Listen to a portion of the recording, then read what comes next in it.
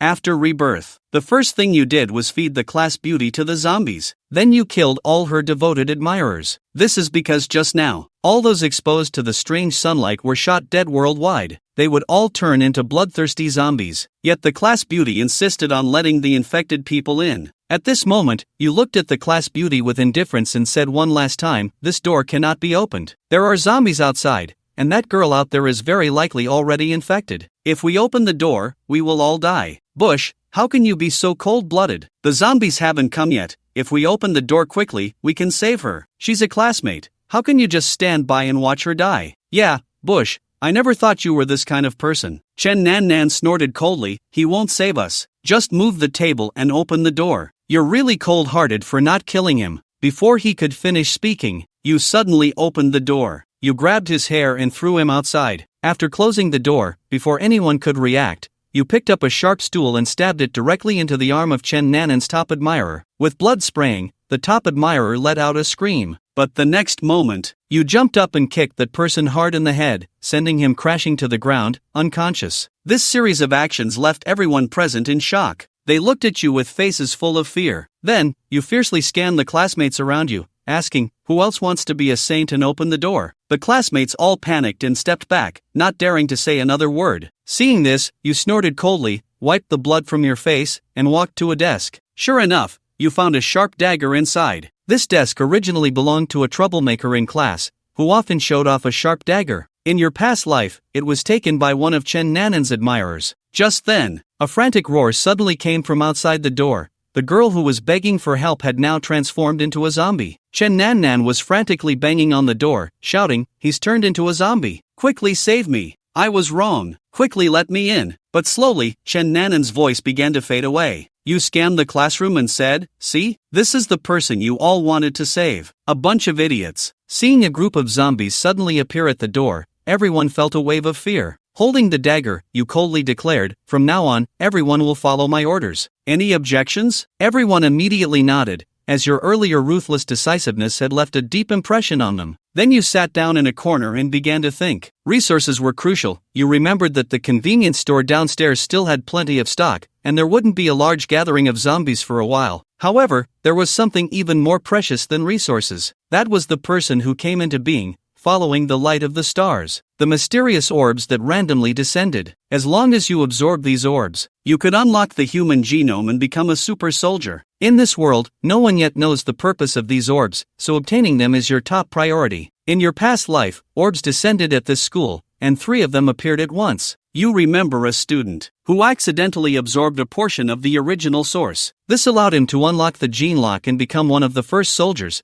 later thriving in the apocalypse due to this advantage. Thinking of this, you naturally wouldn't miss this opportunity. By late night, the zombies outside had completely quieted down. They had just recently mutated. They still retained many human-like habits and would fall into a deep sleep by midnight. When the time was right, you stood up and said, "Follow me immediately." You didn't take the classmates to the convenience store downstairs. Instead, you headed to the rooftop, where one of the 3 orbs was located. "Goo, where are we going?" a classmate asked timidly. "To find supplies." Suddenly, a boy spoke up, "This doesn't make sense. Why are we going to the rooftop to find supplies?" You turned to the classmate. His name was Su Wei, the class representative. He often looked down on others because of his good grades. In your past life, when you were isolated by Chen Nan Nan and her group, Su Wei was one of their strategists, and he played a significant role in you being driven out of the convenience store. Thinking of this, you shook the dagger in your hand and said, "Do I need your permission for what I do?" Su Wei looked at the dagger in your hand, his heart tightened,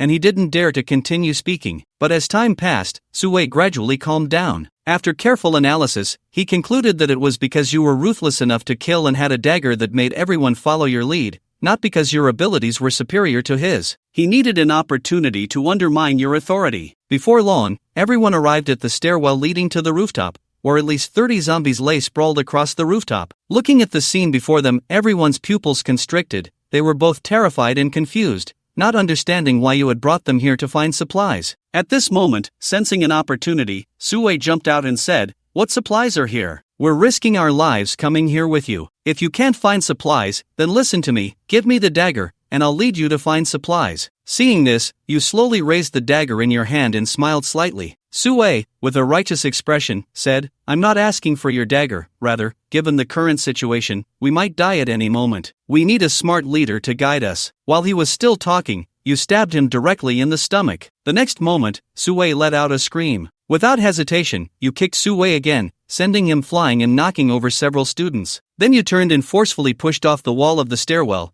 quickly placing your hands on the ceiling and using all your strength to climb to the top of the stairwell. This series of movements was smooth and fluid, and everything had been planned beforehand. The zombies were just newly born, their strength only slightly stronger than that of ordinary people, and they couldn't jump up. They also lacked intelligence, making it relatively safe to stand up there. You brought these classmates here to attract the zombies' attention. At this moment, the sleeping zombies were awakened by the phony screams. Seeing the horde of zombies rushing towards them, the students were in a panic and forgot about Sue lying on the ground, frantically crying for help as they ran downstairs. However, the stairway door was only slightly ajar, causing everyone to crowd together, and several students were immediately surrounded by zombies and started to be torn apart. At this moment, you stood at the top of the stairway, watching coldly. In your past life, it was these people who conspired with Chen Nan Nan against you at every turn. Now that you've been reborn, you naturally intend to make full use of the situation. Seeing all the zombies chasing after the students, you jumped down from the stairway peak and ran to a corner of the rooftop. There, you saw a golden yellow orb the size of a thumb. After picking up the orb,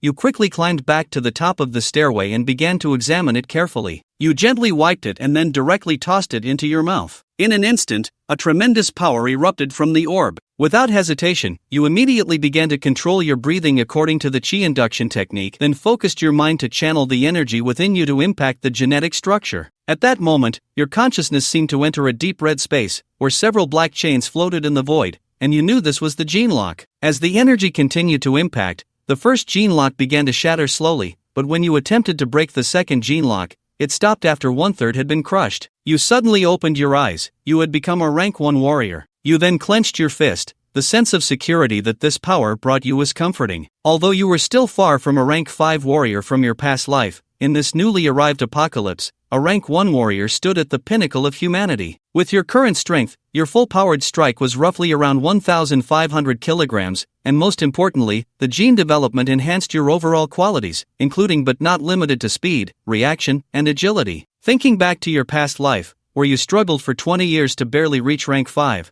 the reason was that you missed the initial opportunity. If you could collect all 3 orbs from the school, you should be able to elevate yourself to a rank 3 warrior. Taking a deep breath, you gripped your dagger and closed your eyes to meditate. After unlocking the gene lock, your hearing significantly improved. The roars of numerous zombies echoed from below. The terrified screams of humans also echoed in your ears. After the early hours of the night, it finally quieted down, and only then did you quietly jump down from the stairway and leave stealthily. Soon, based on your vague memories from your past life, you found the small convenience store. After climbing in through the window, you quickly ate a few pieces of bread and stuffed some cookies and bottled water into your backpack. After doing this, you found a fire axe and then opened a few barrels of bottled water to drench yourself. Because the primitive zombies had no special abilities, their only unique trait was their keen sense of smell, which made them sensitive to living humans. However, water could somewhat mask the scent of the living. After completing all of this, you grabbed the fire axe and ran towards the school cafeteria. You remembered someone mentioning that one of the 3 orbs was in the cafeteria, although the exact location was uncertain. You had to find the orb quickly, as the time each orb existed varied, and you weren't sure if the other 2 would last until you found them. Upon arriving at the cafeteria, you first searched the surroundings but found no trace of the orb. It seemed likely that the orb was also on the roof of the cafeteria, so you made your way to the 2nd floor. However, when you jumped onto the balcony, you were spotted by 2 zombies that were still awake, and they let out a roar. They lunged towards you. Cursing your bad luck, you stopped talking and swung the fire axe at the head of the zombie in front of you with great force. With a squelch, you split the zombie's head in 2, then quickly turned and swung the axe at the neck of the zombie behind you, cleaving its head clean off. However, before you could catch your breath, the roars of the zombies had already awakened the others. Looking at the zombies before you, your pupils constricted. Without hesitation, you quickly charged towards the zombies. After all, you were now a rank 1 warrior, with physical abilities that far surpassed those primitive zombies. With 20 years of battle experience from your past life, a dozen zombies posed little threat to you. Just as you finished dealing with the zombies and were about to head upstairs,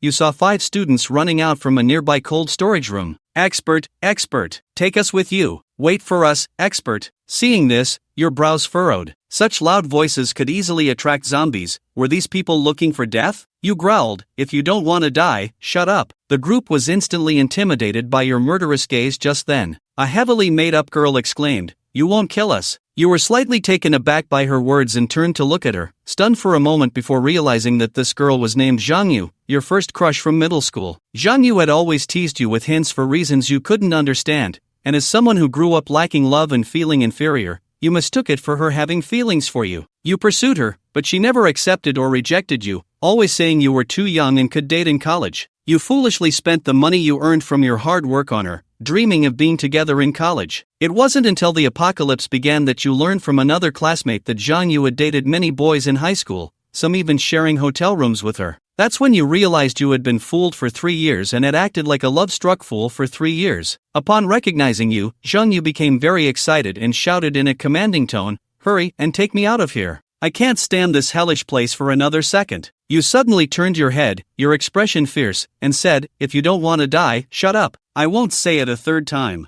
Zhang Yu trembled, her expression blank and filled with disbelief, completely taken aback by how you spoke to her. In an instant, Zhang Yu angrily retorted, how dare you speak to me like that? Do you believe I won't talk to you anymore? However, before she could finish, you swung your axe and slit Zhang Yu's throat, blood spraying everywhere in an instant. Then, with an indifferent expression, you glanced at the other 4 people. The 3 boys were all wearing school uniforms. The other was a well-known beauty at school, the English teacher, who was quite famous. At this moment, the female teacher timidly said, student, are you looking for something? We can help you search. You were taken aback for a moment, looking at the female teacher with some surprise. She quickly added, you clearly weren't in the cafeteria. With your strength, you could have escaped, but you came here, which means there's something you care about. However, you killed someone, so it's definitely not for rescue. You must be looking for something, and your gaze has been scanning everywhere, indicating that you're not sure where it is. As expected of a top student, I'm looking for a golden glowing orb. Have you seen it? Upon hearing this,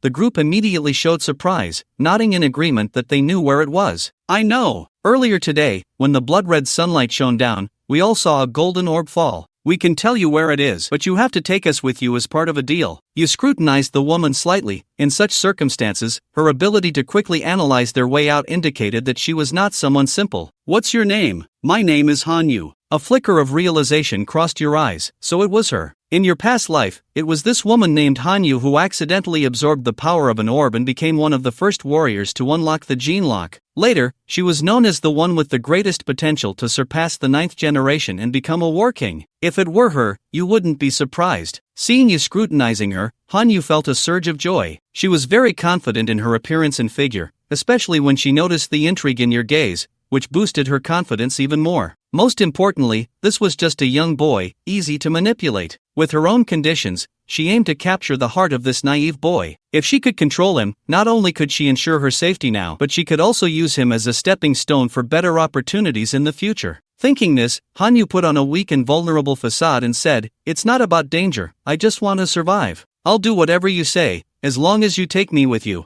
I can help you. I'll do anything you need. A hint of a smile appeared on your face. Then can you tell me where the orb is? Hanyu asked eagerly, so, do you promise to take me with you? Not a chance, you retorted, then swung your axe downwards. This woman was too cunning. She definitely couldn't be kept around. If you took her with you, who knows when she might betray you, meanwhile counting her profits. After finishing, you cast a fierce look at the 3 students next to you. Don't follow that woman's foolish example and try to threaten me. You have 2 choices, either tell me where the orb is or die by my hand. Whoever speaks first will be spared. It's with Teacher Han. Yes, it's in Teacher Han's pocket. You raised an eyebrow, chiding yourself for wandering around for so long without finding it. No wonder this woman ended up so successful. It turned out the opportunity had simply fallen into her hands. Soon, you found the orb inside Hanyu's clothing. This one was larger than the previous orb on the teaching building's rooftop, nearly equivalent to 2, though it showed some signs of wear. Exhaling in relief, you said to the 3 boys, you go find some cold storage yourself, you can hide wherever you want,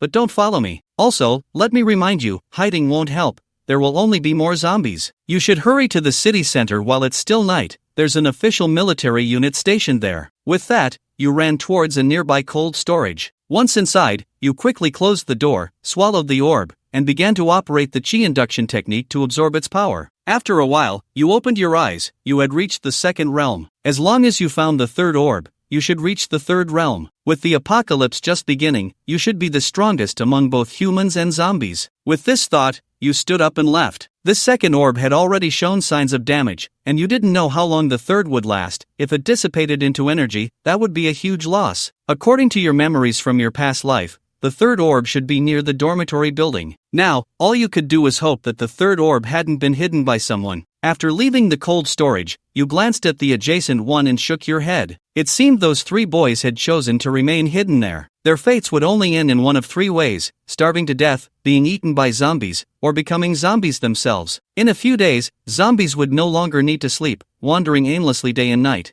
making any chance of escape nearly impossible. Shaking your head, you turned and leaped off the balcony, silently heading towards the dormitory building. At this point, dawn was breaking, and it wouldn't be long before all the zombies would awaken. The dormitory building was where the most zombies would gather, making it very difficult to find the orb then. Upon arriving at the dormitory building, you first searched the surroundings. Not finding the orb, you slipped inside and began to search floor by floor. When you reached the 5th floor, you noticed that there were especially many zombies in the hallway, more than all the lower floors combined. In an instant, you realized the orb must be here. It was likely because of the orb's properties that the zombies had gathered in the hallway to sleep. As you slowly approached, you indeed found a faintly glowing orb in the middle of the corridor. You then tightened your grip on the fire axe in your hand. The next moment, you charged forward. Before the zombies could rise, you dashed to the center and quickly tossed the orb into your pocket. At that moment, all the zombies awoke and began to roar as they charged towards you. Knowing you couldn't linger, you turned and dashed into a dorm room, grabbed the iron bed frame, and threw it against the door, then quickly climbed out the window to the 4th floor. Just then, a dorm room door suddenly opened,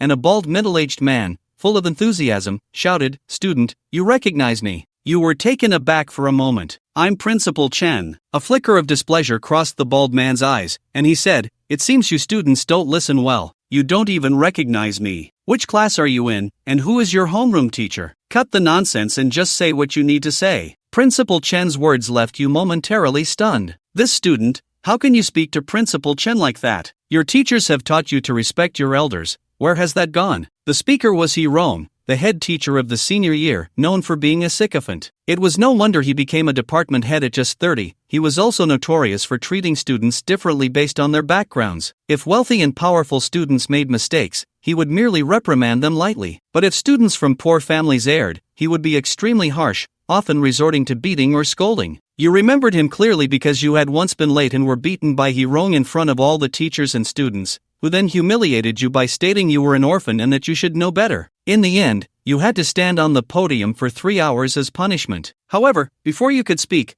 Principal Chen feigned a wave of his hand and said, "Oh, Hiron, how can you say that? I think this student is quite good, just a bit impatient. Student, we all saw what you did outside. It was impressive. But you should know that with great power comes great responsibility. Now that you have this ability, you should stand up to protect us teachers." You rolled your eyes at this, sneering, "So how do you think I should protect you? I just saw that, student. You have the ability to fight your way out, but asking you to take us all with you isn't realistic. However, you can help us find food." "So, you mean, the longer you hide here, the more I'm supposed to help you find food and act as your babysitter? I know this is asking a lot, but with great power comes great responsibility. Don't worry, once the officials rescue us, I will definitely recommend you for a reward. I'll even ensure you get into college." Seeing this, you laughed and pointed to the corridor, saying, "Do you know what's outside? Zombies. The apocalypse is here." Cut the bureaucratic talk, bald man. I suggest you all stay hidden and wait it out. Student,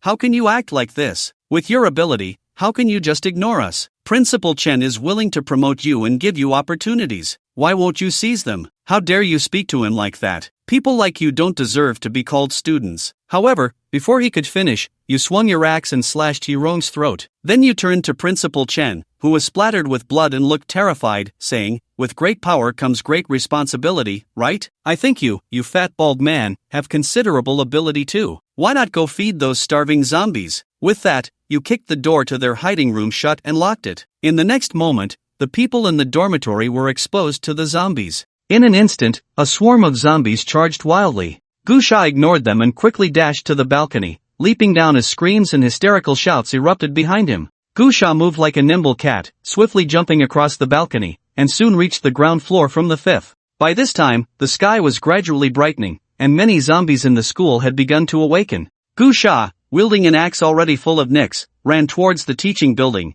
returning once more to the convenience store. The iron gate of the store still felt very secure at this early stage of the zombie outbreak. Despite many scratches and dents, overall, it remained unaffected. The front window was a small one near the top of the building, positioned high enough to effectively fend off zombies, while the back window, though not high, was protected by steel bars, also capable of keeping zombies at bay. Additionally, there was plenty of food inside, making it the best refuge in the school. Of course, Gu Sha was not there to take refuge. He was using this environment to absorb the energy of the third source pearl. This source pearl was quite large, about the same size as the one in the cafeteria. Gu Sha wasted no time and swallowed it whole. In an instant, the surging energy spread throughout his body. Gu Sha immediately began to circulate the energy absorption technique, drawing in the power of the source energy. After a long while, he exhaled a mouthful of turbid air, third tier. Although his peak in his previous life was a fifth-tier warrior, much stronger than now, Gu Sha couldn't help but feel a surge of excitement.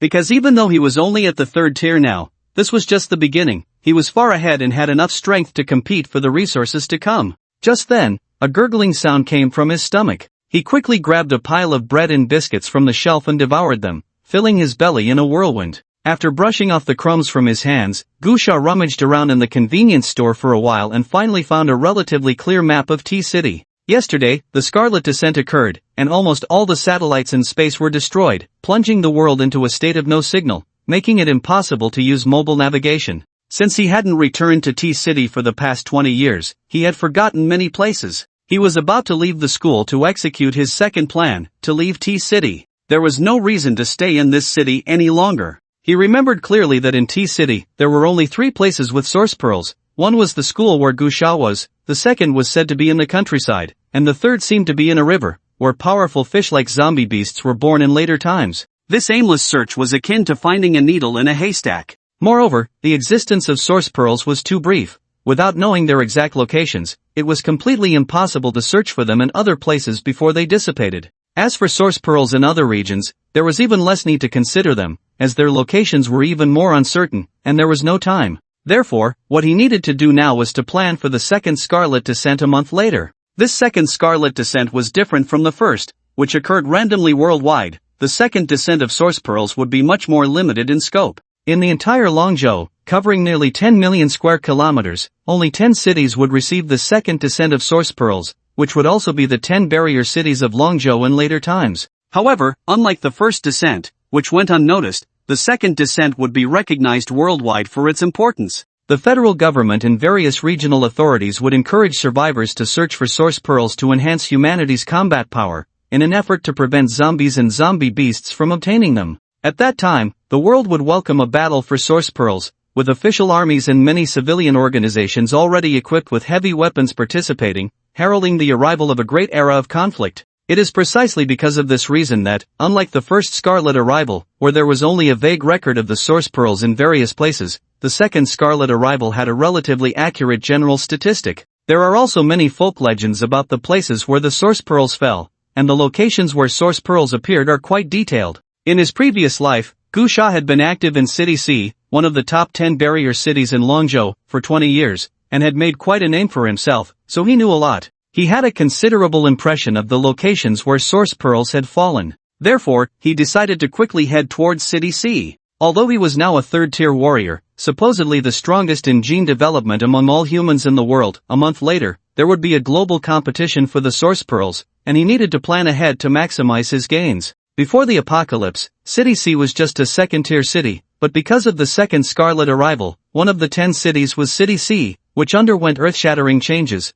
becoming the city with the most abundant source energy. Various forces established shelters in City C, and in just 1 year, it became one of the most prosperous cities in the apocalypse. However, now that the apocalypse had arrived, all transportation hubs had collapsed, planes, trains, and high-speed rail were completely out of the question, and driving on the highway was also dismissed by Gu Sha. The chaos on the highways was no better than that in the cities. The moment the Scarlet arrival occurred meant that there were car accidents and zombies everywhere on the highways. Currently, it was impossible to drive on the highways, so to cross thousands of kilometers to City C in a month, he had to think of another way. But Gu Sha indeed had a method. He knew a secret. The big star Lin Xingyan had just come to City T to attend a commercial event the day before the apocalypse and was staying at the Blue Moon Hotel. Besides being a big star, Lin Xingyan also had another identity, that of the eldest daughter of the Lin family in the capital. After the situation stabilized, the Lin family specifically sent an armed helicopter to the Blue Moon Hotel to bring back their eldest daughter Lin Xingyan.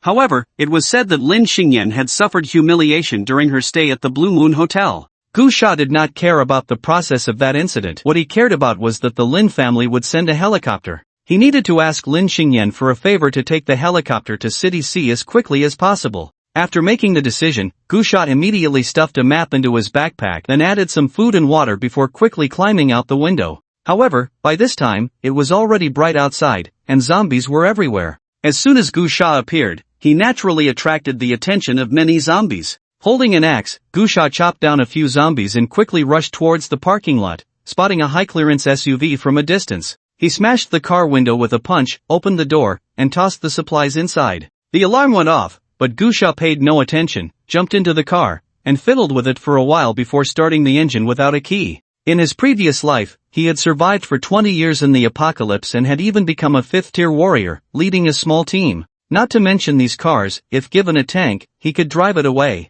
At this moment, a large group of zombies surrounded him, and Gu Sha floored the accelerator, bursting out like a cannonball, instantly crushing a large number of zombies, sending many flying and splattering rotten flesh everywhere. The SUV headed towards the school gate, the roaring sound and the zombies' howls attracting the attention of many fortunate survivors inside the school. Of course, Gu Sha was unaware of the commotion and hope his actions had caused, nor did he care that many were shouting for help as he charged out of the school. Shortly after bursting out of the school, Gu Sha was forced to abandon the car because it was impossible to drive in the city, with cars haphazardly parked everywhere and zombies staggering around, along with many buildings that had collapsed due to fire, creating a scene of devastation where vehicles could not pass. However, just hacking his way through was not a solution, and in the end, Gu Sha found a motorcycle. With his superb skills, he barely managed to navigate through the city. However, the speed was still very slow. Fortunately, he was now a 3rd-tier warrior with enough strength to directly carry the hundreds of pounds of motorcycle around any obstacles he encountered.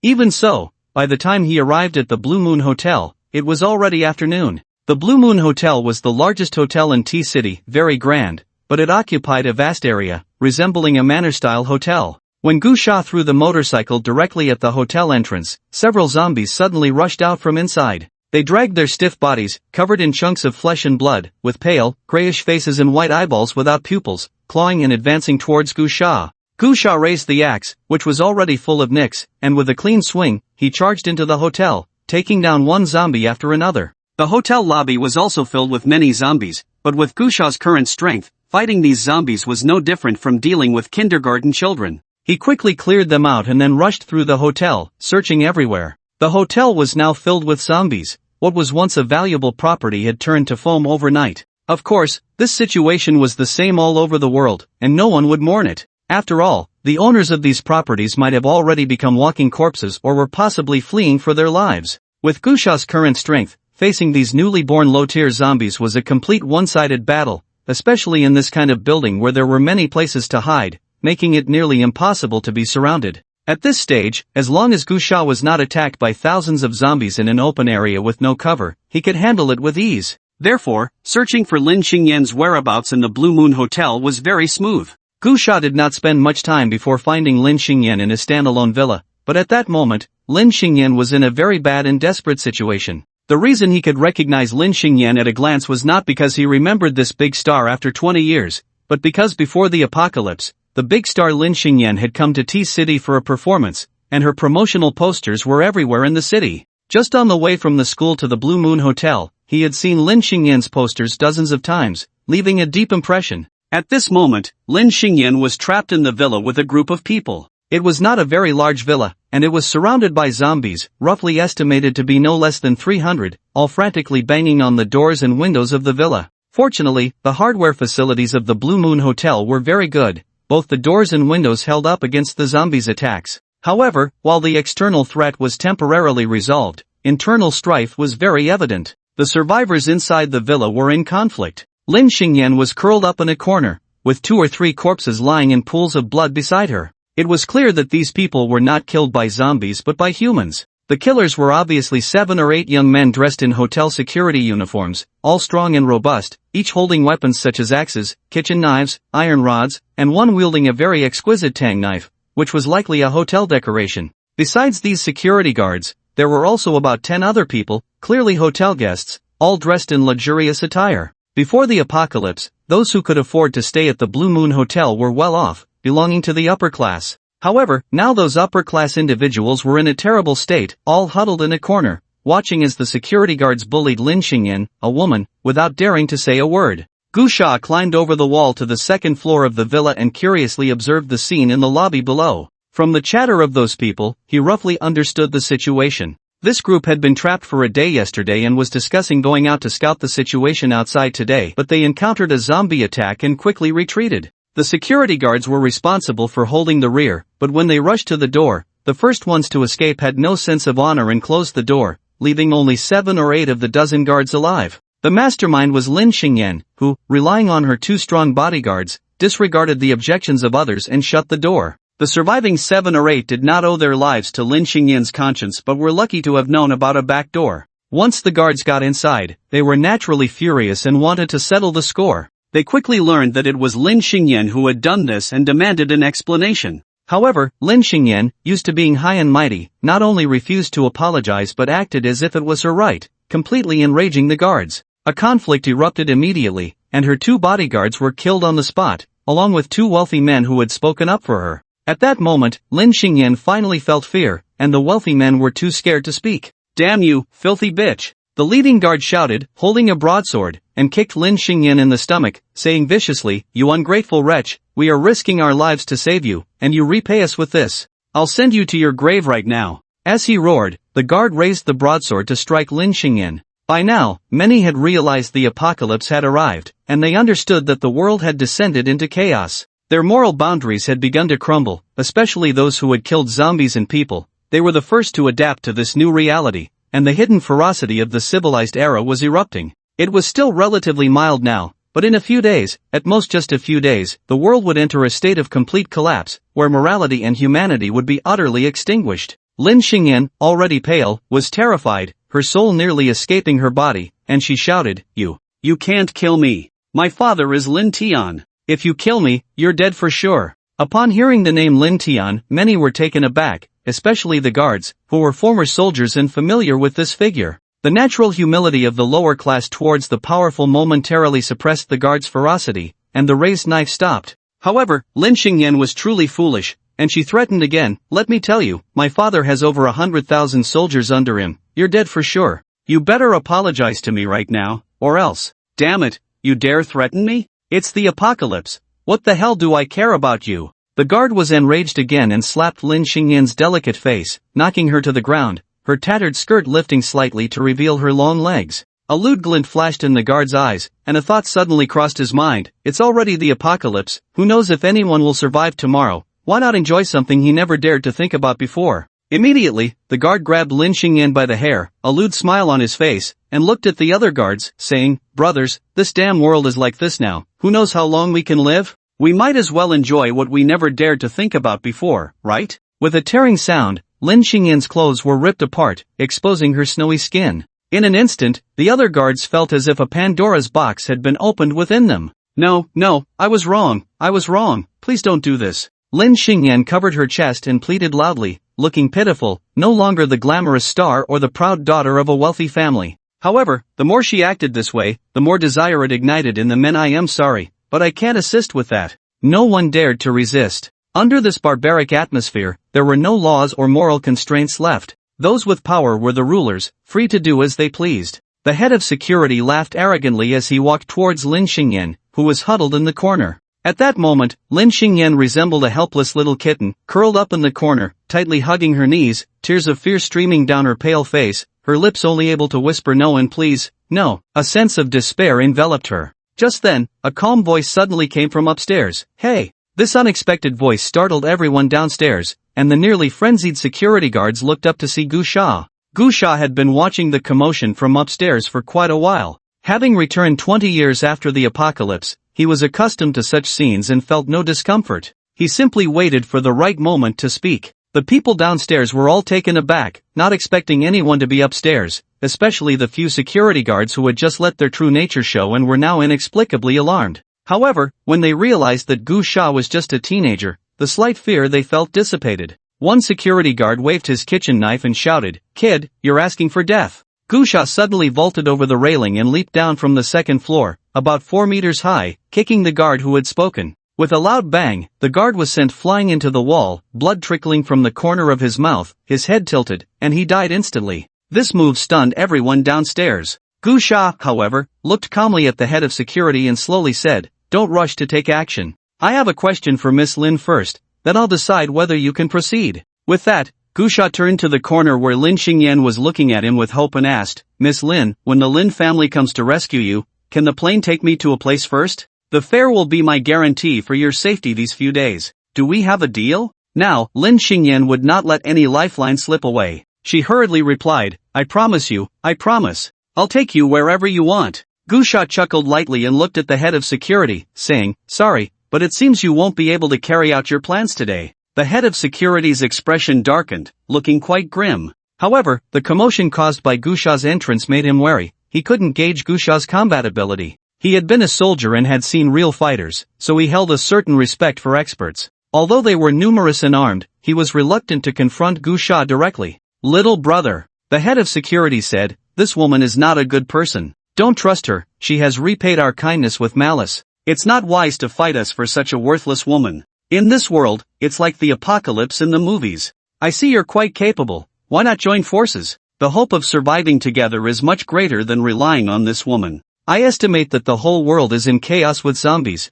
The forces behind this woman might be too preoccupied to come to her aid, let alone save you. Besides, this woman has a history of repaying kindness with malice. Even if her forces do come to rescue her, what if she changes her mind and doesn't take you with her?" Lin Xingyan hurriedly said, "No, I guarantee it, absolutely not. You have to believe me." She was truly on the brink of despair. Normally, she wouldn't have given a second glance at someone as young as Gu Sha, nor would she have placed her hopes in him. But now, she was truly out of options. Even though she didn't believe Gu Sha could take on so many security guards, she still regarded him as her last hope. Gu Sha looked at the head of the security guards. If he hadn't been reborn and knew that the Lin family would definitely come to rescue Lin Xingyan, or if he didn't currently possess the strength of a third-tier warrior, he would have preferred to cooperate with these security guards. After all, in this apocalyptic world, the hope of survival was much greater when acting alongside a few capable and daring fighters. However, he was different. He knew the Lin family would come, and he wasn't afraid that Lin Xingyan would betray him later. He looked at the head of the security guards and said, "All right, you don't need to say much. I have already partnered with Miss Lin. I won't make things difficult for you. As long as you don't touch Miss Lin, you can do whatever else you want. I only want her." Although what these security guards were doing was morally reprehensible, anyone with a sense of justice would not tolerate their actions, but Gu Sha didn't care. He wasn't a person with any moral boundaries himself. He didn't mind what these security guards did as long as they didn't touch Lin Xingyan, which would not infringe on his interests. As long as they didn't touch his interests, he wouldn't care if they were murderers or cruel psychopaths. However, it was clear that although the head of the security guards was somewhat wary of Gu Sha's strength, he didn't calculate that Gu Sha's power could completely crush them. So, seeing Gu Sha's resolute attitude, he immediately began to make small moves. He quietly signaled to the other security guards behind him, then pretended to agree to Gu Sha's request, smilingly saying, "Since you insist so much, I'll take you as a friend. I won't touch this woman, she's all yours."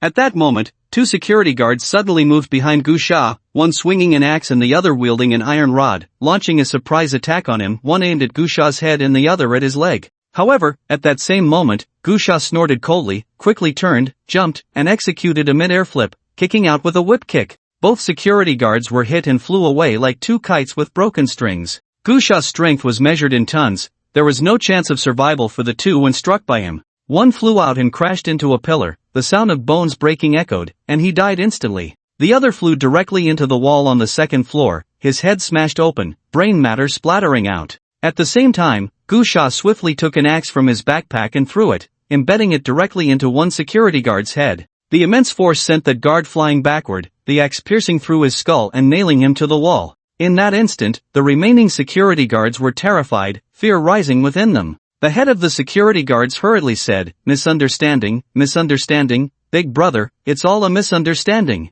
Gu Sha's strike was simply too powerful. The head of the security guards was completely frightened, no longer calling him little brother, but directly addressing him as big brother in a plea for peace. Gu Sha shook his head. He truly had no intention of being a righteous hero fighting against the strong to help the weak. However, when he did things, he either did nothing or went all out, leaving no hidden dangers for himself. Since he had already made a move, he absolutely could not leave any enemies behind. Therefore, Gu Sha had no intention of stopping. He quickly rushed in front of one security guard, and before the guard could react, he threw a punch that shattered the guard's head, like a large watermelon exploding. Then, he kicked out, directly striking another guard's chin, causing his jaw to shatter and continue breaking until it reached his forehead. Then he flipped and spun in the air, executing a 360-degree kick that smashed into another guard's shoulder. The sounds of bones cracking echoed, and that guard's shoulder bone broke, forcing him to bend his legs and kneel, shattering the floor and breaking his knees. Gu Sha then kicked towards the guard's neck, and as the neck broke, the body flew out,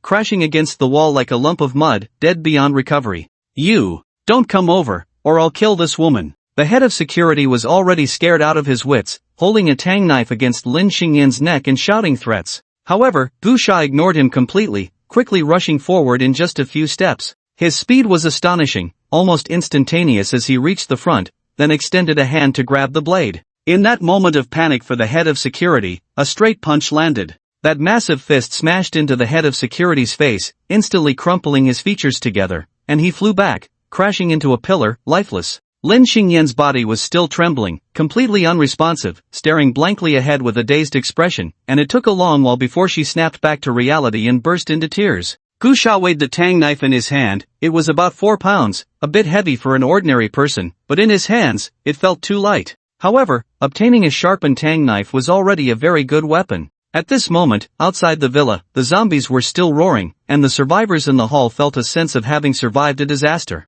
The few crazed security guards had been killed, and they all breathed a sigh of relief. However, at that moment, the woman whose husband had been killed and who was almost forced suddenly shouted, "Why didn't you act sooner, you bastard?" Gu Sha! Gu Sha looked at the woman, feeling that she might have been too traumatized and gone mad, and replied flatly, "Did you misunderstand something?" "Misunderstand?" The woman sneered as she stood up and said, "I've seen many people like you. You just want to be a hero, right? You want to show off your importance, don't you? You clearly have the ability. You could have prevented us from being bullied, you could have saved us all, but you chose to wait until people died before pretending to be a hero, expecting us to be grateful to you. Do you really think we would be grateful? Ha, disgusting, you think you're so clever, ha." Gu Sha narrowed his eyes slightly and said, "Are you crazy? I have no obligation to save you." "Ha, still pretending," the woman said. "You think we should be grateful for your timely intervention, maybe even offer ourselves to you? That's what you think, right? Ha, so self-righteous.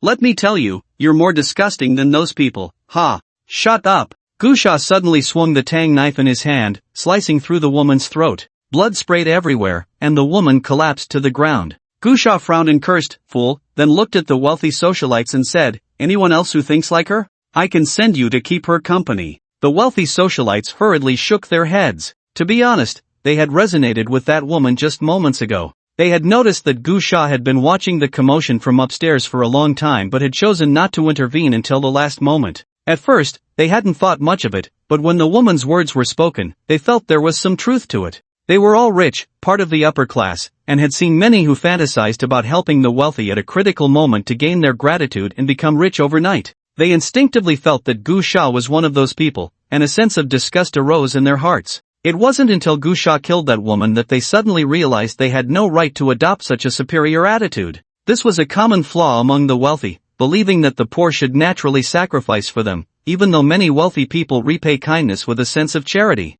"Are you all awake now?" Gu Sha scanned the wealthy individuals, sneering as he said, "It's good that you're all awake." With that, Gu Sha kicked the woman's corpse aside, muttering, "Fool, too full of yourself. Where are you going?" Seeing Gu Sha about to leave, Lin Xingyan hurriedly shouted from behind. Gu Sha turned to look at Lin Xingyan and said flatly, "I hope your mind can be a bit clearer too. My half of the deal with you has already been completed, of course, it's my half. I hope you fulfill your half as promised. You have a satellite phone, right? The signal for this thing should recover the fastest. Once it's back, call for help, and remember the conditions I agreed to." After saying that, Gu Sha went straight upstairs. He had just seen a well-preserved bedroom upstairs, which should be the legendary presidential suite. Speaking of which, he had never experienced such a luxurious room in 2 lifetimes. In his previous life, at this time, he was still struggling to survive, and later, when he had some strength, the world had already been destroyed, making survival even more difficult. There was no chance to enjoy such top-notch treatment.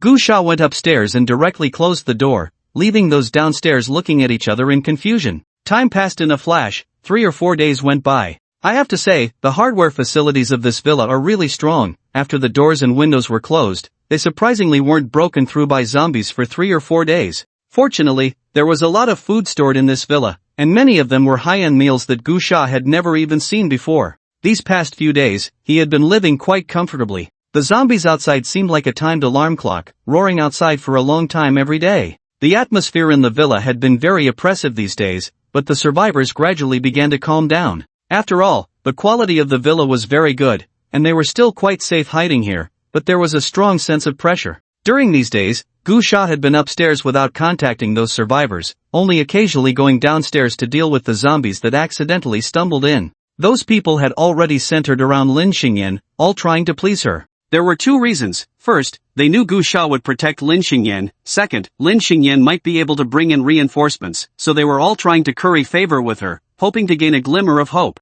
On the 5th day, Lin Xingyan's satellite phone finally had a signal, and she contacted her family. At that moment, Lin Xingyan, who had been tense all along, finally breathed a sigh of relief. She excitedly ran upstairs and directly entered Gu Sha's room, shouting, "I contacted my dad. He will arrange a helicopter to rescue me as soon as possible." At that time, Gu Sha was sitting cross-legged on the bed practicing the chi induction technique. The air had already contained source energy. After all, so many days had passed, and the first batch of source pearls that had not been consumed had basically dissipated and merged into the air. Although it was very thin, it was better than nothing. Practicing the chi induction technique was somewhat useful for gene development. Gu Sha had always felt a sense of urgency. He didn't want to waste even a little bit of time, so he had been persisting in his practice. When Lin Xingyan suddenly barged in, interrupting his training, he frowned and scolded, "Who told you to come in without knocking?" Lin Xingyan was startled by Gu Sha's reprimand and took a few steps back, stammering, I was too excited and wanted to tell you this good news."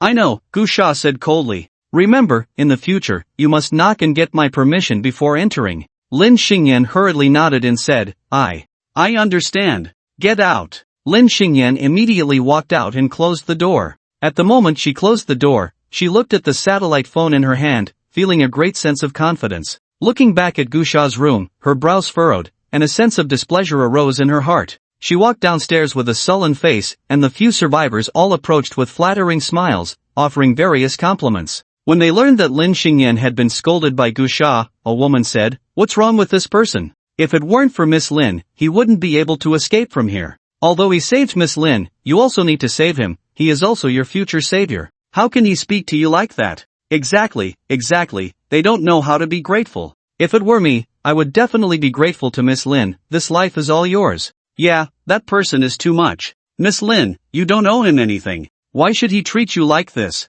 Miss Lin, don't mind him. He's really something, not grateful at all. You don't owe him either. That noon, Gu Sha was practicing in his room when suddenly a series of screams came from downstairs. Gu Sha immediately rushed out of his room and saw that 2 zombies had broken in. Although this villa had decent facilities, it couldn't withstand the daily attacks from those zombies. Several windows had already been damaged, and originally those zombies couldn't have climbed in, given the height. However, in recent days, the air's spiritual energy had gradually thickened, and many zombies had begun to show signs of evolution, becoming more agile. So, occasionally, 1 or 2 zombies would accidentally climb in. Even though the gaps had been blocked with wooden boards and appliances, there were still occasional stragglers getting in. Gu Sha leaped down from upstairs, wielding a tang knife, and in the blink of an eye, he dealt with the 2 zombies. Then, with a hint of displeasure, he looked at the wealthy socialites and said, "There are plenty of weapons in this room. Next time zombies appear, you should figure out how to deal with them yourselves."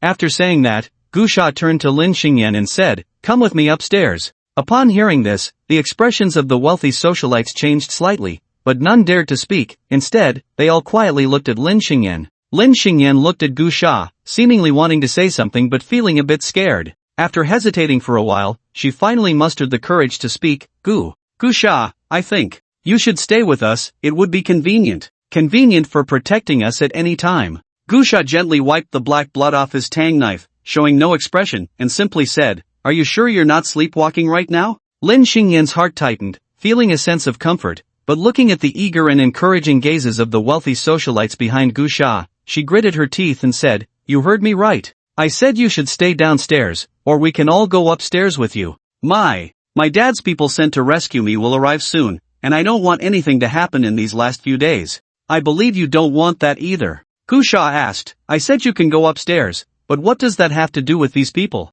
Lin Xingyan replied, I promised to take them with me, so I want you to protect them just like you protect me." Gu Sha chuckled lightly and looked at the wealthy socialites behind him, saying, "What do you all think?" The wealthy socialites fell silent, and a middle-aged wealthy man spoke first. "Mr. Gu, I think you should listen to Miss Lin's arrangements. We all need to rely on Miss Lin to escape, including you, so what reason do you have not to listen to her?" "Right, Miss Lin arranged for you to protect us, so you should protect us." "Mr. Gu, this is your opportunity. You should know what kind of status Miss Lin has. You now have the chance to help her, and following her arrangements is an opportunity that is hard to come by. A word from Miss Lin could lead you to a peak you could never reach in your lifetime. Even in this apocalypse, the Lin family is beyond your imagination. Moreover, Mr. Gu, although you can fight, that's all you can do. But we are different. Not to mention Miss Lin's status, we are all social elites. As long as we leave here for the safe zone, our abilities will allow us to develop quickly, and in the future, we will all owe you a favor and help you. They will all be your connections. Mr. Gu, you are still young and should be a student. You don't understand the outside world. Having the connections of people like us will benefit you for a lifetime, not to mention that Miss Lin is still here." In an instant, the wealthy socialites began to chatter among themselves. Seeing this, Lin Xingyan's initial fear of Gu Sha gradually dissipated, and she spoke up, "Alright, Gu Sha, you are young, and some things you may not understand right away, but just listen to me and do as I say, understand?" A hint of mockery appeared on Gu Sha's face as he looked at Lin Xingyan and slowly said, "Indeed, people are forgetful, even despair can be quickly forgotten." As he spoke, Gu Sha scanned the crowd and said, "It seems I've been too gentle these past few days, allowing you all to forget what you really are. How annoying." Before he finished speaking, Gu Sha suddenly swung his tang knife, slicing through the throat of a wealthy man. Before the socialites could react, he struck again, severing a head, blood erupting like a fountain. Ah! In that moment, the wealthy socialites finally reacted, each one panicking, and several women let out piercing screams. In an instant, the despair from a few days ago enveloped them once more. They finally woke up to the reality that their survival until now was due to their belief that they could control Gu Sha. "Mr. Gu, please let us explain." "Mr. Gu, it's a misunderstanding, all a misunderstanding." They shouted in a hurry, but Gu Sha had lost all patience with them. Originally, he didn't care much for these people. After all, he was only making a deal with Lin Xingyan and had no intention of protecting them. However, there was no need to kill them either, as there was no conflict of interest, no grievances. He wasn't a murderer, so he didn't mind them surviving under his protection. But there was a premise. The premise was that these people could not affect him in the slightest. But now, not only were they affecting him, but they also seemed to have lost their minds, attempting to instruct him on what to do, enjoying his protection while becoming self-righteous. What had started as a careless act, since these people did not know what was good for them, there was no need for them to live. Blood, wails, and fear filled the hall. The cries abruptly ceased, and soon the hall was filled with corpses and a thick smell of blood. Lin Xingyan's face turned pale, trembling all over, fearfully looking at the approaching Gu Sha, stammering, Gu Sha, I was wrong, I was incited by them, You're just pathetic, not even a bit of self-awareness." Gu Sha cursed, then directly plunged a knife into Lin Xingyan's body. Blood poured from her mouth as her body slumped against Gu Sha, incredulously saying, You, how dare you?" Gu Sha pulled out the tang knife and pushed Lin Xingyan's corpse to the ground, cursing, "Foolish thing." Gu Sha had never intended to kill Lin Xingyan, nor did he want to kill the survivors. In his plan, as long as these people behaved, he wouldn't mind them hiding under his protection for a few days. But since they did not know what was good for them, he didn't mind putting in some effort. As for Lin Xingyan, Gu Sha didn't care who she was, nor did he care about her background or character. As long as Lin Xingyan fulfilled the agreement and had the helicopter taken to City T, their connection would end there. But since Lin Xingyan insisted on seeking her own death, he didn't mind fulfilling that for her.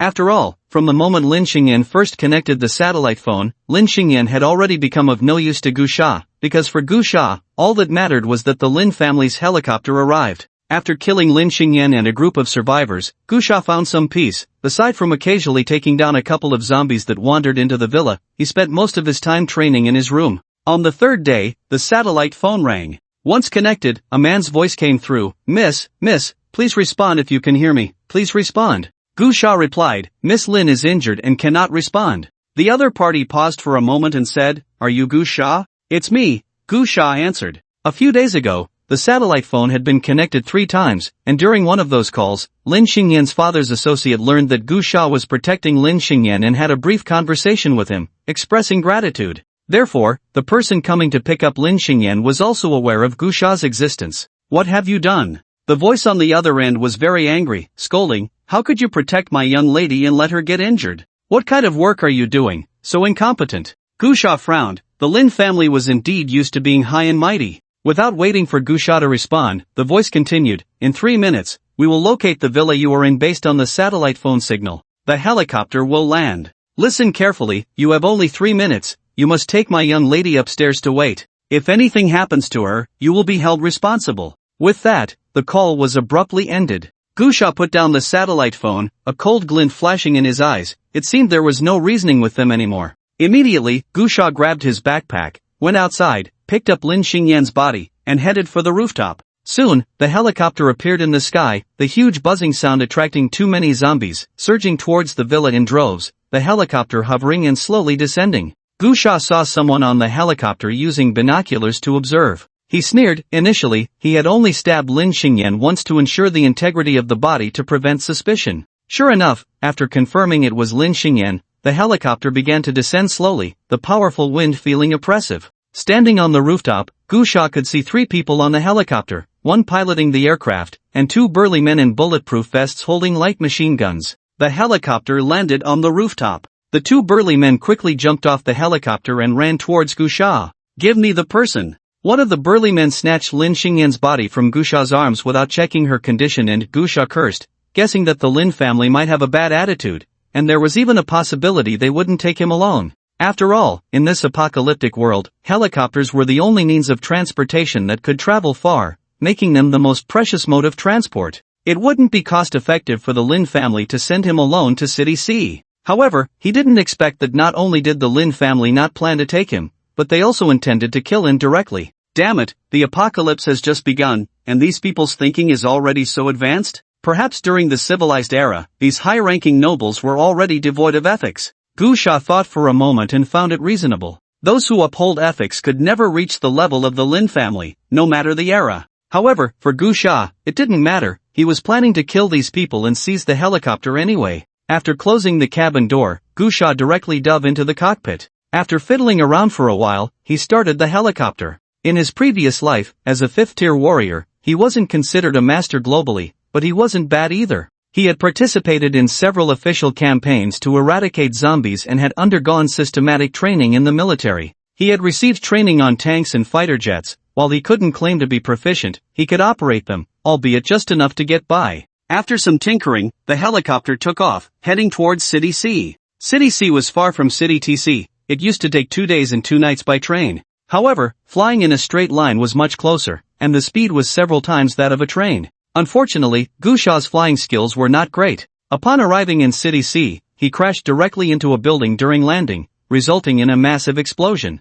However, he himself was not seriously harmed, just a bit disheveled. Arriving in City C again made Gusha feel both familiar and strange. Familiar, because he had lived here for over a decade. Strange, because the City C of the future had become a ruin outside the walls, completely different from its current state. After a brief moment of reflection, Gusha dismissed that thought. His primary task now was to prepare for the second Scarlet Descent in 20 days. After arriving in City C, Gusha became engulfed in a relentless busyness, his footsteps nearly covering the entire city. Not just the urban area, but also the suburbs. His presence was almost everywhere. The reason for his wandering was not boredom but to scout the area. The current City C was vastly different from his memories of it in the future. He needed to familiarize himself with the environment so that when the Source Pearl descended, he could seize opportunities as quickly as possible. Missing out due to unfamiliarity would lead to regret. This was also why Gusha wanted to come to City C as soon as possible, to have more time to prepare.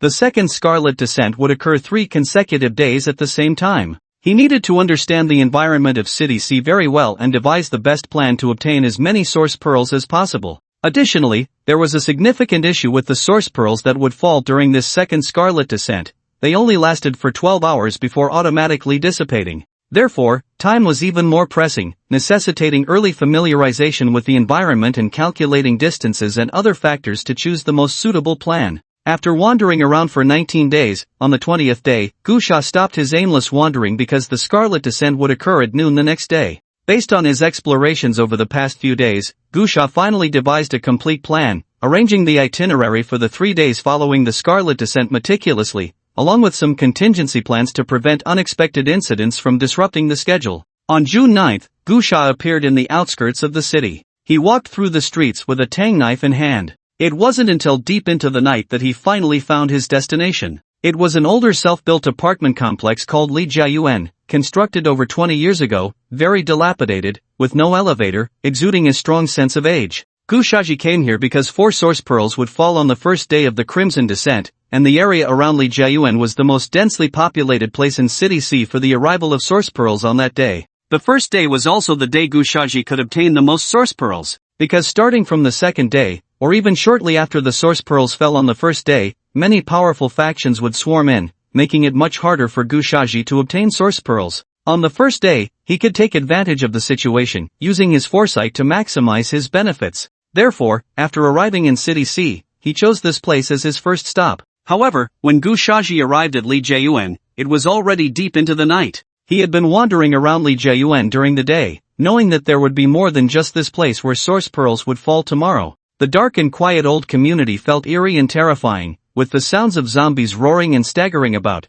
making it seem like a legendary hell. However, at night, the number of zombies was not too many. Gushaji walked slowly through the community with his tang knife, quickly dealing with the occasional zombie he encountered without causing any panic. Just as Gushaji was searching for a suitable place to rest, a man with a scar on his face was crouched at a window observing him. "Damn it, that kid has some guts, daring to swagger around like that." A woman said cautiously, "Big brother, can you give me something to eat? I haven't eaten for a day." The woman knelt on the ground, afraid to speak, her long legs covered in bruises, clearly having suffered abuse. "Damn it, get up." The scar-faced man yanked the woman's hair, causing her to grimace in pain but not daring to make a sound. "Do you see that kid outside?" The scar-faced man said, "That kid has a big bag on his back. There must be a lot of food in it. You go trick him into coming in, and I'll give you a bit of food. Will you go?" The woman looked at the scar-faced man's fierce expression and dared not refuse, hurriedly saying, I'll go.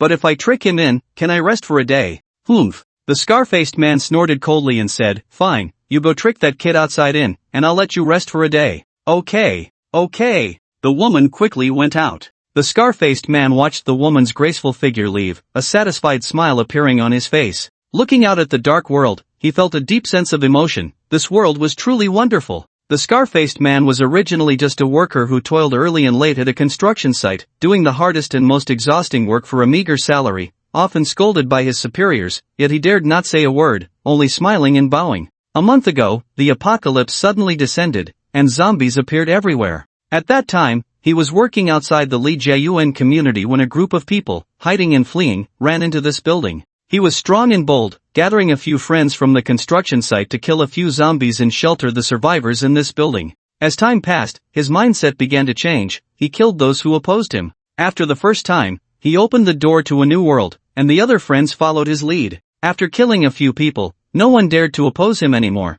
and they all came to curry favor with him. In the past, he was a poor man whom no one respected, but now, those once high-ranking leaders and executives all groveled before him like dogs, giving him immense satisfaction. As for women, he could sleep with anyone he wanted, anytime and anywhere, and no one dared to resist. The woman just now was named Zhangya, and she wasn't the most beautiful among the dozen or so women in the building, yet he and his few friends enjoyed toying with her the most, changing their games every day, and she had to entertain several men daily. The reason was that this woman was originally the general manager of their construction site, once high and mighty, never even glancing at them. This sense of conquest, this reversal of life, made them unable to resist. This apocalypse was too good, allowing them to do as they pleased, like emperors. Scarface stepped out and saw chaos in the living room, with several men and a few naked women fighting, and from the nearby bedrooms came waves of seductive sounds. "All right, get ready to work," Scarface shouted, brandishing an axe as he left, heading to a living room on the first floor. Soon, 7 or 8 strong young men arrived, all laughing and joking, some adjusting their belts as they walked.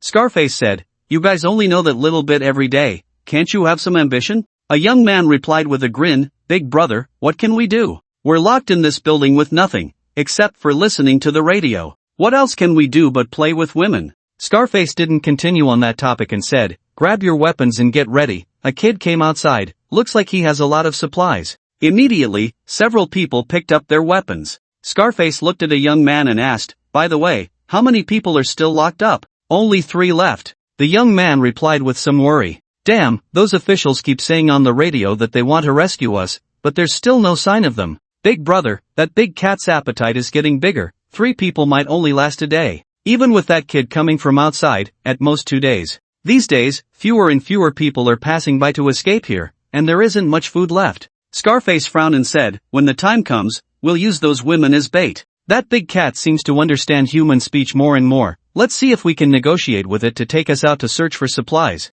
If we can strike a deal, then we're set." "What if we can't negotiate?" the young man asked. Scarface replied solemnly, "Then we'll hold out until the end. If we really can't hold on any longer, we'll run. We can't just wait to be eaten by that big cat. Although we don't have to worry about zombies with the big cat around, it's far more terrifying than zombies. If it comes to that, leaving here to face the zombies might still give us a chance to survive." The others nodded gravely. Then, they moved to the window and looked down. "That kid really came," Scarface said. "Be careful, that kid looks unusual, daring to wander outside alone, and he's carrying a weapon. He might be a fighter. So what if he has a weapon?" A young man said. "Big brother, we have 3 guns. No matter how good he is, can he outgun us?" Scarface nodded. He indeed felt very confident. 3 days ago, a few fleeing guards had hidden in this building, relying on their guns, and the group hadn't been too vigilant, allowing Scarface's gang to take them out and seize their guns. However, Scarface still reminded them, "Don't let your guard down."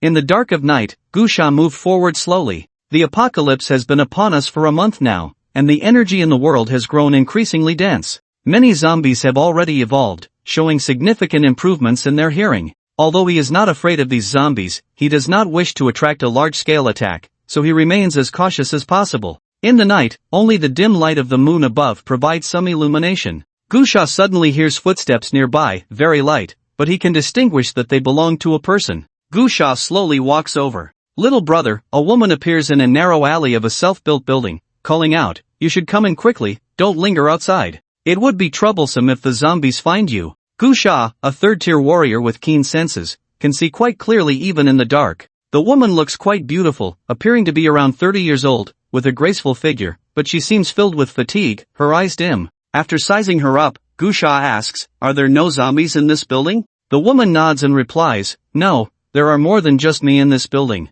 We hid here right after the zombie outbreak and killed some zombies, staying here since then. It's relatively safe. I'm on guard tonight, so hurry and come in. It would be troublesome if any passing zombies discover us." Gusha's eyes are filled with suspicion. As someone who has never returned from the apocalypse, he remembers one of the rules of survival: never trust anyone, not even the closest people. Therefore, he does not believe the woman's words. However, he still follows her inside. He is also puzzled because, on his way here, the zombies were quite dense, but since arriving near this building, they seem to have vanished, and there are extensive signs of burning around, as if a fire suddenly appeared and then disappeared. This building exudes a strong sense of strangeness. The woman does not notice Gusha's expression and continues talking as she walks ahead. "Little brother, my name is Zhangya. What's yours?" "Gusha." "Gusha," Zhangya says, "you don't look very old, but you're quite bold to dare wander around outside alone. Aren't you afraid of being discovered by zombies?" "I need food," Gusha replies.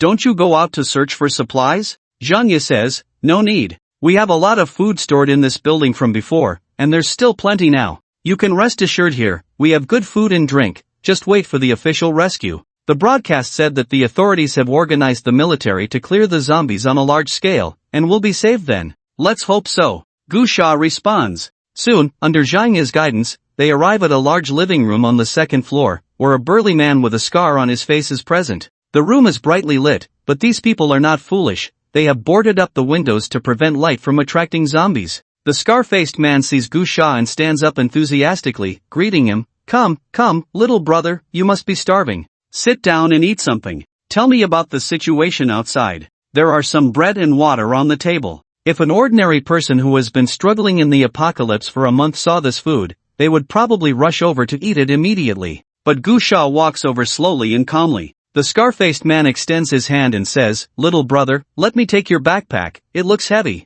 You must be tired." Gu Sha glances at the bread on the table, his pupils constricting, and says, "No need, I can manage it myself." As he spoke, Gu Sha took off his backpack and placed it on the sofa beside him, then slowly sat down. He glanced at Zhangya, who was swallowing nervously, and handed her a piece of bread, saying, "Sister, have some." Zhangya looked at the scarred man with some fear, but hunger made her disregard her worries. Before the scarred man could say anything, she took the bread and started eating, finishing it in just 2 bites. Gu Sha smiled and handed her a few more pieces of bread. Zhangya ate without any concern for her image, and Gu Sha, being a gentleman, offered her a bottle of open mineral water. Zhangya looked at Gu Sha with gratitude, her expression somewhat complicated, and then mixed the water with the bread, quickly finishing it. The scarred man's expression darkened as he said, "All right, Zhangya, you can go rest now. I have some questions for the little brother. Sister can stay here." Gu Sha suddenly reached out and gently pulled Zhangya, but she swayed and almost fell, sitting down on the sofa instead. Her face turned pale at a visible speed, and her eyelids began to twitch, clearly struggling to stay awake. Gu Sha chuckled lightly, looking at the scarred man, and said, "To see results so quickly, what kind of dosage did you put in this bread and water?" The scarred man's face darkened as he pulled out a silenced pistol and aimed it at Gu Sha, coldly saying, "I didn't want to get rough with you, but since you noticed, then die." A cruel smile appeared on the scarred man's face. He could tell that Gu Sha was not an ordinary person. After all, Gu Sha's aura was completely unlike that of someone struggling to survive in the apocalypse, and every move he made exuded a sense of decisiveness and ruthlessness. Moreover, being able to immediately recognize that there was something wrong with his food proved that Gu Sha was not an ordinary person. However, with a gun in hand, the scarred man felt confident. Is strength with a gun greater? Seeing Gu Sha grip the hilt of a tang knife, the scarred man chuckled, "Brother, times have changed, you." Just a second ago, the scarred man was full of pride, ready to deliver a winner's speech, when he suddenly let out a scream. Blood erupted from the wrist of the hand holding the gun, and the pistol fell to the ground. The cold tang knife was pressed against the scarred man's neck. The scarred man turned pale, enduring the intense pain as he said, "Little brother, don't be impulsive, you." "Big brother, big brother." At that moment, several bedroom doors suddenly opened, and 7 or 8 strong men rushed out, 2 of whom were holding guns, ready to shoot Gu Sha. Gu Sha quickly threw the tang knife in his hand, which pierced through the chest of one of the gunmen, the immense force sending the man flying back, pinned against the wall. With a whoosh, another gunman fired at Gu Sha, the silenced pistol making a very quiet sound. The bullet was fired but missed Gu Sha, instead hitting the sofa. In the eyes of those men, Gu Sha left only an afterimage, and in the next moment, he appeared in front of the gunman, reaching out to grab the man's neck. With a crack, the neck shattered, and the gun fell. Gu Sha caught the gun, sneering, "Guns aren't meant to be used like this."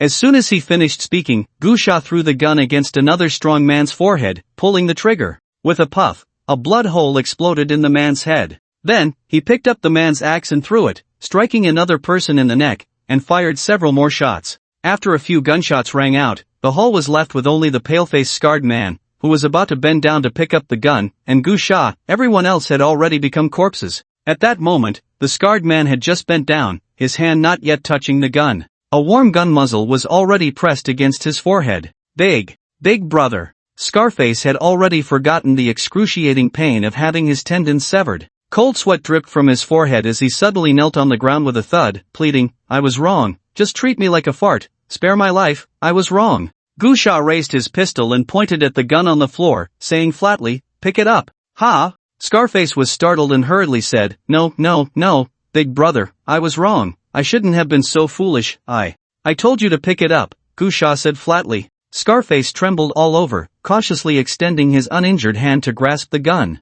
Bang! Gu Sha suddenly fired, shooting straight through Scarface's wrist. A spray of blood erupted, and Scarface let out a terrible scream. Gu Sha shoved the barrel of the gun into Scarface's mouth and said flatly, "Make another sound, and I'll blow your head off." Scarface immediately dared not make a sound. Gu Sha placed the gun on the table, took out a pack of cigarettes from his pocket, pulled one out, lit it, took a puff, and blew out a smoke ring. During his time scavenging for supplies, he would always take a pack or 2 of cigarettes. It was a habit formed in his past life that he carried into this one. In the post-apocalyptic world, cigarettes were a top-tier scarce resource, outrageously expensive. Gusha took another puff and slowly asked, "Why are there no zombies here?" Scarface paused slightly and said, We killed.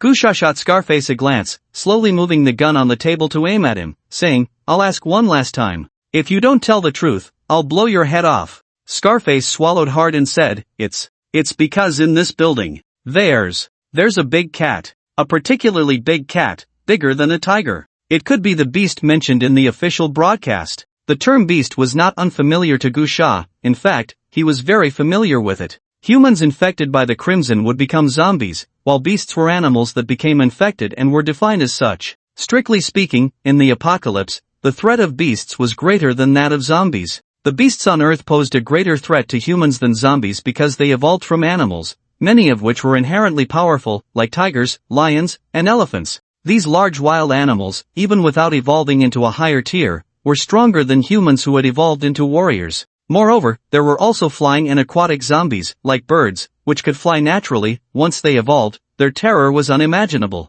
Humanity's advantage lay in technology, but relying on technology ultimately lacked the convenience of personal strength. Many times, they could only defend passively and could not launch proactive attacks, as many large weapons could not be used anytime and anywhere. Therefore, in the face of the beast crisis in the future, humanity was always in a passive position, even though there were many super strong individuals among them who could not change the disadvantage. However, during the first Crimson arrival, beasts in urban areas were rarely seen, and those with great power were even scarcer. Most powerful beasts gathered in the mountains and fields. Hearing Scarface's description, Gusha frowned slightly. If Scarface was not lying, and there really was a cat in this building larger than a tiger, it meant that this cat was not an ordinary beast. Beasts infected by the Crimson, like human zombies, only lost their consciousness. With slight increases in their physical attributes, they could not expand to be larger than a tiger. Unless, that beast had consumed a source pearl and had become a tiered beast, which could allow a cat to evolve to be larger than a tiger, likely reaching the second tier. How many source pearls had this cat consumed?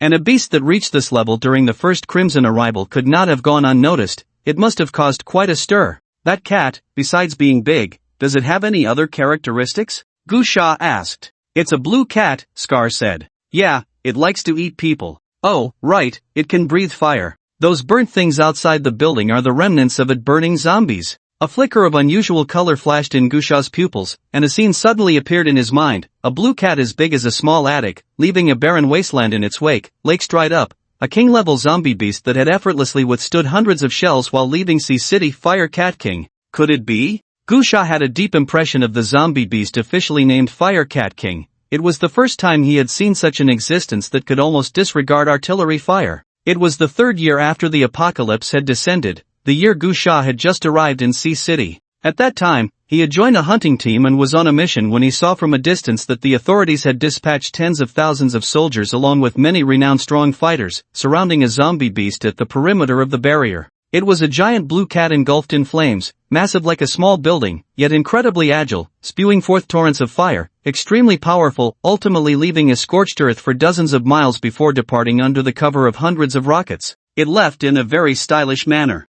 That was the first king-level zombie beast Gusha had seen. However, none of this mattered to Gusha now. No matter how powerful that king beast would become in the future, at this moment, it was definitely not strong. But being not strong meant that, for Gusha, it was an opportunity greater than the source pearl. Because zombie beasts are very special, to be precise, a portion of them is particularly unique. In the future, humanity would slowly discover that a very small number of zombie beasts would develop special talents during their evolution, just like the Fire Cat King, which had awakened a fire attribute talent. And any zombie beast that awakened a special talent hides a unique bone within its body, officially named Igu. In later generations, was hailed as the greatest opportunity and one of the most valuable items in the apocalypse, somewhat akin to the source pearl. The function of the source pearl is to unlock genetic locks to develop potential and become powerful warriors, while the function of is to develop supernatural abilities. Supernatural abilities were only revealed to the public 3 years after the apocalypse arrived.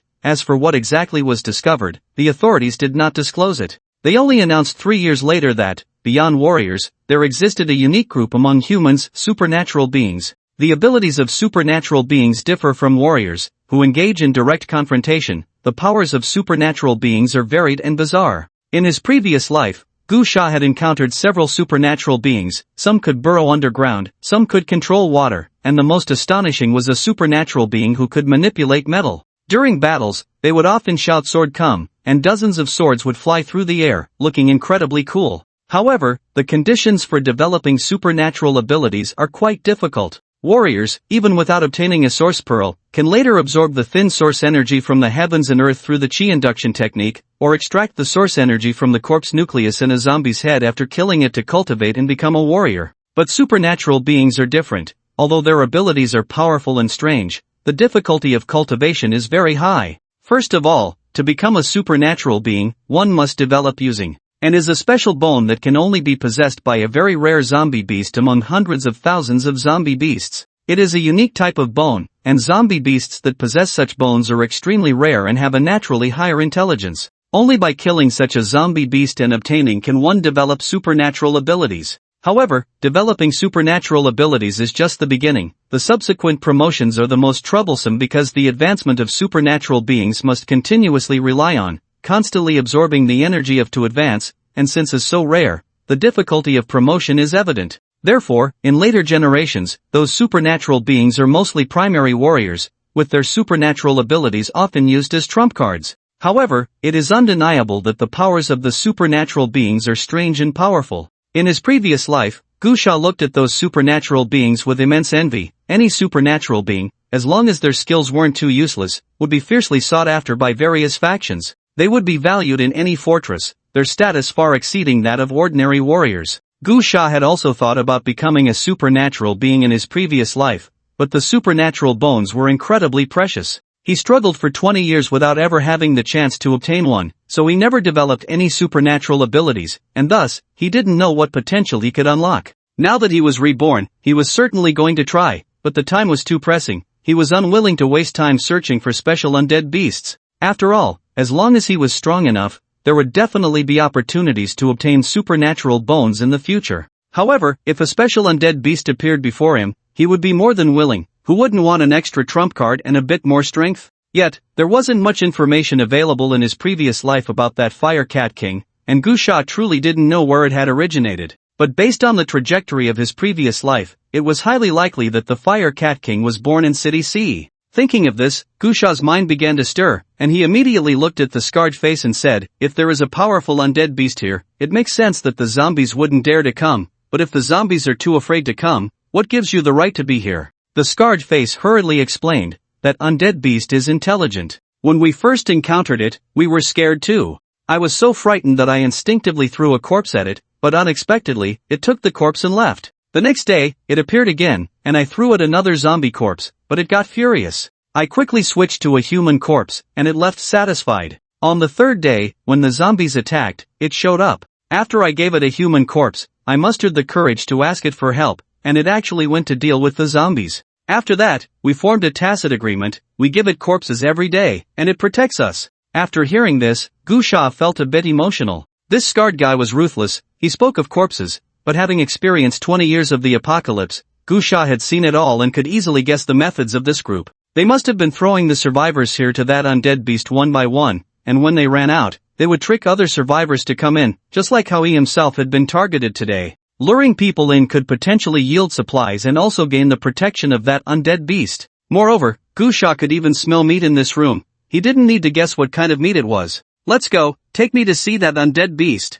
Gu Sha said. Ha! The scarred face was slightly taken aback, then his heart leaped with joy, thinking that this kid was seeking death. He immediately nodded and said, alright, I'll take you to it. It's in a room on the 5th floor. Inside the room, the scarred face staggered to his feet and led the way. When the two reached the 3rd floor, Gu Sha saw a group of women with vacant expressions, about a dozen of them, several of whom were completely naked, crawling on the ground with iron chains around their necks. Upon seeing the scarred face, fear filled their eyes. Even though both of his hands were bleeding, they still looked terrified and forced smiles. Gu Sha glanced at those women, didn't linger, and urged the scarred face to go upstairs, quickly arriving at the 5th floor. Thank you all for coming to read for free on Chimo. Chimo free novels, read for free for 100 years. A vast array of genuine books awaits you. Feel free to leave comments to support this book. The moment they stepped onto the 5th floor, the scarred face tensed up and said, Brother, that undead beast is in the innermost room. It's schedule. Damn it. Just then, the scarred face suddenly lunged forward, directly crashing into the first room's door and kicking it shut behind him. Gusha raised his gun and fired 2 shots into the door, leaving 2 holes, but he didn't hear Scar's voice. Gusha frowned, preparing to break in, but in that instant, he stopped in his tracks, sensing a tremendous aura of vigilance cultivated from years of living in the apocalypse. He suddenly turned around and saw a giant blue cat appear at the end of the corridor. What Scar had said was indeed true. It was a creature even larger than a tiger. Roar! The cat let out a low growl, its 4 legs comparable to Gusha's thighs, and with each step it took, an inexplicable ferocity emanated, accompanied by a wave of heat. It's it! The moment he saw the giant cat, a surge of joy welled up in Gusha's heart. He recognized it as the king-level zombie beast he had seen in his previous life. Roar! The cat walked closer, its eyes fixed on Gusha. Gusha squinted slightly, quickly drew his tang knife, gripped the hilt with both hands, snorted coldly, and said, "A cat is just a cat, why pretend to be a tiger?" As soon as he finished speaking, Gusha charged forward. Roar! The giant cat also let out a roar and suddenly accelerated towards him. One must say, cats are truly exceptional in terms of agility and speed. This giant cat had grown so large yet was not clumsy at all, instead being dozens of times faster than an ordinary cat. In the blink of an eye, the giant cat appeared in front of Gusha and then suddenly vanished, leaping onto the ceiling. Just as Gusha jumped up to slash down, the giant cat disappeared again, reappearing behind him and striking down with a paw towards his back. Gusha quickly turned and swung his knife to block. Clang! A spark flew up, and the tang knife broke, the tip flying out and embedding itself in the wall. The immense force forced Gusha's toes off the ground, making him retreat a meter. As soon as he stopped, Gusha suddenly hurled the half of the tang knife he held towards the giant cat. Clang! The giant cat swatted the tang knife away. At that moment, Gusha moved, swinging his massive fist and delivering a powerful punch. Meow! The giant cat blocked with its front paws but was sent flying by Gusha's punch, immediately letting out the sound a cat should make. A grown cat is still a cat. Gusha charged forward again, but to his surprise, the cat, with an intelligence far surpassing that of zombies, realized it was no match for Gusha and turned to run, jumping straight out of the corridor window. Damn! Gusha cursed under his breath and hurriedly chased after it. If that giant cat got away, it would be a huge loss. Gusha jumped out of the window as well. The height of the 5th floor was somewhat daunting, but with Gusha's 3rd-tier warrior cultivation, jumping down was no problem at all. However, Gusha clearly underestimated the giant cat's intelligence. It suddenly spewed forth a raging fire while Gusha was still in mid-air, the terrifying flames engulfing him. Gusha's heart raced as he reached out to grab the windowsill of the 3rd floor, pulling himself up and leaping into the corridor just in time, as a massive fire swept in, even flooding into the corridor. Gusha lay on the ground, but his clothes were still ignited. He quickly rolled over to extinguish the flames. Instead of climbing out the window again, he dashed down to the 2nd floor hall, grabbed 2 bloodied corpses, and smashed through the wooden boards sealing the window, tossing them down below.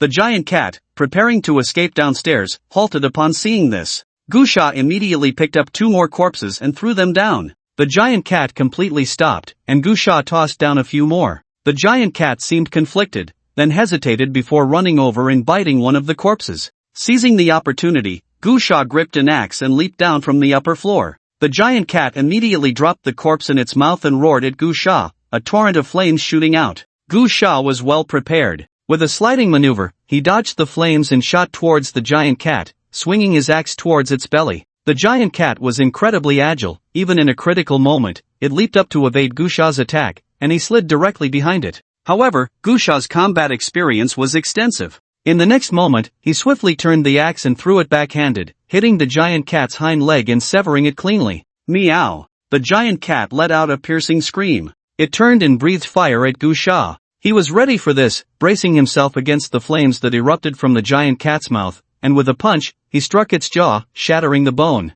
Meow!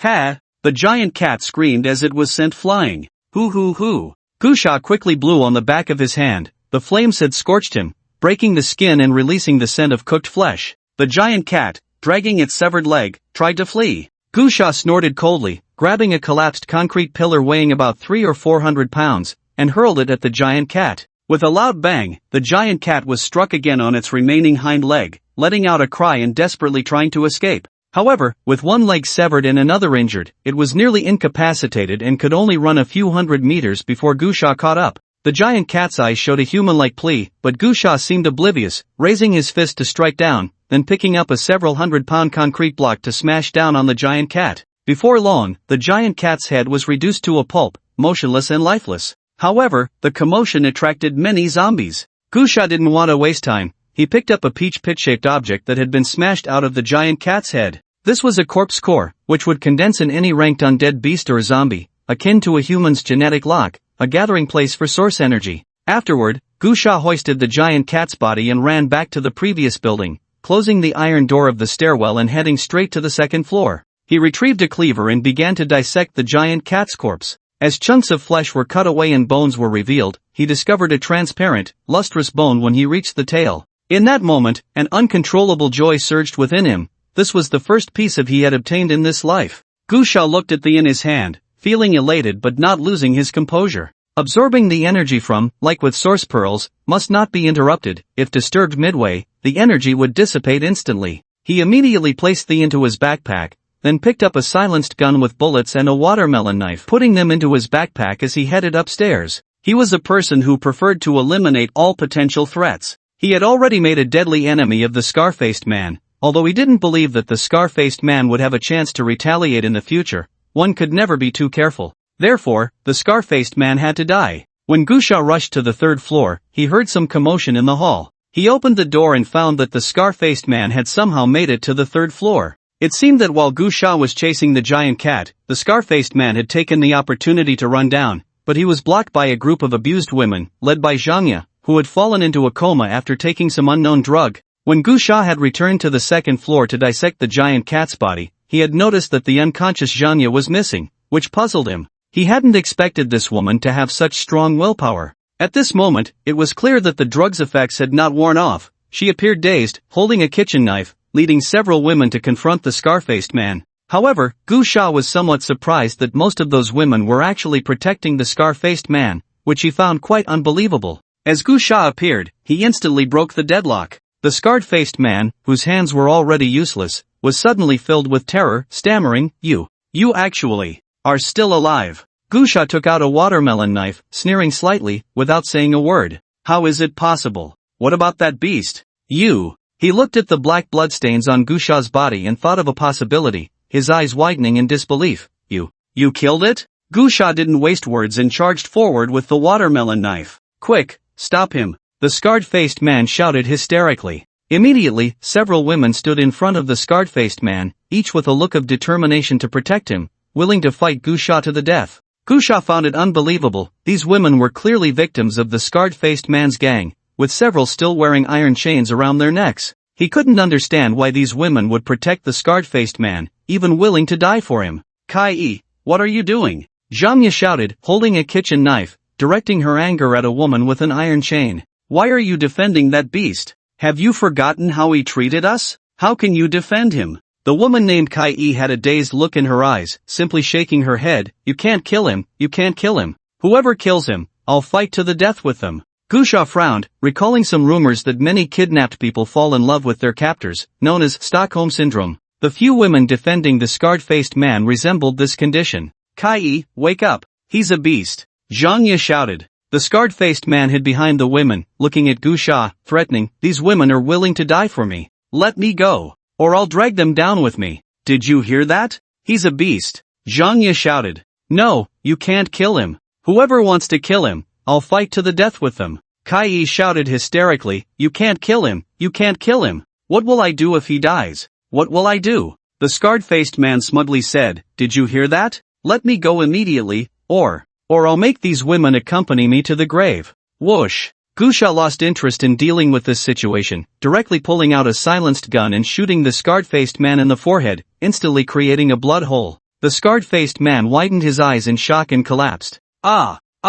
The women defending the scarred-faced man screamed as if they had gone mad. "Why did you kill him? Why?" The woman named Kai roared as she charged at Gusha. Gusha squinted slightly, feeling some sympathy for her. It was truly tragic. Perhaps before the apocalypse, she was a person of decent social standing, but in just a month, she had been tortured to such a pathological state. This was beyond what illness could explain. It was pitiful, so pitiful. So, Gusha swung the watermelon knife, directly slitting her throat, helping the woman find release. The spray of blood seemed to calm the other women defending the scarred-faced man, who dared not move, but their eyes were clearly filled with hatred towards Gusha.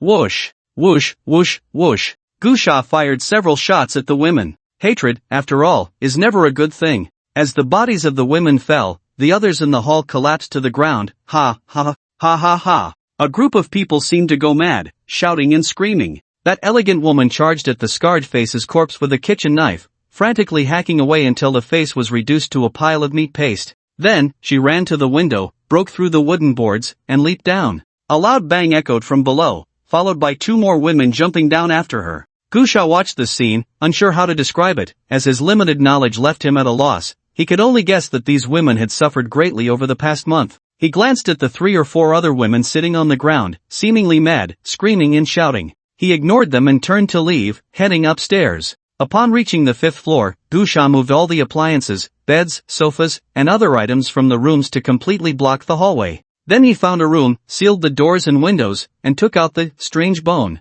Looking at the transparent, gleaming, Gusha activated the genetic energy within his body and used the chi drawing technique to channel the source energy into the gradually turned blood red, and streams of liquid-like blood energy flowed towards Gusha, wrapping around him. Gusha frantically operated guiding the S energy throughout his body. In that moment, red streaks appeared on his body, constantly surging. After a long while, the blood red marks gradually faded, and the blood energy within disappeared, leaving it as an ordinary bone on the ground. Gusha suddenly opened his eyes, a glimmer bursting forth. Time ability. In his previous life, Gusha had never had the opportunity to awaken an ability, so he was unaware of the changes that came with it. Only now did he understand that the awakening of abilities was also related to genetic locks. He could sense that the genetic locks in his body were covered with a special energy, though the extent of the coverage was minimal, barely completing the first genetic lock. First-tier ability user. It must be said that this giant cat could potentially become a king-level zombie beast. The energy from the was indeed very powerful, directly elevating Gusha to a first-tier ability user. Third-tier extraordinary, first-tier ability. This was Gusha's current overall strength. Immediately, he began experimenting with the newly acquired time ability. In his previous life, the time ability was one of the top-tier abilities, well-known and highly regarded. Gusha knew that outside the Sea City barrier, a great battle had occurred in the future, where the human army faced betrayal and fell into a trap set by the zombie army, with many leaders and experts being surrounded and killed. At the critical moment, a royal-tier time ability user used their ability to rewind time by 10 minutes, affecting an area of several kilometers, turning the tide of battle and saving humanity from defeat. Of course, Gusha was just a first-tier ability user now, and his power was far from that strong. He could only change the flow of time in a small area, and as for rewinding time, that was completely out of reach. But Gusha was very happy. The ability to change time could serve as a trump card. Moreover, the timing was incredibly fitting. Tomorrow at noon, the second Crimson Descent would occur, and the source pearls would begin to fall, with many armed factions vying for them. Against those with firearms, the time ability could very well play a crucial role. Ha! Gusha exhaled a breath of stale air, then took out some food from his bag and began to eat. After satisfying his hunger, he lay down on the bed to rest. The next few days would likely be filled with no rest at all. Federal Bulletin, survivors please pay attention. Official temporary shelters have been established in cities across the continents, and troops will be dispatched for rescue. Please be patient. Please trust the authorities. According to the Research Institute's investigation, zombies have very strong hearing. Please be careful. The world disaster has arrived. Everyone must unite. Regarding the source pearl, the latest research summary from the authorities. In the early morning, Gusha was fiddling with a radio in his room. Nowadays, there are no entertainment broadcasts to be heard. The only thing that can be received is official news, which includes information about the shelters and official research on how to survive in the apocalypse. Over the past month, the official satellites have restored some functionality, but usable resources are extremely limited, with only a few radio broadcasts and satellite phones barely operational, continuously broadcasting official research information. For example, the existence of the source pearl has been announced, urging survivors to swallow it promptly upon sighting. Concepts like source energy and gene locks have been defined. Concepts such as zombies and beast zombies have also been disclosed. The authorities have designated May 10, 2123, as the first day of the disaster year. In fact, there is some information that has not been disclosed by the authorities, such as the fact that they have begun researching the method of drawing in source energy, having discovered that the world is filled with source energy and are looking for ways to absorb it. Additionally, Gusha knows that it won't be long before the federal government uses source energy to develop gene serums, quickly creating a batch of super soldiers and establishing shelters around the world. Gu Sha, having experienced the apocalypse in his previous life, holds a deep respect for the authorities, never underestimating their power, even when the apocalypse strikes so unexpectedly. Gu Sha sat quietly in the room, waiting.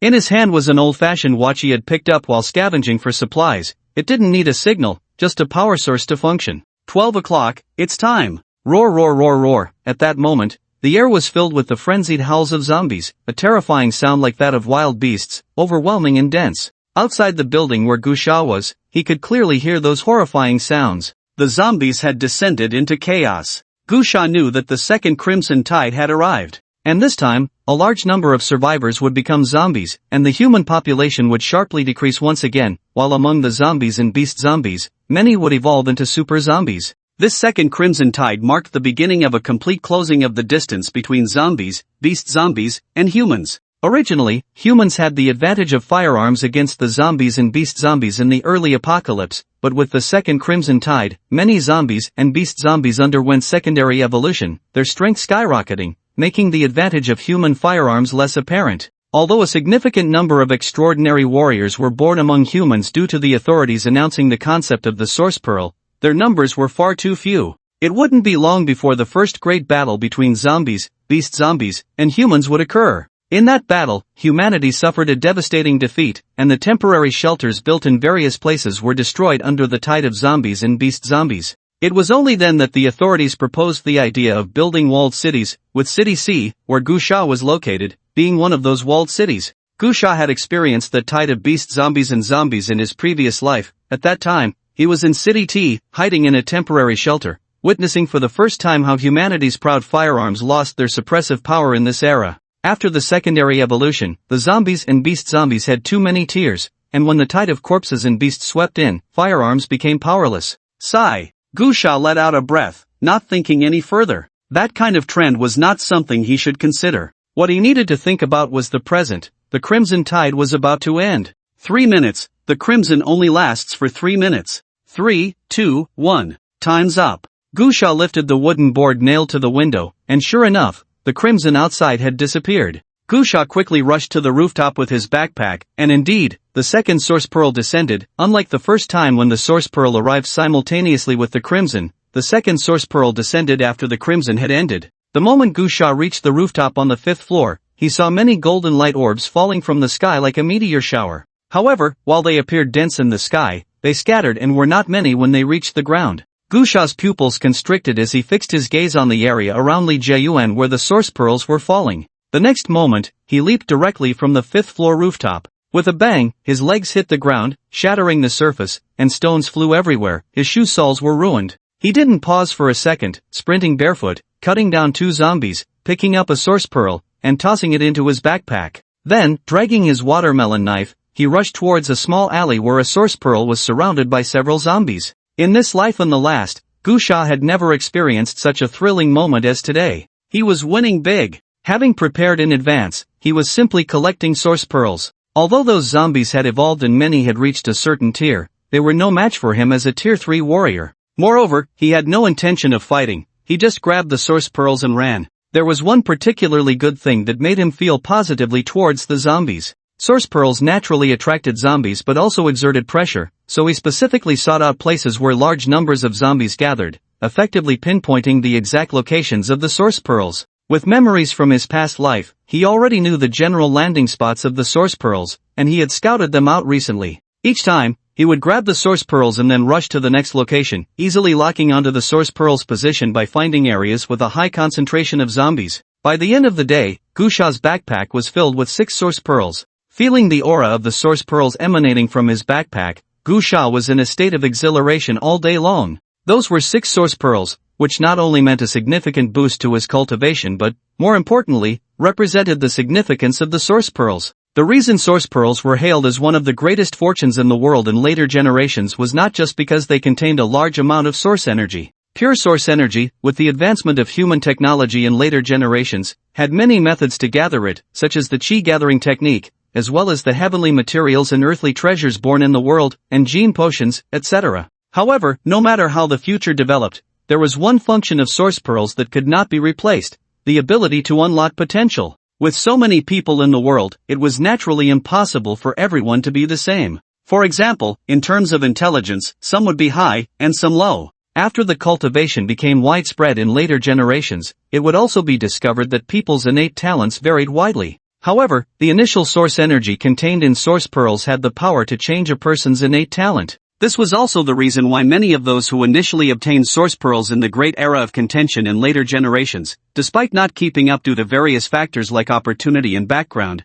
could still become powerful figures. The transformation of the body by the initial source energy made their talents very strong, and even without much opportunity, they could still become powerful figures through practicing the chi-gathering technique. The beautiful teacher Hanyu, whom Gusha killed in the school cafeteria in this life, was a typical representative. In the 20 years of the later generation, Gusha had never heard of Hanyu obtaining any great opportunity, but she had been hiding in the barrier city, yet still managed to cultivate step by step to become a tier 9 warrior, with hopes of breaking through to become a war king. In this life, having been reborn, Gusha had gained many opportunities through his foresight, but he also understood that the butterfly effect would come, and his memory advantage from his past life would gradually fade. Therefore, he had to quickly gain the power to dominate the world. The role of the source pearl in enhancing talent is his greatest reliance. Looking across the world, it's hard to find a second person who has undergone so many source pearl baptisms like him. With just his talent, he could become one of the top figures in this world.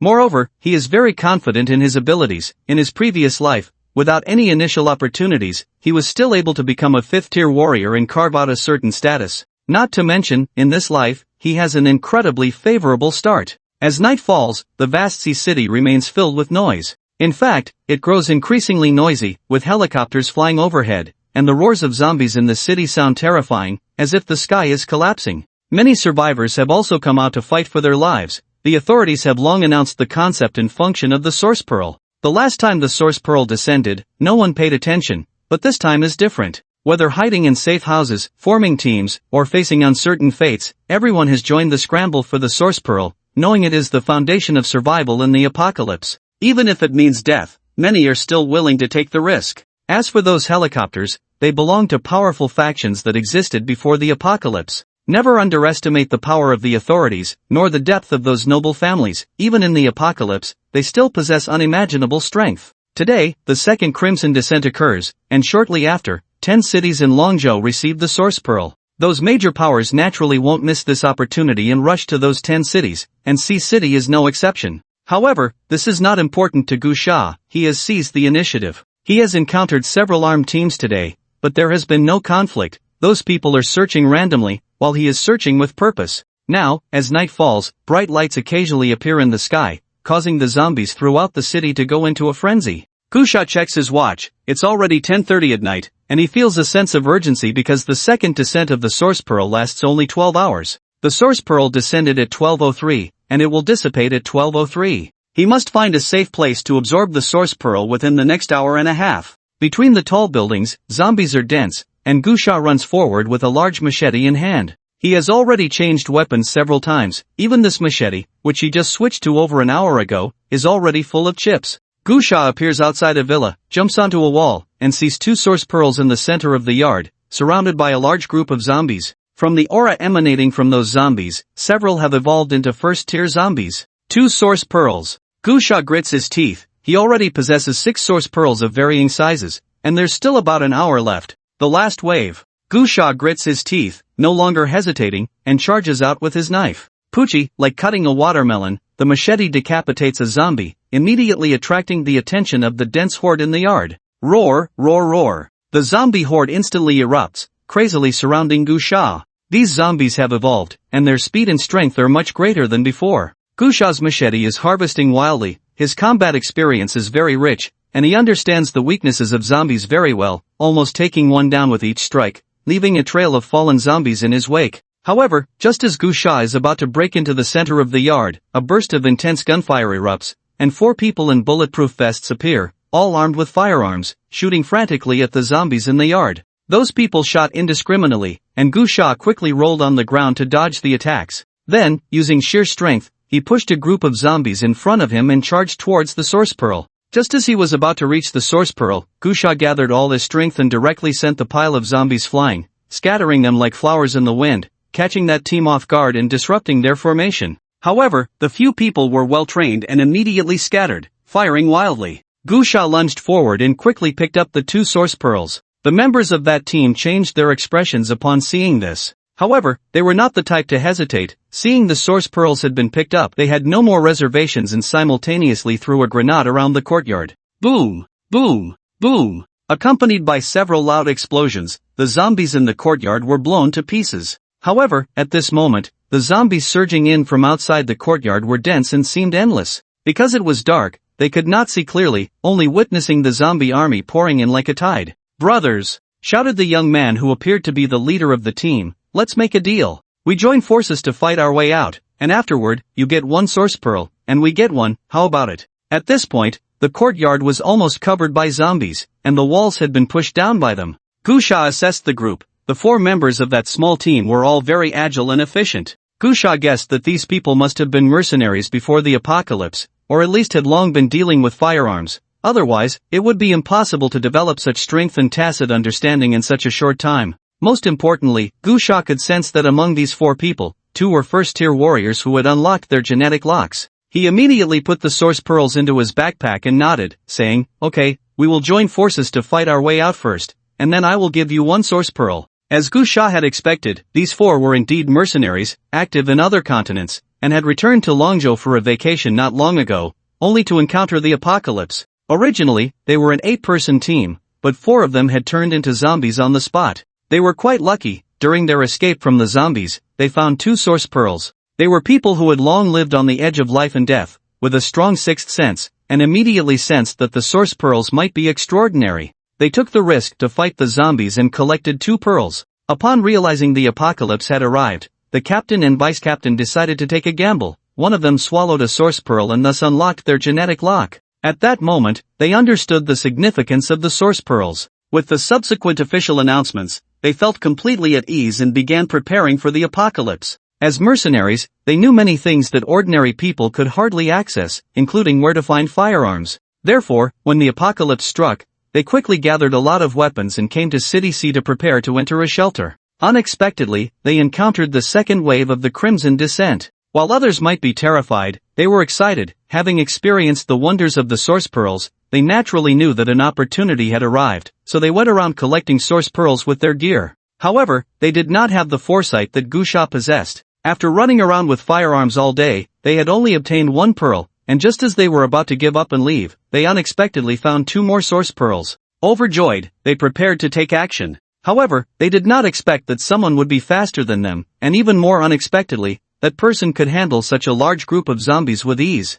They were worried that the source pearls would be snatched away by Gusha and also feared that Gusha might accidentally destroy the pearls during the fight with the zombies, as they knew the pearls were fragile, not much harder than eggs. So, a few of them immediately decided to take action. They also planned to shoot Gusha along with the others, but they didn't expect Gusha's skills to be stronger than they had imagined. Not only did he dodge their attacks, but he also managed to snatch the source pearl first. The group dared not attack Gusha anymore. The source pearl was too fragile, and they feared that Gusha, in a fit of excitement, would shatter it. Meanwhile, the number of zombies was increasing, and they were even more worried about the pearl being destroyed. The mercenary captain immediately signaled to the other 3. Having relied on each other for years, they understood the captain's intent and began to cooperate to stabilize Gusha. Once they broke out, their first task would be to kill. They couldn't possibly share the source pearl with anyone else. Immediately, 2 mercenaries armed with light machine guns rushed to the front, tat tat tat. The machine guns fired wildly.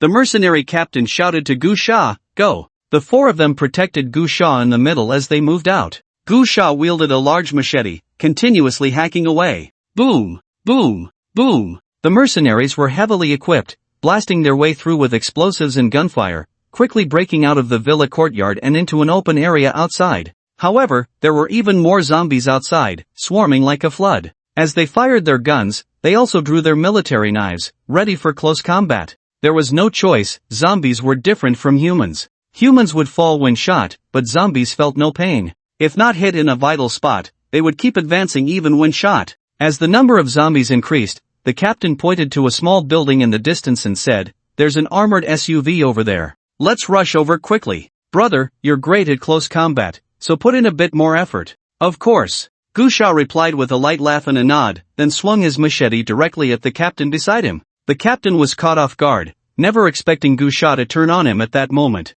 With no defenses, he was directly decapitated by Gusha's blade, his head flying off, eyes still filled with disbelief. Captain! The other mercenaries were equally shocked. They hadn't anticipated Gusha would turn on them at that moment. Are you crazy? One mercenary shouted, raising his gun to shoot Gusha. However, Gusha would not give him the chance. He suddenly pulled out a silenced pistol, and with a whoosh, shot the mercenary directly. Then, he quickly fired 2 more shots, hitting the heads of the other 2 mercenaries who hadn't reacted in time. They couldn't understand until their deaths why Gusha would turn on them now. They had expected infighting, as they never intended to genuinely cooperate with Gusha. They just wanted to keep him steady until they reached a safe place to kill him and seize the source pearl. They also guessed that Gusha might not truly trust them either. But they could never comprehend why Gusha would act at this moment. Even mortal enemies should cooperate in the face of a zombie tide and settle scores afterward. Of course, they could never understand that Gusha had never regarded these zombies as a threat. What he truly feared was the military equipment in the hands of this group.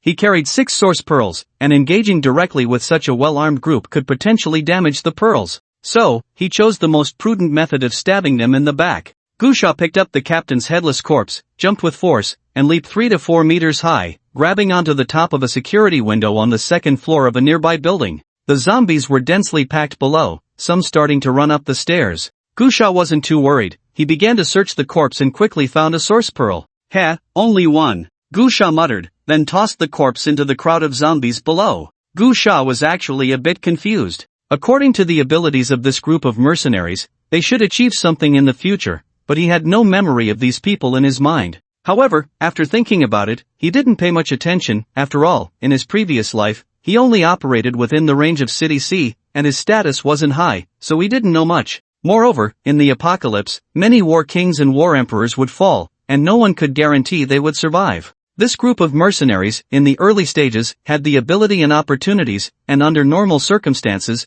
they should achieve something, but it was also possible they would fall along the way. After all, these people were not easy to deal with. They would definitely pursue more opportunities and could easily fall in the tide. Gusha didn't think too much about it and quickly stored the source pearl and left. At this moment, the downstairs was surrounded by a dense mass of zombies, and some had evolved to a certain level of intelligence and began to climb up. Some even stepped on the bodies of other zombies to jump up, intending to attack Gusha, while a large group of zombies rushed up through the corridor. The security window was only temporarily safe. Watching the zombies surge forward, Gusha had no interest in fighting. He jumped up using the security window, grabbed the security window above, and repeated the process, leaping several times until he reached the rooftop. However, there were quite a few zombies on the rooftop as well. Gusha, not wanting to linger in battle, quickly dashed to the rooftop railing and jumped over 10 meters directly to the rooftop of the opposite building. After landing, he didn't stop and continued to run and leap forward, jumping over several buildings until he finally found his destination.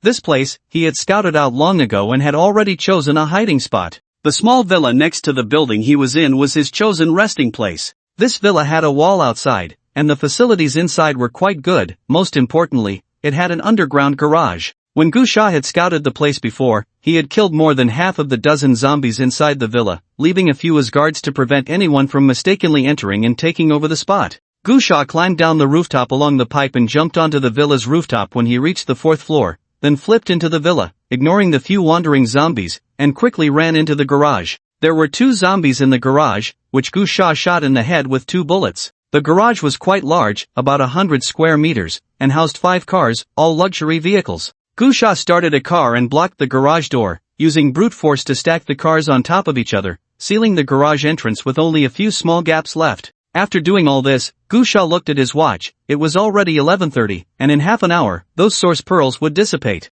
Immediately, Gusha didn't waste any more time, opened his backpack, and swallowed the source pearls. He had obtained 6 source pearls during the day, later snatched 2 more from that villa, and killed a few mercenaries to get 1, totaling 9 source pearls. Gusha was filled with excitement as he began to refine them. Once all 9 source pearls were swallowed, the energy and blood in his body began to surge, the source energy wildly flowing through his limbs and bones, and the initial source energy's power of washing muscles and marrow continuously washed and purified Gusha's genetic locks. The chi induction technique operated, and the source energy impacted the genetic locks. Just like in his previous life, the difference between a 3rd-tier warrior and a 4th-tier warrior seemed to be just 1 tier, but it was entirely 2 different levels. In later generations, there was also talk of lower 3 days, middle 3 days, and upper 3 days. Because of the 9 original genetic locks, every 3 represented a complete level, hence the saying of 9 tiers and 3 heavens. However, Gusha didn't care much. Although the source energy required for the middle 3rd tier was relatively more than the lower 3rd tier, he currently had an abundance of initial source energy and was not afraid at all.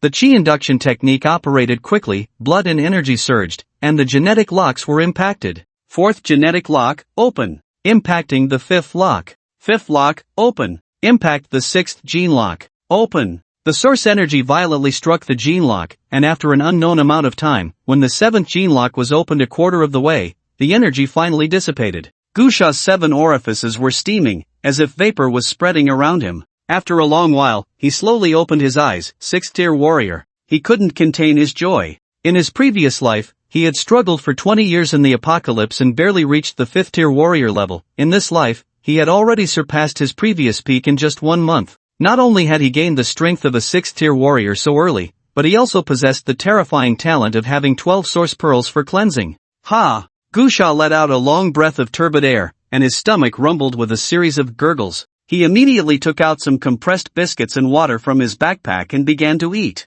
It wasn't that he couldn't find other supplies, it was mainly because compressed biscuits were very filling and didn't take up much space, allowing him to carry several days' worth of supplies in one backpack. While eating the biscuits, Gusha noticed the light was already penetrating through the garage door. The sky had brightened. He looked at his watch and was shocked to find it was already 9:30 in the morning. In just over 2 hours, a new round of Crimson Descent would occur, followed by a new round of Source Pearls. However, the number and range of Source Pearls today would be much less than yesterday, but the competitors had increased many times and had become much stronger. Today's harvest would definitely not be great, and tomorrow's Source Pearls would be even fewer, with even greater competition. Today, I need to gather as many Source Pearls as possible, striving to unlock the 7th gene lock. The place he had chosen was carefully selected in advance. Although the range of Source Pearls falling today would be significantly smaller, he was confident that there would still be quite a few Source Pearls around his current location. Suddenly, at that moment, a loud bang came from the garage door.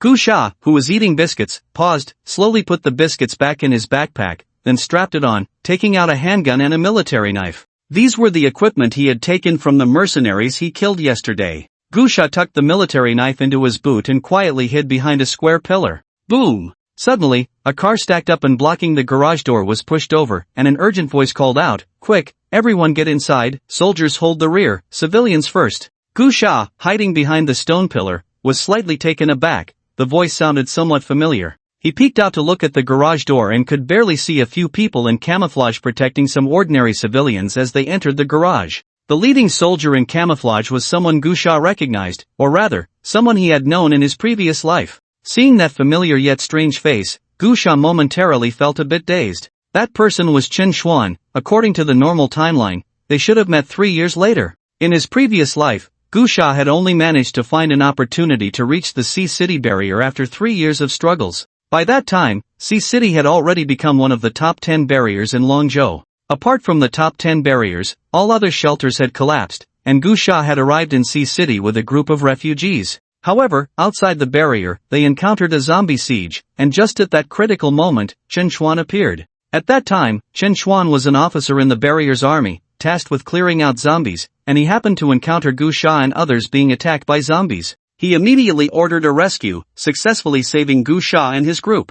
Gusha had displayed great bravery and calmness in that battle, which caught Chen Xuan's attention, leading him to recruit Gusha into the barrier's army, becoming a soldier under Chen Xuan's command. After that, the two worked together for 3 years, becoming teammates who could rely on each other, executing many missions together. Chen Xuan also took good care of Gusha. Gusha's first energy technique was a gift from Chen Xuan, making him Gusha's first friend after the apocalypse. However, later on, they parted ways due to differing ideologies. The initial barriers were still uniformly allocated by the authorities. At that time, the legions across Longzhou strictly implemented the ideological policies from before the apocalypse, but later, as various forces intervened, the barriers in different regions became independent. Gusha felt that such legions were not the ones he envisioned, so he withdrew to join the civilian mercenary groups. Chen Xuan, however, had a strong sense of belonging to the legion. The two parted ways. In the first few years, they met a few times, but each meeting was brief. The last time was in the 8th year after the disaster when Chen Xuan went out on a mission and hurriedly bid farewell to Gusha.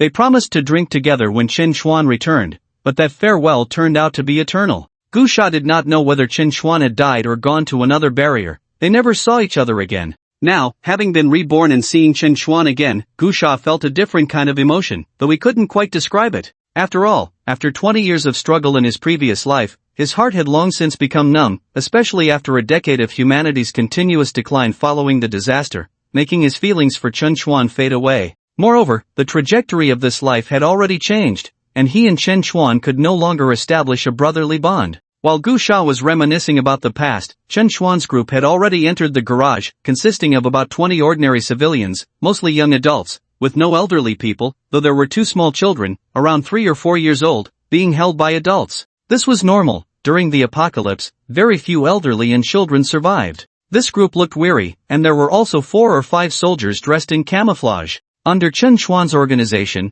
they pushed the overturned car back up, blocking the garage entrance. Gu Sha recalled that in his previous life, he had heard Chen Xuan mention that during the onset of the apocalypse, he was still in the army, leading a small team on a mission when they suddenly encountered the disaster. Unable to contact their superiors, they followed the official reports and made their way to the Sea City barrier, rescuing some survivors along the way. Chen Xuan was a good person, or rather, a standard soldier, a soldier from Longzhou. Even in the apocalypse, he remained upright and dedicated to protecting the people, always actively fighting on the front lines. Until the last time he met Gu Sha, he had left to participate in a rescue mission. Unfortunately, at the beginning of the apocalypse, Chen Xuan did not obtain a source pearl, so in later years, he was only a 4th-tier warrior. In the garage, the group had blocked the garage door and began to rest. Suddenly, Chen Xuan shouted towards the column where Gu Sha was hiding, "Who's there? If you're human, speak up." Immediately, the group became alert, and the soldiers raised their guns in that direction.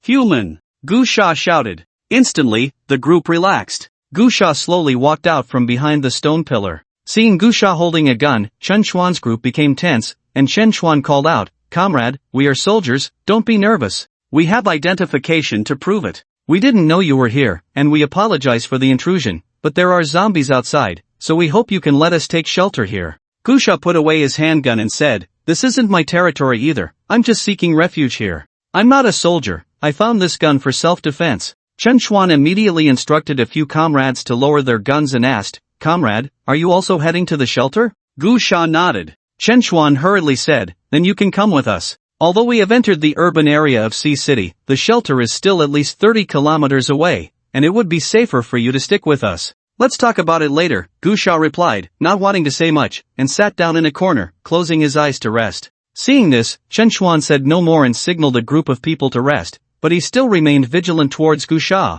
More than a month had passed since the apocalypse began, and they had witnessed the terrifying nature of humanity in this new world, always on high alert. The garage was dim and oppressive. Suddenly, among the crowd, someone quietly pointed at Gu Sha and said, "That person must have a lot of food on him. Look, there are crumbs of biscuits on the ground over there." This discovery quickly spread among the group, causing a stir. In the apocalypse, food was the most scarce resource. This group often went hungry, eating one meal and starving for several. They hadn't eaten for a day and a night, and they had hoped to find some supplies in the city, but after encountering the second wave of the Crimson Tide, not only did they fail to find supplies, but they also lost the little they had. Now, suddenly discovering that Gu Sha might have food, they couldn't help but become restless. Gu Sha, who was resting with his eyes closed, as a 6th-tier warrior, naturally couldn't miss the commotion over there. Although he had some past ties with Chen Xuan and didn't mind this group staying, he wouldn't hold back if they dared to harbor ill intentions. However, Chen Xuan was still the same Chen Xuan. He noticed the agitation in the crowd and immediately reprimanded them in a serious whisper, "Put away your thoughts. Regardless of whether others have it or not, even if they do, it's theirs." A young man with dyed yellow hair said, "That person definitely has a lot of stuff.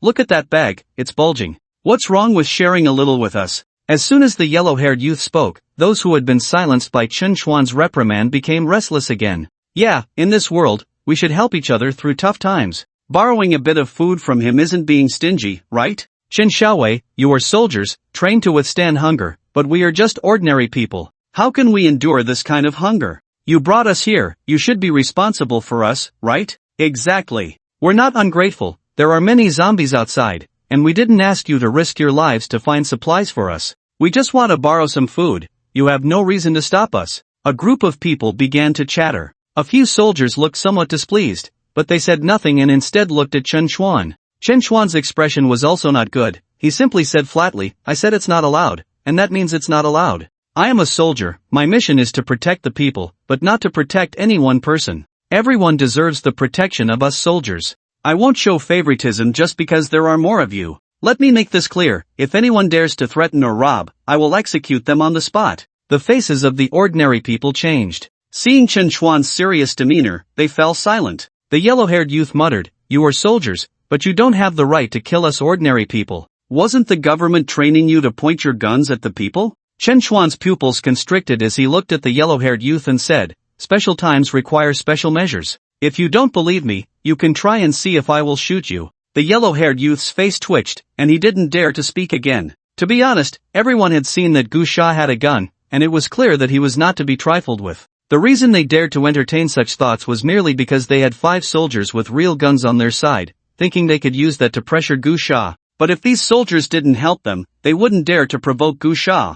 Although Chen Xuan and the others had lowered their voices, Gu Sha, with his 6th-tier cultivation, heard their entire conversation clearly. He had no reaction, just a slight smile. Chen Xuan was still the same as in their past life. In his previous life, Gu Sha worked with Chen Xuan for several years. His evaluation of Chen Xuan was that he was a good person, but he never considered Chen Xuan to be a saintly fool, because Chen Xuan was simply a good person, not a foolishly good one. He steadfastly protected the faith of the Longzhou soldiers. In his previous life, Chen Xuan had told Gu Sha that protecting the common people was the responsibility of a soldier, but all common people were the same, with no distinction between the important and the trivial, and there was no notion of sacrificing the few for the many. It was equally unacceptable to compromise the few for the majority, as that would be akin to aiding the oppressor. With Chen Xuan's suppression, although those people were eager to borrow food, none dared to take action. The garage remained silent. Gu Sha occasionally glanced at his watch, quietly waiting for the time to come. Finally, it was 12 o'clock. In that instant, the sky turned crimson, and all light was enveloped by that scarlet hue. A faint red light shone into the garage from the entrance. "Retreat, retreat." Those who had witnessed the crimson descent twice already knew what that shade of red meant. Chen Xuan and the others reacted quickly, immediately instructing everyone to step back and not to be infected by the scarlet. However, at that moment, the people in the garage became restless. The crimson meant infection, but it also meant opportunity. The source pearl was about to descend. Now, the whole world knew the significance of the source pearl, and everyone understood that obtaining the source pearl meant securing a foundation for survival in the apocalypse. So, at this moment, when they saw the crimson appear, many people's first reaction was not fear, but excitement. Seeing this, Chen Xuan hurriedly shouted, "Everyone calm down, we must remain calm. There are zombies outside, and with the crimson descent, the zombies will riot. Going out now is a dead end." No one spoke, no one agreed, and no one opposed. It was very silent. However, when 3 minutes passed and the crimson disappeared, the garage fell into a brief silence, and then several young people rushed towards the garage door. Chen Xuan anxiously called out, "What are you doing?" "Of course, we're going out to find the source pearl," shouted the blonde guy loudly. "Lieutenant Chen, the apocalypse is here. The source pearl is the foundation for survival. There are zombies outside. If we die, we die. It's better to fight for a future." Immediately, a large group of people disregarded the obstruction, pushed open a gap in the car, and excitedly ran outside. Chen Xuan shouted anxiously from behind, but those people turned a deaf ear. In a panic, Chen Xuan suddenly heard a calm voice beside him. "Good advice is hard to give to those seeking death. If they want to go seek death, why must you stop them?" Chen Xuan turned around and saw Gu Sha, surprised. "You." Gu Sha patted Chen Xuan's shoulder and quickly dashed towards the garage entrance, slipping out through a small opening. At that moment, the soldiers in the garage looked at Chen Xuan. Chen Xuan shook his head helplessly, signaling a few soldiers and the remaining ordinary citizens to help move the car that had been pushed aside back into place, securely blocking the garage entrance. One soldier asked, "Squad leader, should we not care about them?"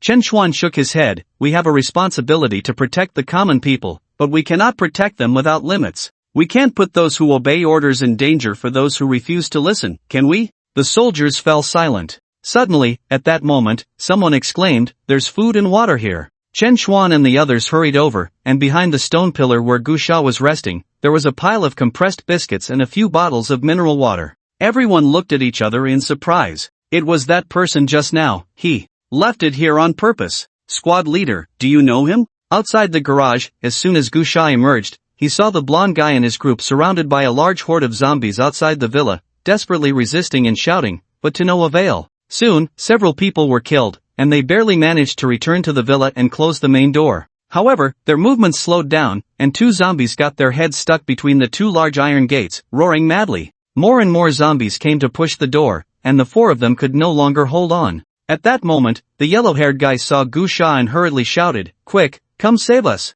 I know you have a gun, hurry." Gusha immediately pulled out his pistol but hesitated to fire. The yellow-haired guy shouted anxiously, "Damn it, hurry up. Do you want to get us killed? Damn you." Bang! A gunshot rang out, and a spray of blood erupted from the yellow-haired guy's thigh. Bang bang bang. 3 more shots followed, hitting the other 3, all non-lethal, striking their thighs and arms. Ah! Ah! The yellow-haired guys all screamed in agony. However, their voices were soon drowned out by the zombies. Originally, they could barely hold the door shut, but after Gusha fired those shots, they were all severely injured, and the door was directly breached by the zombies. They didn't even have time to escape before being engulfed by the horde. Only a few frantic screams were heard, followed by the sounds of puff and puff, with blood and flesh splattering everywhere. Gusha sneered, tossed the pistol back into his backpack, and quickly dashed toward a wall, leaping over it effortlessly, then ran between the tall buildings, searching for the source pearl. Just like in his previous life, this third arrival of the source pearl not only had a much smaller coverage area but also a significantly reduced number, yet the number of people fighting for them had increased dramatically, and the entire city sea was never quiet.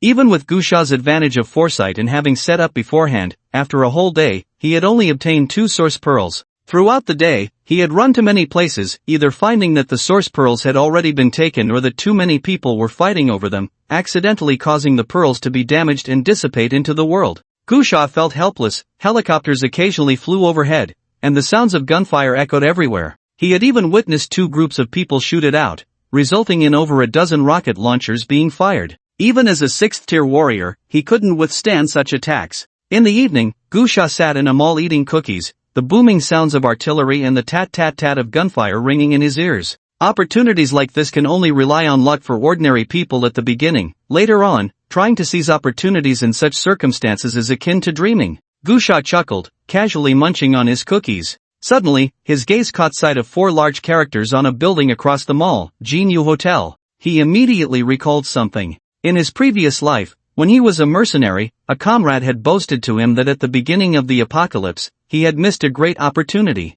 That comrade was originally a hotel security guard, and the hotel was in City C, called Jinyu Hotel. According to that comrade, on the 2nd day after the second Crimson arrival, 2 source pearls fell onto a large tree in the hotel park, but no one discovered them until the evening when the pearls were about to shatter. A young heir from a prominent family, accompanied by a few bodyguards looking for food, stumbled upon them, and later that young heir became a significant figure. At the time, when that comrade recounted this story, Gusha and their dorm mates all laughed it off, as in the later world, there were too many people boasting like that. Many would lament about missed opportunities, claiming they would have been great figures otherwise. No one took such words seriously, nor did anyone debate their truth, as such matters were impossible to verify. They were just listened to and laughed off. Gusha remembered this incident because that comrade was quite honest by nature and had often brought it up, so Gusha had always found it somewhat believable. However, after being reborn, I had been busy all the time and had not recalled this matter. Of course, even if I did remember, it would be meaningless. C-City is too large, a first-tier city, and without navigation, it would be unlikely to find a hotel. But Gusha did not expect to accidentally encounter this hotel now. Immediately, Gusha put the remaining cookies back in the backpack and quickly ran towards the Jinyu Hotel across the street. The Jinyu Hotel is quite large, a 4-star hotel, but now it is unrecognizable from its former glory, filled with debris everywhere, like a graveyard piled with garbage. There are at least 200 or 300 zombies wandering inside the hotel, mostly scattered in various places. As I passed through each area, these walking corpses stop to sniff carefully or extend their tongues and teeth to touch the filthy, insect-ridden remains. Because the hotel has relatively good hardware facilities, many survivors are hiding inside. At this moment, in a suite on the 5th floor of the hotel, a group of survivors is hiding, but the room is a complete mess, chaotic and disordered. 5 or 6 men, disheveled, are smoking, and on the floor lie 2 naked women with vacant expressions and dull eyes. The men are cursing as they smoke. A young man spat and said, "Damn it, it's been 10 days, playing with these 2 women every day, I'm so fucking tired of it." A middle-aged man replied, "Just bear with it, Zhang Xiao, once we get to the shelter, you can play however you want." Damn, the young man suddenly kicked one of the numb women lying on the ground, cursing, you two get your asses into the bathroom and wash up. Damn it, you don't even know how to call out. It's like playing with inflatable dolls. If it weren't for this environment, with your looks, I wouldn't even want to sleep with you. The two women, still very numb and expressionless, got up, their naked bodies exposed, and obediently went into the bathroom. Damn! The young man cursed again. This young man, named Zhang Chuping, is a rich heir from a prominent family. When the apocalypse struck, he was playing in a club in Sea City when suddenly the end of the world arrived. After hearing from the broadcast that the government had established a shelter, a group of people stumbled their way to escape to the shelter. But Zhang Chuping, who had been pampered since childhood, had never experienced hardship and caused a lot of trouble along the way. However, this group of people took him as their leader because they knew from the broadcast that entering the shelter had conditions, and not everyone could enter. To ensure that Zhang Chuping would take them into the shelter, they all tried to please him and meet his demands. 10 days ago, there was official news that the military would soon be dispatched for rescue, so they hid in the Jinyu Hotel. Fortunately, there was plenty of food in the hotel to last for a while. As for the two women, they were hotel staff who had been hiding in the hotel since the apocalypse began. When this group of people came in, they encountered them. Originally, there were three, but one was killed by Zhang Chuping when she resisted his beastly nature, leaving the two women as tools for this group's release of desires. Zhang Xiao, a man said, I've been hearing gunshots from time to time these past few days. Has the government sent the military for rescue? Definitely, Zhang Chuping replied, damn it, it's just that I can't even get through on the phone. Otherwise, I would have had my dad send someone to rescue me. But it's okay, let's wait a bit longer, the official rescue team should find us soon. Don't worry, when the rescue team arrives, I will definitely take you to the shelter. By then, food, power, women, whatever you want, you'll have it. The group looked somewhat excited. Rest assured, Zhang Xiao, even if I die, I will make sure you get to the shelter. Yes, Zhang Xiao must not forget us when the time comes. A group of people began to flatter Zhang Chuping, constantly saying nice things, their minds already fantasizing about life after entering the shelter. Zhang Chuping smiled on the outside, but his heart was filled with sarcasm. Once the rescue team arrived, these people would no longer have any value, yet they still wanted to enter the shelter. How ridiculous. They should take a look at their own status. Just then, a series of zombie roars suddenly erupted outside the hotel, as if the zombies were attracted by something, crazily rushing towards the side. A few quickly gathered by the window, peering through the gaps to look outside, and discovered a person wielding a tang knife being chased by a horde of zombies. There were at least 200 of them. The person was running towards them. However, despite being pursued by so many zombies, this individual seemed to be handling it with ease, occasionally slashing a few, and crucially, he was also armed with a gun. Zhang Chuping's breathing quickened, and his eyes lit up. This sudden appearance was none other than Gu Sha.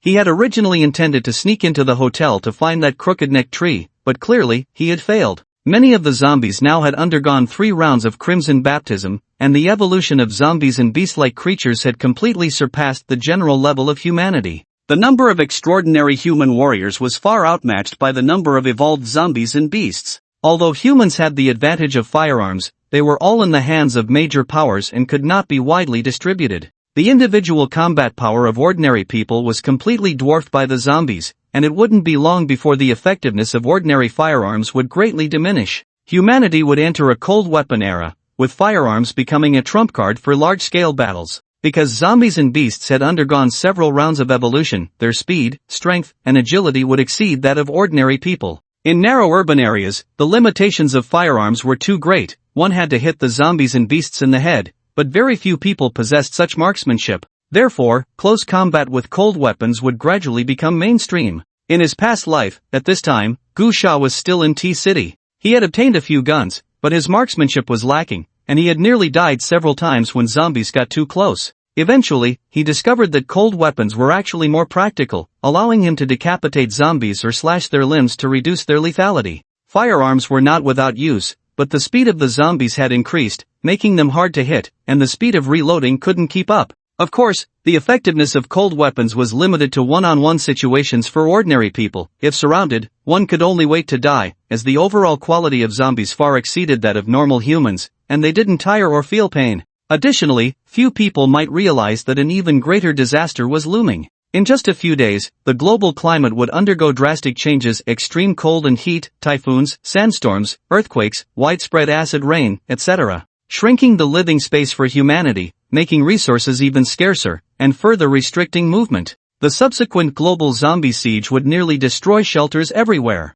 A disaster that even extraordinary warriors might not survive was still ahead. Of course, Gusha wouldn't consider these matters now. He was only focused on obtaining the source pearl. After tomorrow, he planned to find a way to hide in the barrier. The official forces were still very powerful. Although the barrier had only recently been established, it was already quite robust. The best place to avoid the impending disaster was the barrier. Moreover, future opportunities for acquisition would also be closely tied to the barrier. At this moment, Gusha was wielding his tang knife, running around the park, searching for the crooked neck tree mentioned by his former comrades. Meanwhile, on the 5th floor of the hotel, Zhang Chuping and the others were watching through the window gaps. What is that person trying to do? Zhang Chuping wondered. He could naturally see that Gusha's skills far exceeded those of ordinary people. His strikes were quick, precise, and ruthless, and he ran back and forth without being affected by so many zombies. Is this guy an idiot? A middle-aged man cursed. Making such a big commotion will definitely attract more and more zombies.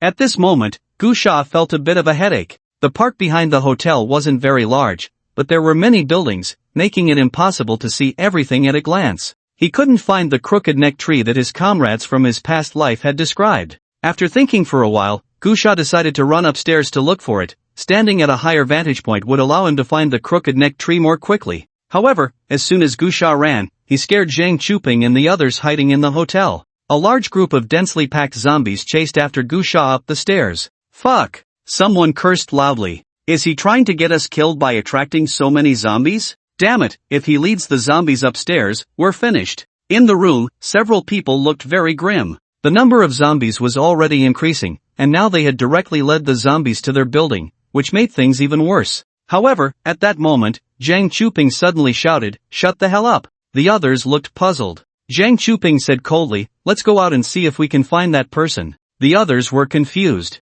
Zhang Chuping snorted coldly and said, "Haven't you seen his skills? If we find him now, he can go out and notify the rescue team or find a satellite phone to let me contact my father. Then we would all be saved." The others' eyes lit up, their breathing quickened, and they couldn't suppress their excitement. Only one person said, "Zhang Xiao, what if he doesn't want to take the risk to help?" Zhang Chuping glanced at that person as if he were an idiot and asked, "If I give him a chance to enter the barrier, would he refuse? Unless he's out of his mind." At this moment, Gusha was running quickly in the corridor. There were very few zombies in this building. This was normal because zombies needed to feed, which meant eating flesh. If a place had no living people, the zombies would naturally leave, so there were very few zombies in this building. They should have all run outside. However, what Gusha didn't expect was that he originally planned to go to the rooftop, but upon reaching the 5th floor, he found that there were no stairs leading to the rooftop. Just as he was about to find a room to climb up through the window, the door of a room in the middle of the corridor opened, and a few people poked their heads out.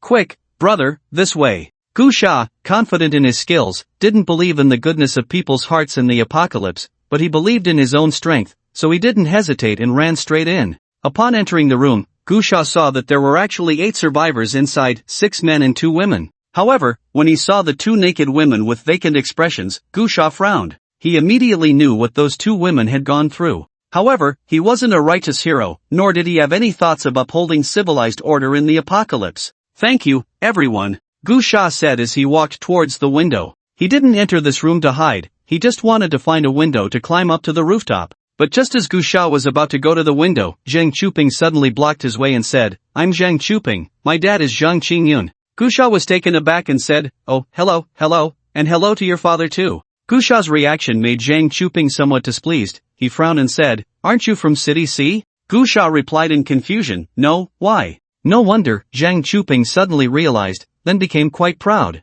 "Impressive, impressive." Gusha responded perfunctorily and headed towards the window. Seeing Gusha's attitude, Zhang Chuping, who was used to being flattered and worshipped, suddenly felt a surge of anger. However, he forced himself to suppress it, placing his hand on Gusha's shoulder and saying, "I see you're quite skilled. I can give you a chance now to help me with something, and later I'll take you to the barrier to hang out with me." Gusha raised an eyebrow, shrugged off Zhang Chuping's hand, and said, "I'm not interested in being your lackey. Besides, this is the apocalypse now. I advise you not to act like a rich kid. No one buys that anymore." Zhang Chuping's face turned pale with anger, but remembering Gusha's skills and the gun on him, he held back his rage and said, "You need to think this through. The spots to enter the barrier are limited, not everyone can get in. Even if you manage to sneak in, without someone backing you up, you'll just end up as the lowest of the low. Gu Sha rolled his eyes at Zhang Chuping. He had seen plenty of rich second-generation kids like him in his past life. Even now, at the beginning of the apocalypse, there were still some who couldn't see reality and acted high and mighty. Gu Sha ignored Zhang Chuping and walked straight to the window, opened it, and climbed up. After a few jumps, he reached the rooftop. Once on the rooftop, Gu Sha quickly looked around. The open view allowed him to see the entire park, and soon he spotted a crooked tree leaning against a public restroom. To his surprise, there were indeed 2 source pearls on the tree branch, just as his comrade had said in his past life. Gu Sha felt a surge of joy and jumped down from the 5th floor, then quickly ran towards the crooked tree. In the hotel room, after Gu Sha left, Zhang Chuping was so furious he felt like his lungs would explode. He picked up something to throw but worried about attracting zombies, so he could only curse loudly, "Damn it, ungrateful dog." When had he ever been treated like this? Who didn't treat him with respect? Even now that the apocalypse had come, as long as people knew his identity, they would still flatter him. How dare this kid? I'll make him regret it. Zhang Chuping was filled with pent-up anger and wanted to hit someone, but although he was arrogant, he wasn't stupid. He still needed to rely on a few associates. Even though they flattered him, he hadn't reached the barrier yet, and they still had their use. So, he could only vent his anger on the 2 naked women, kicking them until they spat blood before finally stopping. Just then, a man by the window, who was closing it, suddenly shouted, "Zhang Xiao, look. What is that person doing?" Zhang Chuping and the others hurried to the window and saw Gu Sha climbing a crooked tree while being chased by a group of zombies. Ha ha ha. Zhang Chuping suddenly burst into laughter, saying, "This ungrateful dog is trapped. Climbing a tree? Ha, thought he was someone important, but turns out he's just a fool. Now that he's up a tree, there's nowhere to run, he'll just wait to starve or get bitten by zombies." However, in the next moment, everyone froze. They saw Gu Sha pull out 2 source pearls from a branch. There are source pearls there? Damn it, damn it. I can't believe it. Zhang Chuping's eyes turned red, and he screamed loudly, all his composure and upbringing thrown to the dogs at that moment. There were actually source pearls on that tree, and he hadn't noticed at all. In today's world, there are probably very few who do not know the significance of the source pearl. In order to allow as many humans as possible to evolve and to prevent more source pearls from being picked up by zombies and beasts, the authorities have been broadcasting the concept of source pearls and extraordinary evolution every day since the signal has recovered a bit. Zhang Chuping naturally knows the importance of the source pearl and often fantasizes about obtaining one to evolve into an extraordinary warrior. But now, the source pearl is right in front of him, and he has missed it. If he had the source pearl, would he need to be so cautious? If he had the source pearl, he would become an extraordinary warrior, able to find the rescue team single-handedly, without wasting time and patience trying to recruit these fools around him. Bang! Bang! Bang! Zhang Chuping desperately pounded the stone wall, his filthy words cursing like a machine gun, jealousy and unwillingness flooding his entire brain in an instant. Why? That ungrateful dog, the source pearl is mine, damn it, that dog should really die. At that moment, Zhang Chuping looked at Gu Sha, his eyes almost spitting fire, and suddenly he saw the 2 women lying on the ground, softly wailing. His pupils constricted as he looked at the other men and shouted, "Throw these 2 women down." What? The men were all stunned. Zhang Chuping said coldly, "I said throw these 2 women down, can't you understand? Get to it." After saying that, Zhang Chuping personally grabbed one woman's hair and dragged her to the window. The woman struggled wildly, but was held down by 2 other men. Ignoring her struggles and wails, they directly threw her out of the window. Bang! The woman fell from the 5th floor, making a huge noise, blood splattering everywhere. Immediately after, the second woman was also thrown down, blood gushing out, instantly attracting many zombies. The smell of blood is highly attractive to zombies, especially those that have evolved several times. Their sense of smell is extremely keen. Soon, the sounds of zombies roaring came from all directions, and hordes of zombies appeared. At the same time, Zhang Chuping picked up a small stool and threw it towards Gu Sha, smashing the glass of a building next to the crooked tree, creating a loud noise that attracted many zombies, who crazily gathered towards the crooked tree. Previously, there were only a dozen zombies surrounding the tree, but now they came in droves. At this moment, Gu Sha on the tree was leisurely preparing the source pearl. Zhang Chuping's actions were so conspicuous that he was fully aware. Seeking death. Gu Sha snorted coldly, kicked off the crooked tree, and jumped down, brandishing his knife and wildly slashing through the horde of zombies. Ah, bite him, bite that ungrateful dog. Up on the floor, Zhang Chuping felt extremely pleased, watching Gu Sha get caught in the horde of zombies. The thrill of venting his anger made him very comfortable. He thought that as long as Gu Sha died, once the zombies dispersed, he could obtain the source pearl and become an extraordinary warrior, which made him even more elated. However, as he laughed, his smile froze.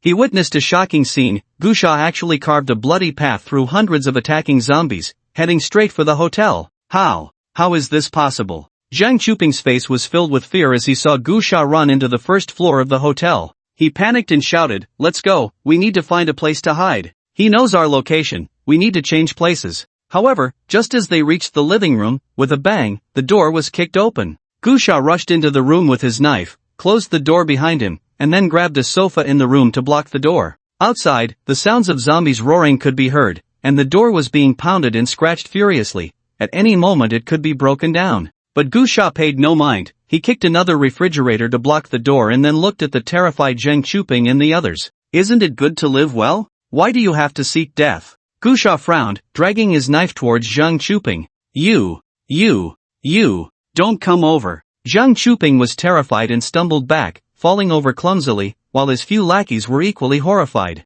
They had all witnessed Gusha's overwhelming power among hundreds of zombies, a display that was nothing short of divine, something no mere human could achieve. "Big boss, it has nothing to do with us, it was all Zhang Chuping's doing. He wanted to steal your source pearl and frame you, it has nothing to do with us." Yes, boss, we didn't mean to harm you, it was all Zhang Chuping's orders. It was his doing, it was all Zhang Chuping. A group of people pushed all the blame onto Zhang Chuping. Zhang Chuping was instantly furious, scrambling to his feet and shouting, You all don't want to live anymore? If I die, none of you will get into the barrier." The group watched coldly, unsure if they could enter the barrier, but they knew that if they weren't careful, they would die at the hands of this fierce man right before them. They could distinguish between dying now and dying later. Zhang Chuping, in a state of panic, looked at Gusha and said, My dad is Zhang Qingyun, you can't kill me. You can't kill me. I can give you anything you want, power, women, money. I have a lot of money, my family has over 1 billion, I can give it all to you."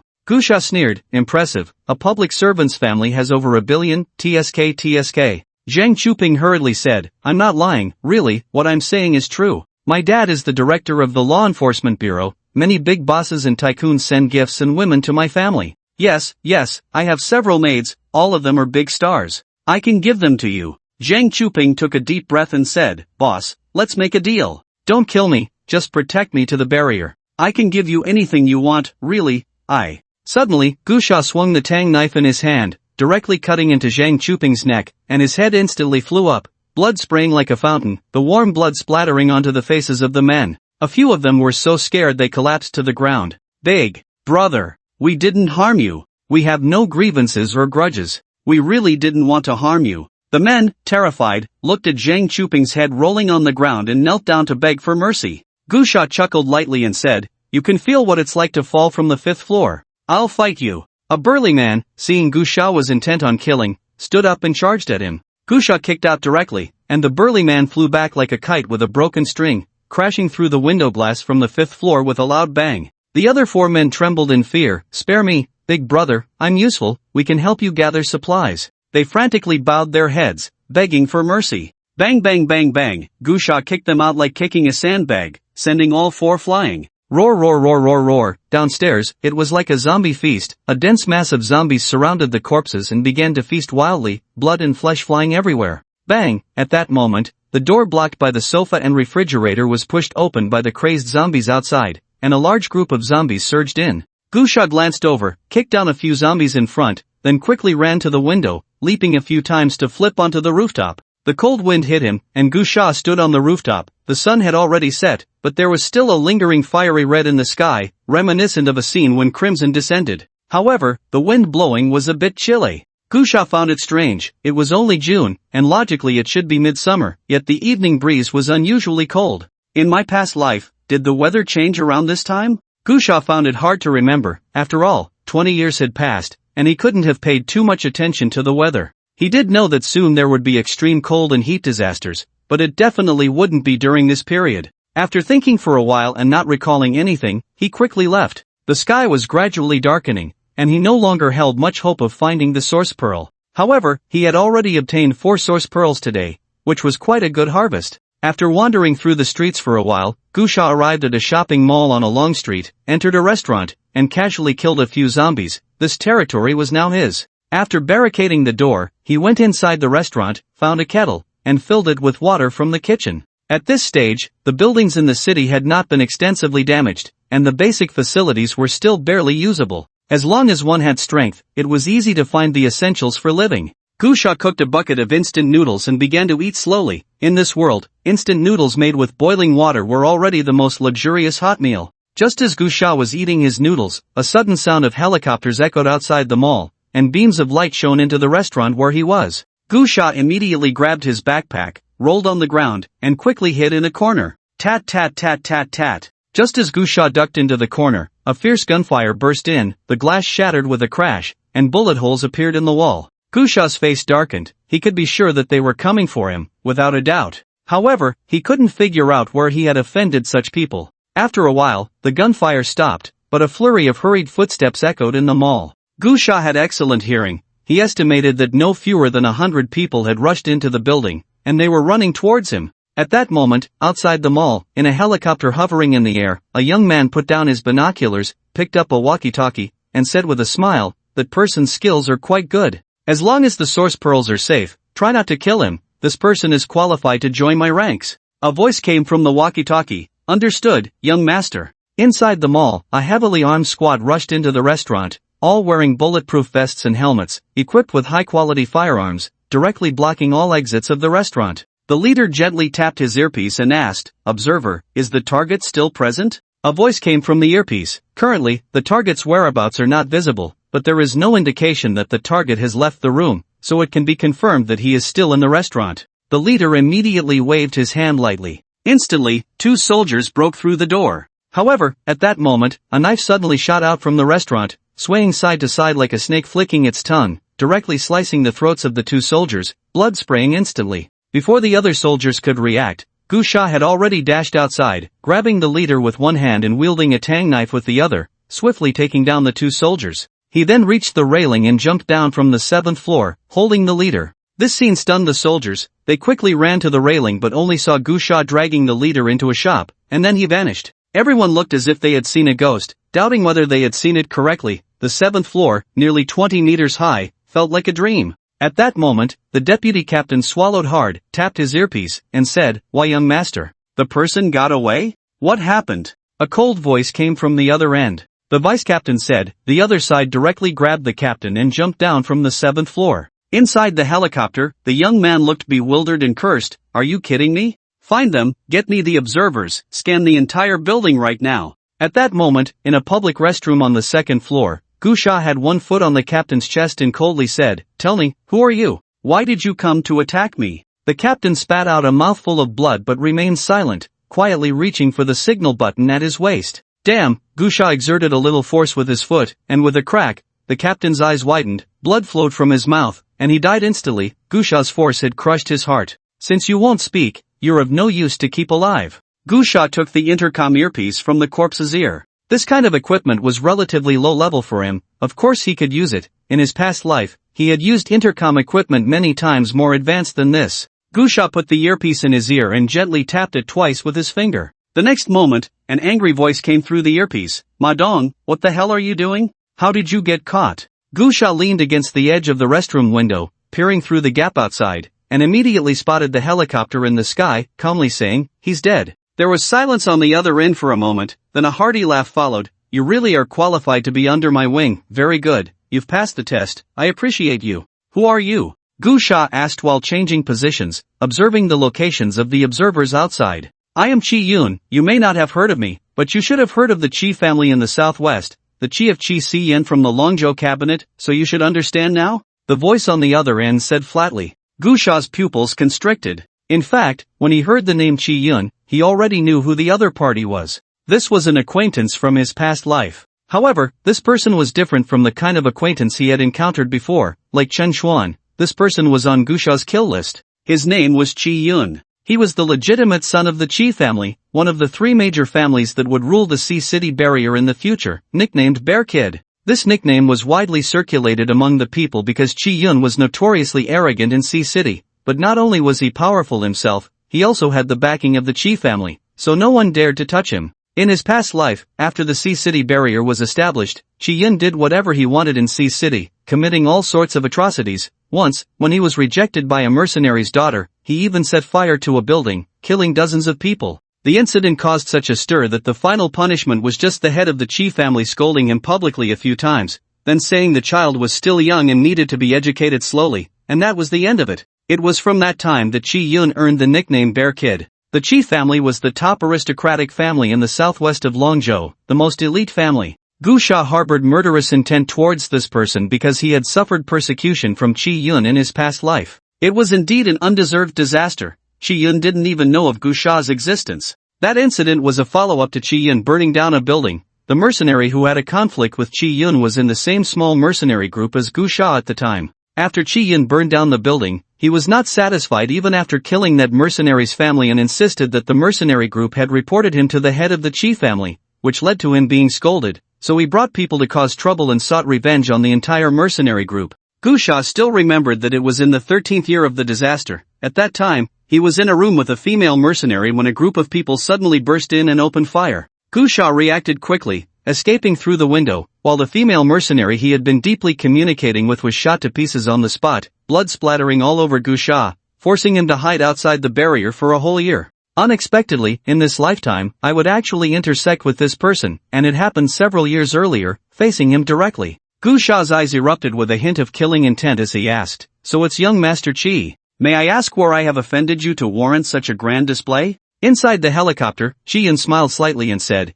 "You obtained 2 source pearls at the Jinhua Hotel today, my people saw it." Gu Sha suddenly realized. So it was for the source pearls, that explains it. Chi-yun's indifferent voice came through the earpiece again, "You're quite good, skilled and calm. You've passed my assessment, and I appreciate you. If you give me the source pearls, I'll give you a chance to join my Chi family. Well, that's it. Come out and meet me." Chi-yun's tone was very flat, as if it were a matter of course. Gu Sha sneered and said, "Chi-yun, are you still half asleep? You come to snatch my source pearls, and not only do I have to hand them over, but I also have to come and be your dog? Are you out of your mind?" Chi-yun coldly replied, "Do you dare refuse me? Idiot!" Gu Sha cursed, directly taking off the earpiece and crushing it underfoot, then charging out with his knife. During the conversation with Chi-yun, he had roughly figured out the positions of those observing him. Immediately, he stopped hiding and charged out with his knife, directly colliding with the soldiers searching for him, wielding his tang knife as he rushed into the crowd. These soldiers were all well-trained elites,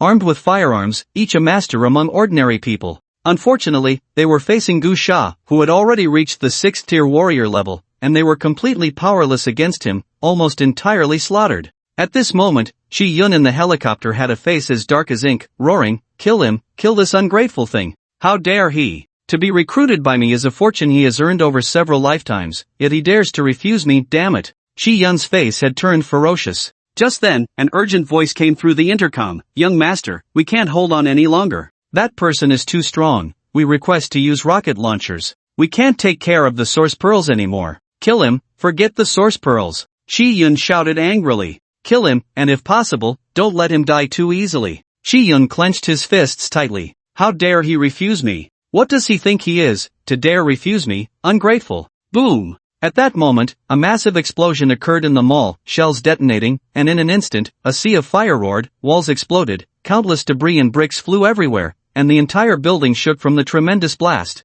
Several floors plunged into the inferno, flames erupting like a tidal wave, many walls collapsed, turning into ruins. "What's the situation? Is he dead?" Chi-yun asked. The intercom crackled with noise, and then someone replied, "Not sure about the specifics, that person seems to have disappeared. We don't know if he was turned to ashes." At this moment, in the mall, amidst the swirling dust and raging fire, a team of soldiers was cautiously advancing, searching for Gu Sha's trace. The deputy captain leading them was reporting to Chi-yun. "We haven't found any signs of the target yet. He may have already died, or at least be seriously injured." Suddenly, he stopped speaking, having seen a figure drop from the sky, followed by a flash of silver light, and a head was sent flying, blood spraying like a column. Instantly, chaos erupted among the crowd. The soldiers fired wildly, but Gu Sha's speed was simply too fast, so fast that they could barely see him, only catching glimpses of his afterimages darting about. At this moment, Chi-yun in the helicopter also looked grave. He heard screams and the chaotic sound of gunfire from the intercom,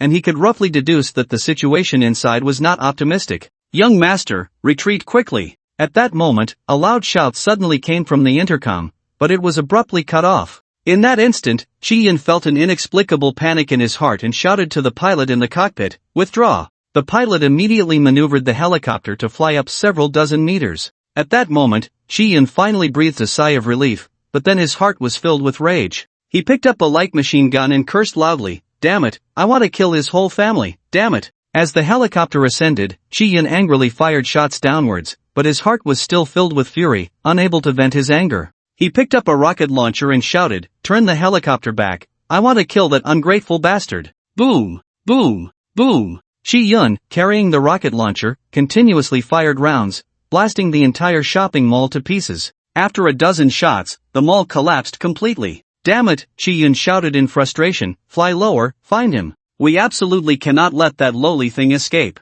Damn it, no one in City C dares to humiliate me, Chi-yun. I want to kill his whole family." A bodyguard said, "Young master, that person's skills were very strong. I suggest we withdraw for safety reasons." "Withdraw, withdraw, withdraw, you bastard." Chi-yun roared. "What are you afraid of sitting in the helicopter with me? Can that dog still fly up and hit me?" The bodyguard was scolded and dared not speak again. Suddenly, he caught a glimpse of a figure on the rooftop of the mall, someone holding a massive broken stone pillar. "Quick, rise higher," the bodyguard shouted urgently. However, although he warned quickly, it was too late. A stone pillar weighing at least a ton was thrown out, spinning rapidly in the air, heading straight for the helicopter. Boom! With a huge explosion, the helicopter crashed into a high-rise building, resulting in a massive explosion. Gu Sha stood on the rooftop, taking out a pair of binoculars from his backpack. Once the shockwave of the explosion subsided and the dust gradually settled, Gu Sha was astonished to find that Chi-yun was indeed tough. He had survived and was being helped out of the rubble by a few bodyguards.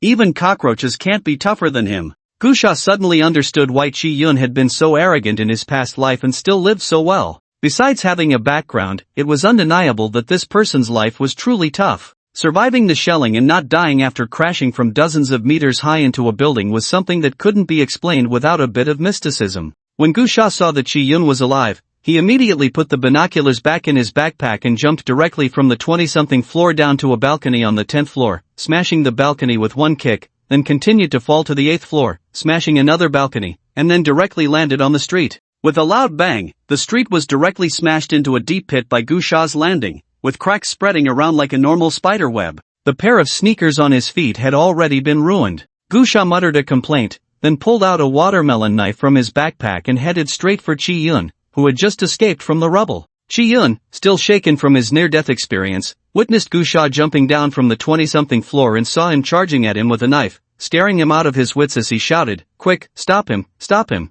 Most of the people around Chi-yun were already dead, leaving only two very disheveled bodyguards. The two quickly drew their guns, preparing to shoot at Gu Sha. However, Gu Sha moved like lightning, leaving only a few afterimages. In the next moment, he descended from the sky, slashing down with a knife, directly severing one bodyguard's arm, then punching the other bodyguard. The bodyguard reacted extremely quickly, throwing a punch at Gu Sha. The sound of bones cracking echoed as the bones in the bodyguard's arm pierced through the skin and flesh from his shoulder, sending him flying several dozen meters to crash into a pile of rubble, lifeless. However, this exchange made Gu Sha realize why Chi-yun was able to escape time and again. This bodyguard was actually a second-tier warrior. One must admit that the power of the aristocratic families should not be underestimated. Just a month into the apocalypse, they already had second-tier warriors, and they even sent two to protect a spoiled young master. Surprised as he was, Gu Sha did not pause in his actions. He swiftly turned and struck again, severing the head of the bodyguard who had lost an arm.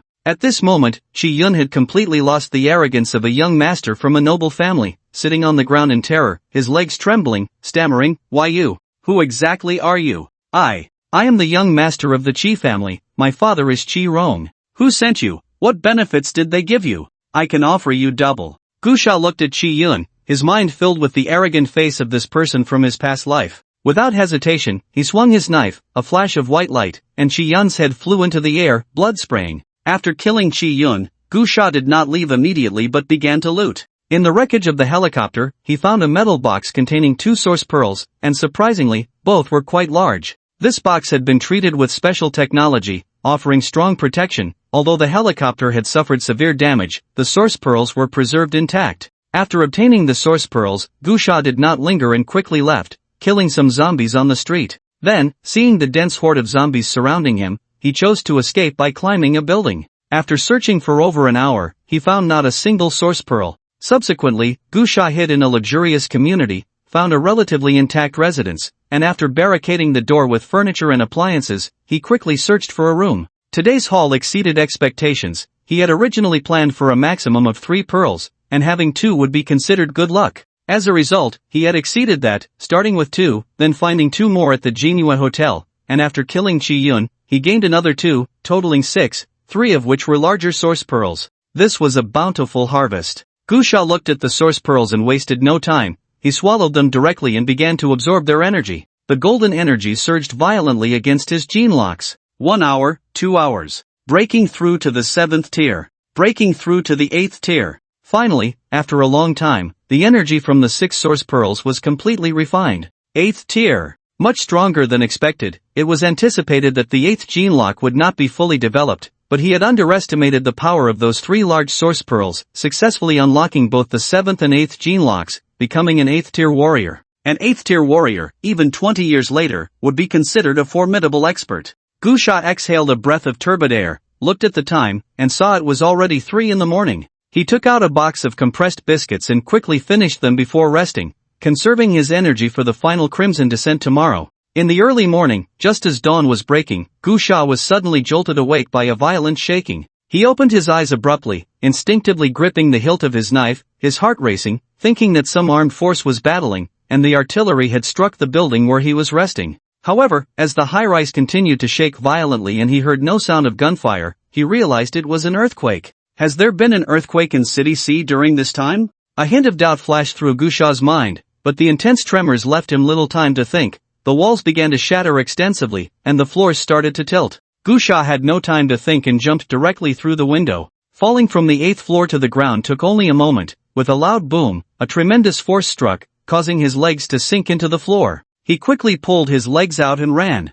In that instant, the terror of the earthquake descended. In the community, those high-rise buildings collapsed one after another, a kind of apocalyptic horror. The ground shook violently, tearing open cracks, and buildings turned to dust in an instant. The earth trembled, and in a blink, houses collapsed, roads cracked, endless high-rises fell, smoke filled the sky, and countless zombies were swallowed within. Of course, there were many survivors who had escaped infection and fled for over a month, but they could not escape this earthquake. Gusha dashed through the ruins and destruction, his figure darting like a ghost, quickly reaching an open square within the community. He witnessed the terror brought by the earthquake with his own eyes, but his heart grew heavier. He searched his memories of the past life for any information about earthquakes but found not a single trace regarding the earthquake in City C at the beginning of the apocalypse. Logically, it shouldn't be like this. The second Crimson arrival lasted 3 days, and if such a massive earthquake occurred in City C during those 3 days, there should be records. In his past life, although he was not in City C during this phase, he lived there for 17 years afterward and knew a lot about the city, yet there was no mention of this earthquake at all.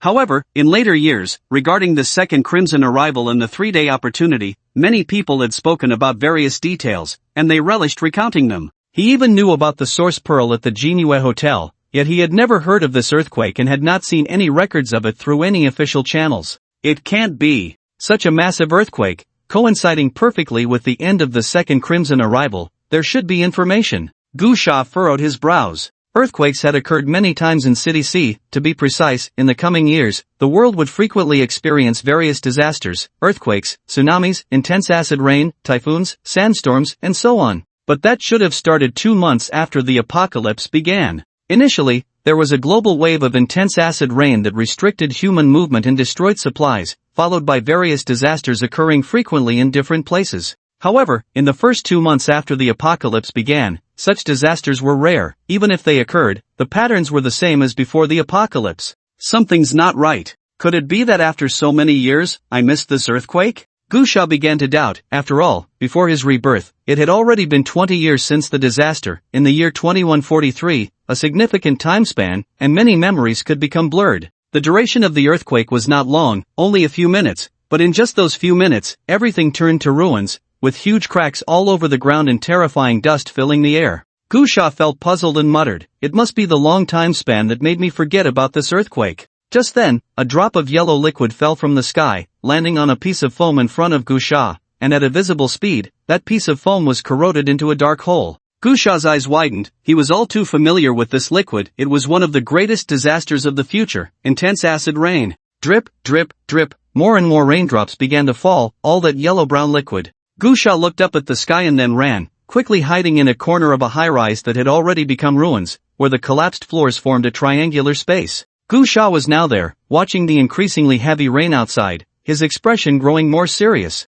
This was acid rain, something he was very familiar with. It was a natural disaster that wasn't particularly lethal. Its direct destructive power couldn't compare to earthquakes or tsunamis, yet it was one of the most painful disasters for humanity in the future. This acid rain was corrosive and toxic. Humans could easily get poisoned, suffer from skin diseases, and rot if they came into contact with it, while crops would simply die. This rain covered large areas and was a major reason for the persistent food shortages in the apocalypse. Of course, these issues were not what Gusha should be considering. He was focused on one thing. He clearly remembered that the first acid rain in the apocalypse occurred 2 months after the onset of the apocalypse, on July 10, 2123, starting from Sakura Island and sweeping across the country in just 2 days, appearing sporadically around the world thereafter. Now, it had arrived a month early. Was it a memory deviation, a butterfly effect, or some other reason? He directly ruled out memory deviation. He didn't believe he could misremember such a significant event. In his past life, during the early days of the apocalypse, he had lived a very difficult life. Each day felt like a year, and thus he had a deep impression of the events from that time.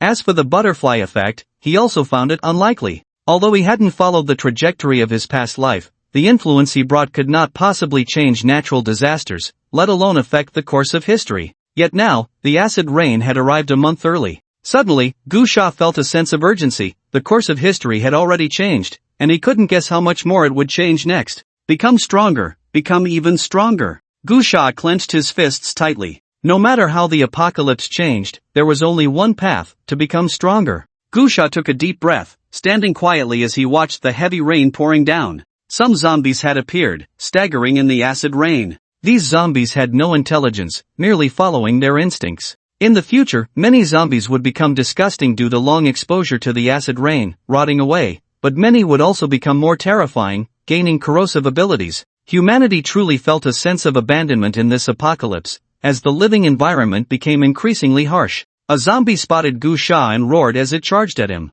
Gusha drew his knife and began to slash. He fought for several hours, with zombies continuously discovering him and attacking. In total, he killed 7 Tier 1 zombies, obtaining 7 Tier 1 corpse cores. Gusha's backpack had accumulated over 40 Tier 1 corpse cores and 2 Tier 2 corpse cores. Although the Global Barrier Alliance would later implement apocalypse currency, the most valuable items in the apocalypse were still corpse cores, which everyone needed. The rain gradually stopped, and Gusha stood beside a pile of zombie corpses, checking his watch. There was still half an hour until the crimson would descend. Gusha moved some cement blocks to barricade his location, avoiding infection from the crimson. However, he felt an inexplicable emotion in his heart, a sense of foreboding. Time passed second by second, and finally, it reached 12 o'clock. However, that bad premonition came true. The crimson did not descend. In that moment, Gusha's heart tightened. It was true that what one fears often comes to pass. From the earthquake to the appearance of the acid rain, the thing he worried about most had happened.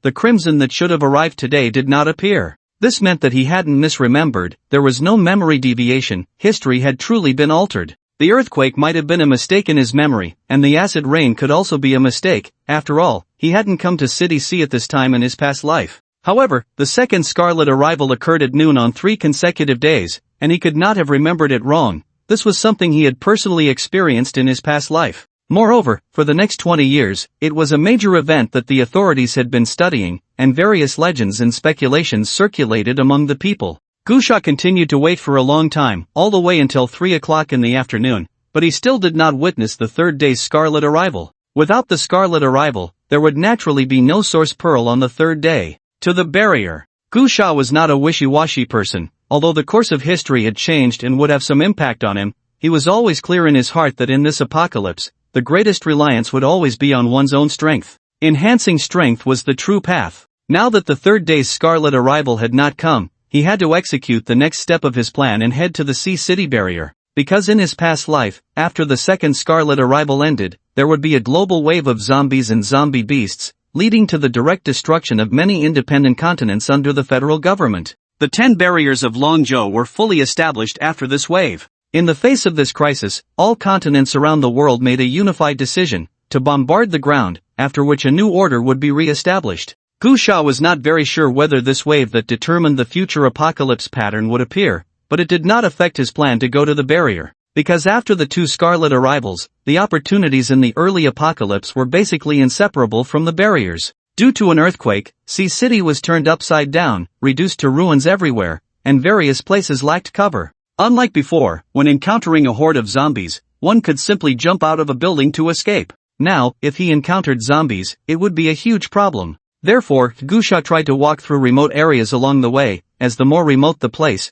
the less dense the population before the apocalypse, meaning there would be fewer zombies. The journey of more than 10 kilometers took him, a dignified 8th-tier warrior, more than half a day. It was almost dark by the time he arrived at the Sea City barrier. Standing before the barrier, Gu Sha felt a bit emotional. The current barrier already faintly resembled the one he had lived in for over a decade in the future. Compared to the well-established steel fortress of the future, this barrier was indeed somewhat rudimentary, but it was already quite strong. The power of the authorities should never be underestimated. The current barrier was built in just a month, expanded and repaired on the basis of an ancient city. Unlike the future barrier, which was a steel fortress filled with technological vibes, the current barrier had a somewhat retro feel, built temporarily with cement bricks. On the city walls, many solemn soldiers with real guns were patrolling, and at each entrance, soldiers were guarding, checking and registering those coming in and out. The flow of people was large, with many soldiers coming out of the city to carry out tasks, many fleeing to the shelter, and many military units escorting survivors. Gu Sha arrived at an entrance, where he was first thoroughly checked by several doctors in protective suits. After confirming that he was not infected, they took him to a registration tent. After registering, he was arranged to wait in a large truck. In the early days of the apocalypse, barriers were easy to enter. Many people thought they needed connections to get in. For example, the Zhang Chuping he killed yesterday used this condition to deceive people. In fact, in the early days of the apocalypse, barriers did not require conditions. As long as one was not infected, they could enter. It was only later, when the number of barriers drastically decreased and a semblance of order began to form, that entering a barrier became a very luxurious affair due to differences in identity and status. People began to board one after another, a variety of individuals, some clearly social elites from before the apocalypse, some rich second generation, as well as migrant workers, children, and the elderly, crammed into the vehicle with over 20 people. Just as they were about to depart, a man with a sharp face suddenly leaned over to Gu Sha's side and whispered, "Little brother, I'll give you 10,000 yuan if you sell me half of the food in your bag, how about it?"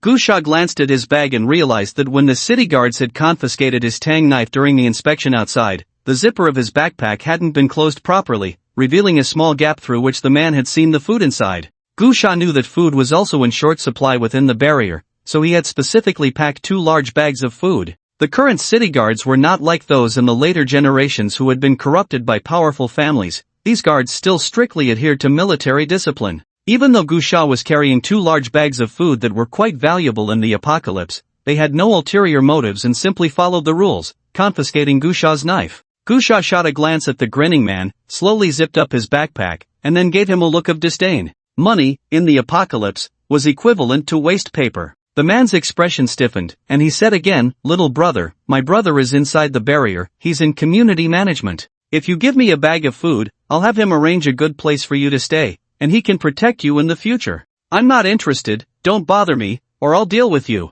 Gu Sha coldly refused. The man looked at Gu Sha. Although he was young and inexperienced, he was strong and full of energy, and he really couldn't take him on. He awkwardly smiled and turned away. Suddenly, the man's eyes lit up, and he pointed at Gu Sha, shouting, city guards, there's someone infected here." With that shout, the entire truck erupted into chaos, with some people jumping off in fear. At the same time, several city guards rushed over, guns drawn and ready. It was no wonder these people reacted so strongly. The current world was too oppressive, and everyone was on edge, filled with fear at the mention of zombies and infections. "Comrade, please put your hands on your head and squat down to cooperate with the inspection," a city guard shouted. Gu Sha hesitated for a moment and slowly raised his hands. At that moment, the sharp-faced man quickly grabbed one of Gu Sha's backpacks and was about to take the second one, but worried about being noticed by the city guards, he stopped. After all, the other backpack was on Gu Sha's other side, making it look like it didn't belong to him, while the one in his hand was positioned between him and Gu Sha.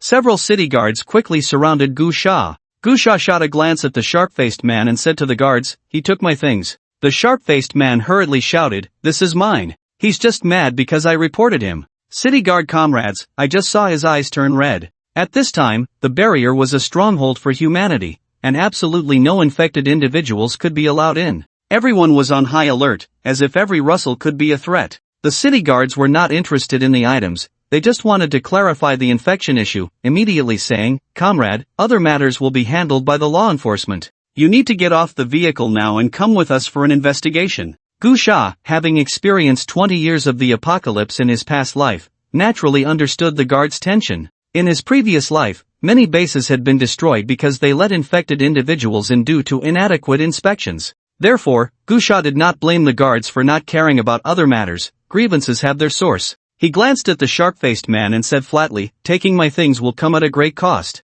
With that, Gusha got off the vehicle. One of the city guards helped Gusha carry his backpack. Everyone watched as Gusha was taken away, whispering among themselves, seemingly still in shock. Some even marveled at the sharp-faced man's keen eyesight, thanking him for averting a crisis. The sharp-nosed monkey was happily dealing with the situation, tightly clutching the backpack in his arms, already feeling that it was filled to the brim with food. Before the apocalypse, this sharp-nosed monkey was a small boss, particularly skilled at scheming, so he was different from most people. While most survivors believed that entering the barrier meant everything was fine, the sharp-nosed monkey thought differently. He was convinced that entering the barrier only temporarily ensured safety, but it didn't mean life would be easy. Moreover, food was definitely in short supply, so he had to find ways to acquire more food. Therefore, when he discovered that Gusha had suddenly obtained 2 large bags of food, he became interested. At first, he thought Gusha looked young, just a student of about 10 years old, and thought he could easily deceive him.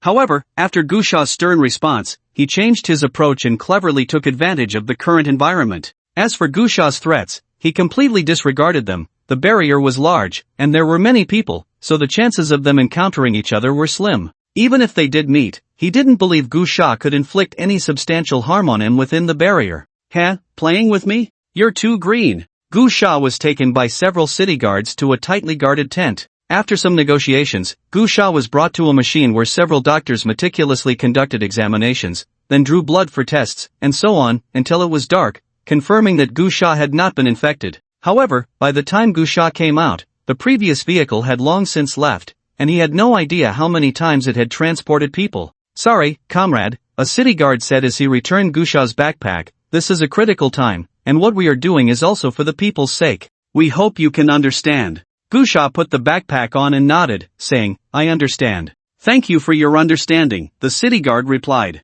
"I will arrange a vehicle to take you into the barrier immediately." "Wait a minute," Gusha asked. "I heard on the broadcast that the authorities have established extraordinary management associations in various places, inviting extraordinary individuals to join. Is there an extraordinary association in the Sea City barrier?" The city guard's eyes widened suddenly, and his tone became somewhat urgent as he asked, "Comrade, do you mean you are an extraordinary individual?" The concept of extraordinary individuals had already been announced by the authorities through broadcasts 20 days ago. It was no longer a secret. In fact, the authorities often claimed that the future of humanity lay with extraordinary individuals. Moreover, to ignite hope, the authorities had deliberately promoted a large number of extraordinary heroes, publicizing their deeds and extraordinary powers, and announced the establishment of the Extraordinary Association, offering high welfare benefits to extraordinary individuals. Therefore, although the status of extraordinary individuals was not as high as in later generations, it had begun to show,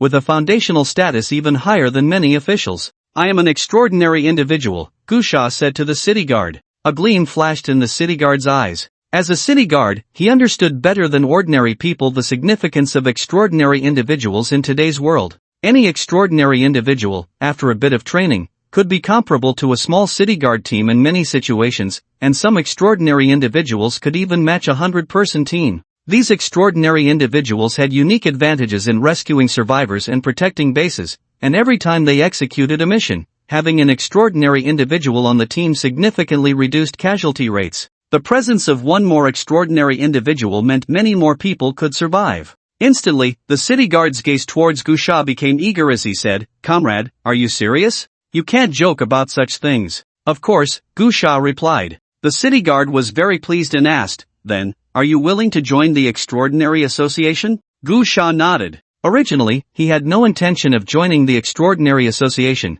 but the recent incident with the sharp-nosed monkey made him realize something. This is the early stage of the apocalypse, not the era when mercenary associations and gangs ran rampant in the later years. At this time, joining the Extraordinary Association could avoid a lot of trouble and gain first-hand information, allowing him to seize opportunities quickly. Moreover, within the barriers, one inevitably encounters people who are not cautious, but killing someone inside the barriers would bring too much trouble. However, joining the Extraordinary Association would be different. He could gain a lot of power. For instance, tonight he was going to find that sharp-nosed monkey and make it pay the price it deserved. The city guard was quite excited and immediately took Gu Sha to a temporary steel shed hall outside a special passage. However, there was no one inside. The city guard awkwardly said, "I'm sorry, this hall is specifically for receiving registrations of extraordinary individuals, but there are too few extraordinary individuals, so the staff here rest quite early. Please wait here for a moment, I'll go call someone." Gu Sha nodded and sat down on a chair.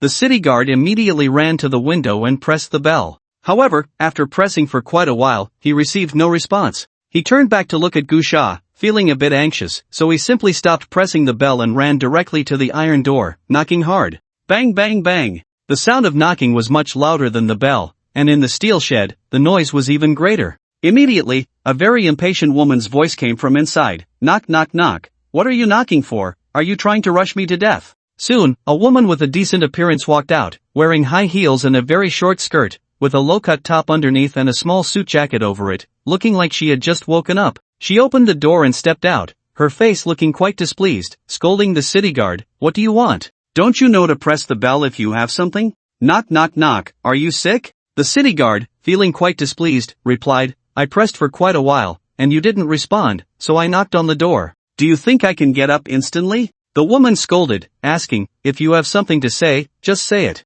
I still need to catch up on my beauty sleep. If I don't sleep well, are you responsible?" The city guard retorted, "Lin, we came out here to carry out a mission. If you're free, no one says anything about you resting, but when something comes up, you must act immediately. That's your duty. If you want to sleep, why are you out here on a mission?" "None of your business," the woman replied irritably. "What do you want? Hurry up and say it, I don't have time to waste with you." "You." The city guard suppressed his anger and said, "An extraordinary individual wants to join the Extraordinary Association. Please check and register here, then notify the Extraordinary Association." The woman immediately became angry. "Do you know how troublesome the registration is? Can't you come back tomorrow? Why do you have to stir things up so late at night? Don't you know I'm the only one on duty tonight? Take the person away and come back tomorrow." The city guard was stunned, a bit unsure if he had heard wrong, and uncertainly said, "Lin, listen carefully, it's the registration of an extraordinary individual, an extraordinary individual."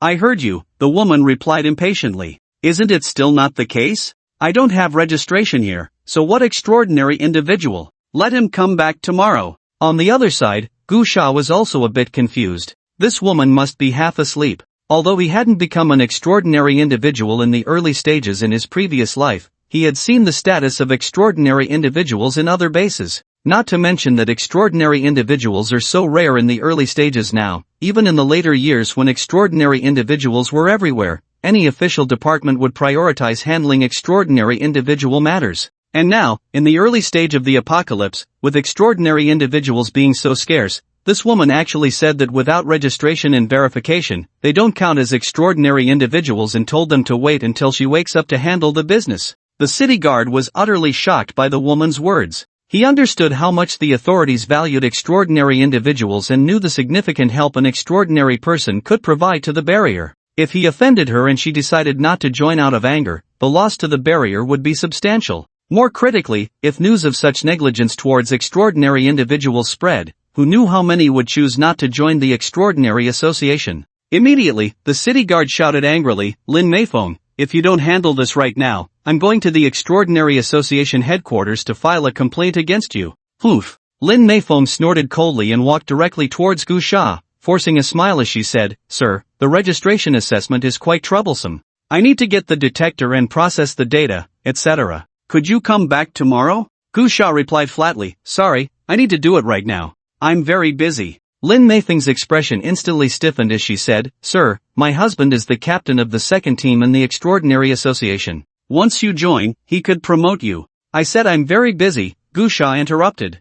I don't have time to listen to your stories. You. Lin Meifeng's face turned sour as she glared at Gu Sha. Reluctantly, she walked into the counter window, angrily threw a folder out, and shouted at Gu Sha, "Come here, register." Gu Sha frowned slightly. Lin Meifeng's attitude displeased him. He joined the Extraordinary Association to obtain a superficial identity to avoid trouble, but if acquiring that identity made him uncomfortable, then it was unnecessary. Seeing Gu Sha sitting still, Lin Meifeng yelled, "Did you not hear me calling you? Hurry up and register. Don't you know I'm very busy?" Gu Sha glanced at the woman and sneered, then asked the city guard, "Comrade city guard, is this the attitude the authorities have towards extraordinary individuals?" The city guard hurriedly replied, "Mr. Gu, please don't be angry. This person does not represent the official stance, nor does she represent the Extraordinary Association." After saying that, the city guard approached the window and angrily whispered, "Lin Meifeng, I tell you, if this Mr. Gu leaves because of you today, no matter how powerful your background is, I will report you to the Extraordinary Association headquarters.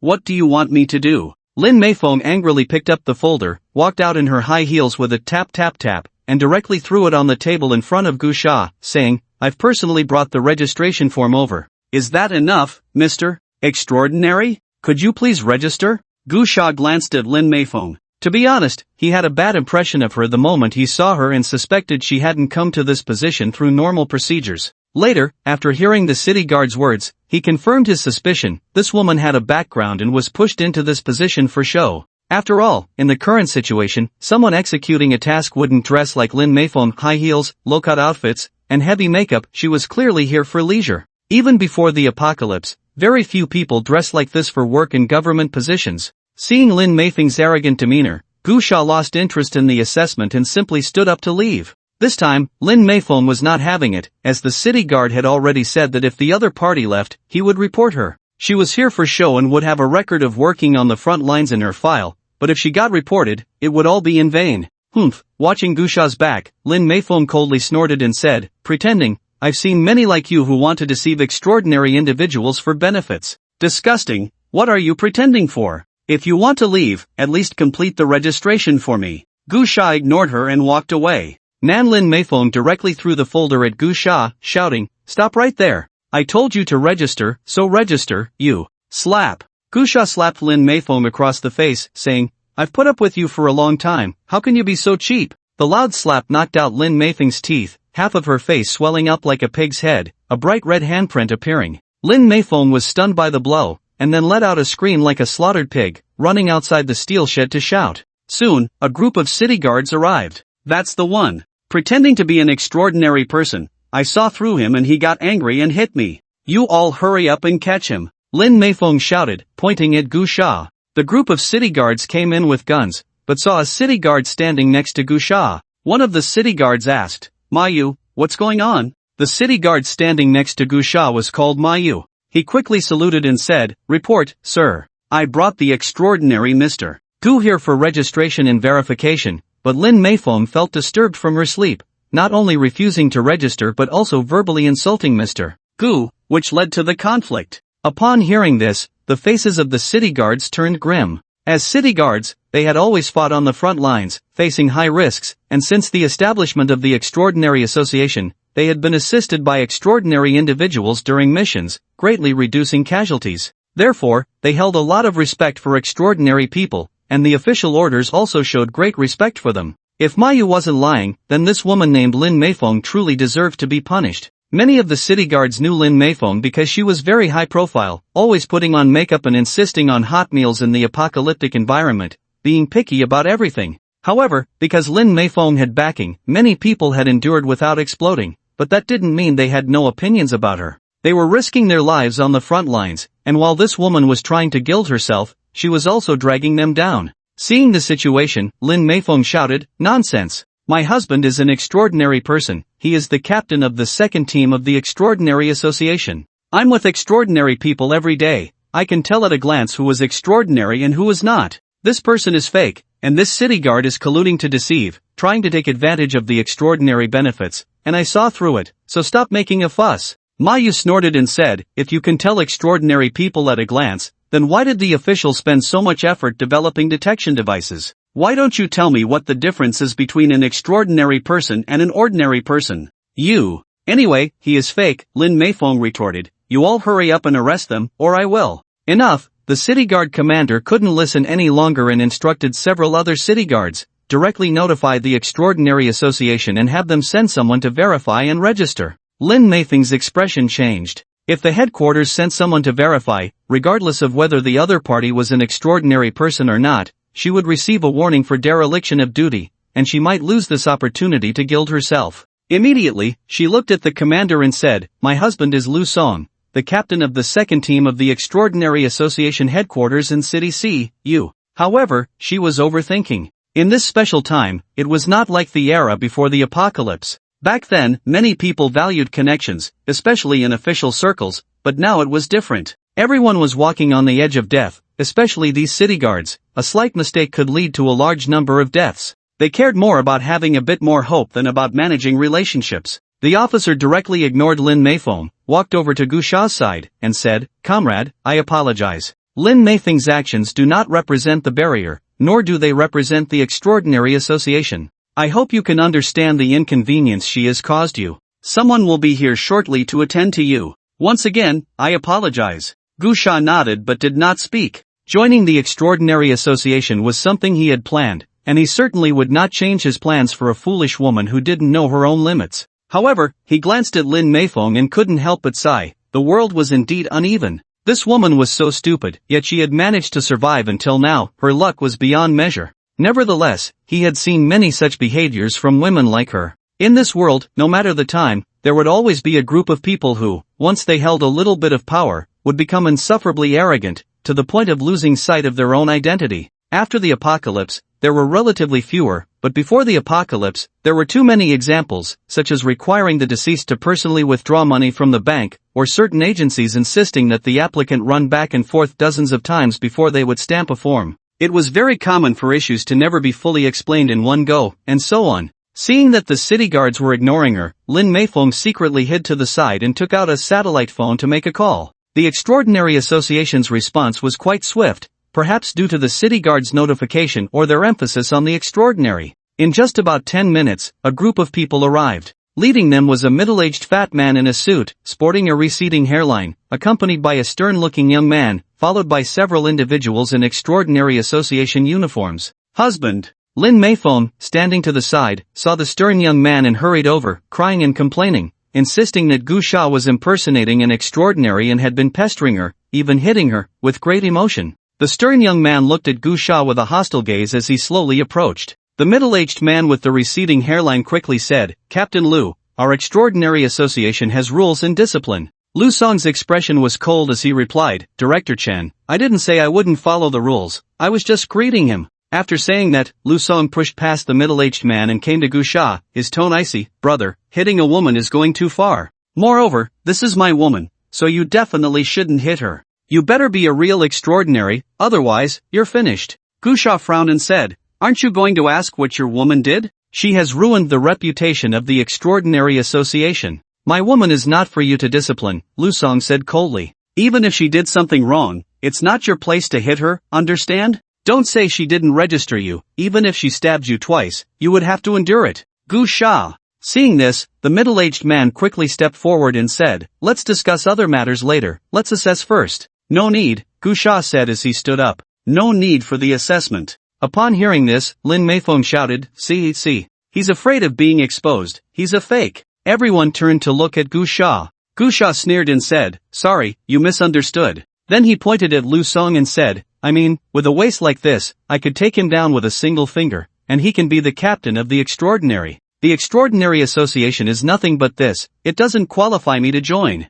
As soon as Gu Sha said this, everyone's expression changed. Lu Song was even more furious, stepping forward with a cold snort and saying, "You don't know the heights of heaven or the depths of the earth. Today, I'll let you know what it means to have respect." As soon as the words fell, Lu Song struck directly, the tiles beneath his feet shattered instantly, his speed incredibly fast, and with one punch, he smashed towards Gu Sha. A faint sheen appeared on his fist, and many could only see a blur. His fist had already appeared in front of Gu Sha. Everyone seemed to envision the scene of Gu Sha being splattered with blood on the spot. Lu Song was quite famous in the current Sea City barrier, being among the top tier of the Extraordinary Association, already a third-tier warrior, and there were no more than 10 people who could match him. Thus, he held the title of one of the top 10 strongmen in the Sea City barrier. It was precisely because of this reputation that his lover, Lin Meifeng, dared to be so arrogant. However, in the next moment, everyone was stunned. Lu Song's fist was easily caught by Gu Sha. In that instant, everyone was filled with shock. Lu Song's eyes widened in disbelief. He had put all his strength into that punch, yet it was caught.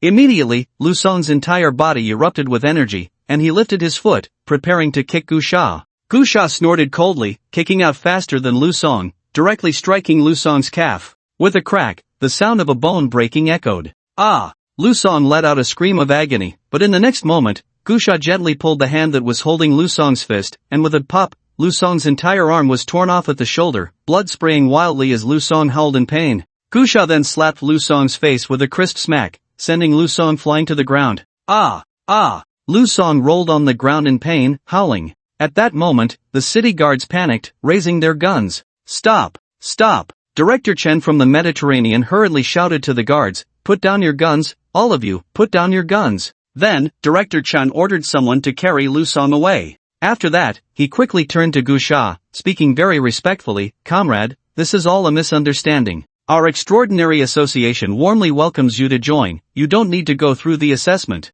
I now." "No need," Gu Sha waved his hand directly, sneering, "The extraordinary association is like this, it doesn't deserve my joining." After saying that, Gu Sha shouldered his backpack and looked at the city guard named Mayu, saying, "City guard Ma, please arrange for me to enter the barrier under the normal survivor conditions." Mayu was still in shock, nodding blankly. Gu Sha pushed past Director Chun from the Mediterranean and stepped out. When he reached the door, he turned back to glance at Lin Meifeng, whose face was pale, then looked at Director Chen, saying, "Extraordinary association, I am very disappointed." Director Chen shot a furious glare at Lin Meifeng, then quickly caught up, shouting, Comrade, let me explain." Gu Sha stepped outside the steel shed, suddenly stopping to look at Director Chen, saying, "That person is called Lu Song, right? He struck first. I believe I was acting in self-defense. However, if the Extraordinary Association does not recognize this and wants to retaliate, feel free to find me anytime, I will be ready, but I advise you to think twice." After saying that, Gu Sha lightly stomped his foot on the ground and left.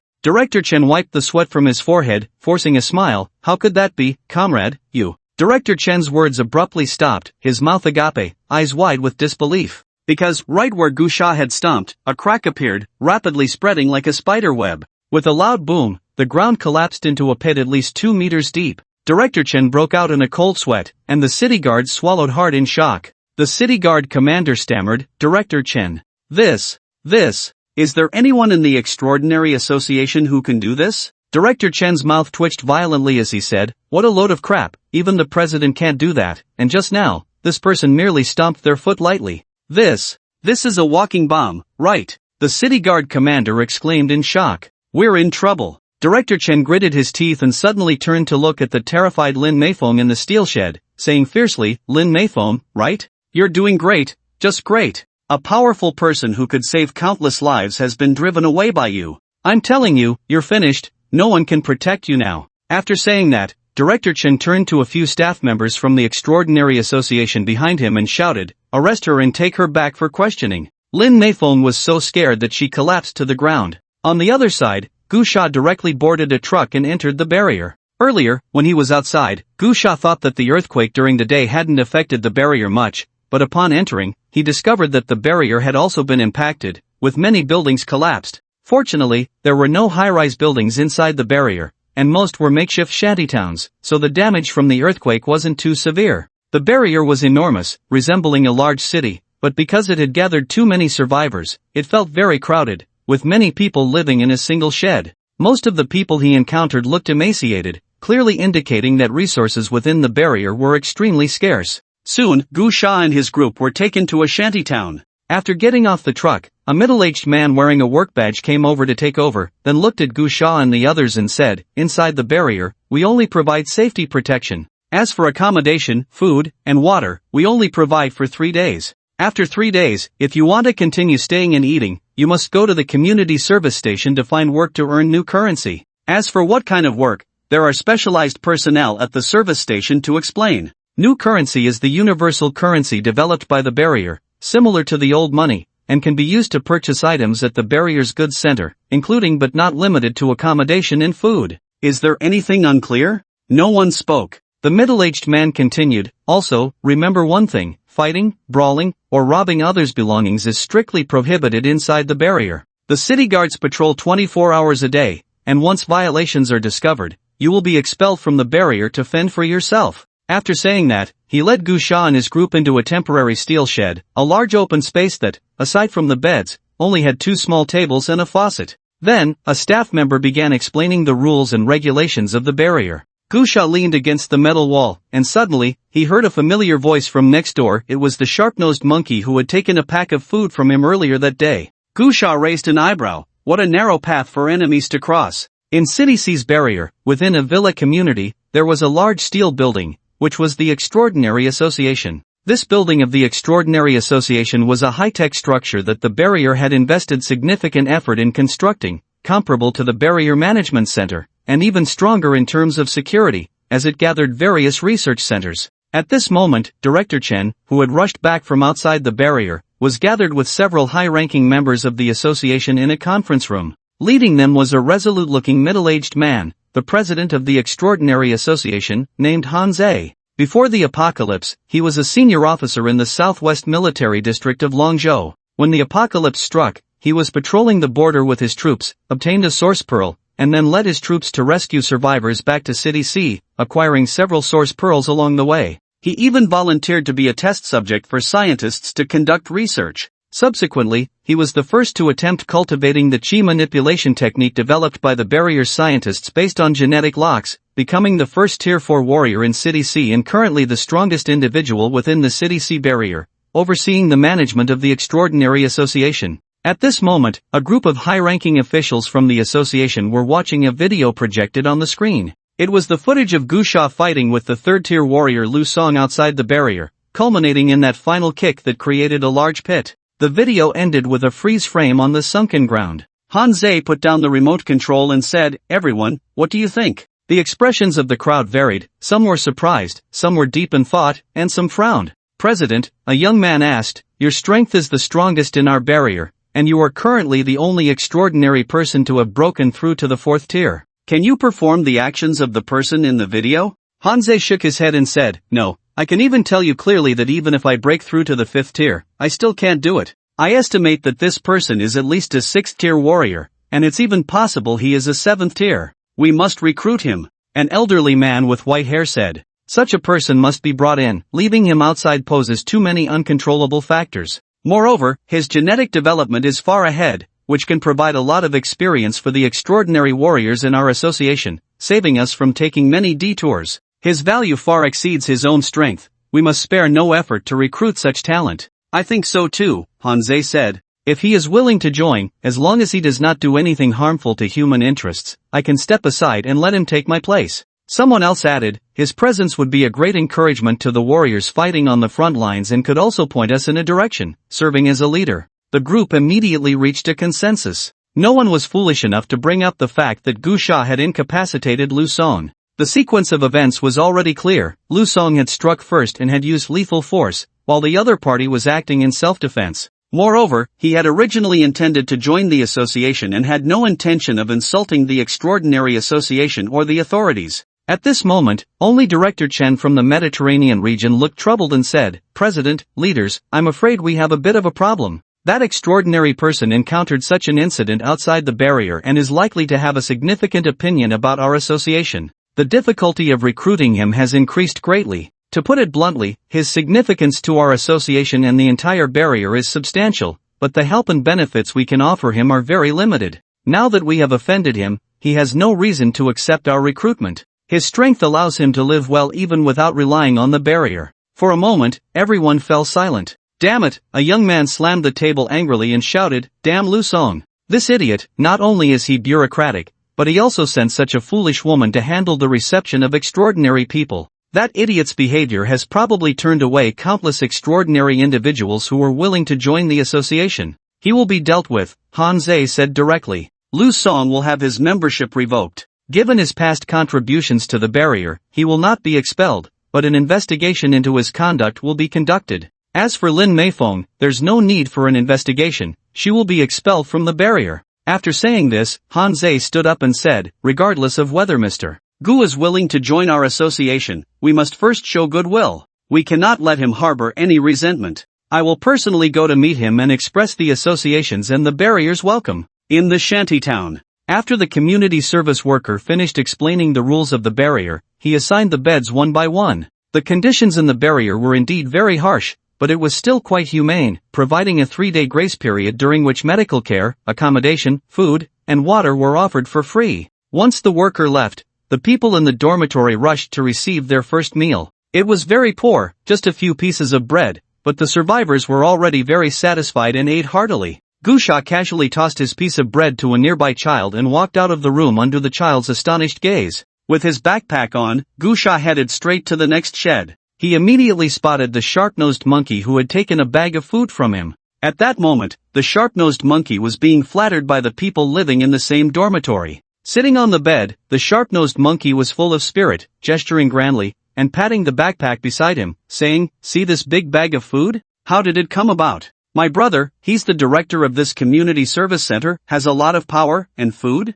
We can have as much as we want. He even said he'd arrange for me to work at the community service center in a couple of days. Xiaogui, you've made it big. You have to take care of us in the future. Yeah, Xiaogui, we're all with you now. Just say the word, and we'll go through fire and water for you, brother. Who would have thought we'd be so lucky to live with you, Xiaogui? Xiaogui, you have to take care of your little brothers." The sharp-nosed monkey was enjoying the flattery, his eyebrows dancing with delight. Suddenly, he froze, for he saw Gusha appear at the door. He could naturally recognize Gusha, after all, he had snatched that bag of food from him. For a moment, he felt a bit flustered. However, it was just a fleeting moment of panic. He glanced at the 20 or so people in the dormitory, and his confidence returned. These people were all rallying around him now, and this was his territory. He didn't believe Gusha could do anything to him. In fact, many methods flashed through his mind. As long as this kid dared to be ungrateful, he could make him unable to stay. "Kid, got something to say?" The sharp-nosed monkey knew what he had done, so when he saw Gusha, he immediately realized Gusha was here to cause trouble and didn't pretend to ask about anything else.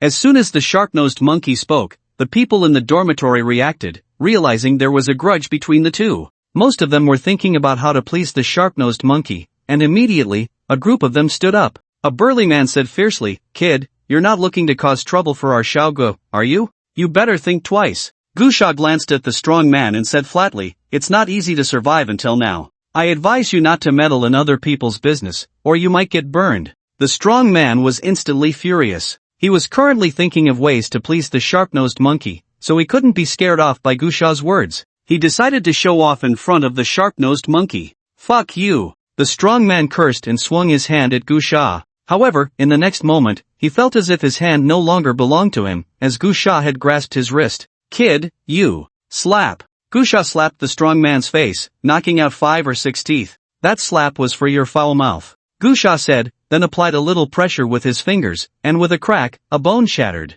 "Ah!" The strong man let out a piercing scream, trying to struggle but unable to move an inch. Gusha kicked the strong man's leg, breaking the bone, and the strong man cried out in agony as he knelt on the ground. Gusha tossed the strong man to the floor and said, "I told you not to get burned. You insisted on courting death, so I'll break one of your arms and one of your legs to teach you a lesson." After saying that, Gusha looked at a few others and said, "Who else wants to meddle?" In that instant, those who wanted to curry favor with the sharp-nosed monkey hurriedly stepped back, their faces pale as they looked at the strong man lying on the ground, screaming in pain. Their hearts raced. In this world, being crippled was equivalent to a death sentence. At this moment, the sharp-nosed monkey was also panicking. He hadn't expected Gusha to be so ruthless, and he wasn't a fool. Someone who could crush bones was not someone he could provoke. His face was as pale as death, cold sweat breaking out on his forehead. He hurriedly stood up from the bed, forcing himself to appear calm, and said, "Little brother, it's all a misunderstanding. I'll return your things right away." In that instant, the sharp-nosed monkey threw the backpack at Gusha and quickly tried to run outside. However, Gusha caught the backpack with one hand and reached out with the other, grabbing the sharp-nosed monkey's arm and pulling hard. With a crack, the monkey's arm broke clean off, and he lunged forward, letting out a piercing scream. At that moment, the commotion in the shed had already attracted the attention of people in the surrounding sheds, and a large crowd gathered outside to watch. Upon seeing this scene, they all retreated in a frenzy. The sharp-nosed monkey lay on the ground, his face pale, nearly fainting from the pain. Gusha tossed the severed arm aside and walked toward the sharp-nosed monkey, who was terrified and struggled to back away, shouting, "You! Don't come over here! You! This is a barrier! No fighting allowed! My brother is the director of the community service center." Gusha had heard the sharp-nosed monkey mention having a brother in the community more than once, but each time it was different. Outside he claimed it was a cousin, here he said it was a brother. It was clear he was just trying to bluff, a tactic that might work on others, but it was impossible to fool Gusha. Moreover, even if it were true, Gusha had no reason to fear a community director. "I said it before, taking my things comes with a price." Gusha walked over and stepped on the sharp-nosed monkey's chest. Instantly, the monkey's chest caved in, blood spewed from his mouth, his eyes widened, and he died on the spot. The scene instantly descended into chaos. Although death was common in this apocalyptic world, once inside the barrier, there were clear regulations, and the order that had already collapsed was slowly being re-established, creating a baseline of law in the hearts of these survivors. At that moment, Gusha killed the sharp-nosed monkey in front of so many people, and while the shock was somewhat less than that of a public murder before the apocalypse, it was still significant. "City guards, city guards!" Just then, a team of city guards arrived in response to the commotion, but by the time they got there, Gusha had already killed the sharp-nosed monkey. "Hands on your head, squat down!" A team of city guards surrounded Gusha with their guns drawn. Gusha looked at the guards, ready to speak, when suddenly another group rushed over, causing a stir, as the leader was none other than Hanzei, the president of the Extraordinary Association. In the current barrier, Hanzei was the most famous person. The barrier's government deliberately promoted the existence of extraordinary warriors to bring a glimmer of hope in the desperate apocalypse, and as the top expert in City C's barrier, Hanzei was naturally a top-tier figure, known by many. "Stop! Everyone, stop! Put down your guns!" Hanzei hurriedly intervened with the city guards, then took out an identification document, saying, "I am Hanzei, president of the Extraordinary Association. This Mr. Gu is here at our request to investigate the extremists hidden among the populace. We will take over the situation here." The city guards had no doubt about Hanzei's words. Even if they had doubts, they wouldn't question him. They all saluted solemnly and then withdrew. Hanzei looked at the scene and then turned to Gusha, quietly saying, "Mr. Gu, may I ask you to step aside for a moment to talk?" Gusha did not refuse and nodded. Then, Hanzei arranged for two extraordinary warriors to handle the aftermath and led Gusha to a car, quickly arriving at an office in a large building.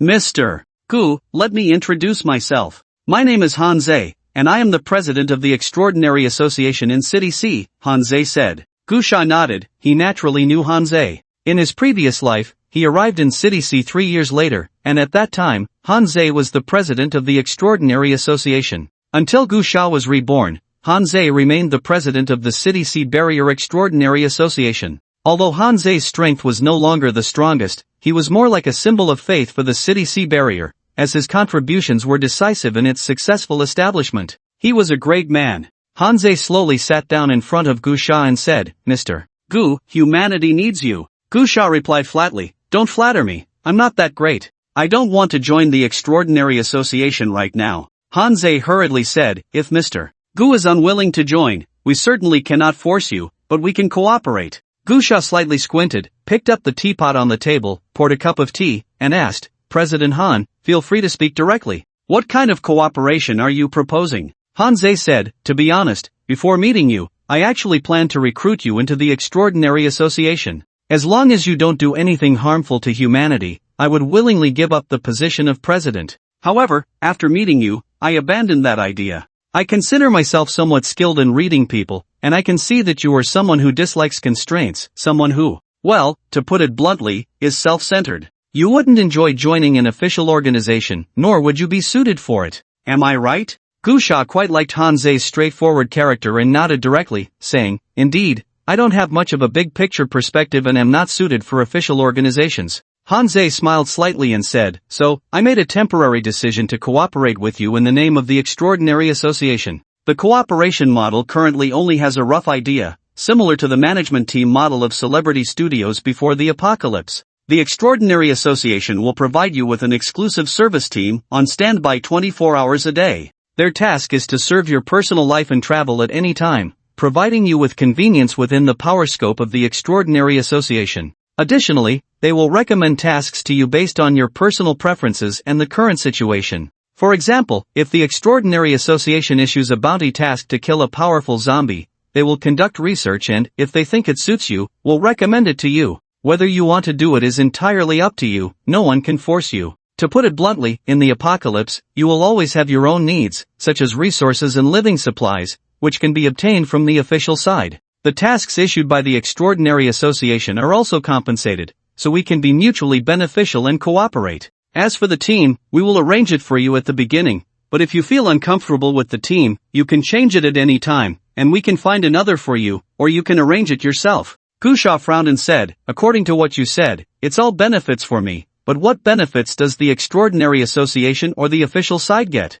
Cooperation can't be one-sided, right? Hanzei smiled and said, for us on the official side, it means a lot. It's just that we have different perspectives on the matter. Mr. Gu, you must believe in one thing, as time goes by, the number of powerful extraordinary beings will definitely increase, and the authorities will certainly need to coordinate. The cooperation model I envision now seems like the authorities are expending effort to serve the extraordinary beings, but in reality, it is also the extraordinary beings giving back to the authorities. First, as the number of powerful extraordinary beings grows, there will be more and more strong individuals like Mr. Gu who are unwilling to join official organizations. However, this group of people cannot be suppressed by the authorities, they represent a spark of strength for humanity, and the authorities can only appease them to reduce uncontrollable factors. Second, through this cooperation model, we can fully utilize the various strengths of humanity. After all, the power of the authorities is limited, especially in the apocalypse, where resources are increasingly scarce.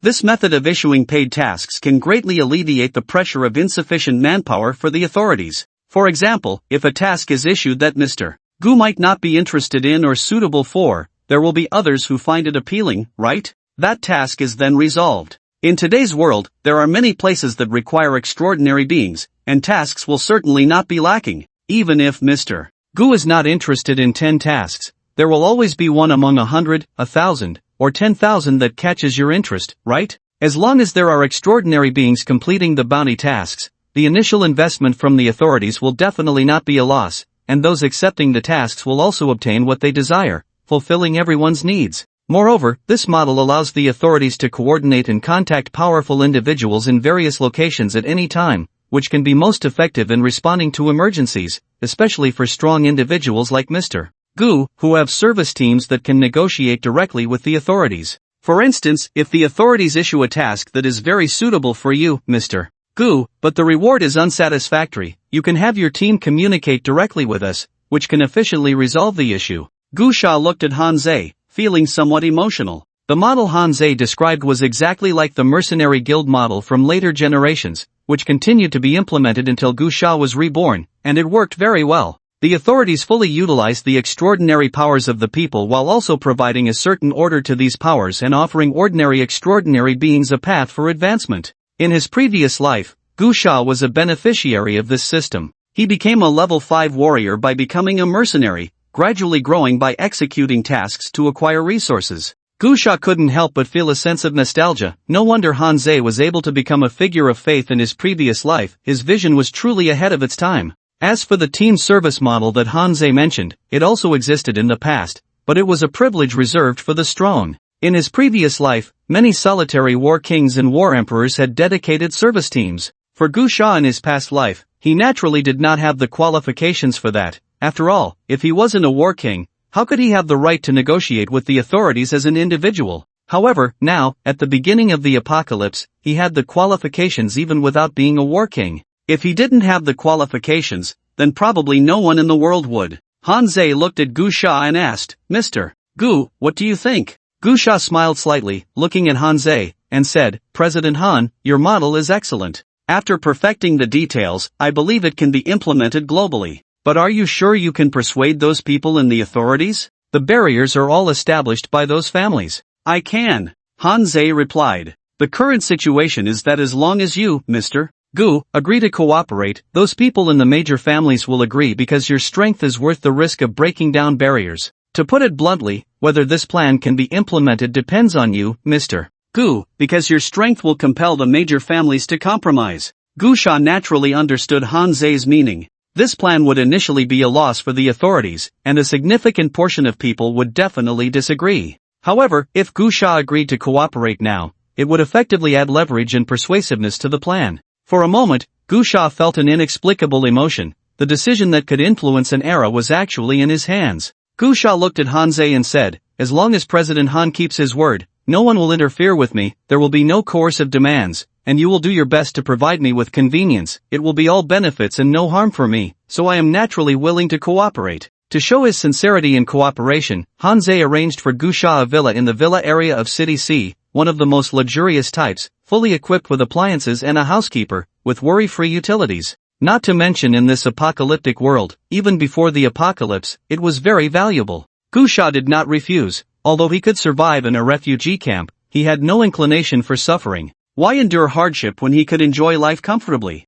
At the same time, Han Zei also gave him 30,000 new coins as starting capital, ensuring that Gu Sha could live without worry in the barrier for several months. In fact, if Gu Sha saved money, 30,000 new coins would be enough for him to live well for several years. After arriving at the villa, Gu Sha felt a bit emotional. In both his past and present lives, he had never lived in such a good house. Before the apocalypse, he was an orphan, living in a place that didn't even have a private bathroom, and he had to use a bucket to take a shower. In his past life during the apocalypse, he was only slightly better off than the refugees, ensuring his basic needs but not qualified to talk about enjoyment. So now, this villa was indeed the best living condition he had experienced in 2 lifetimes. Gu Sha stood on the second-floor balcony smoking, looking at the brightly lit community, and chuckled softly. There has never been such a thing as fairness in this world. He had just come out of the refugee camp, where people were still worried about having enough to eat, even having to conserve water. Yet, in the same apocalypse, in the same barrier, some people lived in villas and drank red wine. Just as he finished a cigarette, a middle-aged woman in the hall called out with a satellite phone, "Sir, you have a call." This middle-aged woman, Zhang Meifan, was the housekeeper Han Zei arranged for Gu Sha. Before the apocalypse, she had worked as a housekeeper in wealthy families and was very experienced. However, Gu Sha had to pay her salary himself, which was very low, only 300 new coins a month, but it was already a job that many people in the barrier envied. Zhang Meifan felt a bit timid in front of Gu Sha and was very respectful. After more than a month of the apocalypse, many people had come to understand what kind of world this was. That Zhang Meifan could be arranged by Han Zei to be Gu Sha's housekeeper naturally meant she was a perceptive person. She knew very well that her job was already quite respectable in the apocalypse. She didn't have to worry about not having enough to eat, didn't have to worry about being bullied, and could enjoy the top-notch security of this high-end community, along with a stable income. But she also understood that whether she could continue living like this depended entirely on this young man who looked even younger than her son. Just a word or even a mood from him could make her lose her means of survival in the apocalypse. Gu Sha took the phone and waved his hand. Zhang Shufan immediately bowed and left. Gu Sha looked at the phone. It was a satellite phone that Han Zei had provided for him, very advanced, even more so than the smartphones before the apocalypse, and most importantly, it could always connect to a signal in this apocalyptic world. Gu Sha answered the call without speaking. A very gentle female voice came from the phone. "Mr. Gu, hello, I am your dedicated operator, my name is Niechingching, and I will be serving you in real time from now on."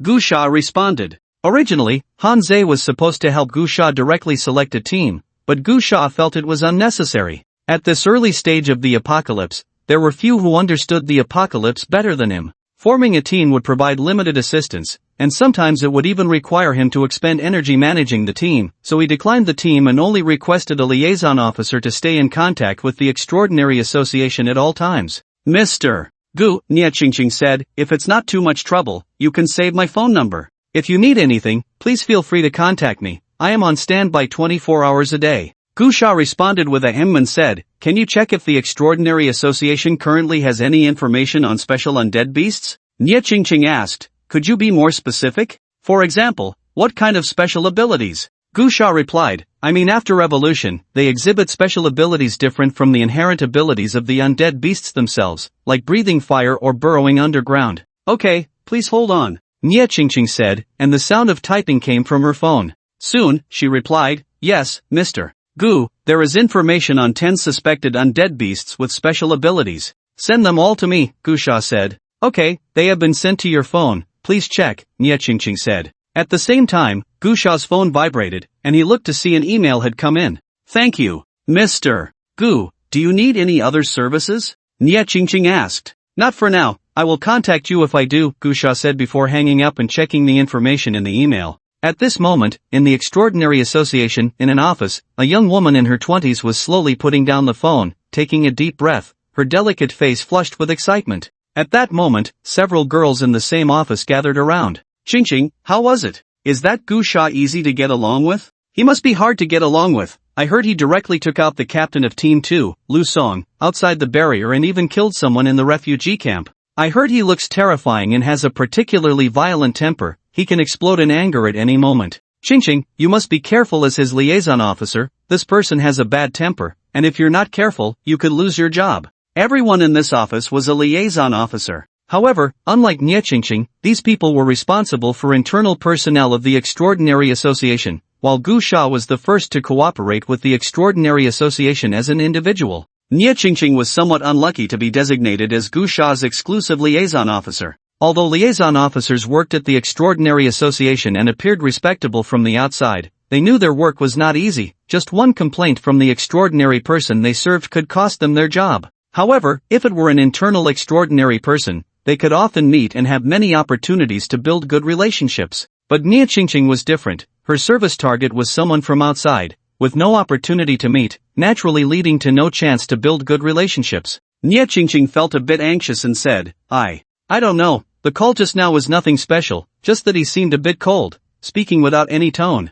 That's troublesome, people like that are the hardest to get along with. Qingqing is really unlucky. For a moment, some looked at Nie Qingqing with sympathy, some felt relieved, and others even took pleasure in her misfortune. Just then, the office door opened, and Han Zhe and Director Chun from the Mediterranean walked in, heading straight for Nie Qingqing, asking, "You just spoke with Gu Sha, right?" "Yes, President," Nie Qingqing bowed and said, "I was just about to report to you, Mr. Gu requested some information." "What information?" "Information on special undead beasts." Han Zhe was slightly taken aback and said softly, "No wonder he is someone who can lead the times, his intuition about things is truly strong. He must have sensed that the beast has a secret." After murmuring this, Han Zhe looked at Nie Qingqing and said seriously, "Remember, your current task is to serve Gu Sha. No matter what requests he makes, whether reasonable or not, you cannot refuse. Then come and inform me. Remember, you must not provoke any dissatisfaction from him.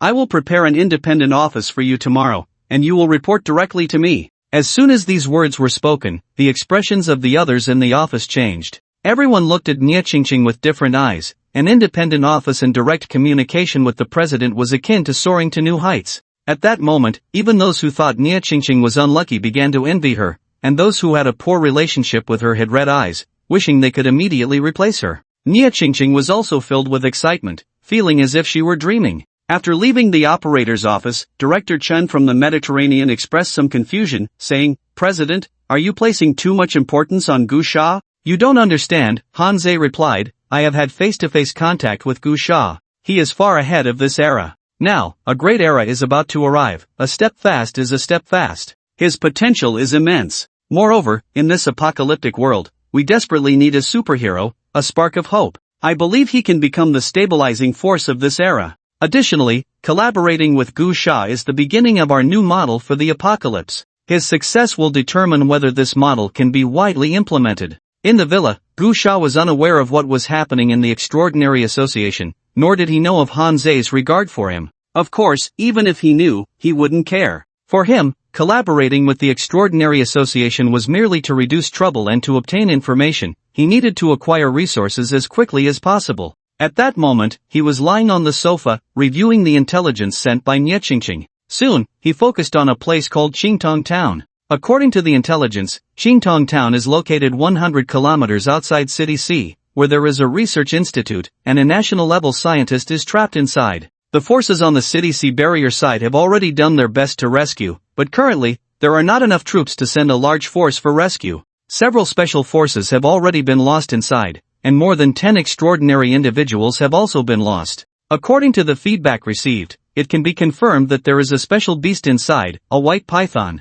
Codename, White Python. Estimated level, Tier 3 ability, Ice Transformation. The information is not very detailed. After all, very few soldiers who entered Qingtong Town to rescue the scientist have returned, so the information provided is limited. The Extraordinary Association's reward for this mission is 100,000 new coins. Gu Sha did not have high expectations for the reward from the Extraordinary Association. In the early days of this apocalypse, the official side really couldn't offer anything tempting to him, but in the future, they would. He remembered from his past life that the official side developed many powerful items because later on, many special elemental substances that did not exist on Earth were discovered, allowing for the creation of many black technologies, such as clothing that could simulate the scent of zombies to blend in without being attacked, space bags for storing items, and short-term invisibility technologies, etc. However, right now, there was nothing. Gusha thought for a moment and called Niechingching, saying, "Ask Hanzei if I can advance 50,000 new coins from the reward to create a tang knife with the most advanced technology and materials.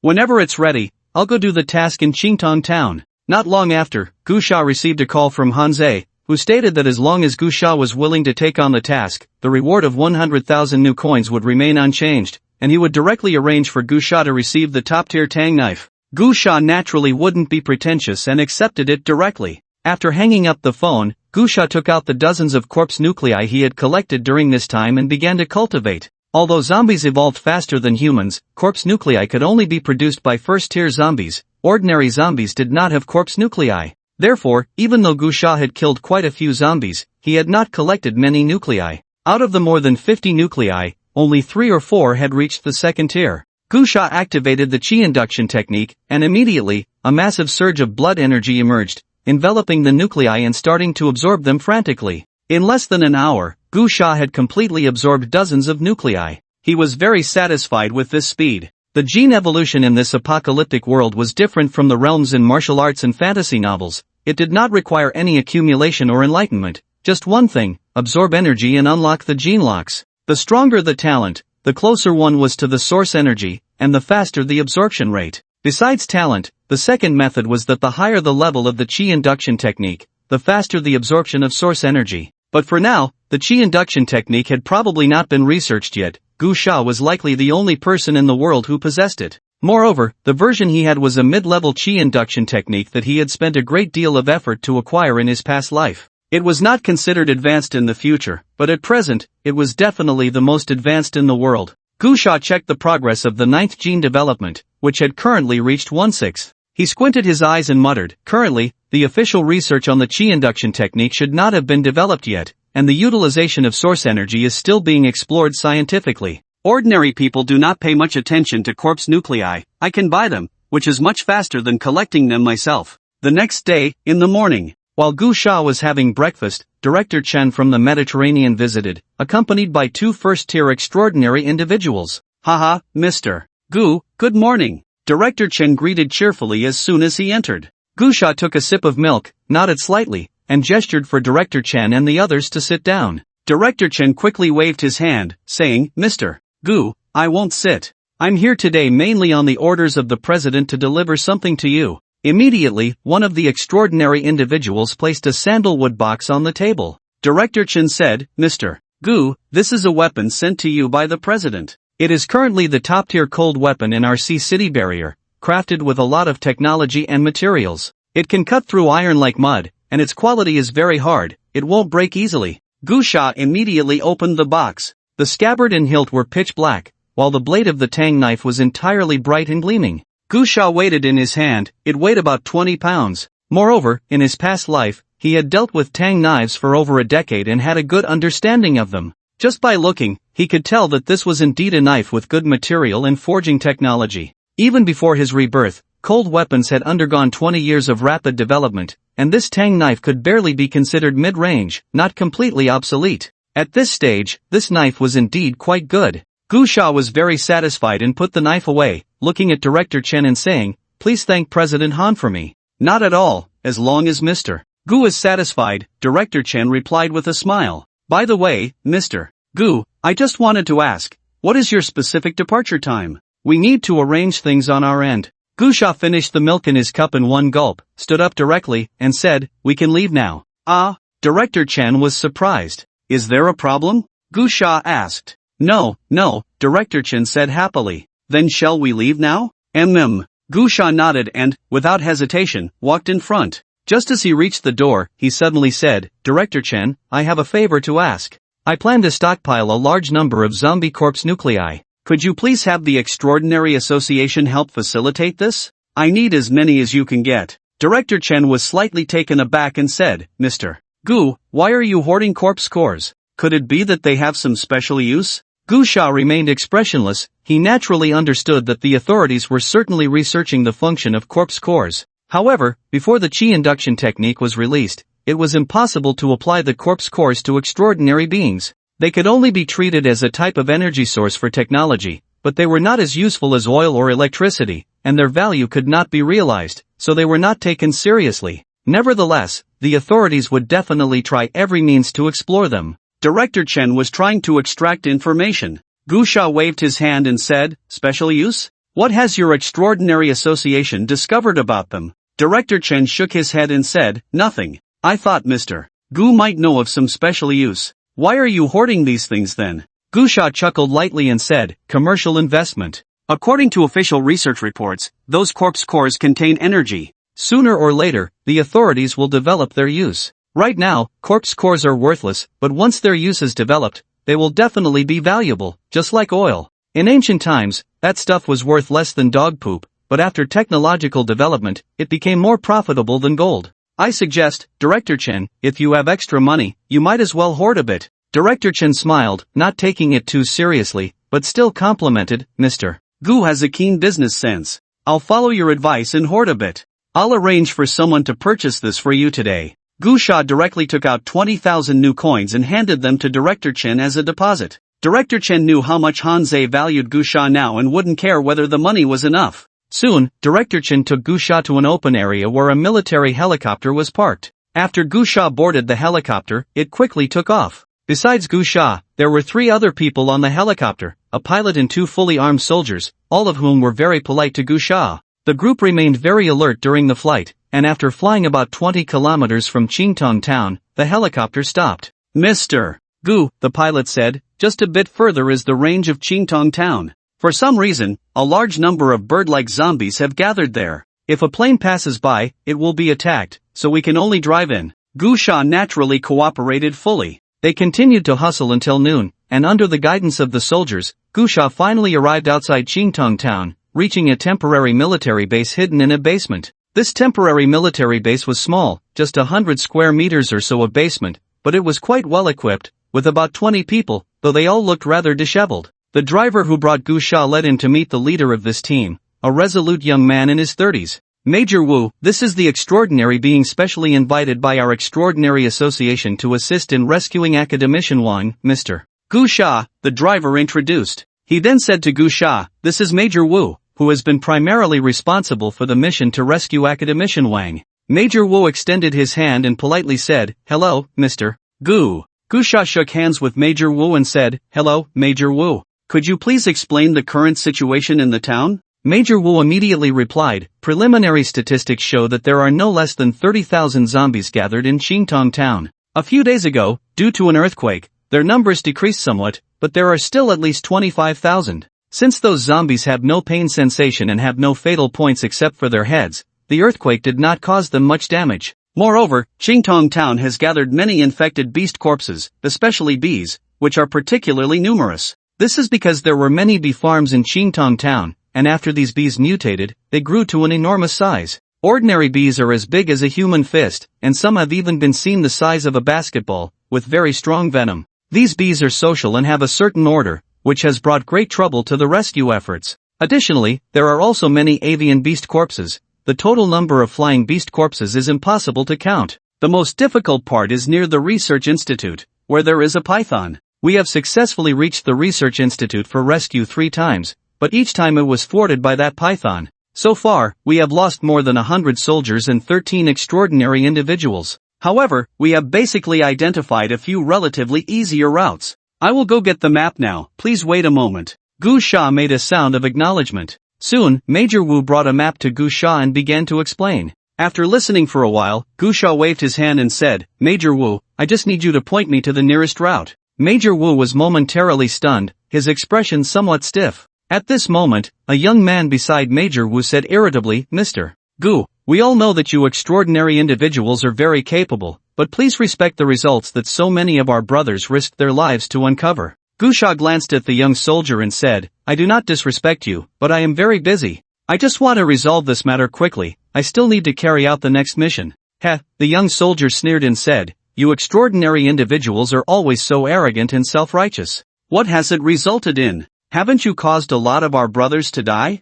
You extraordinary individuals have good skills, so you have a great chance of surviving, but our lives are not worth anything? Gu Sha frowned. He understood what the soldier was saying. Extraordinary individuals suddenly gained powerful abilities and easily became inflated, thinking they were invincible. It was certainly because those extraordinary individuals who came before maintained that mindset, disobeying orders, which ultimately led to heavy losses for the soldiers who were rescuing together. So now, these soldiers harbored resentment towards extraordinary individuals. Not just this one person. Since entering this base, Gu Sha had sensed that many people here did not look favorably upon him. They were all resentful because of the previous extraordinary individuals. But understanding or not, Gu Sha had no interest in playing the trust-building game with these soldiers. He directly ignored the young soldier and looked at Major Wu, saying, "Major Wu, you just need to point me to the nearest route. I will go alone." Major Wu seemed a bit troubled. The soldier beside him sneered again and said, "Mr. Gu, this is a military camp,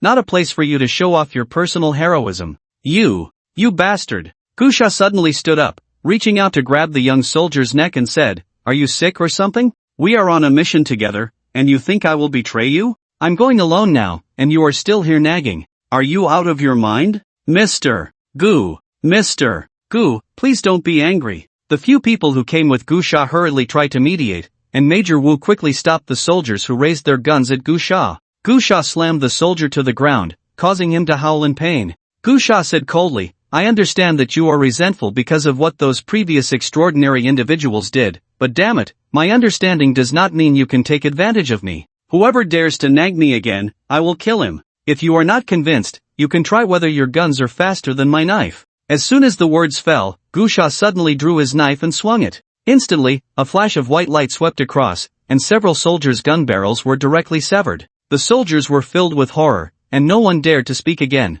Gu Sha looked at Major Wu and coldly said, "Lead the way." Seeing this, Major Wu directly pointed out a shortcut. Gu Sha glanced at the weapon rack, took 2 flame guns, slung them over his back, and walked out the door. Major Wu and the others hurriedly followed, but could only see Gu Sha's back, which quickly disappeared from view. Qingtong town was a bustling large town. Although it couldn't compare to the city, it was very spacious. However, after the earthquake, those tall buildings had turned into ruins, and everywhere was a scene of devastation, with zombies visible all around. Gu Sha quickly moved towards the research institute according to the route pointed out by Major Wu. The tang knife in his hand was indeed powerful, cutting through zombies as easily as mowing grass. The 2 flame guns in his hands could also handle the swarms of bees. Along the way, he did not encounter much difficulty and arrived outside the research institute in about an hour. The research institute had a large building area, but many places had collapsed. Groups of zombies were swaying about, and occasionally, a few oversized bees buzzed by.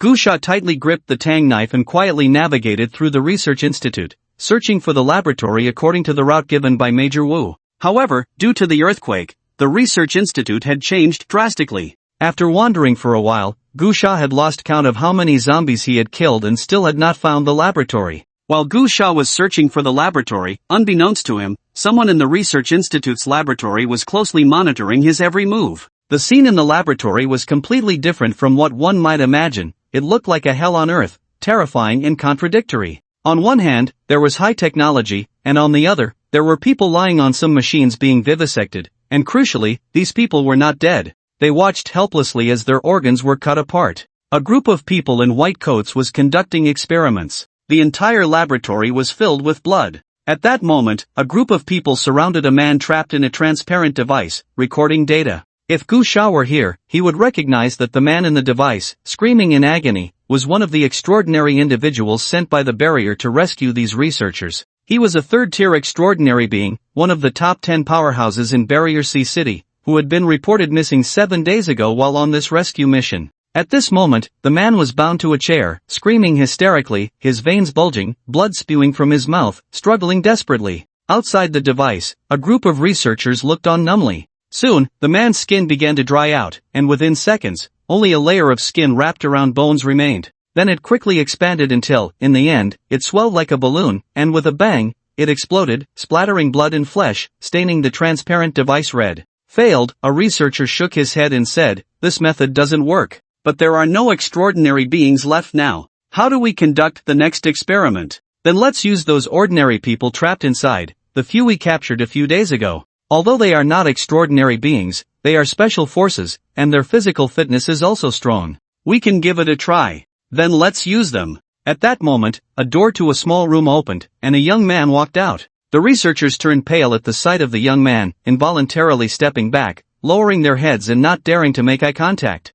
The young man looked at the pool of blood and flesh in the device, his face grim, and said, "Why can't you succeed? You useless fools, this is already the 8th extraordinary being." A group of researchers lowered their heads, afraid to speak. The young man took a deep breath and asked, "What's the problem this time?" A researcher replied, "The values are incorrect, and the compatibility with the human body is insufficient. However, we can't lower the values, we can only find a way to increase the human body's tolerance, but we failed. Useless." The young man glared fiercely, scanning the room, and asked, "Where's that old man?" A researcher stammered, "Academician Wang. He said this experiment is doomed to fail. Before we even clarify the essence of the source energy, trying to find a substitute is completely impossible. He refused to conduct the experiment. What a pretentious act. Just a couple of days ago, he was quite happy digging into hearts and lungs, wasn't he?" The young man shouted angrily. "I'll give you one last chance. For the next experiment, I want that old man to do it himself. If he refuses, you all will feed the zombies."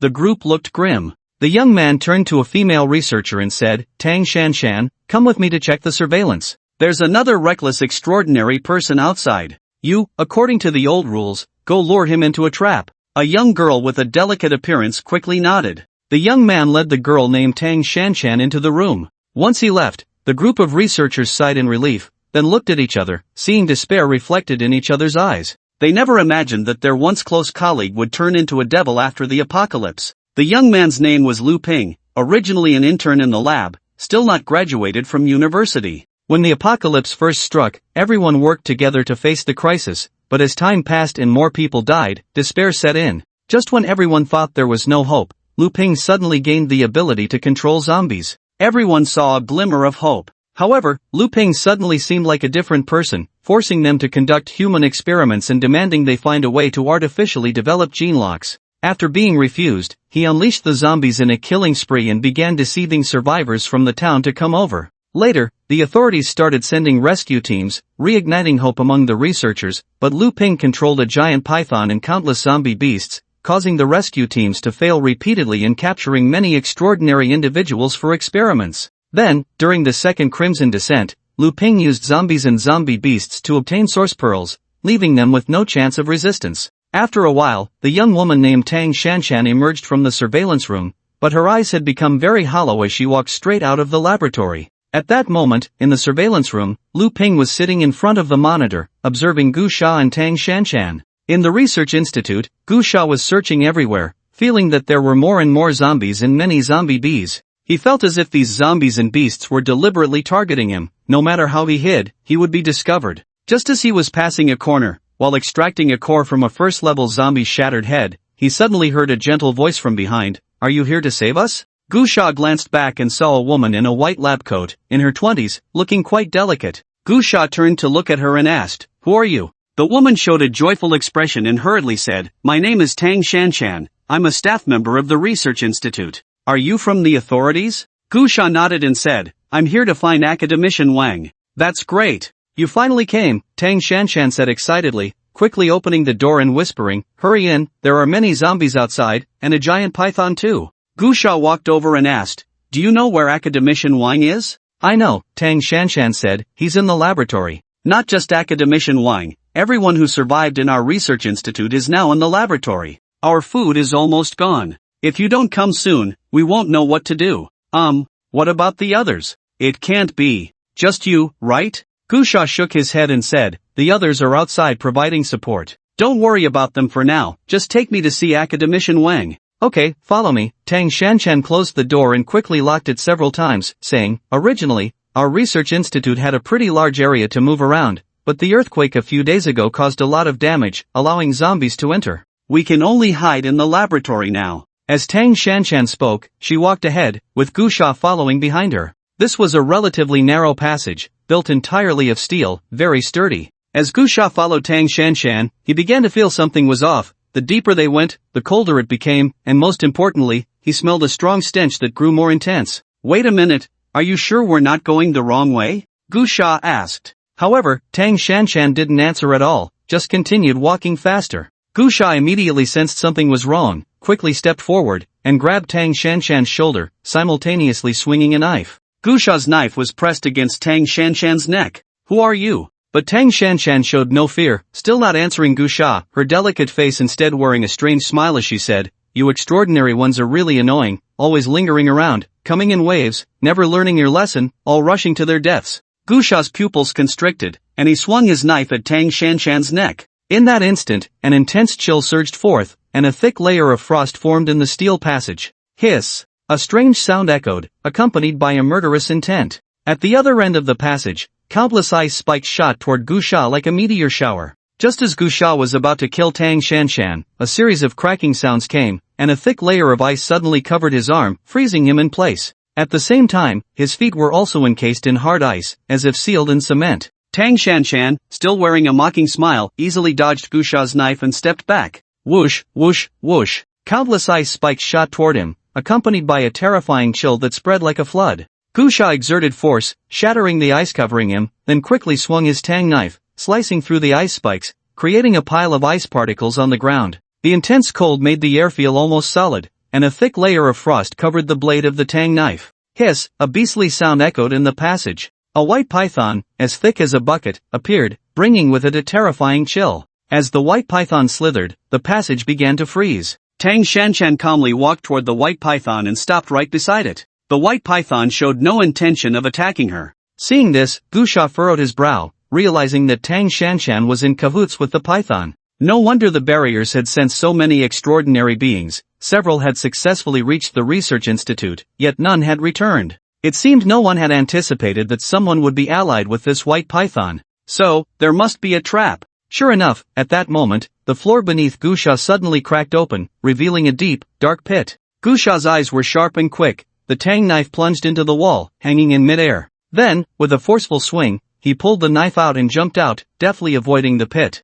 However, at the moment of landing, two iron walls unexpectedly descended from both front and back, sealing him in a small space. At the same time, the heavy steel walls quickly closed in towards the center, and a terrifying freezing force emerged, attempting to restrict Gu Sha's movements. Humph! Gu Sha snorted coldly, exerting a slight force with his feet, shattering the ice blocks. He then swung his fist forcefully at the encroaching steel wall. With a loud crash, the several-ton heavy steel wall was directly smashed down by Gu Sha's punch. At this moment, Tang Shanshan, standing beside the white python, showed a hint of astonishment on her face and said, "Eat him." In that instant, the white python rushed towards Gu Sha, opening its massive mouth and spewing a dense barrage of ice spikes. Gu Sha scoffed, quickly charging forward, leaving a trail of footprints on the steel floor, while the tang knife in his hand spun wildly, slicing through the ice spikes that scattered in all directions, the sound of ice shattering echoing continuously. Soon, Gu Sha reached the front of the white python. A flicker of human-like fear appeared in the python's eyes as it twisted its body,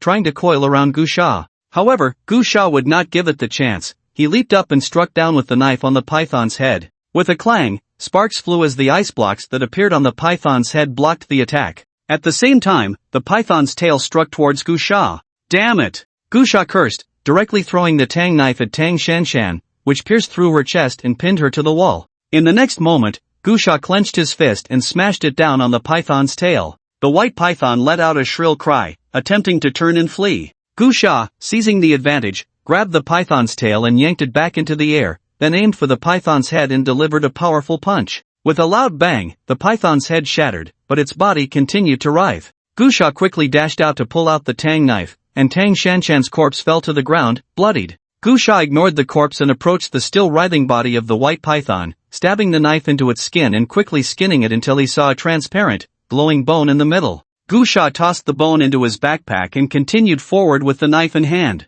Meanwhile, in the laboratory, Lu Ping, who was staring at the monitor, was already furious and had smashed many things. However, when he saw Gu Sha kill the white python, a look of panic appeared on his face. But when he saw Gu Sha extract a piece of transparent bone from the python's body, confusion filled his expression. "What's so special about that bone? Forget it, I won't think about that for now. I need to find a way to deal with this extraordinary person." Lu Ping squinted, pondering for a moment, then quickly ran into the laboratory. "Everyone, come here," Lu Ping shouted. The researchers all nervously approached. Lu Ping scanned the dozen or so researchers, a cold smile appearing on his face as he said, "I have good news for you, that extraordinary person outside has broken in." Instantly, some researchers couldn't help but show joy on their faces. Lu Ping sneered, "What, happy? Let me tell you, you're thinking too much. I intend to kill that extraordinary person. And you all have to cooperate with me in putting on a show. Is there anyone who disagrees?" Naturally, the researchers dared not oppose,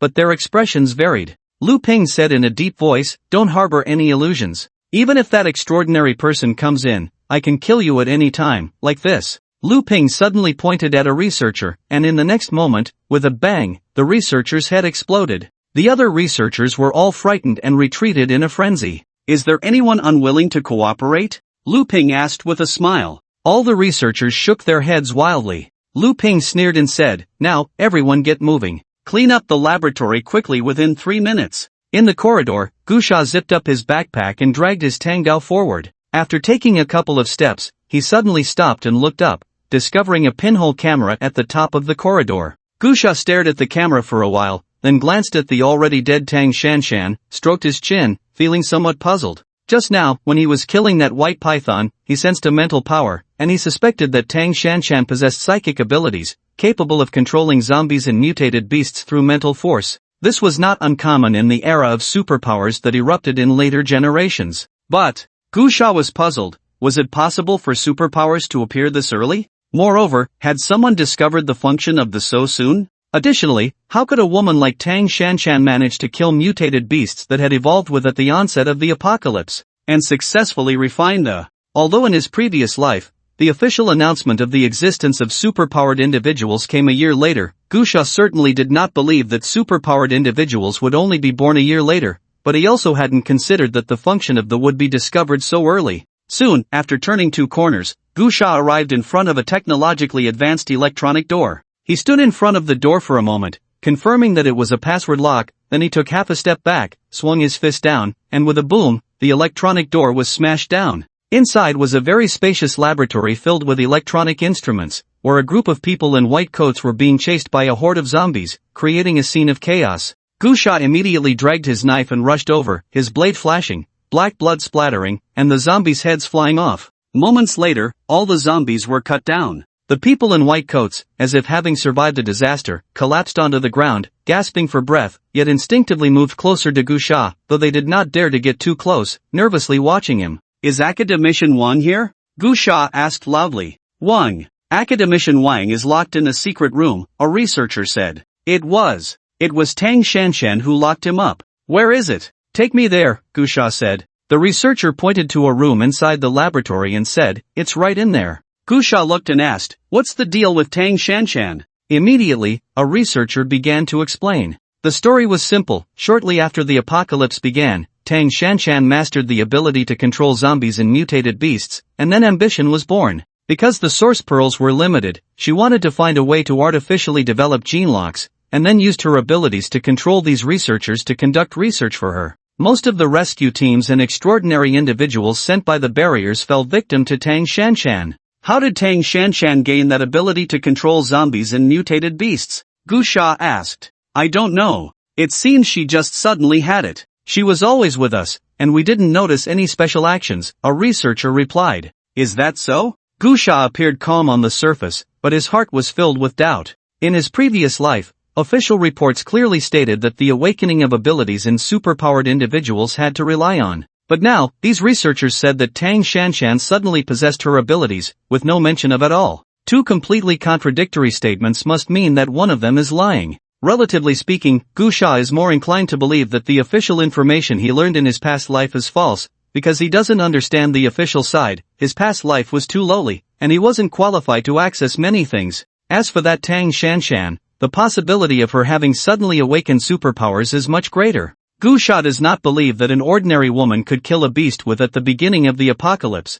especially knowing about the and then refining it. The likelihood of that is too low, unless she is also a reincarnator. But if Tang Shanshan is a reincarnator, she would definitely not waste time in this laboratory. While Gusha was pondering, several researchers had already brought him to a secret room. One researcher quickly entered a password, and the door to the secret room opened, but inside it was pitch black and very deep, nothing could be seen. Gu Sha frowned and asked, "Is there no light in here?" "It was destroyed by Tang Shanshan," the researcher replied. "I have a flashlight, you can use it to go in and look." A researcher handed over a flashlight. Gu Sha glanced at the flashlight but did not take it. Instead, he asked, "Is there danger in this secret room?" The researcher was taken aback for a moment and quickly shook his head, saying, No, it's just a bit deep and dark. It used to store equipment, you should hurry in." "Oh, I see." Gu Sha still did not take the flashlight but raised the tang knife in his hand and said coldly, "You go?" "Ha!" The researcher was stunned. Gu Sha directly pressed the knife against the researcher's neck and said,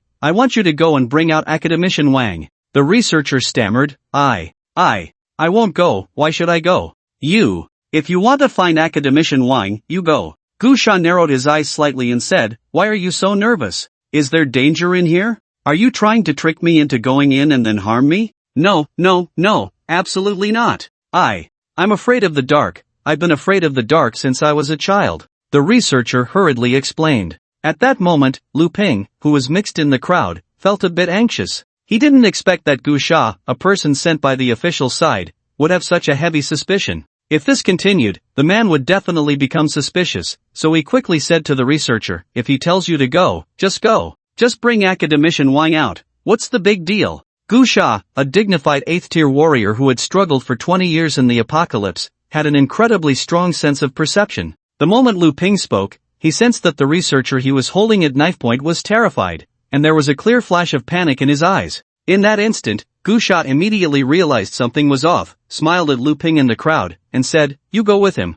Lu Ping was slightly taken aback but decisively walked over and said, "If I have to go, then I'll go." Then, Lu Ping took the flashlight and prepared to enter the secret room. At that moment, Gu Sha suddenly swung his knife towards Lu Ping's head. However, to Gu Sha's surprise, just as his knife was about to strike Lu Ping's head, a strange, invisible force suddenly attacked, forcibly pulling his knife off course. The blow that was supposed to hit Lu Ping's head instead struck his shoulder. Even though Gu Sha was just swinging his knife casually, the force was no joke. It directly severed Lu Ping's shoulder, and one arm instantly fell to the ground. "Ah!" Lu Ping let out a piercing scream, struggling to try to stand up. Gu Sha looked at the tang knife in his hand with some suspicion. Just now, when he struck Lu Ping, he felt a strange force. It seemed that the force was dragging his tang knife, but he knew very well that the force was not pulling his knife. It was a mental attack that struck at his consciousness, affecting his strength and causing him to deviate from the strike. If his genetic lock had been developed a little less, that blow would definitely have missed the person.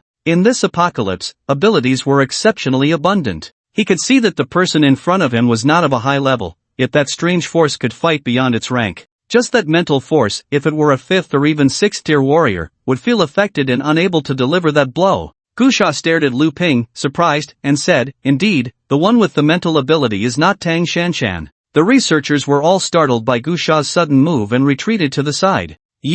How did you see through it?" Lu Ping asked in disbelief. Gu Sha chuckled lightly, "I didn't see through anything, I just felt something was off." Lu Ping was astonished. "Aren't you afraid of hitting the wrong person?" Gu Sha shrugged nonchalantly, "If I hit the wrong person, then so be it. What's the big deal?" Lu Ping's eyes widened in disbelief. You're from the official side, how can you do this? You didn't even mention evidence, You're trying to buy time, aren't you? Gu Sha said as he walked towards Lu Ping with the knife. Lu Ping panicked and struggled to back away, saying, You can't kill me. I can tell you. This laboratory is filled with my arranged zombie bees. If I die, these zombie bees will go completely out of control. By then, even if you're strong, you won't be able to save everyone, they'll all die. Gu Sha was taken aback. Lu Ping said excitedly, "If you let me go, I can guarantee your safe departure, Put. Suddenly, Gu Sha swung his knife and cut Lu Ping's neck in one stroke, blood spraying out. Lu Ping's eyes were filled with unwillingness and confusion as he covered his neck and said, Aren't you afraid they'll all die? Aren't you afraid Academician Wang will die too?" Gu Sha shrugged indifferently and said, "What does it have to do with me? Worst case, it's just a failed mission." Lu Ping made a ugh sound and then died unwillingly. With Lu Ping's death, the researchers panicked. A few quickly rushed over to close the door of the secret room, then pointed at Gu Sha and roared angrily, How could you kill him? Didn't you hear him? There are many zombie bees in this laboratory. If you kill him, they'll go out of control, and we'll all die. How could you kill him?" Another shouted, "What do we do now? What do we do now? You have to take responsibility, Put. Gu Sha didn't waste words and quickly struck out twice. The two researchers were instantly severed, blood spraying like rain. Noisy! Gusha cursed, then looked at the other panicked researchers and coldly asked, "Is there anyone else with objections?" Looking at Gusha's bloody tang knife, the researchers were terrified, and no one dared to speak. Gusha snorted coldly and said, "Remember, I have no obligation to protect you. Whether you live or die has nothing to do with me. Out of humanitarianism, I'll remind you, if there are weapons in this research institute, find them yourself, you might still have a chance to survive." Buzz, buzz, buzz. At that moment, a terrifying and dense buzzing of bees suddenly filled the air, incredibly frightening, with a momentum that felt overwhelming and oppressive. Bang! Bang bang! Following that, there were violent crashing sounds from the secret room, and then, on the walls of the laboratory, crashing sounds appeared from all directions. The metal sheets began to bulge and shatter. Buzz buzz buzz, bees flew out from the gaps, their size enormous, the smallest as big as a fist, the largest as big as a basketball, looking terrifying and fierce. Gusha frowned, quickly swung his knife to chop down the few beastly bees, and shouted, "Does anyone know where Academician Wang is?" A researcher pointed to a small room and said, "Academician Wang is locked inside." Gusha quickly kicked over several tables and instruments to block the gaps from which the beastly bees had emerged, then rushed over and kicked open the door of the small room, where he indeed saw an old man bound tightly, his mouth taped shut. Gusha recognized him from the photo. This was the target, Academician Wang. Gusha rushed over, cut the ropes with a knife, and lifted Academician Wang as if he were a chick and ran. The laboratory was in chaos. Some researchers had already been stung by the beastly bees and were rotting on the spot, panic everywhere. Gusha had no interest in the lives of those people, carrying Academician Wang as he ran out of the laboratory, with the researchers desperately following behind. Just as they exited the lab, they were met with a dense crowd of zombies and a swarm of beastly bees like a black tide, the smallest bees as big as a fist, the largest as big as a basketball, buzzing loudly, as if a mountain was collapsing.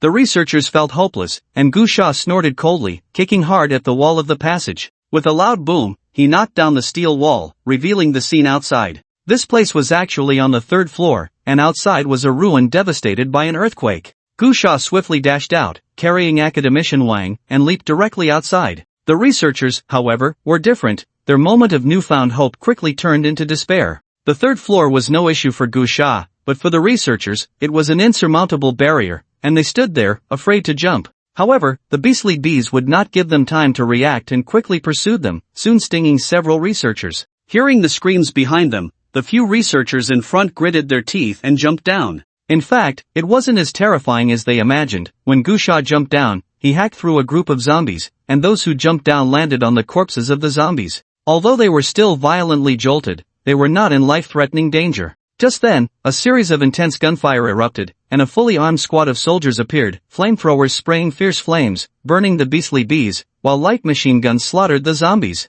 The newcomers were the team led by Major Wu outside Qingtong town, equipped with excellent gear, and for a moment, their firepower covered the area, blocking the swarm of beastly bees and zombies. "Get in the car! Get in the car!" Amidst the chaos, Major Wu shouted loudly. Gusha did not hesitate, running into an armored vehicle while carrying Academician Wang. The soldiers were also retreating while fighting, and soon several armored vehicles started to flee, with the dense swarm of beastly bees crashing against them, the sound like a wave of zombies surrounding from all sides. The armored vehicles quickly became ineffective, and the group had to abandon the vehicles and escape. Although the soldiers had strong firepower, the overwhelming swarm of zombies and beastly bees was too terrifying, and in the end, they lost nearly half their personnel before finally hiding in a basement. Major Wu and the others quickly cleared the zombies in the basement. Gusha directly used brute force to move stones and cars to block the entrance of the basement tightly. Only then did everyone finally get a chance to catch their breath. A group of people sat on the ground, looking very disheveled.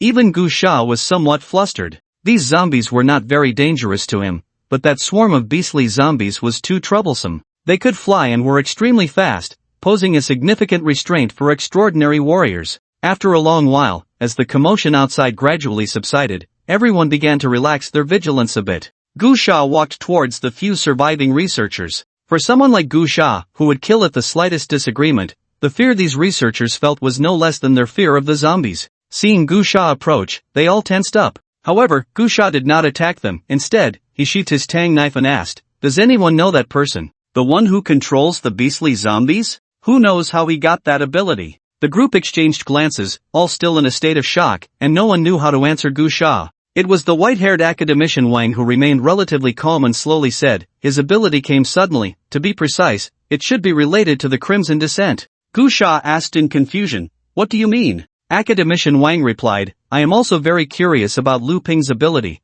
but after thinking it over, I couldn't figure it out. In the end, I used the simplest process of elimination and found that it might be because he was previously infected by the Crimson. Gu Sha inquired, you were always together? He didn't encounter anything, like accidentally killing a beastly zombie with special abilities and then coming into contact with something that caused a mutation to gain extraordinary powers? No, academician Wang said, Lu Ping is my student. On the day the apocalypse arrived, he was with me in the laboratory conducting experiments. Only midway did he go out to get food and happened to encounter the Crimson Descent. However, unlike others, he wasn't immediately infected and turned into a zombie. At that time, he had a high fever, and black blood flowed from his body, looking like he was about to become a zombie. But out of selfishness, seeing that he still had consciousness, I couldn't bear to let him be killed as a zombie, so I hit him. As a result, unexpectedly, after one night, he recovered. He then told me that he felt he could communicate with zombies, but it wasn't very clear. You should know what happened later, that feeling was not wrong.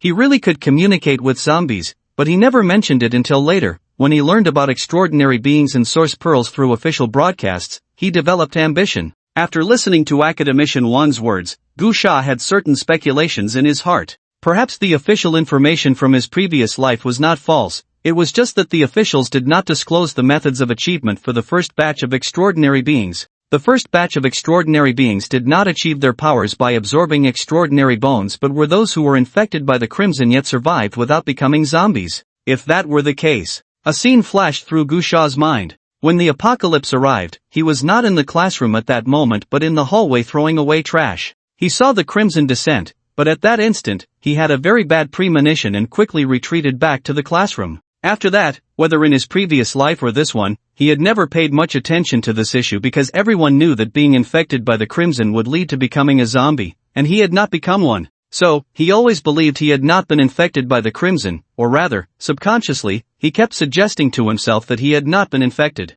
Coupled with the widely known concept that being infected by the Crimson would definitely lead to becoming a zombie, he successfully convinced himself that he had not been infected. But now, he was being told that those infected by the Crimson could also possibly not become zombies and might instead awaken extraordinary powers. But I haven't awakened any extraordinary powers either? Gu Sha felt very puzzled. He was now uncertain whether he had been infected by the Crimson. In his subconscious, he did not believe that he had been exposed to the Crimson light, and before using the fact that he had not awakened any abilities suggested that he should not have been infected by the Crimson. However, rational memory told him that he had indeed been exposed to the Crimson. Forget it, no need to think so much. Gu Sha shook his head. After all, based on his 20 years of experience in his previous life, it didn't matter whether he had been infected when the Crimson descended. After all, he had never become a zombie nor awakened any abilities. The abilities in this life were developed through the thinking of the Gu Sha touched the backpack on his back. He had obtained another piece of today,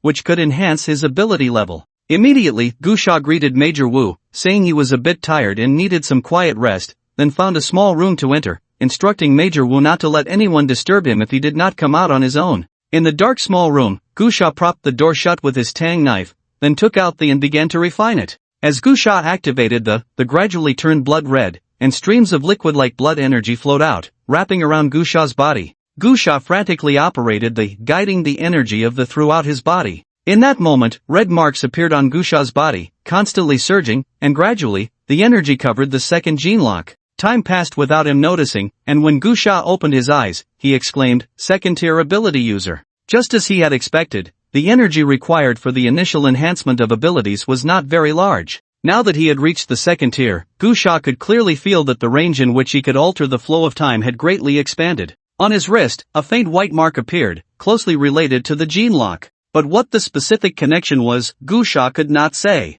He focused his mind, sensing the connection between the gene lock and that white line, and in a daze, the white line disappeared. In that instant, a sudden memory appeared in Gu Sha's mind. To be precise, it should not be called a memory. It felt more like seeing a scene from the future. In that memory, it was right in this place, not long after, Gu Sha and Major Wu, along with several soldiers, would head to the laboratory to search for some data. There, they would encounter a swarm of zombie beasts suffering heavy casualties, and in the end, only Gu Sha and Major Wu would escape back to this basement. The most frustrating part was that the data they risked their lives to find was not the kind of research data that could benefit humanity as academician Wang had claimed, but rather Wang's selfish ambition, a piece of research data he had previously used to vie for the Nobel Prize, which was of no use in the apocalypse. He had deceived Major Wu into retrieving the data simply because he was close to completing that research, but it was interrupted by the apocalypse, leaving him unwilling to accept it. A quarrel broke out among the few in the basement, but the matter did not end there. They would soon be surrounded by a tide of zombies.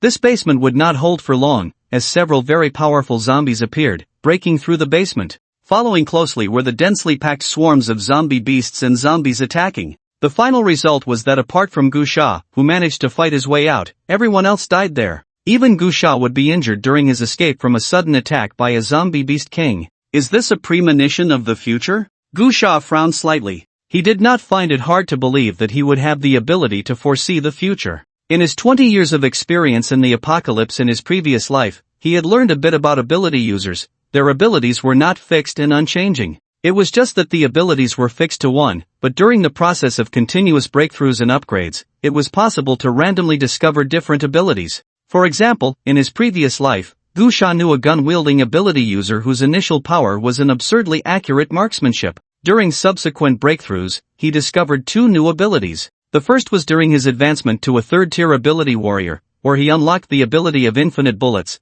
As long as there were enough corpse cores, he could continuously have gas bullets. The second was when he broke through to a sixth-tier ability user, where he discovered the ability to track bullets, which was even more outrageous than bullets curving. It chased enemies around. Therefore, Gu Sha didn't find it strange to gain a new ability now. It was normal for a time ability to develop other powers. His initial ability was to alter the flow of time, and now his second ability was to foresee the future, which was quite normal. However, what felt a bit strange to Gu Sha was that his ability to foresee the future had an incredibly strong experiential quality, as if he had personally lived through it. This was why he felt, at the first moment, that he had gained an additional memory. This feeling was akin to his memories of the last 20 years of his previous life during the apocalypse, just with one being long and the other short. Gu Sha always felt a bit awkward about this sensation, and he couldn't quite articulate why it felt awkward, as if it made him question the last 20 years of his previous life during the apocalypse. Gu Sha took a deep breath, casting aside these distracting thoughts, and began to study this new ability carefully. Through the recent experiment, he had roughly grasped the situation of this new ability. By converting the energy of the corpse core through the gene lock, a white line would appear on his wrist, indicating that the energy was sufficient. As long as that white line appeared, he could activate his ability to foresee the future at any time, with a duration of 1 hour, which would extend as his ability level increased. This is really perverse. It always gives me a feeling of infinite rebirth. Gu Sha chuckled lightly and took out a corpse core from his backpack to refine it. However, using up all the corpse cores in his bag still wasn't enough to activate the energy for one foresight of the future. Gu Sha didn't dwell on it. What he needed to deal with now was the impending crisis. He ate a few pieces of compressed biscuits and stepped out the door. As soon as Gu Sha opened the door, Major Wu and the others looked over. Just like in the scenes he foresaw, Major Wu stood up and approached, saying, "Mr. Gu, there's something I would like to ask for your help with." "What is it?" Although Gu Sha knew about Major Wu's matters, he pretended not to know and asked. Major Wu said, "Just now, academician Wang mentioned that he has a very important piece of research data in the laboratory, a result that could benefit all of humanity. This research can shorten the time for crops to mature by 5 times based on the current conditions." Mr. Gu, as you know, with the apocalypse upon us, human survival conditions are becoming increasingly harsh, and resources are extremely scarce. This research result is truly important. I would like to ask for your help to go to the laboratory and retrieve that data. Rest assured, we will go in to look for it, and you can provide support outside. Your speed is very fast. As long as we find the data, we will do our utmost to cover for you. Gu Sha looked at Major Wu, somewhat admiring the height of his ideals. Major Wu's actions were somewhat saintly, but he wasn't a hypocritical saint. He belonged to the kind of person who could sacrifice his life for a greater cause, not the type who would let others take risks to fulfill their own sense of virtue. Major Wu simply hadn't made his words clear. The meaning was simple. They would go to find it and then use their lives to cover for Gu Sha, allowing him to bring the data back. However, Gu Sha would definitely not agree. Not to mention that he knew the research data academician Wang spoke of was fake. Even if it were real, he wouldn't go. Yet, he felt a bit puzzled inside, wondering why in the future he foresaw, he had decisively agreed to go on the mission together. and even entered the laboratory with them. This is not scientific? It completely doesn't match my character. Gu Sha raised an eyebrow slightly, feeling a bit puzzled. This ability to foresee the future should not be a fixed future, but rather a deductive ability, a process and result derived from a possibility. Gu Sha quickly grasped the key point. Then, he directly shook his head in refusal and said, Major Wu, let me give you a piece of advice, give up this idea. If you pursue this, it will only be a futile sacrifice, completely meaningless. How can it be meaningless? Academician Wang, standing beside Major Wu, was very agitated and said, that is the result of my lifetime's work. It will benefit all of humanity and save countless lives. Gu Sha looked at Academician Wang with a hint of sarcasm in his eyes and said, I do not doubt the authenticity of your results, nor do I doubt that you can save many people. However, the issue at hand is that you are sending them to their deaths. I do not know what the future holds, but I know that they will die right now, and it is not certain that they can even bring anything back. Moreover, do you think just saying it will benefit humanity makes it so? Academician Wang was furious and said, You. Gu Sha waved his hand and said, no need to say more. In any case, I will not go. Major Wu, I know you have faith, but I hope your useful self can be applied to useful matters, not this meaningless endeavor. Major Wu hurriedly intervened to prevent the two from arguing, saying, Mr. Gu, if you are unwilling to go, then don't. You can stay here to protect Academician Wang, and I will take people with me. Gu Sha looked at Major Wu and said, if this old man is lying, will you still go? Major Wu said solemnly, even if there is only a 1 in 10,000 chance that it is true, I must go. That is my mission in faith as a soldier of Longzhou. Several other soldiers also came over, including the one who had been beaten by Gu Sha before,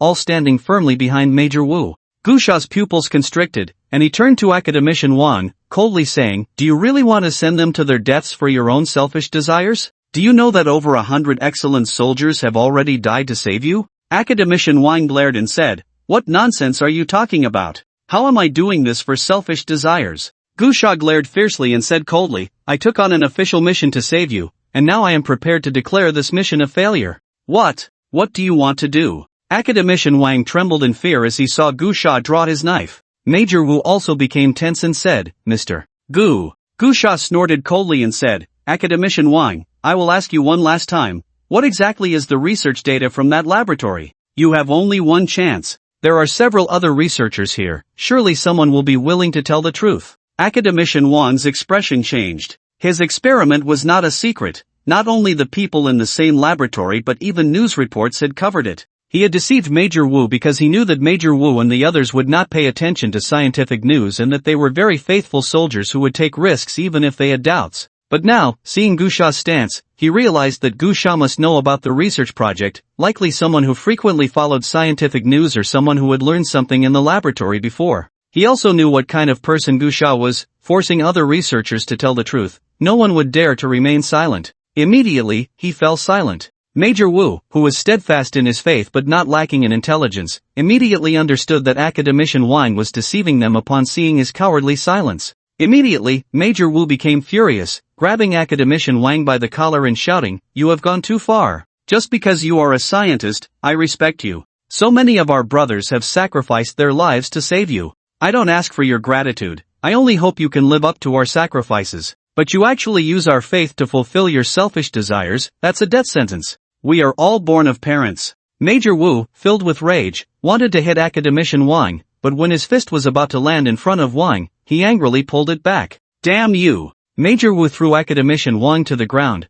but still remained rational, not doing anything else to Wang. He simply thanked Gu Sha, saying, Mr. Gu, thank you. Gu Sha shrugged, sheathing his tang knife, and said, no need to thank me. I'm not interested in saving you. It's just that your words about the mission and faith of Longzhou soldiers made me feel you shouldn't die under such a person's selfish desires. However, at that moment, Academician Wang spoke again, his face dark, saying, I don't care about that. That research data is the result of my lifetime's work. If that data is destroyed, I'd rather die. Major Wu frowned and asked, Academician Wang, what do you mean? Wang rasped, you don't understand. How could you people understand? It's the greatest research. I should be the greatest scientist in the world. I should be remembered in history. This damned apocalypse shattered my dreams, shattered everything. I refuse to accept it. No matter how this world changes, I must have my research succeed. You don't understand, you understand nothing. That is my life. Academician Wang stepped in front of Major Wu, grabbing his collar, his eyes fierce. I know why you saved me.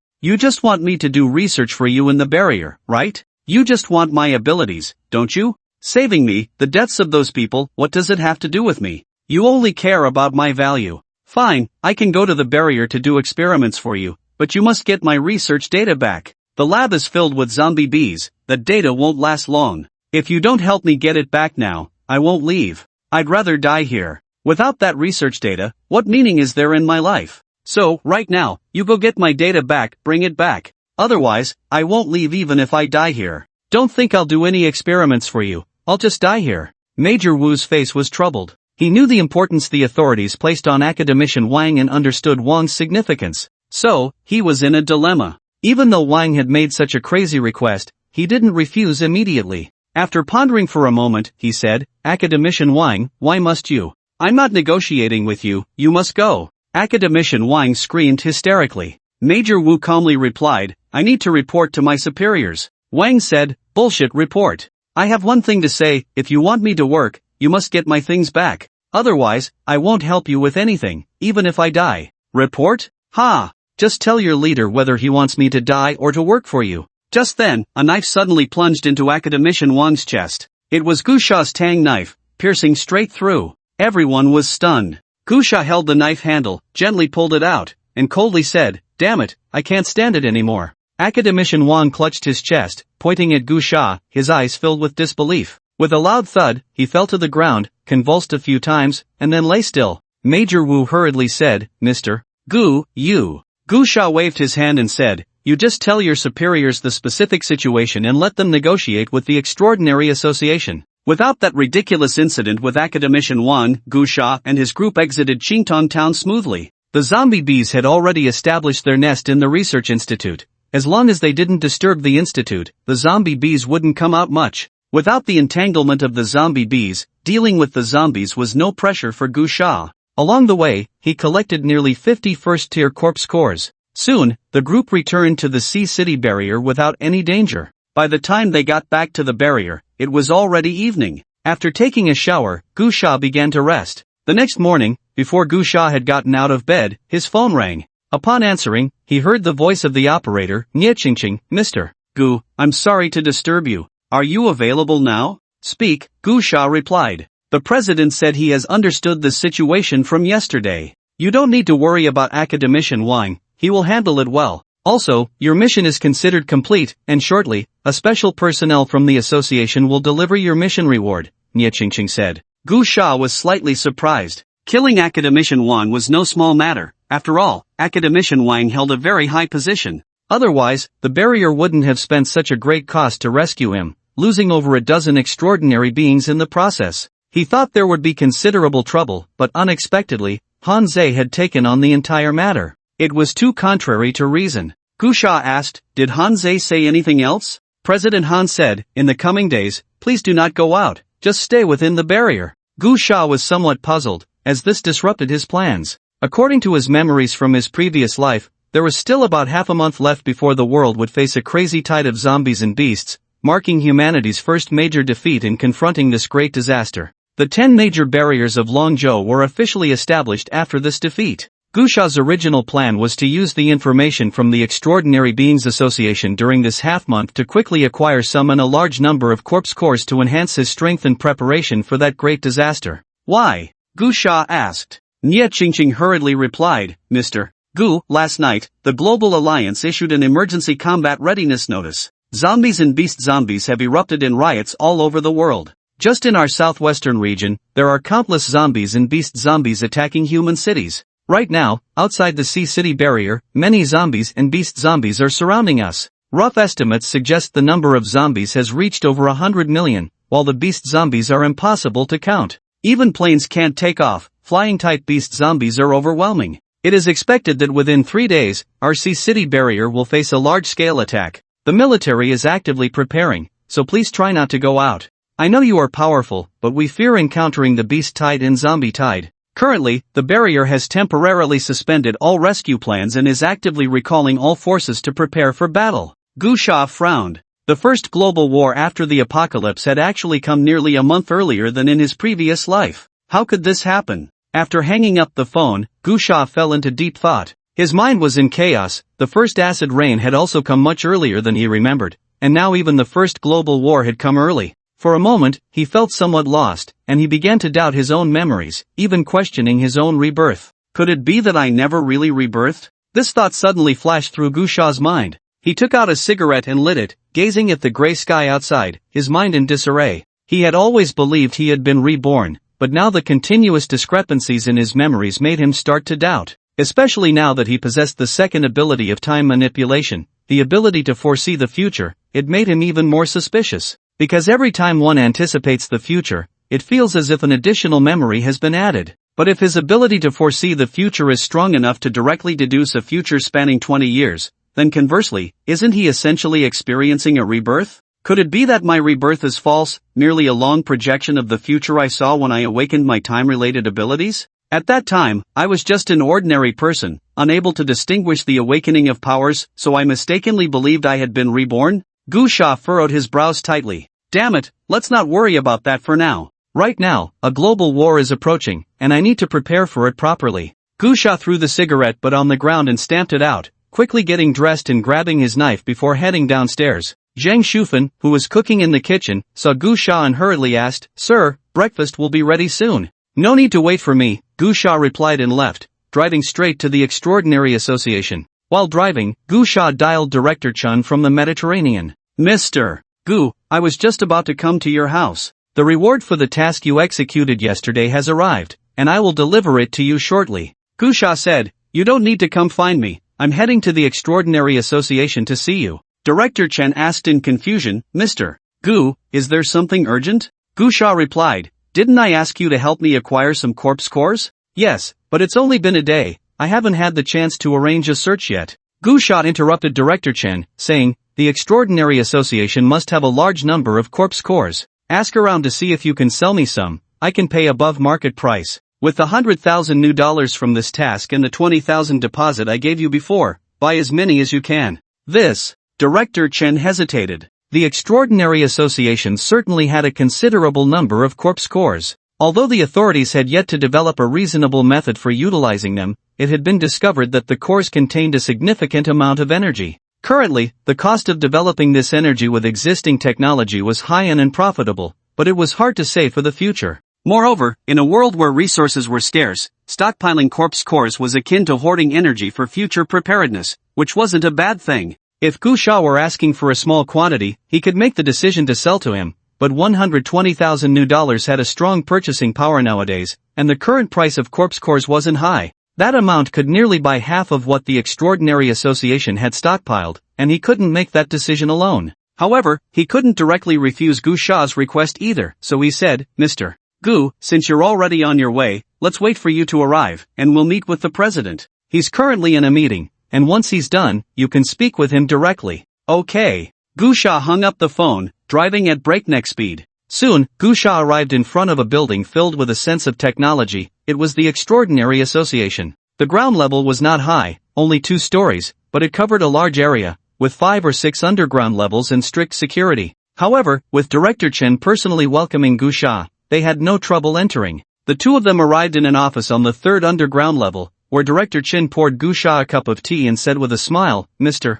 Gu, what you did yesterday has caused quite a bit of trouble for our president. Although what academician Wang did was infuriating, the Barrier Management Office takes him very seriously. They lost over 100 elite soldiers and a dozen extraordinary individuals, only to be cut down by you in one blow. The Management Office is particularly displeased." Gu Sha took a sip of tea and asked, "What do they want to do?" Director Chen chuckled and said, "Mr. Gu, you need not worry. The president values you highly and will ensure you have no troubles. He has taken on the responsibility for everything." After speaking, Director Chen stopped abruptly. He mentioned this matter merely to curry favor, hoping to leave some goodwill with Gu Sha regarding the Extraordinary Association. Then he changed the subject and asked, "Mr. Gu, why are you in such a hurry to acquire the corpse core?" Gu Sha smiled, naturally not revealing the truth, but instead found a very reasonable explanation, saying, "Haven't you heard that a global war is about to break out? I suspect that after this war, the territorial space for humanity will be even smaller, and the resources available will be extremely limited.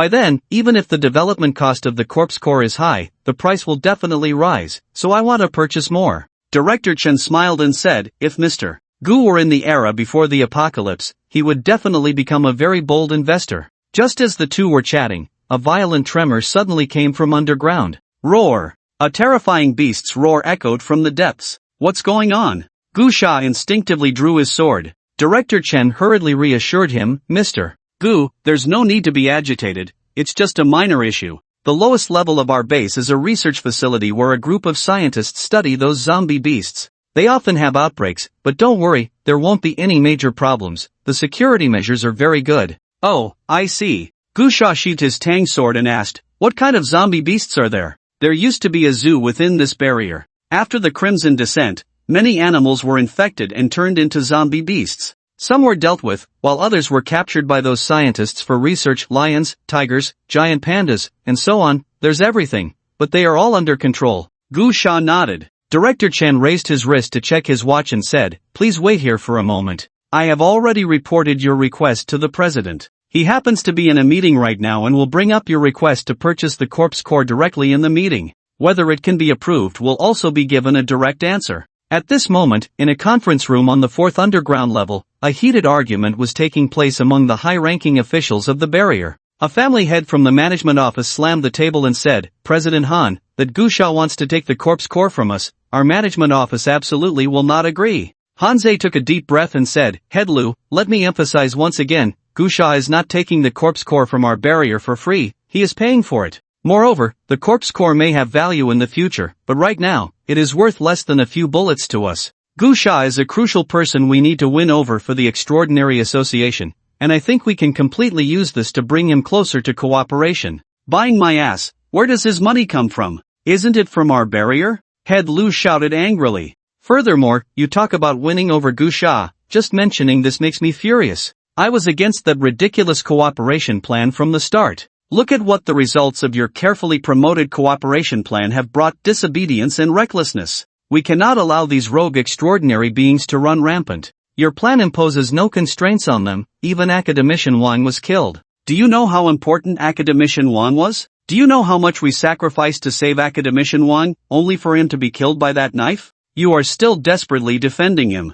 I'll give you this face and not cause trouble for him, but this person is on my management office's blacklist. He cannot obtain any convenience from us. The corpse core is of no use to us right now, so what? I simply refuse to give it to that person unless you cancel that cooperation plan now and let Gu Sha join the Extraordinary Association, accepting the rules we set. Hanzei said solemnly, this plan cannot be cancelled, Head Lu. We need to think long term. Right now, the goal of this plan is indeed just Gu Sha, but what about the future? When the Great War comes, will there be rogue experts? How many are willing to join the official side? The world has changed, the moral bottom line of most people is gone. This plan is the most reasonable, the one that can gather strength, establish order, and is the only way that won't face a backlash from the extraordinary beings in the wild. Nonsense, another high-ranking official said. Order is order. What cooperation? That's indulgence. No matter the world, anyone who doesn't abide by the order should be violently suppressed. Strike down anyone who dares to rise up from the very beginning, and who would dare to disobey the order afterward. Throughout history, chivalry has violated prohibitions, which dynasty hasn't established laws. Where is there a way to maintain order through indulgence and cooperation? That will only make them more unrestrained. You are not wrong, Hanzei said. Without laws, indeed, management becomes impossible. However, the times are different now. Our main goal is not to suppress those extraordinary beings in the wild. We need to stand from the perspective of all humanity. What happens in the future is uncertain, but for now, we should rally all combat forces to protect the spark of humanity. So what if we indulge them? So what if they are unrestrained? At least there is hope to preserve human civilization. But if we continue to suppress extraordinary beings on a large scale at this time, we not only disperse our own strength but also fail to gather more power. Someone rebutted, I don't believe extraordinary beings can determine the trend. I trust in the power of technology more. Under the bombardment, which extraordinary being would dare to defy? What order can't be established? When it needs to be cut, it should be cut.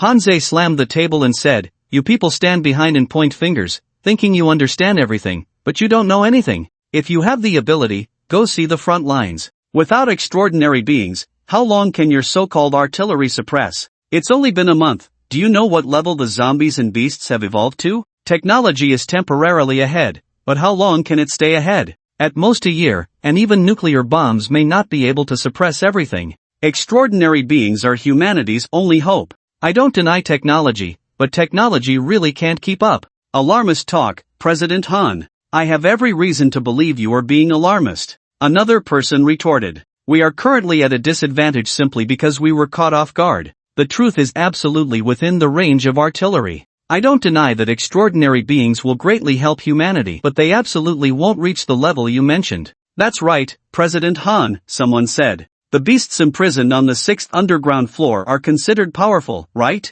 But can your extraordinary beings catch them? They were captured relying on technology and artillery. Hanze took a deep breath and slowly said, You really don't understand. It's only been a month, the world has changed. Zombies and beasts are evolving too quickly. Technology is already struggling to suppress extraordinary power. Really, if humanity wants to preserve the spark, the way out must be through extraordinary beings. The head of the Lu family said, but at present, I don't see the irreplaceability of extraordinary beings, nor do I see their power surpassing technology. President Han, can you do it? Or can that Gusha do it? Hanze slammed his fist on the table, ready to speak. Suddenly, at that moment, a violent shaking felt like an earthquake hit, and the room trembled terrifyingly. Roar! Roar! The terrifying roars of beasts surged out like a tidal wave. Beep beep beep beep beep. Alarms blared throughout the association's base. A soldier rushed into the office, shouting, Report to all leaders, the 6th floor. Something happened on the 6th floor.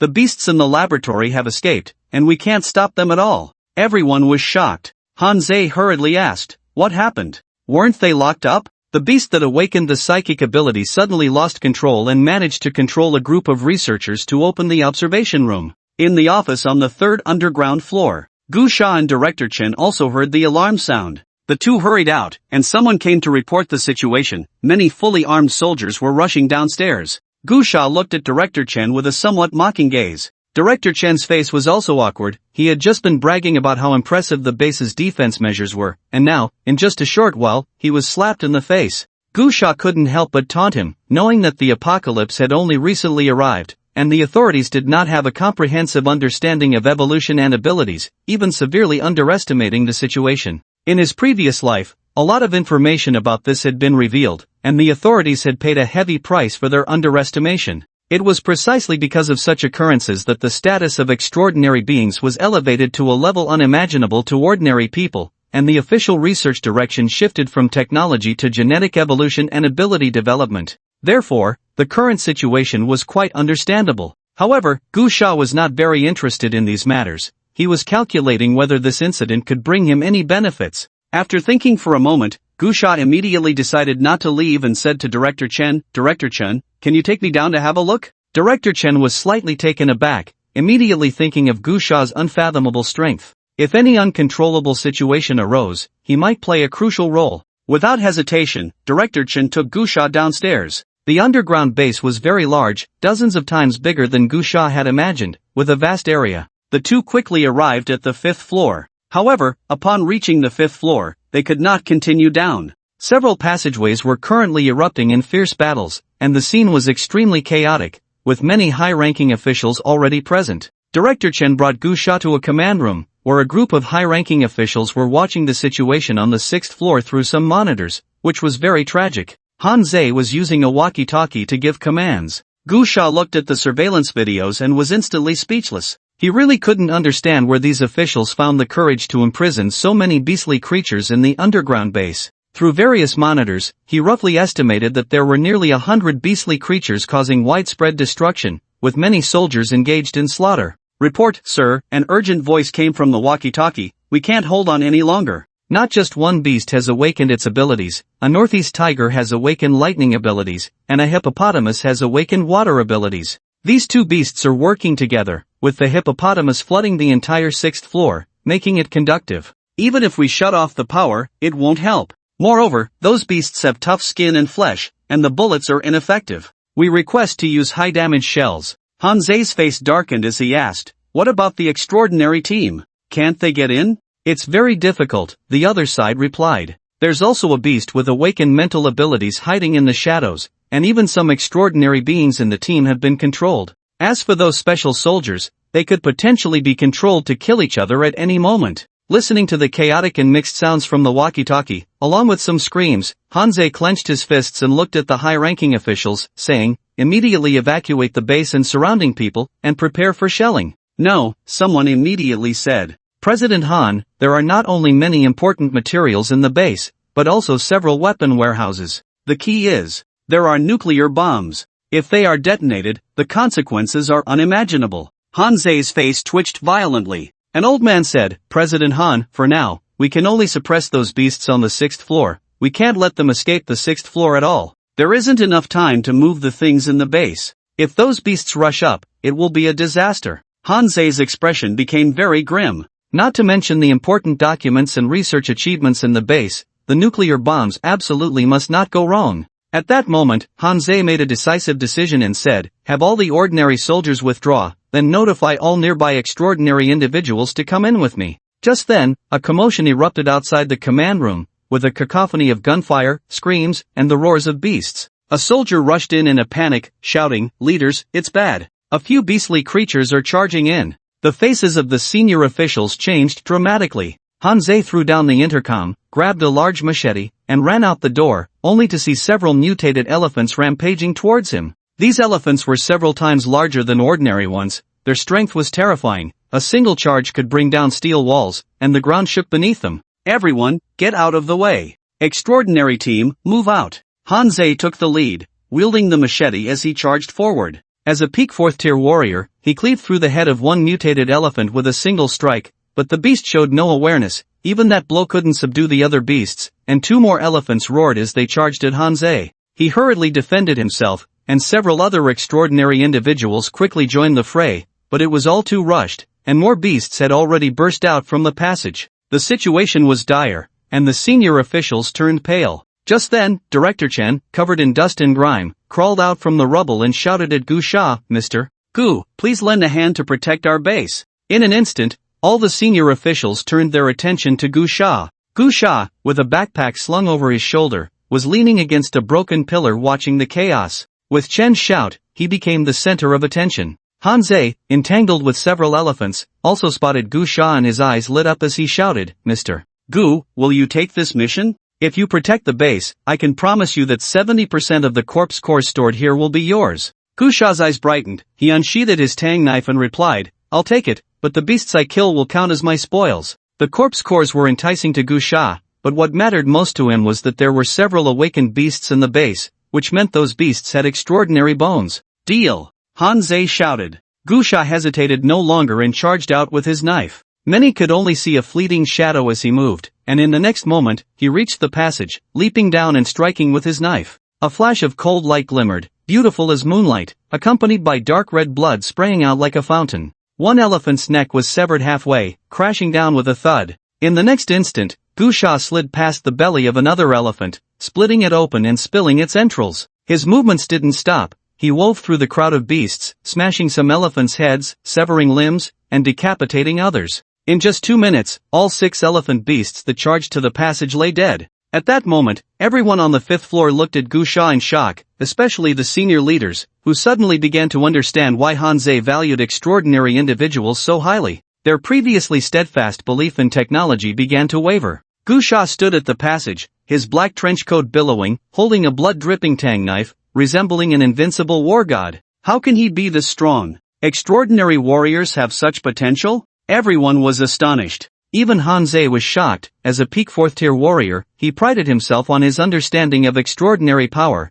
and he had tried to overestimate Gu Sha's combat ability in his mind, but it was only at this moment that he realized he had underestimated Gu Sha's fighting prowess. How many gene locks has he developed? Hanzei was deeply astonished. However, at this moment, Gu Sha had no interest in pondering the thoughts of those people. He had only one idea in mind, to quickly kill those beastly creatures and obtain them in corpse cores. Immediately, Gu Sha directly picked up his knife and walked into the passage, heading downstairs. Hanzei waved his large knife and shouted, "All extraordinary beings, let's go together." Instantly, dozens of people rushed into the passage with Hanzei. The architecture of this base was very elaborate. The passage resembled a spiral staircase, lacking steps, instead winding down like a deep cave. At this moment, the passage was in chaos, the steel-built corridor was riddled with holes and in tatters, many soldiers' mangled bodies lay scattered, blood flowing profusely through the passage, with dense gunfire and the roars of the beastly creatures creating a cacophony. Gusha charged at the front, quickly dispatching a few beastly creatures and bursting out of the passage.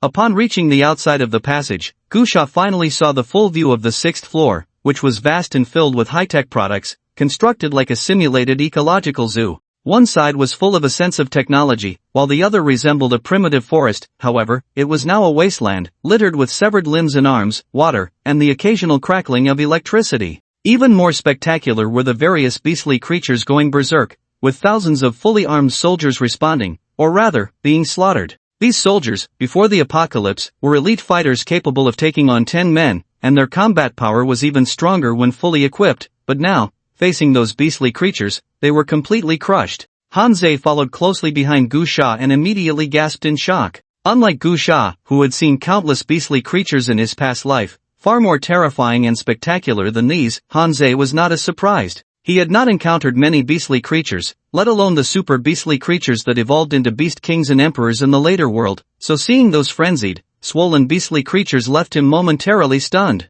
If Hanzei felt this way, it was even more so for the extraordinary beings he led. Most of these extraordinary beings were first tier, although much stronger than ordinary people. They felt a sense of fear in the face of the beastly creatures' innate advantages. This was very normal. Gusha was always very clear that the greatest threat to humanity was never zombies, but beastly creatures. Because the basic innate talent of zombies was the same as that of humans, but beastly creatures were different. Many beastly creatures were terrifying even before their mutation, such as tigers and elephants, whose physical qualities crushed humans even before mutation, let alone now after they had mutated. Retreat, cover fire, all retreat, snipers cooperate. Hanzei shouted loudly. The soldiers engaged in fierce battles with the beastly creatures quickly retreated towards the passage upon hearing the command. Seeing this, Hanzei immediately ordered the extraordinary beings behind him. The survival of the base depends on us extraordinary beings. In this battle, let us show the world our extraordinary might. Kill. With Hanzei's command, although many of the extraordinary beings felt fear, they still gritted their teeth and charged out.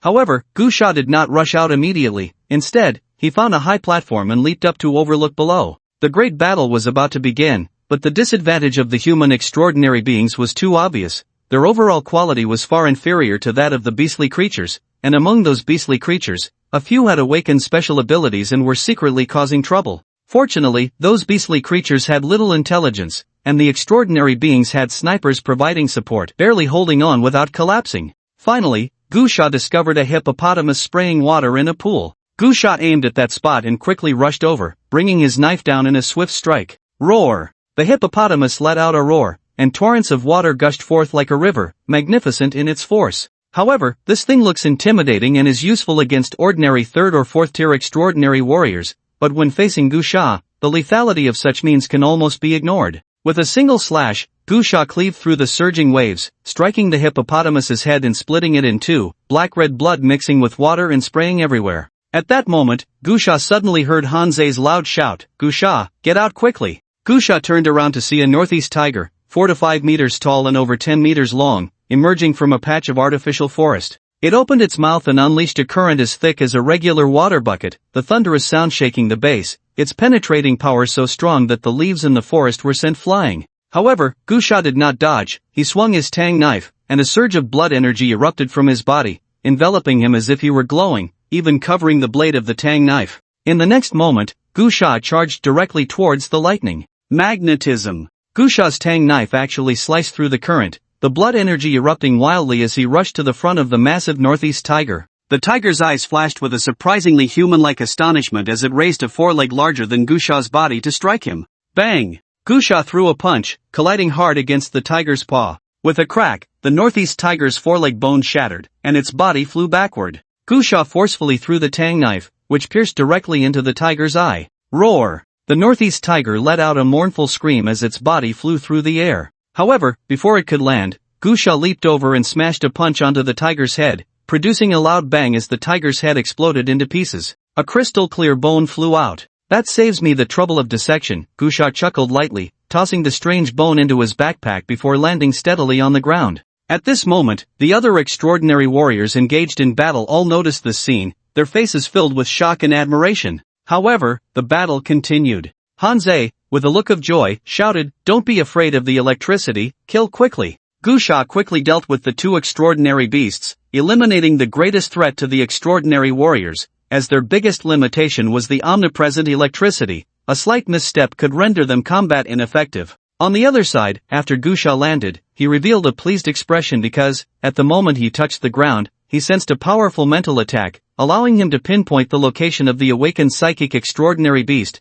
which turned out to be a red fox hiding behind a tree. Gusha immediately charged towards the red fox. Sensing the threat, the red fox let out a loud cry, and several extraordinary beasts rushed over to block him, but they were all easily dispatched by Gusha with a single slash each. Gusha's speed was too fast, the red fox did not manage to escape far, and just as Gusha was about to catch up, a voice came from a small speaker above. "Gusha, this fox has high research value, do not kill." "Idiot," Gusha cursed under his breath, pretending not to hear. He swung his knife towards the red fox. However, at that moment, a bullet shot through the air with a whoosh. Gusha countered with a slash, directly deflecting the bullet to the ground. Taking advantage of the moment, the red fox fled. Looking at the bullet that had fallen to the ground, Gusha's expression darkened as he suddenly turned to look in the direction from which the bullet had come. On a platform, a sniper had fired the shot. Gusha's face fell. This shot was not an accident, it was intentional. "Damn it, who fired that shot?" Gusha shouted at a flying surveillance drone above, then leaped up, throwing his tang knife directly at the soldier who had fired the shot in the distance. The tang knife flashed like a shooting star, leaving a trail of light in the air. Its speed was so fast, akin to lightning, that it directly pierced the arm of the sniper who had fired, dragging the sniper back and pinning him against the wall. "Humph!" Gusha snorted coldly and quickly chased after the fleeing red fox. The fox was cunning and adept at hiding, but ultimately it was just a third-tier undead beast. Despite its strong talents, the gap between it and Gusha was too great. With his full firepower unleashed, Gusha's perception was incredibly strong, and he quickly locked onto the red fox, picking up a large rock from the ground and throwing it. Squeak! The red fox let out a cry of agony as the boulder struck it, trying to control other undead beasts to save itself. However, Gusha had already rushed over and delivered a punch. In that moment, the red fox unleashed a powerful mental force, attempting to influence Gusha's judgment, but the disparity was too evident, and the impact on Gusha was almost negligible. Bang! Gusha smashed the red fox's head with a punch, directly lifting the fox's corpse and tearing it apart with force, finding an anomalous bone in its thigh. After tossing the bone into his backpack, Gusha's expression turned cold, ignoring the other extraordinary beings who were engaged in fierce battles with the undead beasts, and headed straight for the sniper he had pinned to the wall with his knife. The sniper looked pale as he stared at Gusha, his arm painfully nailed to the wall, gritting his teeth and sweating profusely. Gusha withdrew the tang knife and grabbed the sniper by the neck, coldly saying, "You are very brave, truly very brave." However, Gusha did not directly kill the sniper but instead dragged him upstairs. At this moment, after Gusha dealt with the three awakened undead beasts, the ordinary soldiers finally had a chance to intervene, rushing down in droves, fully armed. Under absolute fire coverage, the group of undead beasts, having lost the bizarre abilities of those three special undead, had no power to resist and were quickly suppressed. "Mr. Gu!" Hanzei rushed over, looking somewhat anxious. He had just seen Gusha get shot and was worried about his impulsiveness, reassuring him, "Mr.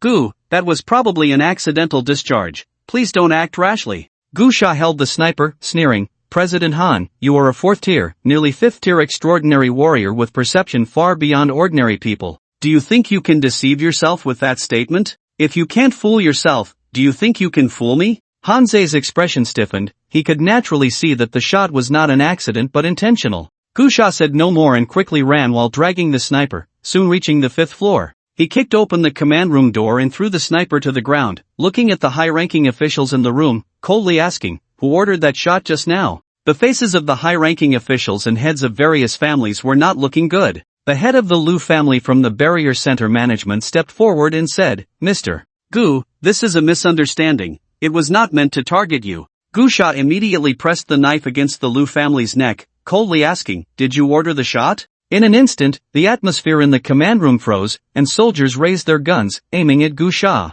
Seeing this, Hanzei hurriedly stepped in to mediate, urging the soldiers not to act rashly while saying to Gusha, "Mr. Gu, don't be impulsive. The head of the Liu family would never order a shot against you." The head of the Liu family also said solemnly, "Gusha, this is the Extraordinary Association. This is the barrier base, you." Bang! Gusha kicked the head of the Liu family in the stomach, forcing him to kneel on the ground, but the knife remained pressed against his neck as he shouted angrily, "Did I ask you to speak? I asked who fired the shot." Another high-ranking official, unable to bear it, shouted angrily, "Gusha, don't be so arrogant, this is, fuck you." Gusha directly slapped that high-ranking official away, then glanced around at everyone and coldly said, "I'll ask one last time, who fired the gun? If no one answers, let's see if I can kill you all. Mr. Gu, give me some face, don't be impulsive, calm down, let's discuss this properly." Hanzei hurriedly advised, "Our cooperation has been pleasant, and there will be many more opportunities to work together in the future."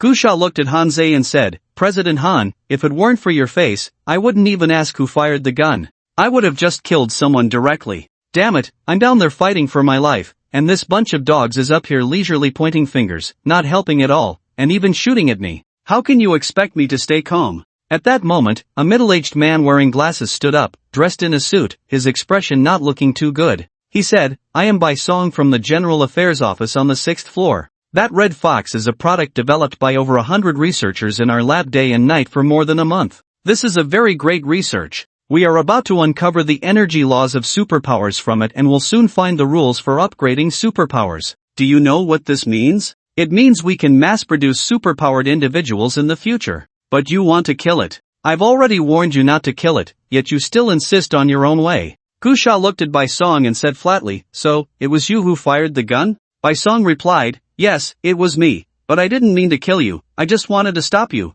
It's you, then you can die." Gusha suddenly swung his knife, directly severing Bai Song's neck, his head flying up, blood spraying everywhere. "Gusha, what are you doing?" A high-ranking official shouted hysterically, "He said he didn't want to kill you, he just wanted to stop you." "Fuck you." Gusha looked at those high-ranking officials and said, "Just right, there are still a few beast corpses down there that I haven't finished off. You few go down and try it out. In that kind of situation, fighting for life and death, you think you can just stop when you want? You think you can block when you want? Do you know that any accident in a fight can lead to failure?" The head of the Liu family, who had been kicked to his knees by Gusha, struggled to stand up and said, "No matter what, Gusha, you shouldn't kill here. This isn't your place to enforce the law. What do you think we major families are? Are you provoking all the families in the southwest?" Gusha sneered and slowly said, "Then today, I Gusha will issue a life and death challenge to all the families in the barrier. Let's see who dies first, you or me. Want to try?" The high-ranking officials were all furious.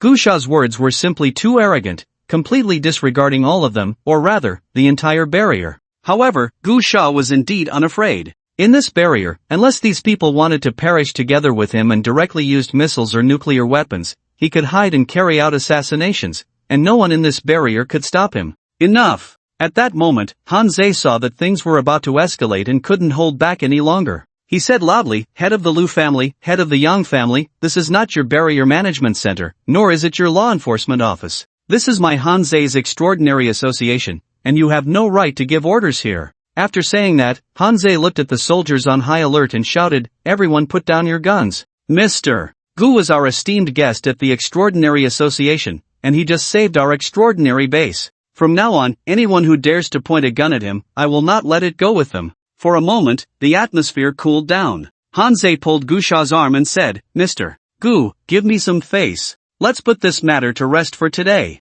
Please come with me to the lounge to rest for a bit, and later I will give you everything you need." Gusha nodded and didn't say anything further. The high-ranking officials also followed Hanzei's lead. They all knew that their side was in the wrong. Gusha had just saved the Extraordinary Association's base, and one could even say he had saved them, preventing significant losses to the barrier. However, during this process, someone had taken a shot at Gusha. Regardless of the motive, it was unacceptable. The problem was that Gusha's attitude was too aggressive, making it difficult for them to back down. Of course, Gusha had no intention of fighting the barrier to the death. It held no meaning for him. Although he didn't possess a savior's sense of righteousness, he understood the importance of the barrier in the apocalypse. If he were to engage in a mutually destructive fight with the barrier, the end result would simply be that zombies and beasts would take advantage of the situation. However, his non-hostility towards the barrier was predicated on the condition that no fools would come out to stir trouble, like that idiot Bai Song from earlier. He truly couldn't tolerate that. No matter the other party's considerations, it was unreasonable to stab him in the back and expect to thank you in return. Gusha followed Hanzei out, and in the command room, a group of high-ranking barrier officials had grim expressions. Gu Sha's confrontation had not only embarrassed them but also made them think deeply about a series of plans regarding the extraordinary beings. They would probably really consider Han Ze's suggestions. Gu Sha had left a significant impression on them today. After leaving the command room, Gu Sha first went to the 6th floor, where he found the mutated hippo. After dissecting the corpse, he extracted the extraordinary bone and then left. He had no intention of hiding it. The existence of the extraordinary bone was something the officials could not possibly be unaware of. However, since they had yet to develop a method to utilize it, both the extraordinary bone and the corpse core were treated the same way by the officials. They only knew that it contained powerful energy but had no way to harness it. Han Ze had the same question as Director Chun from the Mediterranean before. Watching Gu Sha take the extraordinary bone, he asked, Mr.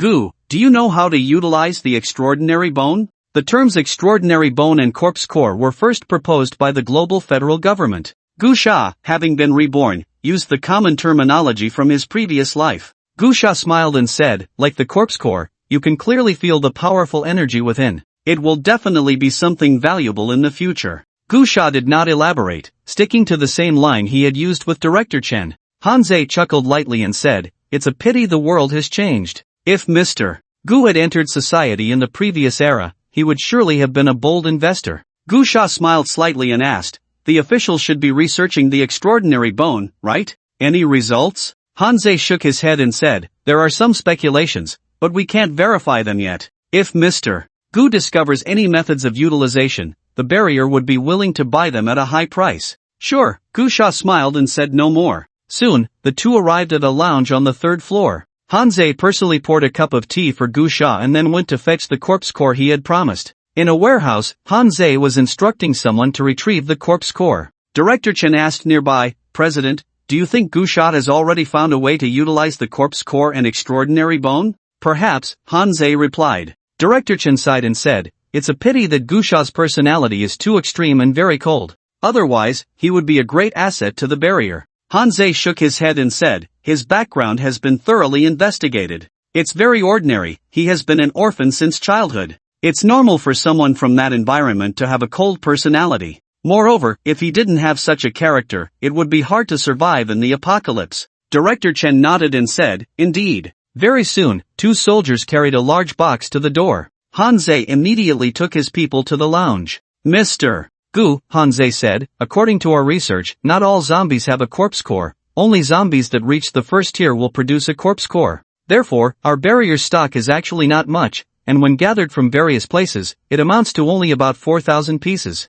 Here are 2,800 pieces, you can count them. Gu Sha waved his hand and said, President Han, I naturally trust you. In fact, this quantity was much more than Gu Sha had expected. The apocalypse had only descended for a little over a month, and globally, people did not pay much attention to corpse cores. The collection was not very earnest, mostly hoarded for research purposes. Moreover, there were currently not many first-tier zombies, and the vast majority had evolved only after the 2nd Scarlet Descent, which was too short a time for the barrier to collect many. However, close to 3,000 pieces had already satisfied Gu Sha. He had originally planned to buy them, and with the 100,000 new coins in his hand, even at the currently very cheap market price, he could buy at most about 1,000 pieces. After obtaining the corpse cores, Gu Sha left directly. This trip was very worthwhile. Not only did he acquire nearly 3,000 corpse cores, but it also included quite a few 2nd tier and 3rd tier cores. When the authorities later find a way to reasonably utilize the corpse cores, it would be hard to pick up bargains.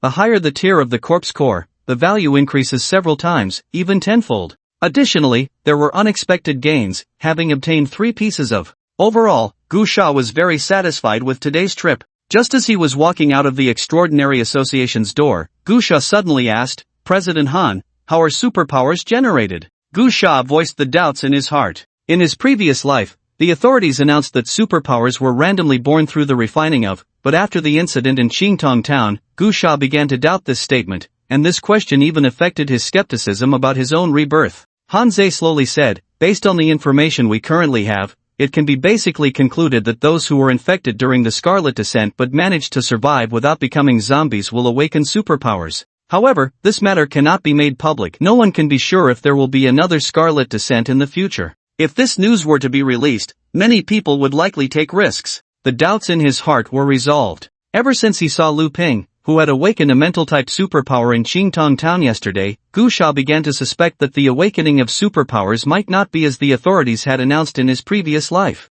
Now he understood. After hearing Hanzei's explanation, Gu Sha also found it very reasonable. After the apocalypse descended, it was too torturous for ordinary people. Taking himself as an example from his previous life, especially in the first few years after entering the apocalypse, if he had known that there was a chance to become a superpower through scarlet infection, he would have definitely taken the risk. There were too many people like him in his previous life, and many were even more tormented than he was. The status of superpowers was akin to leaping over the Dragon Gate, and obtaining was extremely difficult. If the authorities announced that the awakening of superpowers was related to scarlet infection, many people would take risks. Naturally, the authorities would not want to see such a situation occur, so it was quite normal to conceal this awakening method. However, after confirming this awakening method, Gu Sha felt even heavier in his heart, further proving that perhaps there had never been a rebirth, but rather a projection of the future for 20 years triggered by the explosive awakening of his superpower. In the end, is it rebirth or foresight?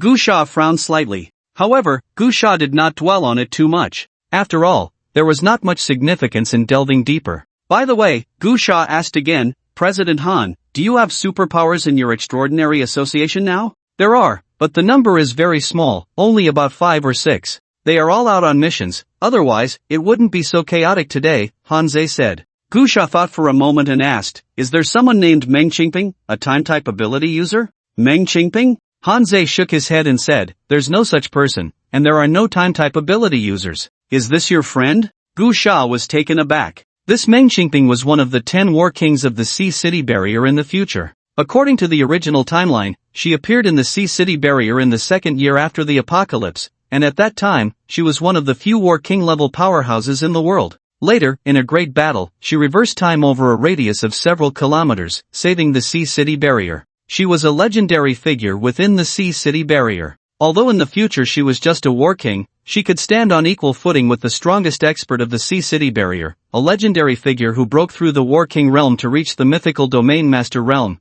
thanks to her time abilities, which were said to be unfathomable. Ever since Gu Sha awakened his time abilities, he had wanted to meet this fellow time-type ability user. Moreover, he had a particular impression of Meng Qingping. In his past life, he had participated in a great battle led by her, so he had specifically looked into her information. She came from the top Meng family in the southwest and had always been in the Sea City Barrier, breaking through to War King in the second year of the apocalypse and holding an important position there. According to that information, Meng Qingping should currently be in Sea City. President Han, the Meng Qingping I'm talking about should be from the Meng family in Yunqing, southwest. You really don't know this person? Gu Sha asked. Is there such a person in the Meng family? Hanzei shook his head and said, right now, many high-ranking officials in our barrier come from the Meng family, and there are quite a few extraordinary individuals from the Meng family, but currently, there are no ability users. I definitely wouldn't be mistaken, there are only a few ability users. Gu Sha looked deeply at Hanzei, unsure if Hanzei truly didn't know this person or was unwilling to reveal it. However, Hanzei didn't seem to be lying. Of course, if Hanzei were to lie, with his psychological quality, it would be hard to tell. Gu Sha asked again, then, does President Han know someone named Gu Shao? This Gu Shao was the strongest expert of the Sea City Barrier in the future, a powerhouse who surpassed the War King level and reached the highest level of gene development, the Domain Master level. This person was also publicly known in future records, coming from the top Gu family in the southwest. He was invited to the Sea City Barrier in the 5th year of the apocalypse as a War King, and the inviter was Hanzei, the president of the first extraordinary association in Sea City, which caused quite a stir at the time. During an interview, both Hanzei and Gu Shao stated that they were longtime friends who had known each other since childhood, which was why Gu Shao accepted Hanzei's invitation to come to the Sea City Barrier. However, to Gu Shao's surprise, Hanzei still shook his head and said, I haven't heard of this person. Is he from the Gu family? Gu Sha nodded thoughtfully and said, before the apocalypse, I received his kindness, and if there's a chance, I would like to see him again. Alright, Hanzei said, I'll help you look into it. I'll notify you if I find any news. Okay, his name is Gu Shao, the Shaoan Heroic Eagle, and he should be around 40 years old now. Thank you, President Han. I'll head back first. After they exchanged farewells, Gu Sha took a box of corpse cores and got into the car, quickly leaving. After watching Gu Sha leave, Hanzei returned to the Extraordinary Association, found Director Chen, and instructed, go check with the Gu family if there's someone named Gu Xiao, around 40 years old, and also inquire if the Meng family has someone named Meng Qingping. Director Chen asked in confusion, President, do you have business with these two? Hanzhe shook his head and said, it's Gu Xia who is looking for them. Soon, Gu Xia drove back to his residence, went straight to his room without eating. He felt some confusion in his heart. If Hanzhe wasn't lying, where did those two people in his memory come from? Why did the future officials need to fabricate information? If Hanzhe is lying, do these two people really have any special qualities now? Is it necessary for the officials to hide and cultivate them? This doesn't quite align with reality. Nowadays, the officials haven't even researched the qi induction technique, and they don't know how to use the corpse core so what can they secretly cultivate? Gu Xia thought for a while but didn't get too entangled. Instead, he began to refine the corpse core. This time, he was very satisfied with the gains. After experiencing the baptism of more than a dozen source pearls, his talent was exceptionally strong, and his utilization of source qi was almost without leakage or waste. His 9th gene lock had already been developed more than half, and this batch of corpse cores was completely enough for him to break through to a 9th tier warrior. The qi induction technique mobilized this blood and qi power, quickly enveloping those corpse cores, crazily absorbing them, and the consumption speed was also very fast. Countless corpse cores flew out of the box, swirling around Gu Xia, shining like stars revolving around the moon. The corpse cores, from which the source qi had been completely absorbed, turned to dust and dissipated. Time flowed slowly, and it was hard to tell how long had passed when Gu Xia suddenly opened his eyes, a glimmer bursting forth. He had become a 9th tier warrior. Gu Xia operated his energy, observing the gene locks through internal vision, all of which had been fully developed, as if 9 golden lightning bolts flickered in a void. On top of the 9 golden lightning bolts appeared several ancient pattern symbols. Gu Xia knew that these symbols were defined by later generations as inscriptions, unique to the War King realm, a true beginning of transcending the ordinary. Each of the 9 gene locks had an inscription, a total of 9 inscriptions corresponding to the 9 tiers of the War King. Lighting up the first inscription meant stepping into the War King realm, a realm where true transcendence begins, and the level of life would change. The difference between this realm and the warrior realm was very obvious. The warrior realm mainly relied on developing gene locks to enhance physical quality, which was mainly reflected in significant improvements in strength, speed, and other aspects. However, the changes in the War King realm were a mysterious experience. In addition to a multiplication of physical quality, one could also utilize the characteristics of the inscriptions combined with the natural forces of heaven and earth.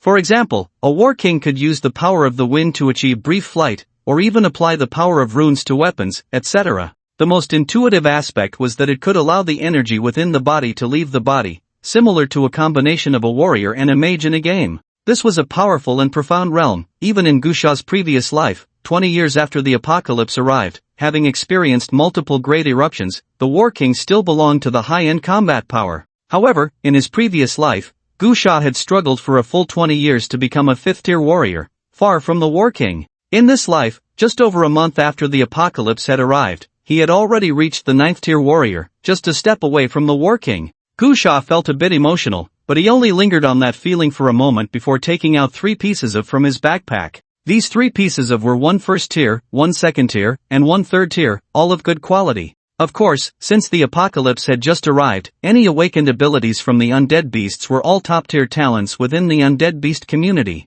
In the future, they would all be considered royal or imperial bloodline talents among the undead beasts. Gu Xia immediately began to refine them, activating the qi induction technique, and the energy of the began to surge, gradually turning blood red, flowing out strands of liquid-like blood-colored energy, wrapping around Gu Xia's body. Gu Xia frantically operated the qi induction technique, guiding the energy of the throughout his body. In an instant, a red sheen covered Gu Xia, as if a layer of red liquid enveloped him, moving like waves. Gradually, the energy of the flowed into his body, covering the 3rd gene lock. After a long time, Gu Xia opened his eyes. He had achieved 3rd tier. The upgrade of supernatural abilities is the same as the upgrade of extraordinary powers, both being at the 9th level, divided into 3 realms. Every 3 levels is humorously referred to as a realm, and the difficulty of advancement increases significantly after every 3 levels, as if climbing to another heaven. Gu Xia glanced at the small portion of corpse nuclei left in the box and began to refine it again. However, this time the refinement was not for leveling up but to store energy for the ability to foresee the future. Previously, at the 2nd level, the time limit for foreseeing the future was about 2 hours. Now that he had reached the 3rd level, the time would surely be much longer. However, Gu Xia could not estimate exactly how much longer it would be. Soon, the white line on Gu Sha's wrist lit up once more. Immediately, Gu Sha focused his mind and activated his genetic power to open the foresight ability. In an instant, a scene of the future appeared in his mind, lasting nearly 6 hours. After absorbing that future scene, Gu Sha's expression became somewhat strange. My home has been blown up. In the memory scene, everything was normal. Gu Sha had been resting in his room. However, around 9 o'clock in the evening, a series of violent explosions suddenly erupted in the community. Gu Sha hurried downstairs to check the situation and just happened to see the bag of vegetables that Zhang Shufan had bought explode in the kitchen. The entire villa was instantly engulfed in a sea of flames from the explosion, and Zhang Shufan, who was sweeping the floor, was instantly reduced to ashes. The violent explosion turned everything upside down. Of course, this explosion shock did not have much impact on him. He was simply thrown out over 100 meters and crashed into a pile of rubble. In that moment of being thrown out, he saw that violent explosions were happening everywhere in the community, turning it into a hell on earth. This segment of the future scene ended here. This is a bit too unfortunate. After absorbing the future scene in his mind, Gu Sha looked speechless. Fortunately, he saw the source of the explosion in the future scene, confirming that it was not an accident but a deliberate act. Otherwise, if he had been blown up while half asleep, it would have been truly hopeless. Gu Sha took a deep breath and carefully sorted through the future scene he had seen. First, it could be confirmed that the bomb was not specifically targeting him alone, as the future scene showed that the entire community was exploding. Second, this community housed many high-ranking individuals from the current elite, including many managers, prominent families, and military leaders. The attackers chose to detonate the bomb around 9 o'clock, just when most officials had returned home, clearly intending to take them all out at once.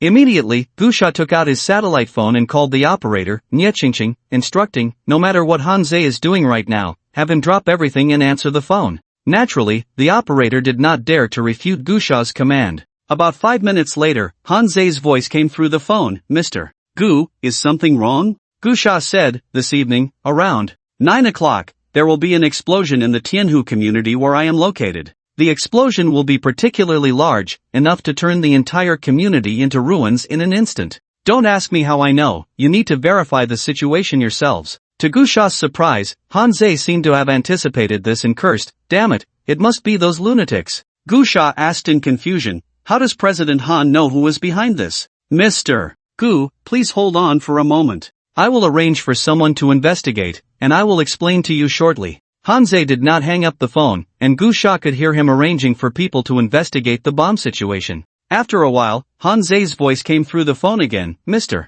Gu, are you still listening? Yes. Mr. Gu, have you heard of the Purification Society? Upon hearing the name of the Purification Society, Gu Sha's heart skipped a beat. He was too familiar with this name. This is an extremist organization that, in the end times of the previous life, was undoubtedly one of the most hated by humanity, the Purification Society. It is an anti-human organization. Before the apocalypse, it was a terrorist group, and after the apocalypse, it spread destruction everywhere, shouting slogans about global annihilation and the rebirth of civilization. They believe that the arrival of the apocalypse is a punishment from the heavens for human civilization, which has become too corrupt and decadent, provoking the wrath of the divine, thus leading to the destruction of human civilization and the establishment of a perfect new world. Therefore, this organization calls itself the Purification Society, symbolizing the purification of the world. In the previous life, while humanity actively responded to the zombie and beast crisis to establish homes, this organization constantly stabbed from behind, causing many major battles to end in defeat for humanity due to their interference.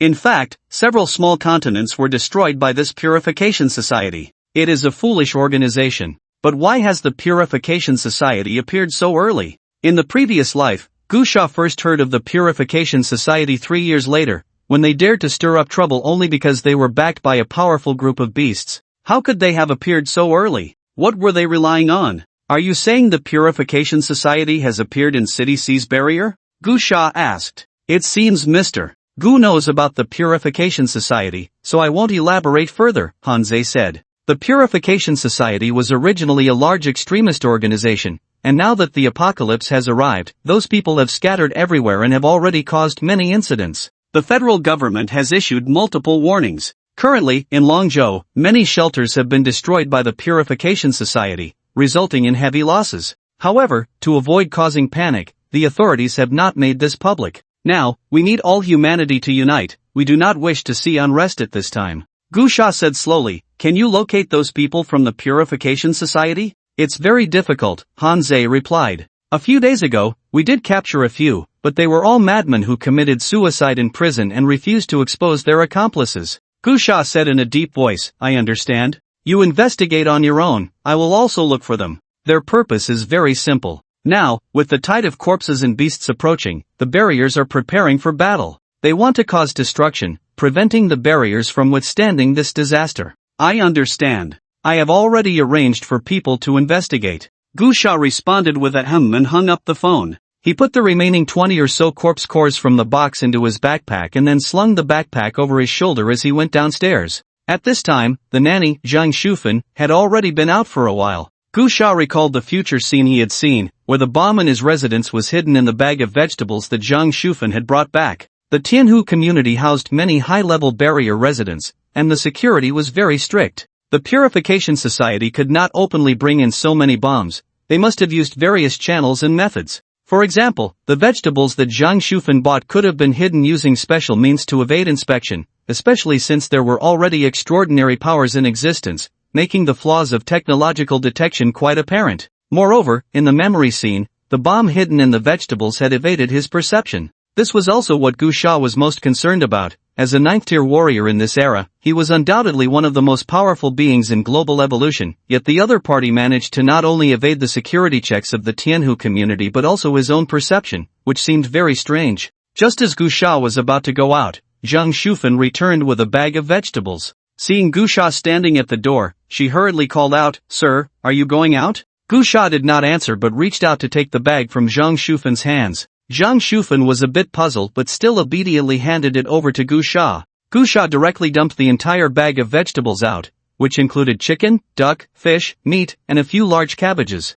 It seemed there was nothing unusual. However, under Gu Sha's deliberate scrutiny, he still noticed something amiss. He actually sensed a faint energy fluctuation from a chicken, very weak. If he hadn't been observing it closely, even with his 9th-tier warrior cultivation, he wouldn't have detected it. Gu Sha picked up the already plucked and slaughtered chicken, examined it carefully, but couldn't find anything unusual. However, he was basically certain that the bomb was hidden inside this chicken. Immediately, Gu Sha activated the Qi induction technique to channel genetic energy to cover the chicken, and soon he discovered the problem. Something was hidden in the chicken leg bone. He immediately tore open the chicken leg meat and broke the bone, causing a miniature bomb to fall out onto the ground. Zhang Shufan, standing nearby, turned pale. She didn't recognize the miniature bomb, but seeing Gu Sha's unusual behavior made her realize that this thing must be a big problem. She hurriedly explained, "Mr. Gu, I don't know." Gu Sha waved his hand. He certainly knew this had nothing to do with Zhang Shufan.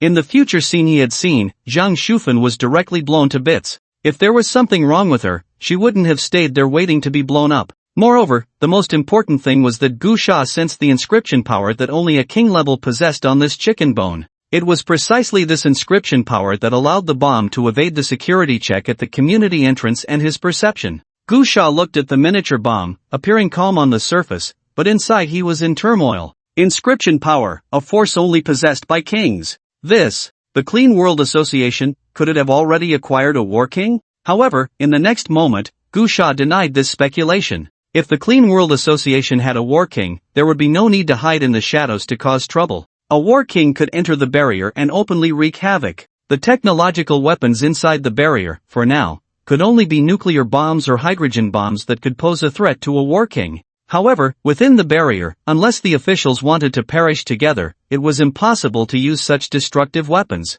If they did, it would lead to direct annihilation, which would align perfectly with the Clean World Association's intentions. It's impossible for there to be a war king, but the other side possesses inscription power. This doesn't make sense. Gu Sha looked at the miniature bomb, stood up, and said to Zhang Shufan, "In a moment, city guards or military personnel will come here. You just take them to see this thing, don't touch it. When the officials arrive, you leave this community, go as far as you can, and don't come back until before tomorrow morning. Do you understand?" "Ah, I understand." Although Zhang Shufan felt puzzled, she didn't ask further and quickly nodded in agreement, then stood there seriously, staring intently at the miniature bomb. Gu Sha picked up the chicken and directly left, heading to the vegetable market. Now, the market inside the barrier was naturally different from the chaotic markets before the apocalypse. the current market had designated official areas and was uniformly sold by the community. Gu Sha went straight to the market, found an official from the management office, and directly threw the credentials given to him by the extraordinary person onto the desk of the management office director.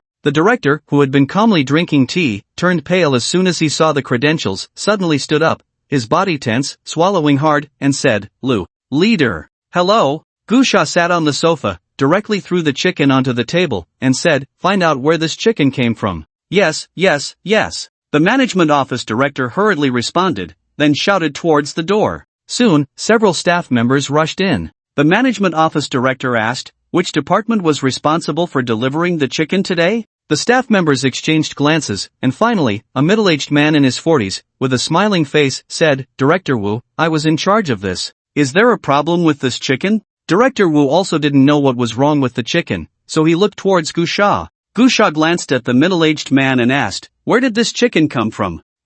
Director Wu replied, puzzled, naturally, it came from the community breeding base? Gu Sha's pupils constricted, a murderous aura spreading out as he coldly said, are you sure? In this apocalyptic world, chicken meat is considered a high-end food, and the community provides very little each day, essentially a special supply that only a specific group of families can afford, and all of these families are influential and wealthy. Therefore, the scrutiny of these items is very strict, and even the breeding process is tightly controlled, making it nearly impossible for anyone to slip a microbomb into the system. To reach that point, there is only one possibility: this chicken did not come from the community breeding base. The middle-aged man felt a wave of unease as Gu Sha stared at him. This chicken indeed did not come from the community breeding base. He had found a channel himself, where someone sold it to him at a low price, and he used it to pass off as chicken from the community breeding base to sell on the market shelves. Such things were actually quite common in their market management office. Nowadays, the vegetables in the market are produced by officially designated places, but many common people are also growing vegetables or raising poultry. However, due to environmental restrictions, many of those items from the common folk fail inspections and carry a certain risk of viral infection. Therefore, these items are sold at very low prices, and those with some power in the market management often buy these low-priced goods to mix with the official supplies and sell them at high prices, profiting from the difference. Although those items may be virus-infected, their impact on the human body is not particularly severe. As long as the quantity is controlled well, problems are unlikely to arise, and they won't be discovered. For example, the chicken on the table, he could tell at a glance, had been processed to cover up the mutated parts, looking no different from the chicken that came from the official base. This was an unspoken rule of the market management, and everyone was tacitly aware of it. The middle-aged man looked at Gu Sha, feeling somewhat nervous. Although he didn't know Gu Sha, he understood that in this environment, anyone who could buy meat and even a whole chicken must have a certain status, and if things escalated, it would be hard to handle. Immediately, he put on a smiling face and said, "Little brother, is there something wrong with this chicken?" Gu Sha looked at the middle-aged man and said, "I'm asking you, where did this chicken come from?" The middle-aged man frowned, feeling somewhat displeased. Although he knew deep down that his chicken had an improper origin, he didn't think it was a big deal, and Gu Sha's reaction was too aggressive. He then said in a deep voice, "I said, this was transported from the community breeding base. If you think there's a problem, you can go check the breeding base." After saying that, the middle-aged man looked at Director Wu and said, "Director Wu, all items in the market have invoices for entry and exit. If there's any suspicion about the product, you can directly contact the breeding base for inspection. If there really is a problem, we can just replace it." Upon hearing this, Director Wu looked at Gu Sha and said, "Leader, Section Chief Wang is right. If there is a problem with the product, I can have the breeding base send you a few more right away. What do you think?" Gu Sha sneered, looking at the sullen-faced Section Chief Wang, slowly rising and saying, "It seems you still haven't realized the seriousness of the situation and are trying to play tricks on me." Section Chief Wang also sensed the issue from Director Wu's address to Gu Sha, realizing that Gu Sha's background might be greater than he had imagined, and he understood that the problem with this chicken was likely quite significant. However, things have come to this point. The bigger the problem with the chicken, the less he dared to admit it. He immediately adopted a very tough attitude and said, "Sir, I don't know what you intend to do, but all the items in our mall go through the proper procedures. If you want to investigate, you can do so at any time." Director Wang wasn't too worried. The kind of thing he was doing was quite common in the mall management office. Although the items weren't from the community breeding base, the paperwork was complete. Unless someone snitched, it wouldn't be discovered, and he wasn't worried about anyone snitching. After all, This kind of thing was an unspoken rule throughout the management office, involving too many people, and no one would dare to report it. Gu Sha's expression was cold and fierce. He wasn't initially sure if Director Wang had a problem,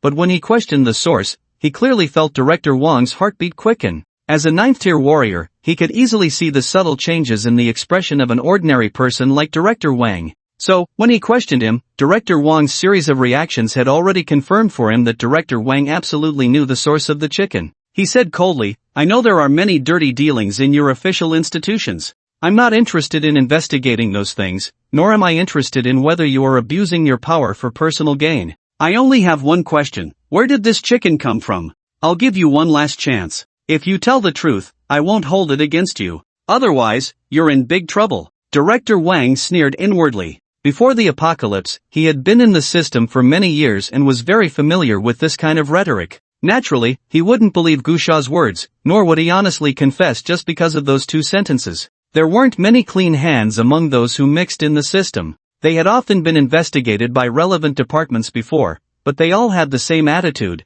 without absolute evidence, they would never speak. Unless things reached that point, nothing would happen. They would just drag things out until they eventually fizzled out. He looked at Gu Sha's cold expression and didn't take it too seriously. "Trying to bluff me? Is that all you've got?" Before the apocalypse, when the authorities were so strict, he hadn't been caught, let alone in this current situation where the regulatory system was paralyzed. What he was doing was even less likely to be discovered. "Sir, I've already said, if you think there's a problem, just follow the procedures. You can't just accuse me of dereliction of duty without reason. Don't you think that's a bit unreasonable? You. Fuck you." Gu Sha kicked out directly, sending Director Wang flying into the air, and he thudded to the ground. In the next moment, Gu Sha pressed Director Wang's head down and slammed it against the ground. With a bang, his head cracked open and bled. Gu Sha's sudden move shocked everyone in the office, and a group of people hurriedly tried to intervene. Gu Sha swiftly drew his tang knife and stabbed it into the ground, coldly saying, "Extraordinary Association, investigating extremists. Who the hell dares to make a sound? Kill without mercy." The moment the tang knife pierced the floor, tiles shattered into pieces, and cracks spread out in all directions. This move stunned everyone into silence, not daring to move or speak. Gu Sha looked at Director Wang, who was lying there with blood all over his face, then gently kicked him and said, "Don't pretend to be dead. Are you awake now? Are you going to talk?" Director Wang was completely dazed, his eyes filled with stars, and he didn't answer Gu Sha's question. Instead, he said, Even if you are from the Extraordinary Association, you have no right to assault a public official. I'm going to report you. I will." Shang. Gu Sha drew his tang knife and directly struck it across Director Wang's neck. In an instant, the head separated from the body, blood spraying everywhere, scaring the people in the office out of their wits. "Wasting my time," Gu Sha muttered, looking at Director Wu and coldly saying, "In 10 minutes, I want to know the source of this chicken." Director Wu trembled all over, swallowed hard, and said, Yes, I'll check right away."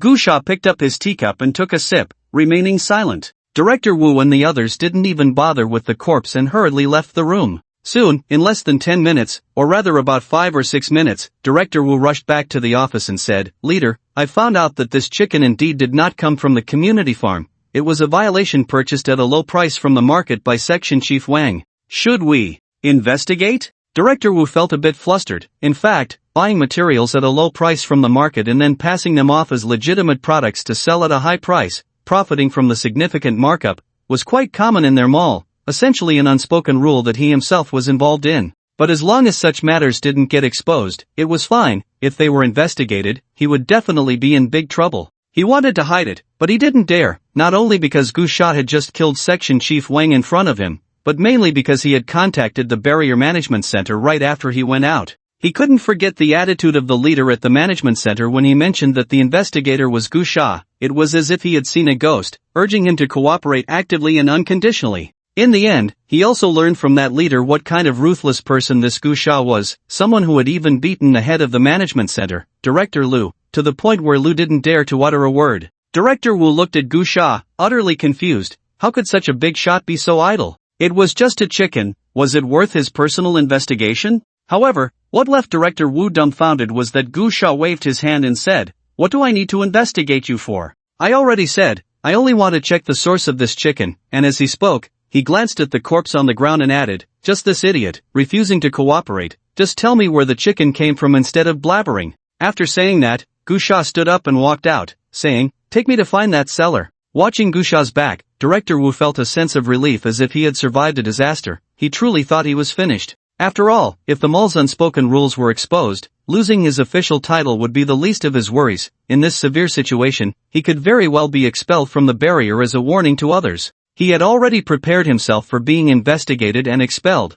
hoping to keep his family from being implicated, and had made the worst plans. Yet, the other party showed no interest in this trivial matter and was really just checking the source of a chicken. He looked at the headless corpse on the ground, feeling speechless. Section Chief Wang had truly died unjustly. In a refugee shantytown, Director Wu and Gusha were walking with a few city guards. Compared to the villa community where Gusha lived, this place was filled with dirt, chaos, and was practically a garbage dump, crowded with people and very noisy. The houses were all makeshift shacks, various types mixed together, some with a dozen or 20 people crammed into a large room, while those with a bit of money rented small single rooms. "Leader," Director Wu said cautiously, "Section Chief Wang bought the chicken from someone called Old Gio. This Old Gio entered the barrier half a month ago and has been living in East District 12, where he has some reputation. Many people follow him to make a living, establishing connections and doing some small business." Gusha nodded. "He has some connections with a prominent family." At this point, Director Wu paused, suddenly realizing that the person in front of him had the audacity to beat up several big shots in the barrier without any consequences.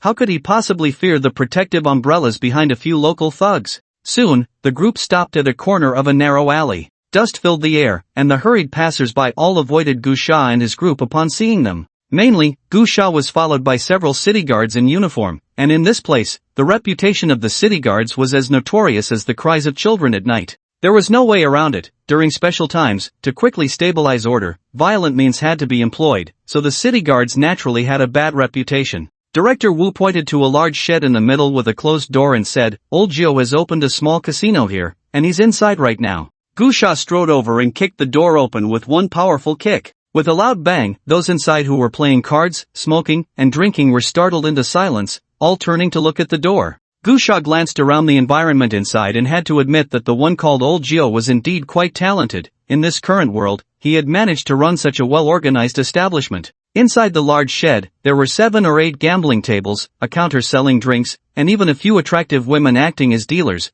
making it a fully functional casino. At that moment, a group of muscular men with bare torsos picked up their clubs and prepared to charge over, clearly the enforcers of this casino. However, upon seeing the city guards behind Gusha, they all lost their nerve, swallowing the curses that were on the tip of their tongues. What surprised Gusha was that the gamblers at the tables seemed completely unfazed, showing no concern about being caught by the city guards. This situation could only be explained in one way. These people believed that with Old Gio's connections, everything could be settled without affecting them as customers. Gusha wasn't interested in catching gamblers. He shouted loudly, "Who is Old Gio?" At that moment, a woman with a graceful figure and light makeup swayed over, smiling as she said, "Gentlemen, what's going on? Why such a commotion?" As she spoke, the woman recognized Director Wu and said, "Oh, Director Wu, what brings you here?" Director Wu felt a bit awkward. He indeed knew this woman, or rather, had some connection to this casino. After all, to open a casino in such places, a lot of connections were needed. This casino had been selling tobacco and alcohol for a long time, requiring his endorsement to get supplies, so he had dined with Old Gio's group a few times.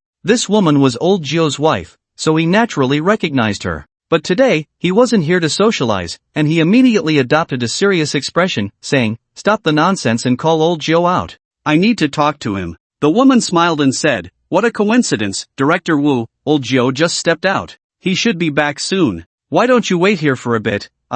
Shang." Gusha drew his knife and swiftly beheaded the woman, coldly stating, "I'll ask one last time, where is Old Gio? If you don't speak, you'll all die." Pooh! Blood sprayed from the severed neck like a fountain, and a head flew through the air, landing almost simultaneously with the body. Murder! Screams erupted from the women in the shed, and chaos ensued as the previously calm gamblers were now terrified. Even Director Wu was stunned. He never expected Gusha would kill someone so directly. The previous section chief Wang had at least been killed after being given several chances due to his own cleverness. But this woman had only said a couple of sentences before being killed. Why is this person so bloodthirsty? Director Wu was frightened to the core, feeling a wave of relief that he hadn't acted arrogantly earlier, otherwise, he might have met the same fate. Amid the chaos, Gusha snatched a gun from one of the city guards and fired 2 shots into the air, breaking the iron roof of the shed. Everyone, cover your heads and crouch down. I'll only say this once. With Gusha's loud shout, many quickly covered their heads and crouched down. However, there were still a few who, whether fearless or hiding some unspeakable secret, actually ran towards the back door. Bang bang bang bang, Gusha fired several shots in quick succession, emptying his gun and killing the few gamblers who had rushed to the back door,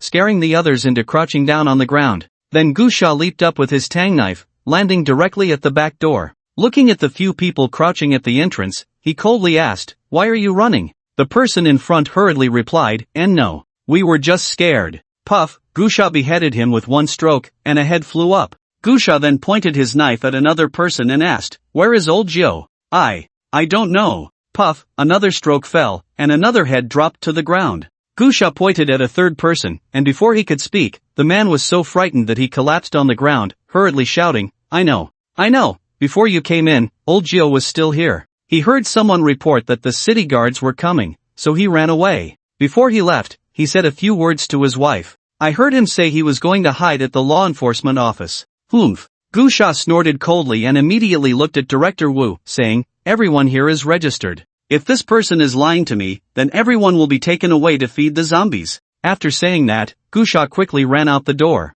Seeing Gusha leave, those who were crouching with their heads in their hands in the shed all gasped for breath, many of them collapsing to the ground in fear, some even wetting their pants. Gusha was quite clear about the structure of the barrier and quickly drove to the law enforcement office. The law enforcement office was specifically responsible for maintaining order within the barrier, mainly formed by several powerful families working together, located in a grand building at the center of the barrier. Gusha parked his car at the entrance of the law enforcement office and directly handed his credentials to the city guard on duty. The guard took the credentials, looked at them, and quickly saluted, saying, "May I ask, sir, what are your orders?" Gusha said in a deep voice, "Take me to your law enforcement office head, Master Yang." The guard was taken aback for a moment and said, "Please wait a moment, sir, I will make a call to consult." Not long after the guard finished the call, Master Yang, who had just met Gusha at the Extraordinary Association earlier that day, hurriedly ran from his office to the main square, shocking the surrounding city guards, who were all guessing what kind of identity Gusha had that could make their Master Yang come personally to greet him. "Mr. Gu," Master Yang said hurriedly, "is something wrong?" Although Gusha had a very unpleasant encounter with the high-ranking officials of the barrier that morning at the Extraordinary Association, these high-ranking officials were not ordinary people, and the events of that time had already passed, so they would not carry that emotional state forward. Therefore, Master Yang's attitude towards Gusha was still very good. Additionally, Gusha had previously communicated with Hanzei about the potential terrorist attack on Tianhu community by the Purity Association, so Master Yang, being a high-ranking official, naturally knew about this matter. Thus, upon learning that Gusha had come to the law enforcement office, Master Yang's first reaction was regarding the Purity Association. Gusha nodded and said, "I am investigating the Purity Association and have found a related suspect, but that person is suspected to have hidden inside the law enforcement office." "What?" Master Yang was immediately shocked and said, "Who is it? I will have someone investigate right away." Living in East District 12, a person nicknamed Old Gio, Gusha glanced at his watch and said, "Master Yang, you better hurry.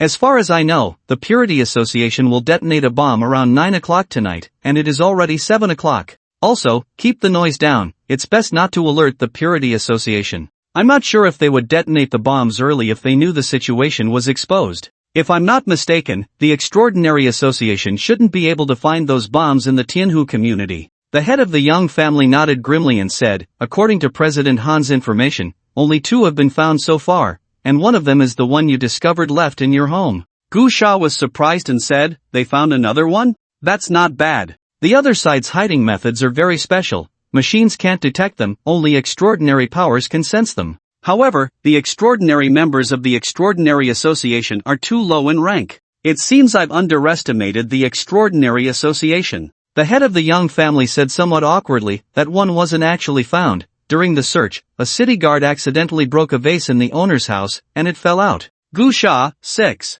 Soon, Gusha was arranged by the head of the Young family to drink tea in the office while he personally went to investigate the person known as Old Gio. Not long after, the head of the Young family walked into the office with a dark expression and said, "The lead has gone cold." Gusha was slightly taken aback and asked, "What happened?" The head of the Young family said in a deep voice, "That Old Gio indeed came to hide in our law enforcement office. He had some connections with a high-ranking member of a prominent family in the law enforcement office, but I know this high-ranking member. Their relationship with Old Gio is merely one of paying for services. Old Gio claimed he had offended someone and asked that high-ranking member to arrange for him to hide in prison for a few days. The director didn't think much of it and locked Old Gio up. However, just now when we went to check and wanted to bring him out, Old Gio committed suicide. Are you sure it was suicide? Gu Sha asked. Yes, the head of the Young family said. I saw it with my own eyes. He ran into the wall to kill himself. The lead isn't gone yet, Gu Sha said. The head of the Young family was slightly taken aback and asked, Mr. Gu, what do you mean? Gu Sha raised an eyebrow, looked at his watch, and said, It's 7:30. If we haven't startled the snake and they haven't detonated early, we should still have time. Rest assured, Mr. Gu, the head of the Young family said, when you arrive at the law enforcement office, I had people cut off all signals and sent others to seal off the law enforcement office. No one will be able to leak information. Gu Sha smiled, stood up, and said, Head Young, allow me to take care of some business in your law enforcement office to continue this lead. The head of the Young family was stunned and asked, Mr. Gu, what do you mean? Gu Sha said, that Old Gio is definitely not one of those lunatics from the Purity Association. None of those people are afraid of death. If Old Gio were a member of the Purity Association, he wouldn't have come to the law enforcement office to hide because that could expose his higher-ups. Since he is afraid of dying, he can't be one of them. But if he is clearly afraid of death, why would he commit suicide so decisively? Doesn't that clearly indicate something is wrong? The head of the Young family suddenly realized, I was also confused.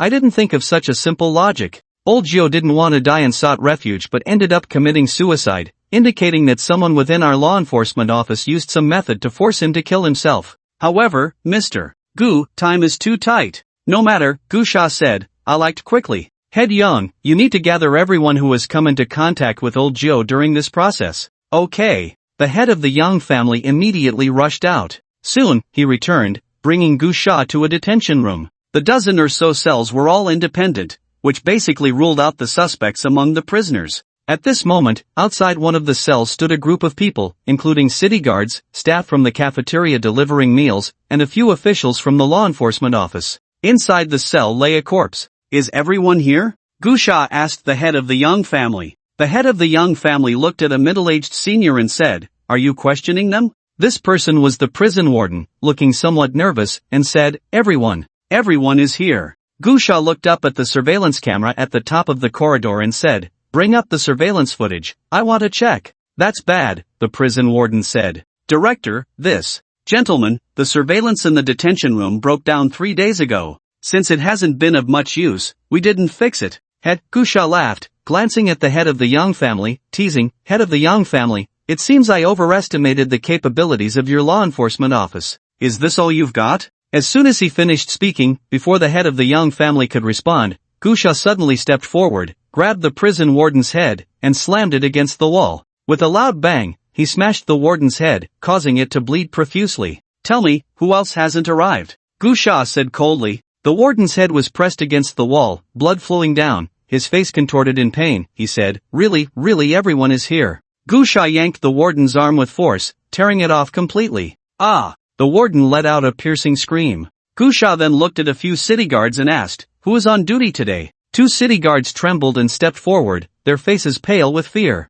Seeing this, the warden, despite the excruciating pain, said, You'll get the same answer from them. There can't be any other answer. If there are no others, then there are none. Bang! Gu Sha pressed down harder on the warden's head, crushing it like a watermelon, blood and brain matter splattering everywhere. In an instant, everyone was terrified to the core. Gu Sha walked to the sink in the detention room, turned on the faucet to wash his hands, took a piece of tissue, and slowly walked out, wiping his hands while softly asking, You two, tell me, who else hasn't come? The 2 city guards were trembling all over. One stammered, It's Secretary Meng Rang of the Meng family. He came here, but just now the warden told us not to say anything. Gu Sha exchanged a glance with the head of the Young family. Let's go. The head of the Young family waved his hand, and immediately a group of city guards quickly followed. Gu Sha walked side by side with the head of the Young family, who cursed, It better not really be this Meng Rang, otherwise, it could get quite troublesome. Gu Sha asked, What do you mean? The head of the Young family replied, This Meng Rang comes from the top family in the southwest, the Meng family. The Meng family has significant influence in our Sea City stronghold. Among the 4 heads of our law enforcement office, 2 are from the Meng family. Meng Rang is the secretary to the head of the Meng family, which is both a superior-subordinate relationship and a familial one. If we investigate Meng Rang, the head of the Meng family will probably intervene. Gusha sneered and said, the survival of the entire Sea City stronghold is worth less than a Meng Rang? Well, that's not entirely the case, the head of the Yang family said. Soon, Gusha and the group arrived outside an office in another building. The head of the Yang family pushed the door open and a large group of people poured in. Inside was a middle-aged man with somewhat dark skin, looking very righteous. This man was the head of the Meng family in the law enforcement office. Upon seeing this large group burst in, the head of the Meng family frowned and looked at the head of the Yang family, asking, Head of the Yang family, what are you doing? The head of the Yang family, without the usual pleasantries, got straight to the point. Where is your secretary, Meng Rang? The head of the Meng family said in a deep voice, What do you need him for? The head of the Yang family replied, He is involved with the Purity Society. Head of the Meng family, you know how serious this is, stop beating around the bush. Where is he? Upon hearing the words Purity Society, the head of the Meng family's expression changed instantly, saying, I sent him to the archives to get some documents for me. Immediately, the head of the Yang family ordered, to the archives. Without delay, a group of city guards rushed towards the archives.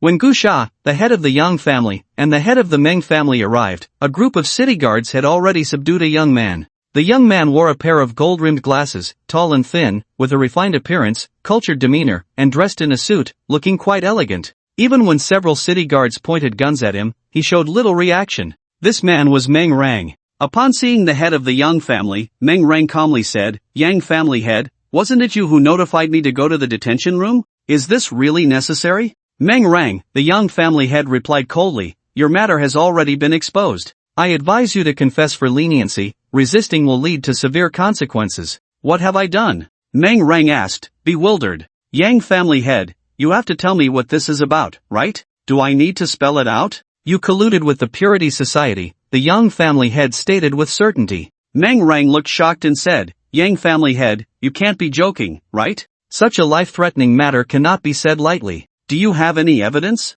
At this moment, the head of the Meng family also spoke up. Yang family head, the Purity Society is not to be trifled with. If you have evidence proving Meng Rang's connection to the Purity Society, feel free to present it. I will not cover for him, but if you don't blame me for turning against you. The Yang family head looked somewhat troubled and turned to Gusha. Gusha's expression was calm as he stepped forward, looking at Meng Rang, and asked, Why didn't you go to the detention room when the Yang family head notified you? I didn't want to go, I have a lot of work. Clang. Gusha drew his sword, a spray of blood erupted, and Meng Rang's arm was severed.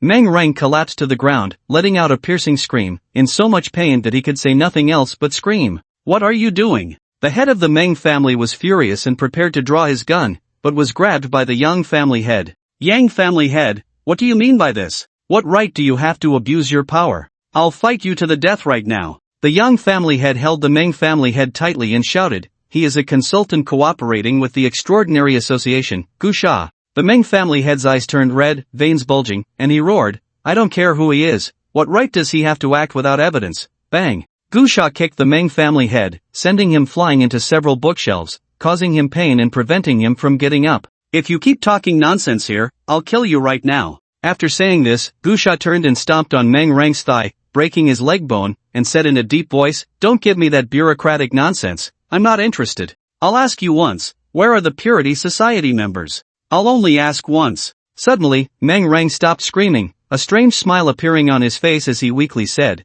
So you're the Gusha who killed people at the Extraordinary Association today. You're quite bold, quite arrogant, and utterly unrestrained. A talent like you should join our Purity Society. We are kindred spirits. As soon as Meng Rang spoke, everyone's expression changed, especially the head of the Meng family, who looked shocked and said, Xiao Rang, you. Meng Rang grinned, looking at the head of the Meng family, and said, Third uncle, you don't understand. This world is already sick to the point of no return. This terminally ill world needs purification, needs to be completely destroyed. The divine will create a perfect new world. Shut up! The head of the Meng family shouted angrily. Do you know what you're doing? You've gone mad. After receiving so much education since childhood, where did all that knowledge go? Nowadays, humanity has reached a point of life and death. You. Ha! Meng Rang chuckled lightly and said, Third uncle, it's precisely because I've read so much that I understand this world is truly beyond saving. The whole world is sick, only destruction can lead to rebirth. Look, isn't this apocalyptic world the best proof? This is God's punishment, and also God's end. You should stop holding on to fantasies. The world will definitely be destroyed, it will definitely. Gusha suddenly pressed down hard on Mang Rang's broken leg, causing Mang Rang to grimace in pain and interrupting his speech. I have no patience, Gusha said. Honestly, tell me where the people from the association are hiding, and I might spare your life. As for whether you can survive, that depends on others. With the Meng family's influence, you might still have a chance. Nonsense. Mang Rang laughed heartily. The world is sick, the whole world is sick. We healthy people are forced to become outcasts, rejected and misunderstood by the world. But so what? As the last word left his mouth, Mang Rang suddenly spat out a mouthful of black blood, his eyes wide open, losing his breath. Xiao Rang. The head of the Meng family cried out in despair, rushing over to embrace Mang Rang's lifeless body, heartbroken. The head of the Yang family shouted urgently, quick, call a doctor, we can't let him die. No need, Gusha interrupted. He already poisoned himself in advance, he was prepared to die long ago. The head of the Yang family gritted his teeth and said, he really is one of the association's people. He is not. Gusha suddenly said. What? The head of the Yang family was stunned, and everyone else was shocked. Gusha slowly said, it's too coincidental, and too simple. From the moment I entered the law enforcement office, old Jiu died, then we went to the detention room, the prison warden died, and then we found Mang Rang, who admitted his identity and decisively committed suicide. Each step seems preordained, leading us to believe Mang Rang is one of the association's people, and then we lose the trail. The head of the Yang family frowned, puzzled. What's wrong with that? Gusha chuckled lightly, he didn't know how to explain. In his past life, he lived for 20 years in the apocalypse and dealt with the association. This kind of interconnected behavior was very uncharacteristic of the association. The association was filled with a bunch of lunatics. If they were discovered, their choice would definitely not be to poison themselves like Mang Rang, but rather to kill crazily, the more the better. So, those madmen from the association, when their plans were discovered, would choose to fight to the death. At the very least, they wouldn't resort to suicide by poison in advance. Conversely, when Gusha firmly believed that Mang Rang was impersonating someone from the association, he felt that there was a major problem from the beginning. Step by step, they were led to lock onto Mang Rang, everything seemed logical. And when looking beyond this superficial layer, Mang Rang's actions became intriguing. He was deliberately hiding and protecting someone in the shadows. Mang Rang was just a scapegoat brought to the surface. He used his death to protect the one truly connected to the association, Gusha said. Who do you suspect? The head of the Yang family asked. Gusha raised his hand to check his watch. It was already 8 o'clock. Immediately, Gusha said, there's no time. I'm not interested in playing detective and searching for clues anymore. And then he looked at the head of the Meng family and said, head of the Meng family, you should confess. The head of the Meng family, still holding Mang Rang's body, froze for a moment, then raised his head in anger and said, Gusha, what do you mean?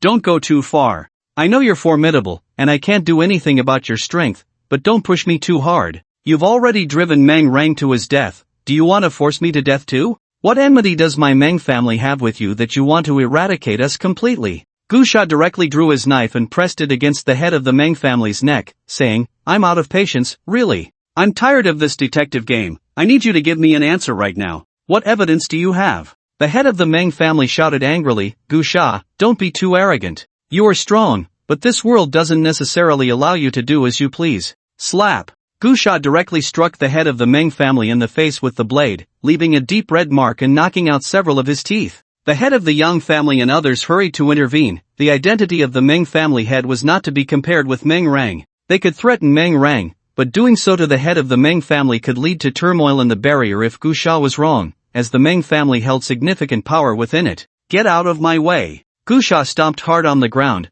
causing the floor to shake and crack, pushing the head of the Yang family and others aside. Gusha looked at the head of the Meng family, not wasting words, and said directly, I'll ask you one last time. If you don't speak, I'll kill you and wipe out everyone from the Meng family in the barrier. Don't worry, Gusha sneered and said, enough, stop saying such things. If you keep spouting this kind of false, grandiose talk, you'll start believing it yourself. Head of the Meng family, if you truly had a sense of justice, you wouldn't have chosen to cooperate with the Clean World Association, but rather reported to the barrier and joined forces to eliminate the people of the Clean World Association to seize their technology. Does the Clean World Association not know your intentions? You know very well that they are aware of your plans. They just want to obtain their technology. But why would they give it to you? That indicates that this technology cannot possibly provide a future for humanity. What does the Clean World Association stand for? They advocate for the destruction of the world. If they are willing to let you study this technology, it means they are certain that this technology is insufficient to change the current situation of humanity.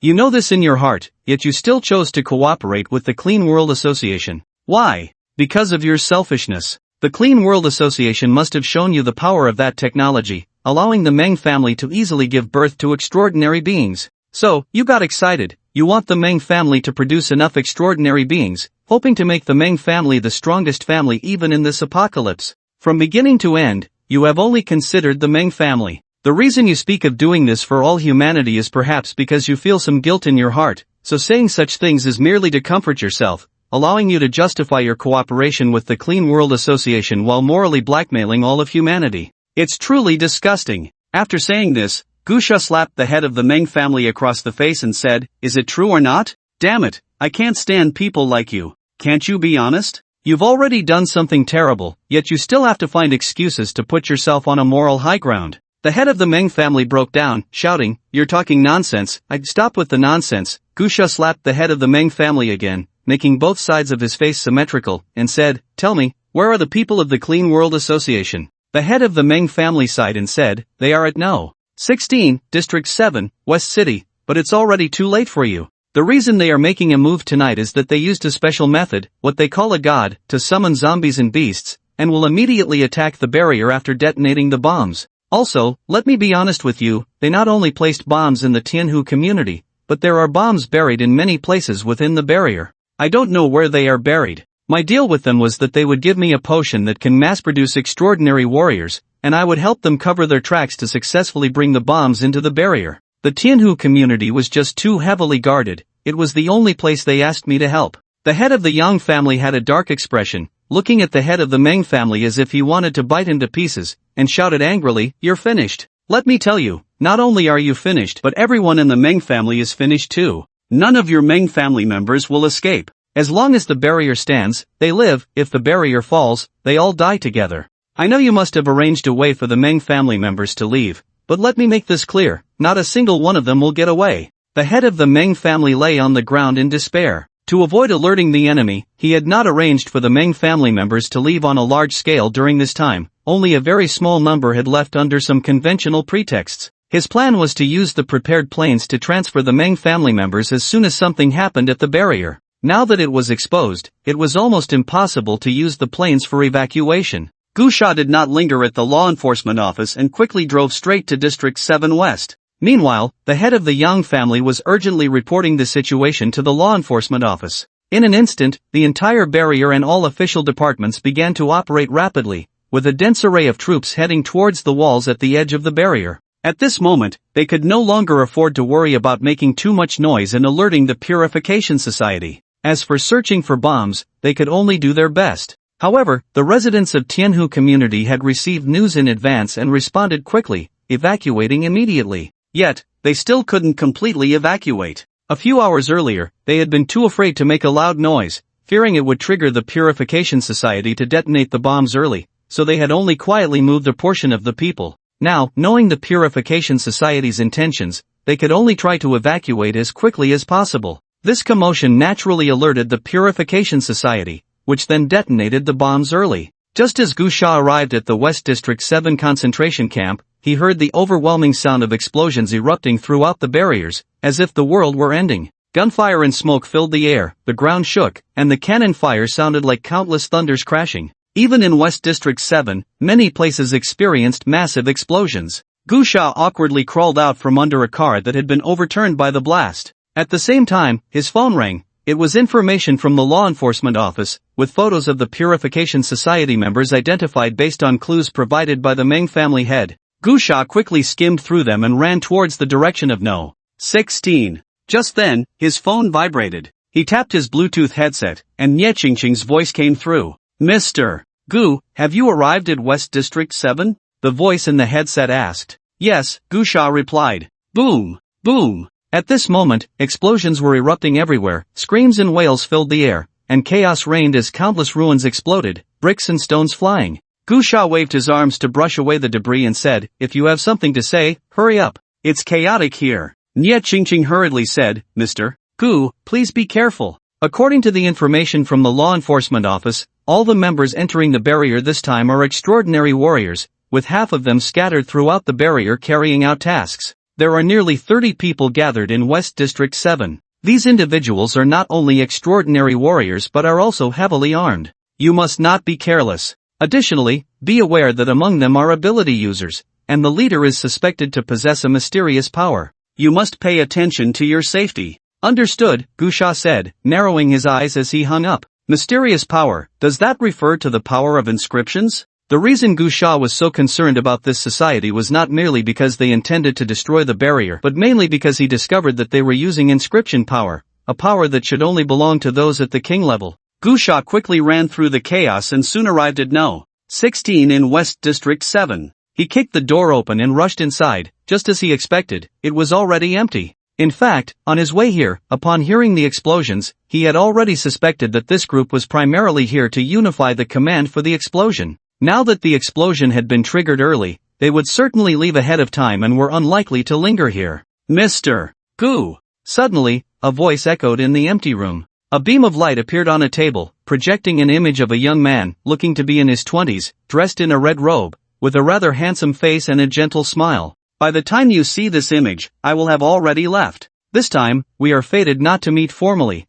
but we will meet eventually. I have been watching you since you arrived at the barrier 3 days ago. Later, when you carried out the mission in Qingtong Town, I became even more certain that you are destined to walk with us. You will become the one closest to the divine. Watching the man's ramblings, Gusha felt speechless. It was the same old story, just like the people from the society in his past life. My name is Bai Ziyu, Mr. Gu, please remember this name, Gusha directly smashed the projector with a slap, cursing under his breath, then quickly ran out. Not long after, the number 16 shanty exploded with a loud bang. At this moment, Gusha had already reached a corner, lit a cigarette, and watched the explosion with a cold smile. He had seen enough on television. Many protagonists, when faced with such situations, would stay in place to watch the footage until the end, and there would definitely be bombs or similar traps left by the villains, causing the protagonists to become extremely embarrassed, even risking the lives of their companions. Gusha simply couldn't understand why anyone would think that the enemy would actively leave clues. Since the enemy would never leave clues voluntarily, why would anyone be foolish enough to stand there and watch what the other side left behind? Gusha exhaled a puff of smoke. Darkness, turmoil, chaos, and wailing gathered in this refugee camp, resembling a hell on earth. Gusha called Niechingching and asked, "Can you locate the position of that person in red?" "No," Niechingching replied, "this group is scattered everywhere, they all act like madmen, and we can't pinpoint where that person in red is." President Han said this is a planned move, deliberately creating chaos, using the lives of ordinary people to cover the escape of the person in red. That fits the association's style. Gusha knew he couldn't expect any useful help from the extraordinary association. He immediately raised his wrist to check the white line. When he rushed from the law enforcement office to this West 7th District, he had already refined all the corpse cores in his backpack, gathering enough energy for a foresight. He then activated his genetic energy to open his foresight ability. In an instant, Gusha's mind received a 6-hour-long vision. In the future scene, the barrier was thrown into chaos. Fortunately, the explosion in Tianhu community was detected in advance by Gusha, and the higher-ups of the barrier were evacuated early, preventing the paralysis of various official agencies within the barrier, allowing for the quickest response. However, as Deputy Director Meng said, the association had somehow managed to unleash a tide of corpses and beasts, with countless zombies and beastly corpses attacking the city, both in the sky and on the ground, endlessly. The internal barrier faced severe damage, making the response extremely difficult. Most critically, many of the defensive structures on the outer perimeter of the barrier were also destroyed, creating numerous gaps, making the battle situation exponentially more difficult. However, none of this was what Gusha was most concerned about. He had been searching for Bai Ziyu's whereabouts. Along the way, he encountered several madmen from the association causing destruction, whom he easily killed, but he still hadn't found any trace of Bai Ziyu. Until 2 hours later, he received a call from Niechingching, saying that Bai Ziyu had escaped in an armored vehicle through a gap in the North City. Strangely, the attacking zombies and beastly corpses did not attack them, instead clearing a path for them to leave safely. After receiving the future vision, a strange look flashed in Gusha's eyes. The fact that Bai Ziyu and the others had escaped the tide of corpses and beasts without being attacked led Gusha to speculate about the power of the inscriptions in Bai Ziyu's hands. The power of the inscriptions was a unique mark of the king level, and the inscription power of king-level beasts or zombies would exert a natural pressure on ordinary zombies and beasts, similar to how ordinary animals fear tigers, known in later generations as bloodline suppression. It's only been a little over a month since the apocalypse began. It's impossible for king-level beings to appear. Where did these people get their inscription power? Gusha's doubts grew stronger, and he immediately stood up and ran towards the North City. Now that he knew the exact location of Bai Ziyu's escape, he could either pursue the target or wait for an opportunity. However, Gu Sha was relatively lucky. Following the direction of the North City, he soon spotted members of the association. Just as Gu Sha was running down a main road, he heard a series of intense gunshots coming from a nearby refugee camp. Hearing such fierce gunfire, Gu Sha knew that members of the Purification Association were definitely engaged in a firefight with the barrier army. The situation inside the barrier was extremely chaotic, with military personnel organizing to maintain order everywhere, while also pursuing wanted members of the Purification Association. There were many places where conflicts occurred, but only the members of the Purification Association could engage in such intense battles. Gu Sha immediately rushed in. The shantytown was in disarray, with ruins everywhere from bombings, and many refugees were running about, while military troops were also rescuing and maintaining order. Gu Sha, carrying a tang knife, ran directly on top of the steel structures and quickly arrived at the battlefield. At that moment, in a construction area, a group of fully armed terrorists was driving many refugees into chaos, throwing bombs and engaging in combat with an official army. The official army, despite having a numerical advantage, found themselves in a difficult position due to the many refugees. The key was that this group of terrorists were all extraordinary warriors, displaying terrifying combat power amidst the chaos, making the official army suffer greatly with heavy casualties. Gu Sha stood on a rooftop and noticed that the group of terrorists was herding a large crowd of refugees in various directions. As a 9th-tier warrior, Gu Sha's vision was not significantly hindered by the night. He took out his phone, compared it with some photos, and confirmed that those people were indeed members of the Purification Association. When entering the barrier, everyone underwent strict screening and registration, which included a photo requirement. This group had entered the barrier through the proper channels, and now that they had been exposed, the officials had found their photos. Gu Sha slowly put away his phone and carefully searched. Soon, he locked onto a group of refugees, and to his surprise, Bai Ziyu from the Purification Association was mixed in among them. Gu Sha chuckled softly. No wonder in the future scene he had seen, Bai Ziyu could reach the outskirts of the barrier and leave openly without being exposed. This guy was indeed hard to detect while hiding in the chaotic crowd. Immediately, Gu Sha dashed forward, like a ghost in the night. At that moment, amidst the chaos and the flying bullets, the members of the Purification Association were all acting like madmen, unafraid of death.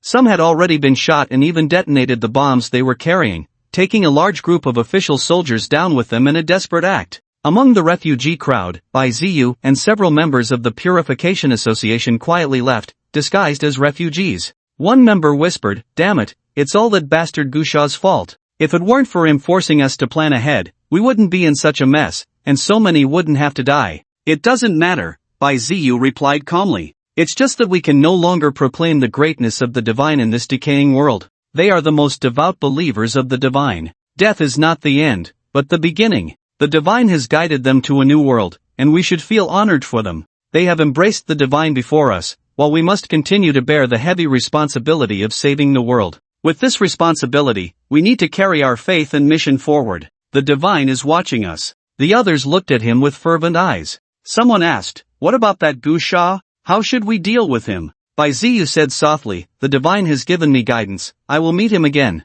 When that time comes, I will try to free him from his shackles and awaken his ignorance. I believe he will also see the will of the divine and walk with us. If he truly cannot comprehend, then we can only help him find liberation and lead him to the new world. At that time, he will naturally understand our heartfelt intentions. The divine is merciful. Destruction is not the end, but destruction is rebirth." The fierce battle continued, with cannon fire echoing and gunshots reverberating. Bai Ziyu and the others mixed in with the crowd and ran out of the official encirclement towards a predetermined direction. Bai Ziyu turned back, looking at the chaotic battlefield in the shantytown, sighed slightly, and said, "Send them all to the new world." "Yes." A member took an igniter from a backpack, grasped a lever, and prepared to press it. Suddenly, at that moment, a blade of white light streaked through the night like a meteor. With a puff, the white light sliced through the wrist of that member, blood splattered, and a hand fell directly to the ground. It was a tang knife, embedded in the ground next to the igniter. Accompanied by the members' scream, Bai Ziyu and the others hurriedly looked in the direction from which the tang knife had come, only to see a figure leap from a rooftop like a ghost, moving so fast that it was almost beyond the naked eye's capture. "Quick, detonate!" Bai Ziyu shouted. Immediately, another member prepared to pull the igniter, but at that moment, Gusha suddenly drew two guns and quickly pulled the triggers. The bang bang bang of gunfire forced several members of the Pure World Association to retreat. At that moment, Bai Ziyu recognized Gusha, a smile appearing on his face as he instructed the nearby members, "Kill him." After that, Bai Ziyu quietly left. Instantly, the members all took off their backpacks, pulling out various firearms and explosives, rushing towards Gusha like a swarm. Tat tat tat. A burst of intense gunfire erupted, with a dense hail of bullets shooting towards Gusha. However, Gusha's speed was truly astonishing, weaving through the hail of bullets and quickly reaching the vicinity of the tang knife. He drew the knife and slashed, swiftly cutting down some bullets, then with a swift motion, heads began to fly. It should be noted that the members of the Pure World Association were not weak, they were all extraordinary beings, with two having already reached the second tier of extraordinary power, and among them were two ability users. However, the gap in strength compared to Gusha was simply too great, a complete dimensionality reduction attack. As Bai Ziyu retreated, the calm expression on his face became somewhat serious. Then, as if he had made a decision, it instantly relaxed again, and he shouted towards Gusha, "Mr. Gu, what a pity. The situation does not allow it, I can only send you to the new world ahead of time. Goodbye." With that, Bai Ziyu snapped his fingers. Boom! In that instant, the several fearless members attacking Gusha were engulfed in flames, and the explosives they carried ignited in an instant. A violent explosion shook the ground, and an endless fire erupted fiercely. Bai Ziyu had retreated to the side of an armored vehicle, watching the fierce explosion, sighed, and took on a compassionate expression, saying, "The divine will guide you." However, in the next moment, his expression stiffened. From the sea of flames, Gusha emerged, holding the tang knife. "It seems your divine has no right to take me." Bai Ziyu's face was filled with shock, looking at Gusha in disbelief. Then he quickly regained his composure, maintaining a calm expression, and slightly revealed a smile. He clapped his hands and said, "Good, good. Mr. Gu, I increasingly feel that my intuition is not wrong. You should accompany me and join us. You will become the closest existence to a god. Even when you go to the new world in the future, you will definitely be a divine envoy, fortunate enough to serve beside the deities." Gusha had no interest in wasting words with this madman. He patted the fire that had ignited on his clothes and charged directly at Bai Ziyu with his knife. Only two members remained beside Bai Ziyu, one was a third-tier extraordinary warrior, and the other was a supernatural being. The two attacked simultaneously. The third-tier extraordinary warrior swung an iron rod at him, while the supernatural being stood still. However, the ground beneath Gusha's feet suddenly softened and sank like quicksand. Gusha's body fell into the quicksand, which then hardened in an instant, binding him within. No need to guess, the supernatural being was an Earth-type supernatural. While Gusha was bound, the third-tier extraordinary warrior swung his rod down towards Gusha's head.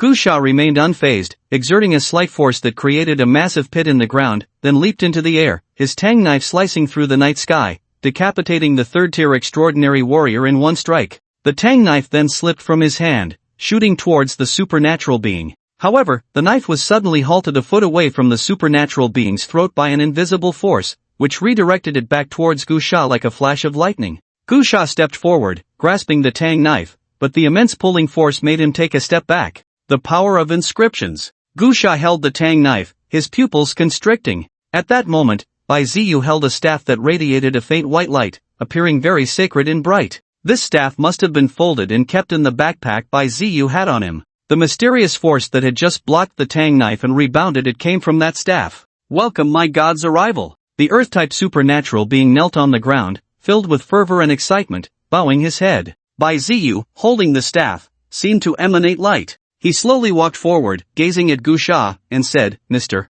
Gu, this is the divine artifact bestowed by the deity, proof of the deity's existence. The deity has heard my prayers, seen my devotion, accepted my most revered faith, and specially granted me this luminous artifact to help purify the world. Mr. Gu, come, accept the embrace of the divine, and together we will assist the deity in creating a new world." Gusha looked at Bai Ziyu, his expression serious. He did not believe in any deity, rather, he recognized the power of that staff, which was indeed the inscription power possessed only by those of royal rank. This meant that there existed beings in this world who had achieved royal rank before him, whether human, beast, or even zombie, surpassing him. According to memories from his past life, royal beings only appeared a year after the apocalypse began. Now, just over a month had passed, and a royal being had already emerged. Gu Sha wasted no time and immediately drew his knife, leaping into the air to strike at Bai Ziyu. In that instant, the staff unleashed a burst of energy that blocked in front of Bai Ziyu. Clang! The tang knife collided with that energy, creating a shower of sparks.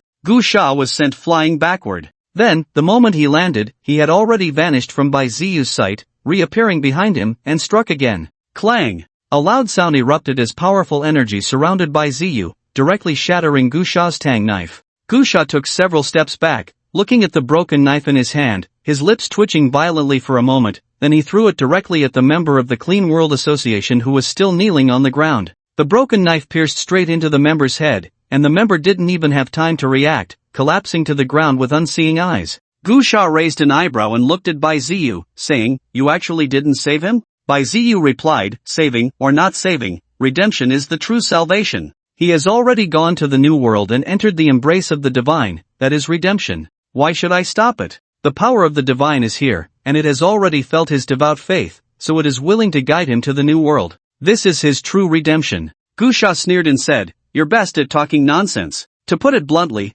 it's just that you can't control the power of the inscription, and can only trigger it passively." Upon hearing the words "power of the inscription," a flicker of astonishment crossed Bai Ziyu's eyes, followed by excitement as he said, "No wonder you are so strong, Mr. Gu. You have seen the divine, haven't you? You know the power of the inscription, you must have seen the divine, you must have received the divine's blessing, that's why you are so strong. You truly are my fellow traveler." Gu Sha, 6 Bai Ziyu still eagerly approached Gu Sha, his expression excited, saying, "Mr. Gu, get lost." Gu Sha cursed, raising his fist and walking towards Bai Ziyu. Bai Ziyu said, "Mr. Gu, since you have also seen the divine, don't you understand the power of the divine? Why do this meaningless thing, you?" Gu Sha ignored him, suddenly reaching out. A mysterious wave of energy appeared, instantly enveloping Bai Ziyu. This was the first time he used his time ability to fight. In that moment, Bai Ziyu's raised leg remained suspended, the flow of time in that space slowed down significantly. He felt nothing unusual and didn't notice anything wrong. However, in the next moment, Gu Sha's hand appeared beside Bai Ziyu, directly grabbing his wrist and squeezing hard. With a crack, the bone shattered, and the scepter slipped from his hand. Gu Sha grasped the scepter. "Ah!" Bai Ziyu let out a scream, his wrist broken, looking at Gu Sha in disbelief, saying, You, how could you break the power of the divine? This is impossible." Gu Sha curled his lip and said, "The power of the inscription is indeed a good thing, but if the user is too weak, there's nothing to be done." Gu Sha had just used his time ability to directly control the flow of time around Bai Ziyu, preventing him from activating the power of the inscription to block Gu Sha's attack. And Bai Ziyu was just a third-tier extraordinary being. Without the power of the inscription, he naturally had no room to resist in front of Gu Sha. In a daze, Bai Ziyu shouted loudly, "The divine, it must be the divine that granted you another artifact to counter my artifact, otherwise, you couldn't possibly break my divine power." "Right, it must be the divine." Bai Ziyu once again regained his calm expression and said, "Mr. Gu, you must have received the divine's blessing. I lost to the divine, not to a human. My divine power cannot be broken by a mortal." Gu Sha looked speechless and directly slapped Bai Ziyu's face, saying, "Go to hell with your divine. It's just the power of the inscription, what the hell is divine?" Then he proceeded to give Bai Ziyu a good beating, but Bai Ziyu continued to shout that the divine could not be defeated in similar things, which made Gu Sha feel exasperated. After kicking Bai Ziyu a few times, Gu Sha held the scepter and forcefully shook it, shattering it and revealing its true form, which turned out to be a bone. Seeing this bone, Gu Sha's heart sank. He recognized it as a bone from a king-level undead beast, still retaining part of the power of the inscription. This was why Bai Ziyu could calmly leave the beast tied in the future scene. The inscription of the king beast, let alone those undead beasts, even an ordinary missile couldn't break through. It also exerted strong pressure on some low-tier undead beasts and zombies. "This is what you call a divine artifact," Gu Sha said, looking at Bai Ziyu lying on the ground.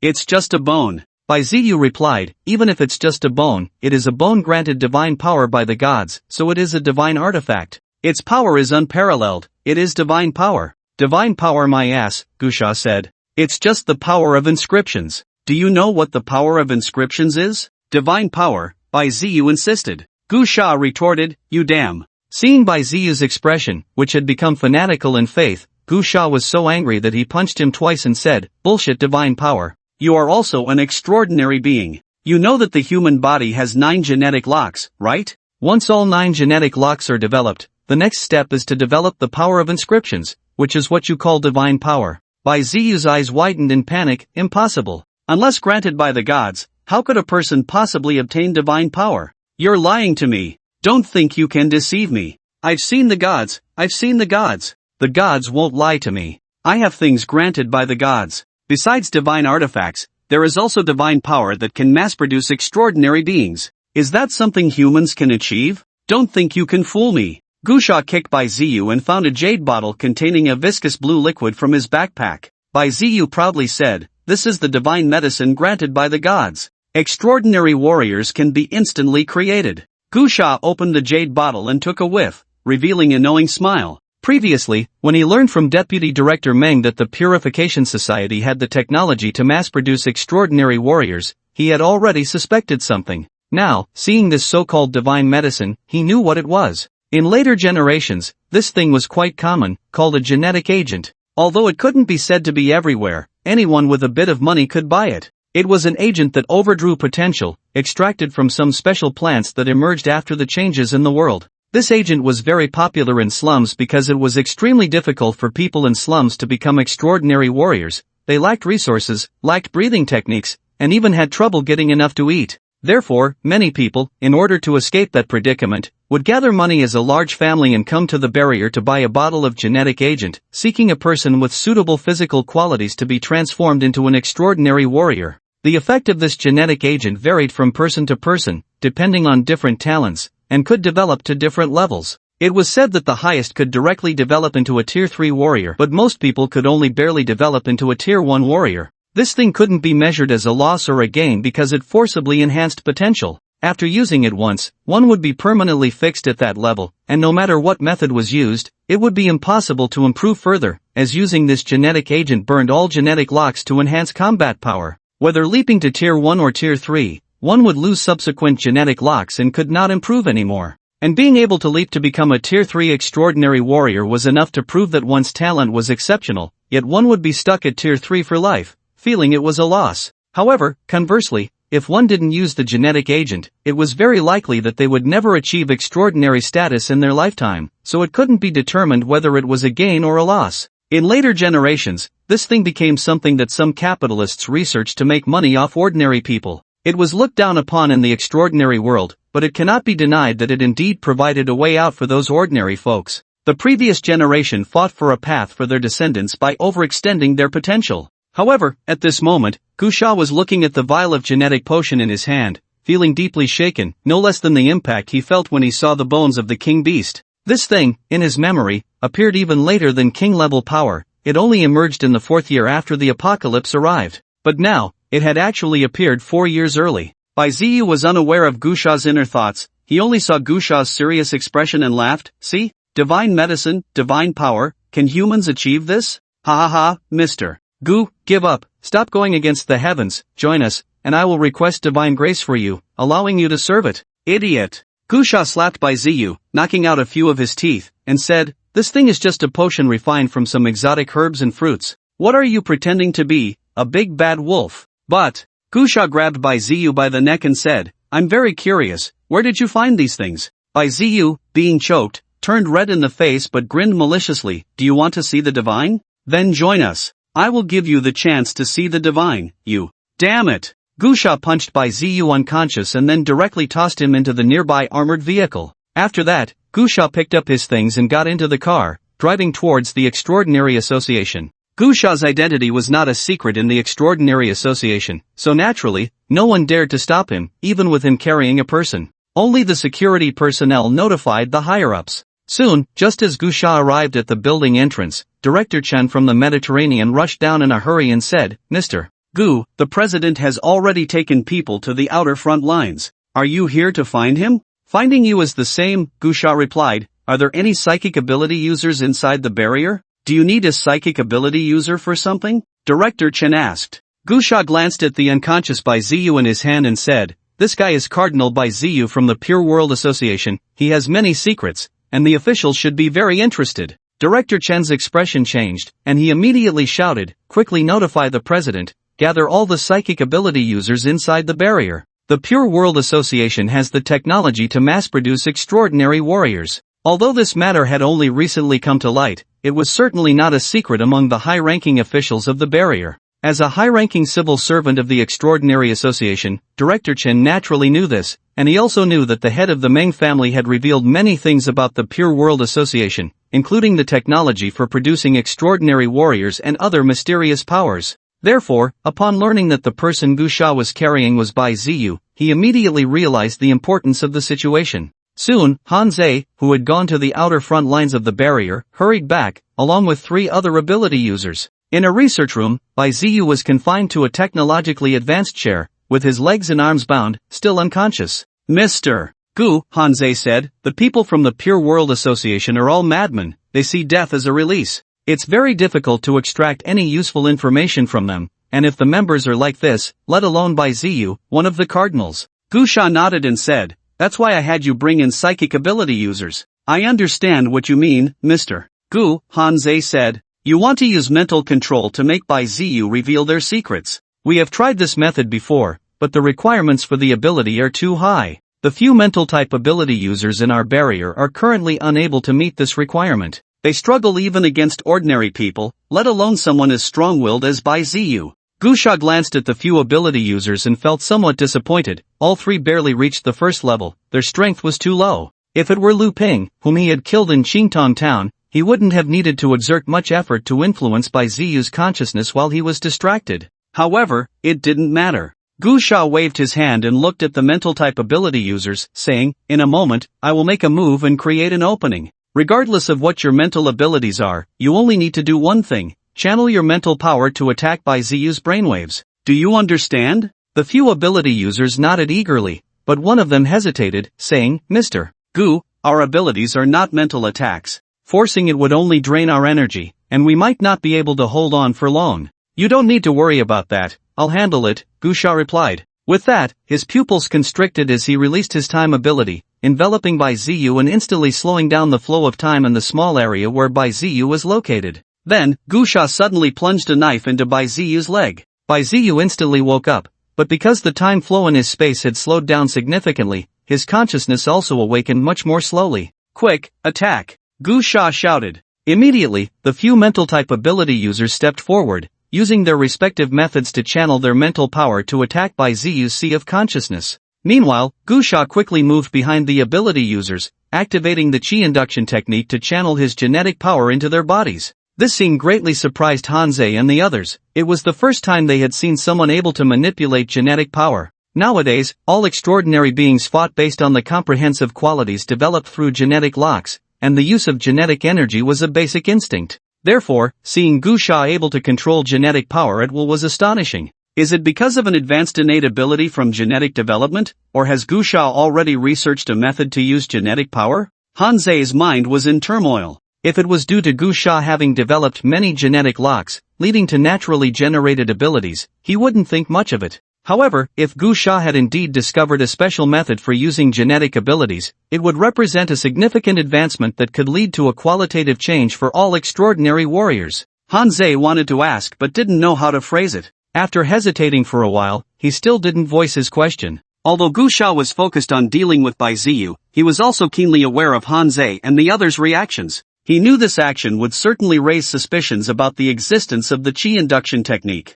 But he didn't care, he was unwilling to speak, and no one could force him. Moreover, it didn't matter much whether he spoke or not. According to the trajectory of his past life, in about 10 days, the Kyoto Barrier Research Institute would develop the first Qi induction technique of the apocalypse, and humanity would enter a great era of conflict. Gu Sha had no intention of stopping this from happening, nor was he interested in helping it happen sooner. After all, the emergence of that Qi induction technique would mean fewer opportunities for him to take advantage of later. The corpse cores and would instantly become the most sought-after items in the world, including them and that would appear later, which would also be frantically snatched up as resources beneficial for cultivation. At present, Gu Sha did not think much and focused on dealing with Bai Ziyu. Finally, after a researcher's continuous administration of 3 doses of the truth serum, Bai Ziyu's consciousness, after a struggle, was defeated. He was controlled by Gusha's time abilities, causing his consciousness to recover slowly, and was further attacked mentally by 3 ability users. His will had weakened to the extreme, and he was now completely under control. Bai Ziyu, where did you get the staff and the potion? Gusha asked. Bai Ziyu's eyes were vacant as he slowly replied, the gods granted it. Upon hearing this, everyone in the laboratory changed their expressions dramatically. Some began to doubt whether they had truly controlled him, otherwise, how could Bai Ziyu still be talking about gods? However, Gusha had his suspicions and asked, where did you see the gods? When, and what was the process like? Tell me everything. Taihang Mountain, Bai Ziyu said unhurriedly. On May 25th, while fleeing, I hid in Taihang Mountain with several red-cloaked cardinals from the association and was pursued by the Beast of Death. I accidentally stumbled into the Divine Realm. It was a corner of the Divine World, and I don't know how I got in. I just got lost in the forest, wandering around, and found myself in a place that shouldn't exist in Taihang Mountain. It was a mountain range 10 or 100 times larger than Taihang Mountain, with hundreds and thousands of towering peaks rising from the ground, appearing out of thin air, extremely magnificent.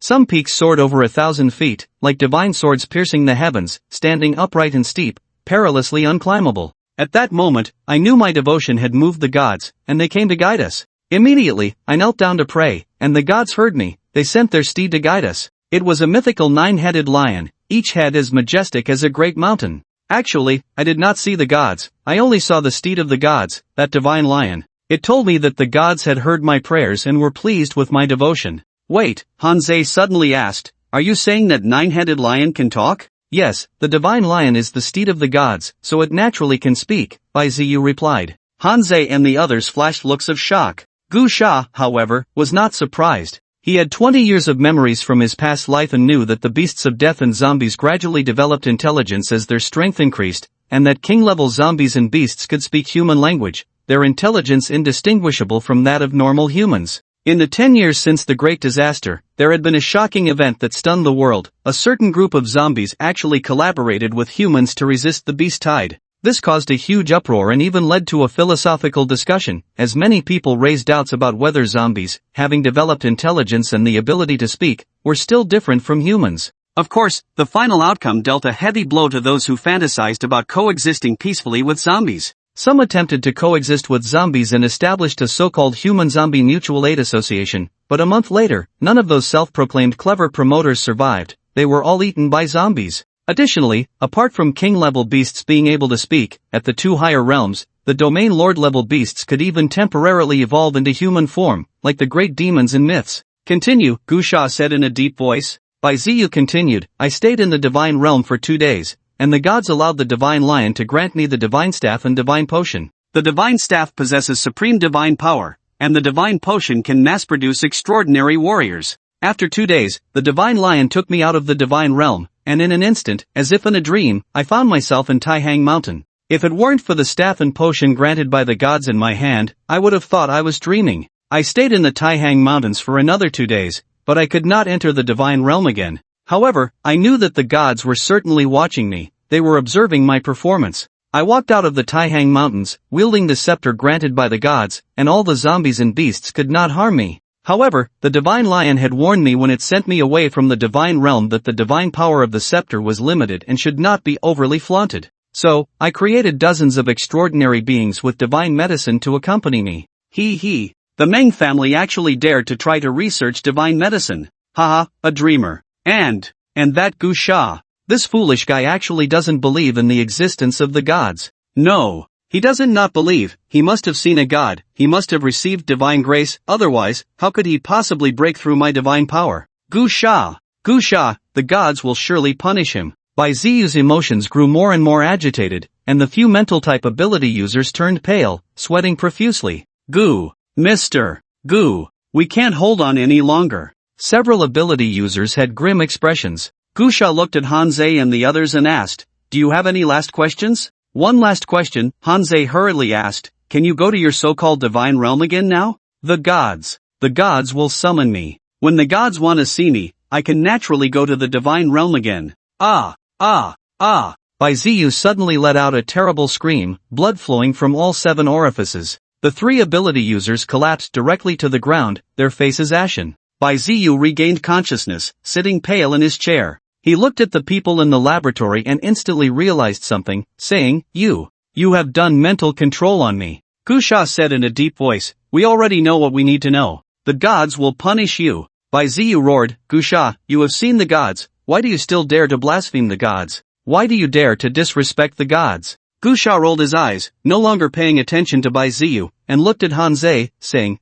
President Han, let's talk outside. Immediately, Han Zhe left a few soldiers to guard Bai Ziyu and followed Gusha out of the laboratory. Gusha smiled and said, what do you think about what Bai Ziyu just said? Han Zhe shook his head helplessly and said, this matter, I can only report to the capital. If it were before, I would have sent someone to check the Taihang Mountains, but now, I really don't have the energy, and Bai Ziyu's words cannot be determined to be true or false. His mental state is not normal, and many things may not be his imagination. Moreover, even if it is true, he also said that he has no idea how to enter that so-called divine realm. Gusha nodded. He had always appreciated Han Zhe. This person, despite being eliminated in a world of great strife, could still be regarded as a beacon of faith by the Sea City barriers. It was not without reason, he truly maintained a rational and calm state at all times. Han Zhe asked, does Mr. Gu want to go to the Taihang Mountains? Gusha smiled and said, I was wondering, if there really is a divine realm, would it be blown out from under a nuclear bomb? Ha ha. Gusha laughed for a moment, waved his hand, and said, alright, no more jokes. Two things, I have obtained Bai Ziyu's items. One is his so-called divine scepter, which is actually a beast bone with very powerful genetic power. I want this as a weapon. The second is the divine medicine Bai Ziyu mentioned. There are probably more than 30 vials left. Do you want them? Han Ze's eyes lit up, and he hurriedly said, yes, of course. That medicine, one vial means one extraordinary being, and just like the Meng family before, Han Ze also did not believe in evil and wanted to try to research the formula for the medicine. Gusha slowly said, President Han, don't be too happy too soon. This thing has side effects. It's an extraordinary warrior created by overdrawing potential. Basically, once used, the development is fixed at a certain level for life. At most, it can only reach the third level. The greater the potential of a person, the higher the realm forcibly developed by overdrawing potential, which means the higher the cost. So, whether to use it or not is up to you to consider. It has no effect on those who are already extraordinary. Don't ask me how I know this so clearly, just know that my strength is high, so I know more. Han Ze. After a moment of silence, Han Ze said, now the barrier has reached a life and death moment, I can't worry about so much. One more extraordinary person means one more chance of hope, I want it. Gusha hurriedly said, alright, Zheng Hui, 1,000 corpse cores for one. Han Ze. Gusha realized that holding onto the gene potion was useless, so he decided to maximize the benefits. After some bargaining with Han Ze, he sold it to the Extraordinary Association for 30,000 corpse cores. Of course, Han Ze could only buy it on credit for now. The corpse cores stored in the barrier were not many, most had already been given to Gusha, leaving only a few hundred. Gusha wasn't worried about Han Ze defaulting on the debt. After all, no one could default on Gusha's debts, and the cost would be very high. Moreover, the outer front line of the barrier had already started fighting, and heavy weapons from within the barrier had been sent out. This defense battle was intense, and with the intelligence of those zombies and beast zombies, there would be no behavior of running away when they couldn't win. 30,000 corpse cores would definitely be gathered for this battle. Han Ze actually wanted to ask Gusha about the mysterious power of the staff, but in the end, he didn't ask. As for whether Gusha had a way to mobilize gene energy, he didn't pursue it further. After discussing the current crisis situation of the barrier with Han Ze for a while, Gusha left the Extraordinary Association. However, he couldn't go to Tianhu Community. The Extraordinary Association arranged another place for him to stay. But due to the urgent situation, there were no villas available, and he was instead assigned a high-rise apartment. It was very lively. These buildings were filled with people, all temporary accommodations for the families of the barrier's high-ranking officials. Gusha walked up the stairs with a bone about 1 meter and 20 centimeters long, attracting many curious glances. His outfit did look a bit odd, with burn marks all over his clothes, tattered and torn, carrying a dirty backpack, and exposing a bone as thick as an arm. It looked quite bizarre. Gusha ignored the strange looks and directly opened the door to enter the room.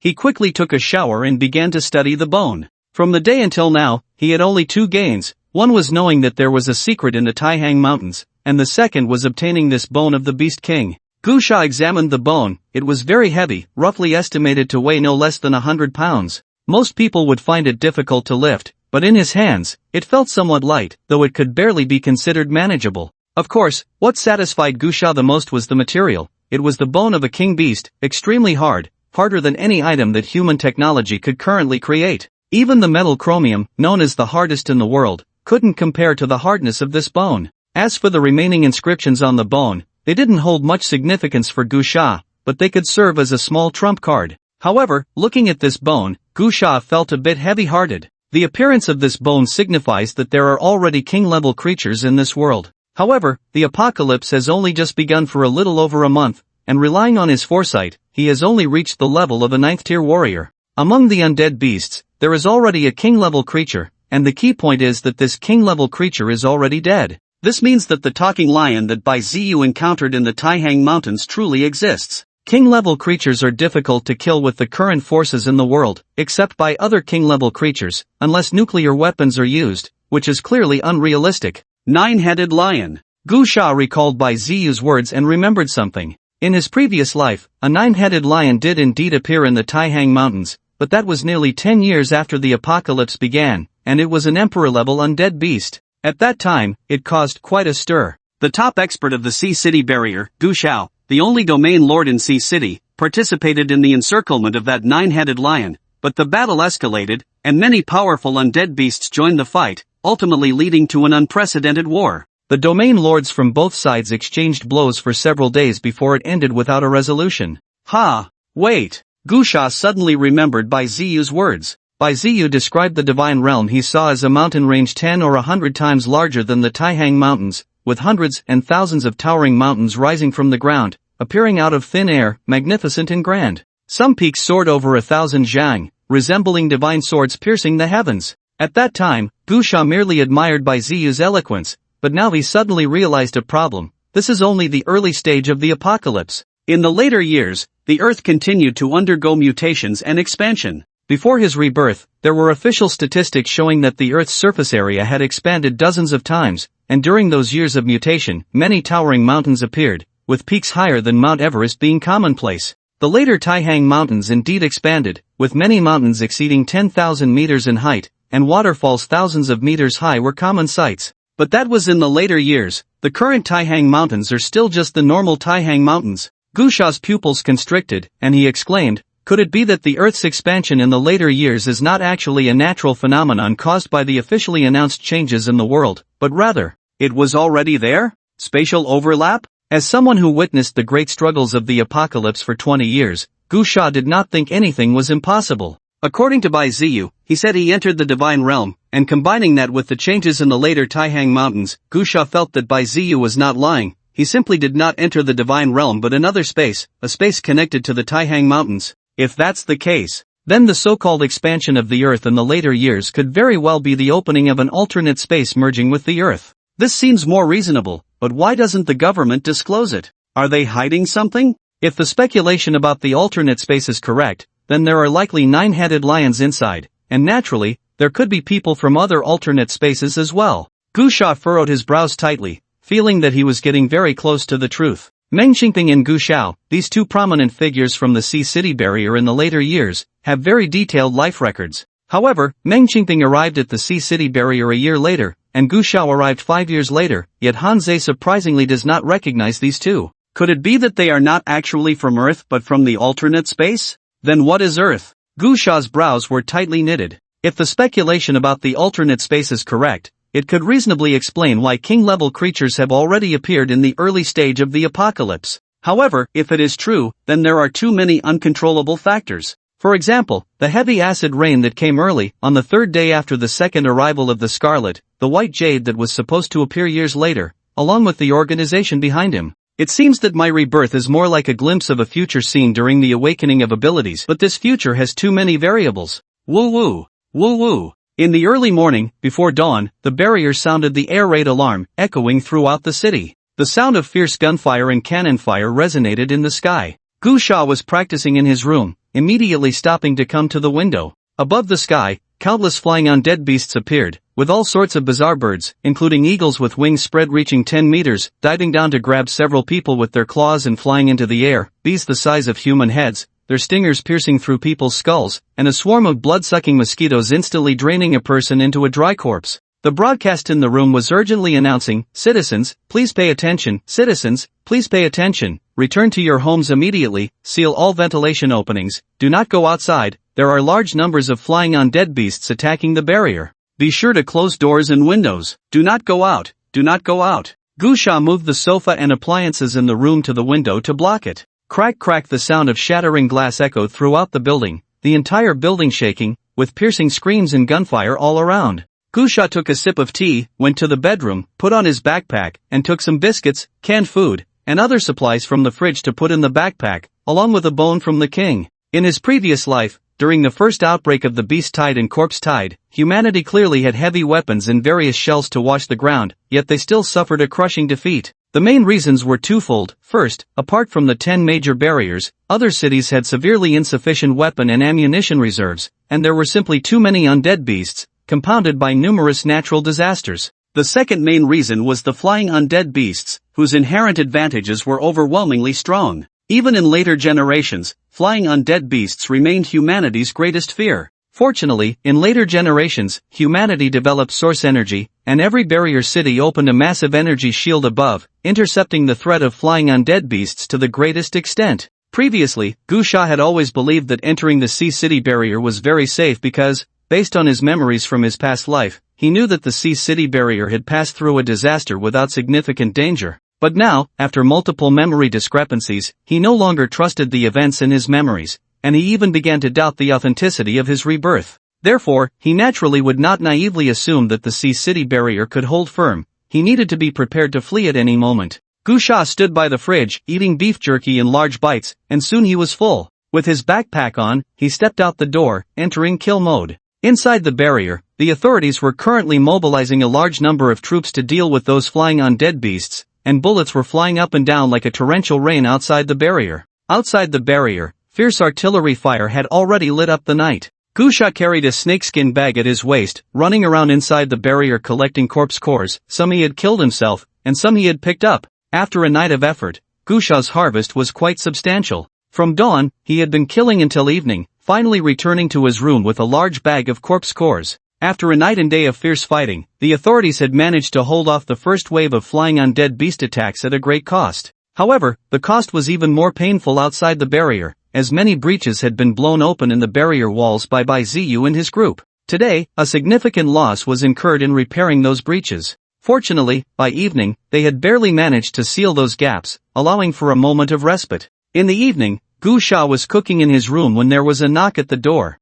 Gusha went to open the door, and the person was Hanzei, who was blocking the entrance with a group of soldiers. 2 soldiers were carrying a large box in front. Hanzei walked in and said, "Mr. Gu, this is the collection of corpse cores from today, a total of 1,000. We are still short of 29,000, and I will gather them for you as soon as possible." Gusha smiled slightly. Indeed, many hands make light work. Although he was a 9th-tier warrior, he had only harvested a little over 100 corpse cores after a whole day of chopping. Gusha directly moved the box to the bedroom and then came back out, saying, "I'm preparing to eat." Hanzei was taken aback and said, "Then, can I have a bite too?" Gusha looked at the group of soldiers and said, "There are too many people, not enough to eat." Hanzei said, "Just me." Gusha. In the end, Gusha still served Hanzei a bowl of rice, and the two of them started eating a plate of hollow vegetables. Hanzei was a bit tired but had a good appetite, finishing a bowl of rice in just a few bites, then went to serve himself another bowl, looking at Gusha with feigned innocence and said, "Mr.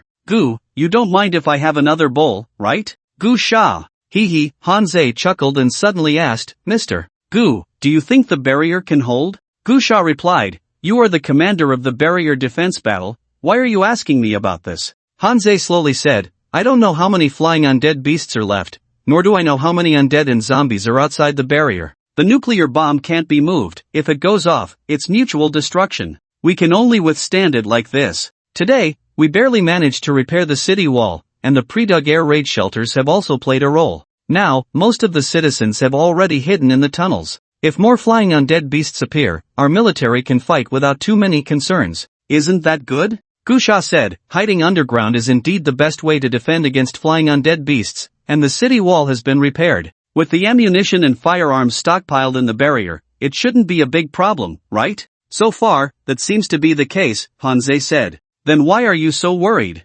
Hanzei put down his bowl and chopsticks, sighed deeply, and said, "Mr. Gu, Do you still remember the third day of the second Scarlet Descent, that earthquake and acid rain? Gu Sha's pupils constricted. At this early stage of the apocalypse, whether it was the undead beasts or zombies, overall, their level of evolution was not particularly strong. Faced with the official artillery bombardment from the barrier, although they were caught off guard, they still maintained a steady upper hand. Comparatively, the undead beasts and zombies lacked intelligence and couldn't employ tactics. However, if heaven did not side with humanity and natural disasters occurred, it would truly be unsolvable. After a moment of silence, Hanzei suddenly laughed heartily and said, "It shouldn't be that sinister. By the way, Mr. Gu, I won't say anything about you taking action. You are in the barrier, so you will definitely take action. I just want to tell you something. If I can't repay the corpse cores I owe you, and you have time, please go to the third-floor warehouse of the Barrier Management Center. There are some exotic bones inside, as compensation for your losses." After saying that, Hanzei stood up to leave, and at the door, he suddenly stopped, turned around, and saluted Gu Sha. That night, Gu Sha began to frantically absorb the corpse cores. After absorbing over 1,000 corpse cores, he was much closer to breaking through to the king level. The next day, Gu Sha left early, holding the Beast King's bone, appearing in various places within the barrier. His goal today was no longer the corpse cores but specifically to target areas where special undead beasts had appeared. By the end of the day, he had collected 4 pieces of exotic bones. Not long after he returned to his residence that evening, soldiers from the military came to knock on the door, delivering 2,000 corpse cores. After a night of cultivation, there was still a long way to go before breaking through to the king level. The king level, an extraordinary realm, required an immense amount of energy. It was precisely because this was the early stage of the apocalypse. If it were the later era of great conflict, very few 9th-tier warriors would regard these low-tier corpse cores with any importance. The effort spent would be negligible compared to the energy needed for breaking through to the king level. That day, Gu Sha activated his ability to foresee the future, and using the images from the future, he collected 7 pieces of the next day, while the authorities also sent him 4,000 corpse cores. He was still far from breaking through to the king level, but accumulating 11 pieces in 2 days allowed his time manipulation ability to advance to the 4th tier, significantly expanding his control over the flow of time, and the duration of his foresight increased to 12 hours. By the time Gu Sha finished his cultivation, the sky was already bright. He immediately activated his foresight ability, and in that instant, a segment of future images appeared in his mind, lasting nearly 12 hours. After absorbing that segment of future images, Gu Sha's expression became somewhat grave. In the future images, 2 hours later, a massive earthquake struck City C, a catastrophic earthquake that shattered the ground and turned the world upside down,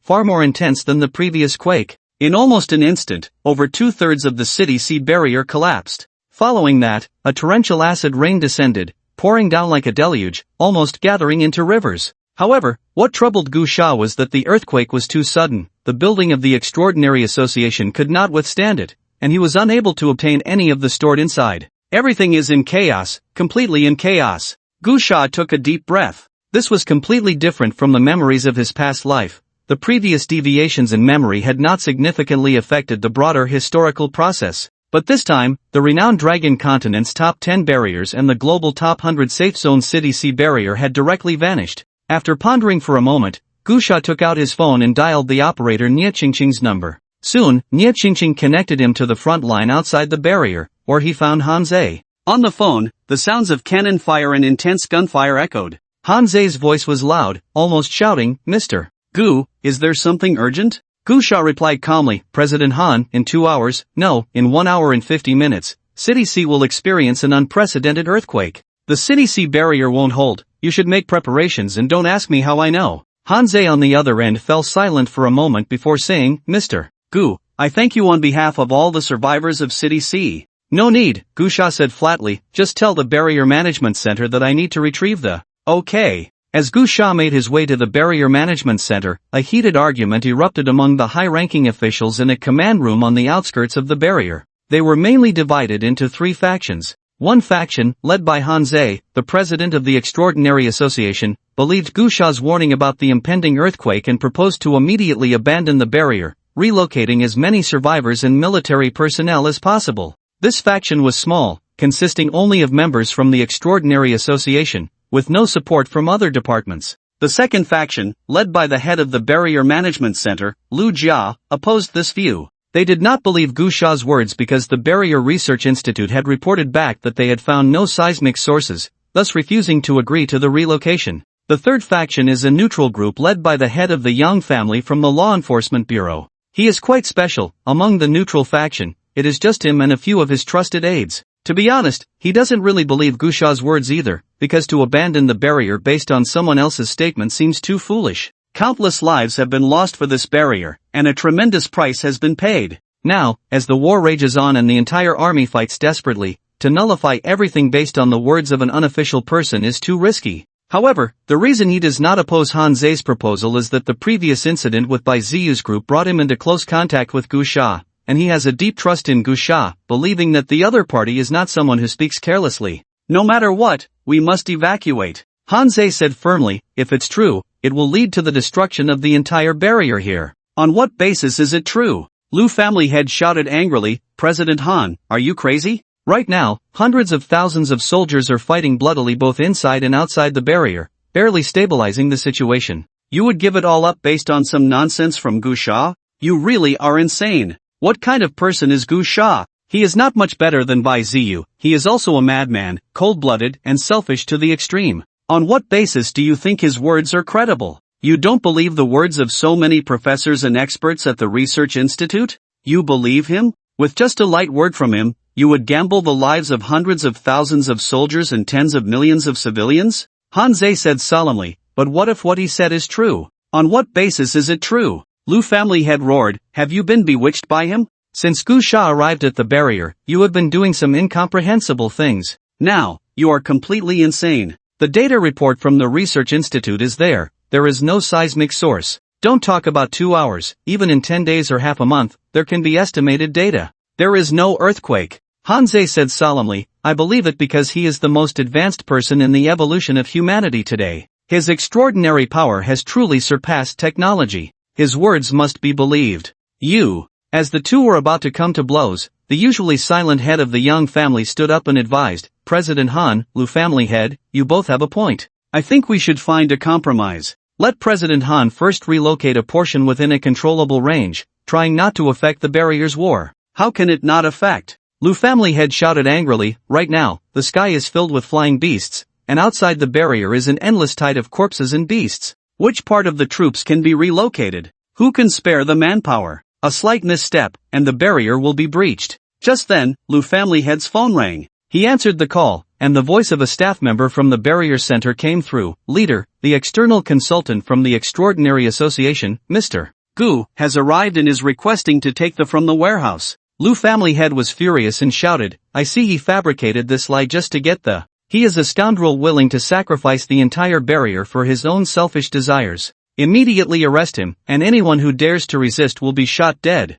Lu Chang, what the hell are you doing? Hanzei was instantly enraged and prepared to snatch Lu family head's phone away. However, Lu family head had already hung up the phone directly, saying, Hanzei, it's useless. Even if you call the barrier center now, you can't command my people. Hanzei shouted angrily, Lu Chang, are you out of your mind? I think the one who's out of their mind is you, actually joking with the lives of millions in the entire barrier. I can't beat you, you can kill me right now, but as long as I am alive, I will never allow you to risk the entire barrier based on a single word from Gusha. Lu family head roared. Hanzei took a deep breath and said, Lu Chang, listen to me. You need to call off your men right now. I'm doing this for your own good, really. I don't want to see blood flowing like a river at the barrier center. Lu Chang replied coldly, I never denied the advantages of extraordinary beings. In this apocalypse, their abilities indeed exceed my expectations. But right now, Gusha is just a person, he is not a god. Hanzei, I know you are an extraordinary being, so you have confidence in their power and a strong sense of awe towards Gusha, who stands at the forefront of extraordinary beings.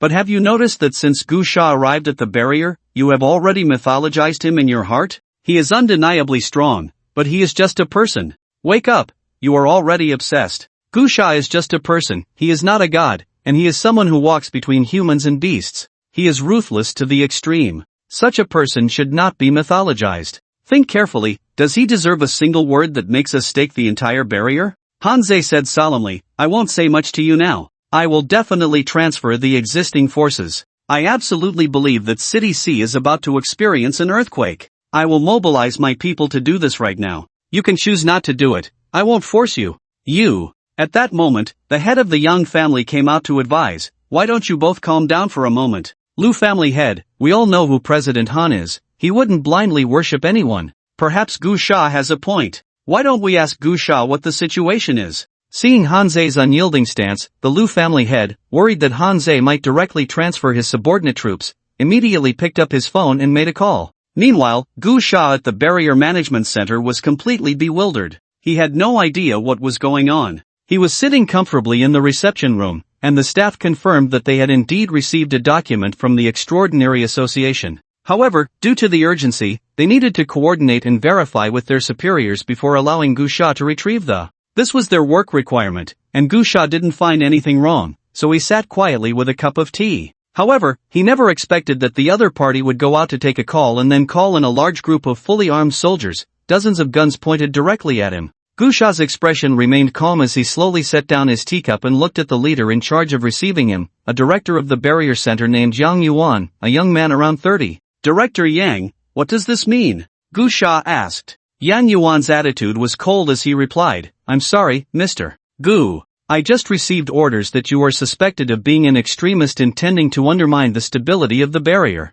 I am ordered to apprehend you, and I hope you can cooperate and not make it difficult for me. Gu Sha had no idea what was happening, nor was he interested in knowing. He coldly said, what I hate most is when people point guns at me for no reason. Gu Sha quickly stood up. Fire! Gu Sha was astonished. He didn't expect the other party to so decisively order to shoot. In that moment, his expression darkened. Although he had never officially joined the barrier and had always interacted in a cooperative manner, not to mention the benefits of cooperating with the Extraordinary Association, he had predicted terrorist attacks in advance, saved many high-ranking officials from the Tianhu community, and then immediately dealt with Bai Ziyu. In the past few days, he had been killing zombies and special beasts, making significant contributions to the barrier. It could even be said that the barrier was able to quickly recover and respond under the planning of Bai Ziyu's group largely due to his efforts. In these days, he had killed dozens of special beasts, and he had saved many people, both officials and civilians. But now,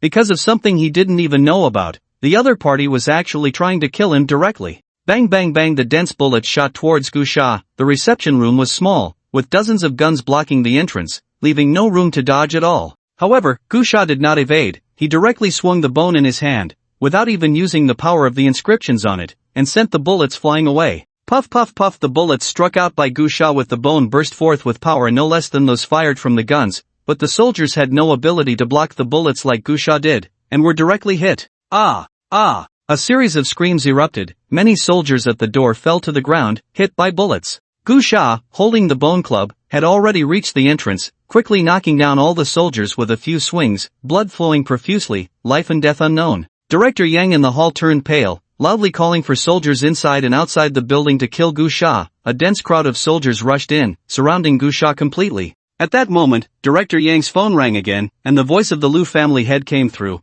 Let Gu Sha answer the phone. Director Yang's face was ashen. Just as he was about to speak, a series of gunfire erupted in the hall, followed by screams. Gu Sha, holding the bone club, walked as if strolling in a garden, completely unconcerned by the numerous guns, which indeed had no effect on him, and then a large group of soldiers flew out in all directions of the building. Gu Sha appeared in front of Director Yang, who was answering the phone from the Lu family head. The words he was about to say stuck in his throat, and his neck was grabbed by Gu Sha. With a crack, Director Yang's eyes still held a look of terror as his neck broke, dying instantly. The phone fell, caught by Gu Sha, and the displeased voice of the Lu family head came through. Yang Yuan, what are you doing? Didn't you hear what I said? Let Gu Sha answer the phone, immediately, right now. Gu Sha replied calmly, Lu family head, did you order to kill me? Gu Sha. The Lu family head's tone was somewhat astonished, then he said, Gu Sha, why are you alarmist saying that Sea City is going to have an earthquake? What exactly are you plotting? If there is no earthquake, how will you take responsibility? Listening to the Lu family head's barrage of words on the phone, Gu Sha was dumbfounded. He was just kindly reminding them, but the other party seemed to imply that he had committed some heinous crime, even leading them to shoot at him directly.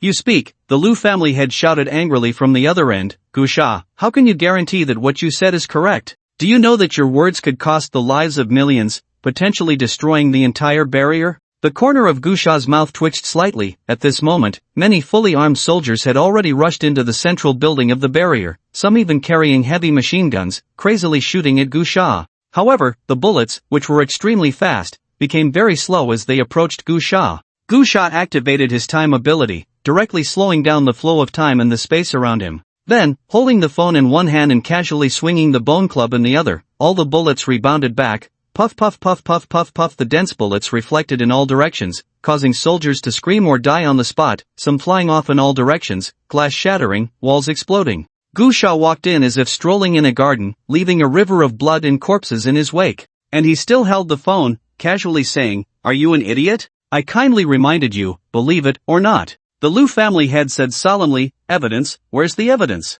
On what basis do you determine that an earthquake will happen in 2 hours? If it doesn't happen, how will you bear the consequences? Bear your ass." Gu Sha directly smashed his phone on the ground, then looked at the soldiers in the corridor and shouted, "Get the hell out of my way, or I'll show no mercy." In the next moment, he sprinted forward, wildly swinging the bone club in his hand, charging straight towards the warehouse at the center of the barrier. No one could stop him as he passed. The alarm of the entire building blared frantically, rising high into the sky. Along the way, bodies lay scattered. Gu Sha located the warehouse and easily arrived outside, then kicked down the heavy steel door and swaggered inside. The alarm continued to sound as Gu Sha walked straight in, quickly finding the device that held the. After counting carefully, he found more than a dozen pieces of. Gu Sha chuckled softly and began to collect them one by one. Meanwhile, outside the central building of the barrier, a troop had mobilized many heavy weapons, including tanks and howitzers, surrounding the entire building. Combat helicopters circled high above the building.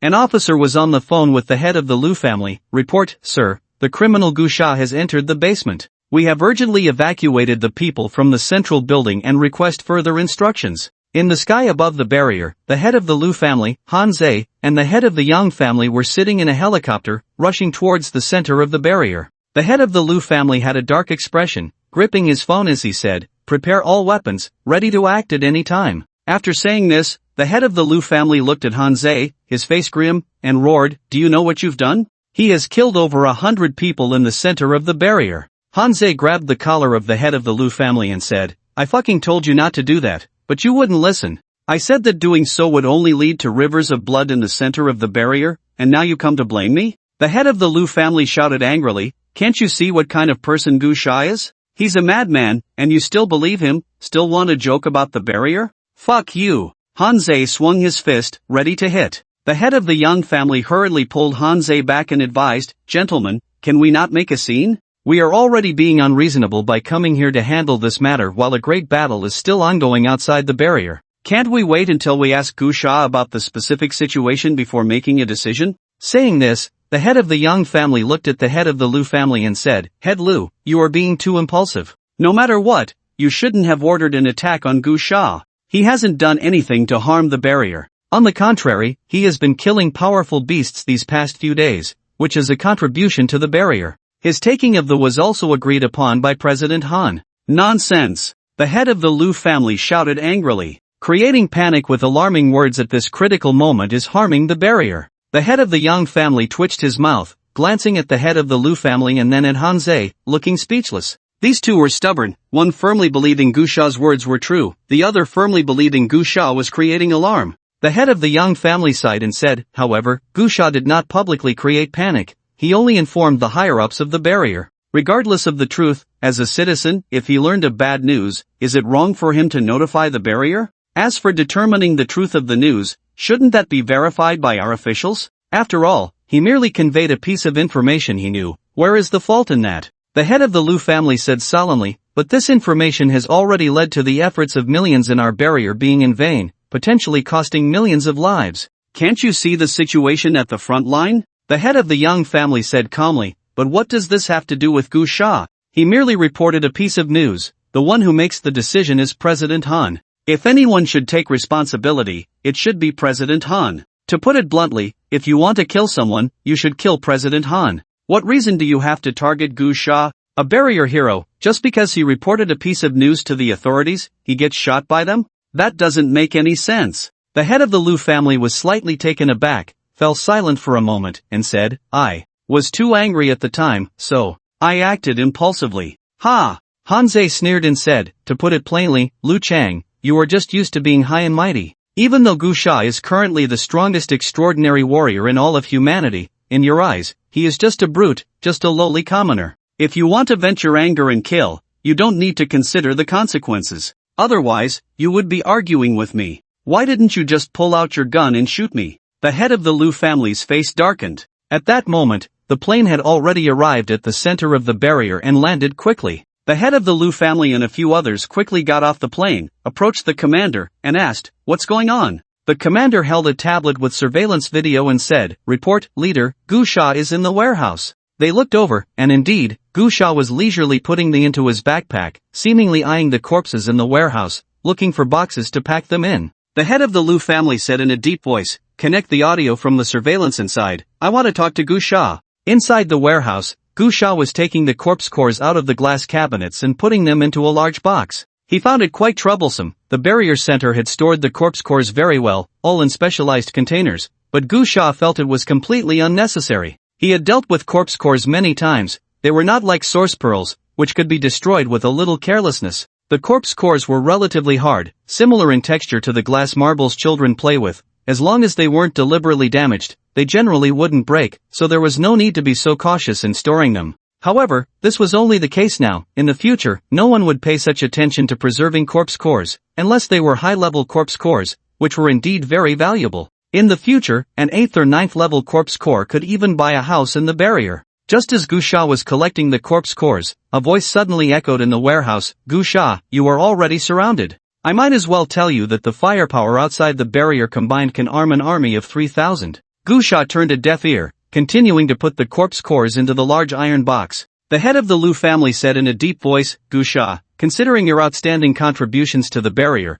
I am now giving you a chance to turn over a new leaf. If you come out voluntarily now, I can strive for leniency for you, you idiot." Gu Sha reached out and pulled down several steel pipes from the shelf, throwing them around, smashing all the surveillance cameras in the warehouse. At that moment, outside the building, the head of the Liu family, holding the tablet, had a dark expression as he looked at the now black screen tablet, frowning and saying, "Gu Sha has completely decided not to repent." While saying this, he quietly waved his hand. Immediately, several extraordinary beings surrounded Han Zhe in an instant. Han Zhe was instantly furious and said, "Liu Chang, what do you want to do?" The head of the Liu family said in a deep voice, "President Han, it no longer matters whether what Gu Sha said about the earthquake is true or not. You have seen this person's style of action. He is completely reckless, arrogant without limits. Previously, it was indeed my moment of impulse, but now there is no way out. With his vengeful character, once he comes out, he will definitely retaliate against the barrier on a large scale, so I cannot let him live."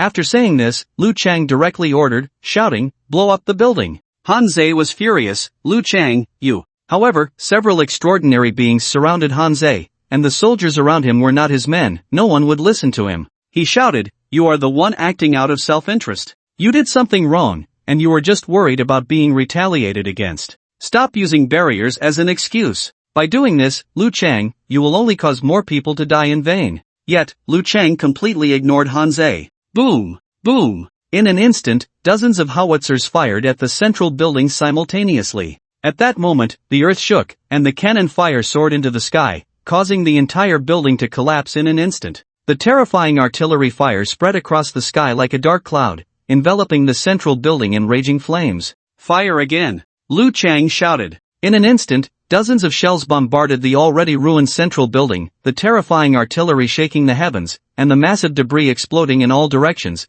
as if a colossal wave was surging. However, the next moment, everyone was stunned. Gu Sha actually walked out unscathed from the inferno. He carried a large box in one hand, had a backpack on his back, and held a bone club that shimmered with a faint glow in the other. As the flames approached Gu Sha, they were blocked by an invisible force. How is this possible? At that moment, under the gaze of hundreds of soldiers, Gu Sha walked step by step through the roaring cannon fire and the towering ruins, as if he were a deity emerging from destruction. Everyone looked as if they had seen a ghost. Liu Chang's heart felt as if it were gripped tightly by a large hand. He shouted, "Cannon, fire at him! Fighter jets, kill him!" Immediately, the howitzers aimed at Gu Sha and fired. In the sky, the circling fighter jets also simultaneously unleashed a torrential downpour of bullets. However, when dozens of shells and a dense rain of bullets were about a meter away from Gu Sha, they all stopped. Gu Sha's hand holding the bone club trembled slightly, and the power of the inscriptions erupted. With a soft hum, all the bullets and shells flew back in an instant. "Get down!" Dozens of shells flew back toward the troops, and bullets filled the sky. Boom! Boom! Shells exploded everywhere, and cries of anguish filled the air as the fighter jets fell from the sky, creating a sea of fire. Gusha continued to advance at high speed. Liu Chang, covered in dirt and dust, was terrified, shouting, "Quick, shoot, shoot." In an instant, a large group of soldiers opened fire at Gusha, but the bullets flew back wildly. "This is impossible, this is impossible." Liu Chang's eyes widened as he frantically ran into a tank, shouting, "Crush this monster." Immediately, 7 or 8 tanks moved forward. Gusha still did not dodge or evade, walking straight toward the tanks. When the first tank reached him, he swung the bone club with all his might, smashing it into the tank. With a loud bang, the dozens of tons heavy tank was sent flying, crashing into another tank. Gusha leaped up and then quickly descended from the sky, landing on a tank. With a loud crash, that tank sank deep into the ground, its tracks shattered, and its wheels rolled away in all directions.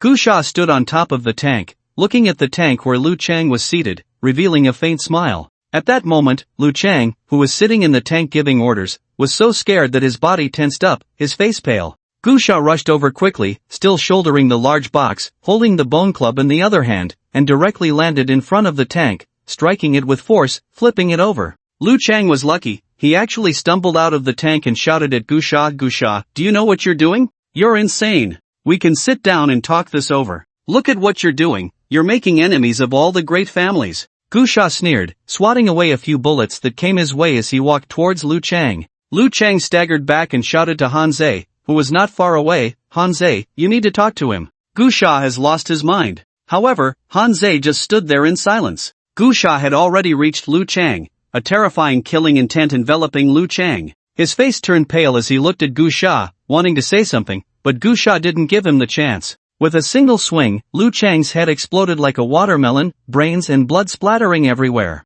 After blowing Liu Chang's head off, Gusha simply shouldered the box and prepared to leave. Hanzei chased after him, shouting, "Mr. Gu."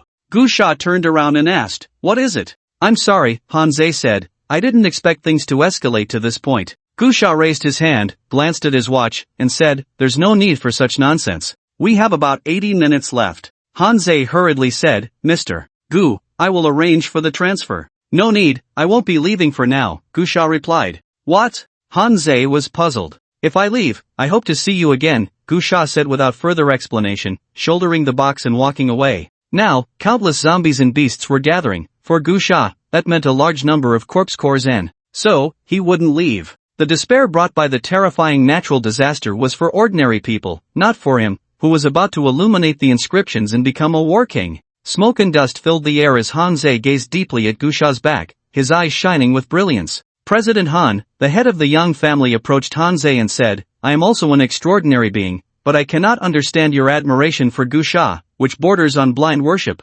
Hanzei shook his head and said, "Because you lack the level of understanding. If you were also among the top extraordinary beings of humanity, if you understood that humanity's hope can only rest on extraordinary warriors, you would understand why I admire Gusha. To me, he is a god, the god in my heart. His character, his consciousness, are all very advanced, surpassing our era. When I face him, I always have the illusion that he seems to grasp the changes of this era, or rather, he seems to be defining this era. In the future, he may truly become a god in the eyes of all extraordinary beings." The head of the Young family looked serious and said slowly, "He is human. Are extraordinary beings still human?" The head of the Young family fell silent. Hanzei also fell silent. On the summit of a great mountain barrier, Gusha placed a box of corpse cores and a dozen in front of him, then slung the king-level beast bone onto his back. An earthquake was imminent. In fact, the mountain was not safe, but Gusha just needed to avoid some trouble, because in the future scenes he had seen, although this mountain would also collapse, it wouldn't crack open or sink directly, and there wouldn't be many beasts or zombies appearing. He activated the power of the inscriptions on the king bone, shielding himself in the middle, and then began to absorb them in corpse cores. After absorbing 11 and breaking through to the 4th level of his abilities, he had also made some progress at the 5th level. Now, having obtained a dozen from the center of the barrier, he should be able to break through to the 5th level of abilities. Just as Gusha had anticipated, when he finished absorbing these dozen, he naturally broke through to the 5th level of abilities. However, during this process, the earthquake had already arrived, a catastrophic disaster that seemed to destroy the heavens and the earth. The entire barrier quickly turned to ruins in a very short time, countless buildings collapsing and shaking, explosions happening everywhere. Gusha did not pay attention to the retreat situation of the barrier, but he estimated that it wouldn't be good. Because time was too tight, it seemed that an hour was quite long, but facing the entire barrier, a big city with millions of inhabitants, there were countless zombies and beasts attacking the city outside, and the sky was filled with flying beasts watching hungrily. Gusha sat on the mountain top and saw several planes crash. The sounds of cannon fire everywhere also revealed a sense of despair. It was just a matter of luck between him and the zombies and beasts. Just as Gusha began to absorb the corpse cores, a strong acid rain fell from the sky, which was like adding insult to injury. However, Gusha's heart was undisturbed. The cave he was hiding in had already collapsed, but with the support of the inscription's power, it did not affect him. He quickly absorbed the corpse cores. After an unknown amount of time, he slowly opened his eyes, and the corpse core in front of him had been completely absorbed, but he was still far from breaking through to the king level. Gusha walked out from a pile of rubble and took out a specially made umbrella from his backpack, slowly opening it. This umbrella was crafted by the extraordinary association he had previously contacted, effectively resisting the corrosiveness of the strong acid rain. Although he was not afraid of the acid rain's corrosiveness at his current level of genetic development, his clothes could not withstand it, and he had no interest in running around naked, even if no one might see him now. Moreover, just because the strong acid rain could not harm him did not mean he wanted to be caught in it. The mountain had already collapsed by more than half, and it felt much shorter. Gusha looked down at the barrier, which had once been bustling and prosperous, now filled with ruins and debris. Many zombies and beasts were weaving through the rubble, and there were also flying beasts circling in the sky. Occasionally one or two would spot Gusha and dive down to their deaths. After the rain stopped, Gusha descended the mountain. When he entered the ruins of the barrier, the site was filled with rubble, and scattered bodies could be seen everywhere. Many people had died in the earthquake, only to be eaten by zombies, while others who survived the earthquake did not escape the attacks of zombies and beasts. Many zombies and beasts were also buried in the ruins. Gusha began to collect corpse cores everywhere, directly slaughtering any groups of zombies and beasts he encountered. He wandered through the barrier, hacking at zombies and beasts, resting wherever he felt tired. There was day and night, but he could no longer feel the passage of time. Along the way, there were several earthquakes, but none were as fierce as the first day's quake. Occasionally, Gusha would encounter one or two survivors, some calling for help from the rubble, others being chased by zombies or beasts. He would save them effortlessly, then leave without giving them any chance to plead. This was the apocalypse, this was the ruins, anything could exist, except for hope. After mingling in the barrier for a month, he had been killing zombies and beasts every day. This barrier, due to the significant traces of human activity, was the most concentrated place for both the dead and the living, naturally gathering the most zombies and beasts. Every day, large numbers of corpse and beast hordes would arrive, and Gusha obtained many corpse cores and exotic bones. Hard work paid off. In this month, his abilities broke through to the 6th level, and he finally successfully lit up the inscription, reaching the king level. In a ruin, Gusha sat cross-legged in a corner of a building that had collapsed significantly, surrounded by several large concrete slabs. At this moment, Gusha was enveloped in a glow. His entire body's meridians were red, his blood and energy surged like thunder, and the genetic lock was urging forth divine light. The inscription on the first genetic lock was radiating light, nourishing his flesh. Waves of runes surged from that inscription, merging into his flesh and blood, transforming into divine light, continuously drawing the source energy from the heavens and earth like an eternal divine furnace. Suddenly, Gusha opened his eyes, and a glimmer of golden light flickered in his pupils. War King! Gusha's face revealed a hint of joy, and he instinctively clenched his fists. He had finally reached this realm. In his previous life, he had pursued it for 20 years without even touching the threshold. In this life, it took him less than 3 months to become what he had looked up to for 20 years. Although the validity of those 20 years in his previous life was still up for debate, it no longer mattered. Gusha was eager to experience the power of the War King. He raised his hand and threw a punch, and the inscriptions on the gene lock immediately surged with power, erupting directly from Gusha's body. In that moment, Gusha felt a sense of enlightenment. He could communicate with the forces and flowing source energy that existed between heaven and earth. With a loud boom,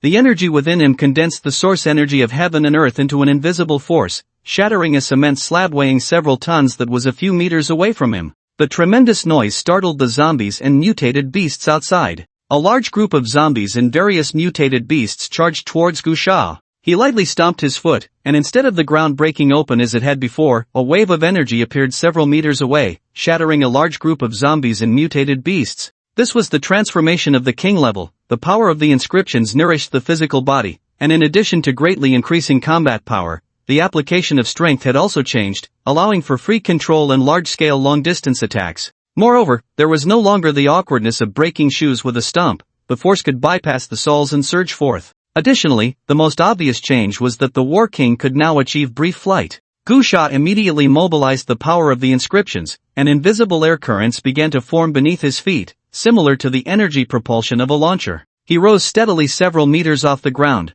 landing firmly on the roof of a building that had collapsed significantly. However, this kind of flight consumed a lot of energy, just that one leap left Gusha feeling more exhausted than if he had fought 100 mutated beasts. Yet, the novelty of it made him indifferent to the fatigue, and he continued to experiment until he attracted the attention of a swarm of flying mutated beasts. After a fierce battle, Gusha finally retreated into a dilapidated building. This building was leaning, and Gusha sat on a balcony of the high-rise, where the rest had crumbled. Only this balcony was still barely holding up. Gusha set down his backpack and rummaged through it for a while before pulling out some food. There was no choice, the bag was packed with many items, including exotic bones, some corpse cores, as well as a phone, cigarettes, a lighter, toothpaste, toothbrushes, and other daily necessities. Gusha complained almost every day, wondering when the officials would develop a bag of holding, so he wouldn't have to carry so many bags when going out. The bag of holding was a spatial item developed by the officials in the future through spatial abilities. In the civilian world, more people preferred to call it a space bag, which became very popular in the future for storing many items in a small bag. However, it was quite expensive. Gusha only learned of its existence when he arrived at the Sea City barrier 3 years after the apocalypse began, and it wasn't until 10 years later that he finally bit the bullet and bought one. He hadn't researched it much, so he didn't know when the officials had developed it. While eating, Gusha took out his phone and turned on the radio. Seeing the phone, he also complained. The official solar-powered phone seemed to have been developed 6 months after the apocalypse began. It couldn't be said to have been developed then, as solar-powered phones actually existed before the apocalypse, but they weren't widespread. It wasn't until 6 months after the apocalypse, when the environment stabilized and barriers began to establish communication channels, that solar-powered phones became popular. However, now Gusha doesn't have it, his phone is charged, but now he can't find a power source at all. To charge his phone, Gusha spent a lot of effort looking for a power bank everywhere. He turned on the radio, and today the broadcast didn't emit the usual ZZZZ sound for half the day.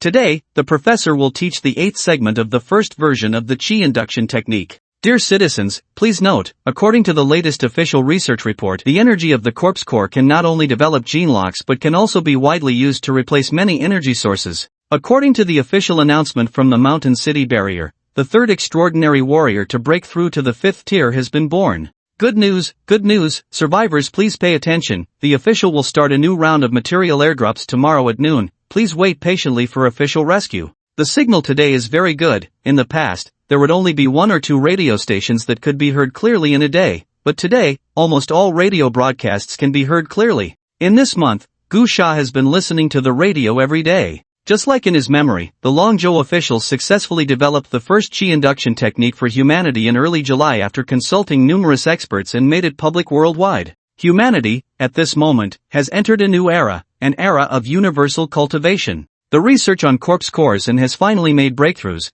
and humanity has officially begun to harness source energy. In this month, under the tireless promotion of the officials from various continents, many strong individuals have emerged, and there are already quite a few 6th-tier extraordinary warriors. As for the 7th tier, it is unknown whether there are any or if they have not been made public. There has been no news on the broadcast. The moonlight gradually spread over the world, and Gusha leaned against the wall, looking at the ruins before him. In the quiet night, it was filled with the despair of the apocalypse, and the pale moonlight seemed a bit cold. Suddenly, Gusha's phone vibrated. He hurriedly looked down and saw that a call was coming in, but it was an unfamiliar number. Gusha was a bit puzzled, clicked to answer, but he didn't speak. Ah! A sharp scream suddenly came from the other end of the phone, followed by a very excited woman's voice. Mr. Gu, is that you? Mr. Gu, are you the one answering the phone? I am your exclusive operator, Nye Qingqing. Hearing that familiar voice, Gusha was taken aback. He didn't expect that Nye Qingqing would still be alive after such a great disaster a month ago.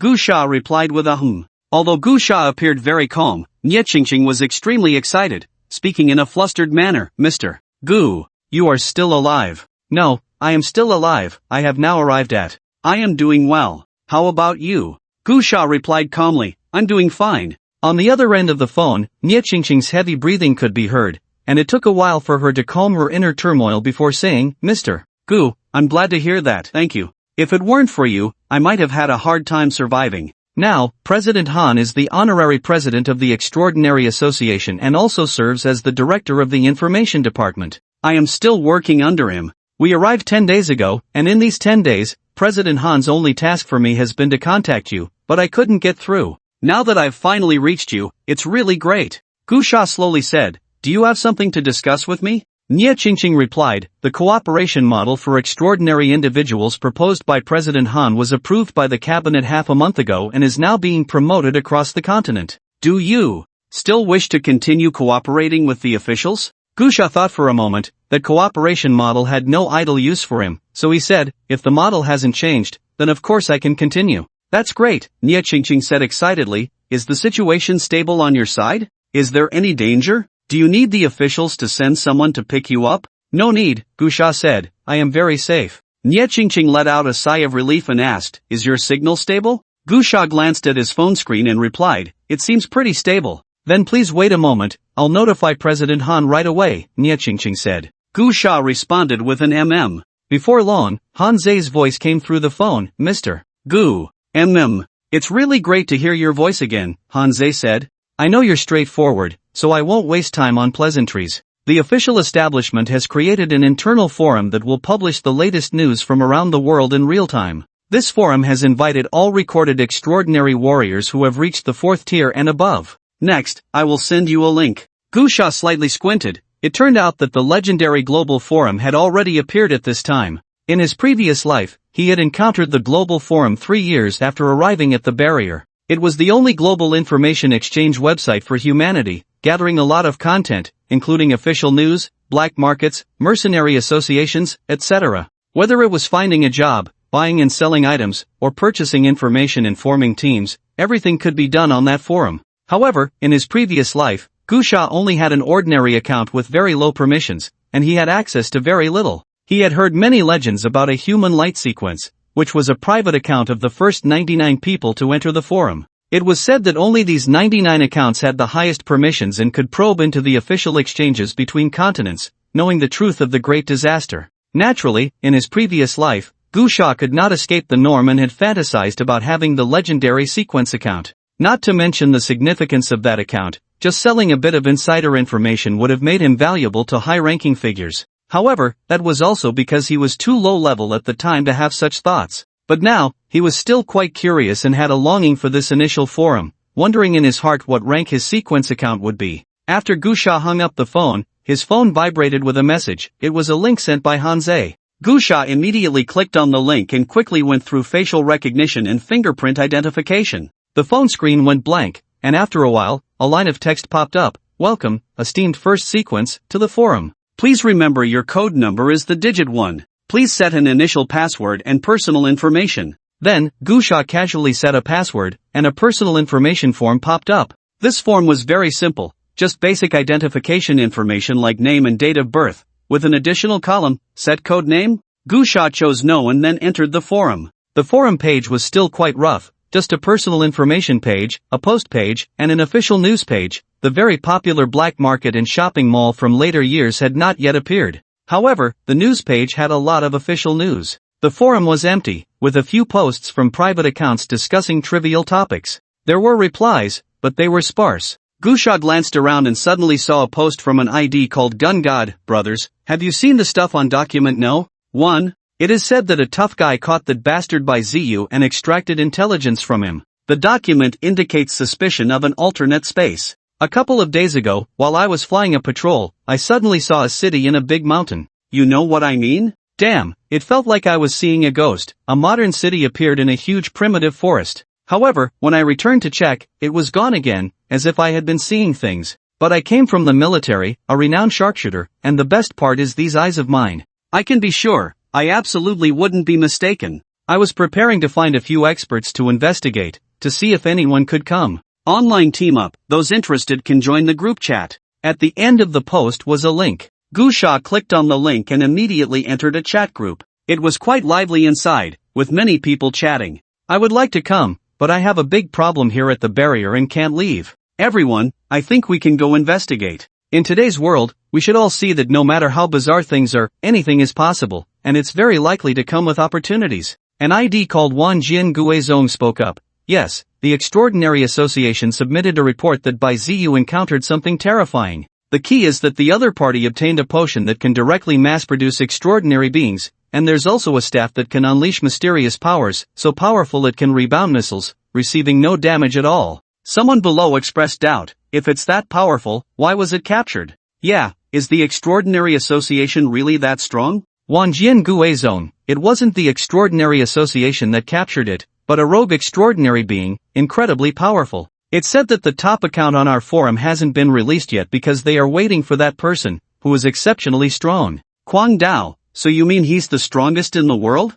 Changshin, the officials might mean that? Lei Dianfa Wang, that can't be, right? Zhu Huaxia, we only have a few accounts in the sequence, right? Wanjian Guizong, 10, exactly 10. After all, we have a large population in Longzhou, so the probability of strong individuals appearing is high. But this top account is very special. It wasn't verified by the officials and was directly given to that person, definitely incredibly powerful. Quang Dao, I don't believe it. If I run into him, I'll challenge him and take the account. Support. Daogu 666 support. Daogu is awesome. At that moment, Gu Sha, who had been quietly lurking, sent a message. First sequence Gu Sha at Quang Dao, okay? The group suddenly fell silent. Gu Sha's first sequence was an original title. The account came with it, not a self-named nickname, making it very recognizable. So, when he appeared in the chat group, those who were just chatting recognized him immediately, knowing that the first sequence account they were discussing had appeared. After a long silence,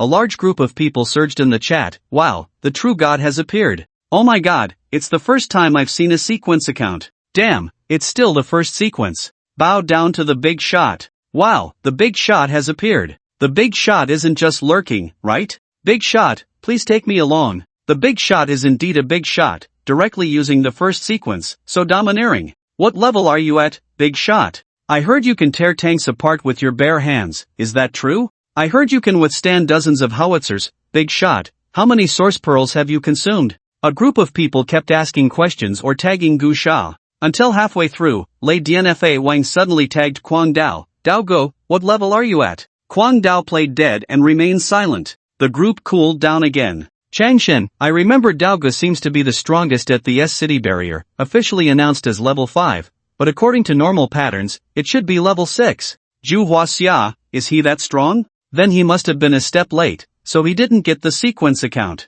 Otherwise, a level 6 extraordinary being shouldn't be worse than a sequence. Dao Gu, you should challenge the god of death. I support you. Wanjian Guizong, Dao Gu, go for it. If you defeat the first god of death, you will be the light of humanity. I support you. 1 yuan heavy water, brother Dao, give it a shot, turn a bicycle into a motorcycle. A group of people began to tease Crazy Dao. However, Crazy Dao remained silent, playing dead. Crazy Dao wasn't a fool, he was an official person and understood the official arrangements for sequence accounts better than anyone. It was undeniable that among the 99 sequence accounts worldwide, some smaller regions had questionable accounts, but in Longzhou, a populous continent with the most strong individuals, the sequence accounts arranged under such circumstances would basically not have any issues. Even if there might be some minor discrepancies at times, they would only be in the rankings, and the essence would not have significant problems. Moreover, the opponent was the first sequence account. Even if there were discrepancies, it was definitely not something someone like him, who couldn't even make it onto the sequence, could compare to.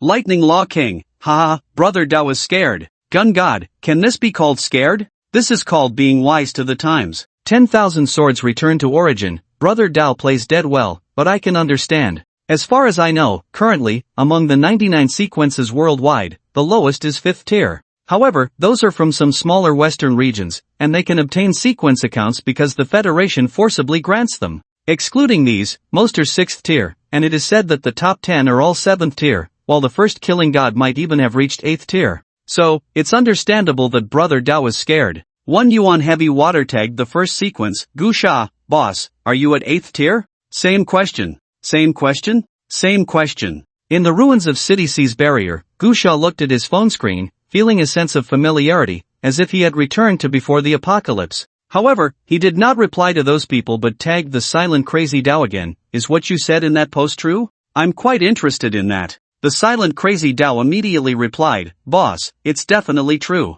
You can check with the forum customer service for some confidential documents. Right now, several places around the world have already appeared with those mysterious alternate spaces. I actually posted this for fun. The official side is already organizing personnel to investigate. Of course, if you, Killing God Boss, wanna come, the official side will definitely welcome you. Moreover, it is said that both the capital and the Northwest have sent sequence-level bosses to assist. Gusha looked at the message from Crazy Dao, fell silent for a moment, and replied, "Add me as a friend, I'll contact you when I arrive in S City." Crazy Dao, "Alright, boss, I'm at your service." Chrysanthemum Hero, "Damn, Killing God, leave me a friend slot." 10,000 swords return to origin, "Damn, brother Dao, you're making a fortune." Lightning Law King, at this moment, a lemon essence quietly passed by. Gusha exited the group and saw a friend request in his personal backend, showing the ID of Crazy Dao. He immediately accepted it and then saw a bunch of messages from Crazy Dao. Gusha glanced at them,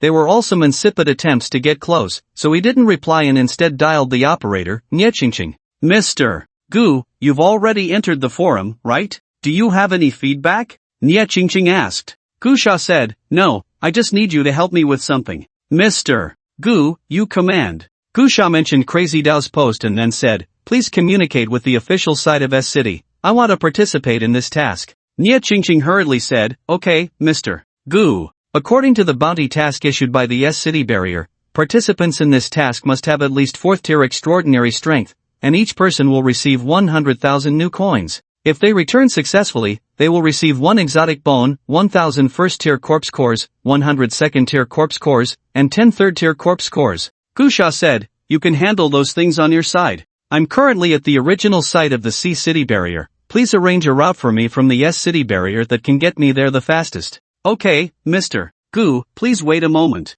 I will call you back in no more than 10 minutes. In less than 10 minutes, around 5 minutes or so, Nyechingching returned the call. The S City barrier officials, upon learning that Gusha was willing to participate in the operation, immediately gathered personnel to devise several routes. C City and S City are only a little over 1,000 kilometers apart, but with the current transportation paralysis, even planes are hesitant to fly, as they could encounter flying mutant beasts at any moment. Therefore, this 1,000 kilometers is not easy to traverse. The S City barrier formulated several routes, and in the end, Gusha chose the most dangerous but the shortest route, setting off that very night. He had originally planned to go to the capital and find a way to organize forces to investigate the Taihang Mountains, but with the situation in S City, it became more convenient. Staying in the C City barrier held little significance for him now. His ability level had reached the 6th tier, and the energy required from mutant bones was enormous. While there were certainly mutant bones in the C City barrier, they were all low tier and difficult to find.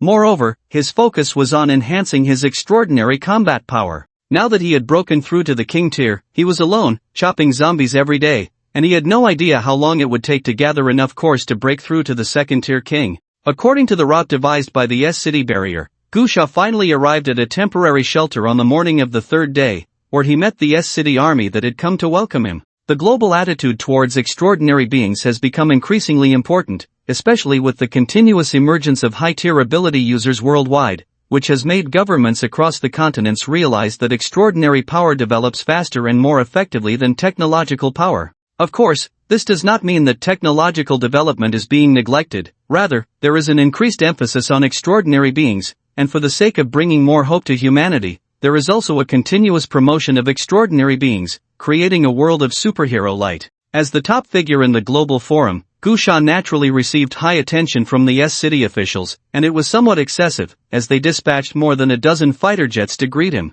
Along the way, super radar detectors tracked him the entire time, capable of detecting flying mutant beasts within a radius of 20 to 30 miles at the first moment. All soldiers were fully armed. In the helicopter Gusha was in, there were also 2 stunning flight attendants, one of whom had been a top-tier star before the apocalypse. Gusha looked down on this behavior and condemned the S City officials' vulgar thoughts in his heart. However, he did indeed feel the S City officials' attention, which seemed a bit excessive. What Gusha did not know was that everything he had done in the C City barrier had been reported to the officials by Hanzei, including preemptively predicting terrorist attacks, single-handedly overturning the Clean World Association and capturing Bai Ziyu, killing dozens of super mutant beasts alone, and tearing apart tanks in a one-on-one with the military, among other feats. Moreover, many of Gusha's deeds had video evidence, so the officials in various places had a relatively clear understanding of his strength, recognizing that he could stand against several well-equipped legions. Additionally, the earthquake in the sea-city barrier had saved nearly 1 million people due to Gu Sha's warning,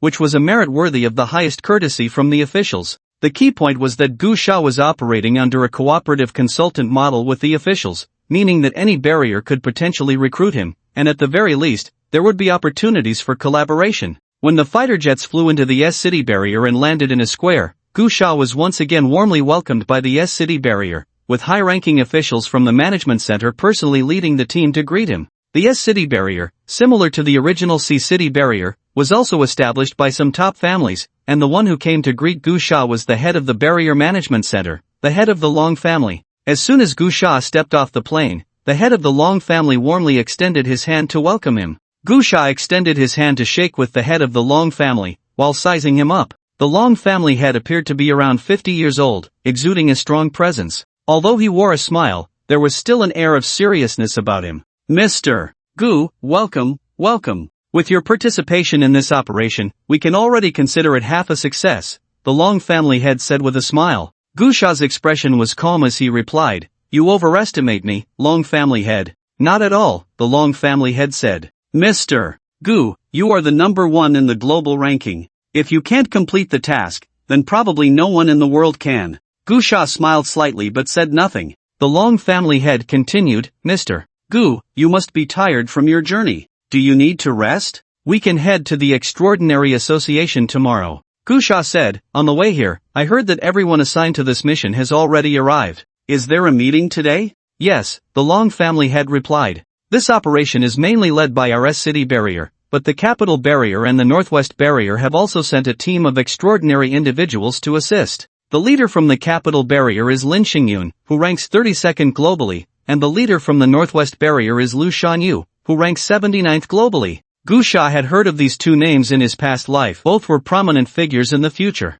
Lin Xingyun was one of the leaders of the Lin family in Kyoto and had reached the peak of a 7th-tier warlord during the 5th year of the apocalypse, but he died in a major battle. Lu Shanyu, on the other hand, did not align with the official side in the future but instead established her own mercenary group which became one of the top mercenary groups in the Northwest barrier. She was also one of the few female warlords in the world. However, Gu Sha did not know much about these two. He only had a vague impression of them due to their fame. The Long family head continued, "Lu Shanyu and Lin Xingyun both arrived yesterday and requested to hold a meeting today to discuss how to execute the mission. Originally, our officials wanted to wait for you to arrive before discussing it, but both of them are quite busy as they are key officials of the barriers and have many tasks. The sooner they complete the mission, the sooner they can return." Gu Sha nodded and said, "I understand. Let them hold the meeting. I will rest first, and when they decide when to execute the mission, just inform me." The Long family head asked in confusion, "Mr. Gu, aren't you planning to meet the other extraordinary individuals? You will be collaborating on the mission."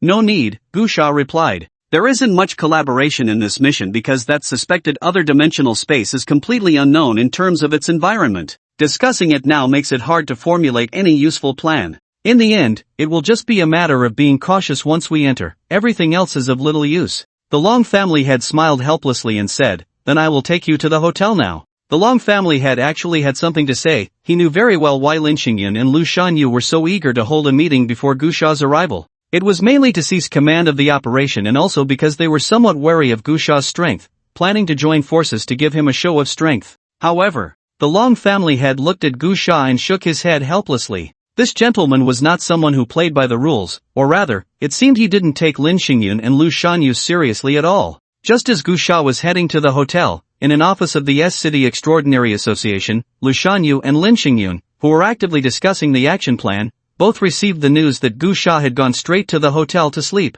Instantly, their expressions changed slightly. The Long family head's speculation was correct. These two knew very well that Gu Sha would arrive today, yet they insisted on holding the meeting before his arrival, intending to join forces to give the legendary number one a show of strength and gain the initiative in the operation. Because they had learned some information about Gu Sha, they knew that Gu Sha's personality was independent and not conducive to team actions. However, neither of them expected that Gu Sha would simply ignore their tactics, and in their view, Gu Sha's behavior seemed more like a provocation. At that moment, a bald, muscular man carrying a large knife in the office was browsing the global forum on his phone. This person was known on the global forum by the ID Madblade, reputed to be the top expert in S-City. At that time, a private message from a friend he had noted as the first killing god popped up in his friend list. Arrived in S City, hurry to meet. Upon seeing this message, Mad Blade raised his eyebrows, instantly becoming a bit excited. He discreetly glanced at the people in the office, then looked at Lin Xingyun and Lu Shanyu, saying, Captain Lin, Captain Lu, I have a bit of a situation at home, I need to step out for a bit.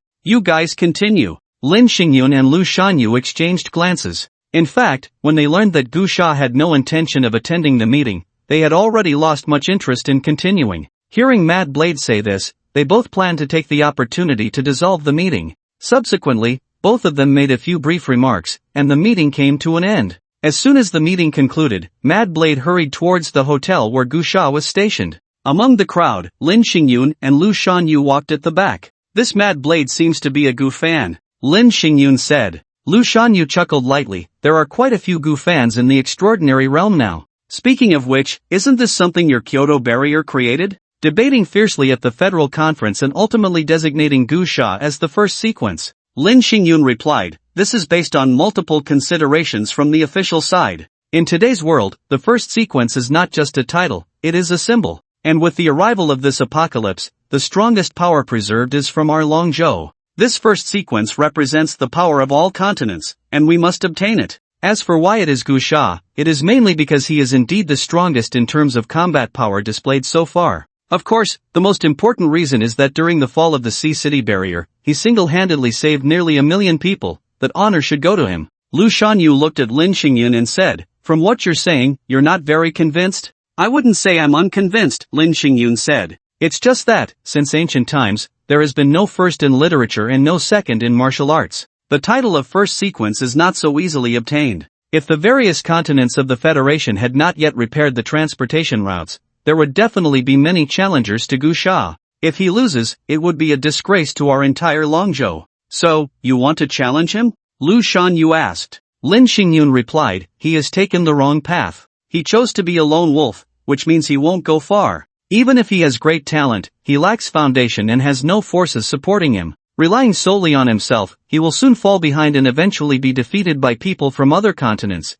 unable to maintain the title of first sequence. Rather than losing face for our Longzhou and the Intercontinental Federation later, it would be better for one of our own to take that title. Ha, Lu Shanyu chuckled, do you think you can hold it? Otherwise, is it you? I think I can hold it. Lin Xingyun sized up Lu Shanyu and said, among the 99 sequences globally, there are fewer than 20 women, you are quite rare. However, the first sequence cannot fall into your hands. Then let's wait and see, Lu Shanyu said. Outside a hotel building, Mad Blade was entering the elevator with a young, blonde subordinate. The blonde looked a bit excited and said, Blade brother, do you really know the killing god boss? Of course, Mad Blade patted his chest and said, what kind of person am I? The strongest in S City. If it weren't for the federal policy issues, I would definitely qualify to enter the sequence. Although the killing god is impressive, he is also willing to actively befriend top experts like me. Huang Mao worshipped, Brother Dao, did the killing god take the initiative to befriend you? Not at all, Huang Dao replied, I met the killing god on the forum.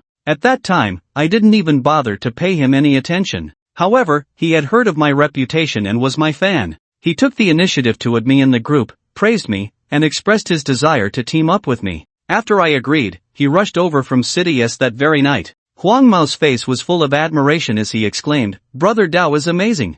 Huang Dao remained calm, feeling a wave of satisfaction in his heart. He recalled the process of getting to know Gu Sha, and thought, well, there's nothing wrong with that. The killing god took the initiative to at me and said I was good. Although that good had some other implications, no matter what, he said I was great. Later, even though I was too scared to speak, I could say I was ignoring him, which was true, I really didn't pay him any attention. And indeed, he hit me again later, although he was interested in my post, it was indirectly expressing his desire to team up with me. Plus, he was the one who proposed adding me as a friend. Although I was too timid to ask for a friend slot, isn't it great that the killing god took the initiative to add me? What's wrong with me bragging a little? Isn't this bragging enough for a lifetime? Under Huang Mao's admiring gaze, Huang Dao straightened his back and approached Gu Sha's room, gently knocking on the door. The door's not closed, just come in, a calm voice came from inside. Huang Dao's heart suddenly tightened, feeling extremely anxious. He quietly took a deep breath, pondering what to say when he met the killing god.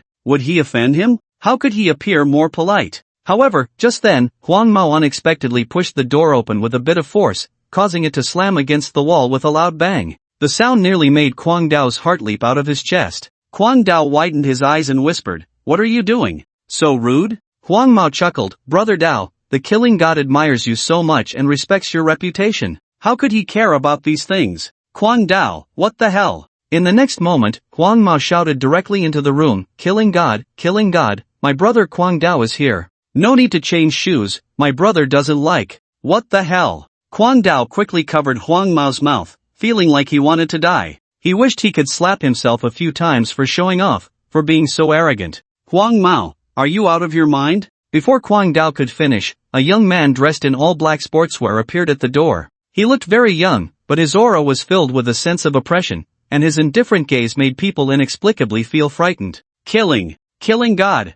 Kwang Dao chuckled awkwardly, stuttering as he called out. Gu Sha assessed the actions of Kwang Dao and Huang Mao, the corners of his mouth twitching slightly. There was no helping it, their actions were too harmonious. Kwang Dao was hugging Huang Mao from behind, covering his mouth, while Huang Mao leaned directly against Kwang Dao, making them look incredibly close. Gu Sha slowly said, "Although I called you here to meet, it doesn't mean we are really, you know." Kwang Dao hurriedly pushed Huang Mao away, grinning as he said, misunderstanding. This is my little brother, I brought him to keep watch." Huang Mao quickly smiled and said, "Killing god, hello. You can just call me Huang Mao. I'm your fan and admire you so much. You're also my brother's fan, so we can be considered family." Kwang Dao, what the hell? Gu Sha didn't bother with Kwang Dao's arrogance and let him in. Kwang Dao's appearance matched his nickname perfectly. He carried a particularly large machete, weighing at least 50 or 60 pounds, and had a very rugged look with a full beard. He wore a smile, but it looked quite fierce, enough to scare a child to tears.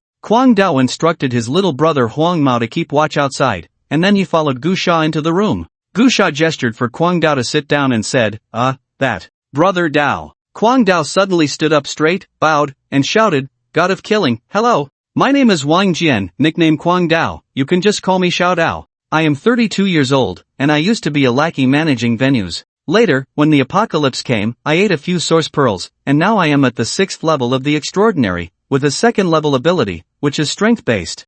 Gu Sha looked at Kwang Dao's serious expression, his mouth twitching, and said, "I'm not recruiting little brothers to be big shots, you don't need to be so, serious." Kwang Dao scratched his head cautiously and said, "Be big shot, you really won't hit me?" Gu Sha asked in confusion, "Why would I hit you?" Kwang Dao awkwardly replied, "Wasn't I bragging on the forum about challenging you? So, I thought you would hit me first? Back when we were in the underworld, if someone dared to provoke, they would get hit first." Gu Sha waved his hand, signaling Kwang Dao to sit down, and laughed, "Aren't you claiming to be the #1 expert in S-City? Why would you be afraid of me?" "Hee," Kwang Dao said, "Big shot, although I haven't read much, I'm not stupid. We all know about your one-on-one fight against the Lu family army in C-City a month ago. Although many people say you were so impressive because you stole that weapon from the Purity Association, the fact that you could get that weapon shows you were already very strong a month ago. And now, although many claim they can replicate your achievements in that battle, aren't they all just relying on the official resources piled up with corpse cores after the Qi induction technique was researched?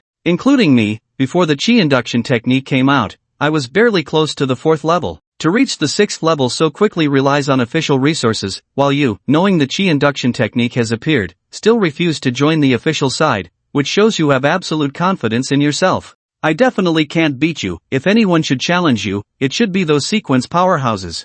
I'm just talking big. If I really came to challenge you, that would be looking for a beating." Gu Sha looked at Kwang Dao and thought to himself, no wonder this guy could become a top war king in the future, still alive at the point of his rebirth. This guy loves to show off, but it can't be denied that he is someone with real skills. In Gu Sha's 20 years of memories, there are memories about Kwang Dao. He just hadn't seen him before, but he had seen information about Kwang Dao in some news, knowing that this person had always been in the S-City barrier and was a famous war king with a high status. Gu Sha poured a cup of tea for Kwang Dao and asked, "So, you were the first to discover that alternate space?" Kwang Dao, surprised, took the tea and said, "Yes, big shot, I was the first to discover it. Let me tell you, actually, I withheld some information from the outside. I didn't just see it, I also went inside." Without Gu Sha asking, Kwang Dao voluntarily explained. He said, "At that time, I was ordered to pick up a few important figures. The plane flew over a mountain, and because I was worried there might be hidden flying undead beasts attacking suddenly, I was on high alert the whole time. However, we didn't encounter any undead beast attacks along the way, but when we flew over a canyon, suddenly, just like the legendary ghost wall, the plane got lost, the navigation failed, and there was no signal at all. Because we couldn't fly out, the plane was forced to land. I told the pilot to stay in the plane while I went down to check. After circling a few times in the forest, I suddenly felt dizzy, and then I sensed a huge pulling force that I couldn't resist, and I was pulled in. Then, in an instant, my surroundings changed, and I found myself in a modern city, one that was very well preserved, just like those cities before the apocalypse, bustling with people and vibrant nightlife. Gu Sha raised an eyebrow. This was quite similar to many ghost stories in folklore. Kwang Dao continued, I was taken away by the local law enforcement because I was carrying a gun, and then I was subjected to various interrogations. Since I couldn't grasp the situation, I didn't resist and honestly confessed. To my surprise, they were not shocked by my background. In the end, they even took me to meet a high-ranking official from that city, who told me something very shocking. I had entered another world.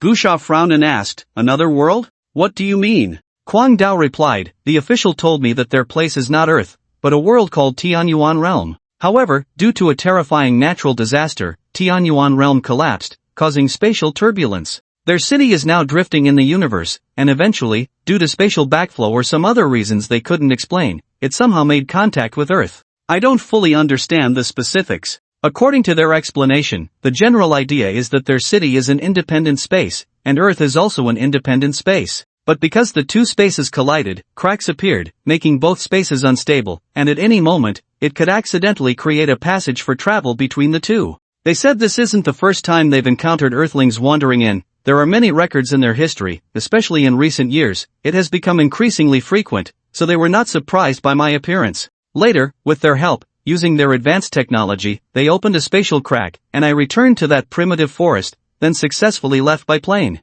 After hearing this, Gu Sha was filled with astonishment. If what Kwang Dao said was true, then his previous speculation about the alternate dimension was indeed real. Many influential figures from the future that should have appeared in his memories came from that alternate dimension, such as the War Emperor Meng Qingping from City C, and the Domain Lord Gu Shao, among others. In the future, the area of Earth had expanded significantly, likely due to the merging of the alternate dimension with Earth. However, Gu Sha asked, then why does the official side want to explore the S-City barrier? Kwang Dao said, after I reported this matter, the officials discussed it and felt that this might be a chance for humanity to save itself. They want to see if there's a way to open a spatial crack to allow human survivors to move in. Gu Sha questioned, so you're saying the officials want to explore this alternate dimension, trying to see if they can establish it as a sanctuary? Exactly, Kwang Dao replied. If this can succeed, it would truly be humanity's hope. The situation on Earth is really unbearable now. Acid rain falls frequently, making it impossible to plant crops, and resources are scarce.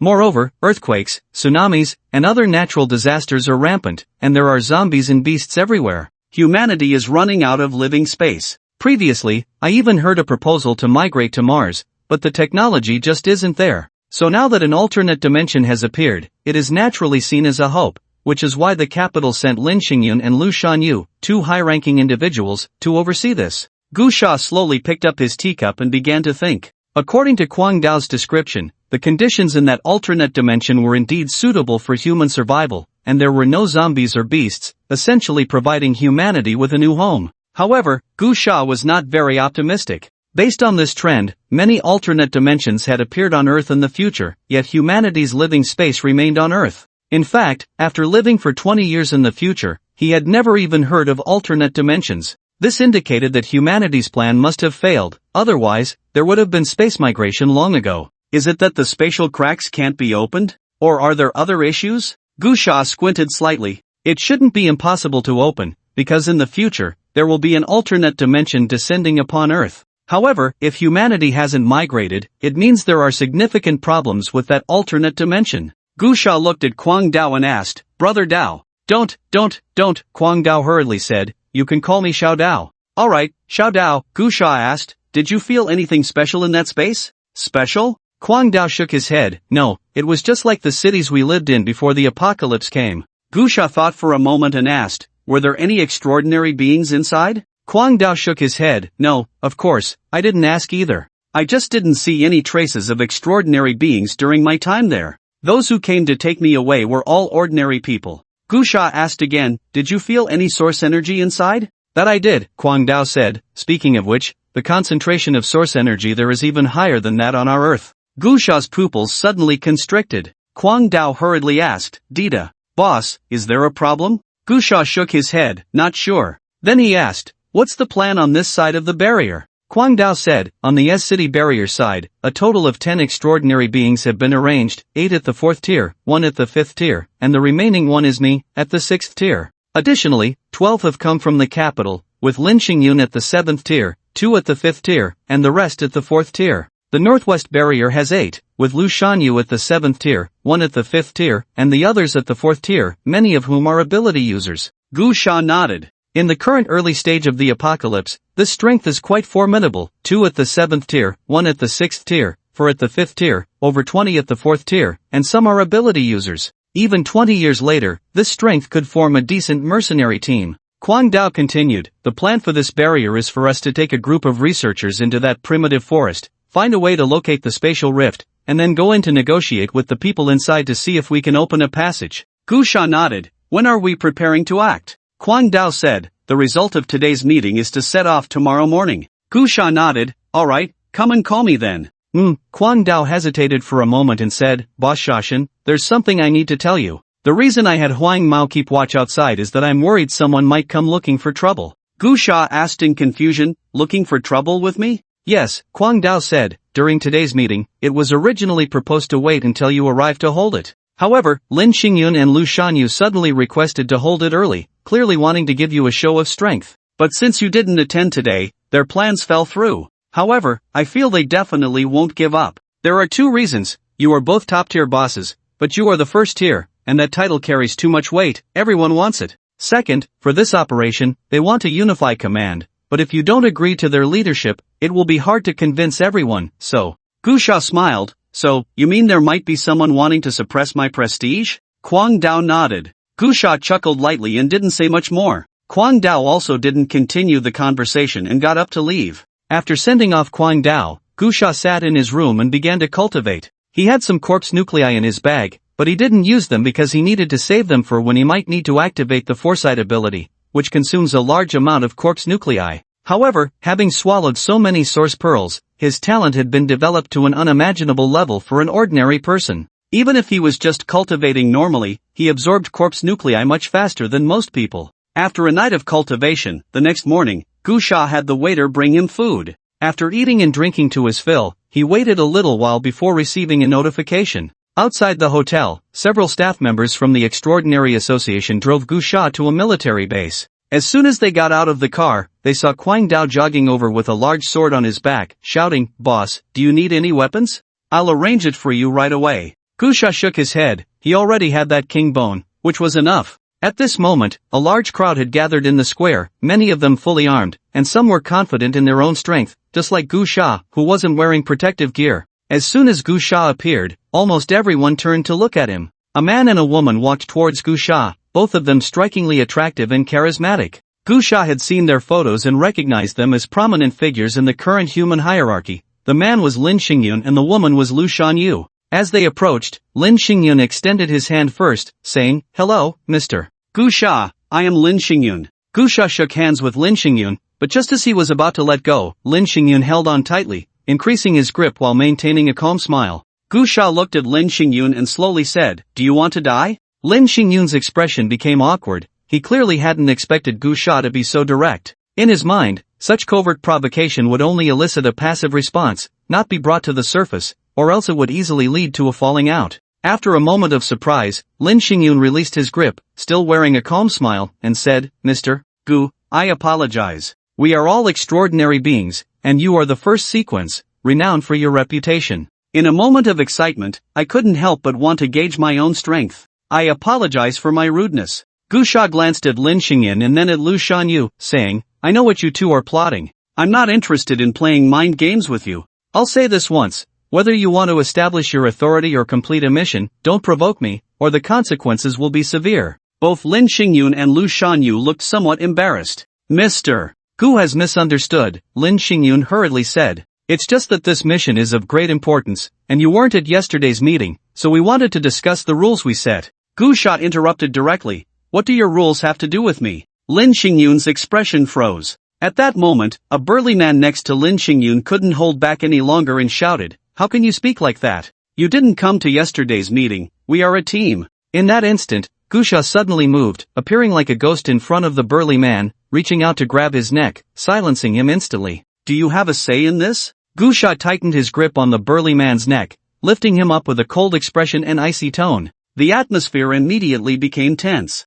The extraordinary members of the Beijing team and those from the Northwest team gathered around, and the situation turned hostile. Clang! Quang Dao suddenly unsheathed his large sword and slammed it onto the ground, standing behind Gusha and shouting, "What are you doing? Why are you gathering around? Do you want to fight?" With Quang Dao's shout, the members of the S-City team also stepped forward, standing behind Gusha. Seeing the atmosphere, Lin Xingyun quickly stepped forward and said, "Mr. Gu, please calm down, we are all teammates. Are you worthy?" Gusha suddenly turned to look at Lin Xingyun and then slammed the burly man onto the ground, causing the floor to crack, and the man spat blood, unable to get up. Gusha looked at Lin Xingyun and said in a deep voice, "Are you worthy to team up with me?" Humiliated by Gusha, even Lin Xingyun, no matter how composed, couldn't hold it together, and his expression turned ugly. "Mr. Gu, your words are a bit excessive, aren't they?" Lin Xingyun said coldly. "Excessive?" Gusha said coldly, "I originally just wanted to do something properly, but you had to jump out and find trouble, right?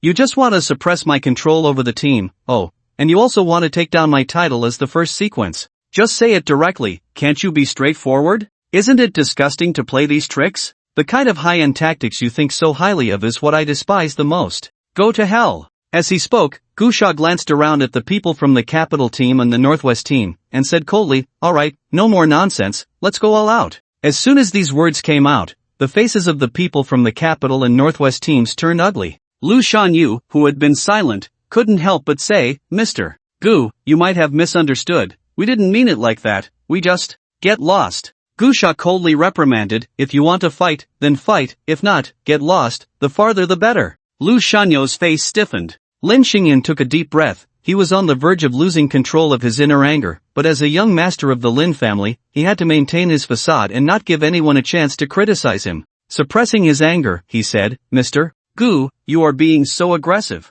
"Damn it!" Gusha directly swung a punch at Lin Xingyun. Lin Xingyun, a 7th-tier warrior, naturally had extraordinary reflexes and immediately raised his hand to block. Bang! A huge impact sound echoed. Lin Xingyun was sent flying, crashing hard to the ground. "Is that all?" Gusha mocked, walking directly towards Lin Xingyun. "Attack!" Seeing Gusha make a move, someone from the Capital team immediately shouted, and in an instant, a group of people surrounded him, using various tactics, especially those with abilities, who unleashed their powers. Some spewed fire, while others froze the air, and so on. "Ha!" Gusha snorted coldly, stomping his foot hard. The power of the inscriptions erupted, and the ground shook instantly as if an earthquake had occurred. A terrifying force exploded from the ground, like an invisible wave suddenly surging, directly sending all the people from the Capital team flying. In the next moment, Gusha's figure disappeared, and the next instant, a shadow flickered. Bang! Bang! Bang! The sounds of collisions rang out, and all the 10 or so people from the Capital team were sent flying like kites with broken strings, spitting blood, and crashing to the ground in agony. In the next moment, Gusha appeared right in front of Lin Xingyun. Lin Xingyun, who had just gotten up from the ground, had blood at the corner of his mouth, and a hint of panic flashed in his eyes. He immediately activated his ability, conjuring an ice wall in the air. However, as soon as the ice wall formed, it was shattered with a crack by Gusha's punch. Then, Gusha grabbed Lin Xingyun by the neck and slammed him down onto the ground, creating a large pit as if he were smashing a sandbag. Then, like kicking a soccer ball, he kicked Lin Xingyun away, sending him crashing towards Lu Shanyu. A shocked Lu Shanyu quickly reached out to catch Lin Xingyun, but the immense force sent him flying back, spitting blood and crashing to the ground, looking very disheveled. "Who else?" Gusha looked around at the people and said coldly, "I am Gusha of the first sequence, currently the #1 in the world, my title stands here. Anyone who is not convinced can challenge me one-on-one or bring people to gang up on me, is there anyone?" As Gusha's gaze swept over, those who were seen hurriedly lowered their heads. Gusha stepped forward, directly appearing in front of Lin Xingyun and Lu Shanyu, and kicked Lin Xingyun down to the ground again, saying, "You all are not even enough for me to fight with one hand. Who the hell gave you the courage to provoke me?" After saying that, Gusha turned to the disheveled Lu Shanyu, grabbing him by the neck. Lu Shanyu, also a 7th-tier warrior, wanted to resist, but he had no strength to fight back and was lifted up by Gu Sha, his eyes filled with terror. I heard you think you have the qualifications to be the first sequence? Lu Shanyu was grabbed by the neck by Gu Sha, and those extraordinary beings from the Northwest Barrier could not just stand by and watch, they all prepared to take action. However, Gu Sha, who had already transcended to the king level, didn't even bother to glance at these minor karami. Get lost! Gu Sha shouted, lightly stomping his foot, unleashing a terrifying energy that shook the ground. The few extraordinary beings from the Northwest Barrier were all blasted away before they could get close to Gu Sha, each one spitting blood. Meanwhile, the group of extraordinary warriors from the S-City Barrier, who had decided to cling to the big shot from the very beginning, were in disarray in the wind. They were all indignant and ready to help, but in the end, they did nothing but shout 666, looking rather foolish while holding their weapons. At this moment, Lu Shanyu was being choked by Gu Sha. She wanted to resist, but she clearly felt her whole body bound by an unknown force, completely unable to move. Even though she was a 7th-tier warrior with immense power, she still couldn't muster any strength to fight back. Misunderstanding, God of Death, misunderstanding. Lu Shanyu decisively surrendered, struggling to say, Since ancient times, there has been no first in literature and no second in martial arts. We extraordinary beings have gained power, and it is inevitable that we sometimes fail to recognize our own identity. But I hope the God of Death will consider that I did not have time to offend you. Humph. Gu Sha released his grip and threw Lu Shanyu to the ground, coldly saying, if it weren't for the fact that you didn't make a move, your fate would be the same as that ignorant person. Lu Shanyu rubbed her neck and glanced at Lin Xingyun, who had been beaten half to death, suddenly feeling a sense of balance in her heart, looking at Gu Sha with eyes full of awe. What are you standing there for? Go! Gu Sha turned to look at Quang Dao and the others. The group of Quang Dao looked at Gu Sha in confusion, then glanced at the people from the Capital Barrier and the Northwest Barrier, all with blank expressions, wondering how they could proceed when they had already lost more than half their fighting strength before even starting. At that moment, a group of high-ranking officials from the barriers rushed over, and upon seeing the chaotic scene, they were all stunned. They had arrived quite quickly, having just received news that the extraordinary beings here had clashed, and they rushed over without stopping. However, as soon as they arrived, they were met with this scene. The high-ranking officials exchanged glances. The head of the Long family, who had dealt with Gu Sha before, steeled himself and walked over, saying, Mr. Gu, no problem. Gu Sha waved his hand and said, these people combined aren't even enough for me to use one hand against. Whether they are here or not makes no difference. The mission can continue. The head of the Long family looked troubled. Quang Dao stepped forward and said, Long family head, with the God of Death here, there shouldn't be a problem.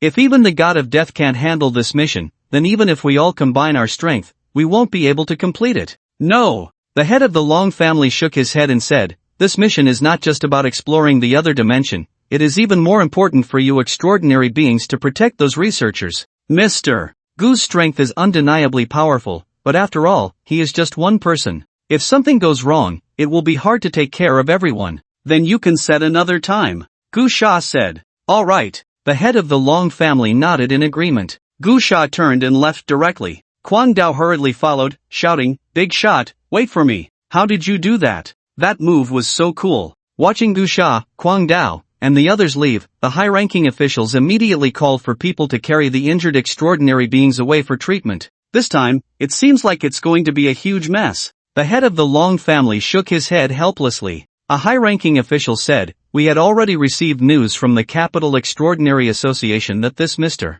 Gu has a very volatile temper, but we never expected it to be this volatile. The head of the Long family said, in the Sea-City Barrier, this person has killed quite a few people. He is not some kind-hearted believer, but it's still okay. Although he has a bad temper, based on his past experiences, as long as you don't provoke him, he generally won't kill for no reason. Pass the word down, let everyone be cautious and not neglect this person.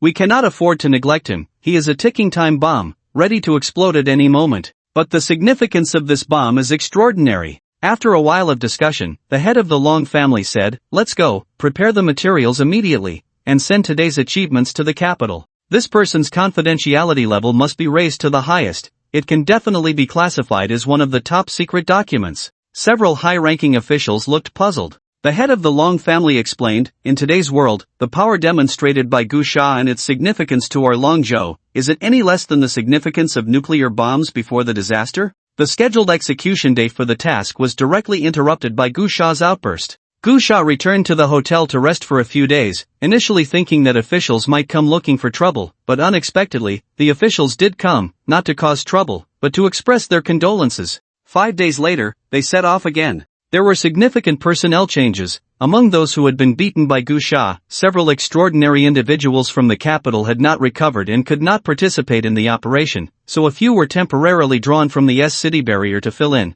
but the team leader was still Lin Xingyun. The situation at the northwest barrier was slightly better. Although they had all been beaten by Gu Sha, they had not sustained serious injuries, and after a few days of adjustment, they had mostly recovered, with Lu Shanyu still leading the team. As for the city barrier, no one had been beaten, and it was still the same group of people. This time, the departure went smoothly, no one came to cause trouble, and Lin Xingyun kept his team at a distance, but Lu Shanyu from the northwest barrier took the initiative to greet Gu Sha. A dozen combat helicopters set off from the city barrier, encountering several flying beast attacks along the way, but the extraordinary individuals in this team were the top combat power of humanity today, making it relatively easy to handle. After several hours of flight, they finally arrived at the primitive forest. After the plane landed at the designated location, the fully armed extraordinary individuals began to stand guard and set up a temporary workspace, while the research experts started their work, with many large instruments being calibrated. This area was a knowledge-blind spot for Gu Sha. According to the experts,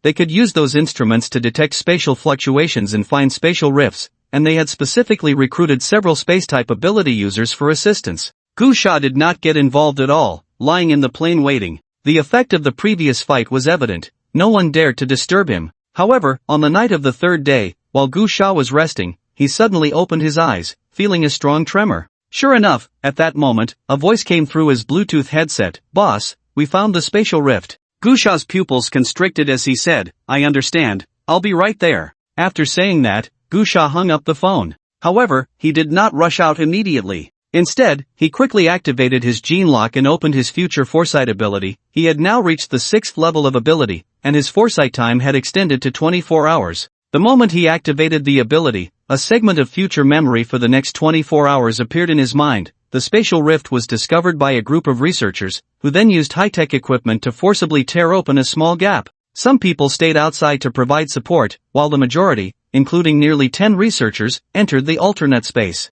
As the Mad Blade said, in that small space, there was a thriving modern city, with tall buildings and bustling traffic. However, there was something very strange about it. The layout of that world was like a flat earth, not very large, only about 1,000 square kilometers, resembling a small island. But this island floated on the sea, while this small space floated in a chaotic void. An artificial sun floated in the sky. The arrival of Gu Sha and the others was met with enthusiastic reception from the officials of this small city. From their words, they learned that the Tianyuan realm they originally belonged to was a vast world, also a spherical world, with a sun, but unlike Earth, it had no moon. The development of that world was similar to Earth, but one day, the Tianyuan realm suddenly encountered a great upheaval, a cosmic explosion, and was shattered into pieces, causing the city they were in to start wandering in the universe. It wasn't until 300 years ago that it was suddenly pulled to a spatial anchor and came to a stop. During these 300 years, spatial rifts would often open, and Earth people frequently appeared in their world.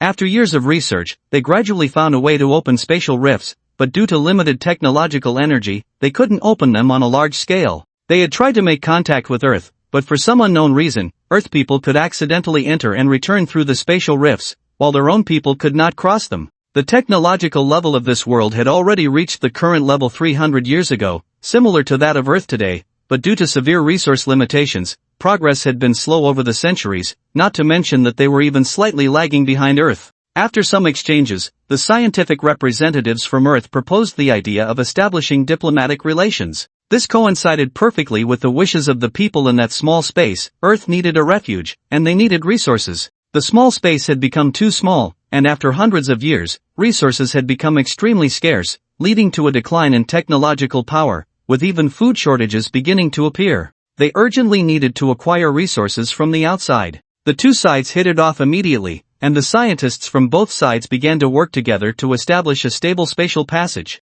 Everything was proceeding in an orderly manner. Gu Sha and the other extraordinary beings did not expect things to go so smoothly, with no unexpected incidents occurring as they had anticipated. Everyone was marveling at the smooth progress, and some were even wondering if they could expand this incomplete world through Earth, allowing all of humanity to migrate and completely overcome that disaster. The future scene was still unfolding, and Gu Sha, feeling bored and a bit curious, decided to drive to the edge of the world. This small world was indeed small. He reached the edge in no time. It was a dark expanse, with a railing and wall ahead, and beyond the wall was endless darkness, occasionally revealing some faintly twinkling stars. It truly was the end of the world. Gu Sha looked at the chaotic darkness, activated his internal energy absorption technique, and began to absorb the source energy. To Gu Sha's surprise, it was indeed as the Mad Blade had said, the source energy in this world was many times denser than that on present-day Earth. However, at that moment, Gu Sha realized something was amiss. Unlike the Mad Blade and the others, he was a war king, and his life level had been greatly elevated. He could clearly sense that the source energy in this world was not only dense but also very vibrant. The scene ended here. How is this possible? In the helicopter, Gu Sha's expression was very serious. In the premonition, the source energy of that incomplete small world was actually vibrant. If it were just dense, Gu Sha could still understand. Perhaps that world was originally filled with rich source energy, and in this incomplete small world, there were no extraordinary beings, so it made sense that the source energy remained stagnant. However, to maintain its vitality for hundreds of years is clearly not right. Gu Sha possessed 20 years of memories from the future and was aware of many research reports from that time. Source energy is a high-level medium that can affect many things, impacting all living beings. However, this medium has a time limit, akin to metabolism. If there is no supplementary source, then the world will accumulate more and more aging or dead source energy. Yet, in the future scene, when Gu Sha absorbed the source energy, he did not feel any aging or dead source energy. It was all vibrant source energy, which meant that the incomplete small world had a source of replenishment.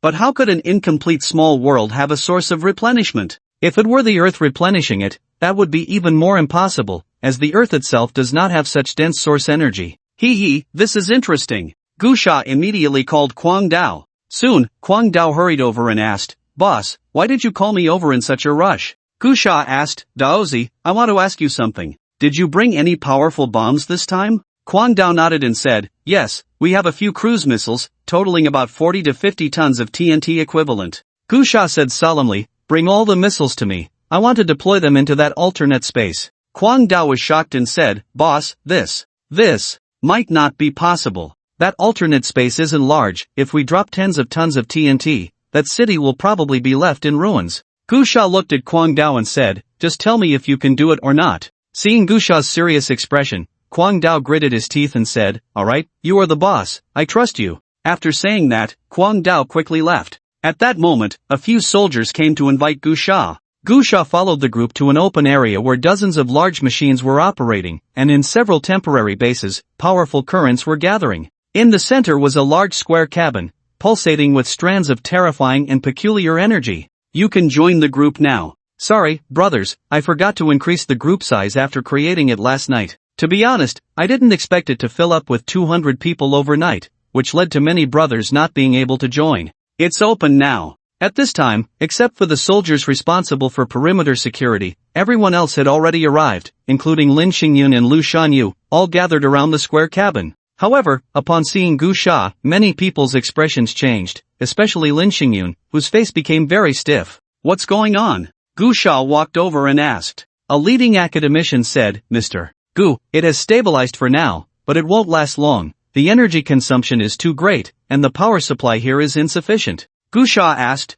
"Can't we use corpse cores?" The academician shook his head and said, "For now, these machines cannot be activated with source energy." Gu Sha asked, "How long can it be maintained?" The academician typed on a computer for a while and said, "Based on the current spatial fluctuation traces, it can be used for about 10 minutes once activated, and it needs to cool down for about 48 hours. If the power supply is sufficient, the cooling time can be shortened to 30 hours. 10 minutes is enough," Gu Sha said. The academician asked, "Mr. Gu, should we activate the transport channel now?" "No," Gu Sha waved his hand and said, "No one goes in." Upon hearing this, everyone was stunned. "Mr. Gu, why not go in?" Lu Shanyu asked in confusion. Gu Sha was just about to explain when a series of rumbling sounds erupted outside the base. Armored vehicles rolled in, each equipped with a missile launcher. The leader was none other than Kwang Dao, who parked the vehicle securely, jumped down, and shouted, "Boss, everything is ready, we can launch at any time." Upon hearing this, Lin Xingyun, Lu Shanyu,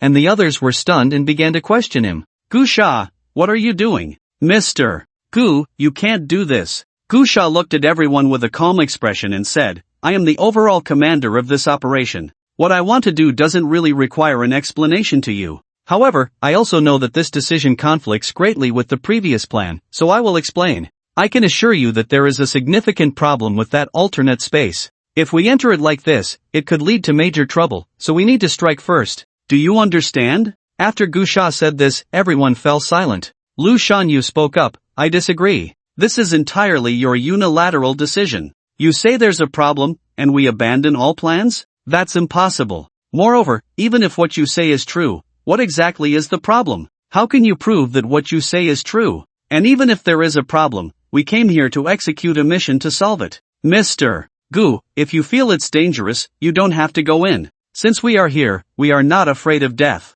If you are afraid, you can just stay out. No one will force you. But you cannot change our plan. Gusha stared at Lu Shanyu and slowly said, fine, you do your thing, I do mine. If you want to go in, go in. If I want to fire my cannon, that's my business. You go in, I fire my cannon, it's not a conflict. Lu Shanyu's expression darkened, Mr. Gu, you are being unreasonable. Gusha coldly interrupted, when the hell have I ever been reasonable? What makes you think you have the right to ask me to be reasonable? Do you think I'm negotiating with you? Gusha's tone was calm, but it was filled with killing intent, and a tremendous pressure suddenly descended, as if the air had solidified. Lin Xingyun and the others involuntarily took a few steps back. Gusha looked at Lin Xingyun and coldly asked, I'll ask one question, who disagrees? Lin Xingyun and Lu Shanyu both had dark expressions and did not dare to speak. Gusha nodded and looked at the others, asking, is there anyone else with objections? Everyone remained silent. Gusha turned to the academician and said, Academician Chen, I need you to open the spatial rift.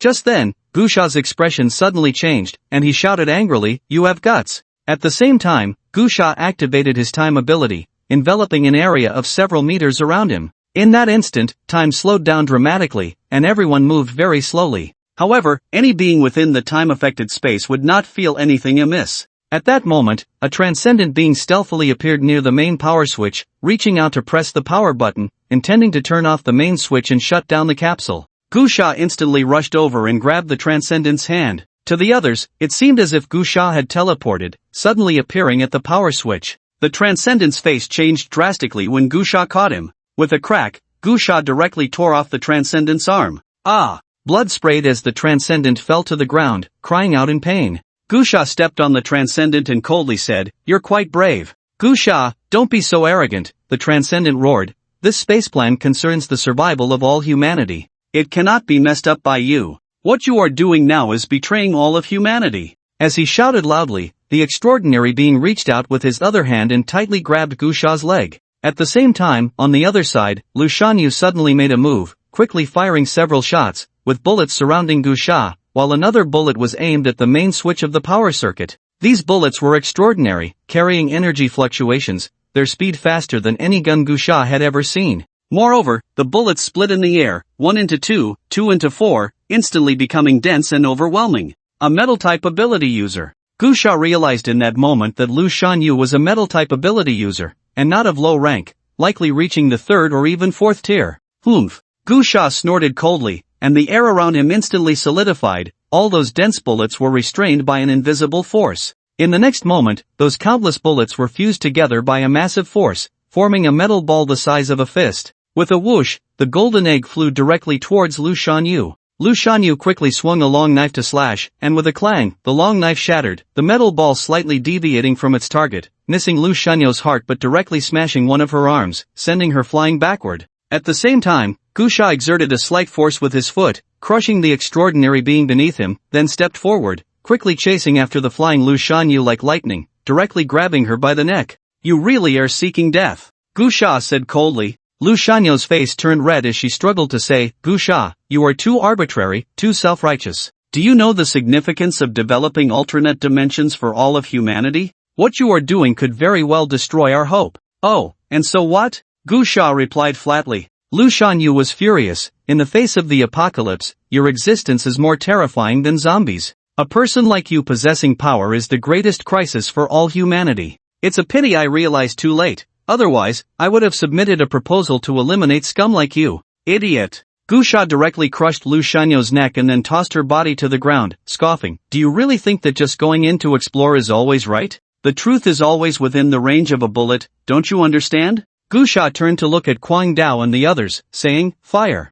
This time, no one dared to stop Gu Sha. However, many people's faces were not good. Lin Xingyun directly turned and left to report the situation to the barrier. At this moment, Academician Chen opened the module as per Gu Sha's request. The huge module split into two parts. Under the influence of massive energy, the module divided into two, revealing black spatial rifts in between, swirling with some very special patterns and energy. At that moment, a terrifying suction force emerged from the black rift, causing many instruments to start shaking. Dust on the ground surged madly into the rift, and everyone quickly retreated to a distance. Vroom, vroom vroom, the huge rumbling sound was like dozens of helicopters operating simultaneously. After opening about 2 meters, Academician Chen shouted through the intercom, "Mr. Gu, we've reached the limit." Gu Sha waved his hand slightly, and Quang Dao immediately called his subordinates from several meters away to adjust the missile launch angle. Soon, he gave the order. Boom! Accompanied by a loud bang, the first missile was launched, instantly disappearing into the spatial rift.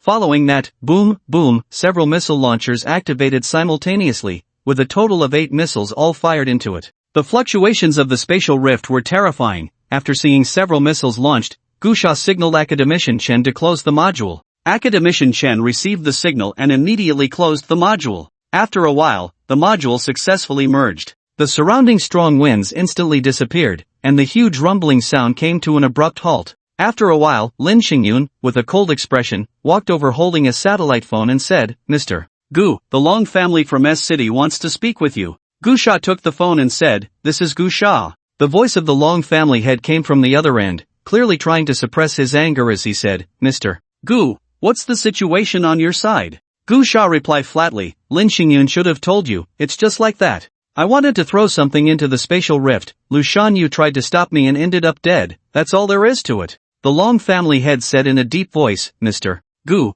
I hope you can give me a reasonable explanation, otherwise, I really can't report this to the Northwest Barrier in Kyoto. I'm not doubting that you are an extremist, but I can't explain your actions." Gu Sha replied indifferently, "What explanation is needed? I discovered that the alternate dimension has problems, doesn't that count? It's very likely not human vitality, but a greater disaster." "That counts," the Long family head said, "but I don't know how to explain it to the Northwest in Kyoto. The research on the spatial rift is being conducted by those researchers, and so many extraordinary beings are involved, yet none of them have discovered the problem." "That's because their level is too low," Gu Sha said. "If you insist on asking how I know, it's because my strength is sufficient, so only I can notice it, is that okay?" "Okay," the Long family head said, "Mr. Gu, I want to know, what level are you at now? 8th tier extraordinary, or higher? Have you developed all 9 gene locks?" Gu Sha slowly said, "Beyond the 9th tier, that's the only reason. If your officials can explain it, then explain it.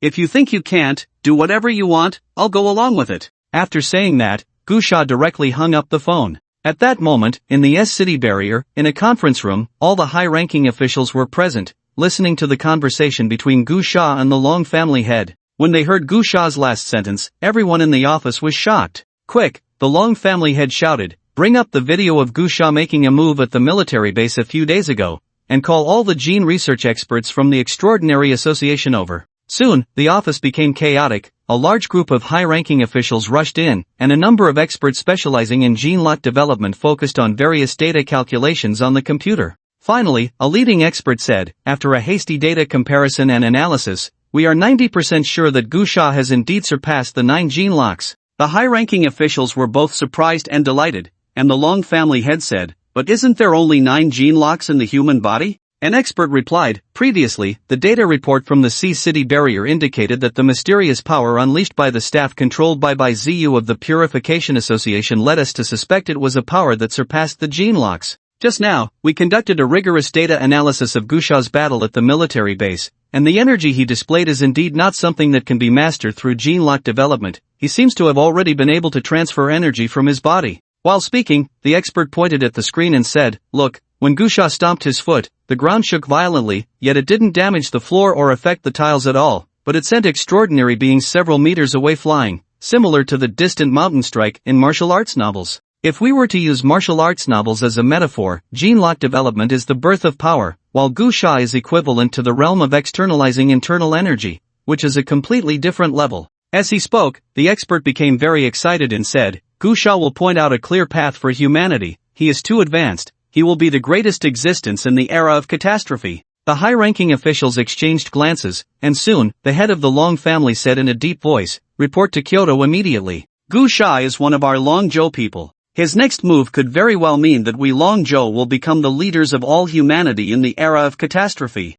At this moment, no one mentioned Gu Sha's killings anymore. In today's world, the hope for human survival and progress will surpass everything. In the age of civilization, being half a step ahead is genius, a full step ahead is madness, but in this era, being a step ahead will make one a god among humans. In the primeval forest, Gu Sha was still unaware that his statement of surpassing the 9th level had already caused turmoil in City S's barriers, and this turmoil would continue to burn, affecting all of Longzhou and even humanity worldwide. Right now, he was sitting in a tent, cultivating and waiting. After waiting for 2 days, as the cooling time of the spatial capsule was about to arrive, Gu Sha activated his ability to foresee the future once again. 10 minutes later, the cooling time of the capsule arrived, and Gu Sha led everyone into the spatial rift. After a series of spatial fluctuations, they entered the barrier and appeared in a wasteland. However, when they saw the scene before them, they were stunned. The city was in ruins, with heavy casualties everywhere, limbs and severed arms scattered about, and many injured people, along with numerous zombies. Humans and zombies were easy to distinguish. Zombies had rotting flesh, their blood was dark red, and as long as their brains' nerves weren't damaged, they wouldn't die. There were many zombies, and many of them were high-level. Among Gu Sha's group, most were extraordinary beings, including some like Quang Dao and Lin Xingyun, who were relatively strong, but it was still not enough, as in that small world, 5th and 6th level zombies were everywhere, and 7th and 8th level zombies were also common. However, with Gu Sha, a king-level extraordinary being, they managed to narrowly escape many crises. The group searched the city and finally found a shelter. Upon entering, they were warmly received by the shelter's staff. They learned from the higher-ups of the shelter that after the sudden bombardment, the small world experienced inexplicable changes, and many people suddenly turned into zombies. Having already faced artillery attacks, encountering the zombie transformation was like adding insult to injury. Only a few hundred people entered the shelter, while the rest were either dead or had become zombies. Subsequently, Gu Sha's group decided to temporarily stay in the shelter, waiting for the cooling period of the spatial capsule to return to Earth and discuss how to deal with this alternate space. However, none of them expected that on the very night of their arrival, they were attacked. Everyone in the shelter turned into zombies, and under the surprise assault, Gu Sha's group suffered heavy losses. Fortunately, Gu Sha possessed king-level combat power, which allowed him to turn the tide in a very short time. However, unexpectedly, those zombies had intelligence. They used firearms and detonated all the ammunition in the shelter, leading to a catastrophic destruction. Only Gu Sha survived, relying on his inscription powers. The entire shelter suddenly became a wasteland. Gu Sha fought alone in the ruins for a long time. The subsequent memories were all filled with battles, continuing until the cooling time of the spatial capsule arrived, and he returned to Earth. Zombie Clan. After absorbing that segment of memory, Gu Sha blurted out this term. In his previous life, for 20 years, it was already a time of great strife, with many phenomena that humanity could not comprehend emerging. The Zombie Clan was one of them. The Zombie Clan is a type of zombie, but it differs from ordinary zombies. Initially, the Zombie Clan specifically referred to those zombies that evolved to the king level, as these zombies possess extremely high intelligence, making them no different from humans. They no longer need to consume human flesh and can even reproduce. The offspring of the Zombie King can manifest in 2 ways. One type is ordinary zombies without consciousness, while the other type possesses intelligence comparable to humans but grows 10 times faster and reproduces at an exceptionally rapid rate. Soon, a group of intelligent zombies emerged, thus being defined as the Zombie Clan. At first, many people naively believed that they could coexist peacefully with the Zombie Clan, as previous zombies lacked intelligence and could not communicate, while the Zombie Clan could. Therefore, there seemed to be a possibility for peaceful coexistence. In fact, there were indeed many collaborations at the beginning to deal with the beast horde, and since humans and zombies have similar appearances, they were naturally closer. Faced with the endless beast horde, both humans and the Zombie Clan were at a disadvantage, creating natural conditions for cooperation. However, this period of intimacy did not last long, as the true nature of the Zombie Clan erupted. They could choose not to eat humans, but that did not mean they could not, and relatively speaking, human flesh was more in line with their dietary habits. The Zombie Clan began to enslave humans on a large scale, just as humans raised livestock before the apocalypse. In the eyes of the Zombie Clan, humans were merely a source of meat. They extensively farmed humans, using unique methods to breed them in bulk, treating them as livestock for consumption, just like how humans raised pigs, cattle, and sheep before the apocalypse. Gu Sha could confirm that in the future scenes he saw, all the people in that shelter were humans disguised as members of the zombie clan, and the other side used some special means to hide, so they went undetected. In the future, during the war between humans and the zombie clan, there were many instances of zombie clan members disguising themselves as humans infiltrating human strongholds, as well as humans disguising themselves as members of the zombie clan to gather intelligence in the cities where the zombie clan resided. There would also be some high-tech products to detect the zombie clan in the future, but none had appeared yet. So it's the zombie clan. But how could they block my perception as a mighty war king? Gu Sha felt very puzzled. Even in the future, it was rare for the zombie clan to evade the perception of a war king. If there were only a few, he could understand, as even a war emperor could not notice every detail. However, in that shelter, with hundreds of people all being members of the zombie clan, he had not detected a single one. This seemed rather strange. Never mind all that for now. Gu Sha pondered for a moment before getting up and exiting the plane. The issues of this alternate space were immense. However, he was not particularly concerned about that. What mattered to him was that there were indeed many high-level zombies inside, which meant there were a lot of high-level zombie cores. What he needed most right now was a large number of zombie cores. The higher the grade, the better. As soon as Gu Sha arrived at the modular base, Academician Chen came over and said, "Mr. Gu, the cooling time is almost up. Additionally, the officials have sent a large amount of power generation equipment today, so the next cooling time can be shortened to 20 hours. Gu Sha nodded, exchanged a few words with Academician Chen, and then gathered everyone, saying, "All research personnel should not enter the alternate space this time. Only extraordinary individuals will enter, and the number is limited to 10. Extraordinary individuals with mental abilities will be prioritized, and please bring as many heavy weapons as possible." Everyone was quite puzzled. Many extraordinary individuals involuntarily looked towards Lin Xingyun. Lin Xingyun twitched his mouth, feeling like cursing. "Why are you all looking at me? Do I dare to oppose?" Lu Shanyu was killed, and the officials didn't say a word. Lin Xingyun smiled awkwardly, then scolded, "Did you not hear what Mr. Gu said? Hurry up and get ready." Lin Xingyun truly dared not oppose Gu Sha now. Some secrets were unknown to others, but as a sequence powerhouse, he was a figure of authority in Kyoto. Over the past 2 days, he had received many messages from Kyoto and knew that Gu Sha had now been classified as a top-secret file. When he called back to inquire, the officials in Kyoto simply said, "In this operation, everything will follow Gu Sha's arrangements. No matter what the other party wants to do, just obey the arrangements." He even suspected that if Gu Sha were to kill him out of displeasure, the officials would still worry about whether they had hurt Gu Sha's feelings. Soon, Kwang Dao and Lin Xingyun selected a few people, and with Gu Sha, they gathered exactly 10 individuals, each fully armed, almost everyone carrying a rocket launcher and a Gatling gun, with some even carrying explosives. Only Gu Sha was lightly equipped, carrying a large backpack and holding the Wangbone in his hand. Once everything was ready, the group of researchers activated the spatial capsule. The spatial rift opened, and Gu Sha walked in front, rushing in first. The moment he entered the spatial rift, Gu Sha felt a powerful suction pulling at his body, followed by a tearing sensation, as if he were caught in a hurricane. However, it was brief, just a moment, and Gu Sha found himself standing on a pile of ruins. Just as he had seen in his memory, they were in the ruins of a collapsed high-rise building, surrounded by many zombies, with numerous corpses buried beneath the rubble. The zombies were howling madly. Upon seeing Gu Sha, a large group of zombies rushed over. Gu Sha snorted coldly, and with a gentle wave of the Wangbone, a terrifying power of inscriptions erupted, causing the heads of all the zombies to burst. One by one, the corpse cores were collected by Gu Sha. There were more than a dozen corpse cores, 5 of which were above the 3rd tier, including 2 5th-tier corpse cores. A treasure trove. Gu Sha felt very excited. For others, this place was akin to purgatory, but for Gu Sha, it was a treasure land. On Earth, it was now extremely difficult to obtain high-tier corpse cores. After the wall of City C collapsed, Gu Sha had spent an entire month there, killing countless zombies and beasts, yet 5th-tier corpse cores were scarce. But here, he had obtained 2 right upon arrival. At this moment, Lin Xingyun, Kwang Dao, and the others began to appear one after another from the spatial rift behind Gu Sha. As they landed, just like the memory Gu Sha had seen, everyone was shocked. No one was surprised that the city was in ruins. After all, it had been bombarded with so many cruise missiles by Gu Sha, so it was normal for the city to be turned upside down. What shocked them was that there were so many zombies here. Under everyone's gaze, Kwang Dao helplessly said, "I don't know what's going on either. When I came here last time, there were no zombies. I have no idea how so many zombies appeared.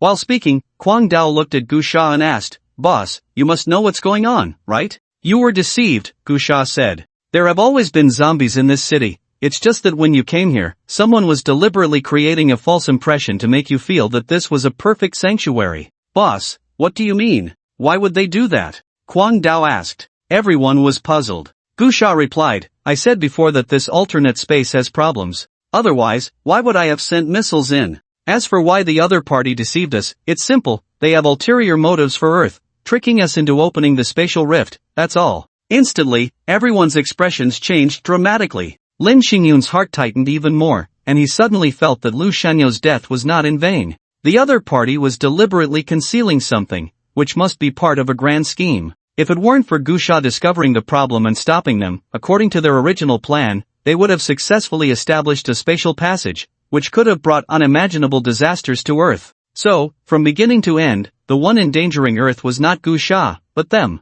Let's go! Gu Sha didn't waste any more words, leading a group of people towards the shelter he had seen in the future vision. In his foresight, he had fought in this city for a long time and understood the layout of the city quite well, so he knew the easiest route to the shelter. Along the way, although they encountered many zombies, under Gu Sha's leadership, they successfully avoided areas where powerful zombies were hidden. There were some bumps along the way, but overall it was a close call. They encountered no zombies above level 5 and reached the shelter in just an hour. This shelter was a tightly secured military base, surrounded by walls made of top-grade metal. Just as in the future vision, upon arriving at the shelter, Gu Sha and the others received a warm welcome from the survivors inside. However, just as Gu Sha and the others entered the base, a group of people was sitting in a secret room, dining while watching surveillance videos. This group was the upper management of the base, led by a middle-aged man with a big belly, who was cutting his food with a knife and fork. On his plate was a bloody beef heart, and on the table lay some fresh meat, neatly washed and arranged. The group of upper management was leisurely cutting the meat and placing it on their plates, quite refined. The base leader chuckled and said, It's still those raised on a vegetarian diet, the meat is indeed tender. One of the executives agreed, That's true, but those raised on vegetarian diets don't grow very large, not worth promoting widely. The leader smiled and pointed at the surveillance screen. The screen showed Gu Sha and his group walking around the base. The leader pointed at Gu Sha and said, This kind of creature has the best meat, better than any animal. As he spoke, the leader put down his knife and fork and said, It seems that Earth has already noticed something, which is why they launched so many missiles. Therefore, the previous deception plan needs to be changed. The group of executives all put down their utensils and listened quietly. The leader continued, Kill some, control some, and then find a way to communicate with Earth, using these people's identities to inform them that the situation here is a bit troublesome but can be developed, though strong reinforcements are needed. Then let them actively remove the spatial barriers on Earth to establish a spatial passage.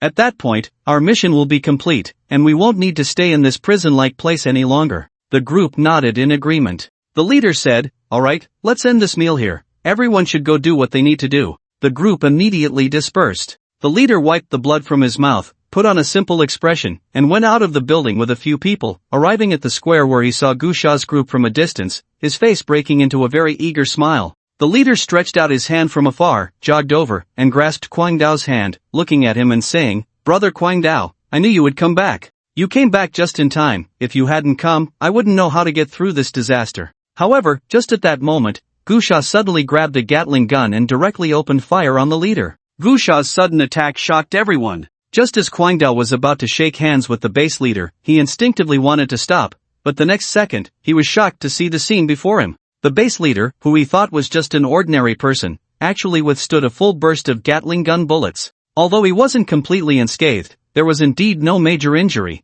It just looked like his clothes were torn, and not a drop of blood was shed. Kill! Gu Sha directly discarded the Gatling gun, shouted, and then took out the Wang bone, striking the leader with a blow. Bang! The leader surprisingly endured Gu Sha's strike, flying backward and knocking down those behind him. However, his hands suffered tremendous impact and broke instantly. But in the next moment, something strange happened. The leader, with both hands broken, stood up as if he felt no pain at all, incredulously asking, You, how did you find out? Gu Sha didn't waste words, quickly walked over, and with a strong pull, unleashed the power of the inscriptions, drawing the source energy in the air, instantly forming spirals that pulled the leader over. The leader was horrified and shouted, You! Bang! Gu Sha crushed the leader's head, black blood and brain matter splattering everywhere, a 9th-tier corpse core falling into Gusha's hand. The 9th-tier corpse core was the highest grade Gusha had seen in this life. Meanwhile, Lin Xingyun, Guangdao, and others had already reacted. Although they couldn't understand what was happening, they recognized that those people were actually zombies. Tat tat tat. Boom! In an instant, the extraordinary team quickly launched their attack. Gusha, holding the Wang bone, swiftly captured several high-ranking officials, directly breaking their arms and legs and tossing them to Guangdao and the others. Then, he charged deep into the base, leaving no one alive in his wake. He rushed towards the explosives depot hidden in the base, as remembered from his vision of the future. When he reached the depot, he used the intercom to issue a retreat order to Guangdao and the others. Shortly after Guangdao and the others ran out of the base with the high-ranking officials they had captured, boom! A deafening explosion erupted, and the world seemed to be purified and harmonized. In that instant, the entire base was engulfed in flames, the power surging in all directions like terrifying waves in a turbulent sea. Even though Guangdao and the others had run far, they still couldn't completely avoid it. As extraordinary beings, they were all impacted by the explosion's turbulence, ending up covered in dust and dirt, lying among the ruins. After a long while, they slowly crawled up from the rubble. Their eyes met with the base that had turned into ruins, still shrouded in flames.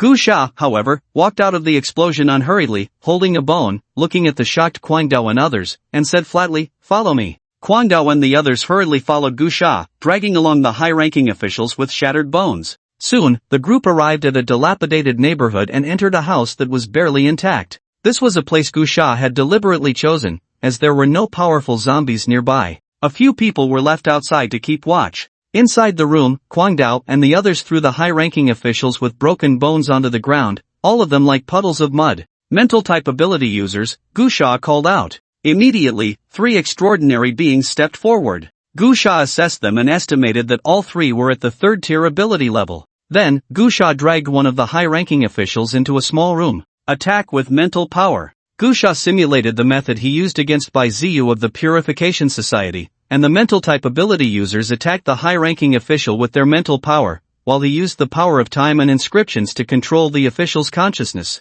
This time, he was already the War King, and several mental type ability users were much stronger than before, making it much easier to deal with Bai Ziyu. Soon, under Gusha's questioning, the high-ranking official began to reveal what he knew. After that, Gusha used the same method to pull in several high-ranking officials from the base. By the time he questioned the 4th one, he had basically understood this alternate space. Everyone's expression was quite strange. The Tianyuan realm truly exists, but it has not been destroyed as Guangdao had previously understood. The Tianyuan realm is still very much alive today and is extremely powerful enough that the current Earth cannot withstand a single blow from the Tianyuan realm. The Tianyuan realm is a vast universe, in a parallel universe relationship with the universe where Earth is located. Both are incredibly vast. However, over 1,000 years ago, the Tianyuan realm encountered a disaster, and like the current Earth, the Crimson Tide descended, the apocalypse arrived, and countless zombies and beasts appeared. That world, after struggling for only a few years, completely fell into a world of zombies and beasts.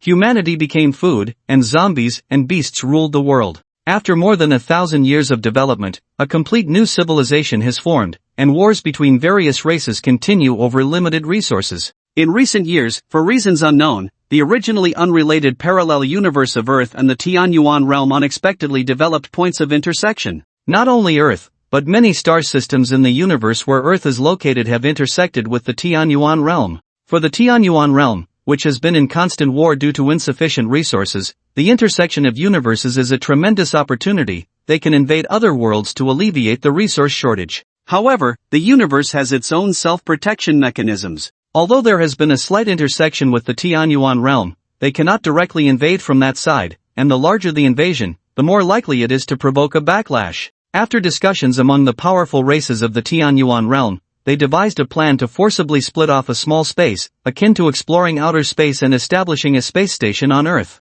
This small space would gradually deepen the connection with the universe where Earth is located. Since it is an independent small space, the energy is not strong, so it would not provoke a significant backlash from the universe. Earth, strictly speaking, is just one of the countless anchor points chosen for invasion by the Tianyuan realm. This small world, separated from the Tianyuan realm, has been in contact with Earth for nearly 10 years. During these 10 years, they have explored and understood Earth through various means, and it is expected that in 3 years, they will successfully find the anchor point to connect with Earth. Gu Sha looked at the high-ranking official on the ground and asked, according to what you said, you should still have 3 years to fix the spatial position. Why have you found the anchor point so much earlier? It was an accident, a complete accident. We received a notification from the Tianyuan realm, the high-ranking official said. According to your Earth's record-keeping, on May 10th of this year, a powerful force of time stirred many universes, causing chaos and accelerating time, allowing us to dock on Earth 3 years earlier. As soon as the high-ranking official said this, Guangdao, Lin Xingyun, and others had different expressions. That day was the first Crimson Tide. Could it be because of that? Guangdao asked in confusion. The high-ranking official replied, no, for now, the Tianyuan realm has not yet determined the specific reason, but this possibility can be ruled out. The Tianyuan realm refers to your universe as the second universe, and the invasion began over 100 years ago. Many star systems in your universe have already been conquered by our Tianyuan realm. Earth is just an inconspicuous small planet, not enough to affect the chaotic space. What you call the Crimson Descent is merely the aura that leaked out from those spatial rifts after the Tianyuan realm invaded the second universe. Because your universe has a self-protective consciousness, it will drop source pearls, but it is just one Earth. It cannot cross the chaos to affect parallel worlds. Lin Xingyun and the others' expressions became very serious. They had thought it was just a disaster for humanity, but unexpectedly, it turned out to be a disaster for the entire universe, with Earth merely being an unvalued invasion anchor point. This revelation was a huge shock to their worldview. Not only them, even Gu Sha, who had 20 years of apocalyptic experience, was stunned. He understood why the authorities in his previous life had hidden so much information, never disclosing matters of the other dimensional space or the origin of this disaster. It was simply impossible to make it public. If it were disclosed, there would probably be nothing left but despair, with no hope in sight. Even Gu Sha, now the foremost person in the world, felt despair as his first reaction upon hearing these words. The universe is vast, and Earth is hardly a drop in the ocean within it, yet this disaster might not even be something the universe could withstand, and how could humans possibly save it? However, having survived in despair for 20 years, Gu Sha's mindset far exceeded that of ordinary people. He quickly regained his composure and continued to inquire. Soon, he learned most of what he wanted to know. For now, Earth was not that desperate, the universe it belonged to was not without resistance. Before the Tianyuan realm's invasion, there had long been high-level civilizations in this universe where Earth was located, but Earth was too small and backward to make contact with those civilizations. In the face of the Tianyuan realm's invasion, this universe was also actively responding. Thus, the anti-invasion war in the universe had actually been fought for over 100 years, but it was only this year that it had affected Earth, leading to significant changes. This small other dimensional space was like an exploration team released by a certain race among the myriad of races in the Tianyuan realm, similar to Earth's space probes launched into outer space. Having gained some understanding of Earth, this group of zombie race people controlled a batch of humans they regarded as livestock and food, using some soul techniques to simulate and create a city similar to Earth's urban areas, attempting to lure Earthlings to actively break the spatial barrier on their side, thereby establishing a complete spatial passage to invade Earth. So, you can't directly open the spatial rift now? Gu Sha asked. The high-ranking official replied, parallel universes may seem adjacent, but the span in between is actually very large. Although we have captured some spatial rifts, the second universe has a unique cosmic self-protective consciousness. If Earth does not actively establish a spatial passage, it will take us a long time to establish it unilaterally. According to our current progress, we still need at least 3 years. Gu Sha was slightly taken aback. According to his memories from those 20 years in the future, the great expansion of Earth also began around 3 years later. However, if what this zombie race said was true, they had docked a few years earlier due to the sudden appearance of the power of time. This meant that without the acceleration of that power of time, they would need 6 years to invade Earth. Therefore, it was clear that there was more than one other dimensional space docked on Earth, and the Pure World Associations by ZU had also accidentally entered another other dimensional space. How many similar small spaces are docked on Earth like yours? Gu Sha asked. I don't know, the high-ranking official said. The Tianyuan realm is vast, with countless races. We have no idea how many racial forces have discovered Earth, and we cannot determine the strength of their means. It is hard to say whether they will be faster or slower than us. Gu Sha said in a deep voice, however, one thing is certain, if the Earth does not actively establish a spatial passage, it can delay the invasion to a certain extent,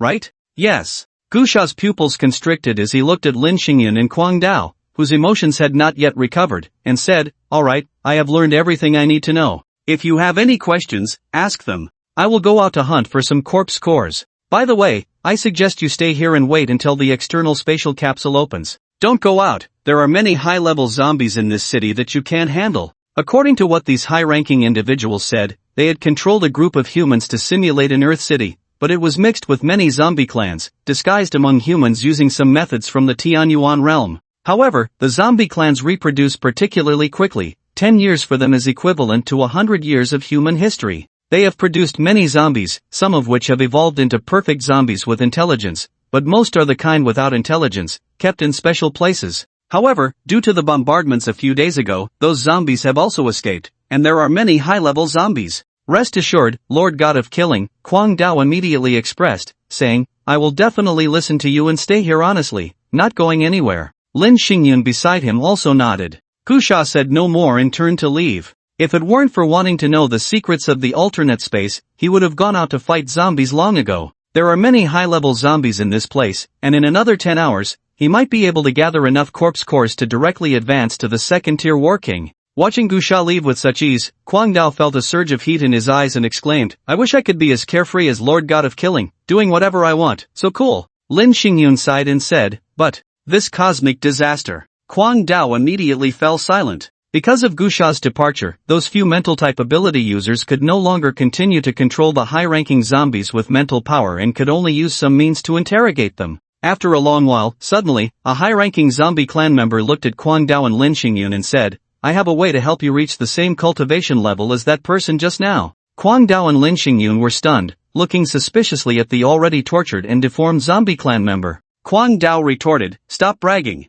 If you were that impressive, why don't you come yourself instead of ending up like this? The high-ranking zombie clan member smiled helplessly and said, indeed, I was bragging, but aren't you curious why our independent small space has such abundant and rich source energy? Instantly, Kwang Dao and Lin Xingyun were taken aback. They had indeed overlooked this question. The zombie clan member said, in terms of cultivation, compared to your Earth, even the most remote corners of our Tianyuan realm have more abundant resources. King level. Well, you might not understand, but that person just now was king level. King level is very common in our Tianyuan realm. As long as one has talent, they can basically reach it. The only reason I can't reach that level is that my talent doesn't allow it. But you are different. Every place, at the beginning of the mutation, the universe's self-protective consciousness, which in your Earth's understanding is the heavenly Tao, will bestow great opportunities, what you call source pearls. Anyone who has swallowed a source pearl can possess the talent to break through to king level, as long as the resources are sufficient. Everyone listened attentively. They had to admit that compared to the Tianyuan realm, today's Earth was still in its infancy regarding cultivation, knowing nothing at all. The grace of the heavenly Tao has granted you all extremely powerful talents. If you people were to appear in the Tianyuan realm, you would undoubtedly be regarded as geniuses by all factions, receiving profound cultivation secrets and powerful resources, such as source mines that Earth currently lacks, said a high-ranking member of the zombie clan. What is a source mine? Lin Xingyun asked. A type of cultivation resource that contains very rich source energy, equivalent to a mine created from corpse cores, a high-ranking member of the zombie clan explained. It's very abundant. The reason our independent small space can maintain such a rich and dense source energy is that we possess a source mine. Who are you trying to fool? Kwang Dao retorted. If it were really that impressive, shouldn't you be walking among high-level beings, with kings being as common as dogs? Why are you in such a dire situation now, with not even a king in a small space? That's because Earth's resources are too scarce, a high-ranking member of the zombie clan replied. Very few people can look favorably upon this small place called Earth. Of course, there are some. I can guarantee that not only kings but even emperors, or even domain lords could potentially descend upon Earth. But that would only happen after a spatial passage is opened. Right now, there might be kings or emperors controlling the invasion of Earth from another dimension. These beings belong to small factions in the Tianyuan realm, and when they invade those powerful star systems, they can't obtain much resource, so they might as well try to seize more resources from this small planet. Moreover, although this small space is a fragmented world, it is still repelled by your universe. The stronger the life forms you possess, the more likely they are to be repelled. This is also the reason why our clan hasn't sent kings or emperors here. We don't lack such powerful beings. Lin Xingyan said, continue talking about the source mine. Kwang Dao quickly added, Captain Lin, you can't really believe this guy, can you? He's clearly desperate. How could he be so kind? It's obvious he's trying to exploit our greed. As he spoke, Kwang Dao swung his blade to strike the zombie clan member. With a loud clang, Lin Xingyun blocked Kwang Dao's blade. What are you doing, Lin Xingyun? You can't be that foolish, Kwang Dao shouted angrily. Of course I know he's setting a trap, Lin Xingyun replied. But what he said about the source mine should be true. We can all feel the richness of the source energy in this small space. If there wasn't something that could provide a long-term supply, how could this independent small space still have such dense and vibrant source energy? So what do you want to do? Kwang Dao asked. Have you forgotten what the god of death said? This place is very dangerous, and this person is desperate. There might be other taboos hidden in this small space, but shouldn't we take a gamble? Lin Xingyun said. Kwang Dao, think with your long head for a moment. This disaster affects the entire universe. Besides trying to strengthen ourselves as much as possible, do we have any other way to survive? So what if we know there are problems? Adventure lies in whether the benefits are sufficient. The benefits of that source mine are enough for us to risk our lives to try. Think about it, how terrifying Gusha's power is. If we had 10 Gushas, the next time this kind of alternate space appears, could we create 20 Gushas? Wouldn't that be a huge hope for our Earth? Kwang Dao was stunned, then said, no, we can't do that. I need to consult with the god of death. I'll have him come back and use his methods to control this person, make him tell the truth, and see what he's really plotting. That way, we can have the best of both worlds, right? We might find the source mine and avoid the crisis? Lin Xingyun nodded and said, okay. Kwang Dao immediately put away his weapon and took out the walkie-talkie. However, at that moment, he suddenly saw a subordinate rushing towards him, shouting, Boss, watch out. Kwang Dao was startled and turned around, only to see Lin Xingyun suddenly slashing at him with a sword. Puff! Kwang Dao's subordinate pushed him away, but was directly decapitated by Lin Xingyun's strike. Lin Xingyun, ah! Kwang Dao roared in despair, what are you doing? I'm sorry, but if Gusha comes, I won't get any benefits. Lin Xingyun charged at Kwang Dao with his sword. Kill! At the same time, Lin Xingyun's subordinates also attacked Kwang Dao's men. In a ruined residential area, countless zombies lay scattered on the ground, all broken and dismembered. Gusha was quickly collecting the corpse cores. His backpack was already filled with a large bundle of them, including quite a few of the 9th rank, making for a very rich harvest. He was getting more and more energized as he worked. Just then, his walkie-talkie suddenly vibrated. Gusha frowned slightly, tapped his headset, and asked, what's going on? This walkie-talkie was specially made for their team, designed to keep them in contact even after entering this small space. Boss, came Kwang Dao's weak voice from the headset. Lin Xingyun has gone mad. He was tempted by the zombie clan's zombies. Killed my men. Went to find the source mine. At this point, Kwang Dao's voice cut off, replaced by the sounds of zombies roaring and fighting, and soon there was silence. Hello? Hello? Gusha called out twice but received no response. His brow furrowed, and he quickly took out his phone to check, locating Kwang Dao's position and immediately sprinting towards it. He had now reached the king level and could achieve brief flight, moving in a straight line until he arrived at a dilapidated square, where he saw Kwang Dao being besieged by a group of zombies, his protective suit in tatters and his situation dire. Gusha immediately threw the king bone towards the distance. The king bone shot through the air with a loud buzz, crashing down like a meteor, unleashing a wave of powerful energy that sent all the zombies attacking Kwang Dao flying in all directions. Gusha rushed over, leaped into the air, and quickly descended. Boom! Gusha's foot stomped on the ground, causing a tremor that shook the earth, the ground collapsing, and countless bricks flying as the dense horde of zombies was buried under the rubble. Gusha quickly lifted the severely injured Kwang Dao and rushed to the top of a tall building, then quickly activated the power of the inscriptions to cover Kwang Dao's wounds. However, he was not a healing type ability user and could only help Kwang Dao temporarily stop the bleeding. Fortunately, although Kwang Dao had been infected by zombie poison, he was a 6th rank extraordinary and wouldn't be affected immediately. As long as he could receive timely help from a healing type ability user, he wouldn't turn into a zombie. Boss. Kwang Dao hurriedly recounted what had happened. Lin Xingyun was persuaded. He himself was a 7th tier extraordinary being and a 4th tier ability user. I was no match for him. When he suddenly attacked, if it weren't for a few brothers desperately covering for me, I wouldn't have escaped. All those brothers of mine died. Kwang Dao wiped the blood from the corner of his mouth and said, that bastard. Once I get out, I will definitely report him to the federal authorities. Gusha's pupils constricted. This wasn't the first time he had heard the term source mine.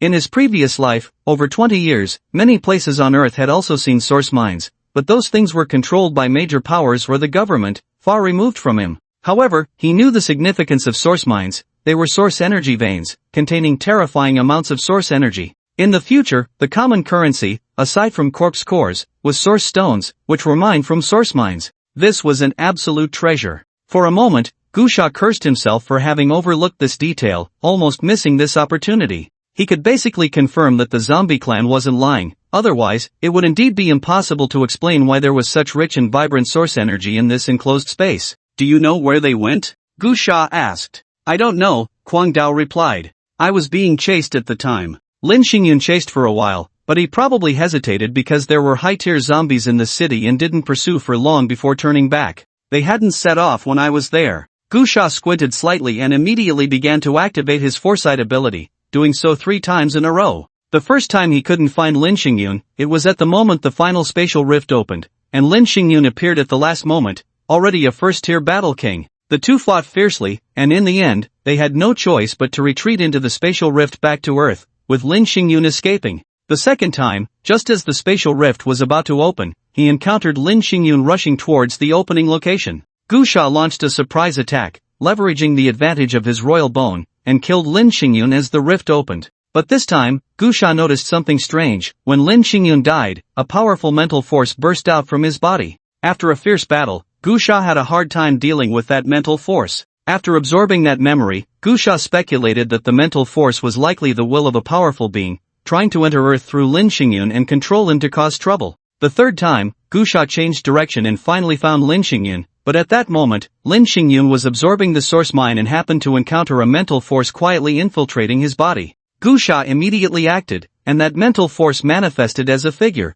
which turned out to be the spiritual will of a powerful zombie king. It was incredibly strong. Aside from the bodies of royal tier beings, others simply couldn't withstand it. This battle was somewhat strenuous for Gu Sha, but relying on his time ability, he suppressed that mental will. At a critical moment, he discovered the device to which that mental will was attached. He directed Kwang Dao to destroy that device, ultimately slaying that mental will. Impressive! After absorbing the 3 segments of memory, Gu Sha felt a bit restless. Lin Xingyun could directly break through to the royal tier, and considering his talent and the chi drawing technique were quite average, with insufficient time, it wasn't because the source mine was fully absorbed, which indicated that the amount of source mine was indeed substantial. Let's go! Gu Sha glanced at Kwang Dao, directly lifting him and flying out. In the 3rd segment of memory, he had already found the location of the source mine and headed straight there, just in time to arrive right after Lin Xingyun. It was an underground laboratory. Following the memory, Gu Sha arrived at a spacious hall on the bottom floor, just in time to see Lin Xingyun and his group of 3 standing next to a large instrument, holding the high-ranking member of the zombie clan. The high-ranking member of the zombie clan said, "This is an energy extractor. The sorcerer is extracted through this device, and then released into various spaces. You can absorb it now, but your cultivation techniques are too poor, so the absorption speed will be very slow. You may not have enough time. I will now tell you a profound technique that will allow you to absorb the source energy at least 100 times faster than your current method." Lin Xingyun sneered and then directly smashed the high-ranking member of the zombie clan's head with a slap. One of his subordinates asked in confusion, "Captain, why did you?" Lin Xingyun waved his hand and said, "I've seen too many people use human greed as a means. This guy was trying to make me lower my guard step by step then play tricks with the technique." The 2 subordinates suddenly understood, and both looked a bit excited, saying, "Then, Captain, should we absorb it now? Who knows, we might really become as powerful as Gu Sha." However, at that moment, Lin Xingyun suddenly attacked the 2 subordinates, and one head flew off. The other person hurriedly tried to block but was pierced through the body by Lin Xingyun's sword. Lin Xingyun pulled out his sword, looking at the unblinking subordinate, and whispered, "I'm sorry, this thing can only belong to me." Lin Xingyun looked at the energy extractor, a flicker of heat passing through his eyes, and he prepared to open it immediately. However, at that moment, he suddenly heard movement from the nearby passage, and he quickly turned to look, instantly freezing in place. Gu Sha! Lin Xingyun was so frightened that he quickly stepped back, swallowing hard, and said, "Gu Sha, I. In the next moment, he immediately swung his sword at the energy extractor, but just as he swung, his body was suddenly restrained by a massive invisible force, unable to move. In an instant, Lin Xingyun's face turned pale with fear. He had already learned from that high-ranking member of the zombie clan that Gu Sha was a king-level powerhouse who surpassed a 9th-tier warrior, possessing the unique ability to release energy. He originally intended to smash the energy extractor to buy himself time to escape. He never imagined he would have to fight Gu Sha, nor did he think Gu Sha would hesitate to kill him, but he still didn't expect the power of a king to be so terrifying. Even at a distance of more than 10 meters, he was so easily controlled. "Gu Sha, Lin Xingyun had just opened his mouth when a terrifying force directly pulled him towards Gu Sha, who then grabbed him by the neck. With a crack, Lin Xingyun's neck shattered, and his body was thrown to the ground by Gu Sha. Then, Gu Sha walked towards the energy extractor and directly opened it, revealing several human-sized pods, and in an instant, a terrifyingly rich source energy surged out wildly. Gu Sha looked at Kwang Dao and said, "How much you can absorb depends on your own ability." Kwang Dao trembled with excitement. Meanwhile, Gu Sha's peripheral vision caught sight of an unknown crystal placed on a platform not far away, resembling a crystal ball encased in a glass cover. Quietly, Gu Sha activated his time ability, instantly enveloping a 10-meter radius, slowing the flow of time significantly, and then swung his king bone, smashing down on the crystal ball. Roar! The crystal ball shattered instantly, and a deafening roar erupted from within. A mental will quickly condensed, appearing vaguely as a figure, screaming hysterically, "Stop! I am." Gu Sha instantly reached out, using the immense power of inscriptions to bind that mental will with source energy, then clenched his hand, and with a loud bang, that mental will vanished into thin air. Kwang Dao was stunned by this scene, terrified. "The big shot, was that a ghost?" "Ghost my ass, you wouldn't understand even if I told you," Gu Sha retorted, then quickly entered a pod, closed it, and began to meditate. The Mad Blade also entered a square cabin in a similar manner. Inside the cabin, Gu Sha unleashed his extreme perception. Following the energy cabin, he could sense that deep within the mountain below, the source energy was abundant, but the source stones were scattered here and there. He instantly understood why these zombie tribes did not directly mine the sourcer but instead used this high-tech product to extract source energy. It allowed for a more systematic extraction and made full use of the source energy. Gu Sha immediately activated the Qi drawing technique, which he had mastered as the most advanced Qi drawing technique on Earth today, and having consumed so many source pearls, his talent was unparalleled. Previously, his cultivation had not showcased the strength of his talent, but now, upon entering this source energy cabin, it was instantly revealed, especially in stark contrast to the Mad Blade. Gu Sha absorbed the source energy as if rivers were flowing into the sea, at a very fast speed and in large quantities, continuously drawing in whatever came in. On the other hand, the Mad Blade found the source energy in the cabin always blocked. It was as if he had opened a small hole outside a large pool, and it was slowly leaking out.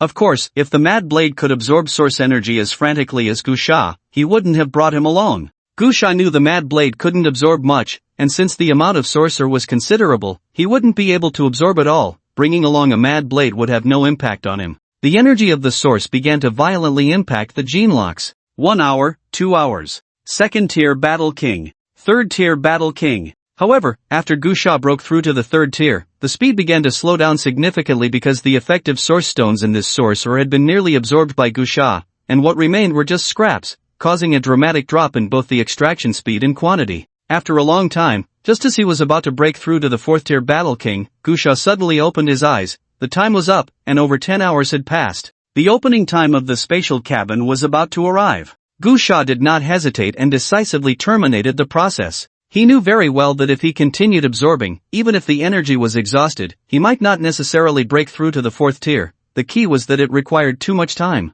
At the king level, the energy required for each tier was enormous. It could even be said that the total energy needed to develop 9 gene locks was less than what was required for a battle king to break through to the first tier, and the energy needed only increased as one progressed. Let's go! Gu Sha was not a person who hesitated. This small spatial world might very well be connected to the Tianyuan realm, and staying here too long could easily attract trouble. Moreover, if he missed the opening time of the spatial cabin, it would be troublesome to return next time. Gu Sha pulled the Mad Blade out of the energy cabin. The Mad Blade also gained significantly, directly advancing from extraordinary 6th tier to extraordinary 8th tier. With this wave, he could directly enter the global top 10. The Mad Blade looked very excited, but he also knew the time was running out, so he did not hesitate and followed Gu Sha to leave. Soon, the two hurried along, cutting down zombies along the way, and finally arrived just before the spatial cabin opened. However, they did not wait long before the spatial rift opened. Gu Sha and the Mad Blade quickly entered, and after a strong wave of fluctuations,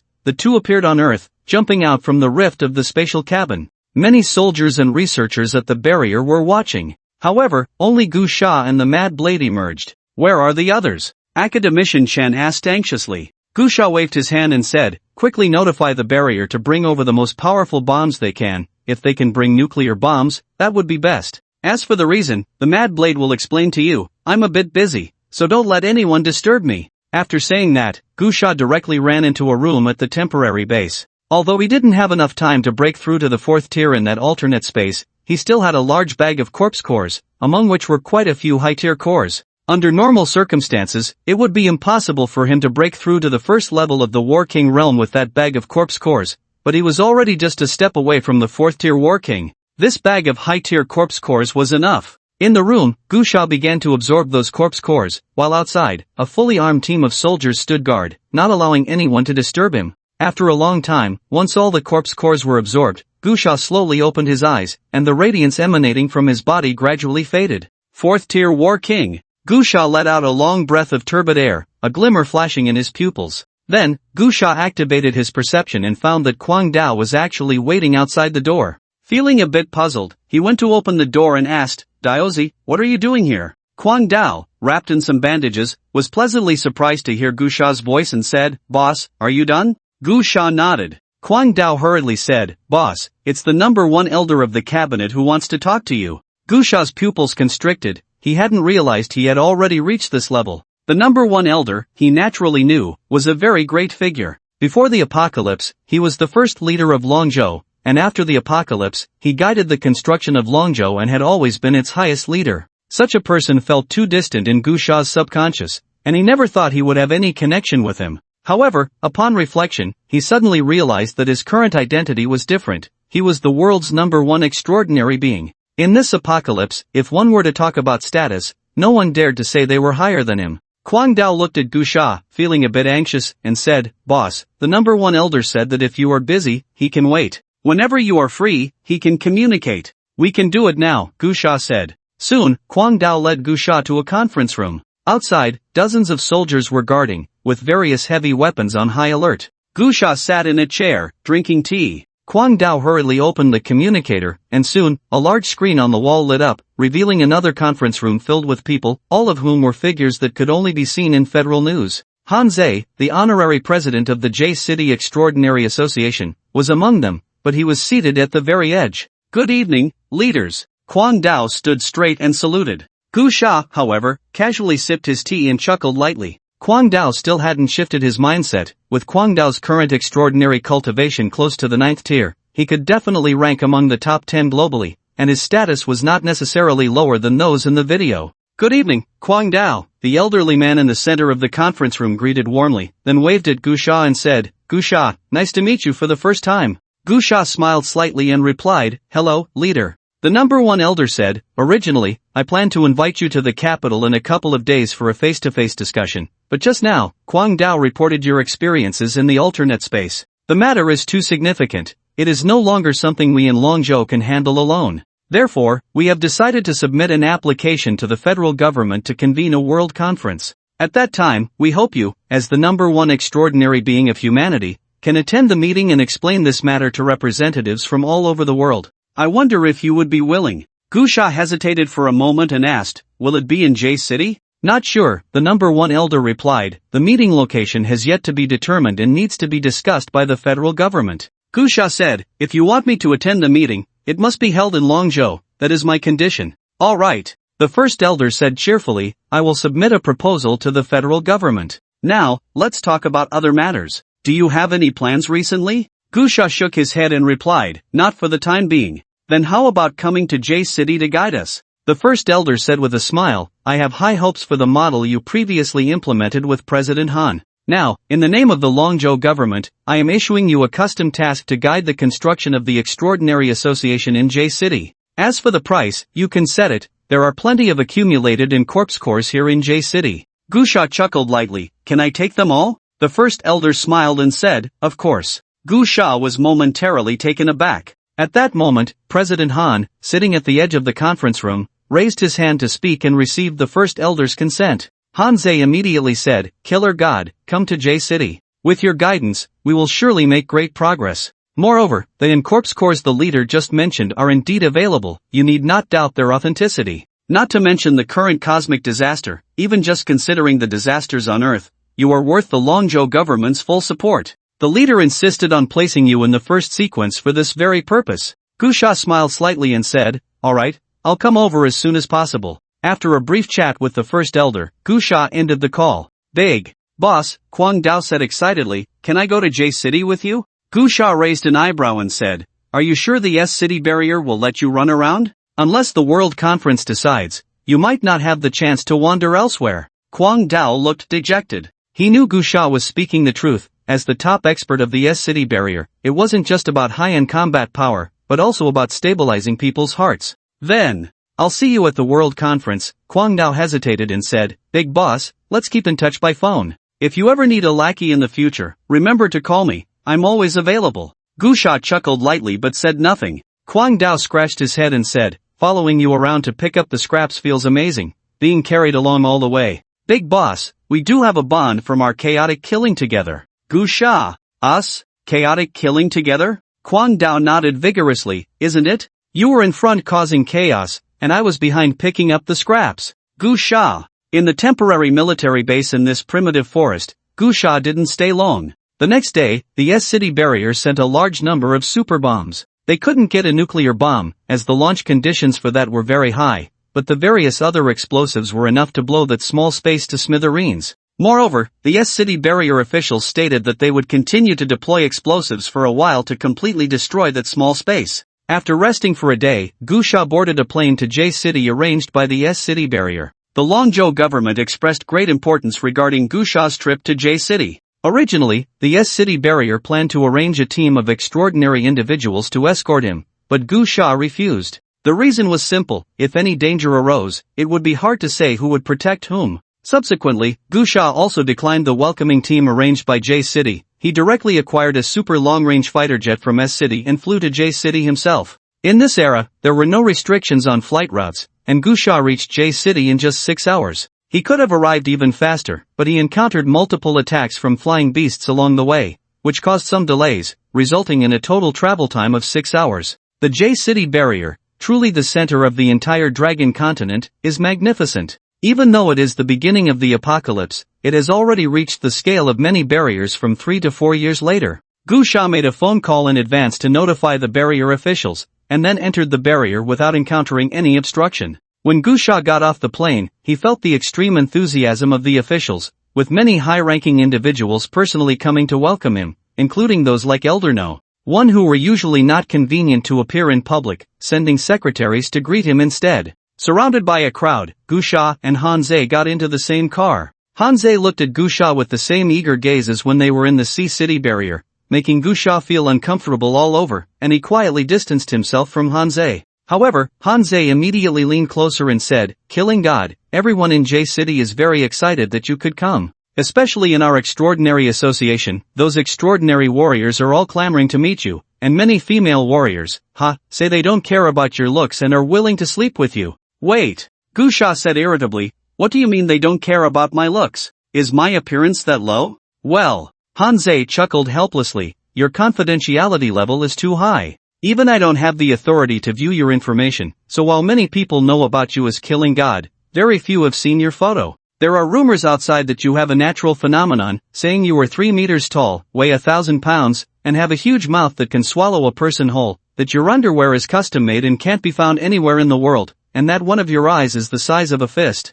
Gu Sha's mouth twitched violently. Waving his hand, he said, "Enough, don't say anymore. Do you think this is still a human?" Hanzei laughed heartily, mainly because when I explain it to them, no one believes me. Gu Sha helplessly slapped his forehead and said, "Alright, enough of this. What arrangements do you have for me now?" Hanzei said, "Elder No. One wanted to come and personally greet you, but you know his special identity makes it inconvenient for him to appear in public, so for now, let's go meet him, and he will explain the subsequent matters to you." "Okay." Soon, the convoy stopped at a heavily guarded base. Under Hanzei's guidance, Gu Sha arrived at a rather simply decorated office and met Elder No, one of Dragon Continent. He felt that the elder was quite amiable, pulling Gu Sha to ask about various things and even proactively making tea. However, seeing Gu Sha gulp down a large cup of tea like a cow chewing peonies, Elder No, one's face darkened with pain. During their conversation, Gu Sha brought up some advanced construction policies regarding the base from his 20 years of memory, which Elder No,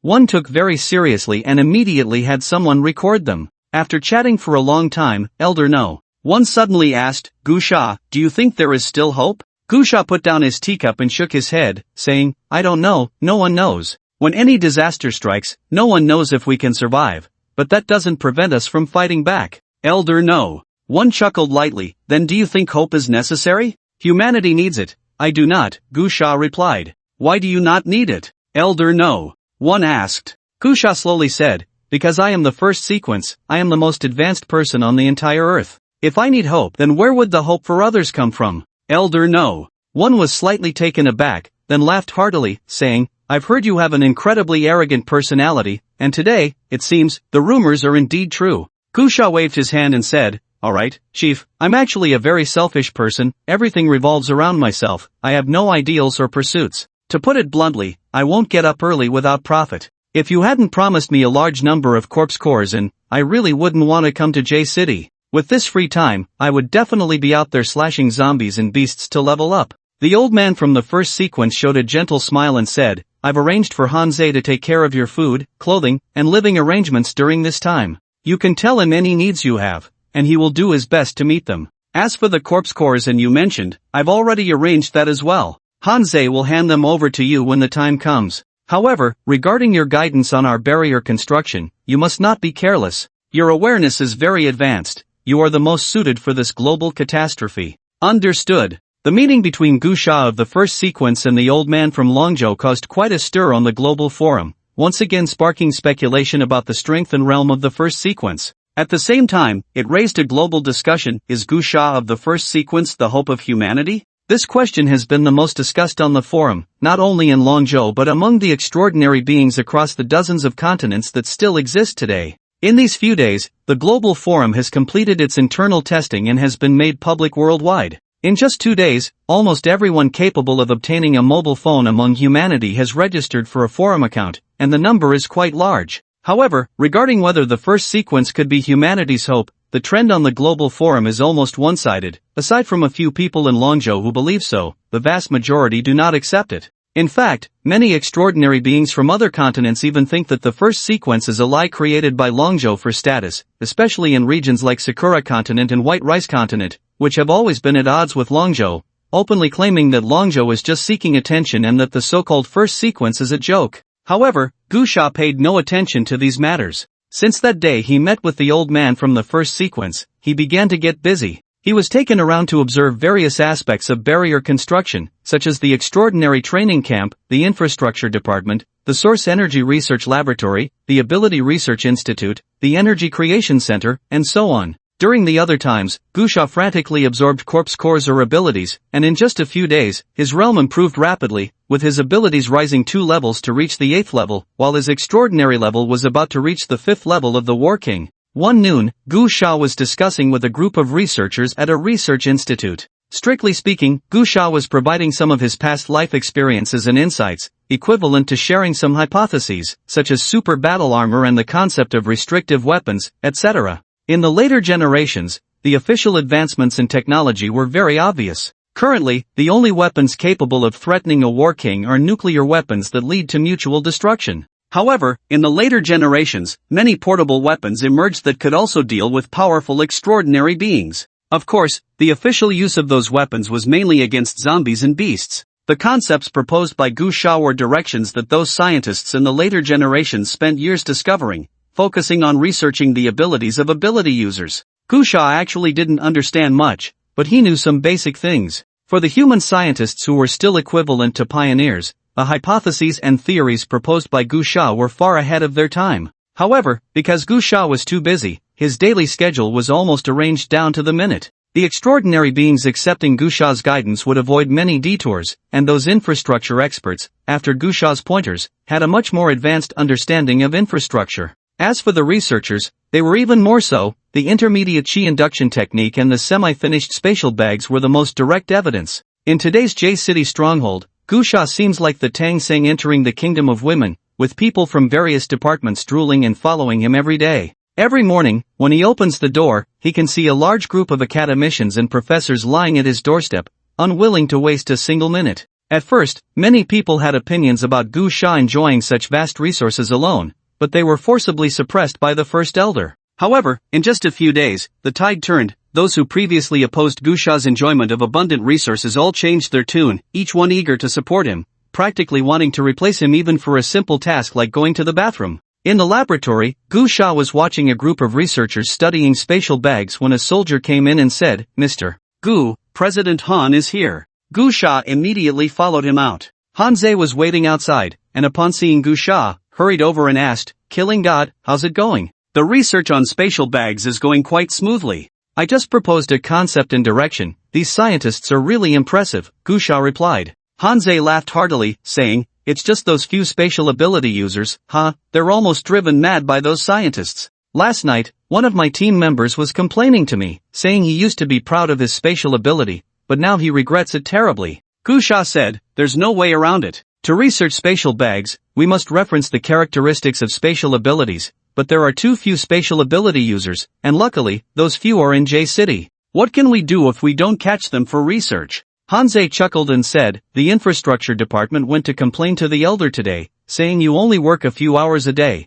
and the time you allocate to them is too little." Gu Sha sighed helplessly and said, "There's nothing I can do, my main job is still to cultivate. I can't just give up most of my time for cultivation, right? I'm the first sequence, in terms of importance, whether it's the military industry department, the infrastructure department, or the research department, none are more important than me." Hanze nodded and said, "The elder feels the same way. Your matters are indeed a priority. By the way, today's corpse cores have also been delivered, but the quantity of is really too small, and they're hard to obtain. In the future, it may only get less." Gu Sha nodded in understanding. The resources he occupied were indeed vast, but the official channels couldn't allocate all resources to just him. They had to consider the importance of the first sequence while also addressing resource distribution. So many soldiers were fighting and dying on the front lines, it was impossible not to distribute any resources at all. As they spoke, they got into a car. Soon, they arrived at the cabinet building and reached the office of the first elder. However, today it wasn't just the first elder, several other elders were present. "Leaders, Mr.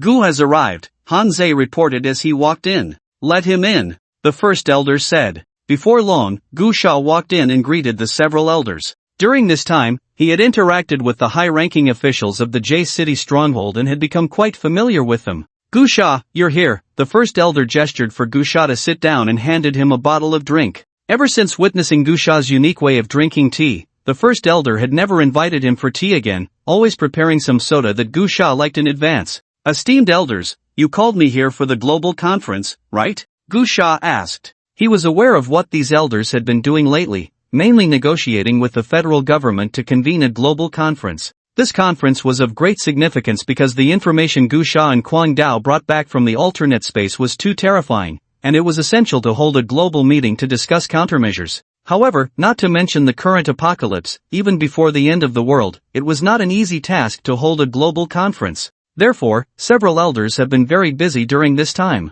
However, the first elder said, the global conference cannot be held, or rather, it cannot be held for the time being. Even if it were to be held, it probably wouldn't be set in our Longzhou. "What do you mean?" Gu Sha asked, puzzled. One elder said, "Gu Sha, you probably didn't visit the global forum today, did you?" "No, why?" Gu Sha asked. The first elder sighed and said, "Our Longzhou was the first to enter the alternate space and successfully come out. Moreover, you and Kwang Dao brought back information about the universe and the Tianyuan realm, which was the original intention and fundamental purpose of the global conference. However, now someone has overturned the information you and Kwang Dao brought back?" "Overturned?" Gu Sha asked in confusion. "This isn't some scientific theory of mine. What is there to overturn?" "It's the Ghost Island continent," one elder said. "Previously, we had already reported the information about the Tianyuan realm to the federal government and proposed a plan to destroy all alternate spaces. However, Ghost Island continent suddenly fully disclosed the existence of alternate spaces on the global forum yesterday and claimed that our Longzhou has ulterior motives. They asserted that the alternate spaces they explored pose no threat at all and contain a wealth of resources. They accused our Longzhou of being selfish and deliberately deceiving humanity, even claiming that you, as the first sequence, are also fake, a conspiracy executed by our Longzhou to dominate the world." Gu Sha frowned and said, "Is that the Ghost Island continent that frequently experiences earthquakes?" "Yes. Damn it, such a small place is so arrogant, it should just sink into the sea." Looking at the indignant Gu Sha, the elders exchanged glances. The first elder hurriedly said, "Don't get excited, Gu Sha, don't be too agitated. In today's world, it's a crisis for the survival of all humanity, we cannot afford internal strife. Gu Sha rubbed his nose and muttered, "Yes, all humanity should unite against external threats, that's reasonable. But isn't there a prerequisite? They all have to be human, right? The elders. We really can't respond to that." The relationship between Longzhou and Ghost Island continent has always been tense, dating back hundreds or even thousands of years. Even 30 years ago, although the federal government had been trying to mediate, it couldn't withstand the constant provocations from Ghost Island continent, which always made trouble for Longzhou, especially since Ghost Island continent had been a lapdog for Rice continent, bullying us with their backing and constantly plotting against Longzhou, seizing any opportunity to strike. In Gu Sha's 20 years of memories, humanity had always been actively preparing for disasters, especially Longzhou, which adhered to the principle of mutual assistance, often aiding those regions in poor conditions. However, Ghost Island continent was disgusting. Even in the apocalypse, they kept slandering Longzhou and creating trouble. Every time Longzhou faced some trouble, Ghost Island continent not only refused to help but also mocked us, obstructing other continents from aiding Longzhou and even provoking powerful beasts to attack Longzhou. However, when Ghost Island continent faced a crisis of extinction, with rising sea levels threatening to submerge their entire region, they shamelessly came to Longzhou for help, arguing that Longzhou, being nearby, could not stand by and watch them perish. They insisted that Longzhou should make room for them to relocate and even provide various constructions for them, otherwise, Longzhou would be neglecting humanity and engaging in all sorts of moral coercion. The situation escalated significantly, but in the end, Gu Sha didn't know the outcome because he had already been reborn. Now, hearing that Ghost Island continent was causing trouble again, Gu Sha felt a surge of anger. In his previous life, he didn't have that kind of power. Although he was very angry about the actions of that tiny place, he could only feel anger, powerless to do anything. But now, if this tiny place dared to act so arrogantly, he would make it impossible for them to live their little lives. Immediately, several elders explained the details of the situation to Gu Sha. At first, Ghost Island was targeting the ID account of the first sequence with all sorts of grievances and sarcastic remarks. This time, Gu Sha went to explore the alternate space and successfully brought back news, which was like a hard slap in the face to Ghost Island. However, Longzhou didn't take Ghost Island's barking too seriously and announced to the Federation about the invasion of the Tianyuan realm and the existence of many life galaxies in the universe, proposing to hold a world conference. The intention was to remind all continents to be wary of the alternate space, while also wanting to share the advanced technological concepts brought by Gu Sha from Longzhou. However, Longzhou's good intentions did not mean that everyone would appreciate them. Ghost Island was the most typical example. They openly stated that Longzhou was not so kind-hearted, so disregarding the opposition, they began to explore an alternate space that had appeared in Ghost Island. Unexpectedly, they actually discovered something, bringing out many source stones from it, and claimed that the alternate space was very safe, and its area was particularly large, with no zombies or beastly corpses at all, just an undeveloped wilderness, inviting all continents to participate in its joint development. Immediately after, Ghost Island began to condemn Longzhou, saying that Longzhou must have developed the alternate space, disregarding human safety, wanting to monopolize it, and thus fabricated lies about the Tianyuan realm and the cosmic crisis to intimidate the continents into not daring to develop the alternate space. For a time, Longzhou became very awkward. What was originally a good intention not only failed to attract the attention of the continents but instead plunged itself into a public relations crisis. However, the high-ranking officials of Longzhou did not doubt the authenticity of the information, because what Gu Sha and Quang Dao brought back was not just verbal news, but also many videos that could completely prove the existence of the zombie race. However, these things had the current federal government divided. Many people believed Longzhou, while many others suspected that the videos were fabricated by Longzhou. In simple terms, both Longzhou and Gu Sha, the first sequence, were deeply embroiled in a public relations storm. This time, the World Conference has been temporarily cancelled. The federal government has decided that all continents with conditions should go to Ghost Island to participate in the development of the alternate space. Our Longzhou has decided to go after discussions among the various barriers. You see, if you have time, whether you want to lead a team to go, just consider it your first global public appearance as the first sequence. Of course, if you don't want to go, then forget it, the first elder asked. Go, why not go? Gu Sha revealed a harmless smile, but the several elders looked on, feeling inexplicably a bit chilly down their backs, silently mourning for Ghost Island in their hearts.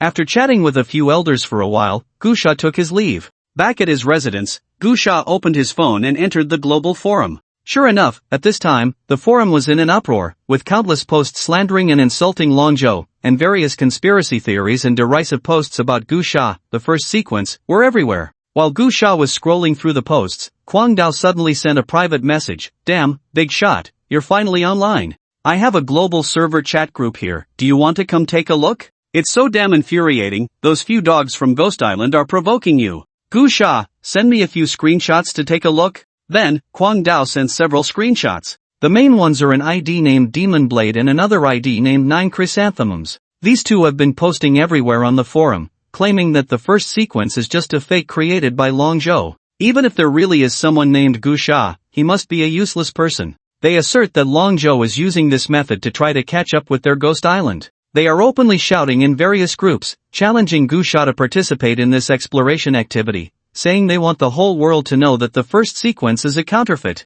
Gu Sha looked at those screenshots, feeling calm inside, but a bit puzzled. He sent a message to Kwang Dao, does Long Zhou still need to catch up with Ghost Island? Kwang Dao replied, they've always been so self-righteous, and there are many people in Long Zhou who believe it. Gu Sha, 6 Kwang Dao. Some people always think the moon outside is rounder. After thinking for a while, Gu Sha said, collect the list of those who are publicly challenging me. Kwang Dao, boss, what are you planning to do? Gu Sha, nothing much, just a reminder for them to clean their necks and wait for me to kill them in Ghost Island. Soon after, Gu Sha directly posted on the forum using the first sequence account, naming several people. It was just a simple sentence, see you at Sakura Island, wait for me to kill. Once this post was made, it quickly shot to the top of the forum hotposts. A fierce verbal battle erupted between the continents. There was a wave of cheers in Long Zhou, as in the past few days, the extraordinary beings from Ghost Island, Rice Island, and South Island had been clamoring on the forum, while the extraordinary beings from Long Zhou, though unwilling to show weakness, had not seen Gu Sha appear, leaving them uncertain.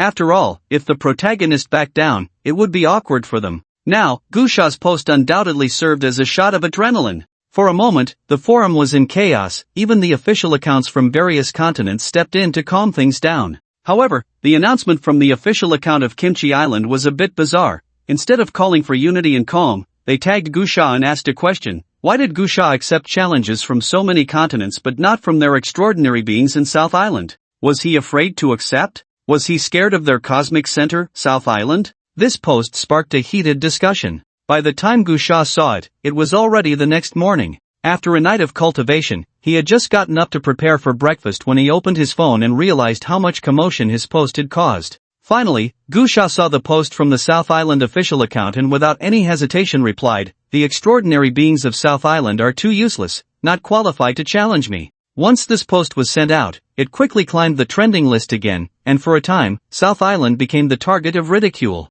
This was mainly because the continent was indeed quite disgusting, their arrogance and self-righteousness were minor issues, but the key was that the people from this continent always thought they were the center of the universe. No matter what others created, they would claim it as their own. In terms of shamelessness, they could rank in the top 3 globally. As they were ridiculed, the extraordinary beings from South Island were indignant, clamoring on the forum to challenge Gu Sha, demanding he pay the price for underestimating South Island. Gu Sha had already stopped paying attention to the happenings on the forum. He continued to guide the construction of various departments in the J-City barrier and then focused on intense cultivation. On this day, double happiness arrived. After a night of cultivation and absorbing a mountain of corpse cores, Gu Sha finally succeeded in reaching the 5th stage Battle King. Not long after, he received a call from the Research Institute, informing him that the advanced Chi drawing technique had been developed. Gu Sha was pleasantly surprised, not expecting the advanced Chi drawing technique to be researched so quickly. It was too advanced. Currently, no continent had even developed the intermediate Chi drawing technique.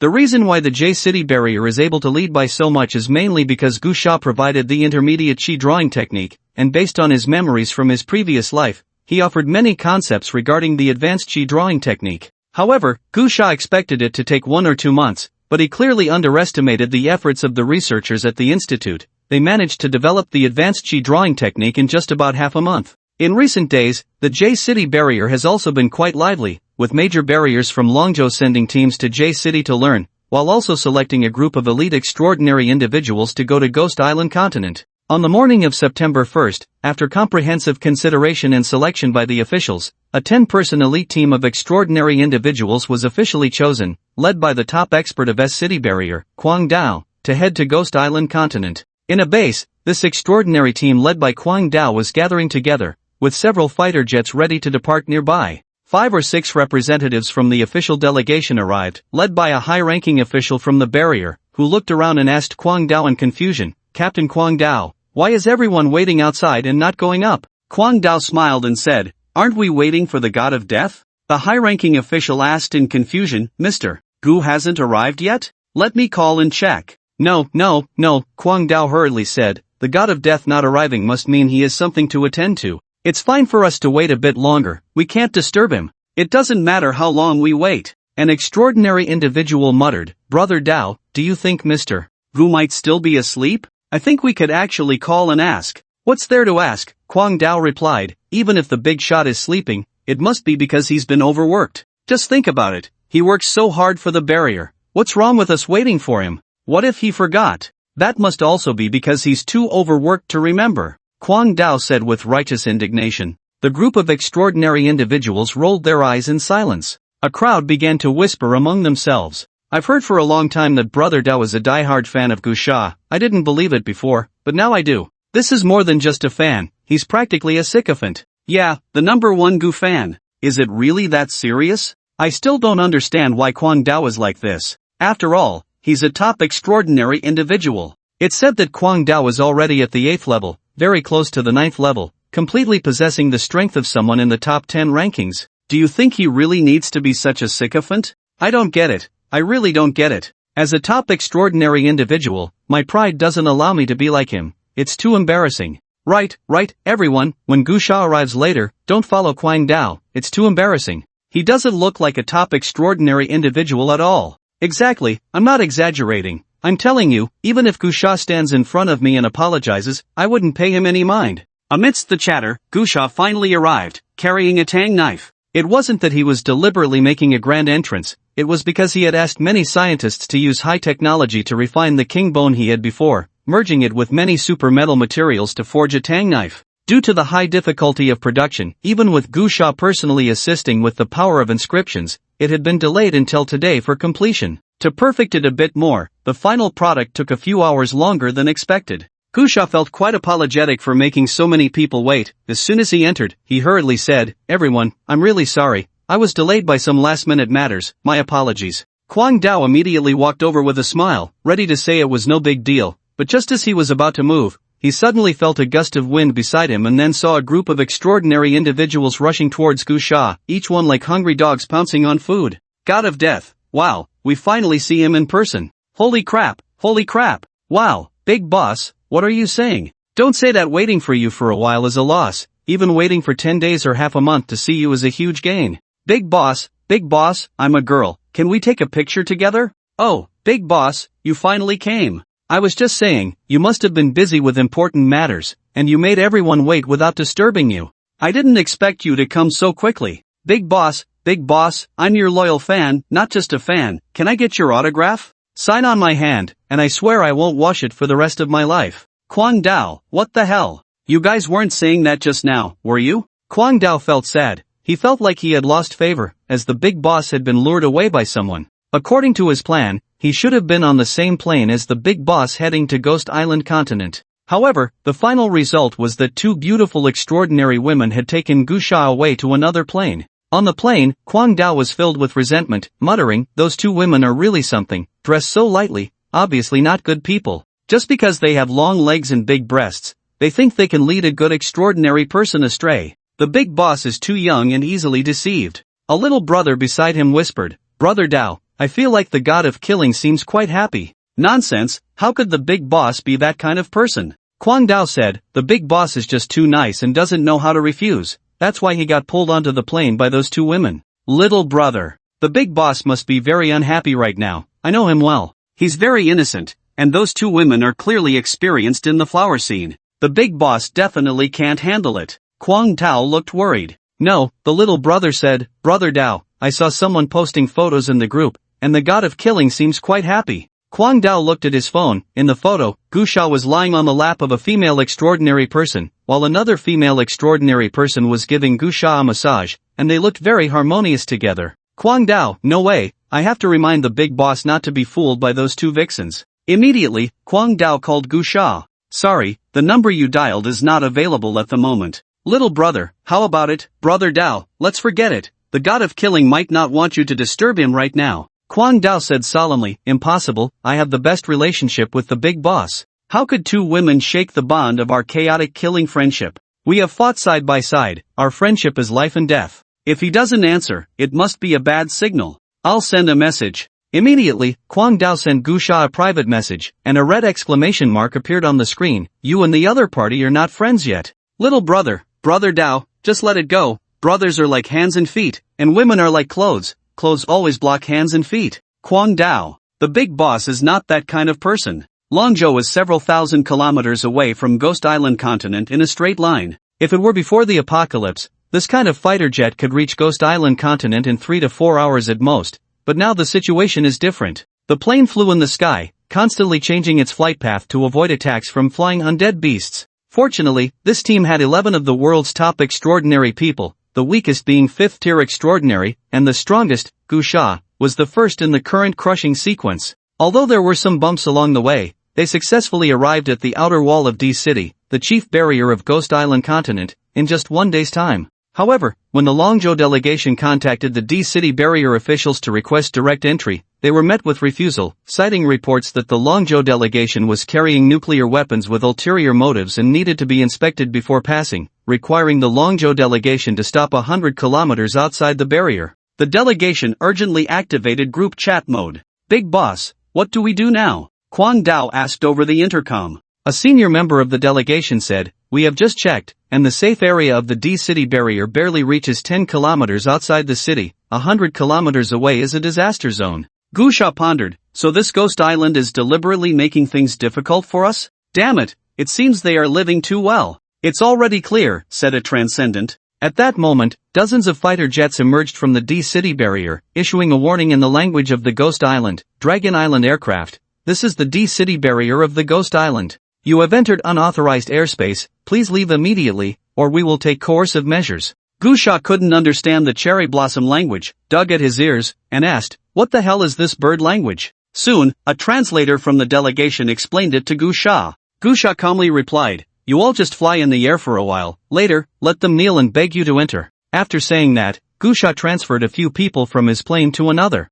He then activated the autopilot, steering the plane straight towards the Ghost Island's Air Force. The members of the delegation and the Transcendent team were somewhat worried, shouting for Gu Sha not to act impulsively. Gu Sha opened the cabin door, flipped over, and flew directly onto the top of the plane, standing against the wind. His outfit was simple, just a black tracksuit, carrying a large backpack that contained a tang knife, looking somewhat like a student. The plane was moving fast, but Gu Sha stood firmly, his hairstyle not even ruffled. Just as they reached 10 kilometers outside the D City barrier, the fighter jets from the Ghost Island began to speak again. Gu Sha ignored them. Bang! As the Dragon Island plane approached, a fighter jet from the Ghost Island fired a rocket launcher, targeting Gu Sha's plane at the front. Fuck it! Gu Sha merely extended his hand, and the rocket instantly stopped, then quickly returned, hitting a fighter jet at high speed. Boom! That fighter jet exploded in an instant. At the same time, Gu Sha took out several grenades from his backpack and threw them at the Ghost Island's fighter jets with force.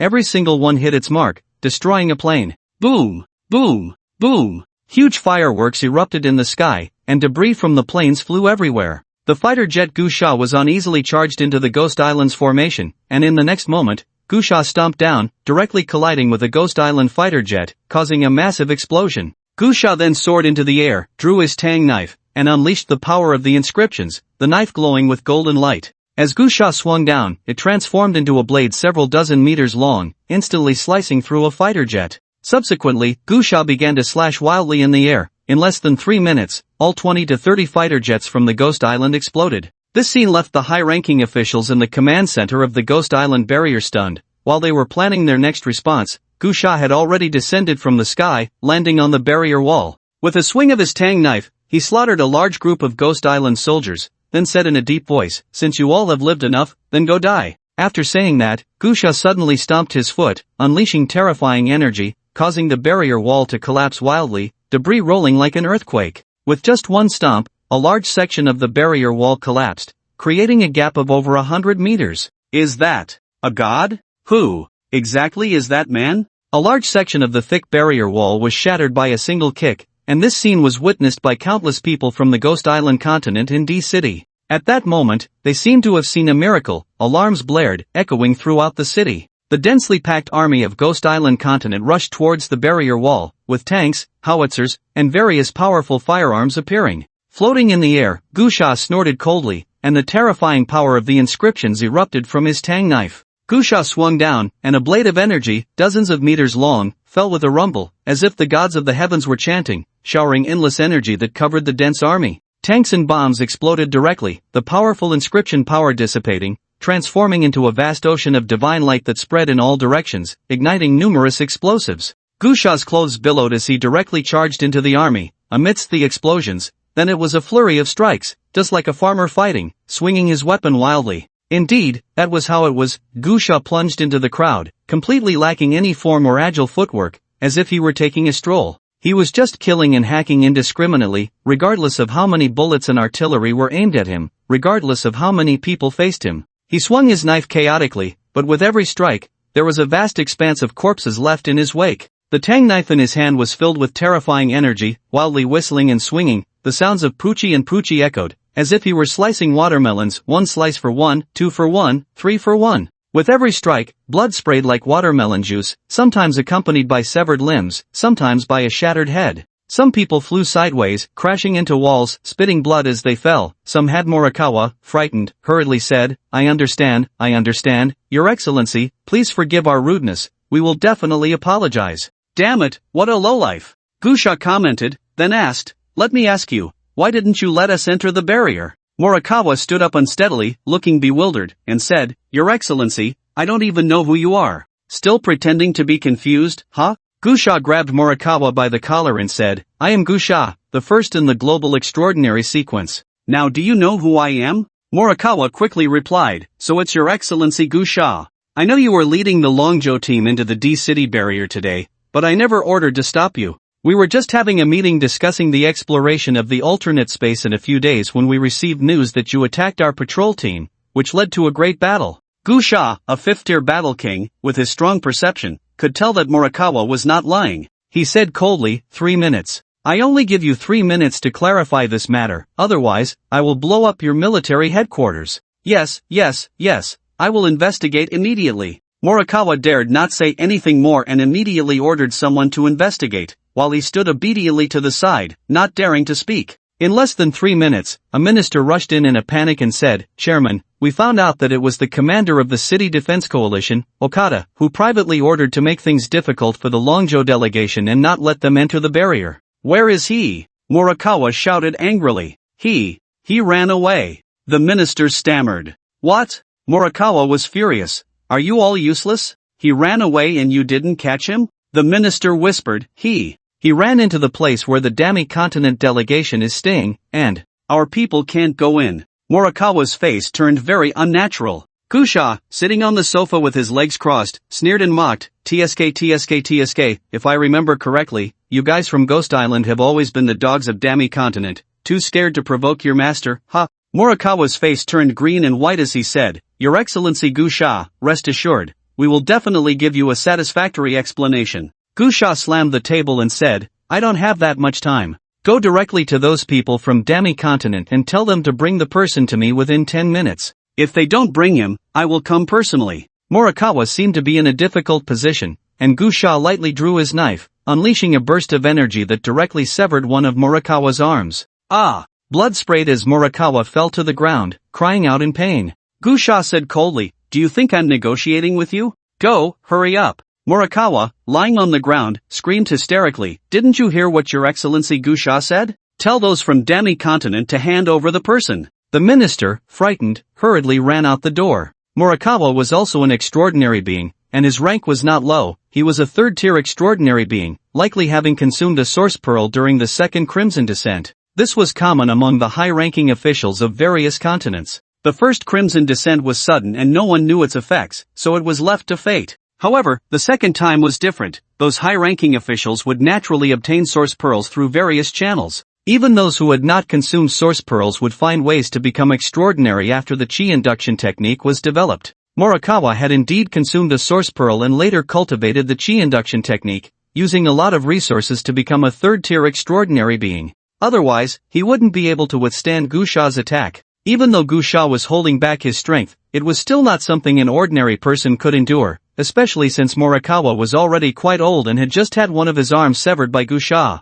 Yet, even with one arm severed, Morikawa still dared not leave and could only call in two healing-type extraordinary beings to help him with a simple treatment. About 8 minutes later, a sound of footsteps echoed outside the office. A squad of soldiers from Ghost Island was marching in with real guns and ammunition. However, leading the group were two blonde-haired, blue-eyed people from Rice Continent, and behind them swaggered the commander of the Ghost Island City Defense Coalition, Okada. Okada! As soon as Morikawa saw Okada, he was filled with rage. If it weren't for Okada, he wouldn't be in such a predicament today, and the losses at City D's defenses wouldn't be so severe. Okada looked at the disheveled Morikawa with a tough attitude and questioned first, "Chairman, why did you send someone to arrest me? I am the commander of the City Defense Coalition. Even if you are the chairman, you have no right to arrest me at will." "You!" Morikawa didn't expect Okada to turn the tables on him. He shouted angrily, "Who allowed you to intercept the Long Continent delegation without permission? You need to apologize to Lord Gusa and seek his forgiveness immediately."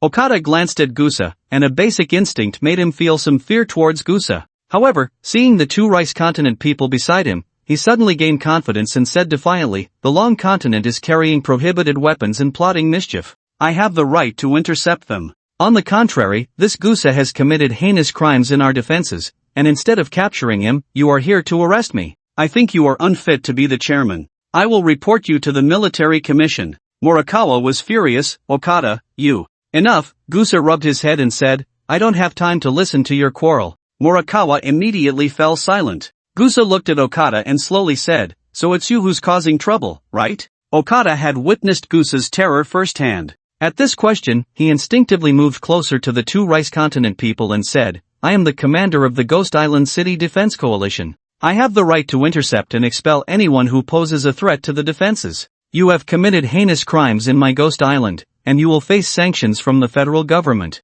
"You?" Gusa slightly raised his eyelids and sneered, "Is it those two white guys from Rice Continent who gave you the courage to speak to me like that?" After saying that, Gusa slowly stood up and walked towards Okada. A terrifying pressure suddenly descended, making the air feel thick. Okada was so scared that his whole body tensed, his face turning pale. At that moment, one of the Rice Continent men, a middle-aged man, said in a deep voice, "Gusa, I am Eric." Gusa completely ignored him. Eric immediately said, "I am a transcendent from Rice Continent, ranked 36th globally, Eric. I represent Rice Continent. Gusa, I now demand that you cease all acts of persecution against Ghost Island and voluntarily confess to the federal government." "Shut up!" Gusa swiftly slapped Eric across the face. With a loud bang, Eric, a 7th-tier transcendent, had his head smashed by Gusa's slap, brain matter splattering everywhere, blood gushing out. This scene stunned everyone in the office. "Oh my god!" Another Rice Continent man exclaimed, "You devil! We are the most powerful transcendent from Rice Continent. How dare you kill Eric? You will face sanctions from Rice Continent, and your Long Continent will also be sanctioned. All of this is because of you." Gusa suddenly reached out and grabbed the man's neck, coldly saying, "No worries, I will pay a visit to your Rice Continent soon." With a crack, the man's neck snapped, and Gusa tossed his body to the ground. At this moment, Okada was dumbfounded, his whole body going limp as he collapsed to the ground, incredulously saying, "You! How dare you! You actually killed them! Do you know who they are in Rice Continent? You killed them, and Rice Continent will not let you go. Even your Long Continent behind you will suffer a great disaster because of this. You should think about how you are going to die first." Gusha directly stomped on Okada's leg, shattering the bone, causing Okada to nearly faint from the pain, his hysterical wails filled with agony. Who was involved? Gusha slowly moved his foot to rest on Okada's other leg. Terrified, Okada shouted, "It was the representatives from Rice Continent. They made me make things difficult for you from Long Continent. They wanted to see just how strong you, the number one in the world, really are. They told me that with them from Rice Continent here, Long Continent wouldn't dare to trouble me." Before Gusha could respond, Morikawa, who had lost an arm, rushed over in a fit of rage and kicked Okada hard, roaring, "Are you out of your mind? You just do whatever those from Rice Continent tell you? Have you considered our own Ghost Island continent?" Okada shouted back, "Before the apocalypse, Rice Continent was the most powerful in the world. Now that the apocalypse has come, Rice Continent will still be the most powerful in the world." "Morikawa, don't you think the same? Don't think I don't know what you've done to please Rice Continent. The accommodations you arranged for the Long Continent delegation were practically a refugee camp. You think I don't know? You're just trying to curry favor with Rice Continent too." Morikawa was terrified, his soul nearly leaving his body, and he quickly turned to Gusha, saying, "Lord Gusha, please don't listen to him. I swear, I absolutely did not do that. I have great respect for Long Continent, Just then, Gusha crushed Okada's head with a slap and turned to Morikawa, coldly saying, "My Long Continent delegation is currently outside the barrier. You figure out a way to get them in. If they don't come in, then Ghost Island Continent has no reason to exist." Brain matter mixed with blood splattered everywhere, and the high-ranking officials of Ghost Island Continent, led by Morikawa, turned pale. Yes, Lord Gusha, I will personally take people to seek their forgiveness right away." Morikawa nodded and bowed, while the other high-ranking officials also grumbled. Gusha snorted coldly. In his past life, he had dealt with people from Ghost Island Continent, and he wasn't sure if all of them had that kind of heritage. The more polite you were to them, the more they would take advantage and boss you around, while those who were tough and would beat them up would make them bow and scrape. It was pathetic. Gusha casually pointed to two ministers from Ghost Island Continent and said, "You two lead the way. I want to find the Rice Continent delegation." Yes, please." No one dared to oppose Gusha. The two pointed at were tense, wearing ingratiating smiles, nodding and bowing as they led Gusha out. Watching Gusha leave, Morikawa and the other high-ranking officials of Ghost Island Continent all felt a sense of relief, some even collapsing to the ground, gasping for breath. "Is this person a god?" someone exclaimed. "How can a person be this powerful?" A military minister leaned over to Morikawa and asked, "Chairman, what do we do now? What else can we do?" Morikawa shouted angrily. "That fool Okada. If it weren't for him, how could we have suffered this disaster? This fool, all of this was caused by him. If he dies like this, it's too good for him. Go, kill his entire family." Immediately, someone left to carry out the order. Then, Morikawa struggled to get up and said, "Prepare, notify all ministers, we are going out to invite those from Long Continent in. Otherwise, we cannot bear the wrath of Gusha." The ministers hurriedly left. At that moment, a minister whispered, "Chairman, that Gusha is too terrifying. Will it affect our future plans?" Morikawa glared at that minister and said, "Do you really think he can kill a god? The city wall of D is now in chaos." Gusha not only blew a large area of ruins out of the barrier but also directly stomped a gap in the barrier wall, attracting a massive attack from zombies and undead beasts. Fortunately, the weapon storage on this Ghost Island continent was relatively sufficient, allowing them to block that gap. However, even so, the D-City barrier was now in chaos, with smoke and dust filling the air, and debris falling everywhere. The authorities were organizing personnel to urgently clear the ruins in the city. At this moment, in a high-end hotel, a group of people from the Rice Continent were gathering, including extraordinary teams and official delegations. The leader of the extraordinary team was the current second-tier extraordinary person of humanity, named Relay, who had a very high profile on the global forum. Many people had long doubted the authenticity of Gusha on the forum, and Relay was the foremost figure among those opposing Gusha, as he was the second tier globally, the closest to the first tier. At the beginning, when the federal government was establishing the global tiers, Relay, being second, was very dissatisfied and publicly provoked multiple times. This time, he came to the Ghost Island continent to participate in the exploration of the alternate space. Originally, the Rice continent had not arranged for Relay to come, but after Gusha publicly accepted strong individuals from various states on the forum, he took the initiative to request to come to the Ghost Island continent, with a simple goal, to prove to all of humanity that he was the strongest person among them. However, although Relay was very confident in himself and always believed that Gusha, the first tier, was a deliberately fabricated false first tier by Long Continent, he still decided to be cautious regarding Gusha's reputation and wanted to test Gusha's strength first. The Ghost Island continent had always been a dog of the Rice continent, and upon learning of the master's intentions, there would naturally be a tail-wagging dog to share the master's worries. The commander of the Ghost Island continent's city defense coalition, Okada, was one such representative. After receiving Relay's instructions, Okada did not consult with the high-ranking officials of the Ghost Island continent and directly ordered to make things difficult for the Long Continent delegation and extraordinary team, intending to force Gusha to demonstrate his strength. However, Gusha's reaction exceeded everyone's expectations, as he single-handedly toppled the D-City barrier. It cannot be said that Okada failed. Although Gusha did not fight zombies outside the barrier as they had imagined to showcase his strength, he indeed demonstrated his power,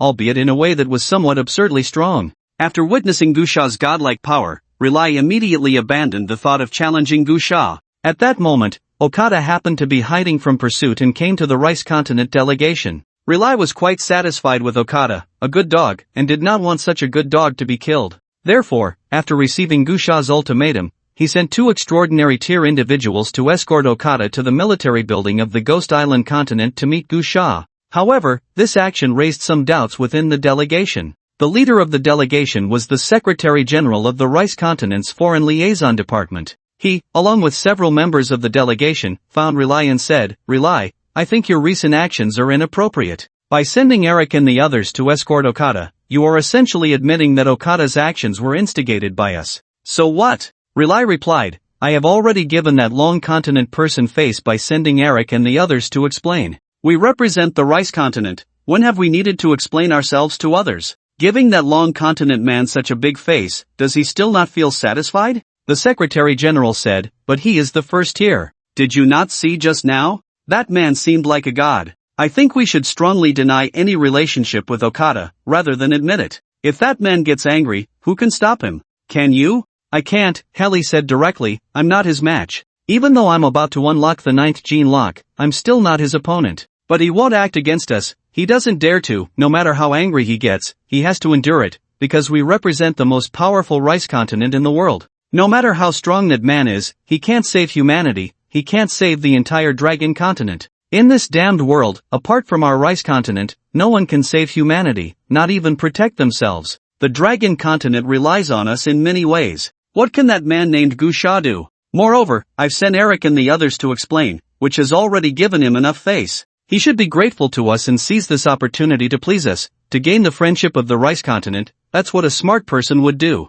But do you think he cares about this?" the Secretary General said. "If that man cared, he wouldn't be slaughtering people on Ghost Island continent like this. His actions show that he doesn't care." Heli waved his hand and said, "Secretary General, I think there's something wrong with your thinking. We represent the most powerful rice continent. You must remember, you stand behind the rice continent. No one in the world dares to disregard us." The Secretary General frowned and said, "I doubt if your brain is filled with muscles. The current situation is that we are not in the rice continent. If we anger that man, we have no way to suppress him." "That won't happen," Heli said. "Don't you know what the dragon continent is like? That man may not care, but the dragon continent behind him won't ignore everything. They won't need us to do anything. They will stop him from doing anything excessive because the dragon continent cares about the survival of all humanity. They know very well that without our rice continent, humanity will lose hope." The Secretary General was stunned. Heli continued, "We, the rice continent, are the saviors of humanity.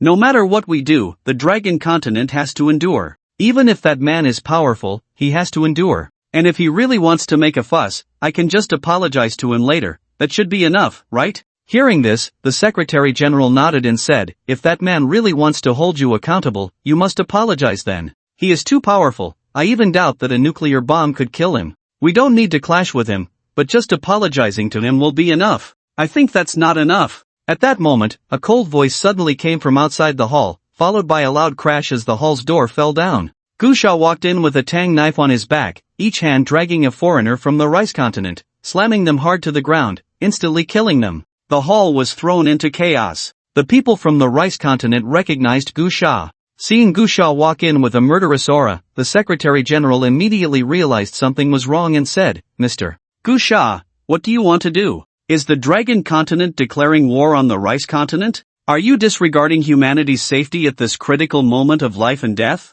Gusha sneered. This foreigner had a bit of artistic flair in his speech, skillfully throwing accusations right back at him, starting with a big hat to wear. However, Gusha wasn't interested in wasting words with these foreigners. He stepped forward and instantly appeared in front of the Secretary General, grabbing him by the neck and coldly saying, "Do you deserve to talk to me?" With a snap, the Secretary General's neck instantly broke. Heli was shocked and roared, "What have you done? You're finished. The dragon continent is done for. Do you know who we are? We are the great people of the rice continent. How dare you do this? Not just you, but the dragon continent will face the wrath of all humanity." "Foolish thing." Gusha cursed and charged directly at Riley. Riley hurriedly tried to respond, wanting to resist, but in the face of Gusha, he didn't even have the strength to raise his hand and was directly grabbed by the throat. "No, you can't kill me." Riley panicked and struggled, saying, "I'm sorry, I apologize to you, I shouldn't have provoked you, I apologize, this will earn you respect all over the world, Fuck you." Gusha slapped Riley across the face, and Riley's head spun a full 360 degrees before his body was thrown to the ground, face down. At this moment, in the hall, the remaining people from the rice continent were in a panic. Gusha suddenly waved his hand, and a terrifying energy surged forth like a tsunami, sending the people from the rice continent flying like kites with their strings cut, crashing through the hotel's glass walls, each one falling from the high building and splattering on the ground like a puddle of mud. Then, Gusha shook his hand and looked at the two ministers from Ghost Island continent who were responsible for leading the way, saying, "Previously, those who were shouting to challenge me at the global forum, you should know where they are, right? Now, go find your Ghost Island continents Jojuan and Yaodao, is that okay?" The two ministers showed a troubled expression. They had already deeply experienced Gusha's terrifying strength. Even the second ranked really had no power to resist, let alone Jojuan and Yaodao. Although these two were also strong in their ranks, being the two most powerful extraordinary warriors of Ghost Island continent,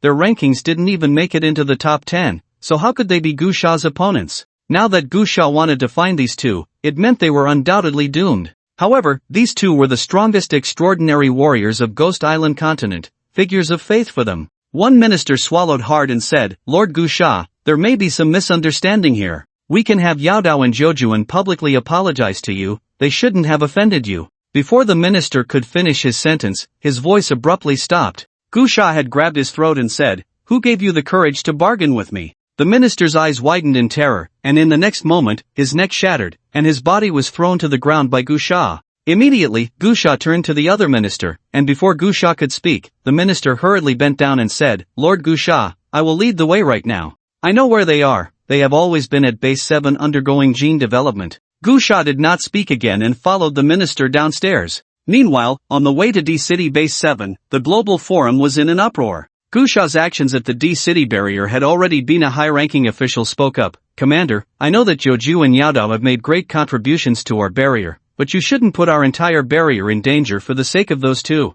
"Who is Gusha? We've all seen it, he is an extremely arrogant person who acts without restraint. With his character, if he comes to our base and can't find Yaodao and Joju, he will surely vent his anger on all of us, even on our entire Ghost Island continent. You shouldn't let Joju and Yaodao leave." Sato took a deep breath and said, "But don't you understand what Joju and Yaodao mean to our Ghost Island continent? If they die, then all our hard work planning this exploration of the alternate dimension will lose half its significance. They are the ones most likely to inherit the divine legacy of our Ghost Island continent." The high-ranking officials all looked serious, and one of them said, "But whether Joju and Yaodao can really inherit the divine legacy is still uncertain. The immediate problem is that if Gusha can't find them, he might vent his anger on all of us. By then, let alone inheriting the divine legacy, our entire barrier might be gone. Have you thought about how to deal with Gusha? He will be here soon." Gusha's current power truly pressed down on the entire Ghost Island continent, and when they learned that Gusha was coming to settle scores, they were all terrified and at a loss. They didn't even dare to think about resisting. Gusha stormed into the barrier, directly slaughtering the city defense coalition, leaving them in disarray. So many shells were fired, yet not even Gusha's hairstyle was disturbed. This godlike power left the entire Ghost Island continent without any thought of resistance. Joju and Yaodao trembled in fear. Upon learning that Gusha was coming to settle scores for their reckless words on the forum, both regretted it so much they wished they could slap themselves. How foolish. But regret was useless. They could only hide. Sato pondered for a moment and said, "I have a way. No matter how powerful Gusha is, he is still a Longzhou person, and these Longzhou people have had a flaw since ancient times. They like to sympathize with the weak. They always enjoy showcasing their moral superiority and compassion. As long as an outsider pretends to be pitiful and adopts a humble attitude, they will be very pleased and become very generous. Isn't that obvious? Look at the time before the apocalypse. Those from various continents would say a few words about how much they love Longzhou and how great Longzhou is, and countless Longzhou people would provide them with all sorts of benefits that even their own people couldn't enjoy. Even those guys from Black Continent, who couldn't afford a meal in their homeland, could rise to prominence in Longzhou. So, to deal with Longzhou people, we need to find their weakness. Longzhou people love to showcase their moral qualities. As long as we adopt a humble attitude, if the other party still doesn't relent, we won't need to do anything else. Longzhou's own people will criticize Gusha." Gusha soon arrived at Base 7, and all the high-ranking officials at Base 7 rushed to the entrance to welcome him, each with a very good attitude. Commander Sato wore a smiling face, bowing and apologizing to Gusha. "Gusha, I sincerely apologize. Joju and Yaodao are both 7th-tier extraordinary warriors. If they want to run, we really can't stop them. With their strength, if they hide, we have no way to find them. I am truly sorry for their audacity in offending you. On behalf of the base, I apologize to you. I'm sorry, truly sorry. Sato's attitude was impeccable, so much so that it was impossible to find a single flaw. He bowed and bent over, truly humble to the extreme. Gusha's expression was calm as he looked at Sato, reached out, and gently patted Sato's face, saying, honestly, I still prefer the rebellious attitude you had at the beginning in Ghost Island. Your current demeanor makes it feel like there's no sense of achievement in bullying you. Gusha, I sincerely apologize. Sato bent over and sincerely apologized. Gusha frowned and said, you're making it really difficult for me. Sato and the high-ranking officials behind him all bent over, but their eyes revealed a hint of joy. Sure enough, the Longzhou people were still the same Longzhou people. Even in the apocalypse, they couldn't change their self-righteous sympathy. Sato secretly laughed to himself. He didn't really understand the Longzhou people's mentality, but it didn't matter, he didn't need to understand. As long as he grasped this psychology, he could make good use of it. Your Excellency Gusha, Sato said with a pitiful look, we in Ghost Island actually respect you very much. It's just that a small number of people have offended you out of their own self-righteousness. Please don't blame the majority of us for their actions. We are so weak, and you are so strong, how could we not respect you? Gusha looked at Sato, sneered, and said, I have something to tell you. Sato was slightly taken aback, raised his head, and asked in confusion, please guide me, Your Excellency Gusha. Suddenly, Gusha reached out and grabbed Sato's neck, coldly saying, you're quite right, we Longzhou people do have a lot of sympathy and are often exploited. However, that doesn't mean we are foolish, we are just inherently kind. Sometimes, even knowing we are being deceived, we willingly allow it because the tragic stories of the deceivers feel real. Kind-hearted people are more willing to be deceived. As for some of those self-righteous idiots, they are indeed foolish and disgusting. To be honest, I don't understand such people, they are in such a pathetic state themselves. What right do they have to sympathize with others and morally bind others? It's truly disgusting. But those people have long since died in this apocalypse, completely dead. So why do you think pretending to be pitiful in front of me will earn my sympathy? Panic flashed in Sato's eyes as he exclaimed, Your Excellency Gusha, you misunderstand, With a crisp sound, Sato's neck was crushed, and his body was thrown to the ground by Gusha. Then, Gusha directly drew out a tang knife and charged into the group of high-ranking officials at the base, striking down with his knife, heads flying, blood spraying, directly killing his way into the depths of the base. Along the way, corpses were everywhere, blood flowed like a river. Finally, reaching the depths of the base, Gusha took out a C4 bomb from his backpack. With a loud explosion, the high-tech instruments in the base exploded one after another, igniting a sea of flames, instantly turning the entire base into ruins, shaking the ground and mountains, with fires raging. Gusha walked out of the explosion without looking back, proclaiming loudly, if I don't see anyone in 30 minutes, I'll detonate the nuclear bomb and blow up the entire barrier. In a high-end hotel in City D's barrier, the first village chief of Ghost Island, Morikawa, had finally managed to invite the Longzhou delegation in after much pleading. He was about to excuse himself to tend to his injuries when suddenly, a subordinate rushed in a panic, shouting, Chief, it's bad. Your Excellency Gusha went to Base 7 to find Jiujiu and Yaodao but didn't find them. In a fit of anger, he stormed into the military base, stole a nuclear bomb, and said that if he doesn't see anyone in half an hour, he will blow up the barrier. Morikawa was so frightened that he almost collapsed to the ground, but fortunately, the quick-eyed Crazy Blade supported him. Morikawa gratefully exchanged a glance with Crazy Blade, feeling that this Longzhou person was quite nice, and then stammered, Gusha, is he joking? No, Crazy Blade replied, I know the boss's character pretty well, he always means what he says. If you don't hand over the people, he really will blow up your barrier. In an instant, Morikawa looked at the madman again and felt that this person was not good at all. He then cast a pleading glance at several members of the delegation, begging, can you, for the sake of being human, please intercede? The members of the delegation all expressed their inability to help. Morikawa, it's not that we don't want to help, but Mr. Gusha's status in our Longzhou is very special.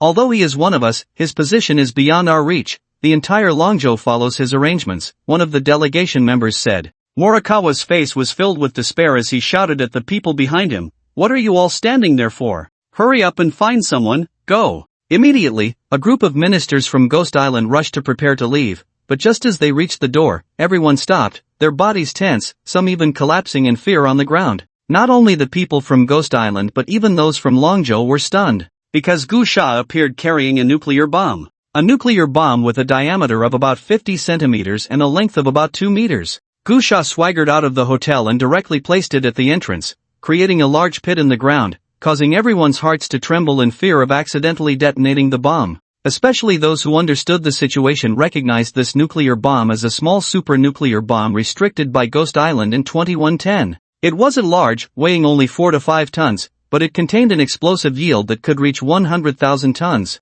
If it detonated, it could easily engulf this barrier in an instant. Morikawa was so frightened that he nearly fainted. He was now very regretful, wondering how it had come to this. Just a few hours ago, the thriving D-City barrier had turned into this state of being riddled with holes and on the brink of collapse. The man before him was a devil. Gusha tossed the nuclear bomb at the entrance and swaggered inside, but he wasn't completely oblivious. He had left a mark of power on the bomb, so it wouldn't be so easy to cause a problem. "Is the plane ready?" Gusha said as he walked in. "You should be ready to take off at any time. If Ghost Island doesn't hand over the people to me, I'll blow up this barrier." "Didn't they say those two guys ran away and couldn't be found?" "Then there's no need to look for them. We can find them," Morikawa shouted urgently. "Your Excellency Gusha, we will definitely be able to find them. Please give us a little more time, we will surely find them." Gusha glanced at Morikawa and said, "Why should I give you more time? I can't just wait for you for 3 to 5 days if you can't find them." Morikawa was in a panic, but Jojuan and Yaodao were both 7th-tier extraordinary warriors, and they were very familiar with the barrier. If those two wanted to hide, it wouldn't be easy to find them in a short time. Gusha rubbed his nose and said, "However, it's not that I can't give you a little more time, but I'm the kind of person who can't sit still. I'm afraid of being bored, and when I'm bored, I like to throw a nuclear bomb or something. Unless you can give me some fun." Yes, Morikawa hurriedly said. There is fun. Your Excellency Gusha, we have many beautiful women in Ghost Island, big stars, and tycoon princesses, etc. What type do you like? Gusha, am I that kind of person? I'm not interested in women. No, I'm not interested in men either, Gusha said speechlessly. Cultivation, my only hobby is to become stronger, understand? Alien bones, corpse nuclei, it all depends on how long you can delay me. I absorb energy very quickly, so how long I can give you depends on how long I can cultivate quietly. Morikawa hurriedly said, Understood, I understand. Immediately, Morikawa roared at those ministers as if he had gone mad, causing a group of people to hurriedly leave to prepare the corpse Coercion. Seeing this scene, the group of Longzhou people, including Kwangdao, were in awe. However, the members of the delegation looked at their phones, which were almost exploding from calls, and helplessly said, Killing God, you really are on fire today. Protests are erupting against the federal government from all continents, and the federal government is continuously pressuring Longzhou. Gusha also saw the news on the global forum. Indeed, his actions in Ghost Island had frightened the official representatives from all over the world. The emergence of such an unrestricted powerhouse made them feel not that humanity was saved, but that the threat was too great, akin to when only one continent possessed nuclear weapons. In fact, the fear overshadowing them was even greater than that brought by Gusha, because Gusha was alive, walking, and unrestricted. All continents were protesting to the federal government, pressuring Longzhou. Gusha asked, What does the official side of Longzhou say? The leader of the delegation laughed and said, What else can they say? The elders directly stated that they can't control what you do. Longzhou also has quite a few nuclear weapons. We have the capability to go down in flames together. It won't be your burden, you can do as you wish. Gusha chuckled lightly, waved his hand, and said, Tell Longzhou to convey a message to the federal government. If anyone dares to keep nagging, I will blow up the federal building in a couple of days, and then settle accounts continent by continent. After saying this, Gusha went straight upstairs. Before long, the high-ranking officials of Ghost Island were busy sending a large number of corpse Coercion. Gusha, killing and arson, the golden belt, the ancients do not deceive me. In that moment, Gusha looked at a world map, as if he had opened the door to a new world. Gusha's terror enveloped Ghost Island. The high-ranking officials of Ghost Island dared not act insincerely, they were searching everywhere for the whereabouts of Joju and Yaodao. During this process, extraordinary beings from other continents also pressured the Ghost Island officials, especially those who had previously shouted on the global forum about challenging Gusha. One by one, they were engulfed in panic, trying various ways to pressure their respective governments to make Longzhou persuade Gusha to abandon his plans for retribution. However, there was no effective progress. Instead, Longzhou's officials directly relayed Gusha's words, causing all continents to become wary. No one knew if Gusha would really come to their territory. This led to those extraordinary beings who had boasted on the forum regretting it immensely, wishing they could give their own mouths a few good punches. However, Gusha was temporarily uninterested in settling scores with those people, as he was happily cultivating. Although Ghost Island was not large in territory, its technological power was quite impressive.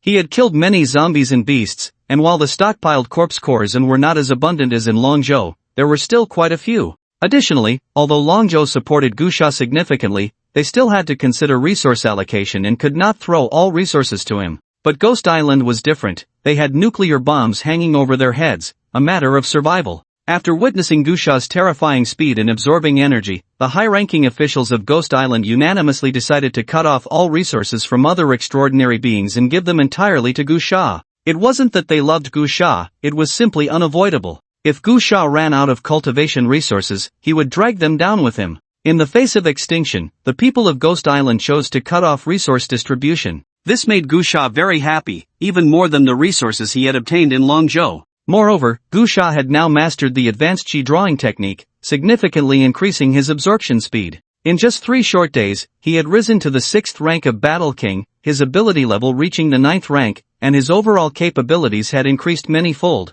The most intuitive change was his ability to foresee the future, which had reached 10 days. The official authorities of Ghost Island State could no longer hold on. The corpses and extraordinary bones they had stockpiled were running low. The chief, Morikawa, was so anxious that he personally went out to search for the two, Yaodao and Joju. He hated these two deeply in his heart. They had to provoke Gusha for no reason, and afterward, they took no responsibility, causing them to pay such a heavy price. Of course, if we talk about who he hated the most, it was definitely the commander of the City Defense Coalition, Okada. If Okada hadn't already had his head smashed by Gusha, he would have dragged the body out to beat it. Finally, during the citywide manhunt, on the 4th day, they found the whereabouts of Joju and Yaodao. Damn it! In the office, Morikawa slammed the documents to the ground in anger and roared. What does the South Island delegation mean? We are searching everywhere for Joju and Yaodao, and they actually hide these two, causing us to waste so many resources? A minister said, Chief, those people from South Island not only hid Yaodao and Joju but also secretly gathered many extraordinary beings from various states.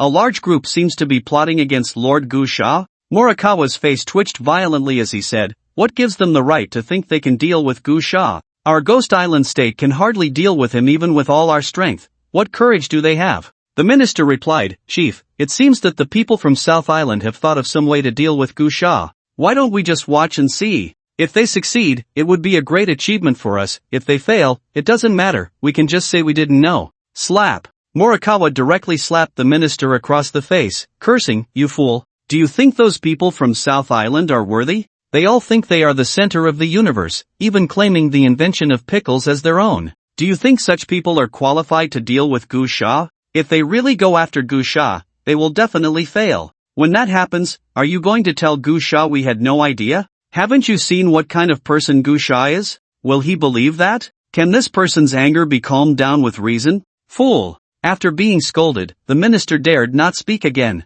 Go, immediately notify Gusha. In the hotel, when Gusha heard that those people from South Island claimed to have found a way to deal with him and had gathered a large number of extraordinary beings to confront him, he was stunned. To be honest, among those who had publicly challenged him on the global forum before, many had been noted down by Gusha. However, not a single person from South Island was on that list, not for any other reason, but because South Island was too weak. It was only a tiny area, and even the weather forecast had to rely on the border city of Longzhou, with not a single extraordinary being capable of entering the human ranks. With such a weak force, no matter how much they shouted, Gusha had no interest in responding, they simply weren't worthy. He had no intention of causing trouble for the South Island delegation. After all, it would be like an adult getting into a fight over a few provocative words from kindergarten kids, truly embarrassing. However, Gusha never expected that he had no intention of looking for trouble with those from South Island, and yet they jumped out first. I'm really drunk. Instead of staying home to enjoy pickles,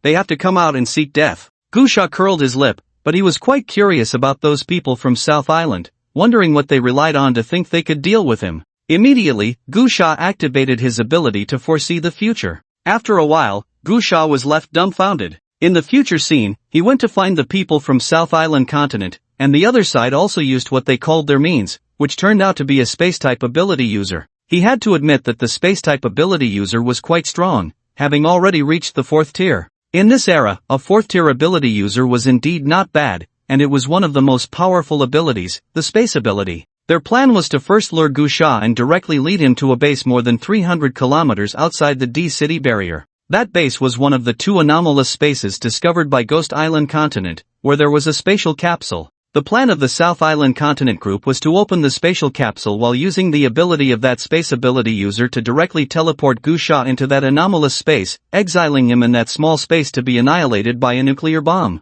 Regarding this mysterious plan of the South Island Continent Group, Gusha didn't know how to comment. He also didn't understand what those people were thinking, why they believed that a 4th-tier ability user could transfer a War King. Perhaps they thought he only weighed a little over 100 pounds. There were too many points to criticize, and Gusha didn't know where to start. However, thinking about the nature of the South Island Continent, it seemed understandable. The South Island Continent was a magical region, so it wasn't hard to comprehend the ridiculous things the people from this region would do. It just left Gusha a bit incredulous that so many people actually believed it. However, he didn't take this matter too seriously. After all, they were just a bunch of clowns. What truly caught Gusha's attention was the subsequent developments. In the future scene, he easily killed the group from South Island Continent. When inquiring about the situation of this anomalous space, the official explanation from Ghost Island Continent was that this was the 2nd anomalous space discovered by Ghost Island Continent, which had already been explored. It was very small, a desolate area with traces of past biological existence, but now it was empty. A few days later, Ghost Island Continent finally began to gather extraordinary individuals from various continents to explore the publicly announced resource-rich anomalous space. Gusha was also one of the exploration members who entered that anomalous space. What surprised Gusha was that the anomalous space was indeed as Ghost Island Continent had claimed, a relatively desolate small space, with towering mountains and flowing rivers, very harmonious, but without any traces of animal existence. The number of source stones inside was quite large, and there were also some strange flowers and fruits containing abundant source energy. For a time, extraordinary individuals from various continents entered into a frenzied battle for resources. Until the future scene ended, the extraordinary individuals were still fighting for resources in that small space, where the resources were very rich, and many people were continuously leveling up. Gusha had risen from a 6th-tier extraordinary individual to a 7th tier, but just as the 4th day was about to end, Gusha suddenly felt that the energy in his body was becoming uncontrollable and extremely violent. The power of the inscriptions was actually continuously declining. To be precise, a unique force appeared in his body, constantly binding his energy, like a legendary seal. Soon, he figured out that this mysterious power all came from the strange flowers and fruits and source stones he had absorbed in the anomalous space over the past few days. The source energy in those strange flowers and fruits and source stones was mixed with other substances, lurking into the extraordinary individual's gene lock, waiting for the right moment to seal the extraordinary individual's power. However, in that future scene, Gusha had indeed reached the 7th-tier War King level. Immediately, he unleashed the power of the inscriptions of a 7th-tier War King to expel that unique force from his body. Just then, a terrifying beast's roar erupted, extremely frightening and filled with a sense of oppression. Roar. The roar shook the 8 directions, and the entire small space could hear that enormous sound. Many extraordinary individuals still fighting for resources felt their bodies go weak, and many collapsed to the ground. Meanwhile, Gusha watched as many extraordinary beings' bodies began to rot rapidly, with only their blood condensing into blood-red beads that flew towards the sky. The future vision ended here. Damn it, these little days are indeed not peaceful. After absorbing 10 days worth of future visions, Gusha's eyes were filled with killing intent. Although he did not see what kind of beast made that terrifying sound in the footage, he could basically confirm that this was a conspiracy orchestrated by the people of Ghost Island Continent. At the very least, they were in the know. Otherwise, with such abundant resources inside and no dangers, there was no reason for Ghost Island Continent to share such good things. The noble reason of saving all humanity was not something Ghost Island Continent could come up with. Originally, the publicly stated reason from Ghost Island Continent was reasonable. They had discovered a large amount of resources in that alternate space, but there were hidden dangers, and their extraordinary forces alone could not fully exploit it, so they invited extraordinary beings from all continents to gather. This explanation seemed reasonable, but the reality was that there were no apparent dangers in that small space, and those resources were completely within reach. The real danger lay in those so-called resources. After those extraordinary beings died, the beads formed from their vital energy flew towards the place where the beast's roar came from. It resembles a sacrifice. In that 20-year future memory, Gusha had also heard some news that certain powerful individuals could use special means to gain greater power through sacrifices, referred to as evil and heretical practices. However, now even the Dragon Continent could only barely develop a high-level chi induction technique with his help. How could there already be sacrificial methods? There was only one possibility. It came from the Tianyuan realm. Is Ghost Island Continent collaborating with the Tianyuan realm to act as traitors? Gu Sha wondered. But what about this sacrifice? If Ghost Island Continent officially cooperated with the Tianyuan realm, they could directly establish a spatial passage to transport beings from the Tianyuan realm over. With the power from the Tianyuan realm, even a small force could easily annihilate the current Earth. Why go through all this trouble? Gu Sha felt very puzzled. However, he didn't think too much about it. He wasn't a high IQ person, and there were many things he couldn't understand, so it was better to just ask directly. But before asking, Gu Sha felt it was best to first eliminate the group of clowns from the southern island continent, and then slowly find trouble with the officials of Ghost Island Continent. In the hotel, Morikawa and a group of high-ranking officials were waiting in the lobby for Gu Sha, all of them unable to suppress their urge to curse at the sight of the nuclear bomb at the entrance. However, when they saw Gu Sha appear, their expressions instantly changed, all wearing flattering smiles. Morikawa hurriedly said, "Respected Lord Gu Sha, you must have understood the situation by now. The people from Southern Island Continent are overestimating themselves, gathering a large number of extraordinary beings to attempt to harm you." Gu Sha glanced at Morikawa, sneered, and said, "Lead the way." "Of course, please." Morikawa quickly followed respectfully beside Gu Sha, but he couldn't shake the feeling that Gu Sha's gaze towards him just now was a bit off. Soon, Gu Sha was led by a military force from Ghost Island Continent to the gathering place of the Southern Island Continent group. However, midway, Gu Sha quietly slipped away and went alone to the secret base of the Southern Island Continent group. Because in the future vision, this group had already prepared several fighter jets, waiting for him to approach before breaking through the barrier to lure him out of the city. Although Gu Sha knew that leaving the city wouldn't affect him, he wasn't very interested in taking a trip outside, so he planned to directly crush the Southern Island Continent group's plans. Gu Sha followed the memories of the future scene and quickly found the secret base of the group from Nan Daozhou, located in a hastily constructed community. Then, he descended from the sky, and the tang knife in his hand erupted with dozens of meters of phantom shadows. With just a few swift strikes, he completely destroyed the several fighter jets. Jiuju, Yao Dao, and the members of the anti-Gu Sha alliance who were with the people from Nan Daozhou all stared in shock at this scene. Just a second ago,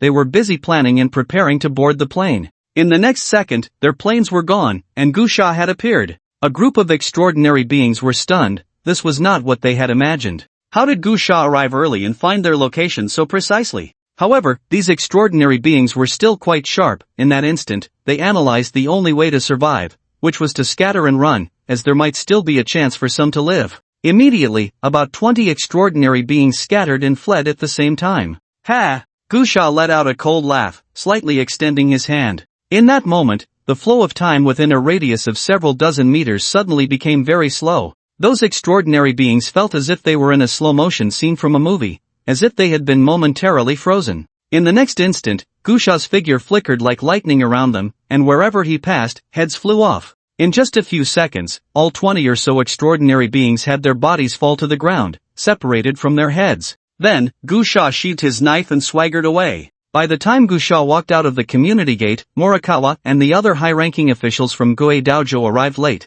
followed by a military unit. When they saw Gu Sha walking out of the community, Morikawa and the others hurriedly approached and asked, "Your Excellency Gu Sha, what is the situation?" Gu Sha looked at Morikawa with a half-smile and said, "It's all been taken care of." Morikawa felt something was off about Gu Sha's gaze. He had sensed something strange since the hotel, but he couldn't quite pinpoint what was wrong. Under Gu Sha's stare, Morikawa felt a chill run down his spine, and suppressing his fear, he said, "Since those who offended Your Excellency Gu Sha have received their due punishment, I will send someone to take you to rest." "No rush." Gu Sha pointed at Morikawa and then at several ministers from Gue Daozhou, saying, "I have something to discuss with you." Morikawa and the others felt a wave of panic but dared not refuse Gu Sha's proposal, so they immediately took him to a building and entered an office. Gu Sha sat in a chair and gestured for Morikawa and the others to sit down. They sat down trembling, all guessing what Gu Sha was up to. "Your Excellency Gu Sha, what? Do you wish to command?" Morikawa asked. Gu Sha's pupils constricted, his gaze piercing as he fixed his eyes on Morikawa, and said in a deep voice, "I want to know the true truth about the alternate space." Morikawa's heart skipped a beat as he looked at Gu Sha, awkwardly smiling. "Your Excellency Gu Sha, have you heard any rumors? As for the alternate space, we have indeed concealed some information. Currently, Gue Daozhou has discovered two. One is the Deshur mountain at the border, which we have publicly acknowledged, and the second is the Changgu mountain, located 300 kilometers from City D. We have explored this alternate space, but we have kept it hidden. The alternate space at Changgu Mountain is similar to the one excavated in Longzhou, filled with zombies. Many of our extraordinary beings risked their lives to spread this information. We are already preparing to use a nuclear bomb for humanitarian destruction. Gu Sha waved his hand and said, "What I asked is the truth about the alternate space at Dishur Mountain. You have one last chance." Morikawa's expression changed slightly, though it was barely perceptible. However, he hid it well, and there was no sign of abnormality as he said naturally, "It seems that Lord Gu Sha is aware, so I won't hide it any longer. The information we publicly disclose about Ghost Island is somewhat concealed. The danger level within is higher than what we have made public. The most suitable way to handle this is to accept your proposal from Longzhou to destroy it directly. However, we are reluctant to part with the abundant resources inside, which is why we gathered." Gu Sha suddenly interrupted Morikawa, saying, "Your chance is up." Before he finished speaking, the tang knife placed on the table erupted with energy, transforming into a shadow that directly sliced through Morikawa's neck, and a head instantly flew up. Blood sprayed out like a fountain, scaring the high-ranking officials of Ghost Island into a panic, all of them standing up, wanting to flee. In that moment, a minister who had reached the door suddenly shattered, exploding into several pieces, blood splattering everywhere in the office, turning it a vivid red. "Everyone sit down," Gu Sha said flatly. The ministers trembled as they sat back down. Gu Sha sat in his chair, leisurely pressing the hilt of the tang knife, the tip constantly swaying, pointing at one person and then another. Each time it pointed at someone, they would tense up, their scalp prickling, and when the tip moved away, they would secretly breathe a sigh of relief, feeling as if they had survived a disaster. "It's you!" Gu Sha suddenly stopped moving the hilt, the tip pointing at a somewhat overweight middle-aged man, the chief minister of Ghost Island, who held significant administrative power and ranked among the top 5 in Ghost Island's hierarchy, named Yejima. Designated by Gu Sha, Yejima instantly broke out in a cold sweat, his body going limp as he half-slumped in his chair. Gu Sha smiled and said, "Tell me the truth about Dashi Mountain." Yejima began to tremble, his face pale, sweat pouring down as if he were bathing, stammering, It's a conspiracy. It's Yejima." Suddenly, at that moment, a minister shouted, "You are going to betray Shang." In that instant, the tang knife emitted a buzzing sound, and that minister's head exploded. Gu Sha looked at the terrified Yejima and said, "You continue." Yejima stammered, That alternate space is different from the one you discovered in Longzhou? The alternate space of Dashi Mountain is an alternate space that the Earth itself possesses." Gu Sha frowned and asked, "What do you mean? The Earth possesses it?" Yejima swallowed hard and nodded, "Yes, possesses it." "Shut up." At that moment, another minister scolded, "Yejima, you traitor, shut your mouth." Then that minister took out his phone and looked at Gu Sha, saying, "Gu Sha, the Longzhou delegation has been controlled. If we don't leave within 3 minutes, our Ghost Island army will stop at nothing to kill your Longzhou delegation members. We can guarantee that as long as you don't interfere with the Dashi Mountain matter, we can ensure the safety of your Longzhou delegation members and guarantee your safe departure, you idiot." Gu Sha suddenly swung the tang knife, directly cutting that minister in half, complaining, "Idiot, what were you thinking? When have I, Gu Sha, ever cared about the lives of others?" Then, Gu Sha placed the tang knife back on the table and said, "Continue." Yejima swallowed hard and continued, "Using the culture from your Longzhou side to explain, it is a paradise." Gu Sha's brows furrowed. Yejima nervously glanced at Gu Sha and continued, "We Ghost Island were the first to discover the alternate space, which is actually the alternate space of Changgu Mountain, appearing even earlier than the alternate space in Longzhou City. We had just sent people in to explore when something went wrong, and we have kept the news under wraps ever since. Immediately after, we discovered the alternate space of Dashi Mountain. However, when we attempted to enter and explore, we found that the situation inside was quite different. There were no zombies or undead beasts, instead, we encountered a fallen ancient deity." Upon hearing the word deity, Gu Sha immediately thought of Bai Ziyu from the Purification Society, that madman who also claimed to have seen a god, and that was a long time ago. For a moment, Gu Sha began to doubt whether this Ghost Island continent was also deceived by a powerful undead beast like Bai Ziyu. Yejima continued, "That is the celestial serpent recorded in the history of our Ghost Island continent. However, the people we sent to investigate encountered the soul of the celestial serpent, which has existed in that small space for thousands of years and is on the verge of disappearing." "Thousands of years?" Gu Sha raised an eyebrow and said, "Are you implying that there were gods on Earth thousands of years ago?" Yejima replied, "According to the celestial serpent deity, Earth was once glorious, existing as a high-level civilization in our universe, with countless deities. However, later, the world underwent a transformation, and the source energy between heaven and earth gradually became polluted, leaving less and less space for the deities to survive. Many deities joined forces to create numerous small worlds, dividing all the source energy from earth among these small worlds. But over time, the source energy in the small worlds became increasingly thin, and those deities eventually ascended to other civilizations. Only a few remained on Earth due to insufficient power to ascend, but as pollution worsened, those remaining deities gradually ceased to appear in the world, some dying in the small worlds, others failing in their final attempts to ascend. Thus, we have so many untraceable myths and legends on Earth. Gu Sha felt a heaviness in his heart. He realized that the fog of this world was growing thicker. In his previous life, or rather, during those 20 years of memories, due to a low level of understanding and limited exposure, his worldview was quite simple and clear. However, now, as his strength increased and he explored step by step, he found more and more things becoming unclear. The initial confusion was that many powerful beings from his past life did not exist at all. Later, upon exploring the alternate space, he learned of the existence of the Tianyuan realm and thought he had found the truth of the world. But now, this trip to the Ghost Island continent had unexpectedly revealed ancient mythological legends. Continue, Gu Sha said in a deep voice. Yejima said, in that small world of Dashi Mountain, only the celestial serpent deity's soul remains. We communicated with it, and it did not know about zombies or undead beasts. However, it sensed that the source energy between heaven and earth was recovering, so it exerted all its strength to guide us to meet it. It told us that those zombies and undead beasts are not to be feared. As the source energy revives, Earth will gradually restore its former glory, and even those deities that left Earth long ago may return. At that time, all crises will be resolved.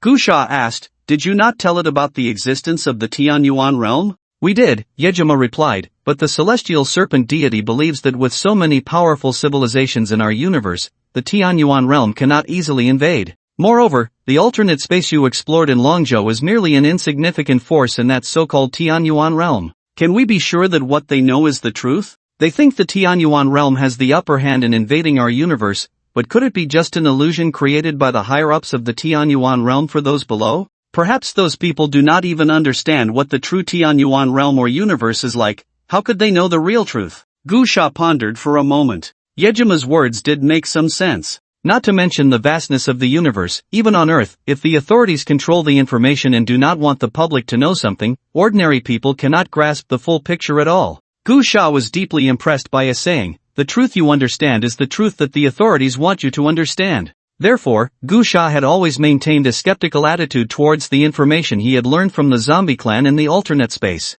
Gu Sha said, so, the so-called celestial serpent god, does it understand the universe? It said it doesn't understand either. Yejima shook his head and replied, it's just that when it saw the brilliance of Earth civilization and the powerful deities, it didn't believe that the so-called celestial realm could easily invade our universe. Gu Sha narrowed his eyes slightly and said, continue, what happened next? Yejima said, the celestial serpent god is one of the most revered deities in our Ghost Island continent, and we naturally hope it can come forth. Gu Sha, hee. Yejima awkwardly said, well, it's just that now, with the apocalypse upon us, our situation is dire, and the celestial serpent god has the ability to protect us, and it can also make our Ghost Island continent the strongest in the great era of the revival of source energy. However, the celestial serpent's physical body has already died, and its soul is very weak, needing a large amount of extraordinary beings' genetic blood to nourish its soul. So, Gu Sha said solemnly, so, you publicly provoke and slander Dragon Continent, then attract powerful extraordinary beings from all continents to explore that alternate space, all to find sacrifices for that snake, to resurrect it.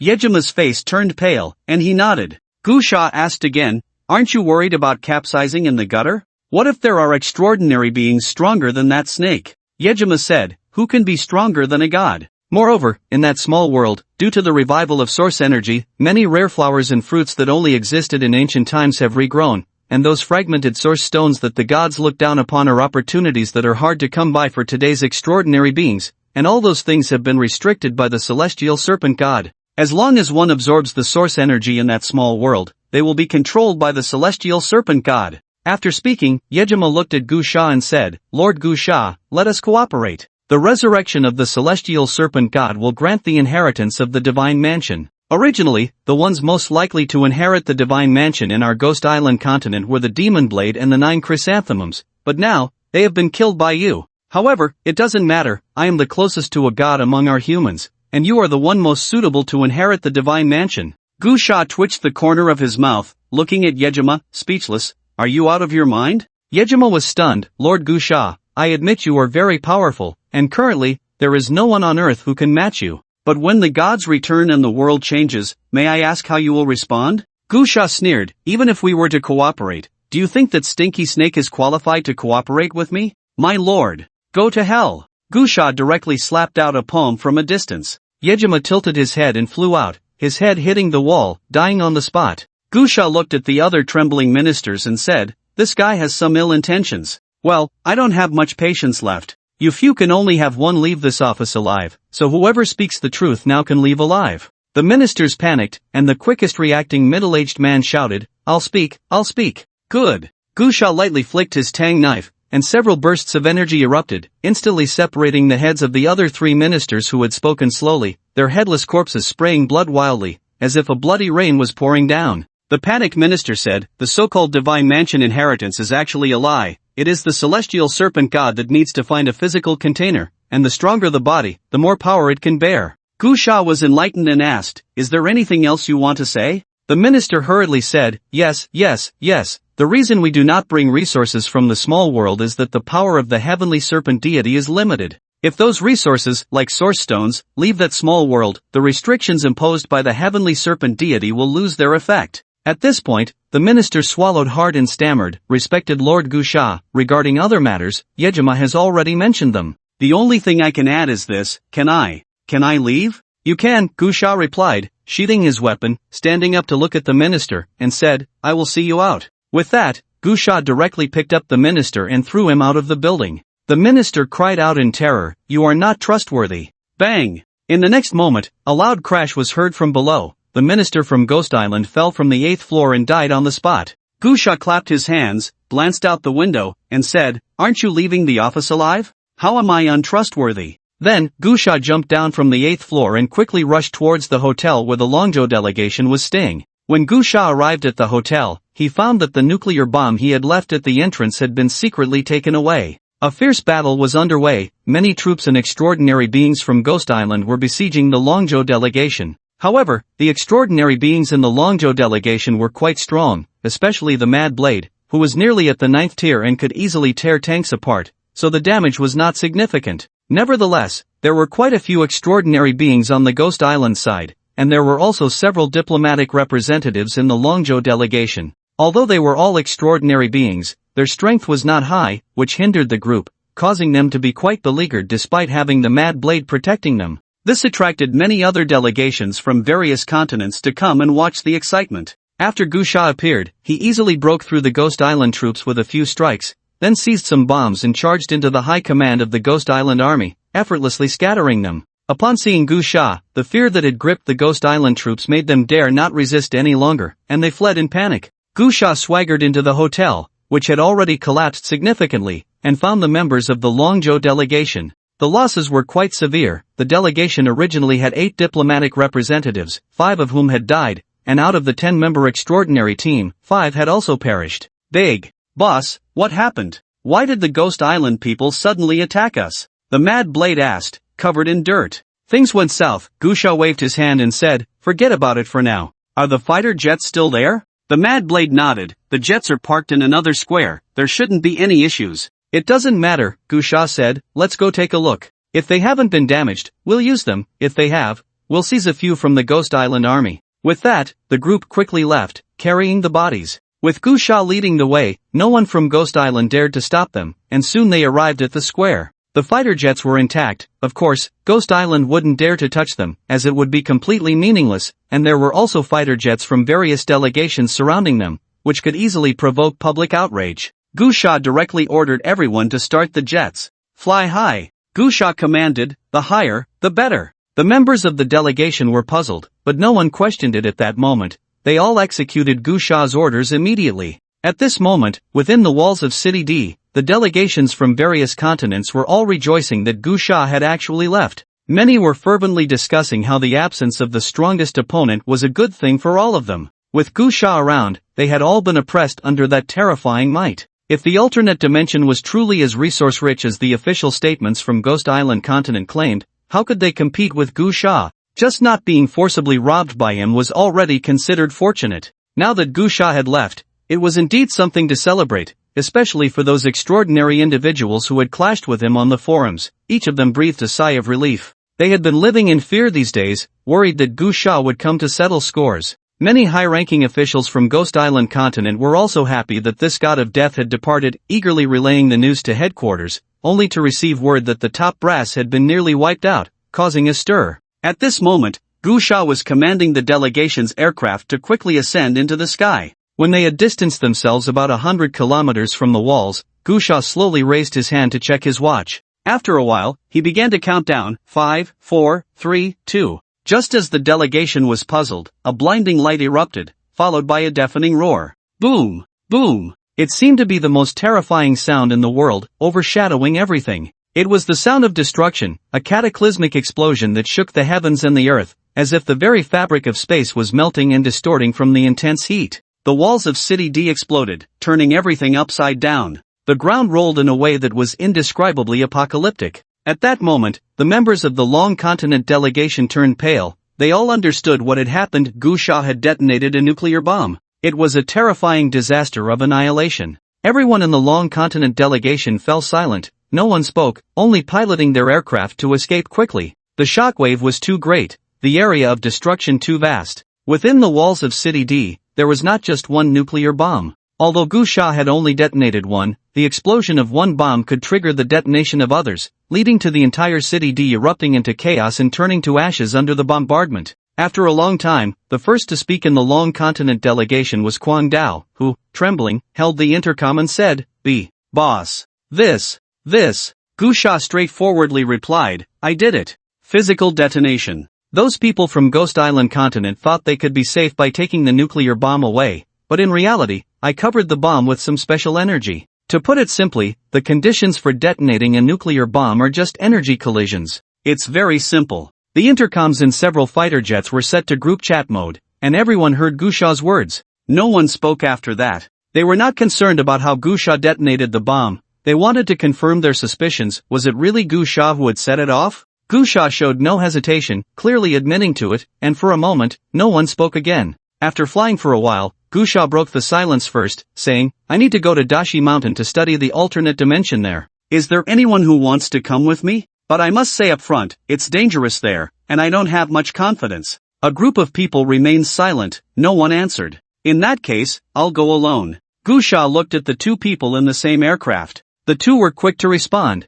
immediately calling for another fighter jet, and they transferred to it. After the pilot gave Gu Sha a few reminders about flying the fighter jet, he also left. Subsequently, Gu Sha piloted the fighter jet alone, quickly changing direction and departing. Inside one aircraft, Kwang Dao sat by the window, watching Gu Sha leave, feeling very silent. A transcendent individual asked in confusion, Brother Dao, you admire the god of killing so much, why don't you go with him? Given your nature, I don't believe you think there are things the god of killing can't handle. Once this question was posed, everyone was curious. Kwang Dao remained silent for a while before saying, I do admire him, in my heart, he is a god. Kwang Dao sighed and continued, but just now, when he admitted that he was the one who detonated the nuclear bomb, I finally understood that I had been wrong all along. He is a god, and I am but a human. I can only look up to him from afar, yet I have always foolishly tried to walk alongside a god. It's truly a bit laughable. Everyone fell silent. Kwang Dao chuckled awkwardly and said, if a god were to be born on earth, that person could only be him. He meets all the requirements of a god, powerful, cold, fearless, and without any scruples. Mortals should just play their roles as mortals, whether in faith, admiration, disdain, or contempt, but they should never fantasize about walking alongside a god. A god is destined to walk alone. After saying this, Kwang Dao tightly gripped the large knife in his hand, looked at the high-ranking members of the delegation beside him, and said, write me an application. This time, when we return to Longzhou, I apply to be transferred to the front lines to fulfill the duties of a human. Gu Sha, who was flying towards Dashi Mountain, naturally had no idea that his second-in-command, Gu Choi, had already awakened some special abilities. However, if Gu Sha knew about Kwang Dao's realization, he wouldn't be able to help but give Kwang Dao a thumbs up, telling him, at this moment, you have attained enlightenment, you are the true god. Dashi Mountain, located on the border of Ghost Island continent, is one of the farthest regions from City D and was not greatly affected by the explosion in City D. However, Ghost Island continent is not that large, and no matter how far away, facing such a terrifying nuclear explosion, one cannot completely avoid the shockwaves. When Gusha arrived at Dashi Mountain, he saw from a distance that Dashi Mountain had actually erupted, and there were signs of an earthquake. However, Gusha didn't pay much attention, circling in the air a few times, and based on his memory, he locked onto the base established by the Ghost Island continent near Dashi Mountain, then opened fire. He directly launched dozens of shells from the fighter jet. Boom! Boom! Boom! Amidst the violent explosions, the military in the Ghost Island base began to resist, with fighter jets rushing out and missile systems locking onto Gusha's fighter jet. However, Gusha simply threw out the Tang Dao, and the terrifying speed ignited friction in the air, creating a fearsome blaze. When it fell into the base, it descended like a meteor from the sky. Boom! The Tang Dao directly pushed the missiles back, exploding within the base. Gusha quickly parked the fighter jet and soared into the sky, punching and kicking at those fighter jets, expending hardly any energy to shoot them all down. He then reached out to summon the Tang Dao, which fell from the sky into the base, unleashing a massacre. In less than half an hour, the entire base was annihilated amidst the roar of explosions. Gusha dragged the Tang Dao and charged into the laboratory that led to the small world portal in his memory, witnessing a scene that made even his heart race. The laboratory was filled with many experimental devices, all transparent instruments soaking in liquid, and at a glance, there were hundreds of them, all containing transcendent individuals. Some were fully inserted with various tubes drawing blood, while others had their organs removed yet were still alive, somehow. A term suddenly popped into Gusha's mind: human experimentation. In the future scenes, Gusha had not seen this moment, but he understood that in the future projections, he had come here according to the arrangements of the Ghost Island continent, and the traces of these human experiments had naturally been erased by them. Humph! Gusha snorted coldly. After all these years, the Ghost Island continent still hadn't changed its ways, seizing any opportunity to engage in such activities. Those captured for experiments came from various continents, and among them were quite a few from Longzhou. When those people saw Gusha enter, their eyes were filled with eager anticipation. Among them, one person whose body had been replaced with various beastly organs continuously opened his mouth in the transparent device but could not make a sound. However, Gusha could tell from his lip movements that he was saying, "Kill me." Gusha walked up to the device and said in a deep voice, "Do you want me to give you a quick end?" The man's eyes revealed a look of full expectation as he nodded with all his might. Then, Gusha turned to look at the other people around him, those who were unable to live or die, and they also showed expressions of anticipation. Gusha's face was expressionless as he slowly raised his hand, snapping his fingers with a snap. A massive surge of inscription energy erupted, and with bang, bang, all the equipment in the laboratory exploded, and the stench of various foul potions filled the air. "Thank you." "Ah." Various sounds echoed, with many who did not die immediately expressing their gratitude to Gusha. Soon, those voices faded away. Unable to live or die, death has become the greatest luxury. Gusha shook his head slightly and sighed. "It seems I need to drop a few nuclear bombs." Gusha did not linger and followed his memory to a secret room. Inside was the portal to the small world. However, Gusha did not enter directly but activated his ability to foresee the future. This time, he activated the foresight purely for precaution. Upon learning of the existence of the heavenly serpent from the minister of Ghost Island, Gusha had already decided to foresee the future once more. However, since the foresight had a time limit, he waited until he reached this place to use it, to avoid encountering strange occurrences that would delay him. Accompanied by waves of energy fluctuations, a segment of memory from the next 10 days appeared in Gusha's mind. In the memory, he entered an alternate space, just like the future scene he had seen last time. That small world was still so quiet, hiding many resources among the towering mountains, with exotic flowers and plants, fragments of source stones, and even some ancient texts containing hidden cultivation secrets. However, Gusha did not touch any of these things and quickly searched for the heavenly serpent in that small world. Although it was called a small world, it was actually comparable to the area of a typical second or third tier small city. Gusha wandered inside for 5 days before finally finding an abandoned altar. After fiddling around the altar for a long time, he finally found a passage. As he went in, the passage became increasingly spacious, and eventually, he reached a depth of 400 to 500 meters underground, where his vision suddenly opened up. Inside were some very ancient buildings, all constructed from giant stones or wood. After bypassing those buildings, what came into view was a fiery red world, a vast underground realm, with red magma flowing slowly within it. Occasionally, huge bubbles would rise from the magma, and floating stones could be stood upon, with a sea of fire below. With slight sounds, a loud bang erupted, and scorching magma shot out, resembling brilliant red fireworks. It was entirely a world of magma. Gu Sha stood among it, appearing very small. He quickly activated his powerful perception to begin exploring, and at that moment, the calm sea of magma suddenly boiled, as if a storm was about to strike. With a tremendous explosion, countless hot magma erupted violently in an instant. Amidst the flying lava, a massive mysterious creature suddenly surged up from the magma. It was a bizarre creature formed from condensed magma, resembling a snake but with 8 heads and 8 tails sharing one body. Gu Sha's pupils constricted slightly, and he immediately guessed that this was the legendary deity of Ghost Island, the Celestial Serpent, exactly as described in the legends. Hiss! The Celestial Serpent flicked its tongue, and the magma lake suddenly became agitated, with columns of magma erupting into the sky, a truly spectacular sight. Zwa zwa zwa! The giant serpent emitted an unknown language. Gu Sha frowned slightly and said, "Idiot, can you speak Chinese?" With a roar, the 8 heads of the Celestial Serpent loomed over Gu Sha in a surrounding posture, surprisingly producing a human voice. "You are the detestable descendant of the 9 provinces." The name 9 provinces was not unfamiliar to Gu Sha. After all, he was a high school student who had studied history and knew that Longzhou was referred to as the 9 provinces in ancient times. However, judging by the tone of the Celestial Serpent, it seemed to harbor a strong dislike for Longzhou. Gu Sha said in a deep voice, "Idiot, I have some questions to ask you. All 9 provinces people should die." The Celestial Serpent showed no interest in conversing further with Gu Sha and immediately launched an attack, its massive 8 tails swinging fiercely, sending a wave of scorching magma crashing toward Gu Sha, as if a tidal wave was bearing down on him. Gu Sha drew his sword and prepared to fight. He dared not be careless against this legendary mythical creature. He unleashed all his strength, the power of a 6th-tier battle king erupting, and the terrifying blade shadow extended for dozens of meters, exploding with a thunderous sound, shaking the entire underground world, countless abilities raining down. However, in the next moment, something astonishing happened. The seemingly ferocious Celestial Serpent was actually severed of 5 heads by his strike. With only 3 heads remaining, the Celestial Serpent crashed into the magma, its eyes filled with disbelief, terrified as it said, You are a returning cultivator."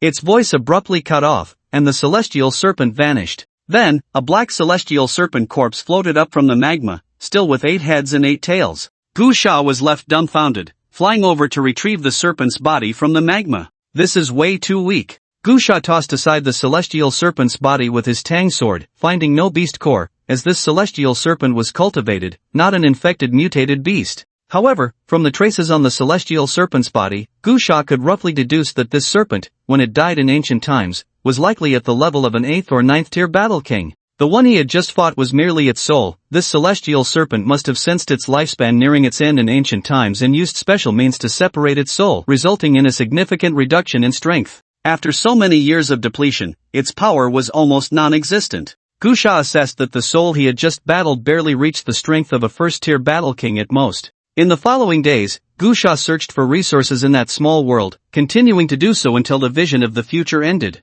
In the laboratory, after absorbing that segment of 10 days of future memories, Gu Sha's expression was quite remarkable. "I accidentally killed it, and didn't get to ask anything. I was too careless." Gu Sha chuckled lightly, then immediately slashed open the door of the secret chamber, revealing a hidden spatial passage. This alternate space was different from those in the Tianyuan realm. It was a space naturally existing on Earth, making the establishment of spatial passages very easy. Unlike the Tianyuan realm, which required breaking through parallel spaces, Ghost Island built the spatial passage after discovering this small world and recognizing the Celestial Serpent as their ancestor. Gu Sha quickly entered the spatial passage, and in the next moment, he appeared in that small world. He did not delay, directly following the memory to run toward the altar where the Celestial Serpent was hidden, easily entering the concealed passage and stepping into the fiery red magma world. "Celestial Serpent, get out here!" Gu Sha shouted loudly. The Heavenly Serpent's soul appeared in a very flamboyant manner, just like in the memory images, with the lava surging and roaring all around, looking extremely powerful and terrifying. The Heavenly Serpent shouted angrily, "How disgusting! A person from the 9 provinces, you shall die. Go to hell!" Gu Sha extended his hand, and the powerful power of the inscriptions erupted, instantly binding the Heavenly Serpent's soul, pulling it out of the sea of lava and smashing it onto the shore. The Heavenly Serpent? Bang! The Heavenly Serpent's soul was yanked out of the lava by Gu Sha and smashed hard onto the ground, shattering a large area of buildings. The overwhelming power of the inscriptions bound the Heavenly Serpent, rendering it unable to move. The Heavenly Serpent was dazed. Its 8 heads were not enough to comprehend what had suddenly happened, but before it could figure it out, Gusha raised his hand, his fingers slowly curling. Hiss! The heavenly serpent let out a piercing scream. It was a soul entity, and ordinary physical attacks did not inflict much damage on it. For instance, just now, when Gusha smashed it to the ground, it felt no pain at all. But now it was different. Gusha used the power of the inscriptions to fiercely compress the heavenly serpent's soul, making it feel unbearable pain, as if it could be obliterated at any moment. Ah! The heavenly serpent let out a cry of agony, its 8 heads pressed together, roaring, You are a descendant of the ancient celestial gods. You have returned? Gusha, expressionless, said, You answer my questions, understand? The terrifying sense of pressure in tearing made the heavenly serpent dare not refuse Gusha's demands, and it hurriedly said, You ask, what was the ancient world like? What are the celestial gods? Gusha asked. The heavenly serpent hesitated. Why? Why would you ask such questions? Aren't you a descendant of the celestial gods? Damn it, am I asking you or are you asking me? Gusha slapped out with a big nostril, leaving the heavenly serpent several heads in a daze. The heavenly serpent quickly said, In ancient times, this place was called the Earth Immortal Realm, which is what you now refer to as Earth. However, the Earth Immortal Realm was just a small world in the universe. In modern terms, it was a civilization in the universe. I don't know what the current Earth is like. I only heard from the descendants of Ghost Island a while ago, but I can't determine the truth of what they said. I have been here for many years. According to their descriptions, today's Earth is less than 1/10 or 1/12 of what it was in ancient times, and the cultivation civilization of that year is no longer present. In ancient times, the Earth Immortal Realm was considered one of the notable civilizations in the entire universe. But I really don't know much. I don't know what happened back then. The Earth Immortal Realm suddenly perished, and those celestial gods left one after another. Some celestial gods who couldn't leave open small cave worlds. But what happened later, I also don't know. I had just awakened my intelligence when I entered this small cave, and it was only because my ancestors were mounts of the gods that I had the opportunity to enter the small cave. Gusha said solemnly, Are there really celestial gods? Yes, the heavenly serpent replied, or rather, powerful cultivators. Celestial gods. I don't understand either. Gusha asked again, You mentioned the revival of source energy, that those celestial gods would return, is that true? It's my speculation, the heavenly serpent said. Back then, I witnessed the last god leaving Earth on this spaceship.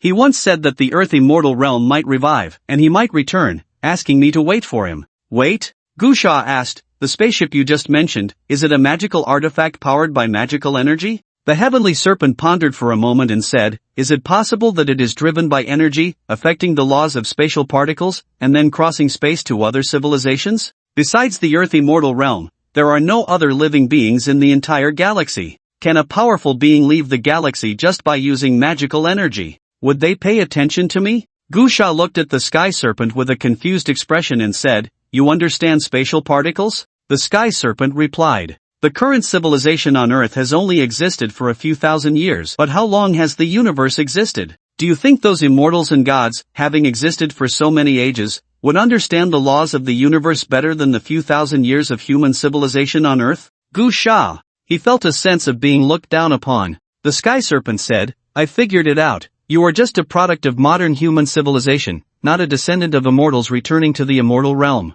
It's just that the revival of source energy has only happened for a short time, so how could you be so powerful? Gusha slightly clenched his hand. The sky serpent cried out in pain, I won't ask anymore, I won't ask anymore, I'll tell you. The civilizations of ancient times were far ahead of today's Earth by countless dimensions. I don't know much, just that the direction is different. Ancient civilizations relied on source energy. Many things cannot be explained by today's Earth civilization, like calling the wind and summoning the rain, which actually involves using the energy within practitioners to alter the laws of the air, thus achieving the effect of calling the wind and summoning the rain. Or reviving withered trees in spring, which also uses energy to change the internal particles of plants, thus bringing forth new life. Gusha's mouth twitched violently. Many of his mysterious fantasies felt like they were about to collapse. Continue, Gusha said in a deep voice. The sky serpent continued, So, in fact, there isn't much difference between ancient and modern times, just different directions. The ancient cultivation secrets, if placed in the present, are essentially the textbooks you humans talk about. Gusha. Everyone has a copy of 3 years of cultivation, 5 years to form a dan. Are there many small worlds like this? The sky serpent said, Many. As I said, today's Earth is only about 1/10 or 1/12 the size of the original immortal realm. Other regions have been incorporated into small worlds. The sky serpent said solemnly, That's all I know. There are many things I don't understand. Back in the original Immortal Realm, I was just a spirit pet, and what I knew were just snippets that leaked out during casual chats with those immortals. Gusha squinted slightly and asked, so what do you want to do? The Sky Serpent said, I just feel the source energy has revived and want to find a new body to leave this wretched place. I'm about to go crazy because without source energy, I had to abandon my body back then, and that's how I barely survived to now. Moreover, with the revival of source energy, many resources from the ancient immortal realm will also revive. If you cooperate with me, I'll teach you the ancient secrets, and you help me reshape my body. In this initial stage, if we join forces, we can gain the greatest rewards, otherwise, once those immortals notice and rush back, we won't get anything. Gusha remained unmoved. The Sky Serpent hurriedly said, I absolutely won't deceive you. If you don't believe me, I can teach you the ancient secrets right now. To be honest, your cultivation is quite high, but your methods of using the energy within you are really terrible, like a piece of iron that only knows how to smash but doesn't know it can be forged into a sword. Your use of energy is truly awful. Gusha looked at the Sky Serpent and revealed a faint smile, saying, I was wondering why you were so cooperative. Turns out you were digging a pit for me to jump into. After saying that, Gusha squeezed hard, and the Sky Serpent's soul exploded. From the moment Gusha heard the Sky Serpent mention ancient secrets, he thought of the alternate space in S-City, where Lin Xingyan collaborated with a high-ranking member of the zombie clan, who wanted to turn the tables through secrets. However, that high-ranking member's plan was seen through by Lin Xingyan, and now, this Sky Serpent had the same idea. The Sky Serpent was too cooperative, and Gusha, being a very suspicious person, felt that the more the Sky Serpent cooperated, the more he sensed something was off. Of course, it cannot be ruled out that the Celestial Serpent might genuinely be afraid, which is why it cooperated so well. It is also possible that the secret strategy it prepared is real, but Gusha does not believe it. Just this reason alone has already determined that the Celestial Serpent must die. However, the Celestial Serpent's words did make Gusha ponder, especially the description of the ancient secret strategy, which completely shattered Gusha's fantasy about the legendary immortal spells. Who would have thought that cultivating immortality would require science? Gusha smiled slightly, immediately putting away his tang knife and starting to search in the underground cave. Under Gusha's violent exploration, the buildings in the cave were destroyed one by one. His searching method could be summed up in one word: push. He was completely destructively searching, and finally, when he had almost destroyed all the buildings in the cave, he found traces of documents in a palace. There were more than a dozen huge stone tablets, each over 10 meters tall, with dense inscriptions carved on each one. They could only be tentatively called characters because, to Gusha, those characters seemed somewhat abstract. He immediately took out his phone and photographed all the images and texts. Then, he directly destroyed those stone tablets and ran out of the cave, starting to search for resources in this small world. Since he had already had 2 premonitions of the future, he was very familiar with this small world, and searching for those resources was very quick, completely relying on memory to take them directly. In this way, Gusha stayed in the small world for more than 10 days, almost turning over the ground of the small world, managing to gather almost all the resources inside. Although there might be some omissions, they were definitely not many. After more than 10 days of frenzied absorption, Gusha's cultivation progressed very quickly, directly breaking through from a 6th-tier Battle King to an 8th-tier Battle King, and he was not far from a 9th-tier Battle King. After Gusha came out of the small world, he immediately took out his phone, preparing to contact the officials to request a few experts in ancient characters. However, unexpectedly, there were a large number of missed calls on his phone, the most from his dedicated operator Niechingching, followed by Hanzei and Quang Dao, and even Elder Longzhou had called several times. Because he had been in the small world, there was no signal, so he could not get through at all.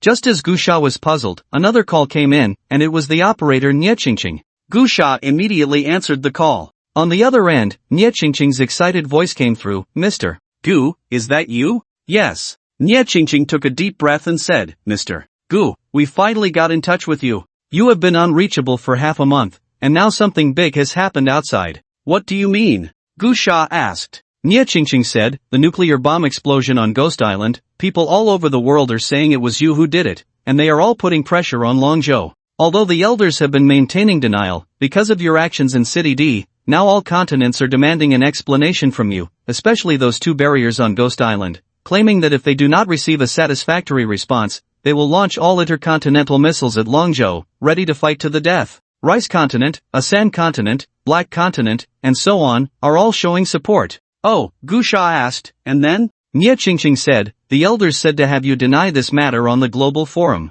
Anyway, there is no evidence. as long as you deny it, they will handle the rest. Gu Sha did not answer directly and asked again, are there any other major events recently? Nie Qingqing pondered for a moment and said, the number of suspected anomalous spaces appearing around the world is increasing sharply, but it cannot be counted, and the authenticity of most news cannot be confirmed. After all, our human territory is very limited now. Okay, I understand. After Gu Sha finished speaking, he hung up the phone. At this time, in the Longzhou J City barrier, in Nie Qingqing's office, a group of high-ranking extraordinary beings was gathered, along with a video projection showing a group of elders listening to Nie Qingqing's conversation with Gu Sha via video call. Nie Qingqing nervously hung up the phone and said, leaders. Mr. Gu. He hung up. The high-ranking members of the Extraordinary Association were at a loss for words. In the video, Elder No. One said flatly, it's okay, the matter has been communicated to him. As long as he posts a denial on the forum when the time comes, we in Longzhou won't be easily manipulated. Suddenly, at that moment, a young extraordinary being in the office exclaimed, something's wrong. Quick, look at the global forum. Sha, the god of killing, he declared war on the whole world. Everyone was shocked and immediately took out their phones to log into the global forum, where they saw Gu Sha had posted, D City, Ghost Island Continent, I blew it up. I just didn't expect so many of you to be uncom. Those people do not care that at the very beginning they were the strongest supporters of the sanctions against Gu Sha, nor do they care that they were once frantically posting on forums demanding action against Gu Sha. They also do not care that just a day ago, they were all clamoring for action against Gu Sha, calling for justice for the D City barrier. They only know that the man known as the world's first sequence is incredibly powerful, and he truly acts on his words, possessing the ability to destroy barriers without hesitation. At this moment, they only know that fear has arrived, disaster has come, so they must protest, march, and demand that the authorities put a stop to this calamity. It is not just the public that is agitated. Now, within the upper echelons of Dami Continent, there is also a great uproar, nearly paralyzing the entire official apparatus of Dami Continent. Some strongly demand a public apology, to negotiate with Gu Sha and soften their stance in hopes of survival, while others insist on confronting Gu Sha head-on, shouting slogans like even if he is a god, Dami Continent can slay him. Due to the time difference, it is night in Dami Continent, and those in power have not rested, spending the night in heated discussions and arguments, yet the Dami Continent officials have not come up with any solutions. By morning, the destruction of the most marginal barrier in Dami Continent made the officials fully realize that Gu Sha would not give them much time to consider. 4 hours later, after the second barrier of Dami Continent was destroyed by a nuclear bomb, the officials could no longer sit idly by. They publicly apologized on the global forum and invited Gu Sha to negotiate, expressing their willingness to pay any price for his forgiveness. Under the watchful eyes of the global community and the anxious waiting of the remaining fewer than 30 million survivors in Dami Continent, the account of the first sequence, Gu Sha, finally responded, okay. Not long after, Gu Sha arrived over the central barrier of Dami Continent in a fighter jet. Amid the respectful welcome of many high-ranking officials, Gu Sha landed the jet in a square, then walked down carrying a nuclear bomb, causing everyone to turn pale with fear. Gu Sha placed the nuclear bomb on the ground, leaned against it, and slowly said, 2 demands, first, the head of the Dami Continent's leader, second, all the corpse nuclei in Dami Continent's stock. Upon hearing this, the faces of the Dami Continent officials turned ashen. The leader of Dami Continent was so weak that he had to be supported to avoid collapsing, saying, Mr. Gu Sha, you cannot make such an unreasonable demand. Gu Sha patted the nuclear bomb and said, isn't Dami Continent very righteous? Aren't you supposed to stand on the moral high ground to condemn me, sanction me? Are you going to kill me to atone for humanity? Since you are so noble, you wouldn't abandon the lives of everyone in the entire barrier for one person's life, would you? The leader of Dami Continent's face turned pale, cold sweat breaking out as he said, Mr. Gu Sha, we can discuss other conditions. Gu Sha slowly extended 3 fingers and said flatly, I am not here to negotiate with you, I am here to inform you. I will count to 3, and if my demands are not met by then let the nuclear bomb take off. 3. Suddenly, a loud gunshot rang out, and the head of the Dami Continent leader exploded in a spray of blood, collapsing instantly. The shooter was a general from Dami Continent, who looked at Gu Sha and said solemnly, Mr. Gu Sha, we will immediately mobilize other barriers to gather all the corpse nuclei in for you. Please take a moment to rest. Understood. Gu Sha sneered and left with the nuclear bomb. After that, Gu Sha stayed at the central barrier of Dami Continent for 4 days, tirelessly absorbing corpse nuclei in for 4 days and nights. Gu Sha was very fortunate to have generously handed over the intermediate Qi induction technique to the official research of Longzhou, and then obtained the advanced chi induction technique. Otherwise, even with his extraordinary talent, it would have been impossible for him to absorb such a large amount of corpse cores and in such a short time. It must be said that the arrogance of Dami continent is indeed backed by some strength. Just by hoarding so many corpse cores, and one can see that their power is truly formidable. After 4 days and nights of sleeplessness, Gusha's extraordinary level reached the 9th stage of the Battle King, but the energy required to break through to the Battle Emperor realm was too great. His ability level still remained at the 9th stage, and the amount of needed to reach the King stage was also excessively large. The storage capacity on Dami continent was simply insufficient. However, Gusha was not anxious. After all, this was just the beginning of the robbery. After leaving the central barrier of Dami continent and flying in a fighter jet, he posted a new update on the global forum. Next, Asan continent. At this moment, all continents around the world were filled with anxiety,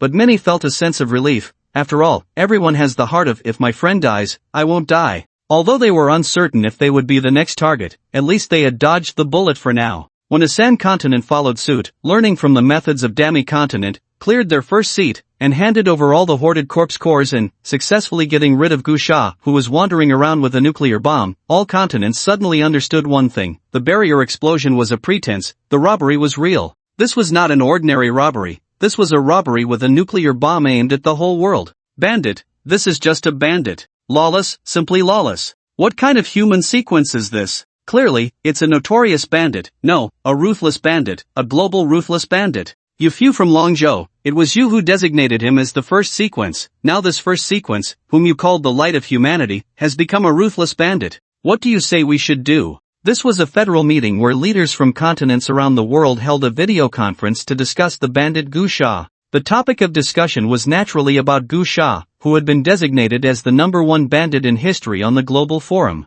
However, the theme of the meeting was to discuss how to deal with Gusha, yet the process of the meeting was quite bizarre, with leaders from various continents lamenting and expressing their impotent rage. The elder of Longzhou was also feeling a headache. Recently, the biggest issue globally was not a natural disaster in any place or a city being attacked by undead beasts, but which continent Gusha had robbed again. So far, more than 10 top continents had been extorted by Gusha, and it was a blatant robbery, swaggering into the central barriers of various continents with a nuclear bomb and a fighter jet, with a very bad attitude, robbing corpse cores and the only thing that made them feel a bit better was that, apart from a few continents like Dami continent and Asan continent, whose first seats were cleared by Gusha, most of the first seats of the continents that only issued statements condemning Gusha had not been cleared. In today's meeting, leaders from various continents were tearfully denouncing Gusha's violent actions, and since Gusha was from Longzhou and was initially designated as the first sequence by Longzhou against the majority opinion, he was also given special attention by the leaders of various continents.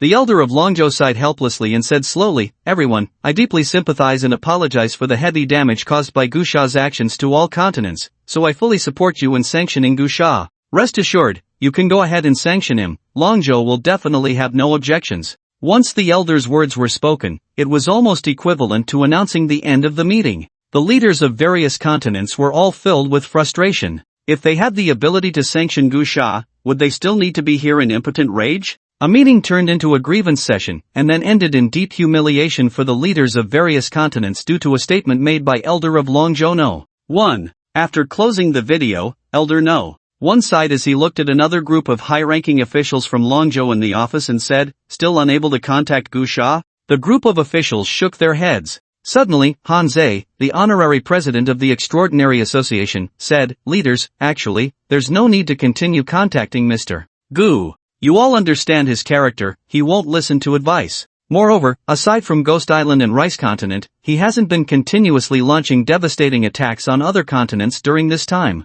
It's just, the robbery behavior is indeed somewhat inappropriate, but since we can't stop it, why not just observe the changes? Additionally, in some ways, this isn't entirely without benefits, at least it has made all of humanity aware of the power of the extraordinary. Nowadays, the trend of everyone practicing has greatly increased, and the number of extraordinary individuals has surged, improving very quickly." Elder No. 1 shook his head slightly and said, "In the past, I always hoped to shape a positive perception of Gusha through our official channels. Now I realize that my thinking was indeed too idealistic. This young man, Gusha, has a very strong divinity, his existence is intertwined with both fortune and disaster, making it hard to determine." The group of high-ranking officials fell silent. At that moment, Han Zhe took out his phone and saw a message. raising his eyebrows and saying, "Gusha has taken the initiative to contact us." The high-ranking officials all looked at Hanzei. Hanzei said, he sent a few texts saying he wants the official help to find experts who can recognize this type of script.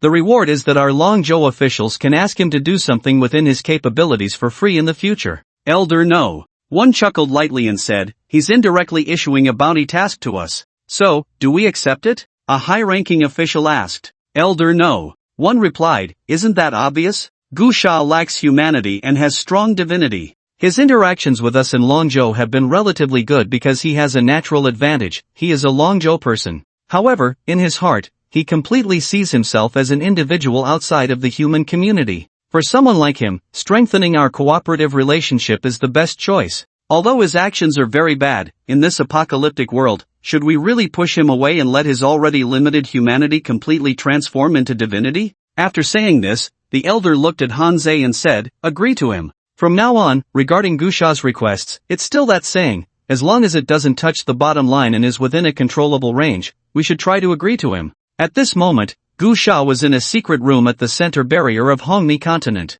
Gusha was sitting cross-legged on the ground, surrounded by a dense mass of corpse cores, crazily releasing source energy that continuously surged into Gusha's body. Gusha was filled with intense light, rising and floating in the air, as terrifying energy roared and surged violently within his body, with golden yellow traces flickering on him. Inside the gene lock, 9 inscriptions had been completely illuminated, and then the terrifying power of the inscriptions seemed to wash over Gusha's physical body like a flood breaking through a dam, constantly changing the essence of his body, as if reshaping a physical form. After a long time, the raging source energy dissipated. Gusha slowly opened his eyes and muttered, Royal Stage. This realm is a significant upgrade from the King Stage. The King Stage can only comprehend some laws between heaven and earth, while at the Royal Stage, one can clearly utilize and communicate with certain natural laws. The most intuitive change is that while one could only briefly borrow the wind to fly before, now one can truly walk on air directly. No wonder. Gusha's eyes sparkled with a gleam, clearly seeing the traces of the flow of source energy between heaven and earth. He finally understood why the celestial serpent said that the legendary spells were actually based on scientific principles. If one didn't study hard, they really wouldn't be able to harness any energy. But Gusha activated his inner vision, observing the gene locks. 9 blood-red gene locks flashed like 9 bolts of lightning, each inscribed with glowing runes, connecting the energy in blood, bones, hair, tendons, and so on throughout his body. Just after breaking through to the royal level, Gusha suddenly had an epiphany, stemming from the instinctive understanding that arose when the gene locks were developed to a certain degree, which was that the endpoint of gene development was the peak of the royal level. According to legend, the domain lord above the royal level was not achieved through gene development. The domain lord, a realm that existed in Gusha's memories. It was a realm from a 20-year memory that he didn't know whether it was a rebirth or a foresight of the future. Above the 9th level of the Battle Emperor was the domain lord. However, in that 20-year memory, Gusha only knew of this realm but had never had the opportunity to come into contact with it, so he didn't understand it well. His knowledge was limited. In that 20-year memory, the total number of domain lords worldwide did not exceed 30. At that time, he was in the already fallen Sea City barrier, where the first expert within that barrier, Gu Shao, was a domain lord level powerhouse. With his limited understanding of the domain lord realm, he knew it was a realm that had already opened a domain. It was rumored that Gu Shao opened his domain during a great battle, effortlessly killing more than a dozen royal level undead beasts without a scratch. Previously, Gu Shao had always thought that as long as the source energy was sufficient, one could reach the domain lord level. Now, thinking back, in that 20-year memory, there were hundreds rumored to have reached the peak of the royal level, yet only a few dozen domain lords. The reason was probably that the domain lord could not simply be achieved through gene development. However, Gu Shao was not the least bit anxious. Today's Earth was completely different from the one in his 20-year memory. Based on his organization of information during this time, he had developed some conjectures. He was most likely not reborn but had awakened his time ability due to infection during the first Scarlet Descent.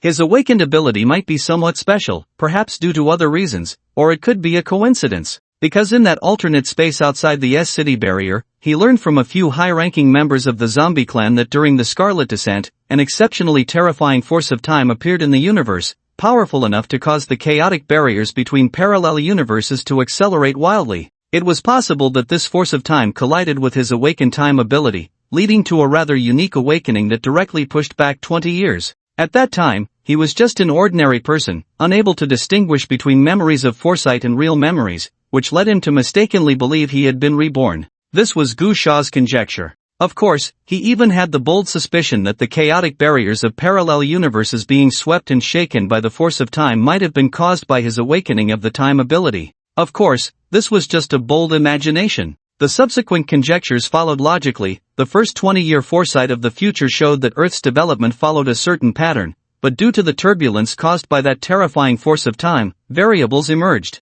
The first variable was that the small spaces of the Tianyuan realm docked on Earth ahead of time. The second variable was that the blessed lands from ancient myths also awakened early, likely attracting the legendary immortals or their descendants to Earth. The third variable was that the mutations on Earth occurred many years earlier. The third speculation concerns many characters from that 20-year memory, such as Meng Qingping and Gu Shao from the Sea City Barrier, figures that no longer exist today. They could possibly be celestial beings or their descendants who left Earth in ancient times. Alternatively, there might be another scenario. Within the original blessed lands of Earth, there are many soul entities similar to the heavenly serpent, which have been resurrected through special means, such as possession or the reshaping of their physical forms to manifest in reality. Regarding these three speculations, Gu Sha can be certain that the ancient relics in the blessed lands that are about to awaken must contain secret strategies left behind from ancient times. At the very least, there should be some traces that could lead to a breakthrough against the Domain Lord. In the secret chamber, Gu Sha slowly exhaled a breath of turbid air and began to absorb the accumulated, exotic bones, in the chamber using his source power.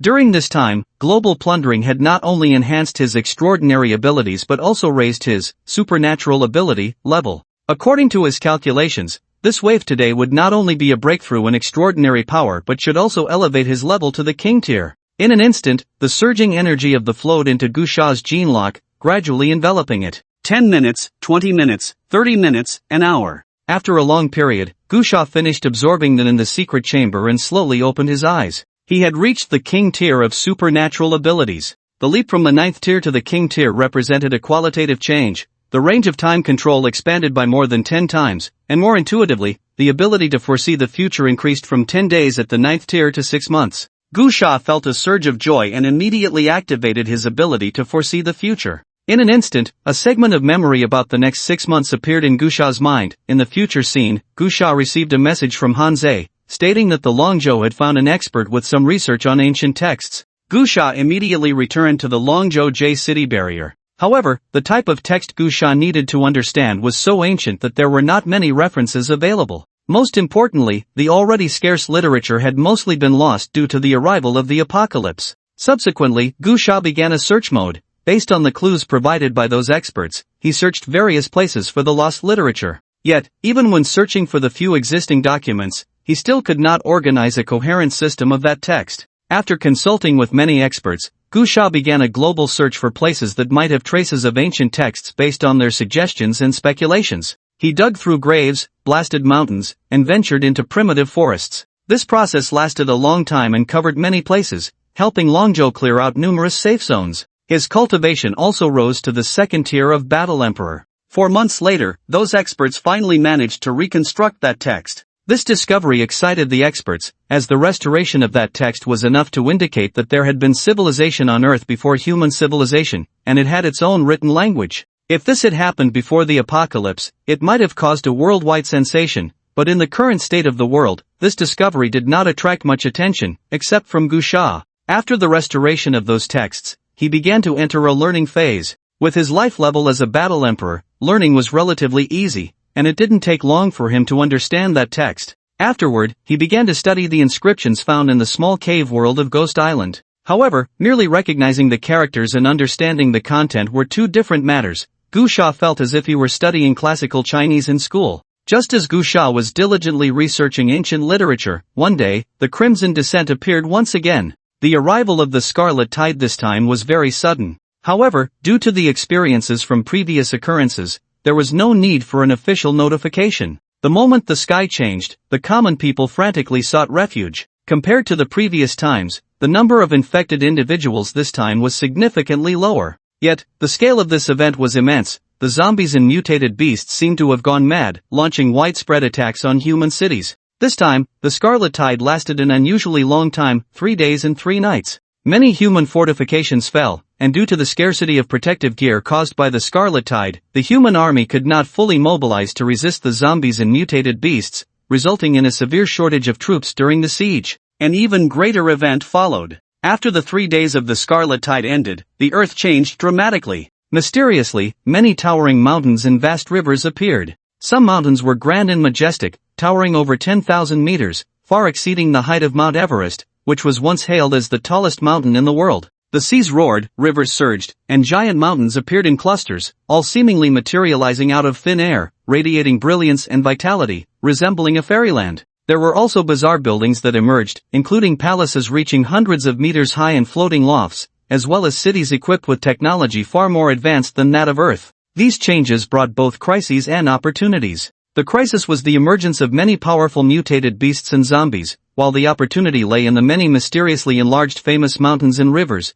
which were filled with rare flowers and fruits brimming with energy, and even powerful weapons. Countless extraordinary individuals rushed to various parts of the world to seize these opportunities. Some became incredibly powerful overnight, some recognized as masters of divine artifacts, and others mutated into forms even more terrifying than the mutated beasts, with king-tier and emperor-tier powerhouses emerging one after another. A change unprecedented in 10,000 years had occurred. The final scene froze on Gusha searching for opportunities in a hidden paradise. It's completely changed. After absorbing all the memories, Gusha's expression became extremely grave. It was entirely different from the 20 years of future memories he had. In that memory, even at the time of his death, the Earth had never experienced such a grand and overwhelming transformation. The variables seemed to stem from that mysterious time turbulence. Gusha carefully reviewed the clues he had gathered and discovered that the beginning of all the changes was the time turbulence that occurred on May 20th, 2123, the first day of the Scarlet Tide.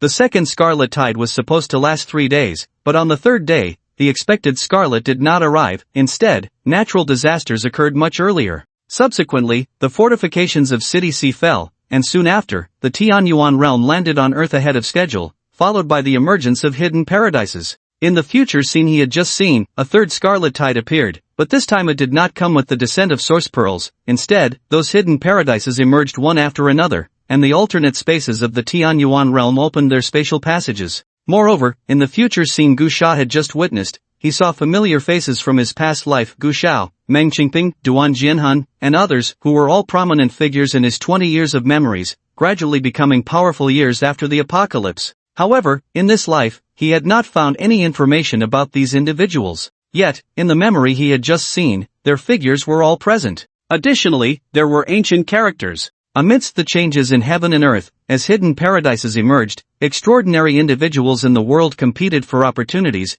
Gusha found ancient texts recorded in the caves of the Taihang Mountains. Now, Gusha could fully confirm that those ancient characters were indeed the script used in ancient times. Damn it, I still have to study. Gusha found it a bit difficult because, although he had basically recognized most of the ancient characters in his future memories, he hadn't had the time to fully understand the expression methods of ancient literature. Fortunately, he had a certain direction. The expression methods of those texts were somewhat similar to the classical Chinese style, and some terms related to the human body were quite similar to ancient Chinese medicine. Luckily, he had already learned the ancient characters, so he didn't need to waste time searching for them anymore. Oh, wait a minute, Gusha suddenly brightened up, realizing that it would be more convenient to specifically study classical Chinese and ancient knowledge like traditional medicine through his ability to foresee the future. In that moment, Gusha felt he had found the best way to utilize his foresight ability. Immediately, he activated his foresight again, but this time, he didn't waste too much time learning ancient characters. Instead, he focused on studying ancient literature, medicine, metaphysics, and so on. With official assistance, learning this knowledge went quite quickly, and the subsequent developments, just like the last time he foresaw the future, the third Scarlet Descent arrived as expected, with the world changing dramatically, appearing on time. After receiving the future memories, Gusha stood up directly, quickly left, and then piloted his fighter jet into the sky. He posted a message on the global forum, tagging the official account of Huazhou, "Get ready, it's your turn." He had to take advantage of the situation. With a few months left, he needed to seize every opportunity before the great upheaval in a few months. The stronger he became, the greater his advantage would be. However, while flying towards Huazhou, Gusha took out his phone and called Elder No. 1. At that moment, the high-ranking officials of Longzhou were still in a meeting within the city's barriers. Elder No. 1 was listening to someone speak when he suddenly felt his phone vibrate. He took it out and saw it was Gusha's call. He immediately signaled for everyone to be quiet, then answered the call and switched to speaker mode. "Gusha, you finally remembered to call me back?" Gusha replied, "Elder, I'm on my way to Huazhou, flying right now. The signal is intermittent, so I won't chat with you. I mainly want to tell you two things. First, I no longer need the experts I asked you to help find." "Elder, no." One was puzzled. "Why suddenly don't need them? Are you afraid of troubling us?" "No, Elder, that's not important," Gusha said. "I still acknowledge the conditions I promised you. Just let me know if anything comes up. What I want to say now is that you need to prepare. At noon on April 18th next year, the third Scarlet Descent will occur, covering the globe. There will be terrifying zombies and beasts launching a full-scale attack. You all need to prepare in advance. Well, whether you believe it or not, that's up to you." After saying that, Gusha hung up the phone, and the expressions of the official high-ranking members turned very serious. After hanging up, Gusha continued piloting the plane. He didn't care whether the Longzhou officials believed his words. To him, it was simply a matter of knowing about the future disaster and having the ability to give a warning. He wasn't interested in being a savior, but he couldn't ignore the opportunity to help. However, whether they believed him or took precautions was none of his business. Clearly, the Longzhou high-ranking officials still trusted Gusha to a certain extent. After all, although many people thought Gusha lacked moral character, he had never joked when it came to doing things or speaking. After all, someone who could say they would launch a nuclear bomb had a high level of credibility. On that very day, the Global Forum issued a Level 1 alert from various official accounts, overshadowing the news of Gusha as a global bandit. This news also made Gusha feel like he was experiencing a robbery like no other. In the past, whenever he went to any continent, those high-ranking leaders would all have mournful faces, wishing they could press him to the ground and rub him in. But this time, when he arrived in Huazhou, he was unexpectedly warmly received by the high-ranking officials there, who even arranged for a world-class female celebrity, just before the apocalypse, to serve him tea and water, as if they wanted to warm his bed. Gusha expressed that he was not that kind of person. With such enthusiasm, he, as a fierce bandit, was almost feeling guilty for just doing his job properly. In the end, the other party revealed their true purpose. They wanted to ascertain the truth of the impending Scarlet arrival in 5 months. After receiving Gusha's affirmative response, these high-ranking officials shamefully discovered that deep down, they actually felt grateful towards this globally notorious bandit. There was, of course, some suspicion, but the emotions of believing what Gusha said were stronger. Mainly, Gusha had an excellent reputation for integrity. He would blow up whoever he said he would, rob exactly as much as he claimed, never asking for more, nor would there be any other coercive matters. As long as the continent he named honestly provided the required corpse Coercion, his trips would be smooth, and sometimes, on a whim, Gusha would even help clear out some zombies. When Gusha took action, it was always overwhelming, more effective than a fully armed division mobilizing. Also, due to Gusha's high reputation for integrity, almost all continents, except for a few stubborn ones, were urgently preparing for war, and they were in close contact with each other to reach mutual assistance agreements. Some smaller continents even relocated, while the larger, more powerful continents received him with full effort.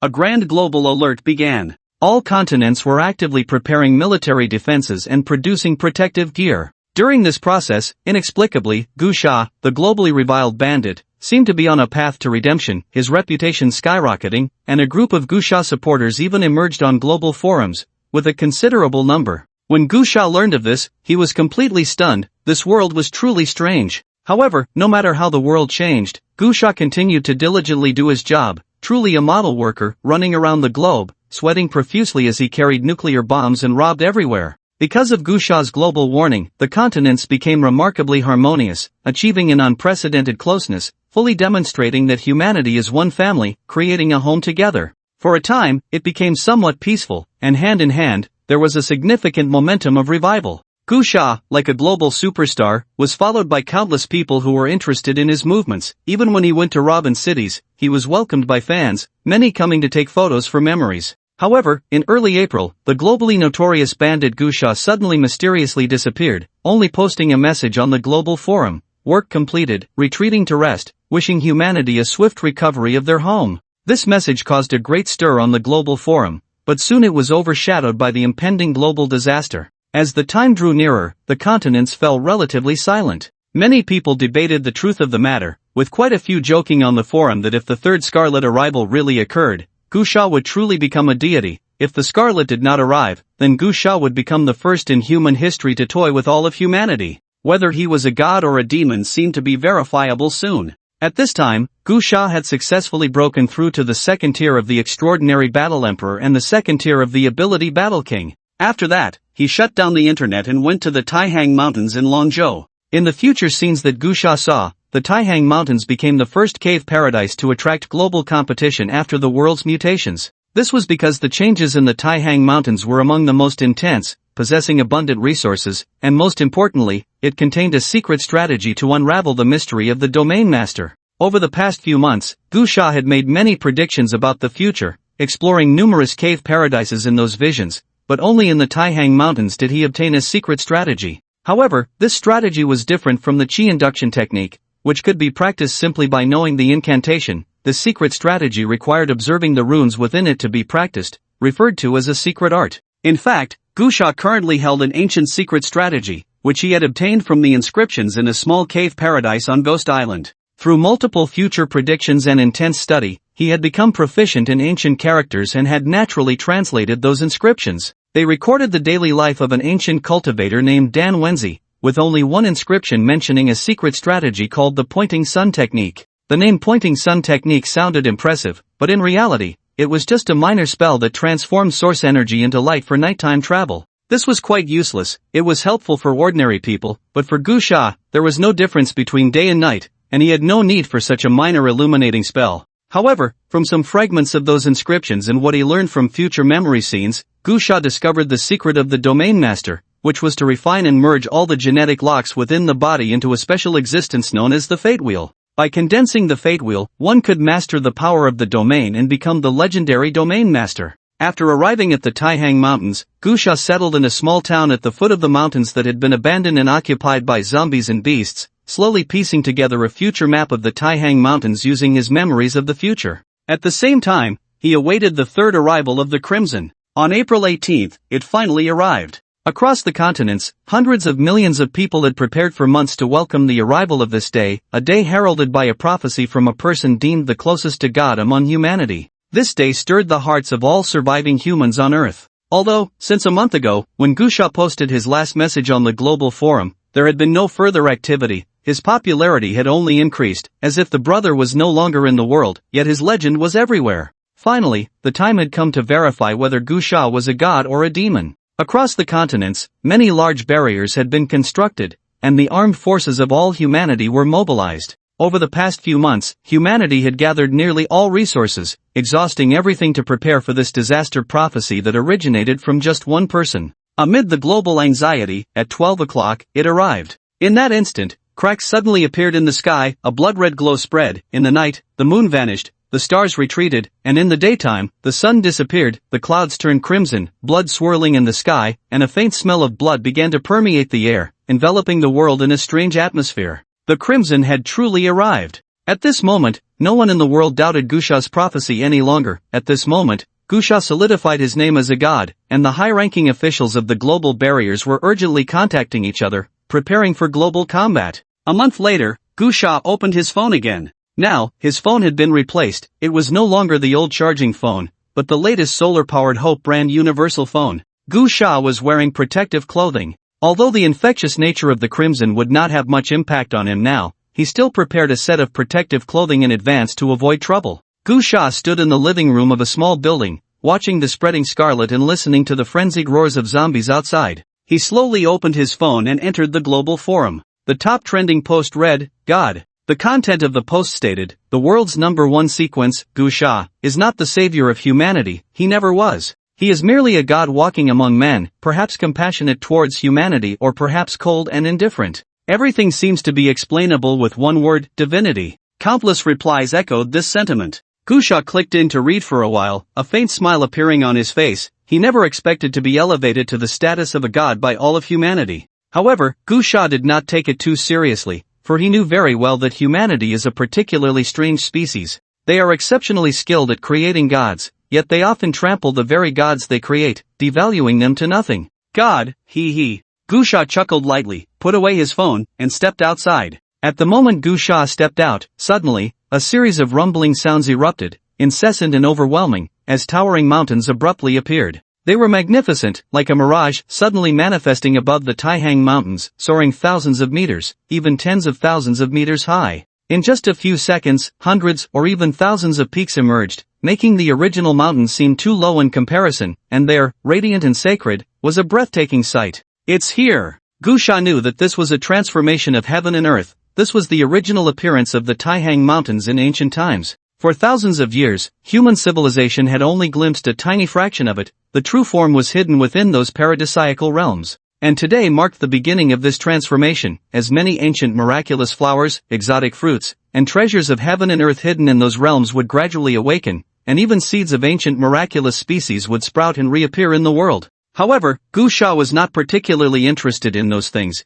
His main goal was the scroll of cultivation secrets hidden within the caves of the Taihang Mountains. After stepping outside, Gu Sha leaped directly to the rooftop, boarded a helicopter, and flew towards the scarlet-tinged Taihang Mountains. Perhaps, at this moment, the Taihang Mountains should be called the Taihang Sacred Mountains, with massive peaks rising into the clouds, like divine weapons piercing the sky, radiant and vibrant, resembling the legendary realms of immortals. For the entire earth, this scene was incredibly unfamiliar, but for Gu Sha, the Taihang Sacred Mountains were like a well-trodden path, so familiar that he even knew where treasures of heaven and earth would appear. As Gu Sha piloted the helicopter deeper into the mountains, he noticed that the wild beasts and zombies that once roamed the Taihang Mountains were all running towards the sacred mountains. These animals might not be very intelligent, but their instincts were strong, allowing them to sense the fortuitous opportunities that awaited them in this suddenly transformed mountain. The journey was very smooth for Gu Sha, as the paradisiacal realm had just emerged, remaining exceptionally calm, with no crises or obstacles in sight.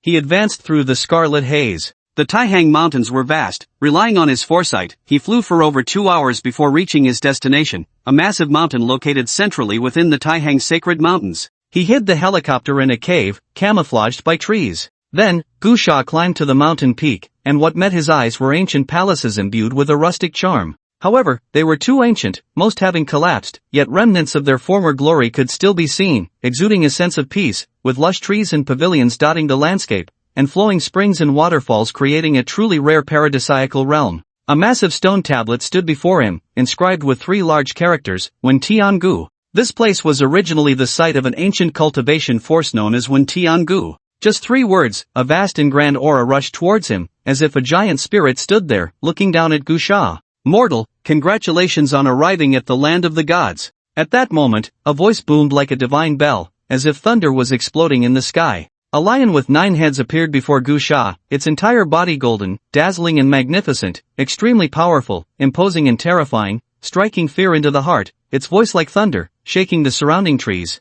Looking at this 9-headed lion, Gu Sha revealed a faint smile beneath his protective mask. This was an old friend. The first time he learned about this 9-headed lion was when he was still in the Sea City stronghold, from Bai Ziyu of the Purification Society, who mentioned that there was an alternate space in the Taihang Mountains where a 9-headed lion resided, claiming to be a divine steed. Later, in the visions of the future he had over the past few months, he encountered this 9-headed lion multiple times. It was a beast that had reached the peak of the king level. In those visions, Gu Sha had also been tricked by this lion once. That was the first time he successfully arrived at the Wentiange ruins in his visions of the future, and this lion used various tricks on him. Although Gu Sha was very cautious, this lion possessed some bizarre secret techniques. At that time, Gu Sha also experienced those strange methods for the first time, and after being tricked, even his second-tier battle emperor strength was left in a sorry state, and he ultimately had to struggle to slay this lion. Later, in several visions of the future, he had friction with the 9-headed lion and learned about its origins. This lion had survived for over 2,000 years, but nearly 2,000 of those years were spent in a self-sealing state due to special means, which prevented it from dying of old age. Otherwise, to live this long, it would likely have to follow the example of the heavenly serpent of Ghost Island, turning itself into a spiritual body and placing its hope of resurrection on others. This 9-headed lion was the last guardian beast raised by the last cultivator of Wentiange, but in the end, that cultivator failed to ascend and passed away in this small cave heaven. However, that cultivator believed that those who are not of my kind must have different hearts, and always regarded the 9-headed lion merely as a steed, thinking it unworthy of cultivating the secret techniques of Wentiange. Before passing away, he clearly left behind a copy of Wentiange's secret techniques but placed a restriction that prevented the 9-headed lion from entering the main hall of Wentiange. The 9-headed lion was unwilling to accept this. Every time it woke up after 100 years of slumber, it would find ways to steal that secret technique but always failed. This time, with the change in the world, it saw hope, which was to trick someone into breaking the restriction.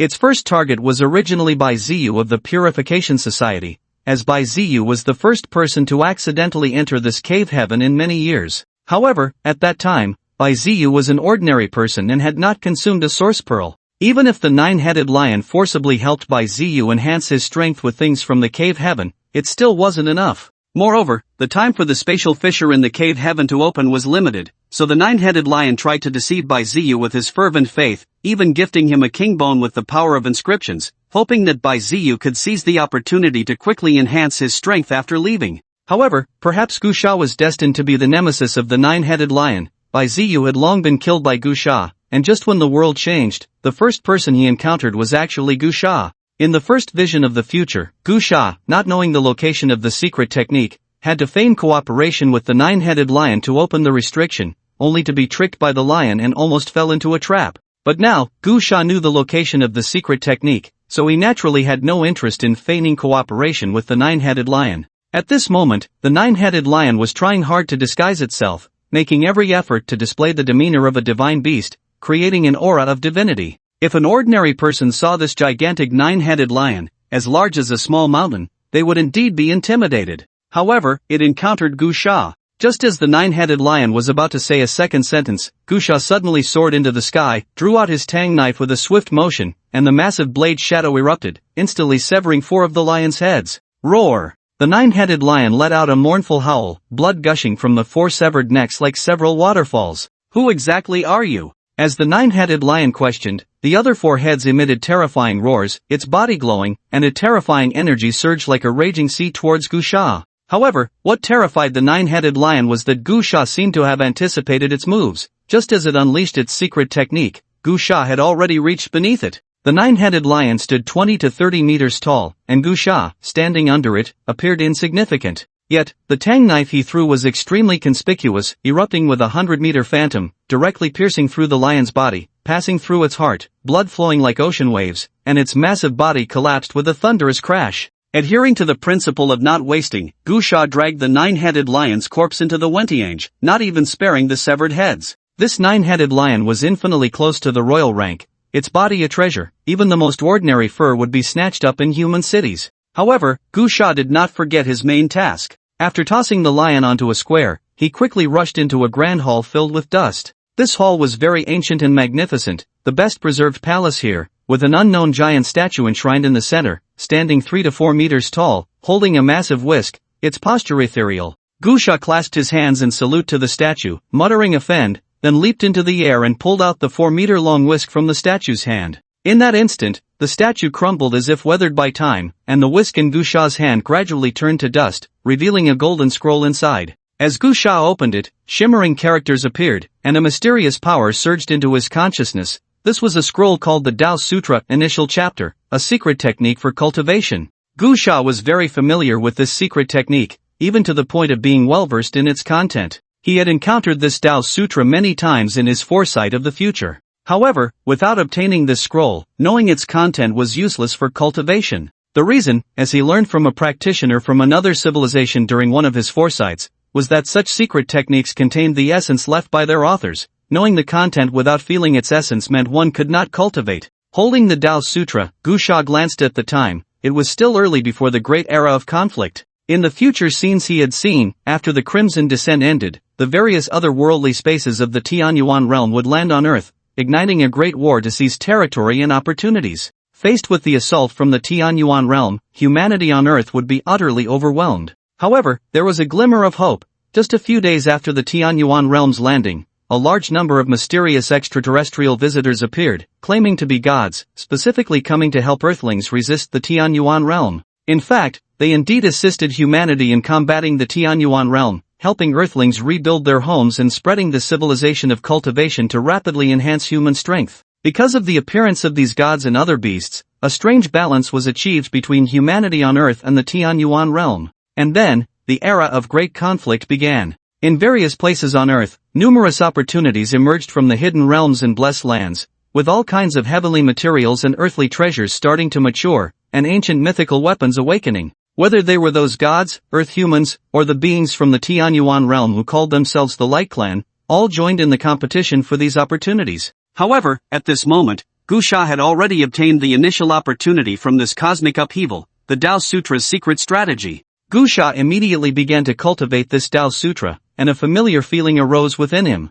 The immense source power within his body began to condense, becoming purer, and his understanding of source power deepened. Most importantly, his speed of absorbing the source energy from the heavens and the earth increased many times over, a stark contrast to the previous advanced Qi drawing technique. In just half a month, Gusha refined the energy within his body and forcefully raised his cultivation to the third level of Battle Emperor. During this short period of closed-door cultivation, the situation on Earth changed dramatically. He was no longer the only god among humans, or rather, he was no longer a god, because a large group of true gods had appeared in the world. On the global forum, the top trending post was, "Can the first sequence Gusha withstand a punch from the red feather celestial? What a joke! What is this so-called first sequence Gusha? Does he not have any self-awareness? He merely seized the opportunity and became the first person on Earth to reach the Battle King level, being hyped up as a god, while the red feather celestial is a true god. Is there any comparability here? This question is insulting to the red feather celestial. The person above must be a fool who hasn't died out from Ghost Island.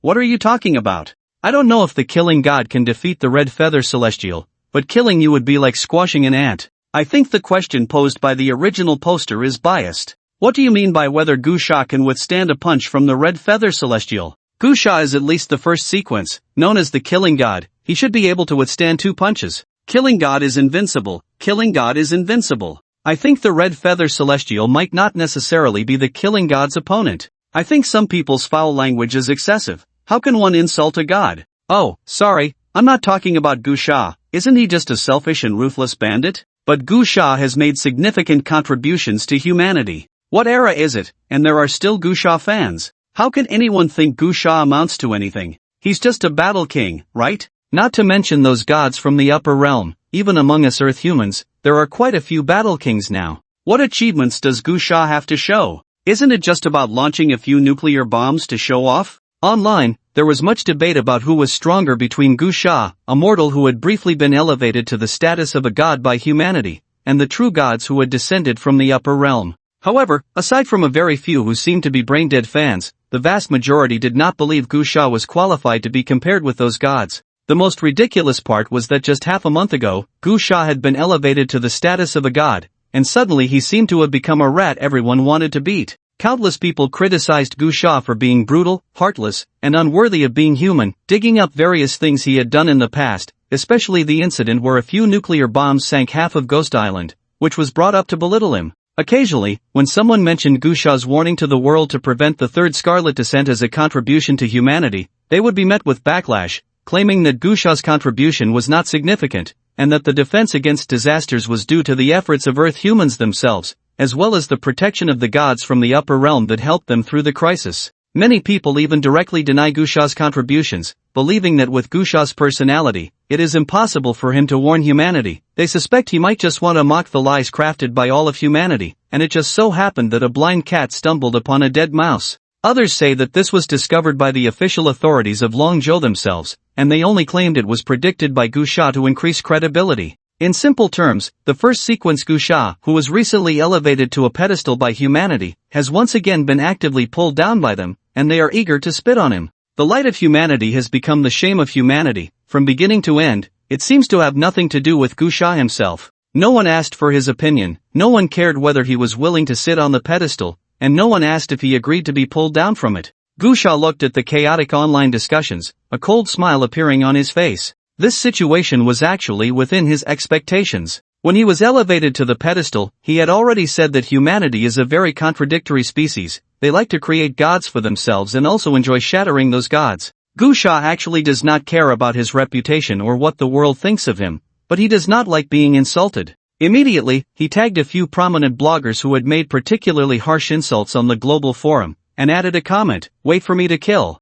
Nearly 2 months later, the missing Gusha reappeared on the forum, instantly trending. The internet has a bit of memory. When those people saw the 4 words "wait for me to kill," they couldn't help but recall the previous incident of the Ghost Island's destruction, which was also triggered by online insults, as many people thought they were qualified to provoke Gusha. In the end, Gusha only left those 4 words, ultimately using half of Ghost Island to sink into the sea to conclude that online farce. On the global forum, Gusha's forward comments sparked a wave of excitement. Countless netizens rushed to leave messages on the pages of the bloggers Gusha tagged, some filled with righteous indignation, some gloating, and others just watching the fun. The heat continued to ferment, especially among the very few die-hard fans of Gusha, who were crazily active on the forum. However, after posting that message, Gusha went offline. He left the palace and walked to a square. In this square, there was a huge barbecue grill, with roaring flames roasting the meat of 9-headed lions, and beside it, a large pot simmering soup. It was very nourishing. After all, these 9-headed lions were peak-level extraordinary beasts, and the energy contained in their blood and flesh was substantial. If a low-level extraordinary warrior ate this meat every day, they could quickly break through.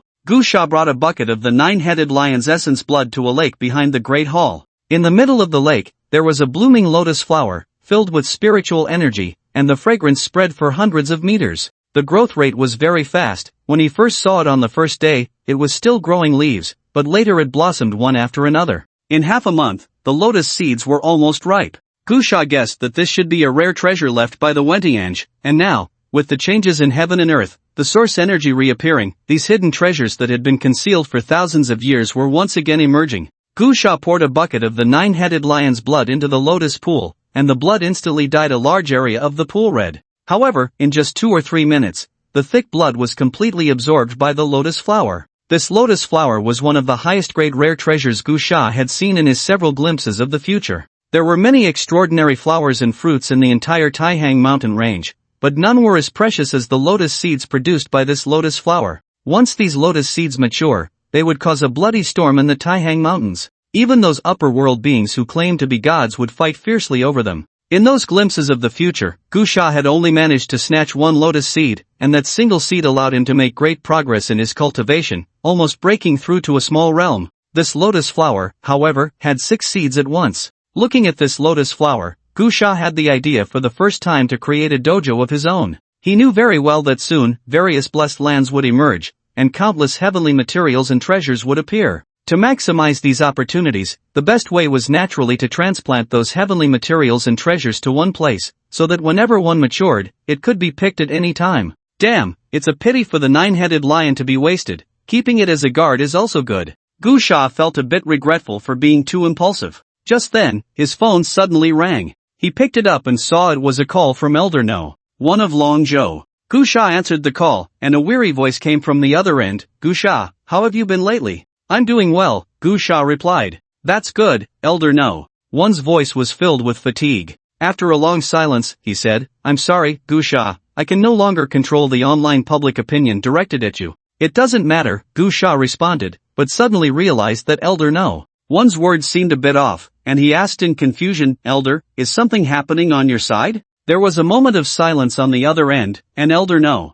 One said, Gusha, you don't need to call me Elder anymore. I have stepped down, and the federal government is about to become a thing of the past. We are entering a new era, and whether it is a blessing or a curse, I cannot determine. What do you mean? Gusha asked, puzzled. Elder No. One continued, the online attacks directed at you are being deliberately guided by someone, and the purpose is to hype up those so-called gods? Gusha inquired. Yes, Elder No. One replied, ordinary people do not know the truth, they all think those gods are here to help us. Of course. It cannot be denied that they did help us through this calamity, but the price is that the earth has already been divided among them. Those gods come from other civilizations in the universe, each backed by their own forces. The earth is merely a competitive ground they have set their sights on. Take Longzhou as an example. It has already been divided among 3 to 4 dozen divine forces, each claiming their territory. They forcibly abolished the official government to rebuild a new civilization, governed by sects or families, etc. The federal government did not oppose this, and of course, there was not much room for opposition. However, from another perspective, perhaps what they are doing is a good thing for all humanity, because they indeed have the ability to leave a spark for humanity. My only concern is whether they will drain the Earth's resources and then leave, leaving behind a mess for us to fend for ourselves. Gusha fell silent. He actually knew that such a situation would arise on Earth. He had seen the changed landscape of the Earth in his several glimpses of the future. Those who called themselves gods and the other worldly beasts established various forces, occupying blessed lands and frantically plundering opportunities on Earth. However, from another perspective, they were indeed resisting the invasion of the bright race from the celestial realm. Those gods referred to the celestial realm as the dark race and called the invasion of the celestial realm a dark invasion. Although the situation in the universe was unclear, on Earth, those gods almost had a suppressive control over the initiative, continuously restoring humanity's homeland. In the short term, their actions were beneficial to humanity on Earth. Elder No. One chuckled lightly and said, I didn't call you just to vent. There are two reasons. One is to say goodbye. I don't know if there will be another chance to meet. The second is that I received news that you are in the Taihang Mountains. I want to remind you that those divine forces are already gathering manpower and will come to explore the Taihang Mountains in the next few days. Be careful. Gusha raised his eyebrows. Although he had glimpsed the future several times, he truly did not know when those beings from the upper realm would start exploring the Taihang Mountains. The Taihang Mountains are quite special, said Elder No. 1. Those deities have divided their territories, but they haven't taken away top-tier mountains and rivers like the Taihang. As for the reason, it should be that the fortunes of these famous mountains and rivers are too abundant. They are unwilling to let go. When the time comes, it will inevitably be a bloody storm. I know your temperament, but if possible, try not to conflict with those divine forces. Their foundation is too terrifying. I understand, I'll be careful, Gusha said. Alas, Elder No. One sighed and said, Gusha, you must pay attention to your safety and live well. I don't know why, but I always feel something is off with those divine forces. Although they seem to be resisting the Tianyuan realm now, I can't pinpoint the problem, but I feel that Earth will eventually be abandoned by them. When that time comes, the last hope for Earth may still depend on you. Gusha truly didn't know how to respond to Elder No. One's words. He wanted to tell Elder No. One that he wasn't interested in being a savior, that he didn't care whether Earth thrived or perished. However, recalling the moments spent with this elder, Gusha didn't want to leave him in despair even after his retirement. But Gusha remained silent. Instead, it was Elder No. One who expressed his thoughts, laughing. I know you're not interested in being a savior. I also know you possess both divine and demonic qualities, and you wouldn't think of saving humanity on your own initiative. However, just like when you came to J City, I knew your cold nature but still supported you unconditionally, precisely because regardless of whether you care about humanity, the fact that you are human makes you inherently opposed to the forces that seek to destroy humanity. So as long as you are alive, humanity will not perish. Gusha was slightly taken aback. Elder No. One's words were indeed reasonable. Gusha. My surname is Qin, the Qin of the Qin dynasty, Elder No. One said. If there's a chance to meet again in the future, I'll treat you to tea. Never mind, it's too wasteful for you to drink tea. I'll treat you to a drink. Alright, Elder Qin, I'll remember that, Gusha said. Well, let's leave it at that. Elder Qin pondered for a moment and said, Live well. I know you don't need hope, but as long as you are alive, countless people will have hope. Child, maintain your indifference. Only in this way, regardless of how the world changes, you won't feel weary. Those who are warm-hearted will always be burdened with responsibilities they do not wish to bear. After hanging up the phone, Gusha slightly squinted his eyes and muttered, Is it coming? Then, prepare to be a bandit again. Immediately, Gusha ran to a square where the plane was parked. He had already moved the plane there a few days ago. Gusha took out the map of the Taihang Sacred Mountain from his backpack, a map he had spent a lot of time organizing before the Crimson Descent, marking places with high-quality heavenly materials and treasures. That night, the Taihang Mountains echoed with the mournful cries of wild beasts, and this was just the beginning. Since the emergence of the Taihang Mountains cave heaven, countless exotic beasts and undead beasts, relying on their strong innate instincts, surged into the mountains, finding and guarding those yet to mature rare flowers and fruits. After fierce battles, those powerful exotic beasts established their territories and diligently guarded their fortunes. Then, their guardianship was snatched away by Gusha. For 3 days and nights, the depths of the Taihang Mountains were filled with alternating cries of despair, extremely mournful, enough to make listeners weep. The already intelligent exotic beasts on the outskirts of the Taihang Mountains felt a terrifying shadow looming over them. The group of exotic beasts is a relatively pure community, almost entirely ranked by strength. The Taihang Sacred Mountain is just like that. The deeper one goes, the more precious the heavenly materials and treasures become, and the stronger the beasts or undead beasts occupying the territory will be. However, the strange beasts and the undead beasts are naturally in opposition, just like humans and zombies, and there is no possibility of coexisting peacefully. Since the opening of the cave in the Taihang Mountains, the fierce battles among the powerful beasts have never ceased. However, it has never been as terrifying as in these past few days. Deep within the Taihang Mountains, one can always hear the horrifying screams of those beast kings. The sounds are extremely tragic. Yet, after that, the beast kings that screamed mysteriously disappeared. For a time, the intelligent beast kings that had already been born deep in the Taihang Mountains fell into panic. They also went to investigate, but the only result they could find out was that the beast kings were missing, and the heavenly materials and earthly treasures they guarded had also been picked. The unknown is the most terrifying. In this situation, there is only one possibility: an unknown powerful being specializing in hunting beast kings has appeared in the Taihang Mountains. The wind is howling, and even the grass and trees are on alert. That night, a bear king was lying at the entrance of a cave, where there was a very precious strange fruit, a rare spiritual plant. This bear king had fought many battles to seize this territory and had been guarding it day and night. However, in recent days, the terror in the Taihang Mountains had made him somewhat frightened, and he was having trouble sleeping. Suddenly, the bear king heard a voice, "Big Bear." The bear king was instantly awakened, ran out of the cave, and then shook his body, instantly expanding to a height of 20 meters, like a small mountain, with eyes like two large lanterns glowing with ghostly light in the night. Outside the cave stood a wild boar with huge tusks. "Black Pig, is that you?" The bear king's huge bear face showed a hint of human-like surprise, and he warily said, "Weren't you hunted down? How did you end up here?" The wild boar king said softly, "I wasn't hunted down, I encountered a great opportunity. I see that you, Big Bear, are quite good, so I thought I'd share some benefits with you and invite you to join me in plotting something big. To come out together and discuss important matters. What do you say?"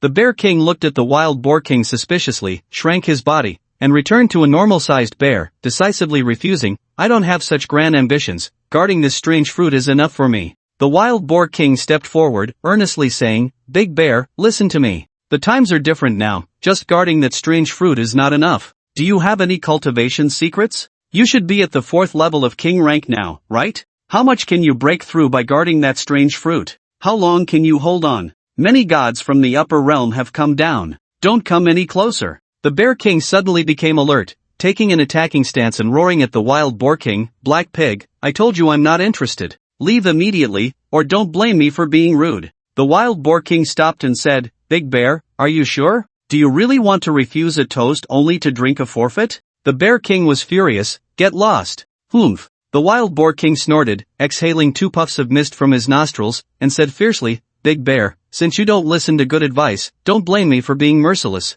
The bear king immediately became vigilant. It shared a territory with the wild boar king and had fought before. Although it was at a higher level, the wild boar king was tough and had that pair of indestructible tusks, giving it a natural advantage. Although the bear king had always been in a favorable position, it could do nothing against the wild boar king. The wild boar king now seemed ready to fight, and it looked like a fierce battle was inevitable. However, the next second, the bear king was dumbfounded as it watched the wild boar king suddenly run back, bowing and calling into the darkness of the forest, "Big brother, this big bear doesn't know what's good for him and refuses a toast." In the bear king's puzzled gaze, it saw a person walking out of the darkness, and that person was Gusha, who approached the wild boar king with a tang knife on his back. "Human?" The bear king was stunned. It looked at the wild boar king's obsequious demeanor, unable to believe it. Gusha glanced at the wild boar king, who looked like a sycophant, and said, "Hey, can you not speak with such a villainous air next time? It always makes me feel like the little days have come to the village, full of that thick baka wind."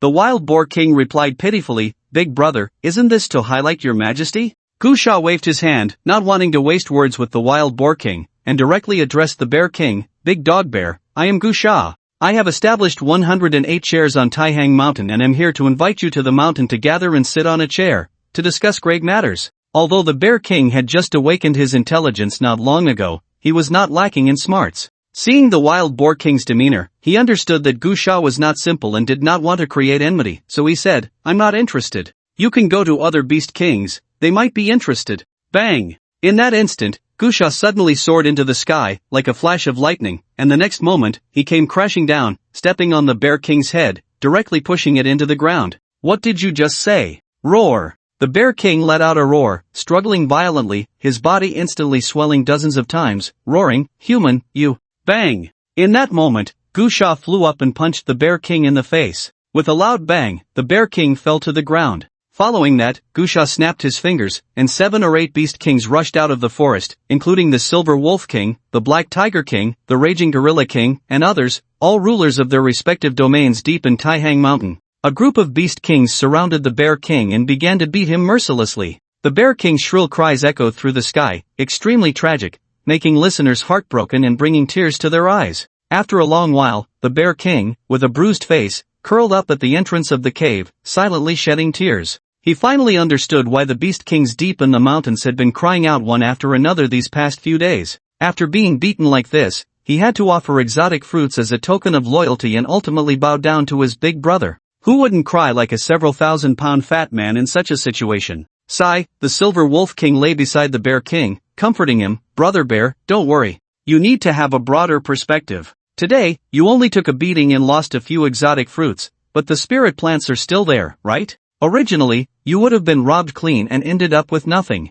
This is equivalent to our big brother gifting you a spirit plant, right? Think about it, today you, to our big brother, are just a newly initiated little brother. If a stranger little brother can be gifted a spirit plant with a bang, then a loyal little brother in the future could receive hundreds of spirit plants. Understand? You need to remember how much our big brother gives you, it shows how generous he is. Just becoming a little brother and receiving a spirit plant means that in the future, becoming the big brother's trusted aide could lead to receiving a cave paradise. Isn't that just a matter of course? Understand? The Bear King nodded blankly, then looked at the Silver Wolf King with red eyes, pitifully saying, "Can you explain why you kicked my groin when you were beating me just now?" The Silver Wolf King replied, "Perspective, perspective. Taking a beating today without saying a word determines your extraordinary demeanor. In the future, when the world is destroyed, you'll be able to laugh it off. Get lost. Honestly, what do you all want to do? Acting on behalf of heaven. Speak wolf language. Robbing the gods of the heavens, becoming cosmic bandits." Inside the cave, Gusha unceremoniously picked the exotic fruits that the Bear King had guarded for so long. As the leader, collecting tributes from little brothers is very reasonable. After walking out of the cave, Gusha saw the Bear King looking aggrieved and went over to pat him on the back, saying, "Xiong, you need to broaden your perspective." The Bear King looked humiliated and said, "Big brother, I am called Tian Xiong Wang." "Okay, I remember, Xiong." Gusha nodded. The Bear King. "Listen to me," Gusha said, stopping beside the Bear King. "In our lives, well, being a bear is the same. A bear without ideals is no different from a salted fish, right? Are you satisfied with just one exotic fruit? What kind of scenery can you see in your lifetime? Do you know how vast the universe is? The Earth is just a tiny speck, so what is the most promising profession in this world? A bandit. What does it take to be called a bandit? That is to rob the entire universe. Just think, if you rob a deity, I take 50%, and you take 50%.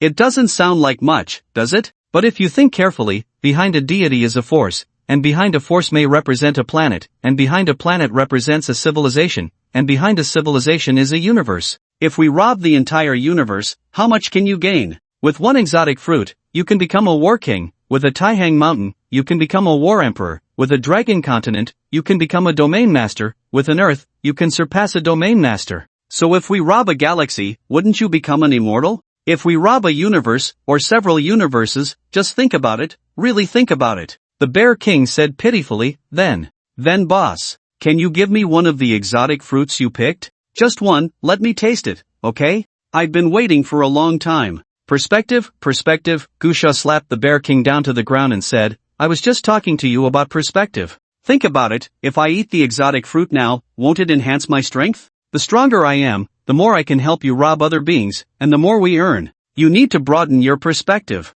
The Bear King replied, I just want to eat one exotic fruit. Alright, I believe you understand now, Gusha said solemnly. As far as I know, there are several beast kings in this mountain. The Bear King's eyes lit up, glancing at his swollen groin, suddenly seeming to understand why the Silver Wolf King was so ruthless. He immediately shouted, Boss, I know where they are hiding. Gusha nodded and said, See, isn't your perspective broadened now? Remember our motto, if you're brothers, come to Taihang Mountain and take a beating. That night, the Taihang Mountain echoed with piercing screams, scaring the surrounding beasts into trembling. In the morning, at the Wentiange, it should now be called the Gathering Hall. The stone tablet inscribed with the words Wentiange was changed to Gathering Hall, and on a stone tablet over 100 meters tall in the palace complex, for large characters were crookedly carved acting for heaven. Countless exotic beasts gathered all over the mountains, making a tremendous noise, and many more were rushing this way in groups. At this moment, Gusha was cultivating in a palace, with sounds of wind and thunder echoing, source energy steaming, clouds and mist swirling, continuously overflowing from the cave entrance, and rays of light shining,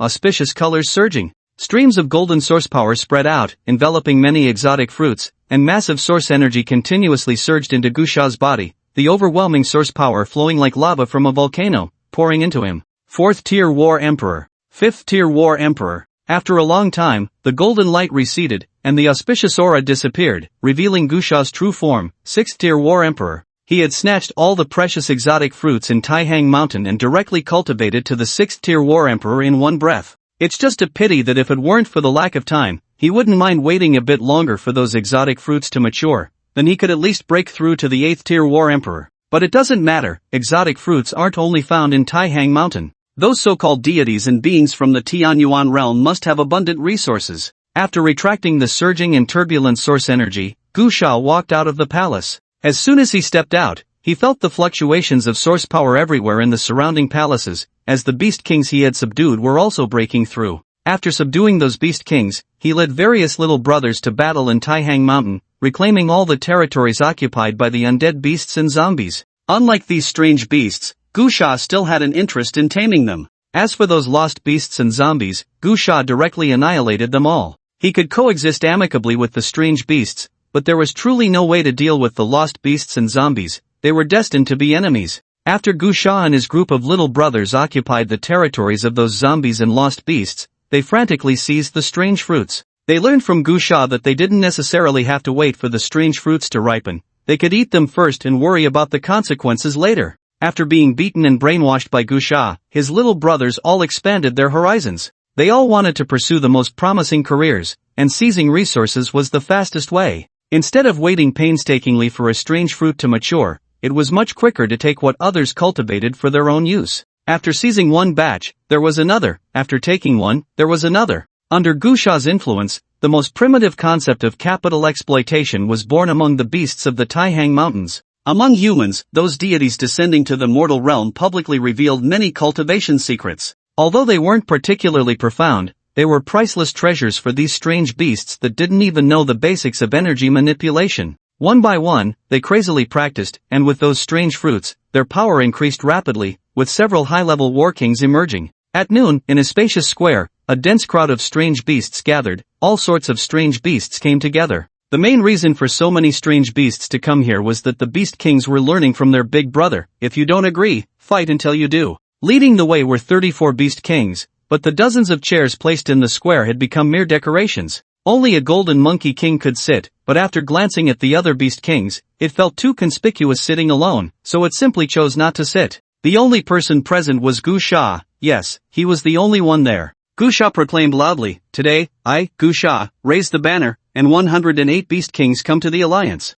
From now on, let us work hand in hand to act on behalf of heaven." The group of beast kings was stunned. The bear king lifted its two bare paws and counted repeatedly, looking at the silver wolf king beside it, saying, "Old wolf, lend me your toes. Why does my count seem off? There aren't 108 beast kings." "Pah!" The golden monkey king slapped the bear king and said, "Can the boss be wrong? If the boss says there are 108 beast kings, then there are 108. On the main seat, Gusha looked at the strange little brothers below and said, "Remember, our gathering in the Taihang Mountains is in response to the cultural call to establish a 5A scenic area in the Taihang Mountains. We must ensure that all visitors feel our warm hospitality, dedicated to creating a brand new kidnapping-style tourism experience, allowing them to enjoy an unforgettable one-stop service." The sun rose, mist accompanied the mountains and forests, and everything was bathed in red. It was still very early, the sky had just begun to brighten, but outside the Taihang Mountains was already bustling with activity. One could often see extraordinary warriors appearing, some coming alone, while others came in groups.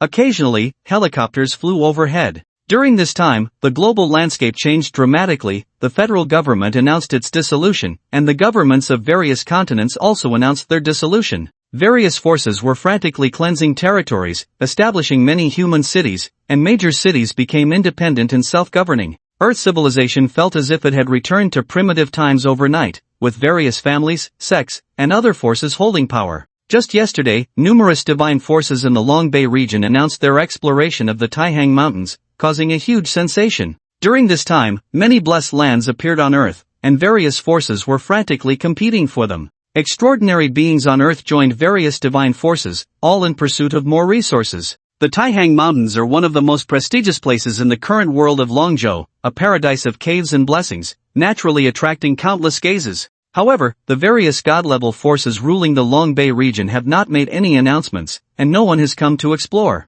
Some lone wanderers have visited, but they were far from capable of venturing deep into the Taihang Mountains. Currently, there are too many powerful undead beasts and exotic creatures in the Taihang Mountains. Many extraordinary beings who thought of seizing opportunities ended up going in but never returning. But today is different. The four great divine forces ruling Long Bay have taken the lead to explore the Taihang Mountains, deploying many strong individuals, stirring up a huge uproar online. Within a day, 3,000 to 4,000 extraordinary warriors rushed to the Taihang Mountains. Boom! A helicopter landed on a mountain peak, and a graceful figure flew down from the aircraft. She was extraordinarily beautiful, and her appearance immediately caused a stir. Who is she? She's so stunning. The people around were amazed, staring at the woman, and began to discuss among themselves. You don't know her? Someone exclaimed in surprise. She's the Grand Princess of the Lin family from Tianshui City, Lin Miaoi. The mention of Lin Miaoi's name instantly caused a sensation. This woman is comparable to a global superstar before the apocalypse on Earth, a royal-level expert who,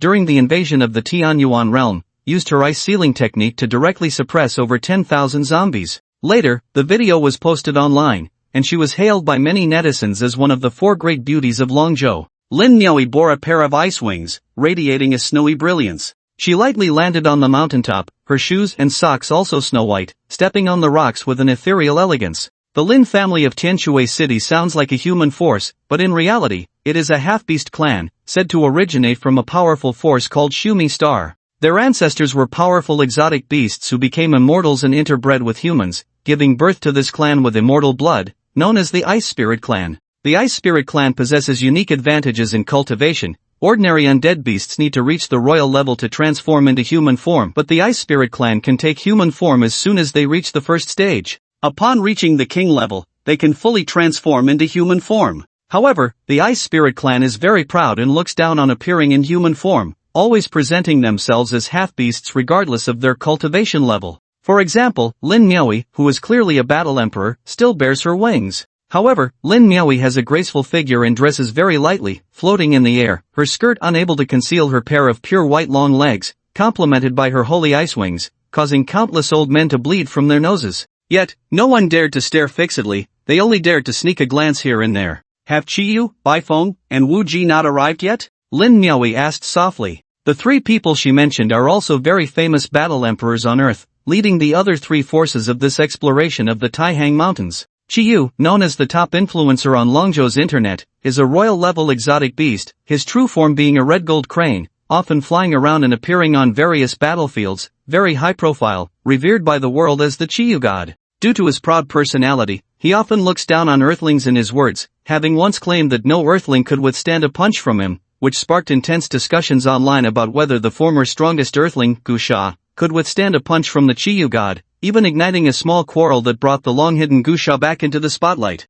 However, that discussion ultimately fizzled out, as regardless of whether Gusha could withstand a punch from the Qiyu god, no one believed Gusha was a match for him. Moreover, with the emergence of a large number of royal-level extraordinary beings among Earth's extraordinary beings, many people have begun to question Gusha's title as the strongest on Earth. As for the other two, Baifeng and Wu Ji, they are both from the human race. Baifeng comes from a human cultivation force called the Flying Sword Sect, while Wu Ji hails from a human family. Together with Lin Miaoi, the four battle emperors are the leaders arranged by the four divine powers to explore the Taihang Mountains. At this moment, a guard beside Lin Miaoi said, "We are the first to arrive, the other three haven't come yet." "Then we won't wait for them," Lin Miaoi replied. "In matters of seeking opportunities, being late is common. Whoever arrives first gets it, so let's go in." Just then, a loud rumble echoed as a massive beast with black blood fell from the sky, crashing into a mountain peak. It was the corpse of a king-level undead beast. Instantly, many people stared in shock at the dead king-level beast.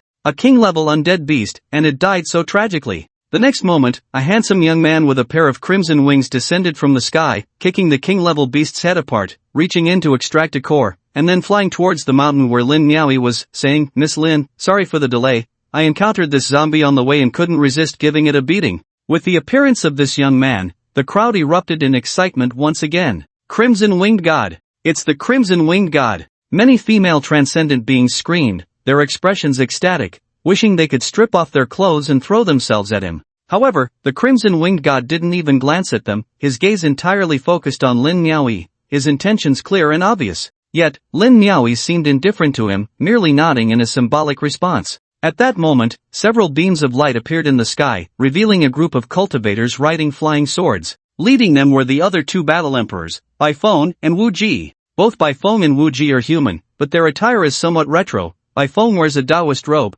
while Wu Ji is dressed in hanfu. Although they are not very old, they exude an inexplicable aura of immortality, especially as they both arrive on flying swords, reminiscent of the sword immortals from the myths of Longzhou. With their appearance, the atmosphere at the scene reached a peak. Many people took out their phones to take pictures, and some even started live streaming. A streamer with the ID Broken Sword on a global forum shouted in the live stream, "Gu Sha." This person was one of the few bloggers who had been mentioned by Gu Sha on the global forum a few days ago with the message "Wait for me to kill." His strength is considerable. When the global forum was first established, he was among the top ranks. Later, when the world changed and divine beings descended, he was one of the first to ally with the Crimson Gold Crane clan, receiving their favor and becoming one of the first humans to break through to the Battle King level. As a lackey of the Crimson Gold Crane clan, he understood why various divine powers would guide public opinion online to criticize Gu Sha, to extinguish humanity's self-belief, making it easier for those divine powers to dominate the earth.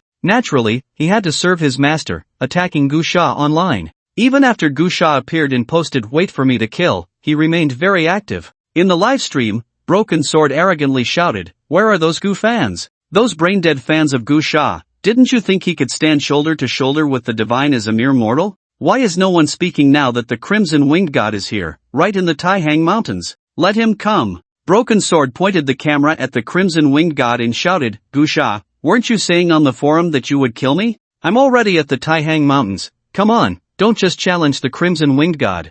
I'm afraid you can't even defeat me. All you brain-dead fans of Gu Sha, go call him to kill me. I'm right here in the Taihang Mountains. Gu Sha, don't be a coward." A single stone stirs up 1,000 waves. After the remnants of the sword called out to Gu Sha, many people began to provoke him on the forum. Some posted mocking messages, others went directly to Gu Sha's ID to leave comments, and some even imitated the remnants of the sword by live streaming their mockery. Although many are trying to pull Gu Sha down from his pedestal, there are still quite a few defending him, leading to a fierce online battle. The self-proclaimed #1 fan of Gu Sha, Quang Dao, immediately posted that there was no need for Gu Sha to take action. Once he finished his current tasks, he would come to Longbei to deal with the remnants of the sword. Following Quang Dao's statement, the former president of the personal mercenary group, now established in J City, also tagged the remnants of the sword on the forum, calling out his excessive remarks. Han Zei has a significant reputation among the public, which added fuel to the fire. Thus, the incident of the remnants of the sword calling out to Gu Sha quickly surged to the top of the trending topics within minutes.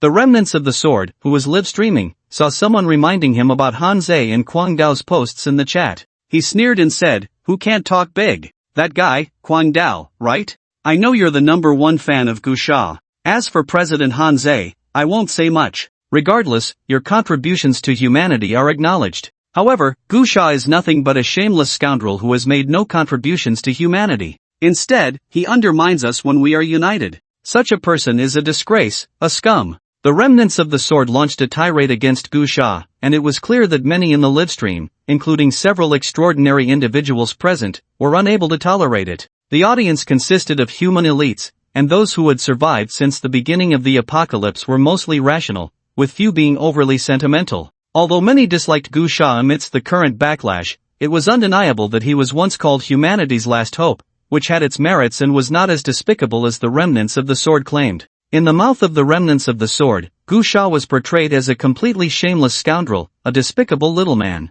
Finally, a former fan of Gu Sha, known as the War King, could no longer stand it and confronted the remnants of the sword, even resorting to physical confrontation, causing chaos in the venue. This turmoil caught the attention of the 4 great war emperors who were dividing territory on a nearby hill. Lin Miao glanced at Chi Yu and said, "That remnants of the sword is your person, right? Aren't you going to go down and handle it?" Chi Yu shook his head and said, "I don't think he said anything wrong. I've looked into Gu Sha, although he isn't as despicable as the remnants of the sword claims, he is someone who became arrogant after gaining power at the beginning of the apocalypse. He is completely a small man who, despite having the ability, does not think of helping others during humanity's disaster, but only cares for himself. I look down on such people. I'm not interested in teaching him a lesson, but I'm also not interested in speaking for such a selfish little man." Lin Miao shook her head and said, "I think this person is quite good. One should not advise others to be good without experiencing their suffering. We come from a good background and have not experienced that kind of despair in the apocalypse, so we really have no right to judge others' actions. Perhaps, in his situation, we might have done even worse. Chiyu scoffed. No matter how desperate I am, I would never step on the corpses of my fellow beings to advance. Lin Miao did not say more but turned to Bai Feng and Wu Ji, asking, what do you think? Bai Feng and Wu Ji exchanged smiles and shook their heads. Bai Feng said, Gu Sha is a member of the human race, with great talent and strong will. If he were born in a better world, he might achieve something. If he is willing, I would like to take him to Qian Yuan Star to join my Flying Sword sect. You would accept such a person? The Flying Sword sect has truly fallen. Chi Yu commented. Bai Feng did not argue. At that moment, amidst the crowd below, a sudden commotion arose, drawing the attention of several people. They saw a young man in black sportswear, carrying a black gold tang knife on his back, appearing at the foot of the mountain. His expression was cold, and the crowd automatically parted to create a path. Gu Sha. Many people present recognized him. He was the one once known as the number one in the world, hailed as the man closest to a god. With Gu Sha's appearance, the crowd erupted into chaos. Gu Sha walked straight towards the injured sword, who was live streaming, and at that moment, the live streams of those present exploded with countless viewers flooding in. I heard you want to die. Gu Sha said coldly. The injured sword looked at Gu Sha and declared sternly, you are not worthy of being called a god. You kill the innocent and are selfish. Is there a problem with what you said? You. The injured sword's voice abruptly stopped as Gu Sha directly grabbed his neck, giving it a gentle squeeze. With a crack, the injured sword's neck shattered, and his body was tossed to the ground by Gu Sha. Damn it, Gu Sha shook his hand and said, there will always be idiots who think they are capable. The noisy crowd suddenly fell silent. Everyone looked at Gu Sha in shock, dumbfounded. The injured sword had been very prominent among the Earth's natives after the recent changes in the world, having received the support of the Qijing Crane clan, and just 2 days ago, he had announced his breakthrough to the 4th stage of the War King, being one of the forefront figures among the Earth's natives. Although everyone knew that Gu Sha was the first human on Earth to reach the War King level, considering the injured sword's background, the resources he had obtained, and some profound combat techniques, everyone thought that his encounter with Gu Sha would be a fierce battle. In fact, just a moment ago, someone had already posted about the God of Death's final battle on the forum, and even the injured sword believed that meeting Gu Sha would lead to an explosive fight. However, no one expected that before the battle even began, the injured sword would be killed, as easily as crushing an ant, without any chance to resist. What the hell? A voice broke the silence, and the scene erupted in chaos. The live streams exploded.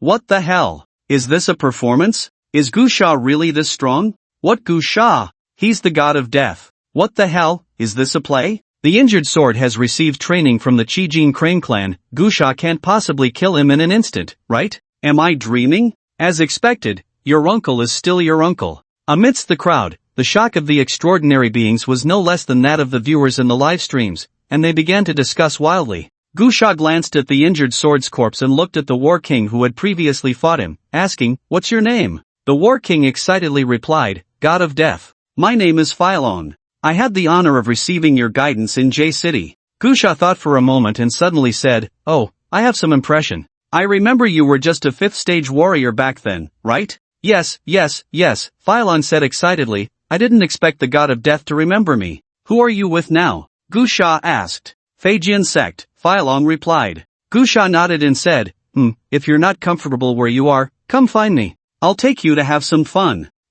Okay, thank you, God of Death, thank you, God of Death. Phylon was extremely excited. Among their group of extraordinary beings who had received Gu Sha's guidance in J City, very few did not idolize him. During this time, as Gu Sha had been brought down from his pedestal, many of them felt uneasy, not realizing that their idol didn't care about this so-called pedestal at all. Gu Sha waved his hand at Phylon and said, step aside. Phylon, not understanding, obediently moved aside. Gu Sha suddenly stomped his foot, and with a boom, the ground shook. Gu Sha shouted, is there anyone else tired of living? Step forward and die. The voice of Gu Sha was loud and resonant, invigorating the mountains and fields, as if thunder was rolling. Many people's ears buzzed from the shock. However, at this moment, no one dared to speak. Only the 4 battle emperors on the mountaintop watched with great interest. Shiyu's face was grim, and a pair of wings appeared, but he was held back by Bai Feng, the battle emperor of the Flying Sword sect, who said, Shiyu, what are you planning to do?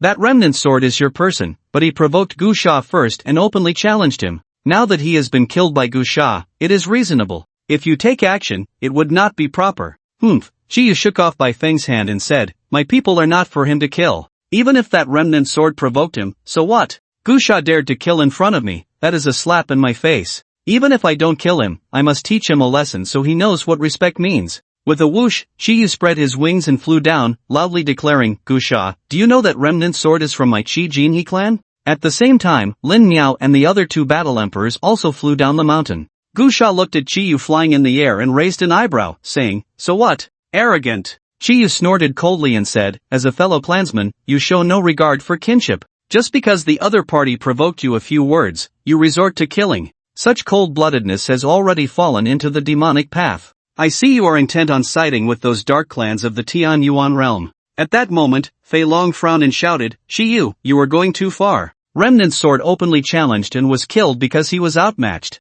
Are you saying that your Chi Jinhe clan is so noble? Only you can kill, and others are not allowed to fight back? Your Chi Jinhe clan hasn't killed anyone, so are you also planning to side with the dark clans? In the sky, Chiyu glared fiercely at Fei Long and said in a deep voice, what are you? Do you have the right to speak here? If it weren't for the fact that you are a disciple of the Flying Sword sect, you would have to die to atone for your disrespect. However, while you can escape death, you cannot escape punishment. As soon as he finished speaking, Chiyu's wings moved slightly, and a dense array of light beams shot towards Fei Long, bursting forth with a blazing brilliance. Many people couldn't open their eyes, feeling as if a silver sun had exploded in the sky, dazzling and boundless. Fei Long's expression changed. He had just reached the Battle King level, while Chiyu was already a Battle Emperor. Even a casual strike from him was not something he could easily withstand, and his backing, Bai Feng from the Flying Sword sect, showed no intention of intervening. He knew he shouldn't offend Chiyu, but seeing Chiyu's stance, immediately reversing right and wrong and judging Gusha from a moral high ground, he couldn't help but retort. However, he underestimated Chiyu's pride and overestimated the weight of humans in Chiyu's eyes. Chiyu looked down on humans, and he couldn't tolerate anyone showing him even the slightest disrespect. But just as Chiyu's attack was about to envelop Fei Long, Gusha suddenly made his move. With a single punch, he dispersed Chiyu's attack and looked at Chiyu in the air, coldly saying, a birdman like you, before the apocalypse, wouldn't even qualify to be on my dining table. What are you being so noble about? Today, I just happen to want to eat chicken wings. As soon as he finished speaking, Gusha lightly tapped his feet and soared into the air. This scene stunned everyone present. How dare Gusha do that? Is he tired of living? Daring to provoke Chiyu? No way, has he become so arrogant after killing Remnant Sword? Gusha is too impulsive. In the live broadcast rooms, the comments were flooding in. Gusha just asked who doesn't want to live, and it turns out he himself doesn't want to live. Is this seeking death? Killing God is awesome, a mortal body, cutting down deities, even if he can't cut them down, it doesn't matter, he still has glory. Unaware of one's own expansion, a madman is bound to face disaster. Looking for death. The god of red feather hovered in the air, silent and still, his silver pupils shining brightly. He looked down at Gusha, his face showing no signs of emotion, calm and composed. A thread of source energy surged from the ring on his finger, and in the next moment, a long spear appeared. He thrust the spear at Gusha, simple and direct, clashing with Gusha's Tang Dao. A thunderous sound echoed in the sky as the source power erupted. In the mountains, all the trees fell, swept down by a wave of energy, lying flat on the ground, and many boulders flew chaotically. Both figures in the air retreated slightly by a few meters. He actually blocked the attack of the god of red feather? No wonder he's so arrogant, he does have some strength. This clash surprised many. After all, the most discussed topic online before was whether Gusha could withstand a punch from red feather, and now, Gusha's performance astonished many. In this exchange, the two seemed evenly matched. The several battle emperors watching were also taken aback. In terms of realm and combat power, Red Feather was the strongest among them, none of them could match him in a one-on-one fight. They all felt that Gusha had no chance against Red Feather. However, seeing this initial clash where Gusha could actually hold his own against Red Feather was indeed surprising. Although Red Feather didn't use his full strength, Gusha is just an ordinary person from Earth. Being able to withstand this move from Red Feather is worthy of his reputation, Wu Ji said. Lin Miao's pupils flashed with a glimmer as she said, coming from such a low background, achieving this in such a short time is remarkable. I want him. Bai Feng from the Flying Sword sect chuckled lightly. You better not let that guy Red Feather hear you. His intentions towards you are quite clear. If he hears what you just said, he might get jealous and could very well take action against Gusha. Is he sick? Lin Miao replied, even if I just admire Gusha's potential, what does it have to do with Red Feather? Wuji chuckled, if you really have your eyes on Gusha, then you probably won't have to wait for Red Feather to act. Your Lin family will get rid of him first. A fallen civilization person isn't worthy of your Lin family's princess. Just then, Gusha and Red Feather exchanged blows again in the air, the aftermath of their battle causing the ground to crack, grass to break, and everything to fall flat, a terrifying sight with rocks flying through the air. After another clash, the god of Red Feather looked down at Gusha and said, not bad, Gusha. I give you a chance to follow me. You have some potential. If you perform well as my follower, I will grant you some opportunities. As soon as these words came out, the extraordinary beings watching on the outskirts of the Taihang Mountains were stirred. Some scoffed, thinking Red Feather's words were insulting to Gusha, and that with Gusha's character, he would definitely refuse. But more people refuted that.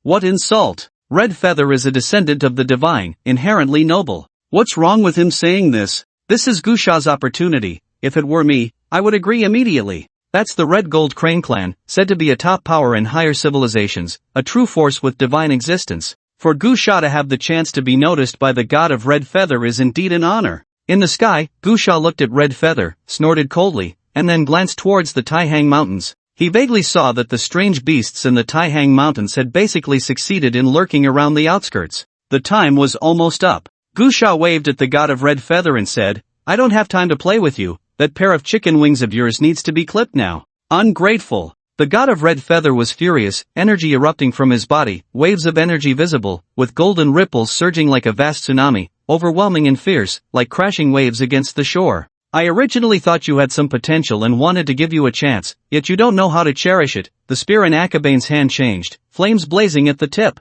He looked down at Gusha and said in a deep voice, Mortal, you have successfully angered me. Oh no, Wuji, watching from a distance, said, this Gusha has really provoked Akabane. Akabane hasn't even used his full strength for half a day, and now he's going all out, even using his innate divine abilities. Gusha is doomed. Lin Miao opened her mouth, sighed, and said, that Gusha is a bit too arrogant. Having angered Akabane, I can't protect him anymore. In the sky, Akabane spread his wings, and waves of surging flames swept through like ocean tides, shattering the low stone mountains, with some boulders exploding into dust. For your blasphemy against the divine, pay the price. Go to hell, divine being. Gusha sneered, throwing away his tang knife, soaring into the sky, bursting forth with immense source power, breaking through the cascading flames. Clang! In the sky, amidst the terrifying flames, Gusha smashed his fist directly onto the tip of Akabane's spear. The clash of overwhelming energy erupted with a thunderous roar, like iron being forged, or the drums of the heavens booming, shaking every spectator's heart. However, in the next moment, everyone was horrified to see Akabane being sent flying, crashing into a mountain, rocks flying everywhere. Akabane clumsily got up, roaring, you lowly thing, you have angered me. I will skin you alive. With Akabane's roar, it seemed a volcano appeared above his head, and as he soared into the sky, red lava surged towards Gusha. Gusha charged forward like a falling meteor. In the incredulous gazes of everyone, he tore apart the volcano and stepped on Akabane's head, directly smashing him into the mountain. Ah! Akabane was furious. He was humiliated by a lowly person. His pride couldn't bear it, and he let out a hysterical roar. However, before he could react, Gusha descended again, stepping on his head. With a loud crash, Akabane was forced to kneel on the ground, his knees smashing into the earth, creating a massive crack in the mountain. Ah, you lowly bastard, you dare to humiliate me like this. Akabane roared in fury. Go to hell! Gusha slapped Akabane's face, knocking him to the ground, then stepped on his back, grabbing his wings with both hands, coldly saying, I said I would eat your chicken wings. Before the words fell, Gusha pulled hard, directly tearing off Akabane's magnificent wings, blood spraying like rain. Ah! Akabane let out a heart-wrenching scream. At this moment, on the Taihang Mountain, everyone was in a state of terror, unable to believe what they were witnessing. Ah! Akabane let out a piercing cry, completely unable to maintain his human form, transforming into a giant crimson golden crane, but he no longer had wings. Gusha, you lowly bastard, how dare you humiliate me like this? I will make sure you have no place to be buried. Akabane screamed hysterically. Still talking back? Then let's get rid of that mouth. Gusha directly grabbed Akabane's sharp beak. Stop! At that moment, a streak of light suddenly shot over, transforming into a flying sword, roaring like a dragon, emitting sharp light, indestructible and unstoppable, shooting directly at Gusha. The one who attacked was Bai Foam, the war emperor of the flying sword sect. Humph! Gusha snorted coldly, extending a hand to catch the flying sword, then forcefully threw it back, instantly slicing through the air, like a meteor streaking past, even faster than it had come. reflecting back towards Bai Feng. Bai Feng gathered a source of energy with both hands, forming a formation to block the flying sword. However, the immense impact of the sword sent Bai Feng's body retreating for dozens of meters before he barely managed to stop. At that moment, Gu Sha exerted a slight force on the hand gripping Qi Yu's sharp beak, directly crushing Qi Yu's mouth. Caw! Qi Yu let out a primitive crane's cry, extremely mournful, collapsing to the ground, unable to move any longer. Gu Sha, stop! At the same time, Lin Miaoyi and Wu Ji rushed over quickly. Looking at the miserable Qi Yu on the ground, both of their faces turned grim. Lin Miaoyi said in a deep voice, Gu Sha, are you still not going to stop? Do you know you've made a grave mistake? Qi Yu is a divine descendant of the Qi Jinhe clan, and his status in the Qi Jinhe clan is very transcendent. You actually hurt him like this? Let him go quickly, and I can find a way to save your life. Gu Sha slowly extended his hand, and in an instant, the Tang Dao flew into his hand from a distance. Gu Sha looked at Lin Miaoyi, who was floating in the air, and said coldly, you really are noble. Gu Sha. Lin Miaoyi said, we came from the lower realm to save you Earth humans. Your potential is very high, don't mislead yourself. The universe is vast, and Earth is just an inconspicuous little planet. Your strength may be good, but what does it count for in this universe? If you stop now, there is still room for negotiation. Damn it! Gu Sha cursed, saying, I wasn't even planning to kill this Qi Yu, but your words make me very uncomfortable. People die, birds fly to the sky, if they don't die, they live for countless years. I'm just going to kill one to break even. As soon as he finished speaking, Gu Sha directly slashed down, and Qi Yu's head fell off, blood spraying out. You! Lin Miaoyi's eyes whitened in shock. You killed Qi Yu. I was going to save you because of your potential, but now no one can save you. Do I need your help? Gu Sha scoffed, pointing the Tang Dao at Lin Miaoyi and the others, saying, one counts as one, no one gets to leave today. Lin Miaoyi and the others looked bewildered. Bai Feng, who had just arrived, looked at Gu Sha with suspicion and asked, Gu Sha, what do you mean by this? Gu Sha rose into the air, chuckling lightly, and said loudly, what I mean is, congratulations to all the extraordinary beings present today, you have been kidnapped. As soon as Gu Sha's words fell, a fierce roar erupted from a dense forest in the Taihang Mountains, a deafening voice rang out, Taihang Mountains 13th Route Demon King, Tian Xiong. Roar! At the same time, from another direction, a beastly roar sounded, and a white lion, as large as a small mountain, charged out. Taihang Mountains 36th Route Demon King, by sure, leads 3,000 beast clans to the alliance. Beasts surged, the heavens trembled, and the mountains shook as a terrifying aura spread. Countless wild beasts appeared from all directions, as if entering a kingdom of beasts. Moo! A bison roared, its voice echoing for hundreds of miles. A giant bull, crimson as blood, towering dozens of meters high and stretching 70 to 80 meters long, burst forth from a cracked mountain, carrying magma and engulfed in flames. Taihang Mountains 93rd Route Demon King, Li Hua, comes to the alliance. Taihang Mountains 83rd Route Demon King, Xing Yuan, comes to the alliance. Taihang Mountains 104th Route Nine-Tailed Fox, Li Hua, comes to the alliance. Taihang Mountains 9th Route Black Crow, Li Hua, comes to the alliance. The mountains were filled with ferocious beasts, all clawing and pouncing, but amidst this flood of beasts, the mountains trembled, and the ground was littered with primal beasts. Fierce birds obscured the sky, and poisonous insects hid in the forests, making the thousands of extraordinary beings seem insignificant. The key was that tens of thousands of exotic beasts were acting in an organized and premeditated manner, first destroying large-scale thermal weapons like fighter jets and artillery as soon as they appeared, with explosions echoing throughout the mountains. All the extraordinary beings grew tense. At this moment, the global audience watching the live broadcast shouted in disbelief, how did he do that? Did Gu Sha just take control of the entire Taihang Mountain? So many strange beasts, it's terrifying. Damn, the god of killing is invincible. Wow, this is getting me all fired up. This is a big deal now. It wasn't just the extraordinary beings and the viewers in the live stream who were shocked. The three battle emperors who were confronting Gu Sha were also dumbfounded. Bai Feng, the battle emperor of the Flying Sword sect, said solemnly, Gu Sha, what do you want to do? What do I want to do? Gu Sha replied loudly, shouldn't I be the one asking you? The Taihang Mountain is my territory. You all barged in without my permission, and now you're asking me what I want to do? Naturally, it's to collect tickets. As soon as he finished speaking, Gu Sha transformed into a streak of light and charged directly at Lin Miaoyi and the others, and the battle erupted instantly, with a thunderous roar echoing in the sky, and runes exploding. Chaos erupted in the mountains. A giant gorilla holding dozens of tons of boulders roared to the sky, shouting, brothers of the 108 demon kings, follow the boss to uphold justice and showcase the might of our Taihang Mountain heroes. Roar! Roar! Roar! A dense swarm of ferocious beasts surrounded them, and the extraordinary beings turned pale. The 108 Demon Kings, didn't that mean there were 108 Demon Kings in Taihang Mountain? What the hell were they supposed to do? Boom! Boom! In an instant, the Taihang Mountain was in turmoil, with sand and stones flying everywhere. The giant trees had long turned to dust, and stones the size of grinding wheels fell like rain, while thousands of pounds of stones rained down like hail, rampaging through the area, flattening mountain peaks. In the sky, Gu Sha was in a 1 versus 3 situation, yet he was crushing them, making Lin Miaoyi and the others cry out in despair. They were terrified to find that not only was their combat power inferior to Gu Sha's, but even more absurdly, Gu Sha seemed to know their every move. Whatever technique they tried to use, he could always counter it in the first moment. They naturally didn't know that Gu Sha had already fought against them in his predictions of the future, more than 10 times, and was well acquainted with their techniques and combat power, having deduced the best countermeasures. 3 against 1? No, it was 1 against 3. Brothers, don't join the first group, join the second group as the title says, the first group is already full. If anyone is interested, join the second group. Lin Miaoyi, Bai Feng, and Wu Ji's combined strength was not even comparable to Qiyu. The three of them were only at the second or third rank of battle emperors, while Gu Sha was at the 6th rank, a significant gap. Moreover, Gu Sha had figured out their techniques and routines, so the fight was completely one-sided.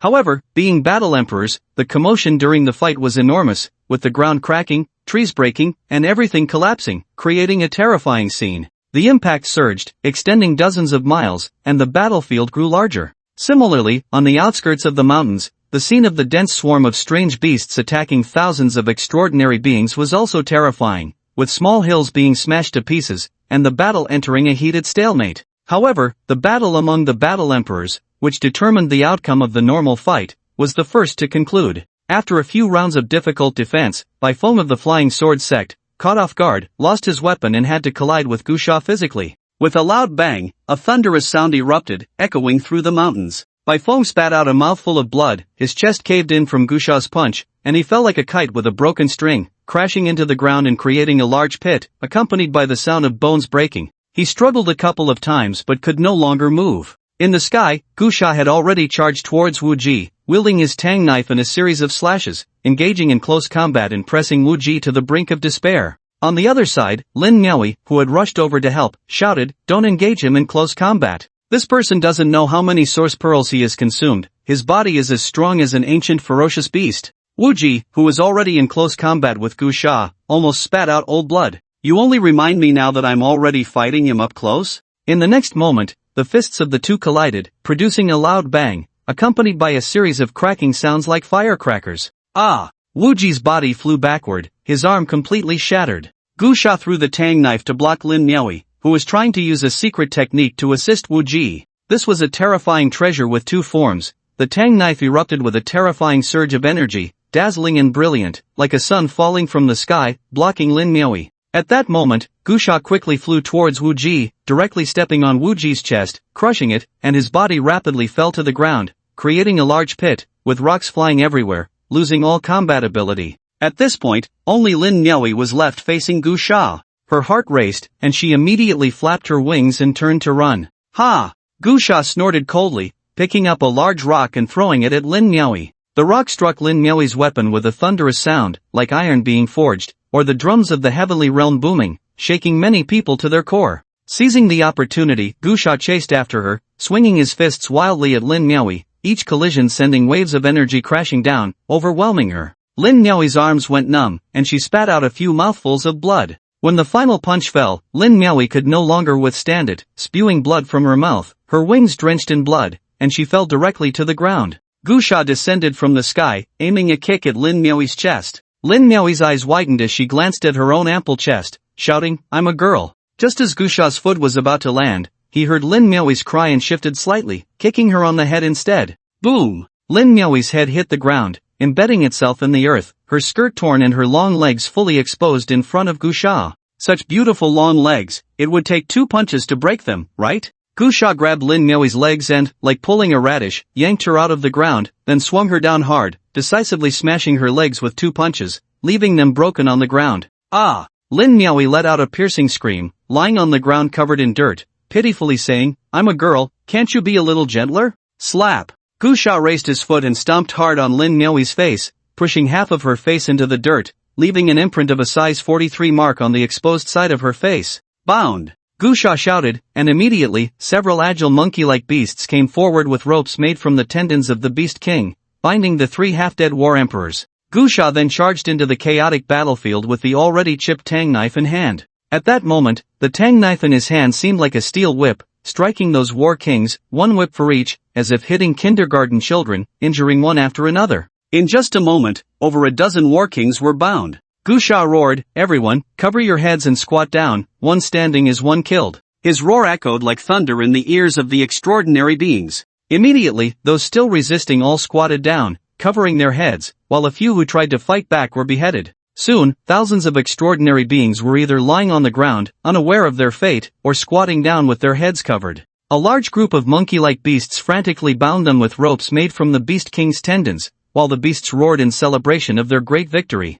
Gu Sha took out a phone, logged into the global forum, and started a live broadcast. In just a few seconds, millions of viewers flooded into the live stream. Gu Sha aimed the camera at the kidnapped extraordinary beings and said, "I, Gu Sha, hereby announce that all guests visiting my Taihang Mountain 5 a scenic area have been received." Taihang Mountain upholds the call of culture and is committed to creating a brand new kidnapping-style sightseeing experience. To provide tourists and their families with a more intense experience, I will soon release a ransom-style ticket list. Extraordinary beings families who receive the notice, please prepare the ticket fees according to the instructions. Finally, on behalf of all the staff at Taihang Mountain, I extend a sincere invitation to audiences worldwide. Welcome to travel to Taihang Mountain. We will ensure you enjoy an unforgettable all-in-one service. You deserve it. After finishing, Gu Sha closed the live stream and then posted a message on the forum, which was a ransom demand he had already prepared, listing different ransom amounts based on the extraordinary being's cultivation levels. He then called upon the countless beast subordinates to take the tourists deep into Taihang Mountain.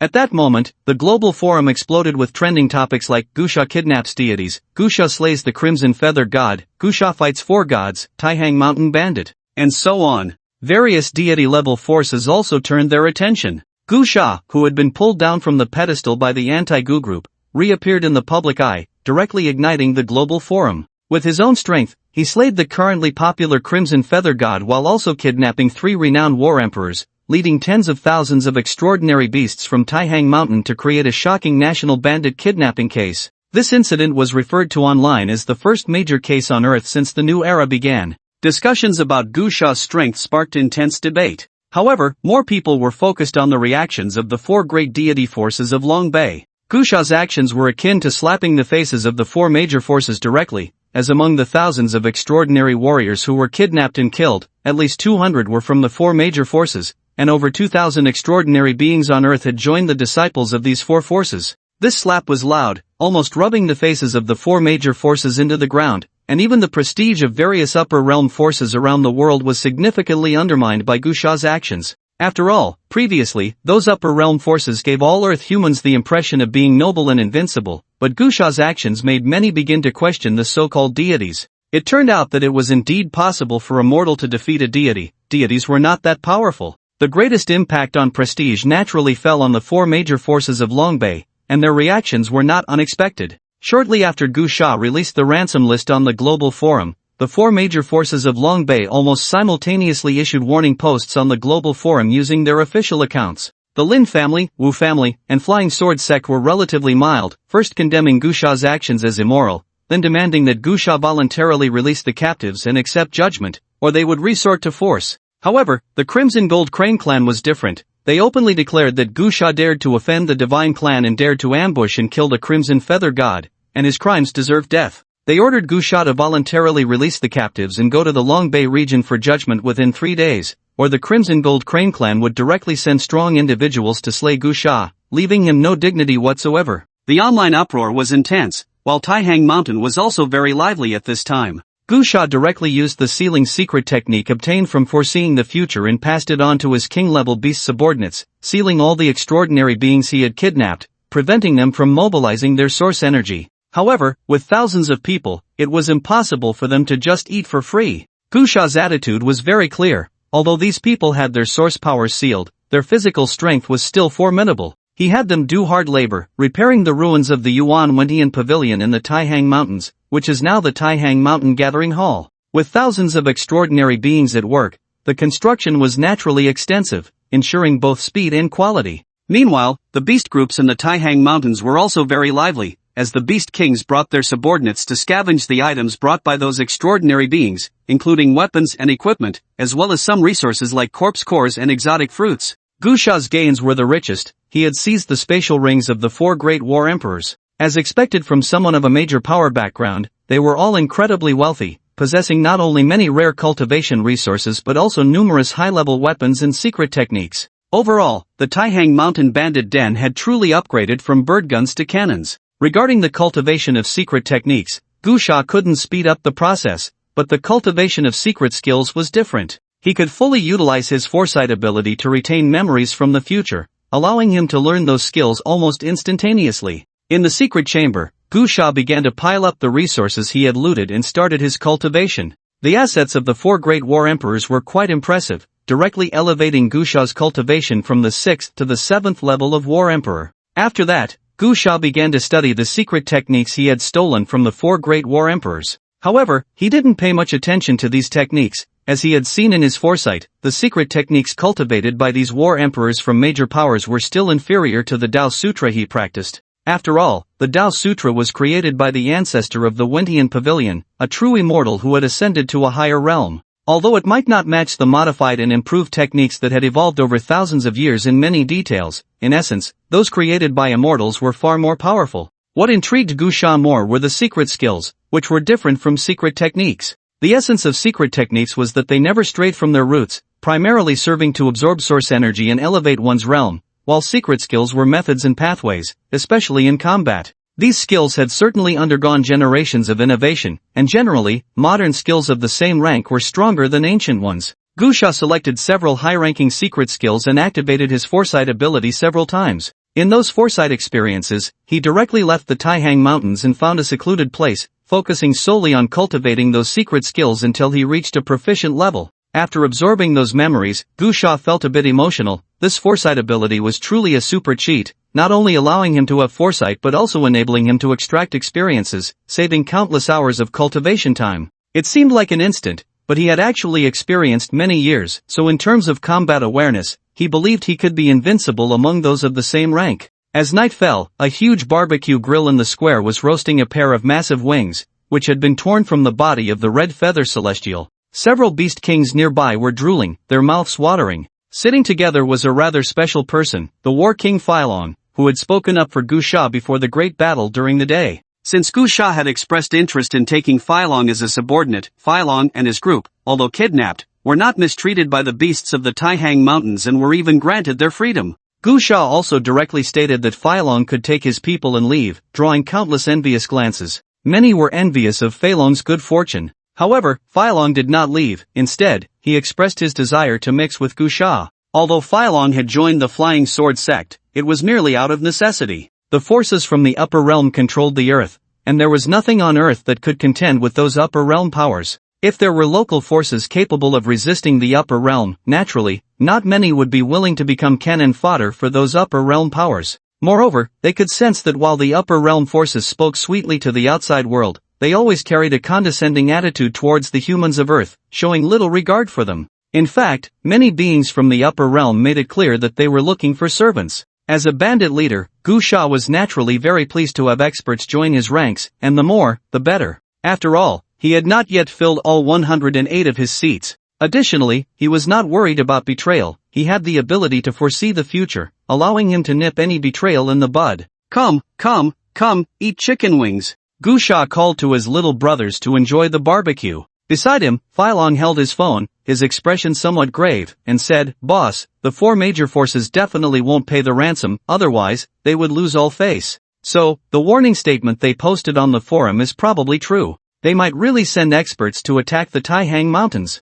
Gusha replied nonchalantly, "How many can they send?" Phylong said solemnly, "Boss, although I am not valued in the Flying Sword sect, I have been there for a while and have some understanding of the strength of the four major forces in Long Bay. They all have domain lords stationed." Gusha asked, "Only domain lords?" Phylong nodded. "It's not that these forces only have domain lords, the Flying Sword sect, the Crimson Gold Crane clan, the Wu family, and the Lin family dare to call themselves divine forces because they have true powers that have reached the divine level stationed there. However, I don't know how strong these divine beings are. From what I know, the source energy of Earth has just begun to recover, and the strongest beings can only carry domain lords to descend. Beings that are too powerful will be rejected and unable to descend. So, whether from the upper realm or the Tianyuan realm, the strongest beings currently on Earth are only at the domain lord level. Gu Sha nodded. Phylon hurriedly said, "Boss, don't take this lightly. Although you are very strong, you are still only at the battle emperor level. If the domain lords from those four major forces come, even if we sacrifice our entire Taihang Mountain, it won't be enough for them to fight." Gu Sha waved his hand and said, "Don't worry, the domain lords won't come." The reason Gu Sha was so certain was that he knew the future trajectory. Just after breaking through to the 7th level of Battle Emperor, he had already used his foresight ability several times. He clearly knew that 3 days later, the four major forces would come to stir up trouble, bringing a large number of strong experts, including several battle emperors, especially from the Crimson Gold Crane clan, which would send a 9th level battle emperor. But that was all. Domain lords were high-level powers and should not be easily moved. Although Long Bay seemed peaceful now, many dark forces were watching from the outside. As soon as any of the major cities in Long Bay lost their domain lord, dark clans would immediately attack. The reason both sides could reach a truce and live in peace was that their strengths were roughly equal, neither could do anything to the other. Peaceful coexistence always comes from equal strength. Long Bay, Tianshui City. Tianshui City was originally a first-tier city within Longzhou, but later, with the arrival of the apocalypse, it became a zombie nation.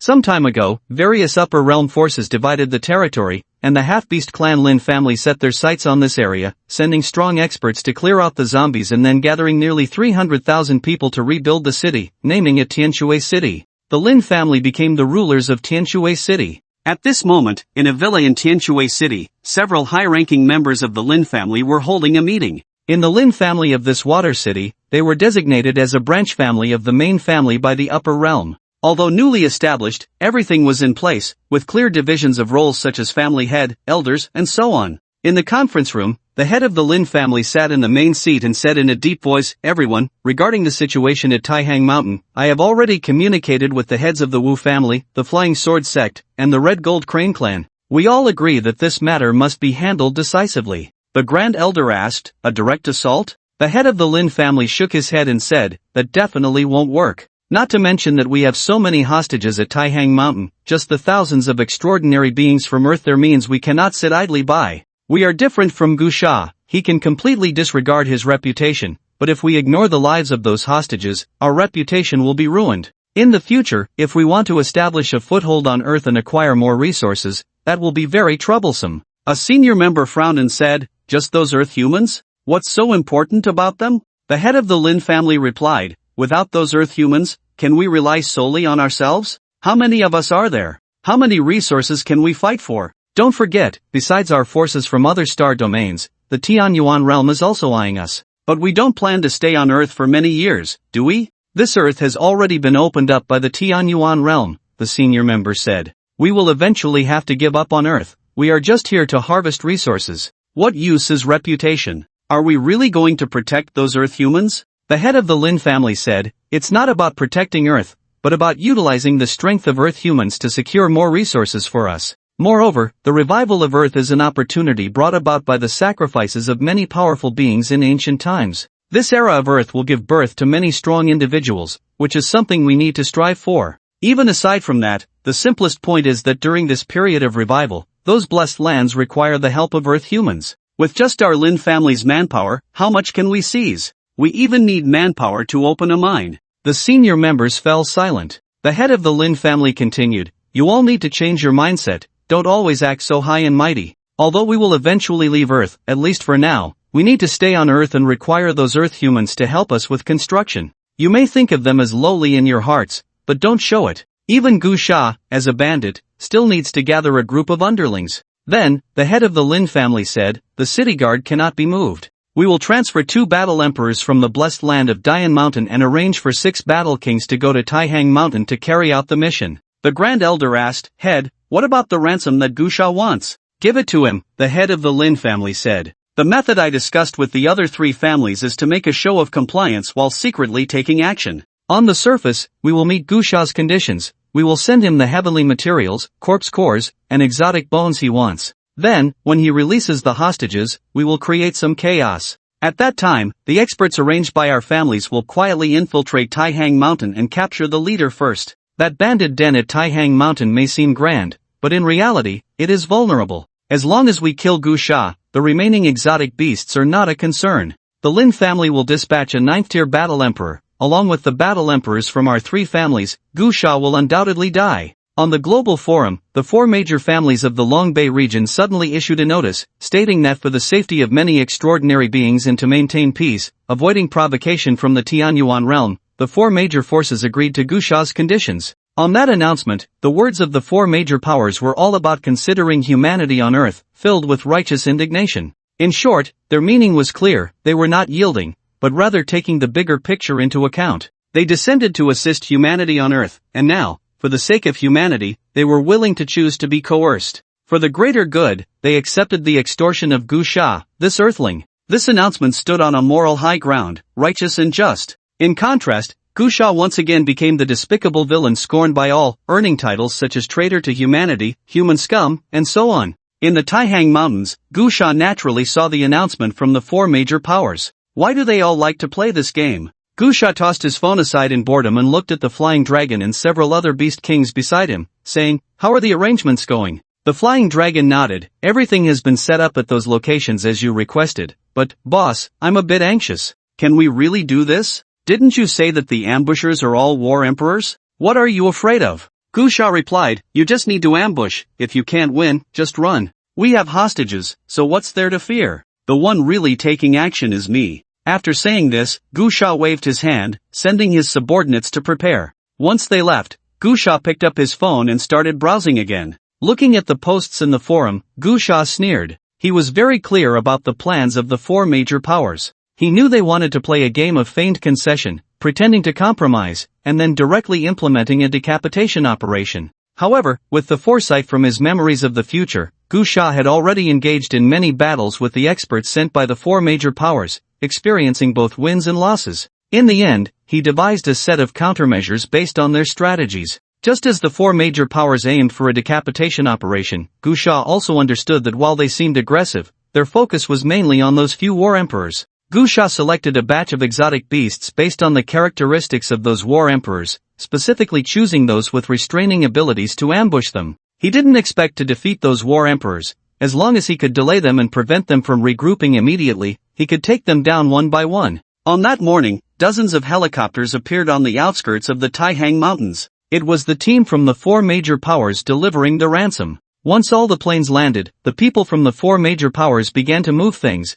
placing the ransom at the designated locations as per Gu Sha's requirements. Amidst the comings and goings, several figures quietly slipped away, stealthily infiltrating the Taihang Mountains. They were the 7 war emperors sent by the 4 major powers. Leading them was a 9th-tier war emperor from the Qijin Crane clan, named He Ling. At this moment, He Ling was moving silently through the mountains like a ghost. Wearing headphones, he whispered, "Everyone, be careful in your actions. That human kid Gu Sha controls the entire Taihang Mountains. The exotic beasts here are his eyes and ears. If we are discovered, it could all be in vain. Rest assured, Elder He, we are all war emperors. Even if we are not skilled in stealth, no ordinary exotic beast can detect us," one war emperor responded. He Ling whispered, "Don't let your guard down either. That kid is very suspicious. He will only release the hostages after we place the ransom, as he is wary of us. If he detects our movements, he might use the hostages to threaten us, and then we would be in a passive position." Understood, understood. At this moment, on a mountain peak in the Taihang Mountains, Long Fei was observing with binoculars, saying, "Boss, the people from the 4 major powers have already flown away. They left the items on Huangniu Ridge."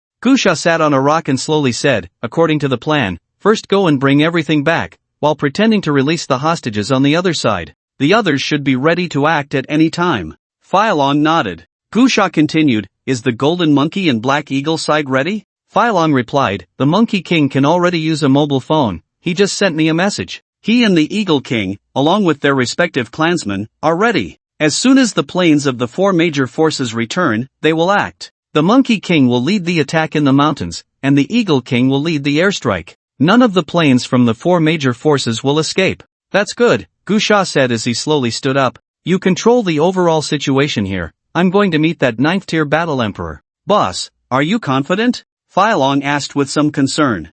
3 moves to kill. With that, Gu Sha leaped directly off the cliff and quickly flew to a towering tree. The ring on his finger shimmered slightly, and a tang knife appeared. This tang knife was brand new, his previous one had been damaged in battle. This one was obtained from Lin Miaoi's spatial ring and was of much better quality than the last. The tree was very tall, at least 100 meters high. If it were on the old earth, it would have been a rare tree, even a scenic spot. However, in the current Taihang Mountains, it was quite common. Gu Sha waited quietly on the branch and didn't have to wait long before he saw He Ling approaching. He Ling was a lone wolf, moving very quickly, using exquisite flying techniques, like a ghost in the forest, invisible to the naked eye of ordinary people. A smile appeared on Gu Sha's face, and just as He Ling appeared under the tree, Gu Sha leaped down, slashing towards He Ling with a speed like a flash of light. In an instant, golden light blazed, the knife struck like lightning, and a dazzling explosion of light erupted in midair as the terrifying blow fell. He Ling, worthy of being a 9th tier battle emperor, had a very strong perception and immediately responded,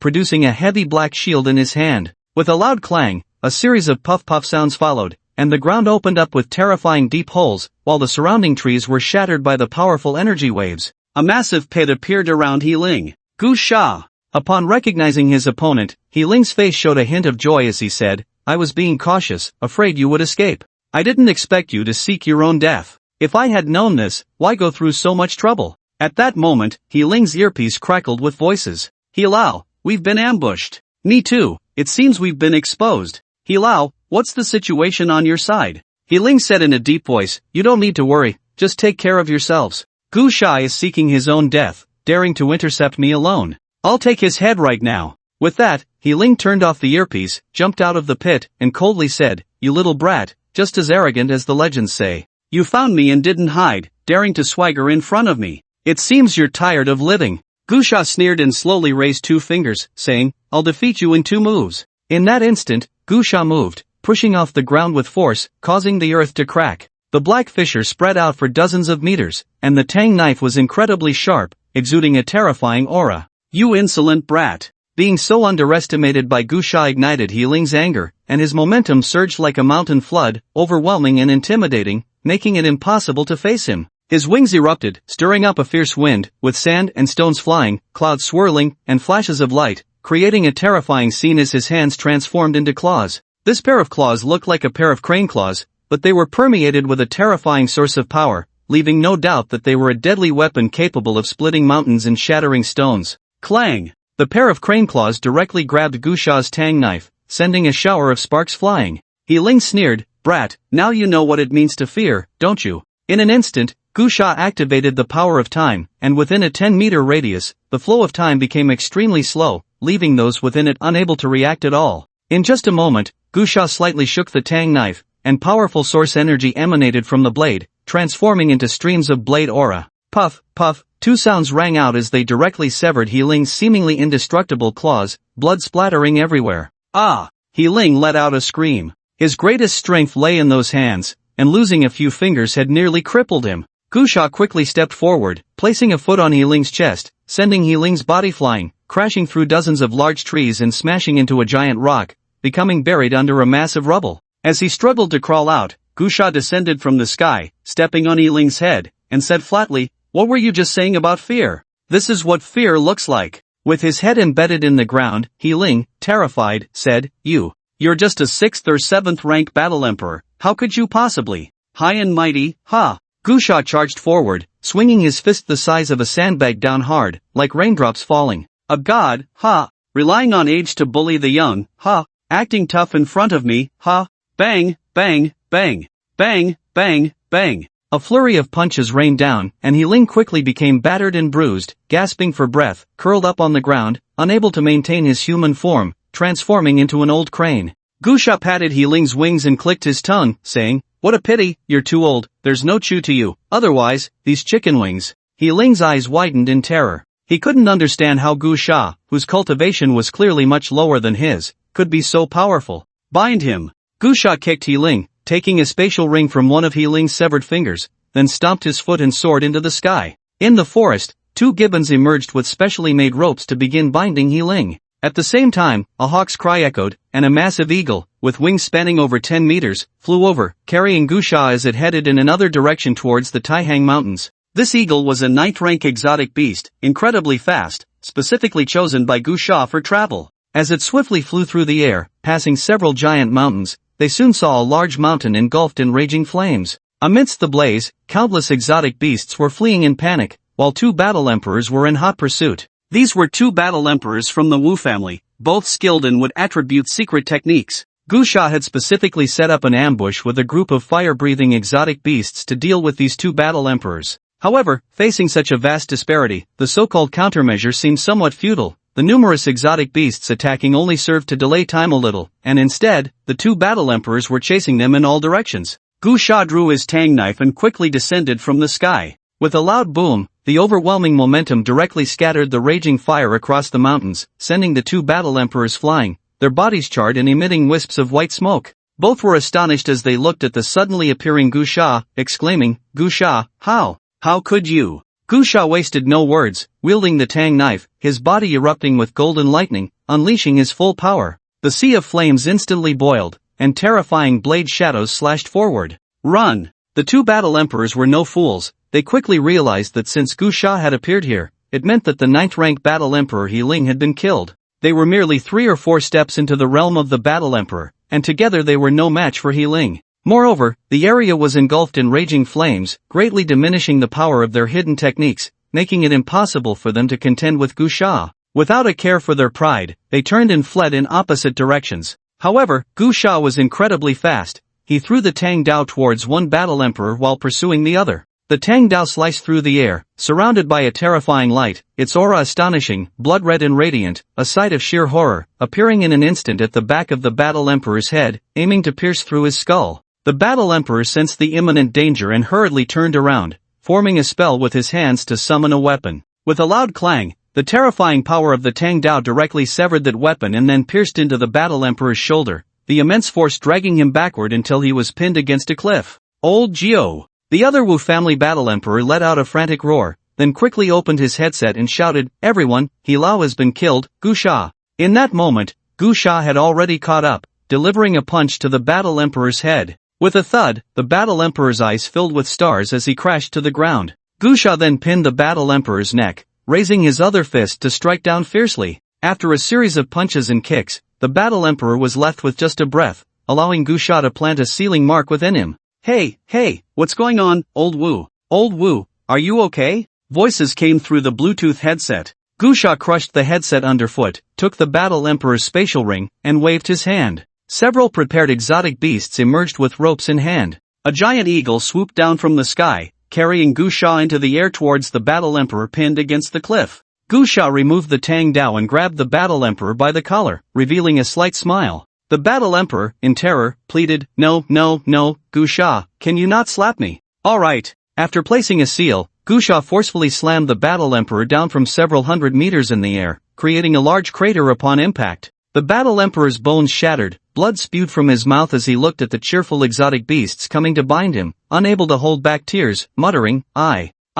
rather be slapped, damn it. At this moment, the remaining 4 battle emperors were acting in pairs, coming from the Flying Sword sect and the Lin family. They all heard the last words of the Wu family battle emperor. What happened? How would I know? He Lao is unreachable, and those 2 from the Wu family are also out of contact. I'm afraid they have encountered misfortune. Old Wu said He Lao was killed and mentioned Gusha. Could it be that Gusha killed He Lao? How is that possible? Damn it, stop asking so much, retreat. Just as they were preparing to withdraw, an urgent voice came through the intercom. Gentlemen, there's been an incident. Our fleet encountered an attack on the return journey. All planes have been destroyed and are surrounded by exotic beasts, ZZZ. The signal cut off. At that moment, the 4 battle emperors realized something was wrong. Retreat, don't hesitate, retreat. Immediately, the 4 battle emperors began to flee. Just as the 2 battle emperors from the Flying Sword sect were about to escape outside the Taihang Mountains, Gusha appeared in the sky. You probably won't be able to leave.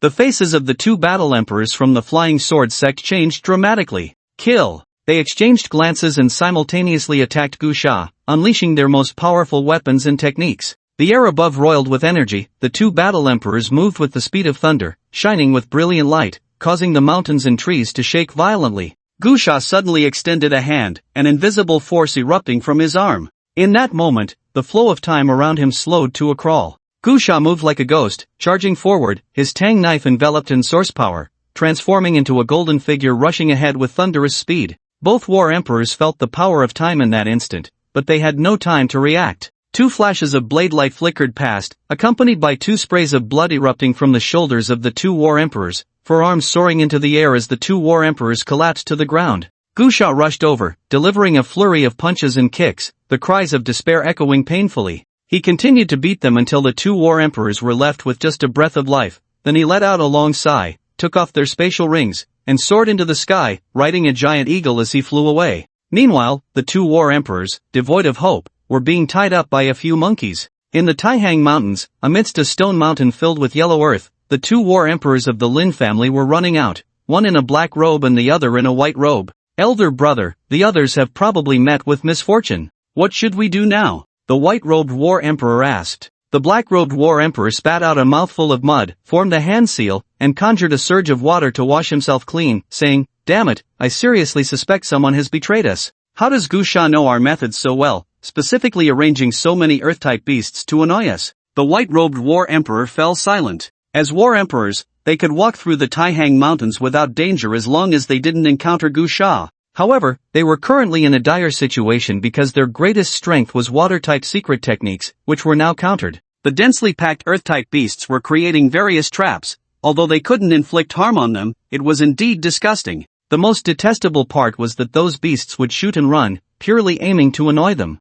"Let's not worry about that for now," the white-robed war emperor said. "It's obvious that Gusha arranged these beasts to delay us, wanting to take us down one by one. He must have anticipated our plan, and now, the others have probably already met with misfortune. We might find it hard to escape." The black-robed war emperor snorted coldly and said, "Run? Why should we run? Since Gusha has calculated us and guessed all our plans, we should do the opposite." The white-robed war emperor asked in confusion, "What do you mean?" "Gusha can use hostages to threaten us, so we can use hostages to threaten him," the black-robed war emperor replied. "Gusha has kidnapped so many human transcenders to threaten us, but in reality, he hasn't inflicted any substantial harm on those Earth humans. Including the battle at the outer Taihang Mountains, he mainly targeted us upper realm beings." The white-robed war emperor suddenly understood, "So, we should use hostages to threaten the kidnapper?" "Exactly," the black-robed war emperor said. "This Gusha seems ruthless and ungrateful, but he is ultimately a lowly Earth native. Based on his actions, we can actually infer his character, great loyalty disguised as treachery. His actions have been criticized by countless Earth natives, but so far, no native has contributed to Earth as much as he has. The criticisms against him are merely a few points. He acts according to his own will and is selfish. But if you look closely at what he has done, when the barrier of City C collapsed, he killed many high-ranking officials of the barrier and was condemned by countless people, yet because of that killing, he saved hundreds of thousands. Later, he sank Ghost Island, which carried some historical grudges, but we recently learned that Ghost Island had long colluded with the Tianyuan realm. If it weren't for Gusha's few nuclear bombs, the Tianyuan realm would have invaded Earth long ago. After that, Gusha was robbing a nuclear bomb, which undeniably made him stronger. However, when humanity faced a crisis, he did not stand by idly. If it weren't for his warning, the indigenous people of Earth would probably have lost half their lives again. So, I say he is a great loyalist disguised as a traitor. He is a smart person who does not want to be bound by morality, acting according to his own will. In reality, he is absolutely someone who cares about Earth. During this time on Earth, I have figured out the virtues of these indigenous people. There are not many smart ones, most are selfish fools. I believe Gusha uses a seemingly ruthless exterior to reduce trouble, making it easier to save the Earth. I even suspect that this time he is deliberately targeting us beings from the upper realm, not intending to rob but to fight for the voice of the indigenous people of Earth. Because of his existence, he is strong enough to form a special belief, making it impossible for us beings from the upper realm to enslave the thoughts of the indigenous humans of Earth. As the two spoke, they ran deeper into the Taihang Mountains. However, the white-robed battle emperor felt something was off and said, "Big brother, do you think it's possible that Gusha didn't think that much and just wanted to become stronger quickly?" The black-robed battle emperor replied, "No, this person is definitely a great loyalist disguised as a traitor. His actions seem selfish, yet he always helps humanity at critical moments. He is just a hero burdened with a bad reputation, moving forward." At that moment, Gu Sha, standing on the back of a giant eagle, received a call. Boss, the two battle emperors from the Lin family seem to have been pushed to their limits. They actually changed direction towards the gathering hall? Gu Sha frowned. This was different from what he had seen in his foresight. However, thinking about it, it was normal. In his foresight, he hadn't captured all four major forces like today. With the trajectory changed in the early stages, subsequent changes were to be expected. Those two aren't thinking of rescuing the hostages, are they?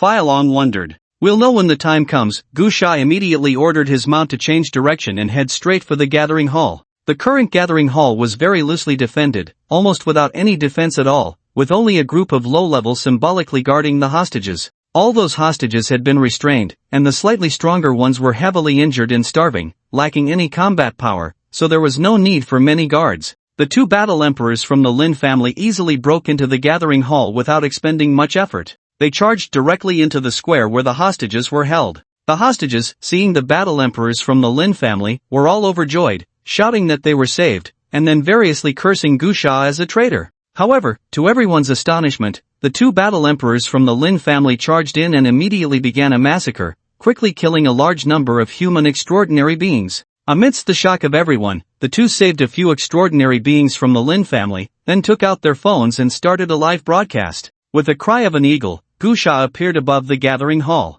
The two battle emperors from the Lin family unleashed their full momentum, and the black-robed battle emperor shouted, Gu Sha, we beings from the upper realm have come down to assist you Earth humans in fighting against external enemies with great difficulty, yet as an Earth person, not only do you not appreciate it, but you also want to exterminate us. If you don't stop now, I will drag so many of your compatriots down with you. Moreover, if you really exterminate us today, I tell you, our Lin family will call on all beings from the upper realm to leave Earth, letting you Earth humans fend for yourselves. As he spoke, the black-robed battle emperor directly took out a nuclear bomb. In the sky, Gu Sha was dumbfounded. Using hostages to threaten the robbers? This operation was simply eye-opening. Gu Sha's mind was in a state of chaos. He couldn't understand what the two battle emperors from the Lin family were thinking. He was the robber, so how could they think of using hostages to threaten a robber? Not only was Gu Sha dumbfounded, but countless viewers in the live broadcast were also confused, with question marks filling the screen. Everyone is mocking whether the two war emperors of the Lin family have been hit silly, actually thinking that someone like Gu Sha, a traitor, would care about the survival of humanity. The freed Lin Miaoyi also looked confused as she tugged at the black-robed war emperor, saying, Uncle, what are you doing? That's Gu Sha, who claims he wants to be a cosmic bandit. Are you using these Earth people's lives to threaten him? These people are the ones he kidnapped. Lin Miaoyi voiced the doubts of many. It was so bizarre that the Lin family war emperor thought of using human lives to threaten Gu Sha, the selfish traitor. If the Lin family war emperor had threatened Gu Sha with a few alien beasts, they could have understood that a bit. This operation directly burned out many people's CPUs. Gu Sha also looked bewildered, staring at the serious Lin family war emperor and said, I haven't even hit you two yet, and you've already knocked your head silly? Gu Sha, stop pretending. The black-robed war emperor declared loudly, Today, I will expose your disguise in front of countless people. Gu Sha was a bit curious and didn't strike immediately. The black-robed war emperor appeared confident and said loudly, Gu Sha, to be honest, I actually admire you. On the surface, you are selfish and never care about the survival of Earth's humanity, bearing countless accusations for it. Yet, you walk alone in the darkness, silently enduring all the pressure, seeking a glimmer of hope for humanity. Even when the whole world misunderstands you, you don't explain. You are a hero. Even though we come from other star domains and have seen countless heroes, you, with your mortal body, alone bear the heavy responsibility of reviving a planet. Even in the darkest times, you still carry despair alone, leaving a hope for your fellow beings. I may not like you, but I admire you. You are a great person. Gu Sha. When did I become so great? I didn't know. At this moment, the audience in the live broadcast and the human extraordinary beings who were kidnapped were also confused. What does this mean? What is the Lin family war emperor trying to say? Isn't he opposed to Gu Sha? Is he crazy? Gu Sha, a hero? Am I still asleep? The Lin family war emperor has really lost his mind. How can that traitor Gu Sha be called a hero? The black-robed war emperor said loudly, Gu Sha, stop pretending. I have studied your actions. Earthlings can't see it because your knowledge, strength, and mindset are too advanced. You have surpassed Earth, so Earthlings cannot see through your disguise. But don't forget, we come from a higher realm, our vision far exceeds that of Earth, and we have seen true darkness, so we can see through your disguise. The crimson of Earth is descending, destruction is imminent, but the technology and understanding of Earthlings cannot comprehend how terrifying this disaster is. To use your Earthlings' words, being half a step ahead is genius, a step ahead is madness, but you are too far ahead. Therefore, no matter how correct your decisions are, no one will understand or support you. So, you chose another path, which is to shape yourself into a global enemy, forcing humanity to follow the correct path you have set for them. The price of doing this is loneliness, endless loneliness. You will be despised by all your fellow beings, misunderstood by everyone, and become a traitor pointed at by thousands. Yet, you bear the dark despair of humanity on your shoulders, enduring endless insults, but still do not regret, unwavering, even if no one understands, you do not stop. Perhaps, in the dead of night, you have also felt pain, suffered from the endless insults and slanders of your fellow beings, and doubted whether what you did was right, whether it was worth it. But when you see the morning sun, when you see your fellow beings struggling to survive in the apocalypse, you still carry on with the burden. Gusha! No way, if this keeps going, I might believe it myself? Wow, am I really that great? At this moment, the extraordinary beings on site and the viewers in the live stream were all stunned. They realized that the Lin family's war emperor was not joking, he seemed to be serious. But Gusha! How could he be that kind of person? The Lin family's war emperor continued. I know that not many people understand what I'm saying, but Gusha, you know in your heart. Everything you do has its deep meaning. The first time you appeared in the public eye was at the already destroyed Sea City barrier, where you acted freely, recklessly challenging the authorities, using your extraordinary abilities without restraint, being scolded by countless people for being selfish, having power but only caring for yourself. However, the reason you did that was to make the authorities and the public pay attention to the extraordinary beings. You constantly showcased your combat power because you realized that there was only one way for humanity to save itself, and that was through extraordinary power. But at that time, no matter what you said, not many people would believe you, they would only think you were trying to elevate your own status by praising extraordinary beings. Therefore, you didn't explain, you just crazily displayed your extraordinary abilities because you knew that when the world realized that technology couldn't compete with you, they would pay immense attention to the extraordinary. This would be 1,000 times faster than you explaining it to the world. It seemed like you killed many people, but in reality, you saved even more because the earlier the Earth authorities valued the extraordinary, the fewer people would die, far more than those you killed. Killing to save lives, Gusha, you don't need to refute, this is the way you chose. Gusha! At this moment, the audience began to discuss among themselves, and the livestream's comments were flooding the screen. Wow, the Lin family's war emperor makes a lot of sense. I was one of the earliest members of the Extraordinary Association. I can testify that the Lin family's war emperor is not talking nonsense. At the beginning of the establishment of the Extraordinary Association, the authorities really didn't pay much attention, they were just studying extraordinary beings. Yes, I was from the Research Institute. At that time, not only the authorities, but we researchers also didn't believe that extraordinary beings could be strong enough to counter firearms. If we're talking about attention, it was really because we received news that a powerful extraordinary being emerged from the Sea City barrier, single-handedly taking on the military, killing dozens of beast corpses. Only then did the authorities start to pay attention to extraordinary beings. That's right, especially after the Sea City barrier sent news of Gusha tearing apart tanks and withstanding dozens of grenades, killing through a military force of thousands. Only then did the authorities realize that the development speed of the extraordinary far exceeded technology. Wait, brothers, listening to you, could it be that Gusha is really a great person? Did we misunderstand Gusha? But he carried a nuclear bomb and caused countless deaths. How do we explain that? Everyone scolded you for being lawless and ignoring the law. The Black Robe War Emperor continued, but in reality, in the Sea City barrier, if you didn't kill those high-ranking officials, your warning couldn't be carried out. Your extraordinary abilities were far ahead. You discovered that an earthquake was about to occur in the Sea City barrier. But technology couldn't detect it, and those people didn't believe you. What could you do? Those were your fellow citizens, you could only crazily trample on laws and regulations. You bore the infamy, but in the end, you saved millions. If it weren't for your persistence, the barrier wouldn't have prepared in advance, and the entire barrier would have been buried under that earthquake. Everyone can scold you for trampling on the law and breaking the order, but those who survived from the Sea City barrier back then have no right to scold you.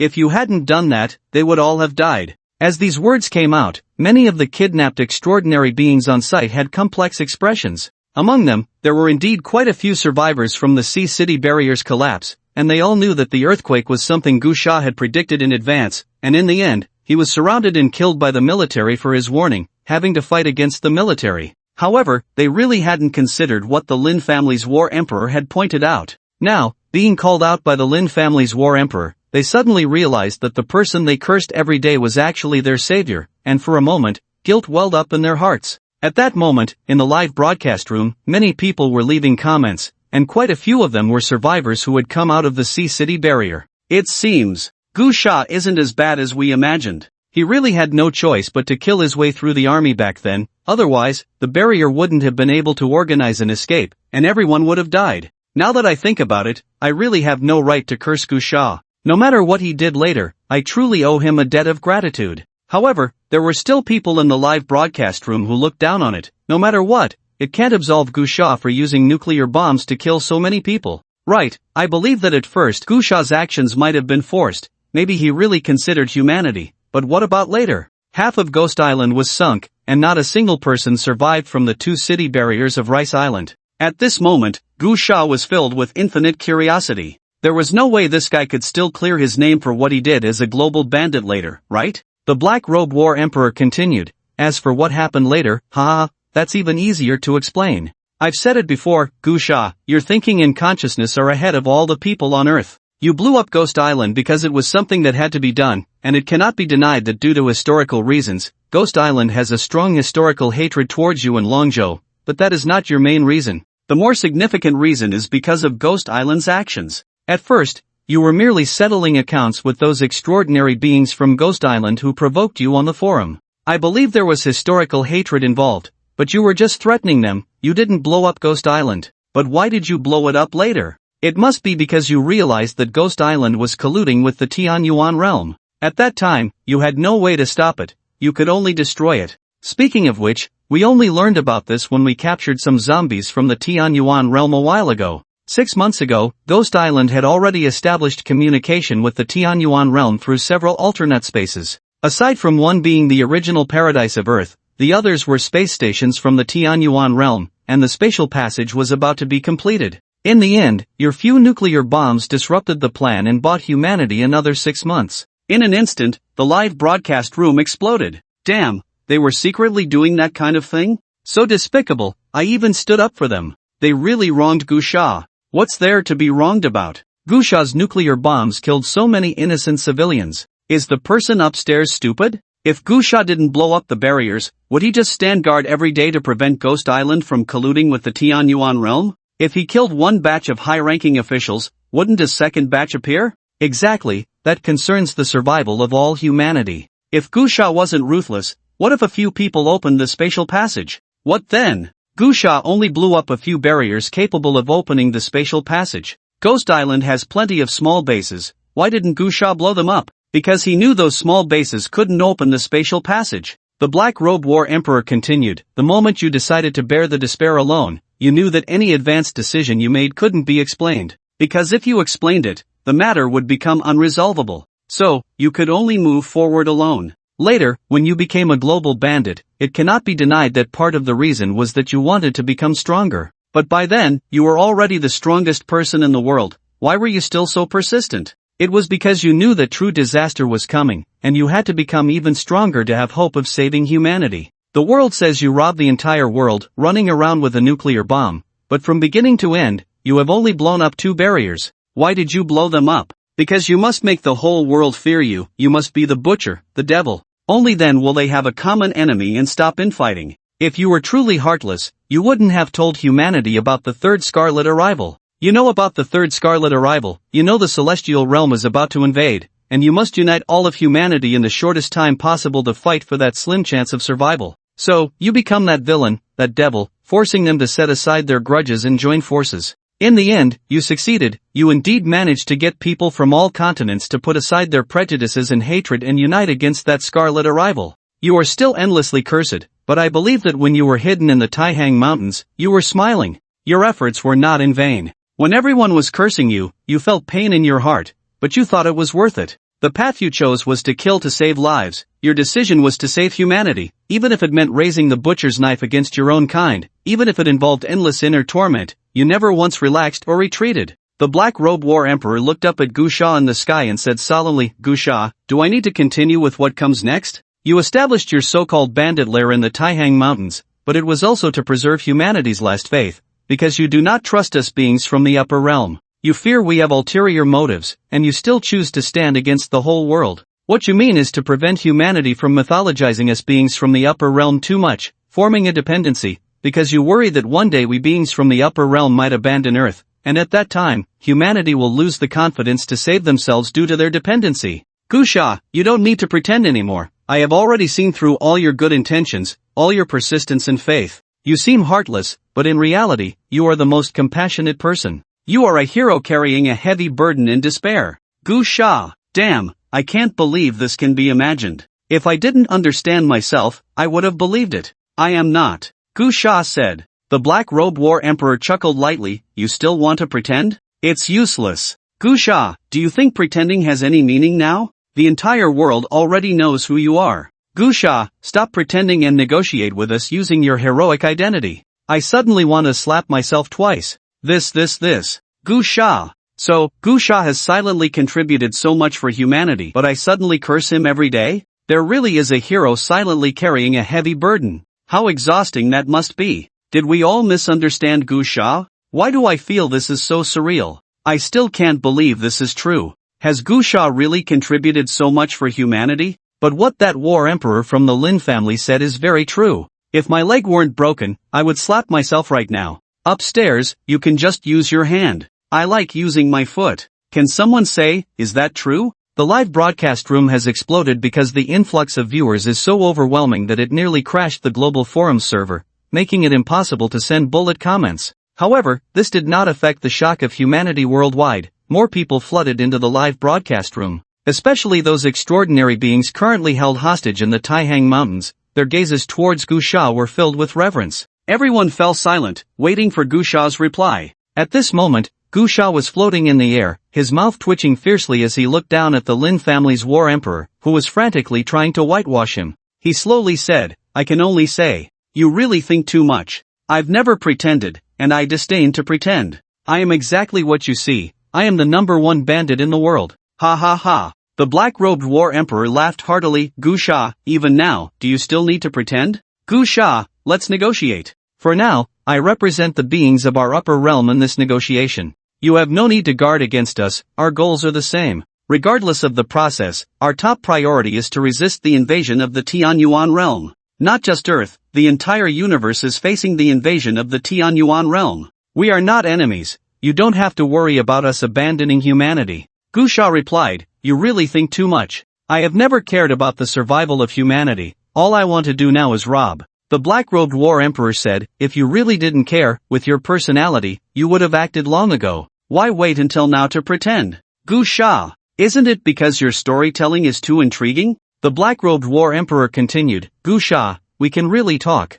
We can coexist peacefully. Stop pretending, it's pointless to keep it up. You, go to hell. Why is communication so? Gusha suddenly struck out. In that instant, the world within 100 meters trembled, the space seemed to freeze, and a tremendous force of time descended violently, shaking everything. A terrifying aura erupted, blurring and distorting the rules of the world. The place where the two war emperors of the Lin family stood saw time slow down immensely. In just an imperceptible moment, Gusha appeared directly in front of the two, then lifted his leg and kicked the black-robed war emperor away, storing the nuclear bomb into his spatial ring while erasing the source power on the bomb. In the next moment, Gusha struck towards the white-robed war emperor. The white-robed war emperor hurriedly defended, blocking with his arms, colliding with Gusha's palm. With a crack, the white-robed war emperor's arm broke, crashing into his own chest, the immense impact shattering the bones in his chest, sending him flying backward, blood spraying from his mouth. Ah, Gusha, you're still pretending. The black-robed war emperor spat out a mouthful of blood, crawling up from the ruins, saying, you say you don't care about Earth's humanity, but if you really didn't care, why would you be so worried about the nuclear bomb exploding? Damn it! Gusha stomped on the ground, shattering the tiles, and like a rocket launch, he charged in front of the black-robed war emperor, jumping up and smashing down with his elbow, sending the black-robed war emperor crashing to the ground, breaking a large area of tiles. Imagination freak, imagination freak. Gusha swung his fists wildly, pounding the black-robed war emperor until he was gasping for breath, then stopped and complained, you really have a big imagination, going through all this trouble to whitewash me. Thanks, but you really think too much, got it? The black-robed war emperor, gasping for breath, struggled to say, "Stop pretending, Gu Sha, you are a great traitor disguised as a loyalist. No matter how you pretend, it's useless, you must negotiate with us. Go to hell." Gu Sha kicked the black-robed war emperor unconscious, then rushed towards the white-robed war emperor, who had just managed to get up from the ground. Seeing Gu Sha charging over, the white-robed war emperor hurriedly shouted, "Take it easy." Bang! Gu Sha landed a punch on the white-robed war emperor's face, sending him crashing to the ground, severely injured and unconscious. After doing all this, Gu Sha finally let out a sigh of relief, took the spatial rings from the two, and called over a group of underlings to tie up the two war emperors. He then looked at Lin Miaoi, who was standing nearby, stunned. Lin Miaoi trembled all over and hurriedly said, "Don't hit me, I'm very honest." As she spoke, Lin Miaoi obediently squatted down, extending her hands to accept the binding. However, her eyes were fixed intently on Gu Sha, and there was a deep expression of heartache in them. Gu Sha looked at Lin Miaoi's gaze, pointed at the unconscious black-robed battle emperor, and said speechlessly, "You can't possibly believe that old guy's nonsense about me being innocent, right? I don't believe it. I don't believe it. I believe you are a true bandit. You're a bad person." Lin Miaoi hurriedly shook her head. Only then did Gu Sha turn his head, but in that moment, he heard Lin Miaoi softly say, "But you won't be alone forever. You have to believe that there will always be someone walking with you." Gu Sha stumbled, nearly falling over. He really didn't know where to start with his complaints, then looked at the bound extraordinary humans who were being held hostage, feeling that their expressions were a bit off. He frowned and said, "You can't possibly believe that old guy's nonsense, right? I've tied you all up, not giving you food and making you work like slaves. We don't believe it, we don't believe it. Yes, yes, yes, we don't believe it. We all don't believe it, not at all." Everyone was shaking their heads, denying it. But Gu Sha still felt something was off, then picked up the phone on the ground that was live streaming and said, "I announce, the hostages will not be released. Lin family, Wu family, Flying Sword sect, Crimson Gold Crane clan, you broke the rules. We agreed on a handover of money for hostages, yet you secretly sent 7 battle emperors to ambush me. Therefore, I will not release the hostages unless you pay more to redeem them." The comments in the live stream suddenly started flooding in, add money, you must give the god of killing more money. Increase the amount. God of killing, I will come to Taihang Mountain tomorrow, you can tie me up. Let's see if I can exchange for more money. Yes, I will come too. Count me in, count me in. Ah, god of killing, I will bring my whole family to you tomorrow. Gu Sha was truly speechless, suddenly being whitewashed so thoroughly. However, it didn't affect him much. He didn't care too much, just tagged the official accounts of the 4 major forces in Long Bay on the global forum, then called his subordinates to divide the spoils. After dividing the spoils, Gu Sha instructed his subordinates to guard the hostages, while he entered a secret room to begin his cultivation. This time, the resources obtained were very abundant. First, the 4 major forces sent him the ransom without any discount to confuse him. Although Gu Sha distributed a bit, what he gave away were low-level exotic fruits and corpse cores that had no use for him, while the useful items were all kept, and in large quantities. Additionally, he also seized the spatial rings of the 7 battle emperors, who were all from the upper realm and possessed considerable wealth. Moreover, these were older battle emperors who had accumulated a lot of resources, but relatively speaking, the resources of these 7 battle emperors were not as much as those of the younger battle emperors he had previously kidnapped. But thinking about it, it made sense. These people had only just become battle emperors at their age, while Lin Miaoi and the others were still very young, with great potential, and their status within the sect was different, making them key cultivation targets, thus receiving a lot of internal resources. Gu Sha didn't waste time and immediately entered a frenzied cultivation state. While Gu Sha was cultivating, chaos erupted all over the earth, with the entire internet buzzing about Gu Sha's whitewashing. Although many still didn't believe it, it undeniably led to Gu Sha's successful whitewashing, causing turmoil both online and offline. This incident not only stirred the human community but also affected various upper realm forces, especially the 4 major forces of Long Bay, which were the main participants in this whitewashing event, with the Lin family being the most significant. The phone of the Lin family head was bombarded with calls. Finally, after an urgent discussion within the Lin family, they could no longer avoid the situation and initiated a video conference with the leaders of the Flying Sword sect, the Crimson Gold Crane clan, and the Wu family. In the conference room, the head of the Lin family looked at the few people on the projector, smiled awkwardly, and said, "Gentlemen, I apologize. This matter was indeed an unexpected turn of events. My Lin family had no such plans." The leader of the Crimson Gold Crane clan angrily replied, "Lin family head, do you know the impact this has caused? Although there are no explicit regulations among the various forces from the upper realm, everyone has tacitly agreed on one approach: to suppress the indigenous people of Earth from a faith perspective and enslave them mentally. All our forces have been trying to destroy the original beliefs of the Earth's natives, and yet your Lin family has managed to elevate that Gu Sha into the ultimate faith of humanity. By doing this, you have wasted all the efforts we previously put in. The Earth's natives cannot have their gods, they can only believe in the beings from our upper realm. The head of the Flying Sword sect also said, "Yes, Lin family head, your Lin family has become the target of everyone's criticism. We have been guiding public opinion for so long, and finally managed to bring down Gu Sha, the god of Earth's humanity, and now, his altar is even more stable. Do you know that my phone has been bombarded today with calls demanding accountability?" The Lin family expressed their deep apologies, saying, "Yes, I understand. This was indeed our mistake. Our two war emperors from the Lin family were probably also frightened by Gu Sha, that is human nature." "Nonsense," said the head of the Wu family. "Lin family head, don't try to fool us with such childish excuses. Your two war emperors, no matter how incompetent, wouldn't be so scared that they neglect the interests of the clan and the bigger picture. Just tell us the truth. What was your actual plan?" "Well," the Lin family head smiled helplessly and said, "All right, I will speak honestly. This matter was indeed an auxiliary plan arranged internally by my Lin family. The decapitation operation to be carried out in the Taihang Mountains today, I always felt was not very stable, so before setting out, I made a second plan and informed my Lin family's war emperors. Although our families assessed Gu Sha's combat power to be at the 6th or 7th rank of war emperor, looking back at his actions since he became famous, each time he was unexpectedly powerful.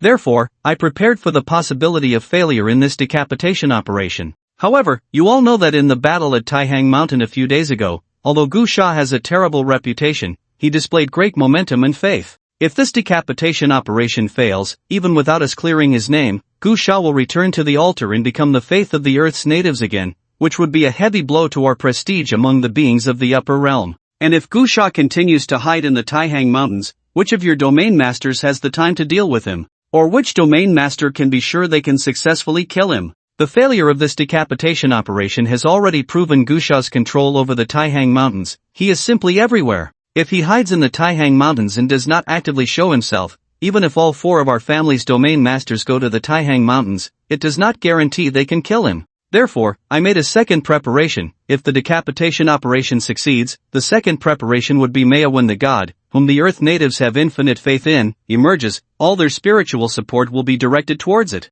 But if we were to destroy this god at that moment, what would the Earth natives face? The leaders of the 3 major forces were quite astonished. After a moment of silence, the leader of the Crimson Gold Crane clan said, "When everyone releases their soul spiritual support and wholeheartedly believes in a god, they will gather unparalleled power. However, if this god suddenly perishes, it would mean their faith would collapse in an instant, their spiritual support would vanish, leaving them numb and directionless, like walking corpses." Indeed, the head of the Lin family said, at that moment, the Earth natives would be the easiest to enslave, easily controlled mentally, much faster than our gradual encroachment. The others were moved by the Lin family head's plan. Indeed, the best way to destroy a person is to shatter their faith, and the best way to enslave a race is to make them lose their faith. The master of the Flying Sword sect asked, "Then, what do you plan to do, Lin family head?" The Lin family head replied, "Very simple, create momentum. Taking advantage of the current opportunity, we will wildly promote Gu Sha, making him the supreme god of the Earth natives,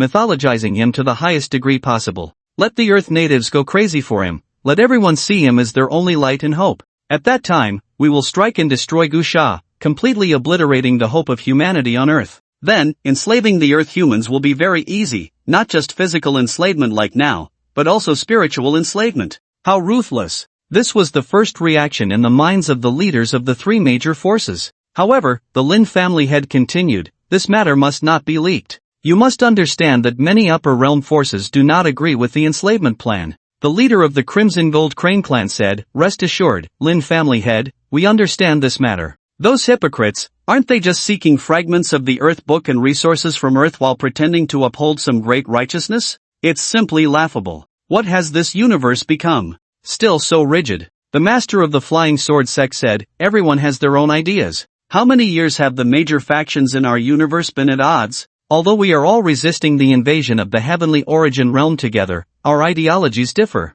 We support the elite ideology, eliminating all burdens, while another faction believes in the continuous development of the universe. Even the emperors have split over this ideology, let alone us? The head of the Wu family sighed and said, this matter cannot be said to have right or wrong. Forget it, this is something those big figures should consider, not us. Lin family head, please continue with your plan. The Lin family head said solemnly, we will use a soft approach to help Gu Sha establish his divinity, then cooperate with him. At that time, he will naturally leave Taihang Mountain. As long as he leaves Taihang Mountain, we will find a way to trick him to a specific location, and we will arrange for the domain lord to take action. If one fails, then 2 or 3 will surround him, capturing him in front of all humanity on earth, and in the name of the god, judge this evil god and false god. In Taihang Mountain, Gu Sha had been in the secret chamber for 3 days and nights. It was not until the 4th night that he stopped his cultivation, having advanced from the 7th rank of Battle Emperor to the 9th rank. Most of his time was spent enhancing his ability level, which had directly broken through from the 2nd rank of Battle King to the Battle Emperor realm. He had to admit that the 4 major forces were indeed resource-rich. During the previous great cleanup in the lower realm, they had surprisingly collected so many. However, Gu Sha was somewhat puzzled that the 4 major forces seemed to not value that, otherwise, given the rarity of, they wouldn't have hoarded so many. When Gu Sha elevated his abilities to the level of a battle emperor, he discovered something strange. The gene lock for his abilities had actually fused with the extraordinary gene lock, and he could no longer find any trace of the ability gene lock. However, his abilities had not disappeared. In fact, they had significantly improved. Previously, he could only foresee the future for a maximum of 6 months, but now he could foresee a full year, and his ability to control the flow of time had also greatly increased. Gu Sha pondered for a while, unable to clarify the reason, and then directly stepped outside. Waiting at the door were several Beast King subordinates, who hurriedly approached when they saw Gu Sha come out. He Ling isn't dead, right? He Ling was the 9th tier battle emperor of the Crimson Gold Crane clan. Not dead, the Fox King said. Boss, rest assured, we are keeping a close watch on that guy. Although you have incapacitated him, he can't die even if he wanted to, he's worth a hefty ransom. Gu Sha nodded and asked, has anything happened in the mountains these past few days? The Fox King replied, the brothers are quite happy, this time we had a big harvest, and everyone has improved a lot. The Tianxiong King and the Heishi King have even broken through to the Battle Emperor level and have already half transformed. The brothers are envious to no end, they can finally become chairs. Gu Sha raised an eyebrow slightly. The Tianxiong King and the Heishi King were the most talented and skilled among his current subordinates, but he was surprised that they had managed to break through to the Battle Emperor level this time. In his previous foresight, those 2 fools had only broken through to the 9th tier Battle King. However, the resources he had obtained this time were indeed much greater than in previous foresights, and those 2 fools were indeed very talented. By the way, the Fox King continued, boss, Brother Filong said to notify him when you finish your seclusion, he has something important to discuss with you in person. Gu Sha nodded and said, let him go directly to the prison, I want to see Yi Ling. After saying that, Gu Sha quickly walked towards the Taihang Mountain prison. Arriving outside a stone chamber, Gu Sha stood at the door and saw Yi Ling, bound and leaning against the corner. Due to severe injuries, this 9th tier battle emperor had reverted to his original form, an old crane, but his claws had been severed by Gu Sha, rendering him unable to stand. Upon seeing Gu Sha, a hint of fear involuntarily appeared in Yi Ling's eyes as he stammered, Gu Sha, what do you want? I want to ask you something. Gu Sha walked into the stone chamber and placed a cup of water in front of Yi Ling. Yi Ling immediately drank it. As a captive, and one being guarded by a group of extraordinary beasts, he was lucky to have survived, and his life had been quite miserable. Getting a clean cup of water was truly difficult, as those extraordinary beasts would drink directly from the river, and even after becoming beast kings, they couldn't shake off their wild habits. Why don't you value the extraordinary bones? Gu Sha asked straightforwardly. Yi Ling smiled and said, this matter is a secret for you Earth humans at the moment, but you will all know in the future. I can tell you. Gu Sha gave Yi Ling another cup of water and said, as long as you speak honestly, I can't guarantee anything else, but at least I can ensure that your time as a captive will be comfortable. Yi Ling said, extraordinary bones, for us beings from the upper realm, are actually no different from corpse cores, they are merely a type of source energy resource. Our cultivation methods are different from yours. The reason for this difference is not something extraordinary, it's just that your cultivation culture on Earth has only just begun and has not yet unlocked the means to awaken talents. Thus, the 2 systems of extraordinary abilities have emerged, but in reality, these 2 systems originate from the same source. Awakening abilities is the basis for assessing a being's cultivation talent in our upper realm, and it also indicates the direction of cultivation. We refer to it as the spiritual body. Spiritual body? Yes, spiritual body. He Ling nodded and said, there are very few beings with spiritual bodies, whether among the myriad races or the human race,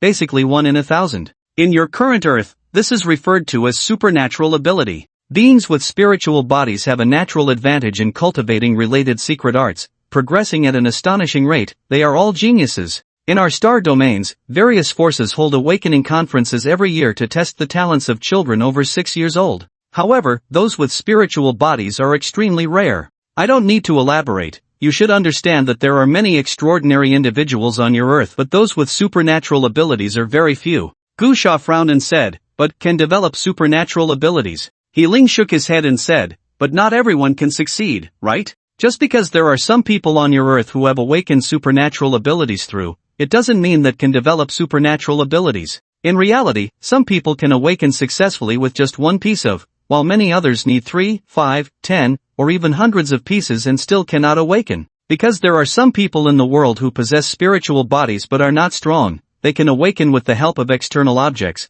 but the degree of external stimulation required varies based on their innate talent. This is called a pseudo-spiritual body. If it can awaken, the talent is still considered decent and will surpass ordinary people, but for most, no matter how much stimulation they receive, they cannot awaken. These people simply do not have spiritual bodies. Gu Sha nodded and asked, then tell me, why are supernatural abilities and extraordinary powers separated on Earth? He Ling said, because of environmental limitations. The original source energy of Earth came from the source pearl bestowed by the heavenly Tao, and the source energy is very barren, leading to a deformed awakening for Earth humans. Spiritual bodies are difficult to awaken automatically, so basically, they are all extraordinary beings. Only later did spiritual bodies gradually appear, which is similar to the concept of inserting branches. A branch has no roots, but when inserted into the soil, a part can still survive, which is equivalent to the extraordinary. However, if one wants to grow into a towering tree, roots must be developed. Only when the two merge can there be a chance to become a great tree, and that is the Domain Master realm. Gu Sha was puzzled and said, do you mean that if there are no extraordinary beings with supernatural abilities, it is impossible to break through to become a Domain Master? It's not that fixed, He Ling said. It's just very difficult. A spiritual body represents innate potential. Those without spiritual bodies, no matter how hard they try, their talent ceiling is set. Unless there is a great opportunity, like me, I was already a 9th-tier battle emperor 30 years ago, and I have been stuck here ever since. Moreover, even if one gains an opportunity to successfully break through to a domain master, the path afterward will become increasingly difficult. Gu Sha asked again, then, does the separation of supernatural abilities and extraordinary powers on Earth affect talent? He Ling shook his head and said, basically, it doesn't have a significant impact. However, the resources consumed in the early stages will be more than half because it requires simultaneous cultivation of extraordinary abilities. As long as both reach the Battle Emperor realm, supernatural abilities and extraordinary powers will merge to form a complete spiritual body.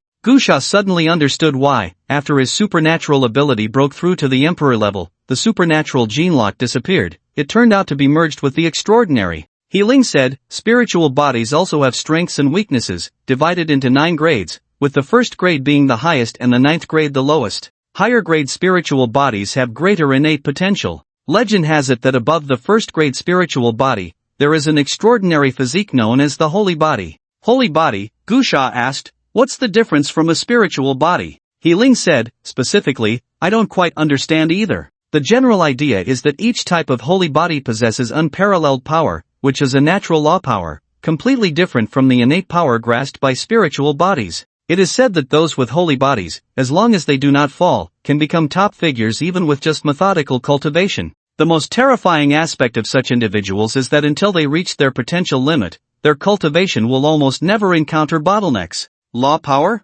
Gu Sha asked in confusion.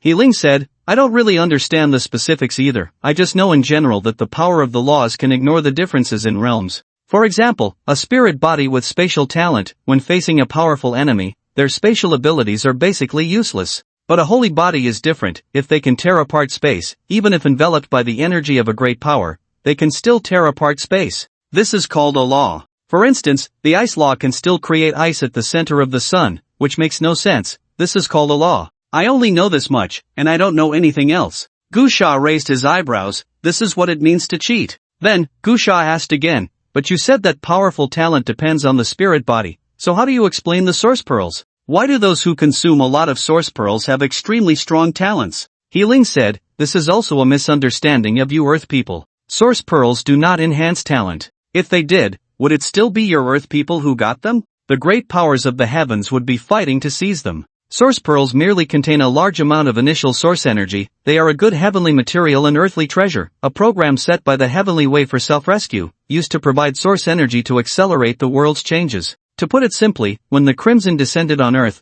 without source energy, humans could not gain genetic powers, so the heavenly way descended initial source energy to quickly turn Earth into a world where cultivation is possible. The reason it is misunderstood as having the effect of enhancing talent is that initial source energy is the most top-tier and purest source energy. Low-level cultivators cannot absorb it quickly, and it remains contained in the genetic lock, providing a continuous source of energy in a short time, which naturally speeds up the cultivation of the cultivator. The more source pearls consumed, the more pure source energy there is, and the longer the digestion time required. Additionally, pure source energy in the body increases the cultivator's attraction to ordinary source energy, leading to an illusion during cultivation that they have good talent and can absorb it quickly. A hint of unusual color flashed in Gusha's pupils. According to Yiling, his rapid cultivation was not because he consumed a lot of source pearls, but because he inherently possessed a powerful physique. The reason for his average cultivation speed during those 20 years of memory should be twofold. 1, he lacked resources, and 2, in that memory, he had no supernatural abilities, meaning he had no spirit body, so his talent was very ordinary, and his cultivation speed was slow. Thinking of this, Gusha began to ponder his time ability. Is it a law or a talent? If it is talent, then he should be a spirit body of a relatively high grade, but if it is a law, then he is a holy body. Gusha leaned towards the idea that he is indeed a holy body because his time ability seems too much like a cheat. According to Yiling's description of spirit bodies, it is unlikely to reach such a level. Moreover, he had encountered time ability users before, and their abilities were very singular. However, it cannot be confirmed at the moment. He can only find an opportunity to test it out. But for now, it has cleared up the doubts in his heart. Then, Gusha looked at Yiling and asked again, honestly, what are your kind from the upper realm plotting against Earth? Yiling chuckled lightly and said, this question is meaningless. If you ask me, I can only say that we from the lower realm come to help Earth humans, but you definitely won't believe it. However, you should be able to guess the real reason. Earth was originally a relatively powerful star domain in the universe, but some accidents occurred in ancient times, leading to its rapid decline. Now that it is reviving, many opportunities will arise. Even for us beings from the upper realm, it is a great temptation. So, helping humanity is secondary, the main goal is the opportunity. Gusha stood up and left. As soon as I arrived outside the prison, I saw the flying dragon, along with two beast-faced beings. One was a bear, robust in stature, with a fluffy head that looked a bit silly, and the other was a rhinoceros, also very strong, sporting a horn on its head. These two were the heavenly bear and the black rhino, who had broken through to become war emperors. Boss, I've transformed. Gusha asked, can't you fully take human form? The black rhino proudly touched its horn and said, why fully transform? This horn looks so cool. Wherever I go, I'll surely attract a lot of girls. Right, the heavenly bear chimed in, boss, look at my wise fur, isn't it handsome? I don't want to fully transform into a human. Gusha. No wonder the female monsters in Journey to the West are all beauties, while the male monsters are so strange. Gusha didn't want to explain aesthetics to these two silly creatures. After all, they belonged to different species and could never reach a unified aesthetic.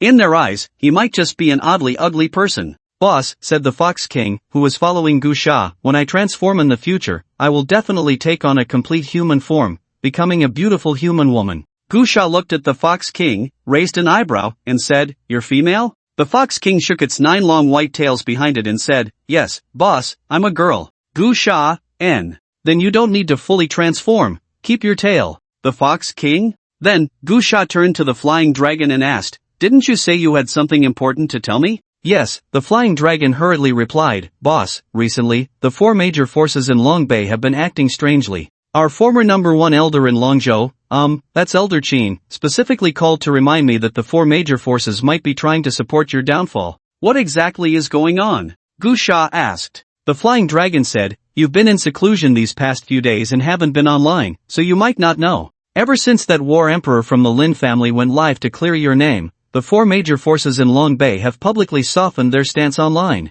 They not only acknowledged the legitimacy of our Taihang mountain but also issued various public apologies. Even the leaders of the four major forces held a meeting to bow and apologize to the world, claiming they were too selfish and had previously smeared you, the hero, and expressed their intention to compensate. They're not just talking, they've set a date 2 days from now to deliver a large sum of resources as ransom and compensation to Taihang Mountain. Gu Sha furrowed his brow. The flying dragon continued, now, the online comments about you are excessively flattering, to the point of absurdity. I feel like someone is guiding this narrative, it's almost as if they've turned you into a deity, claiming that not only is you the hope of our Earth, but the survival of the entire universe depends on you. Gu Sha slightly squinted his eyes and took the flying dragon's phone to log into the global forum. Previously, he had been dragged down by the entire internet, belittled everywhere, but now, he couldn't find any posts criticizing him, all he saw were various praises, as if overnight, he had truly become a cosmic figure. What benefit do they gain from clearing my name? Gu Sha said in a deep voice.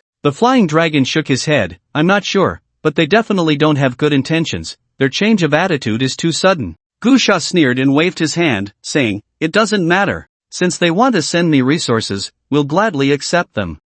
Clearing my name? Impossible. After chatting briefly with the flying dragon, Gu Sha returned to his palace. Immediately, he activated his ability to foresee the future. He wanted to see what the four major forces were really up to. In the future vision, the four major forces indeed appeared remorseful, sending a lot of resources as ransom and compensation. After that, everything was very normal. Not only did they publicly acknowledge the legitimacy of Mount Taihang, but they also established communication with it, helping with infrastructure and sending many cultivation secrets, completely embodying the charm of a person who had been captivated by Gu Sha. Mount Taihang thrived, while Gu Sha's reputation grew day by day, elevated to an incredibly lofty status, attracting many powerful humans from Earth to come and pledge allegiance. 3 months later, the top cave of Longzhou, the Kunlun Cave, was opened. This Kunlun Cave had always been the focus of attention but had been delayed in manifesting. It was widely proclaimed to be one of the top 10 caves in the world. When the Kunlun Cave finally opened, it became a major global event, and all factions were on high alert for the Tianyuan realm,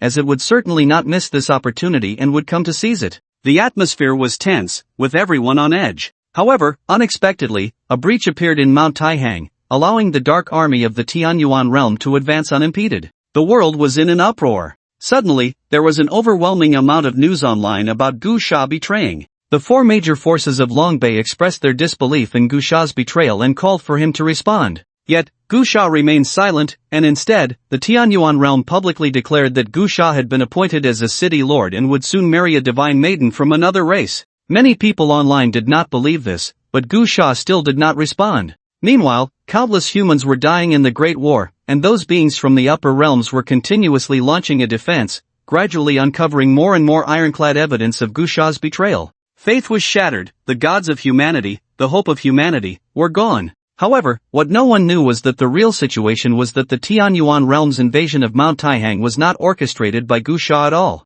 Instead, during those months of development, the four major forces had planted undercover agents and had secretly established a space station within Mount Taihang, quietly ferrying a large number of dark beings from the Tianyuan realm. When the Tianyuan realm fully invaded, Gu Sha was besieged by several domain masters from the upper realms, hunted down with no way to escape, and ultimately fled into the territory of the dark beings, which later served as various pieces of evidence proving his betrayal. As for a response, his globally top-ranked account was directly banned. How could he respond at all? After receiving the memories of the future, Gu Sha took a deep breath. He had roughly guessed the plans of the four major forces, or rather, the plans of a large number of upper realm forces. To enslave the humans of Earth, to enslave them mentally. This should be their plan. So, they first created a god for humanity, one that embodied extreme faith, and then came to destroy that god, striking humanity's spirit and will to the extreme, leading them to despair from within, becoming like walking corpses. Gu Sha did not know much about Earth's history, but he was quite familiar with the history of Longzhou.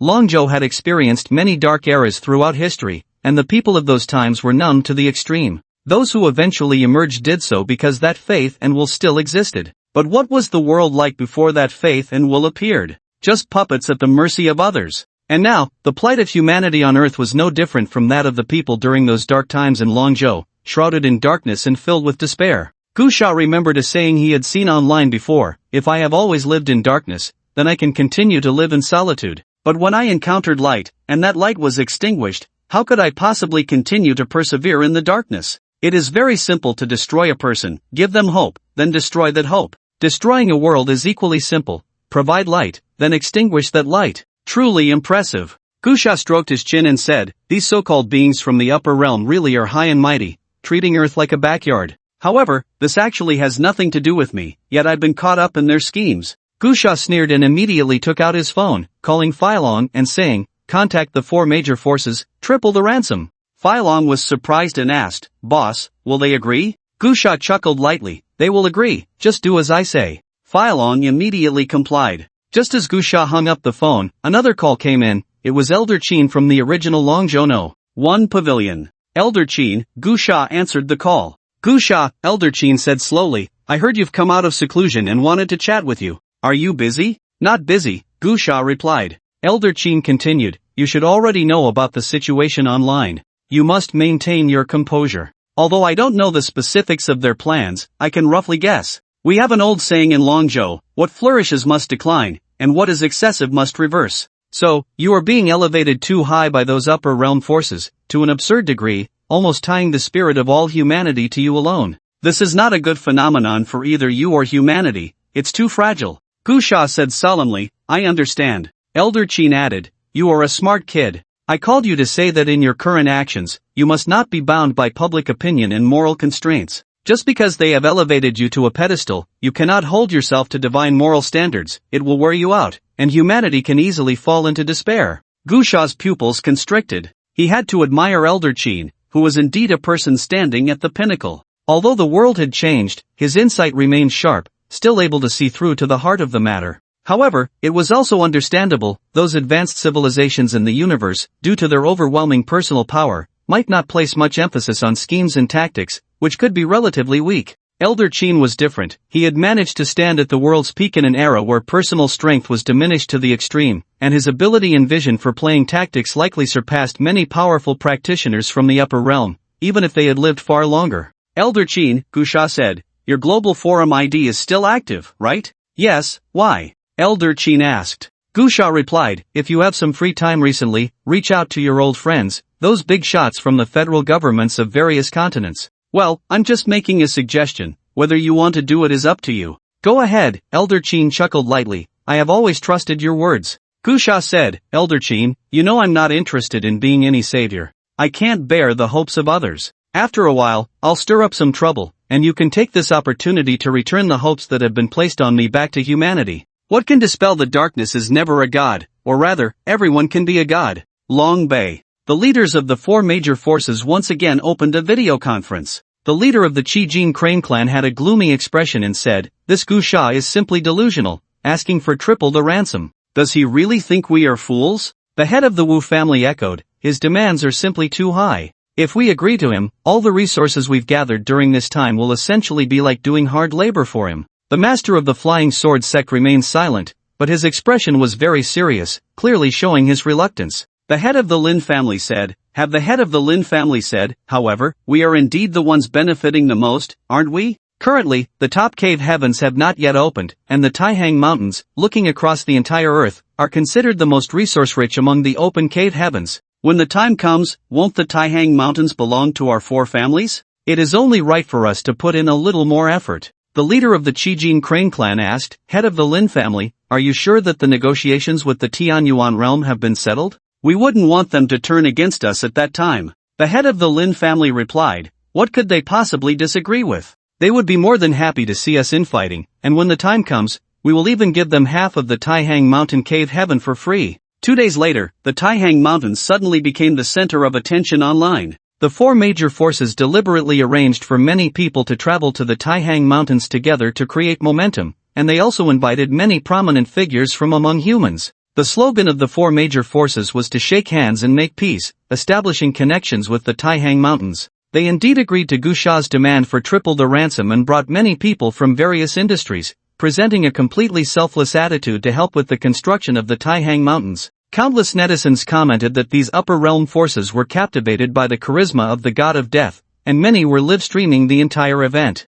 However, Gusha did not make an appearance. He sent Tianxiong and Phylong to represent him, signing a mutual assistance agreement with the representatives of the 4 major forces, and then released the hostages. However, some human extraordinary beings chose not to leave and decided to stay in the Taihang Mountains. Neither the Taihang Mountains nor the four major forces had any objections to this, as the four major forces had already sent many people to help build the Taihang Mountains, so having a few more was inconsequential. The photo of Phylon shaking hands with the representatives of the four major forces went viral on the forums, announcing the establishment of the Taihang Mountain Barrier, sparking heated discussions online. At this moment, Gu Sha was standing in a secret chamber, looking at the numerous exotic fruits and corpse cores, a faint smile appearing on his face. Domain Master, it's time. In the secret chamber, Gu Sha operated his energy, frantically absorbing those heavenly materials and earthly treasures. The immense energy continuously washed over the genetic locks, and as the energy grew more and more powerful, the genetic locks exploded, transforming into strands of peculiar energy that began to merge, emanating a divine might that seemed to tear apart the heavens and earth,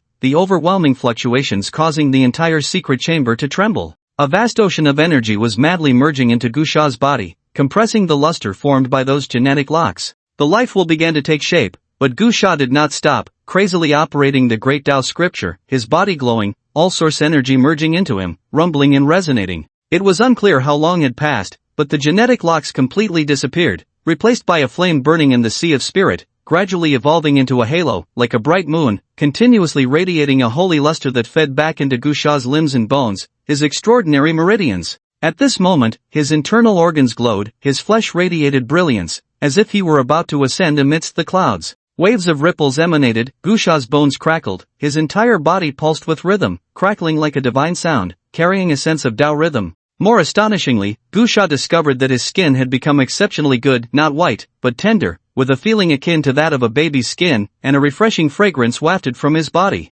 The legendary flesh becoming a saint. Gu Sha chuckled lightly. In many legends of Longzhou, there are tales of flesh becoming a saint, widely circulated, such as the story of Shijie throwing an elephant in the Taoist moving mountains, which speak of the boundless power one possesses after achieving flesh becoming a saint, where even after death, the body does not decay but instead emits a fragrance. Previously thought to be mere legend, it now seemed that having broken through to the Domain Master realm, he had crossed into a new level of life. The Domain Master realm, among the beings of the upper realm, is referred to as the Life Wheel realm. In this realm, the level of life is elevated, and one possesses some unique abilities, known as domains, somewhat similar to spatial abilities but not quite the same. It should be more accurately referred to as a field, a unique range. The reason it is called the Domain Master realm is simply to make it easier for Earth humans to understand its meaning. Just like the titles of War Emperor and War King, in those advanced cultivation civilizations in the universe, the names are completely different. The ninth level of genetics is called the Shackles realm, symbolizing the unlocking of the 9 shackles within the body to become a great power. The ninth level of War King is called the Clear Body realm, symbolizing the understanding of the body's structure, developing potential, and unleashing the energy contained within the body. The ninth level of War Emperor is called the Crossing Sea realm, symbolizing the passage through this realm, where one crosses the sea of suffering in their life, thus elevating their life level. The next Domain Master realm is called the Wheel of Fate realm, because of the saying that it takes 100 years for a cycle, and once one breaks through to the Wheel of Fate realm, each time a Wheel of Fate is condensed, it can increase one's lifespan by 100 years, hence it is called the Wheel of Fate realm. The Wheel of Fate has 5 minor realms, known as the 5 extremes of the Wheel of Fate, where each extreme increases lifespan by 100 years, totaling a potential increase of 500 years, which can be described as understanding, knowing, accepting, resisting, and fighting against fate. The first extreme, understanding fate, is recognizing what lifespan means. The second extreme, knowing fate, is understanding life and death, knowing when lifespan ends. The third extreme, accepting fate, is knowing that the great trends of heaven and earth cannot be changed. The fourth extreme, resisting fate, is for those who can break through to this realm, qualifying them to resist the arrangements of fate. The fifth extreme, fighting for life, is for those in this realm who cannot willingly wait for their lifespan to end and will inevitably use all means to fight for more lifespan. Therefore, after the fifth extreme, there is the true realm of defying heaven and changing fate. This realm, Gu Sha has learned from the words of beings from higher realms, is called the Asking Immortal realm, which has a total of 9 minor realms known as the 9 transformations of Asking Immortal. Passing through the 9 transformations allows one to become an immortal. The Tao scripture that Gu Sha is currently cultivating notes that the creator is the ancestor of the Asking Heaven Pavilion, who is indeed an immortal that ascended to the immortal realm. Gu Sha speculates that this so-called immortal realm should be another star domain cultivation civilization that surpasses the original Earth cultivation civilization. However, this immortal realm still feels somewhat distant for Gu Sha at present. On Earth, the most powerful currently is just the Wheel of Fate realm, because Earth has just begun to recover its source energy, and its carrying capacity is limited.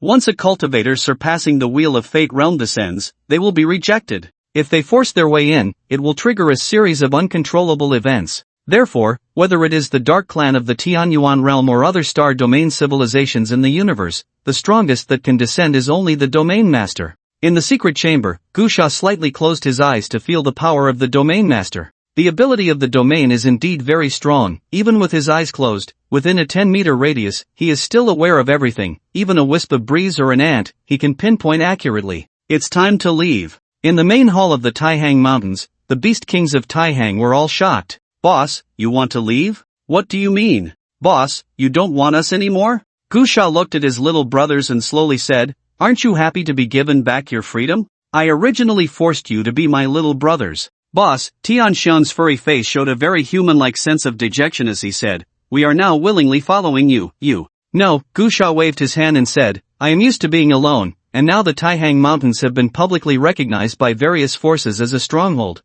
belonging to the regular army. You should manage it well. Tianxiong and Heishi are already war emperors, which counts as high-end combat power. Work hard, and who knows, maybe one day I will come back to see you, and at that time, don't embarrass me. Woo, boss, don't go. Looking at Tianxiong's big furry face coming over, Gusha directly pressed Tianxiong to the ground and complained, don't give me this fake sentimentality. I'm leaving now, you won't get beaten, and each of you must be secretly happy. He.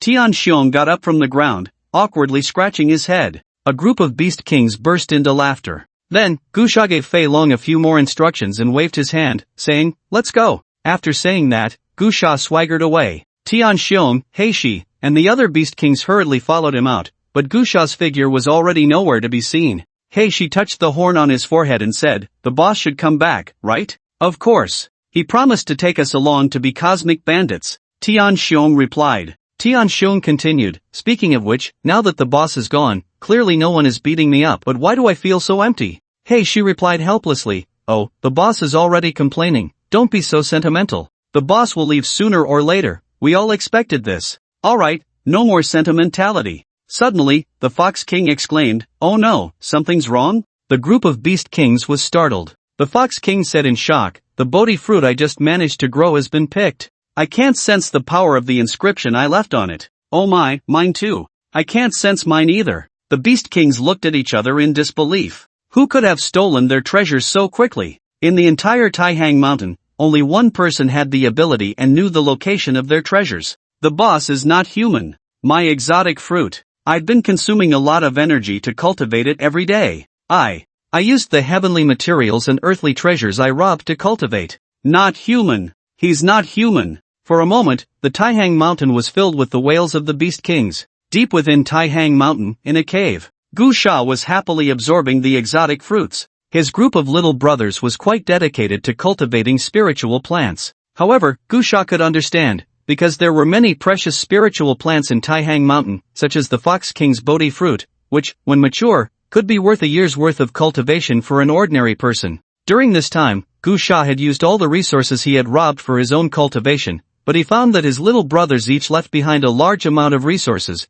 which they processed through some special means to use as fertilizer for the spiritual plants. Gusha was very supportive of this behavior. From the very beginning, he never intended to stay in Taihang Mountain forever. He wasn't suited to establish a power. Occasionally pulling together a force to set up a temporary bandit den was fine, but managing a power long-term was out of the question unless he was completely stuffed. Therefore, seeing that his little brothers were not blinded by immediate benefits but were carefully nurturing the spiritual plants, Gusha felt very gratified. They all had vision and perspective. So, when he left, he graciously accepted a little tribute from his little brothers. That wasn't too much to ask, right? After a long time, Gusha finished his cultivation. The effects of these exotic fruits were still very powerful. Even though they were all unripe, their sheer quantity was enough. Even though he had already reached the Domain Lord realm, the combined effects of these exotic fruits significantly improved his cultivation. After finishing his training, Gusha stood up and began to examine the cave. The reason he didn't leave directly but came to this cave to cultivate was that he had previously seen in a vision of the future that there was a hidden opportunity in Taihang Mountain.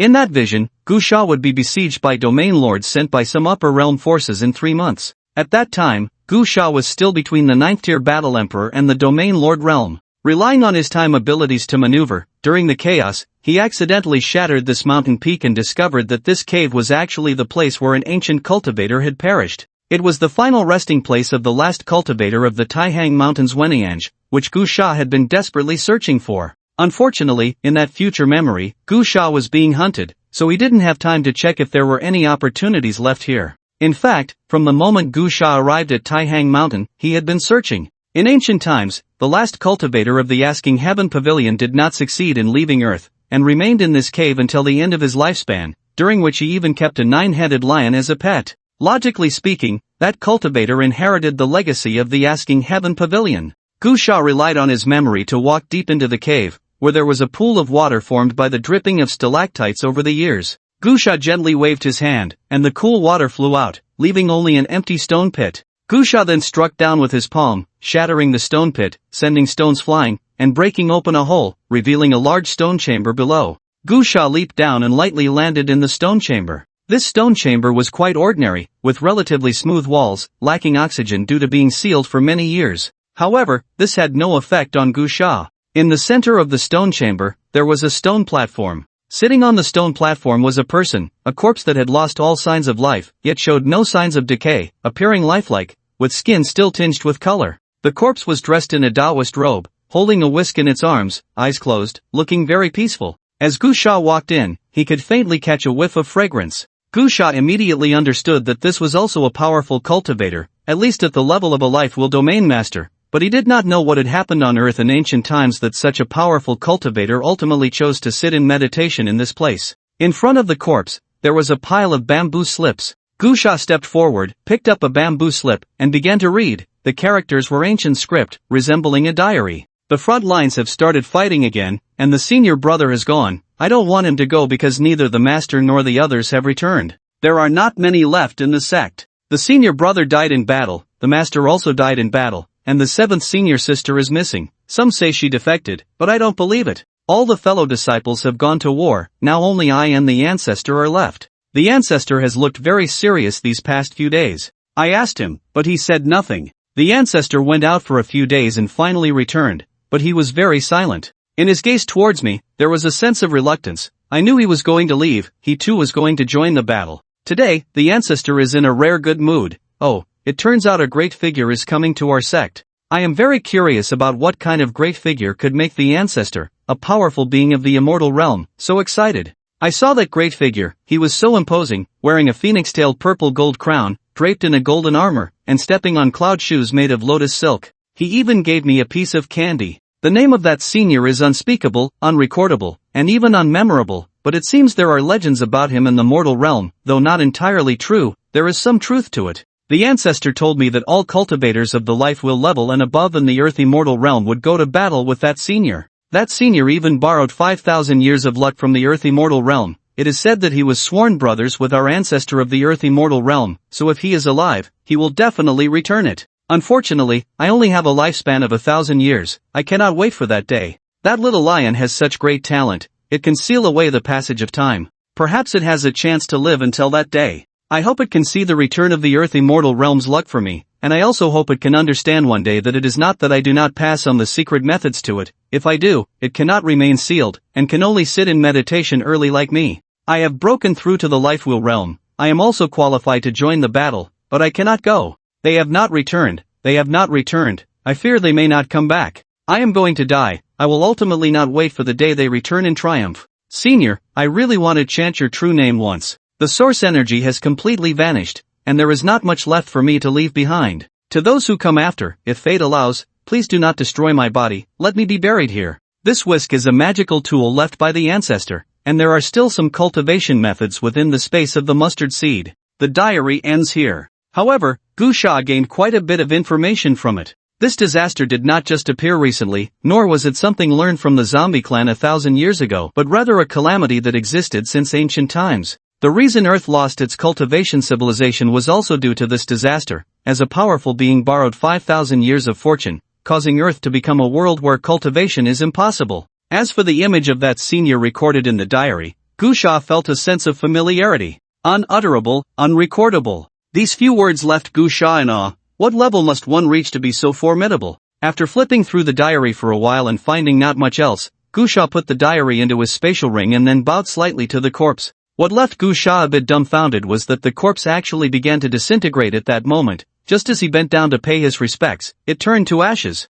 Gu Sha's mouth twitched violently. He had forgotten to seal the entrance, allowing oxygen to enter. Most importantly, he never expected that a domain lord's corpse, which should not decay, would oxidize so easily. "I'm sorry, senior," Gu Sha said, then picked up the mustard seed bag and the whisk left on the stone platform. After searching around the room and finding nothing else, he jumped out of the secret chamber. Sitting in the cave, Gu Sha began to study the mustard seed bag and the whisk. The mustard seed bag is of the same type as the spatial ring, both used for storage, but the material is excellent. Even after thousands of years, it remains undamaged. As for the whisk, it looks like an extraordinary magical tool, naturally not damaged by the passage of time. Gu Sha opened the mustard seed bag and released a strand of divine sense inside. This spatial bag is quite large, but not many items are preserved intact. Originally, there should have been quite a few things inside, but they have all turned to piles of ashes, with only a few scrolls of secret techniques remaining intact. Gu Sha took out those scrolls. They are all secret arts and techniques inherited from the Asking Heaven Pavilion, including cultivation techniques from the Asking Immortal Realm.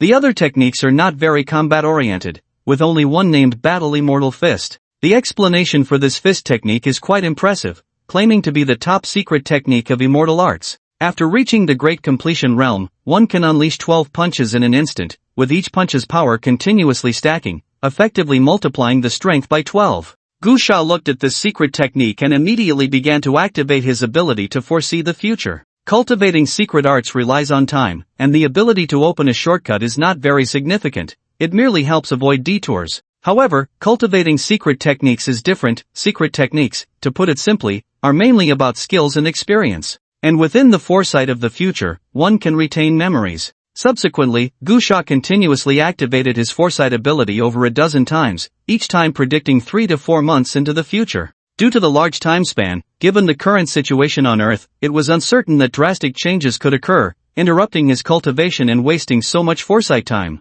In those dozen foresight sessions, Gu Sha chose to hide in the shadows each time, focusing solely on cultivating the Battle Immortal Fist. Altogether, the time span reached 5 to 6 years, and he finally cultivated the Battle Immortal Fist to the Great Completion Realm. Gu Sha let out a long breath. With his current realm, predicting the future for 3 to 4 months wouldn't consume too much energy, but the sheer number of times he did it drained most of his source power, leaving him utterly exhausted. Gu Sha sat cross-legged, took a few exotic fruits from his ring and swallowed them. After quickly recovering some energy, he began to study the whisk. This whisk was well documented in the Shumi bag. It was created by the ancestor of the Wentiange, blessed by immortals, and infused with the blood of immortals, making it a top-tier magical artifact. The power it unleashed could even rival that of an immortal. After resting for a while, Gu Sha stood up and walked out of the cave. He gently struck the mountain, and a tremendous energy surged into the mountain's interior, shattering many internal rocks and concealing the hidden chamber. After doing this, Gu Sha looked back at the Taihang Mountains, then took out a flying sword from his spatial ring. This was a high-quality flying sword seized from the War Emperor of the Flying Sword sect. Initially, Gu Sha was curious about the flying sword, finding it particularly mysterious, but after he acquired it, he realized it wasn't as magical as the legends of Longzhou suggested. It was just a high-tech product. The principle was similar to that of an airplane, only with more advanced technology, relying on energy propulsion. It contained many power systems within the sword body, which could be activated by the user's source power or by installing energy crystals like corpse cores, enabling flight. This was also why the cultivators of the Flying Sword sect often stepped on and carried their swords. The flying sword was an aircraft, while weapons for combat were something else. Gu Sha stood on the flying sword, streaking across the night sky like a meteor, quickly leaving the Taihang Mountains, heading towards Longbei Tianshui City. The next morning, the global forum exploded with a major news story. Just a few days after its establishment, the Taihang Mountain barrier had changed hands. It couldn't be said to have changed hands exactly. More accurately, the first batch of leaders was announced, but Gu Sha, the expected first in line, was not among them. Early in the morning, the official announcement from the Taihang Mountain barrier revealed a list: City Lord Tianshun, Deputy City Lords Filon, Heishi, Juehu, City Guard. In addition to this management list, there was another announcement: Mr. Gu Sha has made an indelible contribution to the construction of the Taihang Mountain barrier. We sincerely hope Mr. Gu can stay, but he has his own pursuits and ideals, and we cannot stop him.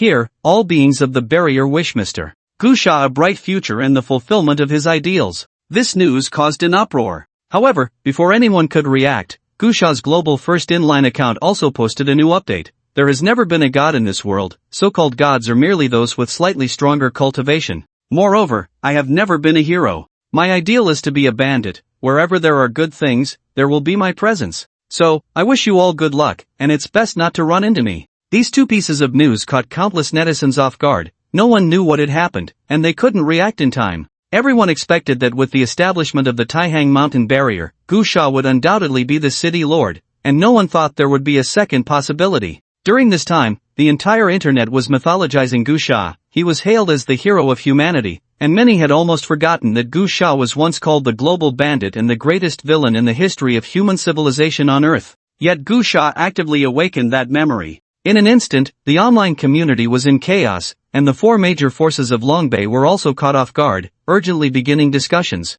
At this moment, Gusha had already arrived in Tianshui City, where the Lin family was located. He was going to kill the domain lord and destroy the Lin family. Tianshui City was a city that had been rebuilt on the site of an almost destroyed old city after the beings of the upper realm descended, designed to be somewhat ancient, of course, to resist the dark race. However, because it hasn't been long, even now, construction is booming everywhere. It's very magnificent, more grand than any city on Earth. Just that one city wall, towering over 100 meters, is incomparable to any city originally on Earth. In the center of Tianshui City is the Lord's Mansion where the Lin family resides, a magnificent residence with clusters of palaces, imposing and majestic, resembling a heavenly palace standing among mortals. However, these palaces only appear very retro on the outside. In reality, the interiors are filled with a sense of technology, bathed in a golden glow under the setting sun, solemn and dignified, evoking a sense of pilgrimage, a desire to worship. In an office, the head of the Lin family is holding a video conference with the master of the Flying Sword sect, the leader of the Red Gold Crane clan, and the head of the Wu family.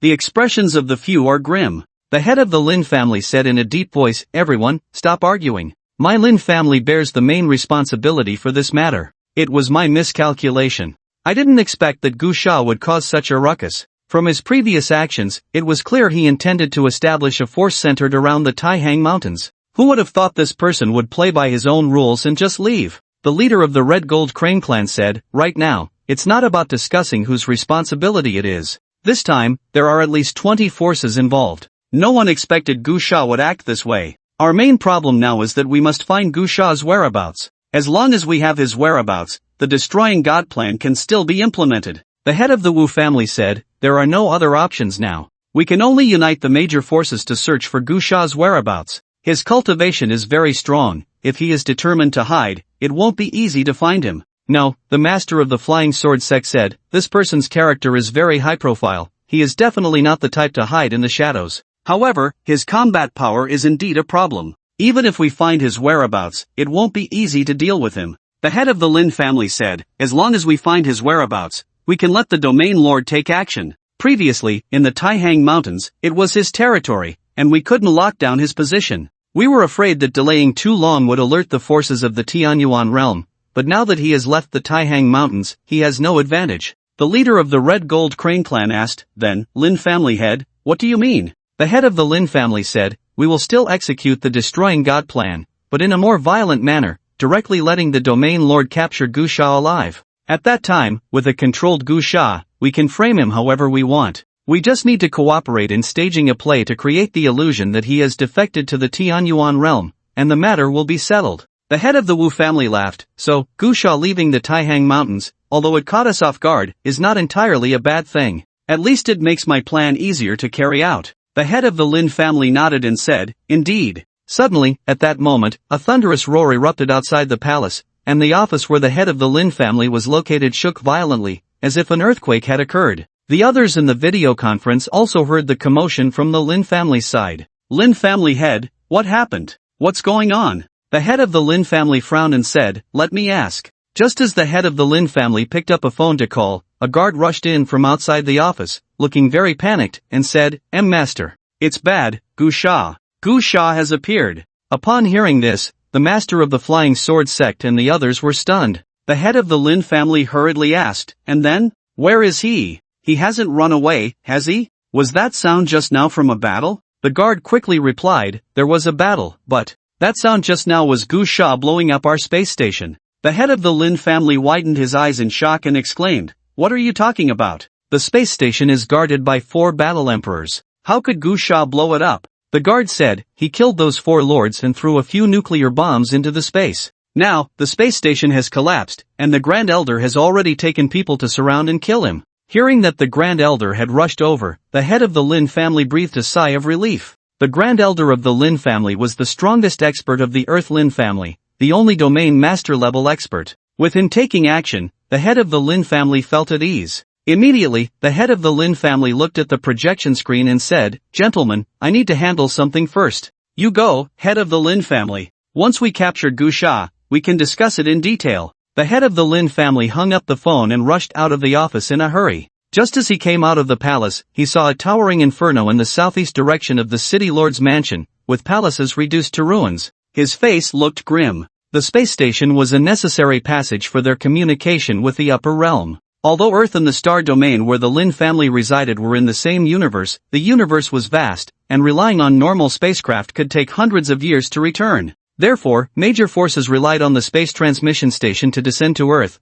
which was a passage established using the great power of space, equivalent to overlapping space. However, the construction of this space transmission station was very troublesome, and the space passage was also extremely unstable, with high costs for reconstruction. The destruction of the space station made the head of the Lin family feel as if his heart was bleeding, and he could only pray that the damage was not too severe and that it could be restored. Damn it, I will crush that brat's bones one by one. The head of the Lin family cursed angrily and leaped into the air. As the head of the Lin family's Earth branch, although he was not a guarantee of combat power, he was still a 9th-tier battle emperor, moving very quickly, like a meteor streaking across the night sky, heading straight for the southeast direction of the city lord's mansion. When the head of the Lin family arrived, the southeastern palace complex had almost completely turned to ruins, and the Lin family's guards had suffered countless casualties. However, the Lin family's elder council had already arrived under the leadership of the Grand Elder, confronting Gu Sha. Yet, Gu Sha was actually carrying a super rocket launcher, randomly firing it around as if it were a game, standing on top of a tall building and laughing wildly, completely disregarding the Lin family's experts. Gu Sha! The head of the Lin family shouted angrily, we have already signed a friendly mutual assistance agreement. Why are you causing trouble in my Lin family? You must give a reasonable explanation for this matter, otherwise, I will announce it to the world and hold a trial conference. You are destroying harmony, you. Boom! Gu Sha suddenly fired a shot at the head of the Lin family. For a battle emperor like the head of the Lin family, the lethality of this rocket launcher was almost zero, dissipated by a surge of energy before it even reached him. However, this action was infuriating, like a parent trying to educate a mischievous child, only for the child to completely disregard it and spray the adult with a water gun. The head of the Lin family was furious. Gu Sha! Gu Sha had no interest in wasting words, directly throwing away the rocket launcher and drawing a tang knife to slash at the head of the Lin family. Gu Sha's figure seemed to ignore distance, appearing in front of the head of the Lin family in an instant, the tang knife slashing forward, with blade light spreading, endless energy forming waves of blade light, emitting overwhelming light and mist, enveloping everything. The head of the Lin family and the other battle emperors of the Lin family quickly took action, various weapons unleashing surging energy towards Gu Sha. Boom! A loud noise erupted, and the energy surged like ocean waves, shattering tall palaces and cracking the ground. The energy shield formed by the battle emperors blocked Gu Sha's strike. The head of the Lin family said coldly, Gu Sha, since you insist on disrupting internal peace, I have no choice but to. Is it fake? Is it hypocritical? Gu Sha snorted coldly and slashed again. Unappreciative. The head of the Lin family shouted angrily, his hand bursting with blazing light, summoning a weapon that radiated a crystalline brilliance, as if a piece of the stars had flown in from beyond the realm, the energy fluctuations terrifying. Gu Sha, since you refuse to listen to reason, I can only capture you. You think you're worthy? Gu Sha sneered, the tang knife erupting with energy, scattering endless divine light, directly slicing through the energy fluctuations of the Lin family head with a single strike. Puff! The Lin family head's eyes widened, his weapon shattered in his hand, directly breaking apart, watching helplessly as the blade descended. Before it even touched his body, he was already coughing up blood. His eyes were filled with terror. With this strike, he was going to die. However, at that moment, a gentle energy blocked in front of the Lin family head, intercepting Gu Sha's tang knife. With a wave of air, an old man appeared, surrounded by swirling clouds, hazy and ethereal, exuding a terrifying aura that made one tremble. Alright, stop. The old man's expression was calm, his tone very flat. Although he looked at Gu Sha, there was no emotion in his gaze. In just a few words, there was an undeniable authority, as if Gu Sha had to obey his words. As soon as the old man appeared, the tense expressions of the Lin family's battle emperors relaxed, their hearts settling. We greet the Grand Elder. We pay our respects to the Grand Elder. They naturally bowed to the old man, completely unaware that Gu Sha had any right to oppose him. This was the domain master of the Lin family, Grand Elder Lin Yu. Lin Yu stood with his hands behind his back, slightly nodding, looking at Gu Sha and saying, Gu Sha, you have committed a grave crime, but considering your outstanding contributions to humanity, your death penalty can be waived. Wave your ass. Gu Sha cursed, swinging his knife towards Lin Yu. Lin Yu remained unfazed, slowly extending his hand, saying, this palm is for your disrespect. Lin Yu struck out, brilliant energy converging into a dragon knife, its scales fierce, claws menacing, rushing forward, its edge glaring, directly devouring Gu Sha's tang knife. Lin Yu seemed to treat it as a trivial matter, still standing with one hand behind his back, saying, Gu Sha, I originally admired you. Boom! Suddenly, at that moment, Gu Sha's tang knife broke through Lin Yu's attack and appeared right in front of him, slapping Lin Yu's face with a single strike. Smack! A loud slap stunned everyone. Lin Yu's old face instantly turned red, showing a bright red handprint. Old man, what were you barking about just now? Gu Sha punched Lin Yu, the fists wind like a dragon's long howl, bursting forth with endless blazing light, also a thunderstorm, but golden. Lin Yu, slapped, was filled with anger, yet still maintained a calm demeanor, but suddenly a powerful aura erupted from him, as if a small world enveloped Gu Sha, swirling with wind and thunder, while Lin Yu resembled a thunder god descending, an endless purple light bursting forth, even the air seemed to turn into thunder. This was Lin Yu's domain. Gu Sha's body seemed to be instantly bound. Those who are arrogant will face disaster. Gu Sha, you are a very promising young man, but jade must be carved to become a tool. Today, I will teach you what it means to have reverence. Lin Yu's palm fell, instantly thunder roaring, this world filled with electric light, leading to a violent explosion. However, the next moment, the calmness on his face could no longer hold, his expression instantly froze. Because Gu Sha was not bound at all, instead, he broke through his domain in an instant and charged out. You are the domain master. Bang! Gu Sha punched out. This was the perfected battle immortal fist, a surge of energy pouring out, 12 punches power stacking, crushing all the lightning, then a single punch struck Lin Yu's palm. With a loud bang, Lin Yu's arm emitted a cracking sound, his palm was pushed back by a tremendous force, striking his own chest. Puff, Lin Yu spat out a mouthful of fresh blood, his whole body flying backward, crashing directly into a pile of ruins. Cough cough, Lin Yu struggled to rise from the debris, coughing up 2 mouthfuls of blood.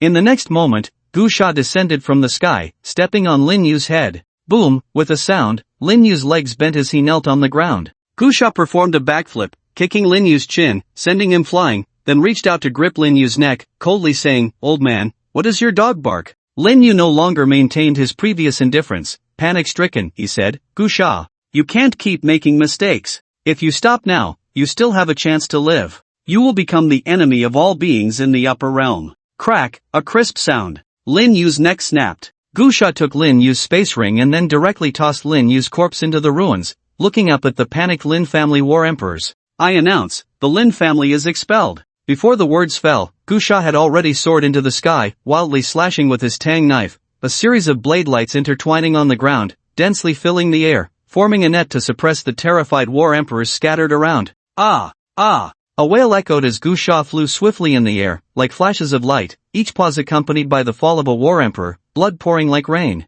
The battlefield had shifted from the Lord's mansion to the outside, where countless humans in the city witnessed this battle, seeing Gu Sha chase and slash at the Lin family's war emperors. Bang! Accompanied by a loud noise, the Lin family head's defensive artifact shattered, smashing into a building in the city. He was disheveled, his wings already broken, blood pouring from his mouth as he shouted, Gu Sha, you can't kill me. If I die, no one will lead Tianshui City. If the Lin family is gone, the order of hundreds of thousands in Tianshui City will be thrown into chaos, directly affecting the front lines. Clang! Gu Sha threw a knife into the air, piercing the Lin family head's head, instantly causing it to explode like a watermelon. Fool, you all made me a god and believed it yourselves? Using righteousness to kidnap me? Tianshui City was in chaos, a great turmoil. Gu Sha's battle at the Lord's mansion had a vast impact. Many people witnessed the fight and saw Gu Sha kill the Lin family's experts one by one. Even those who did not see the battle were enough to cast a shadow over the entire Tianshui City. After killing the Lin family head, Gu Sha returned to the Lord's mansion, rampaging, and after taking all the Lin family's stored resources, he left gracefully, leaving behind a mess. In a short time, news of Tianshui City spread online, causing a global uproar. Many people's minds were left stunned. During this time, the global forums were filled with various news about Gu Sha, and just yesterday, the news of Gu Sha leaving Taihang Mountain was still gaining traction when suddenly the news of Gu Sha annihilating the Lin family broke. In an instant, many people were left bewildered. Clearly, the news in recent days had been about Gu Sha reconciling with the four major forces of Longbei, with the four major forces publicly apologizing multiple times and acknowledging Gu Sha's achievements, expressing admiration for him. Everyone thought that the next phase would be one of friendly cooperation. How did it suddenly turn into this? Online, there was an uproar. Following that, several former leaders from various continents, led by Elder Qin of Longzhou's first pavilion, almost simultaneously made public statements on global forums. Their posts were different, but collectively expressed two things. First, Gu Sha was never a god, humanity must save itself and cannot place hope in an elusive deity. Second, the myth of Gu Sha is a deliberate guidance by some people with intentions. Gu Sha is not the dark god burdened by the current public opinion.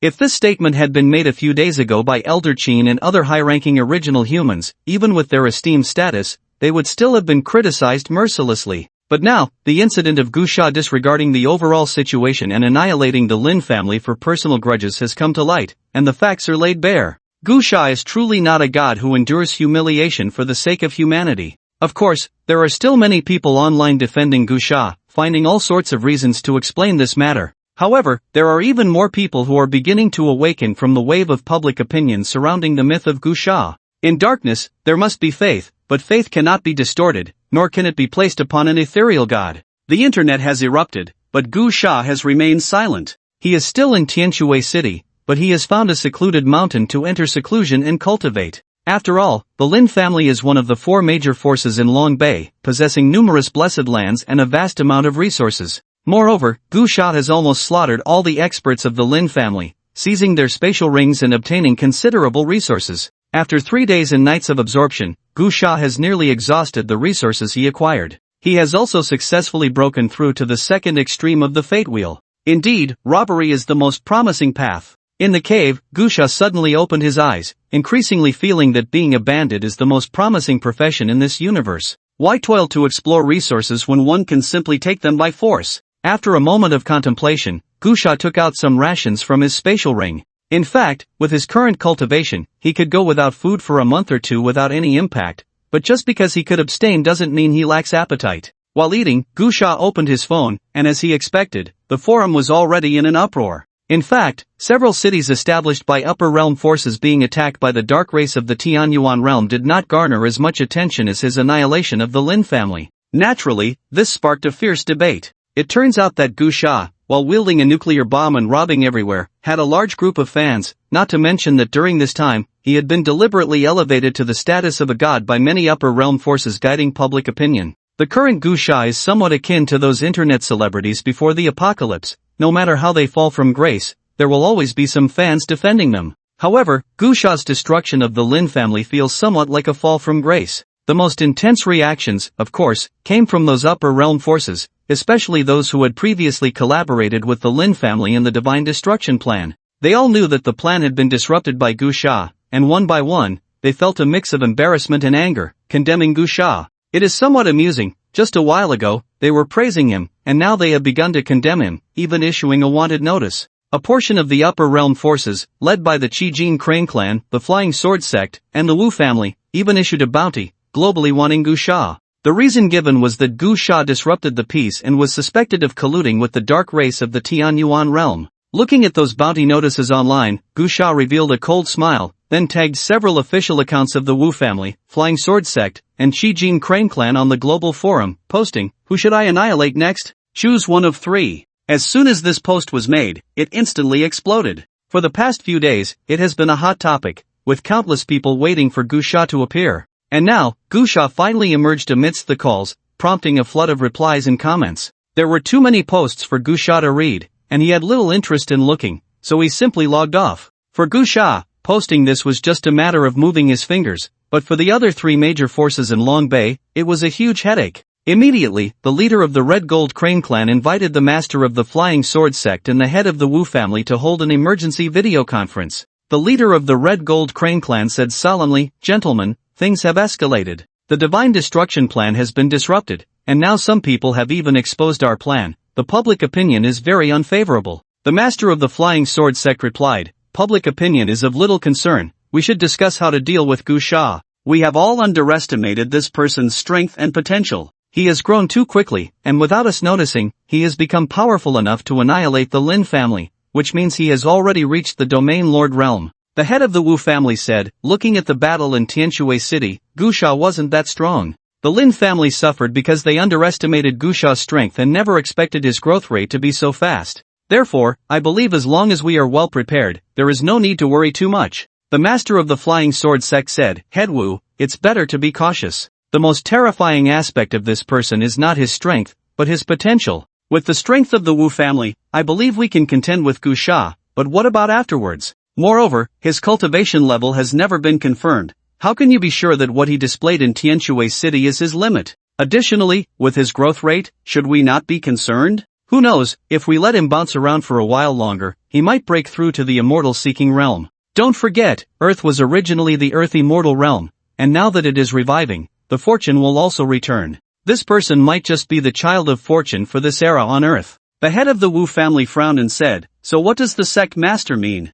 The master of the Flying Sword sect replied, "We cannot give him time to grow. If our three families join forces, I have a decree that can summon a powerful being." Both the head of the Wu family and the leader of the Red Gold Crane clan were astonished. The head of the Wu family swallowed hard and said, "I didn't expect the Flying Sword sect to have such depth. But, sect master, are you really willing to use the decree? That is the power of an immortal, a treasure of the sect, to be used on just one Gu Sha? The decree, formerly known as the True Immortal Decree, is not a treasure, but it contains a wisp of the will of a powerful being from the immortal realm, capable of condensing a doppelganger of an immortal realm powerhouse. It is extremely rare and is specifically used by many top forces in the universe to protect their young disciples. The mere word immortal already carries supreme significance. The Red Gold Crane clan, the Wu family, and many other upper realm forces that have descended to Earth all claim to be descendants of deities, but no one dares to claim to be descendants of immortals. This is because, in the universe, the immortal realm represents a very profound meaning, signifying a kind of destiny.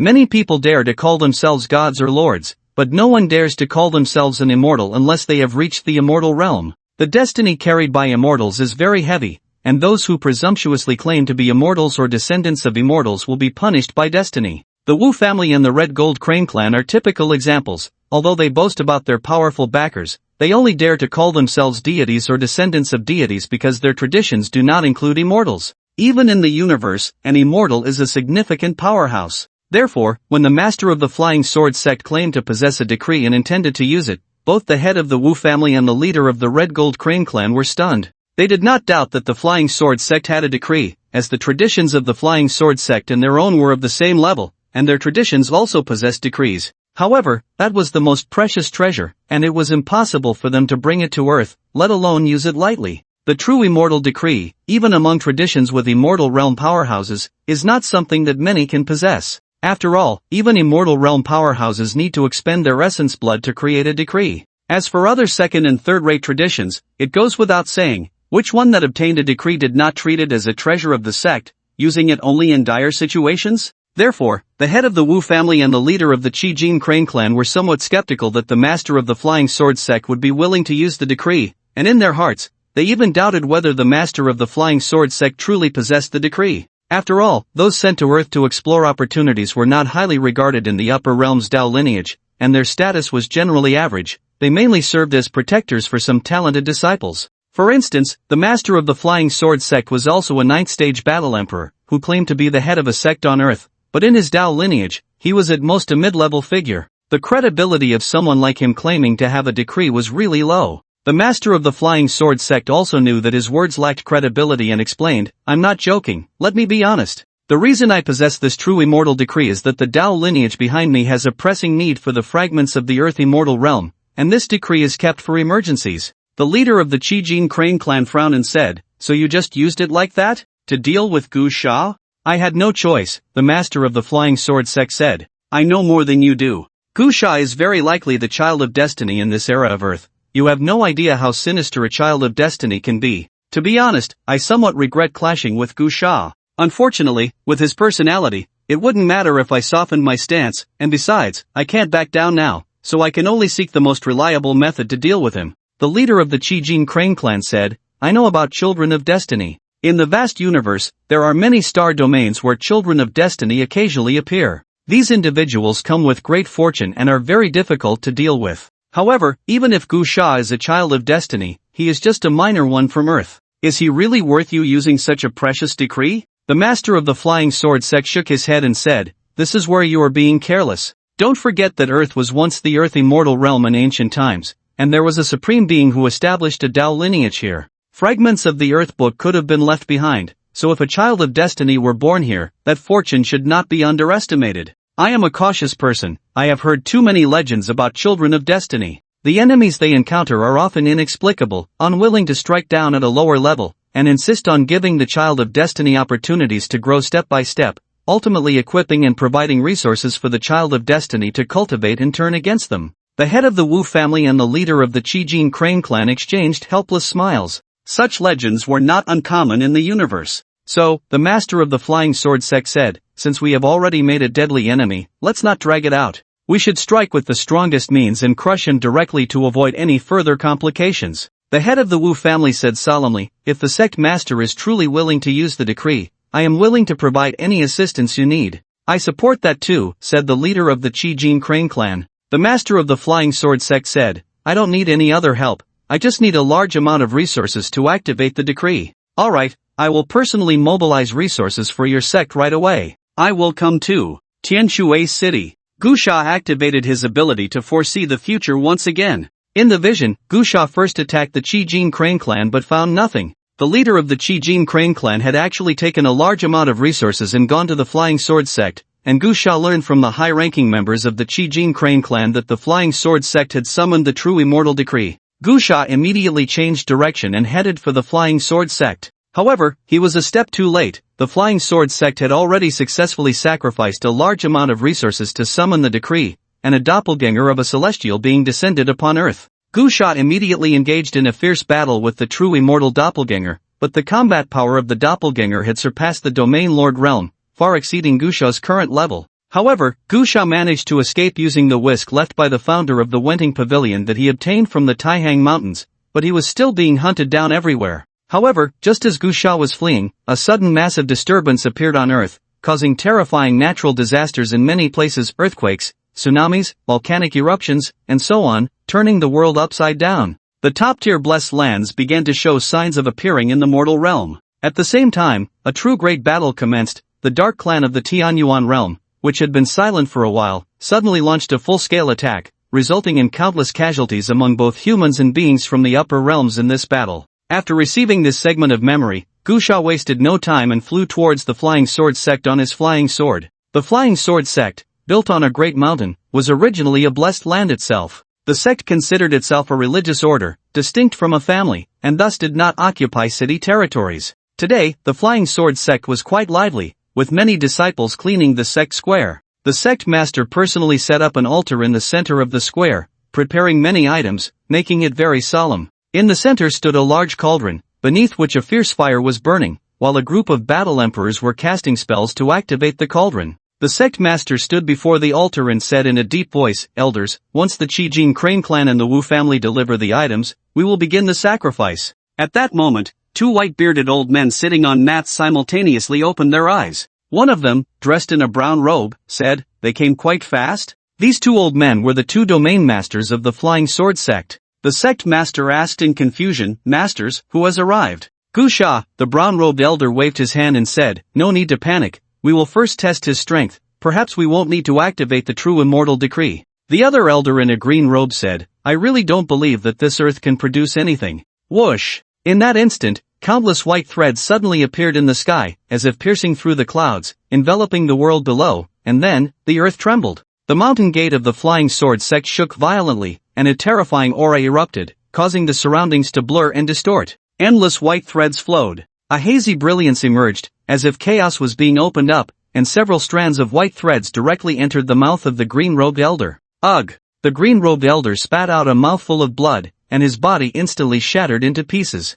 Junior brother. Master uncle. The high-ranking members of the Flying Sword sect were all shocked. No one expected that before even encountering Gu Sha, a powerful domain master had already been killed. Spare! The remaining brown-robed domain master formed a seal with his hands and instantly summoned a long sword, which erupted with countless golden small swords raining down like raindrops, violently striking at the dense white threads. Fellow disciples, form the sword formation. The brown-robed elder shouted. Whoosh, whoosh, whoosh, whoosh. In an instant, a multitude of battle emperors and kings summoned their flying swords, creating a rain of swords that shook the surroundings, clashing against the white threads with a deafening clang, the flying swords slashing and dancing into whirling winds, energy filling the sky, ultimately transforming into a vast sea to counter the overwhelming white threads. Boom, boom, boom. The intense sounds roared like the ocean, akin to lava flowing continuously, crashing down like a waterfall. The white threads retreated, disappearing into the clouds. The brown-robed elder's face darkened as he shouted to the sect master, "It's too late, don't wait for the Qi-Jin Crane clan and the Wu family, use divine blood to summon the immortals, we need to stop Gu Sha, move quickly." After saying this, the brown-robed elder waved his hand and called out, "Fellow disciples, follow me to confront the enemy." In an instant, countless flying swords soared into the sky, piercing through the light rain, as the brown-robed elder led the strong members of the Flying Sword sect towards the heavens, intending to intercept Gu Sha. At this moment, Gu Sha's figure emerged from the clouds, holding a whisk. Gu Sha! The old man in the brown robe led a group of powerful members from the Flying Sword sect charging forward. He shouted, "Why must you go to such extremes? We, the beings of the upper realm, are here to assist you." Ha! Gu Sha sneered coldly, knowing that this man was trying to buy time. He had no interest in wasting words, so he flicked the dust whisk in his hand, and a brilliant light burst forth, a white waterfall cascading down, releasing terrifying energy. It carried the spiritual will of the immortals, not to be resisted. "Stop him!" The old man in the brown robe shouted, summoning his flying sword, sharp as a thorn, buzzing loudly, shaking the heavens, with golden light points densely packed. However, the turbulent sword formation was instantly shattered by the dust whisk. With a crackling sound, the flying swords broke apart, and the group of experts spat blood and were severely injured, their bodies uncontrollably flying in all directions. The old man in the brown robe exclaimed in terror, "How is this possible?" Gu Sha snorted coldly, using the dust whisk like a whip, striking out. In his foresight of the future, he had already used this dust whisk once and recognized its power. After all, he had faced a true immortal's avatar, surpassing the domain lord's powerful cultivators, and he had managed to escape using the dust whisk's strength. Facing this domain lord cultivator, it was a complete one-sided fight. The dust whisk instantly elongated, and the old man in the brown robe hurriedly formed seals to defend. With a crisp bang, the dust whisk directly shattered the seals the old man had formed. Immediately, the threads of the dust whisk scattered, each one seeming to transform into an indestructible sword, piercing through the old man's body. As Gu Sha gently pulled, a second realm domain lord's body was instantly torn apart,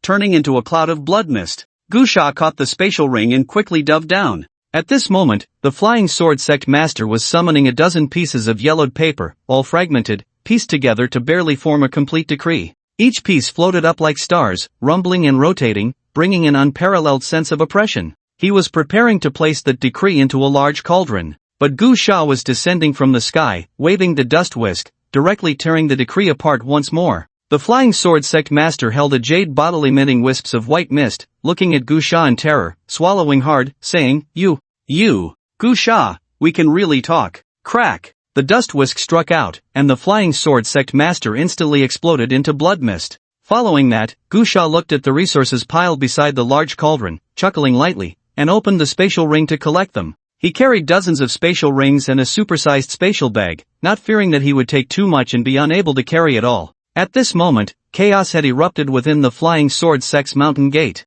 The sect master was dead, 2 domain lords were dead, and many battle kings and battle emperors were severely injured. Moreover, with Gu Sha's notorious reputation for leaving no survivors, a fearful atmosphere enveloped everyone, causing many to collapse in terror. After collecting the resources, Gu Sha pursued the upper realm cultivators of the Flying Sword sect, slaughtering them indiscriminately, causing turmoil across the mountains, and palaces collapsed one after another. In a short time, apart from a few earthly battle kings, almost all battle kings and battle emperors of the Flying Sword sect were completely wiped out by Gu Sha. He then stepped onto a flying sword and soared towards the outside of the Flying Sword sect's mountain gate, quickly disappearing into the clouds. 100 kilometers outside the Flying Sword Sect's mountain gate, dozens of planes were heading towards the sect, carrying members of the Crimson Gold Crane clan and the Wu family, both escorted by domain lords and leaders bringing resources to the Flying Sword Sect. However, on the way, the two families encountered each other. The head of the Wu family and the leader of the Crimson Gold Crane clan immediately boarded the same plane.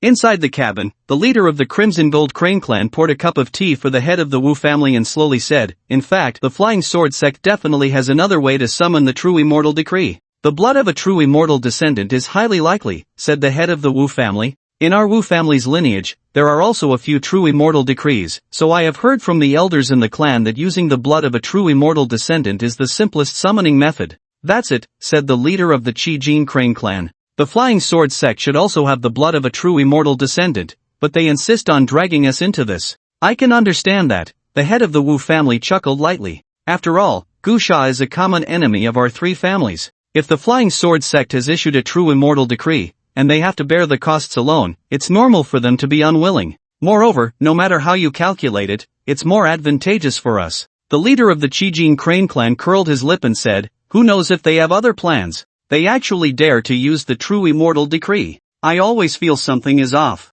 What if they were already preparing to request the decree and just happened to run into this matter with Gusha, then dragged us in to share the costs?" The head of the Wu family frowned and said, "How could they have requested the decree so early, unless the Kunlun Cave heaven is about to open?" The leader of the Qijin Crane clan exclaimed in shock. Boom! Boom! Suddenly, at that moment, several loud noises erupted. The head of the Wu family and the leader of the Qijin Crane clan were startled and hadn't reacted when they heard the broadcast shouting, "Enemy attack! Gusha!" Boom! Boom! The sound of explosions echoed everywhere. The broadcast emitted a piercing sound. The head of the Wu family and the leader of the Qijin Crane clan hurriedly got up and flew out of the plane. At this moment, in the sky, planes were continuously exploding and falling. As soon as the Wu family head and the Qijin Crane clan leader emerged, they saw Gusha descending from the sky, crushing a plane with a single stomp. Several war kings hurriedly flew out, but before those war kings could respond, Gusha casually slashed out a few times,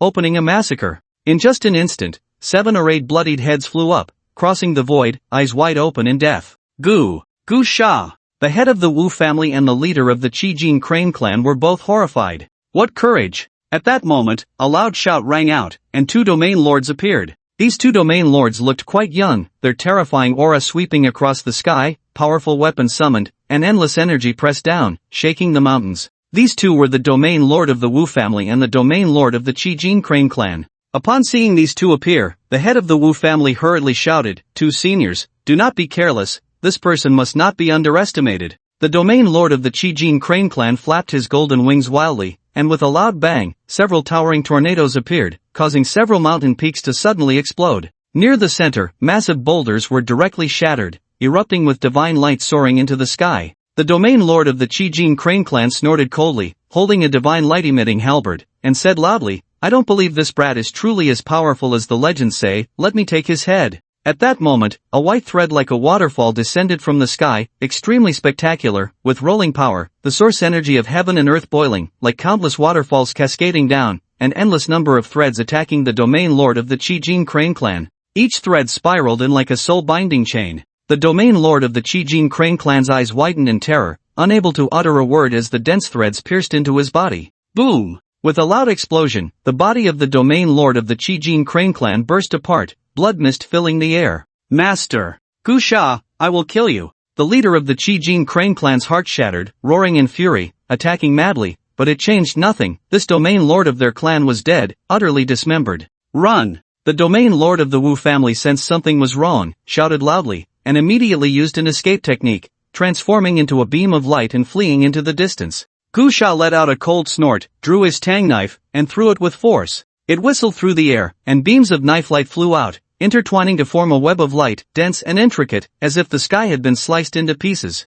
The panicked master of the Wu family was cut down in one blow, his head split apart, his entire body severed in 2. This scene terrified the members of the Wu family and the Qijin Crane clan, causing them to flee in all directions in a frenzy. Gusha waved the feather duster in his hand, white threads swirling, instantly rushing towards all sides, transforming into a white cage, murderous intent rolling, rumbling through the heavens, quickly closing in. Ah! Ah! The sound of piercing screams echoed, and whether they were battle kings or battle emperors, anyone touched by that thread was instantly severed, some with their heads cut off, others with their bodies shattered. Only the master of the Wu family and the leader of the Qijin Crane clan, using some secret treasure, miraculously survived, but they were both in a sorry state, covered in blood, falling from the sky. Gu Sha retracted the feather duster and quickly pursued them. The master of the Wu family and the leader of the Qijin Crane clan landed in a forest, both fleeing in a disheveled panic. Gu Sha descended from the sky like a flash of lightning, landing a foot squarely on the leader of the Qijin Crane clan's head.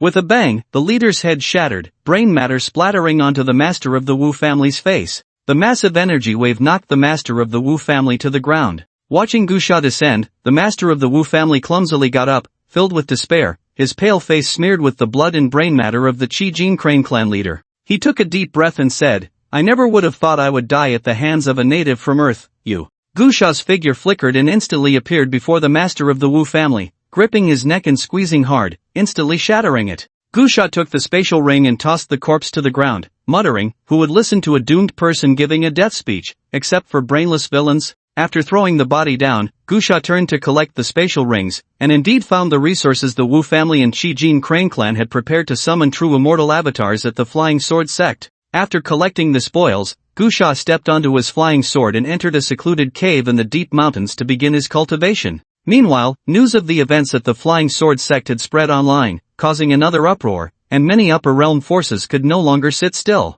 Especially after the elite members of the Qijin Crane clan and the Wu family were ambushed and many battle details leaked, it sparked huge discussions. Many were speculating, particularly about how powerful Gu Sha truly was, a question that had been raised again. Many were astonished, as it seemed that since the global network was re-established, this question had never reached a conclusion. For a time, the online chatter was deafening. In the shadows, numerous upper realm forces were also discussing this matter. Unlike the extraordinary beings on Earth who mainly focused on Gu Sha's combat power, these upper realm forces were discussing whether the Son of Destiny in this era of Earth had already appeared, namely Gu Sha. Before long, due to the discussions among the major upper realm forces, some extraordinary beings on Earth learned of it and directly posted it on the global forum. An upper realm cultivator came out to explain the meaning of the Son of Destiny. In an instant, the notion that Gu Sha was the Son of Destiny gained widespread recognition. Mount Tai is the legendary site of Fengshan in Longzhou. However, it is quite strange that such a famous mountain, at the time of the awakening of the cave heavens, only revealed a small cave paradise, which was inconspicuous among many cave paradises and had not attracted much contention.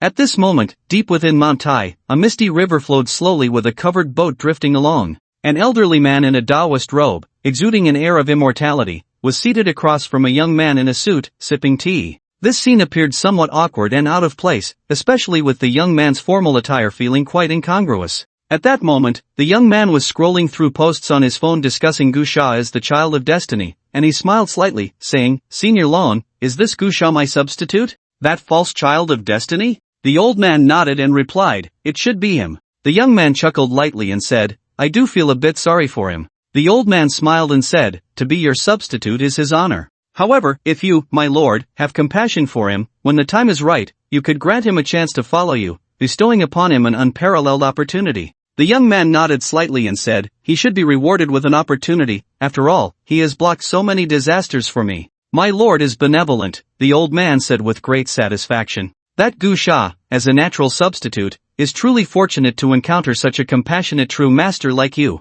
The young man lowered his head to drink tea, a hint of barely perceptible disdain flashing in his eyes. His name was Jiang Chen, a genuine native of Earth. Before the apocalypse, he was a wealthy young master, living a life of luxury and indulgence. However, a crimson calamity caused him to lose everything. In a single night, he transformed from a noble elite into a refugee. Yet, his luck was not entirely bad. During the second crimson calamity, he obtained a source pearl and became an extraordinary being. With his extraordinary powers, he successfully hid within the barrier, managing to scrape by, but he was just an ordinary extraordinary being. Not to mention figures like Gu Sha, even those of the sequence level who were casually slaughtered by Gu Sha were unattainable for Jiang Chen at that time. But he was not one to accept mediocrity. He had always fought desperately to carve out a place for himself in the apocalypse. Therefore, after the third crimson calamity ended and numerous blessed lands appeared around the globe, he immediately sought an opportunity to come to Mount Tai. He believed that Mount Tai, as the legendary site of Fengshan,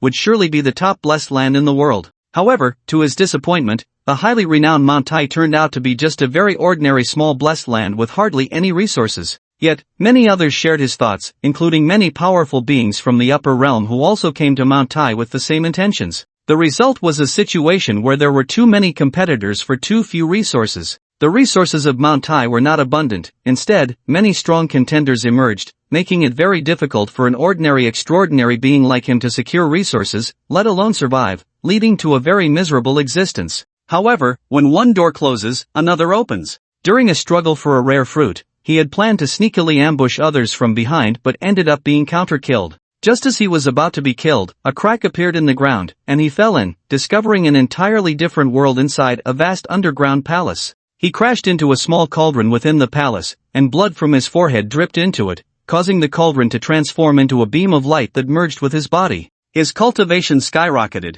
and he directly became a war king. After that, he began to explore the underground palace, discovering many ancient cultivation secrets, and inadvertently awakened a living dead. This living dead claimed to be the guardian of the Child of Destiny, an immortal who had lived since ancient times, waiting for the arrival of the Child of Destiny. This living dead was named Long Changfeng, and Zhang Chen respectfully referred to him as Elder Long. From Long Changfeng, he learned that the small cauldron in the underground palace was called the Jiuzhou Cauldron, which carried the fate of the world. Whoever could gain the Jiuzhou Cauldron's recognition would be the Child of Destiny. Long Changfeng's mission was to protect the growth of the Child of Destiny. Upon sensing that the 9 provinces cauldron had recognized its master Jiang Chen, Long Changfeng immediately pledged allegiance to Jiang Chen as his master. He then took Jiang Chen to Mount Tai for cultivation, searching for resources and providing guidance, allowing Jiang Chen's progress to be rapid. Old Long, Jiang Chen set down his teacup and asked, "What level of cultivation have you recovered to now?" "Peak of crossing the sea." "Well, that's what you would call the peak domain master," Long Changfeng replied.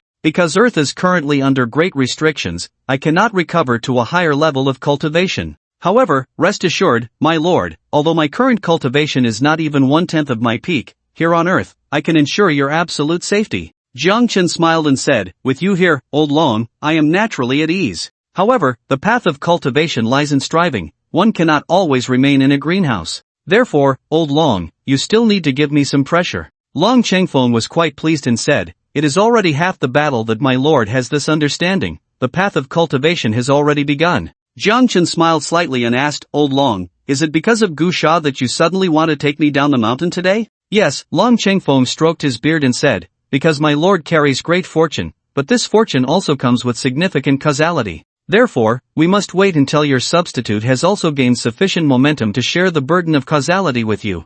Jiang Chen asked in confusion, "What do you mean specifically?" Long Changfeng thought for a moment and said, "The concept of fortune is very ethereal, and I find it hard to explain. Even at my peak, I could only glimpse a bit of its surface. The reason I stayed in the underground palace waiting for you, my lord, is that in ancient times, I received guidance from a senior from the endless star domain. That senior is unspeakable, unrecordable. I can only say that I know him in my heart, but I cannot convey it to you, my lord. That senior once borrowed 5,000 years of fortune from the former Earth, the Earth Immortal Realm, and he also took away the last batch of powerful cultivators from the Earth Immortal Realm. Because of my special fate, I was left on Earth and sealed as a living dead. He told me that in this era of the Earth Immortal Realm, a child of fortune would appear, to restore the Earth Immortal Realm, save it, and reforge its fortune, allowing me to wait and assist once more, and he granted me the Eye of Fortune." At this point, Long Changfeng paused for a moment and said, "Originally, I should have observed the great trend of Earth for several more months before the next opportunity for revival would arise,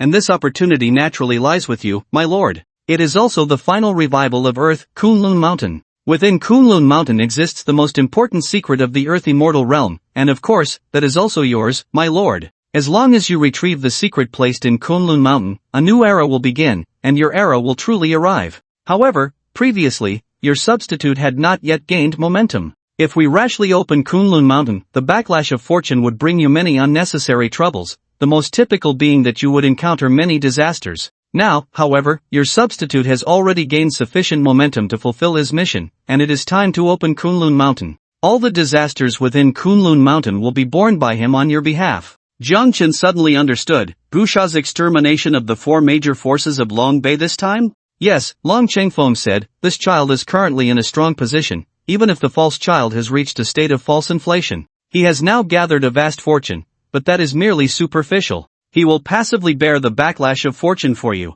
And you, my lord, can take this opportunity to enter Kunlun Mountain and obtain what belongs to you. As for that false child, he will return to mediocrity after completing his mission. Jiang Chen asked, what is it? Long Chengfeng replied, the Earth Book. Jiang Chen frowned and asked, what is the Earth Book? The supreme treasure that records all causality in the world, capable of reproducing the past and recording the present and future. Jiang Chen's eyes were filled with shock as he said, isn't this controlling everything in the palm of your hand? Such a powerful treasure actually exists on Earth? Long Chengfeng replied sullenly, do not underestimate Earth, my lord. The Earth was once a realm of Earth immortals, or an indescribable supreme being established a lineage, and the Earth Book is what that supreme being held. Jiang Chen asked, so, the Earth Book was left on Earth by that great being? Not exactly, Long Chengfeng said. That great being created countless realms of Earth immortals in the universe, Earth is just one of them. During ancient times, in the Borderlands War, many supreme beings fell or reincarnated, including that great being. After his fall, the Earth Book, as his life treasure, split apart and scattered throughout the universe, mainly in various realms of Earth immortals. Since Earth is the place where that great being personally established a lineage, it surely possesses fragments of the Earth Book. Jiang Chen felt somewhat disappointed and said, just fragments. Long Chengfeng replied, my lord, do not think that fragments are inferior. Those are fragments of the Earth Book, the most top-tier treasure in the entire universe, an incredibly precious existence, and currently the most valuable thing on Earth. Those fragments are destined to belong to you, my lord. However, because they are too precious, once they appear in the world, it will inevitably cause a huge uproar. Many powerful cultivators from both the heavenly origin realm and the universe will come to seize them. This is why I had to wait until that substitute has built up his strength to the utmost before daring to take you to Kunlun Mountain. If it weren't for that substitute bearing the backlash of fate for you, even though you are the child of Earth's fortune, I couldn't guarantee that we would be able to obtain the Earth Book. So, my lord, you must not underestimate the fragments of the Earth Book, they will be the foundation for your dominance in the universe. Jiang Chen took a deep breath and said, I understand, Long Lao, you can rest assured. Long Chengfeng nodded. Jiang Chen then asked, what if, Long Lao, Gusha doesn't go to Kunlun Mountain? That won't happen, Long Chengfeng said. The mission of the substitute is to bear the backlash of fate for the true child, to ward off disasters and difficulties, that is his responsibility and destiny. When the true child needs him, fate will arrange for him to appear. Jiang Chen nodded, a hint of pride flashing in his eyes, secretly sighing, Gusha, oh Gusha, so high and mighty, have you ever thought that you are merely my substitute? He had met Gusha before, and it was quite some time ago, not just once. The first time was in the Sea City Fortress, where he personally witnessed the lofty figure Hanzei chasing after Gusha like a sycophant, while he was just a subordinate of Hanzei, not even qualified to speak to Hanzei, let alone Gusha. He had appeared before Gusha multiple times, yet Gusha had never looked at him once. At that time, he was filled with envy and even jealousy towards Gusha, and it was Gusha's existence that made him increasingly unwilling to remain ordinary.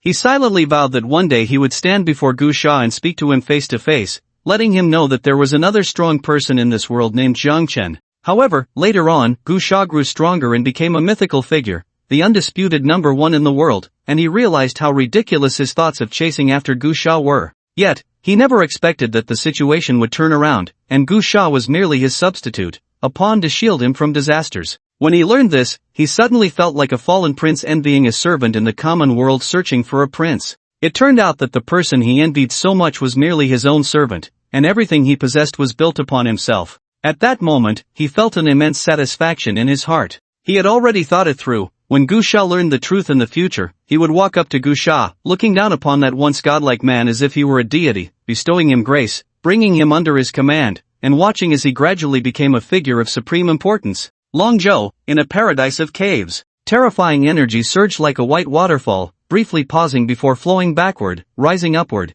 enveloped in patches of golden energy, resembling a divine river. The overwhelming pressure surged wildly, causing the strange beasts and undead creatures in the mountain to tremble in fear, countless wild animals frantically fleeing the mountain. The energy raged like a tornado, and in the eyes of those strange beasts, this was a miracle. The entire sky was dyed golden, energy intertwined, branding the air, appearing incredibly radiant. And in the midst of that energy storm was Gusha, who, after seizing resources from the three major forces, was cultivating and breaking through in the mountain, directly achieving a breakthrough to the third-tier domain lord, not far from the fourth-tier domain lord. Gusha immediately charged into the mountain gates of several upper realm forces, seizing resources, and then went on to plunder 2 more paradises, rapidly continuing his cultivation. Days passed in this back and forth, and today, he finally succeeded in breaking through to the 4th-tier domain lord. The terrifying pressure in the mountain was the commotion caused by this breakthrough. After a long while, Gu Sha finished his cultivation, and the terrifying energy fluctuations gradually calmed down.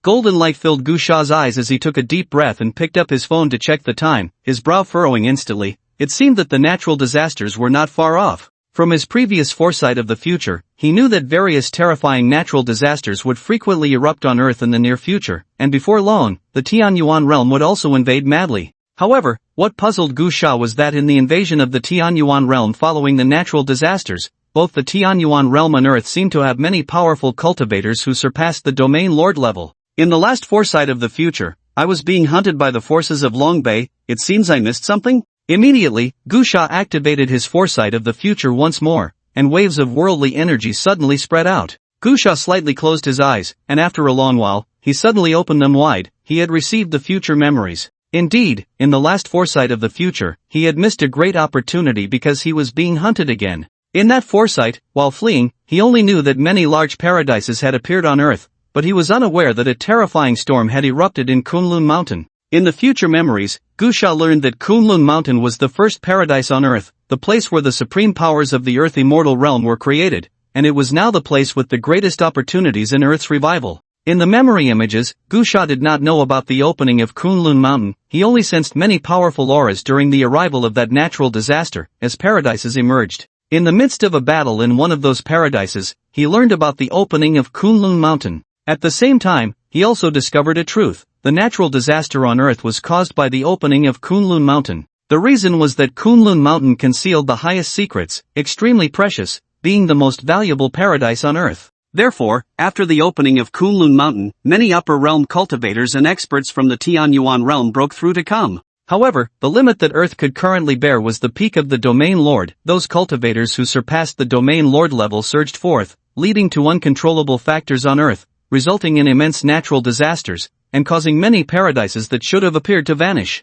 The reason why the cultivators from the upper realms and the Tianyuan realm had not sent any cultivators beyond the domain master realm to descend was due to their concern that forcing their arrival would lead to the disappearance of Kunlun Mountain. Now that Kunlun Mountain had appeared, they naturally no longer worried about this issue. As for the other caves, whether they disappeared or not was of no importance. What they valued was only Kunlun Mountain. Damn it! What kind of powerful opportunity is hidden in Kunlun Mountain? Gu Sha was somewhat surprised. He immediately activated several future predictions, exploring Kunlun Mountain from various directions. After determining some opportunities, he set off on his flying sword towards Kunlun Mountain. Kunlun Mountain, also known as Kunlun Void, Kunlun Hill, or Jade Mountain, is revered in the mythology of Longzhou as the ancestor of all mountains. It is a divine mountain in ancient mythology, known as the first immortal mountain in the world. There are many legends about Kunlun Mountain. However, most of those legends are basically false. According to the information Gu Sha had collected since the revival of Earth's source energy, there had never been any of those mythical immortals on Earth. In the mythology of Longzhou, Kunlun Mountain is the dojo of the revered female immortal, the Queen Mother of the West. However, since the revival of source energy, Gu Sha had not heard a single word about the Queen Mother of the West. Nevertheless, he had heard some information from cultivators who came from the upper realms, which was that many place names on Earth were quite amusing, as they directly used the names of many powerful dojos in the universe. If Gu Sha's speculation was correct, the Queen Mother of the West might indeed be real, and Kunlun Mountain might also be real. However, the Kunlun Mountain in mythology was definitely not the Kunlun Mountain range in Longzhou. Perhaps there was a powerful star domain or a great being's dojo somewhere in the universe called Kunlun Mountain, and ancient cultivators simply assigned those names to certain mountain regions on Earth. However, Gu Sha did see a record about this Kunlun Mountain on Earth in the last cultivator's diary he received from the Asking Heaven Pavilion. There was no mention of the Queen Mother of the West. It only mentioned that there had once been an unparalleled great being who established a dojo there, seemingly to respond to a calamity.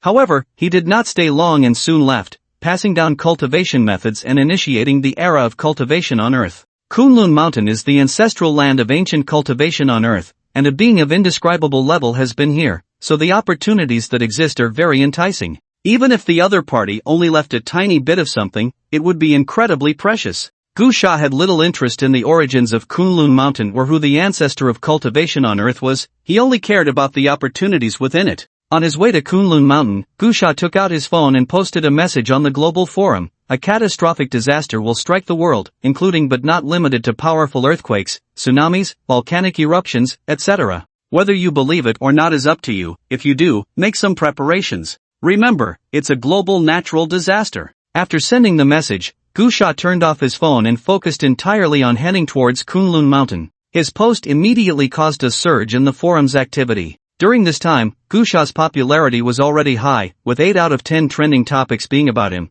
attracting much attention, and countless people were constantly following him. As soon as this message was posted, it was naturally seen by countless people. Soon, a trending post titled Gusha's Prophecy appeared, shooting straight to the top. The matter of Gusha's prophecy had already gained global recognition during the Third Crimson Descent, which was also the main reason Gusha was elevated to the status of a deity for the first time. As soon as this post was released, it immediately caused a riot, leaving people in a state of panic. People all over the world were discussing it, and even those upper realm forces were trying to confirm the authenticity of the matter. After all, these upper realm forces had also heard about Gusha's accurate prophecy regarding the Third Crimson Descent after arriving on Earth. Many people are trying to contact Gusha, but Gusha's phone is turned off, and no one can reach him, leaving behind a prophecy that has thrown the whole world into chaos, just like the last prophecy of the Scarlet Descent that vanished mysteriously. Kunlun Mountain. Although today's Kunlun Mountain is not a paradise, it retains its original appearance on Earth, and even so, this Kunlun Mountain is larger and more magnificent than an ordinary paradise. At this moment, a canopy ship descended from the sky, floating in the air as if it were floating on water. The people on the ship are Jiangchen and Long Changfeng. Jiangchen holds a phone, looking puzzled, and says, "Long Lao, do you think Gusha really has prophetic abilities? He accurately predicted the Third Scarlet Descent, and this time, it seems he might be right again. After all, once I open the Kunlun Mountain Paradise, countless powerful beings from outside will descend, and Earth is likely to face various natural disasters." Long Changfeng smiled slightly and said, "My lord, although Gusha is a false child, he is still a child of destiny, naturally possessing certain special qualities. Otherwise, how could he serve as a substitute for the child of destiny? His prophetic ability is not surprising." Jiang Chen realized, "So that's how it is." Long Changfeng said, "My lord, you also possess absolute abilities, it's just that they haven't been awakened yet. Once you enter Kunlun Mountain, you will awaken." Jiang Chen chuckled, "I'm looking forward to it now. Then let's begin." As Long Changfeng spoke, Jiang Chen immediately formed a hand seal, a light gleamed from his forehead, and a small cauldron was summoned. In an instant, streams of destiny surged forth like a waterfall from the heavens. At that moment, the sky rumbled with thunder, various runes appeared, colliding with the source energy of heaven and earth, shattering the void. Black lightning appeared one after another, as if someone was resisting, disrupting the rules of heaven and earth, causing the space to twist and fade, the chaotic light dimming. And at that moment, in the outer starry sky, many powerful beings opened their eyes. Amidst the towering mountains, Gusha swiftly traversed on a flying sword, with peaks retreating one after another. The terrifying roars of wild beasts could often be heard, and at times, colorful lights could be seen flowing within the mountains, exotic fruits emerging. The earth has completely transformed, with towering peaks everywhere, massive mountains standing, and rivers rushing and spreading. There is even a tree hundreds of feet tall, lush and green, appearing like a great mountain from afar. This is all a result of the revival of source energy, and the earth has become unrecognizable. Just as Gusha leaped over a mountain range, he suddenly felt an overwhelming pressure descend, as if the space had solidified and was being crazily compressed. Gusha stumbled, and the flying sword beneath him shattered. He quickly descended from the air. Boom! At the moment Gusha landed, the mountain exploded, countless boulders rolling down, and a swarm of exotic beasts frantically fleeing from the mountain. However, it seemed like a catastrophe, sweeping across the land, with mountains collapsing, rivers being churned, and the ground shaking violently. The sky was overcast with dark clouds, thunder and lightning flashed, as if a tear had been ripped open, chaos spreading, and a storm raging, with tornadoes shooting skyward, carrying countless stones and trees. Gusha floated in the air, stabilizing his form with energy, hiding among the ruins. He saw a massive exotic beast emerging from the crack in the sky, its enormous body resembling a giant mountain, countless thunders striking it. The tornadoes reaching for the sky were the beast's response to the thunder, its wings spread wide, beating against the thunder. Feathers black as metal, cold and sharp, with eyes that were mesmerizing. Roar! The strange beast, filled with vigorous energy, swooped down from the sky, its wings battling against the thunder, accompanied by a terrifying dark light, like a black sun hanging in the sky. Get lost! The beast let out a loud roar, flames spewing from its mouth, scorching half the sky red, dense flames like a meteor shower crazily falling towards the earth, igniting mountains one after another. In the sky, a thunderous beam, as large as a house, frantically attacked the strange beast, and the world alternated between blinding brightness and extreme darkness. Gusha, hiding in the ruins of the mountain, quickly dodged the flames raining down from above, his expression serious. This beast gave him a strong sense of danger. It was definitely a powerful being that had surpassed the domain master level. Therefore, it forcibly broke through the boundary to descend to Earth, exceeding the limits that Earth could bear, and encountered the furious rejection of the world's will. Boom! The strange beast fought against the thunder. How strong can the energy of a trivial little world be? How much can it disperse to deal with me? Terrifying energy fluctuations intertwined in the void, blocking its approach to the Earth's surface. Dense thunder seemed to forge a barrier to obstruct it. The beast howled, enduring immense pain, its feathers began to burn, and its entire body was engulfed in raging flames, suffering greatly. However, just as it dove towards the Earth's surface again, the thunder and void energy actually weakened. Gusha frowned. He understood that it was likely because more powerful beings were invading Earth now, so the energy of the world's will was dispersed. After all, although Earth had revived, the time was still short, and it was not a powerful star domain. The power of the world's will was limited, and when dispersed, there was not much left. A mournful long cry, a terrifying roar, resonated in the heavens, shaking the world. Finally, after several charges, that barrier shattered, and the beast successfully descended to Earth. It stood in the atmosphere like a demon god, surrounded by raging flames, letting out a loud roar. Where are the beings of the Amopang clan? Come and pay your respects. In that instant, several beams of light shot out from the horizon, coming from a city hundreds of kilometers away from the mountain, a territory controlled by a higher realm force.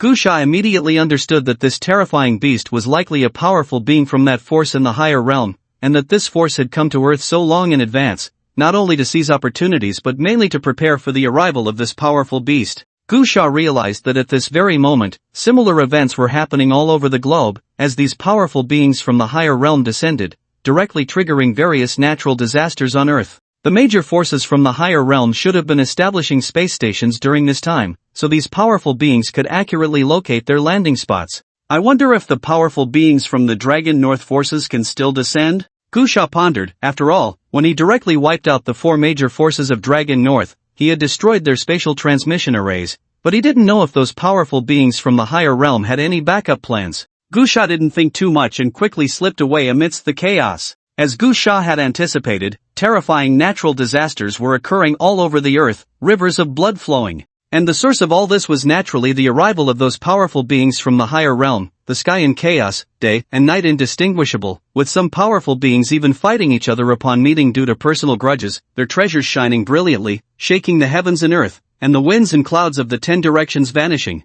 Countless powerful beings descended upon the world, causing turmoil on earth, as if it had returned to the time before creation. At times, fire surged like a tide, at times dark clouds obscured the sun, and at times thunder rumbled across the sky. Almost simultaneously, after these powerful beings arrived, they all crazily headed towards Kunlun Mountain. Along the way, some powerful beings would briefly stop at certain large caves and blessed lands, engaging in fierce battles to seize rare treasures. Many of the human race on Earth were swept along, either voluntarily or involuntarily, towards the Kunlun Mountain range. The sky was filled with various aircraft and some strange flying artifacts. The whole world was in chaos. When Gusha arrived at the Kunlun Mountain area, it was already in disarray, gathering many beings, with battles breaking out from time to time, especially as many beings from the dark race of the Tianyuan realm appeared, clashing with the beings from this side of the universe in endless combat. A mist rose from Kunlun Mountain, hazy and ethereal, shaking the heavens and the earth, shooting out strands of radiant light.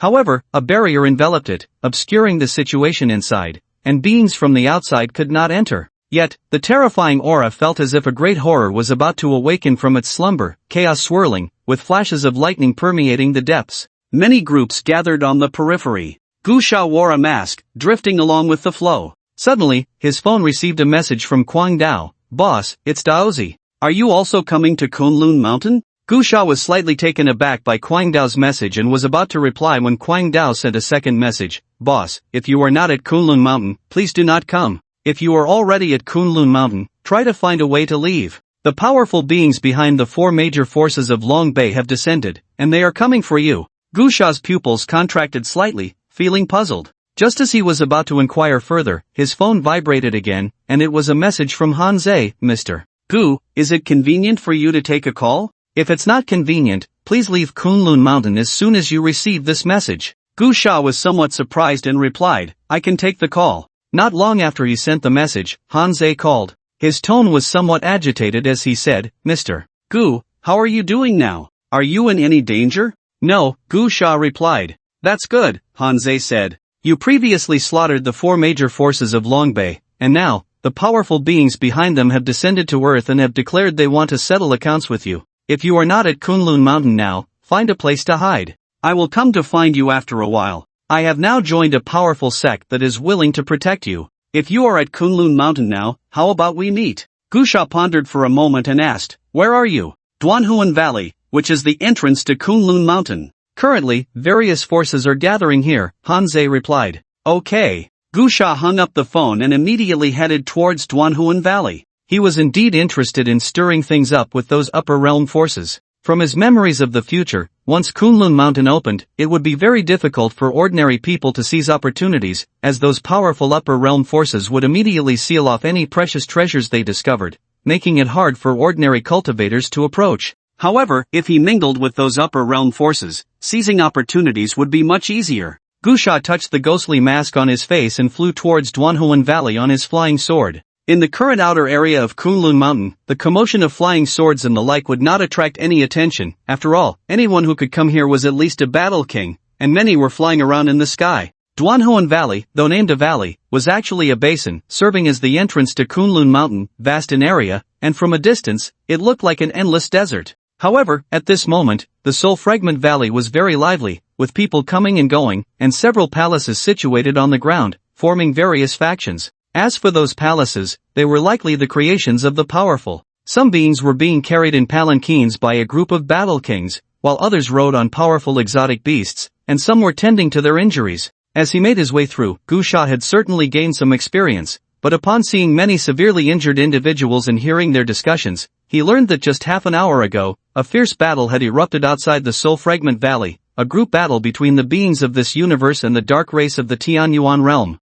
Gu Sha sent a message to Hanzei. Before long, he spotted Hanzei on a hill, accompanied by a few familiar faces, all of whom were extraordinary beings he had trained at the J City stronghold, and now they had all become battle kings, with Hanzei already a high-level battle king. When Hanzei saw Gu Sha wearing the ghost mask, his face lit up with excitement, and he hurried over to Gu Sha. Gu Sha had mentioned on his phone that he wore a ghost mask. Hanzei lowered his voice and called out, Mr. Gu, long time no see. The other battle kings also greeted Gu Sha in hushed tones. Gu Sha nodded slightly in response. I heard from Elder Qin that you stayed at the J City stronghold to establish a mercenary group. Why did you suddenly join the Taoist sect? Gu Sha inquired. Hanzei explained, at first, I didn't join the upper realm forces. However, some time ago, I met a powerful domain lord from the upper realm, and we hit it off. We shared many ideas, and he invited me multiple times to join the Taoist sect, eventually even offering me a high-ranking position. That Taoist sect is also a human sect,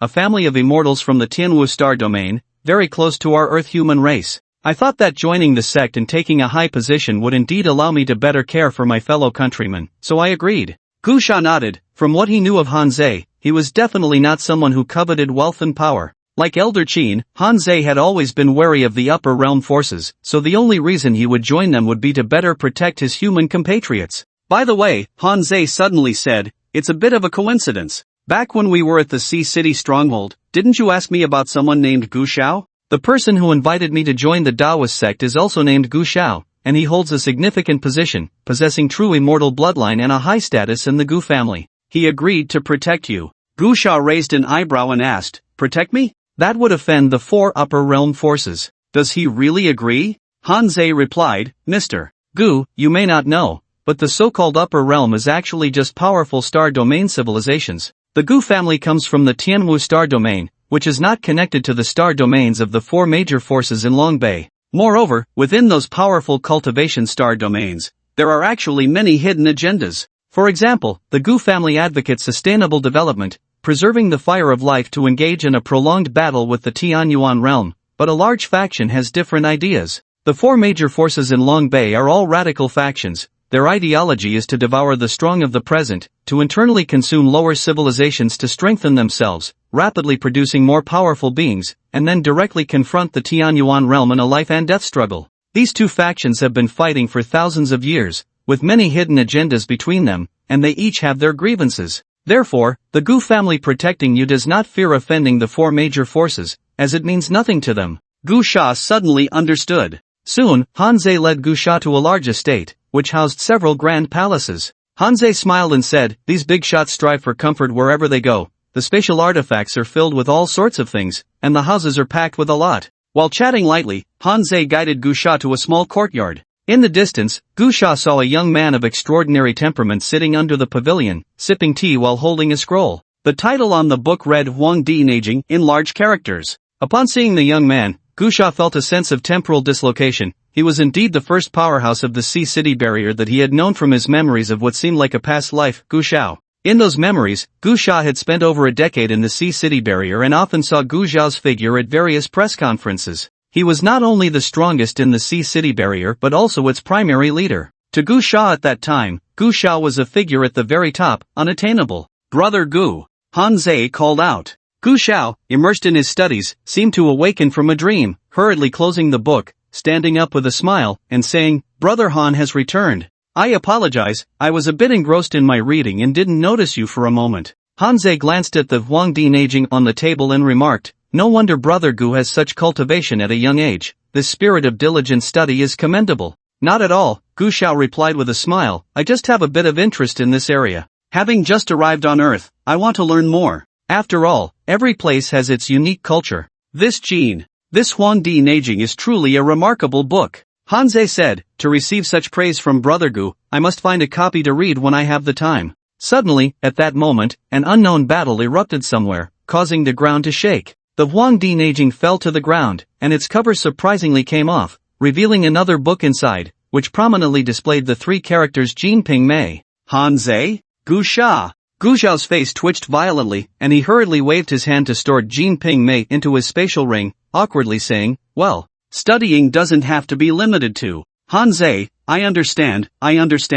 This is indeed a remarkable book." Gu Xiao's face turned red, and he quickly looked at Gu Sha, extending his hand to change the subject, saying, "Well, this must be Brother Gu Sha, whom Brother Han often mentions. Hello, I am Gu Xiao." Gu Sha shook hands with Gu Xiao and said, "Mr. Gu, I've long admired you." Gu Xiao said, "Brother Gu Sha, please have a seat." As he spoke, Gu Xiao poured tea for Gu Sha and Hanzei. To ease the awkward atmosphere, Gu Xiao deliberately asked, "What hobbies does Brother Gu Sha have?" "Reading." Gu Xiao, "What the hell?" "Ahem," Hanzei coughed to break the awkwardness. "Ha, reading is good, Gu Xiao quickly said. "Besides reading, does Brother Gu Sha have any other hobbies?" "Practicing." Gu Sha stopped joking and got straight to the point, saying, "Mr. Gu, I heard from Brother Han that you are willing to help me deal with my enemies?" Gu Xiao took a sip of tea and said, "I know about Brother Gu Sha's situation. I won't say any empty words. I hit it off with Brother Han and consider him a confidant, and since you are someone he admires, I will take on this matter.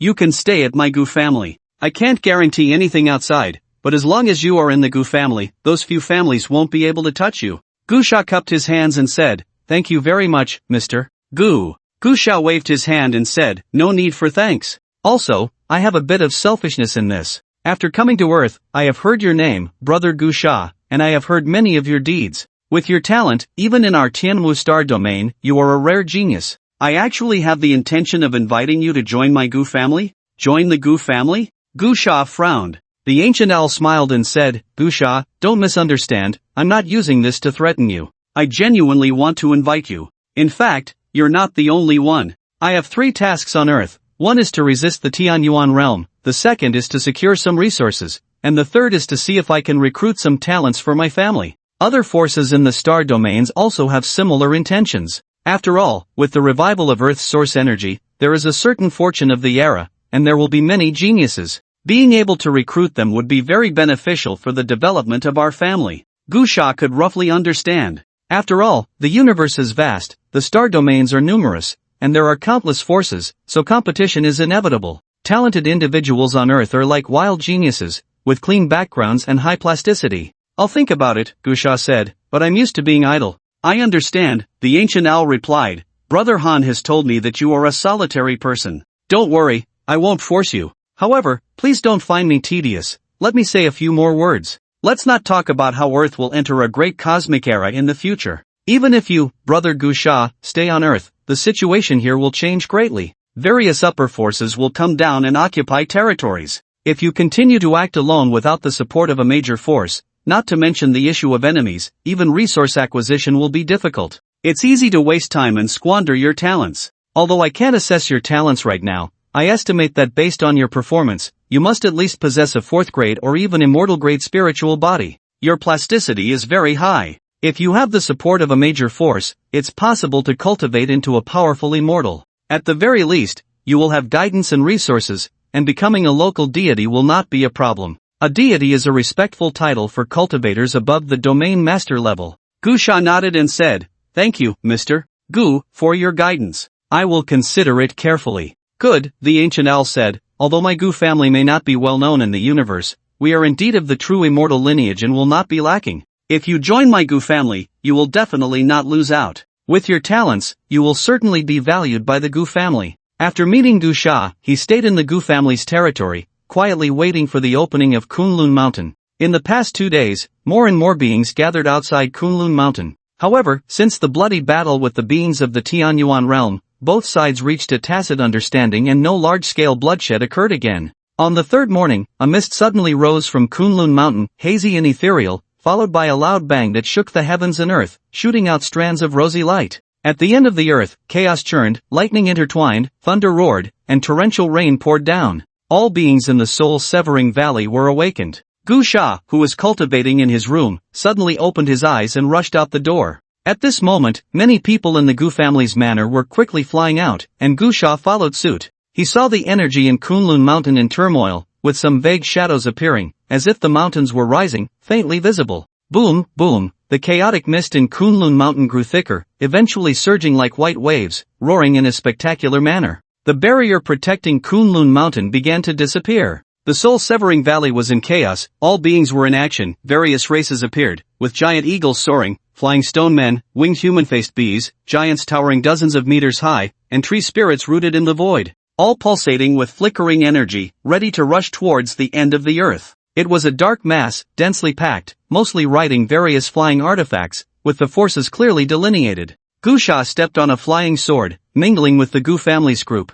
He wore a ghost mask, which caught the attention of some beings from the Gu family, but they didn't pay much heed. This was because the high-ranking members of the Gu family were aware of Gu Sha's identity and knew that wearing a mask could reduce unnecessary trouble. As for the younger disciples, they all knew that the ghost-faced man was a friend of Gu Shao and didn't think much of it. Gu Sha approached Gu Shao and Hanzei. The three exchanged greetings, and Gu Shao handed Gu Sha a token, saying, "Brother Gu, this is the disciple token of the Gu family. I know your purpose in joining us is to minimize trouble and obtain some resources. With the Gu family's token, if you encounter a secret realm occupied by the Gu family, you will be able to enter and exit freely." A hint of surprise flashed in Gu Sha's eyes. He had only intended to fish in troubled waters, but he didn't expect Gu Shao, having already seen through his intentions, would still take the initiative to help. Gu Shao seemed to guess Gu Sha's surprise and chuckled lightly. "Brother Han has a very high opinion of you. He has always told me that your limitations stem from being born on Earth. If you had been born in the Great Star Domain, you would surely become a significant figure. Although I find that unlikely, I trust Brother Han very much and believe in his judgment. So, regardless of whether you wish to join the Gu family in the future, I want to ask for a favor in advance." "Thank you," Gu Sha said without elaborating. Hanzei, standing beside them, chuckled, "Mr. Gu, I know your character, so I won't advise you much. Just remember to stay safe." "Don't worry, Brother Han," Gu Sha replied, "I will be careful." Gu Shao suddenly pointed to two very young-looking individuals with white hair at the front of the Gu family's group, saying, "Brother Gu, those two are the celestial beings of my Gu family who have come down this time. The one on the left is my great-uncle, and the one on the right is my aunt. I've already greeted them. If anything unexpected happens in Kunlun Mountain, you should find a way to seek their help, they will intervene." The two seemed to have heard Gu Zhao's words and turned to nod at Gu Sha. Gu Sha cupped his hands in greeting. Gu Sha then whispered, "Additionally, Brother Gu, you need to be cautious about a few forces that you absolutely cannot provoke: the three-eyed royal family, the slanted moon ancient cave, the Taiyin clan, and the golden clan. These four forces are part of the Eternal Life Tao lineage and have a formidable reputation throughout the universe. I don't know how it happened, but they have also come to Earth. If you offend them, my Gu family's influence won't be able to protect you. A flicker of unusual color flashed in Gu Sha's eyes. During his stay at the Gu family's residence over the past few days, he had gained some understanding of the forces in the upper realm, similar to the four major forces of Long Bay, which were only considered first-rate forces in certain corners of the star domains. In contrast, the Gu family, as a true immortal lineage, was a dominant presence throughout the entire star domain. Thus, knowing that Gu Sha had offended the four major forces, the Gu family still dared to claim they could ensure Gu Sha's safety. The members of the Gu family were very proud and filled with a sense of pride in their lineage, and now, Gu Xiao's mention of not being able to offend them was enough to show how powerful the Eternal Life Tao lineage was, to the extent that even Gu Xiao, who possessed true immortal blood, held such reverence. Gu Xiao continued, however, these four Eternal Life Tao lineages are quite distinguishable. The beings of the three-eyed royal family all have 3 eyes, while the practitioners of the slanted moon ancient cave wear very uniform clothing, and their weapons have a distinct mark of a bright moon. The Taiyin clan is also quite obvious, they resemble rabbits, and even those who have transformed into human forms retain rabbit ears and red eyes, some even have tails. As for the Golden clan, they are the easiest to identify, although they come in various forms. True to their name, they are golden in color, looking like clusters of gold. Gu Sha committed Gu Zhao's words to memory. Soon after, a loud boom echoed, shaking the heavens and the earth. The terrifying energy seemed to engulf the world, causing many beings to tremble in fear, thinking they would be swallowed. However, they suddenly found that the heavens and earth seemed to have broken apart, and the vast white waves of energy came to a halt. At the same time, a faint light emanated from Kunlun Mountain, as if it had come back to life, reminiscent of ancient times. The heavy mist that had shrouded it began to dissipate, gradually revealing its true form. A rumbling sound echoed through the mountains, as thousands of towering peaks rose from the ground, appearing out of nowhere, magnificent and grand. Some mountains were vast and majestic, like the mythical Buzhou mountain that spanned the heavens and earth, exuding a wild aura, standing tall with heights of tens of thousands of meters. Others resembled divine swords piercing the sky, steep and perilous, while some rivers flowed like the boundless sea. At a glance, it seemed like a vast world. Roar! From deep within the mountains came the sounds of beastly roars, followed by bursts of smoke and clouds, as fierce birds appeared, like a mountain flood rolling back, akin to the vast sea striking the heavens. The Kunlun cave is opening, now is the time. A loud shout rang out, and an old ape leaped thousands of feet into the air towards Kunlun Mountain. At the same time, various beings moved in unison, all charging into the mist, eager to be the first to enter the Kunlun Mountains and seize the greatest opportunity. Gu Sha was among them, but unlike those beings searching aimlessly, he had a clear direction. Riding on his flying sword, he propelled himself at the fastest speed, transforming into a streak of light flying through the mountains and valleys. Along the way, he spotted many mature precious fruits and some ancient ruins, with countless beings flocking towards them, but Gu Sha did not stop. He flew quickly, soon breaking away from the crowd, moving forward alone. As he soared over a canyon with rushing waters, he dove directly into the river, unleashing powerful energy that enveloped him, resisting the surging waves as he plunged towards the riverbed. In his future memories, he had seen that there was a powerful bow at the bottom of this river, a celestial artifact left behind by an ancient power, truly a divine weapon, even stronger than the whisk he had obtained in the Taihang Mountains. In his memory, this celestial artifact was discovered the day after the Kunlun Mountains opened, sparking a bloody battle, ultimately being snatched away by a massive tiger, which used that bow to shoot down a celestial being on the spot. The river roared, dark waves surged. Gu Sha fought with the strange beasts in the river for nearly an hour before finally reaching the riverbed. He could vaguely see that many years ago, the place where this river converged was a palace complex, with surrounding buildings resembling an altar. However, time had passed too long, and the river had eroded them severely. After slaying a royal-level beast with a single strike, Gu Sha walked through the ruins at the riverbed, finally arriving at a square after passing through several buildings. In the distance, he spotted a bow, covered in water plants, embedded in a massive stone pillar, barely discernible as a bow shape, with 9 arrows also stuck in the pillar. Gu Sha rushed over, channeling energy to pull the bow from the stone pillar. In that instant, the river suddenly stirred, the crumbling buildings shook violently, and huge cracks appeared at the riverbed, creating a powerful suction force as the river water rushed down, quickly forming a massive whirlpool. Gu Sha swiftly took out his whisk, forcefully swung it to entangle the 9 arrows, gently pulling them all back, and at the same time, the suction force expanded. Gu Sha immediately swam up towards the surface. It only took an hour to come down, but going up was much more difficult because that powerful suction was indeed a bit terrifying. It took Gu Sha nearly 3 hours to finally surface, and by that time, the river had become very strange, a huge whirlpool that seemed to swallow the surrounding small peaks.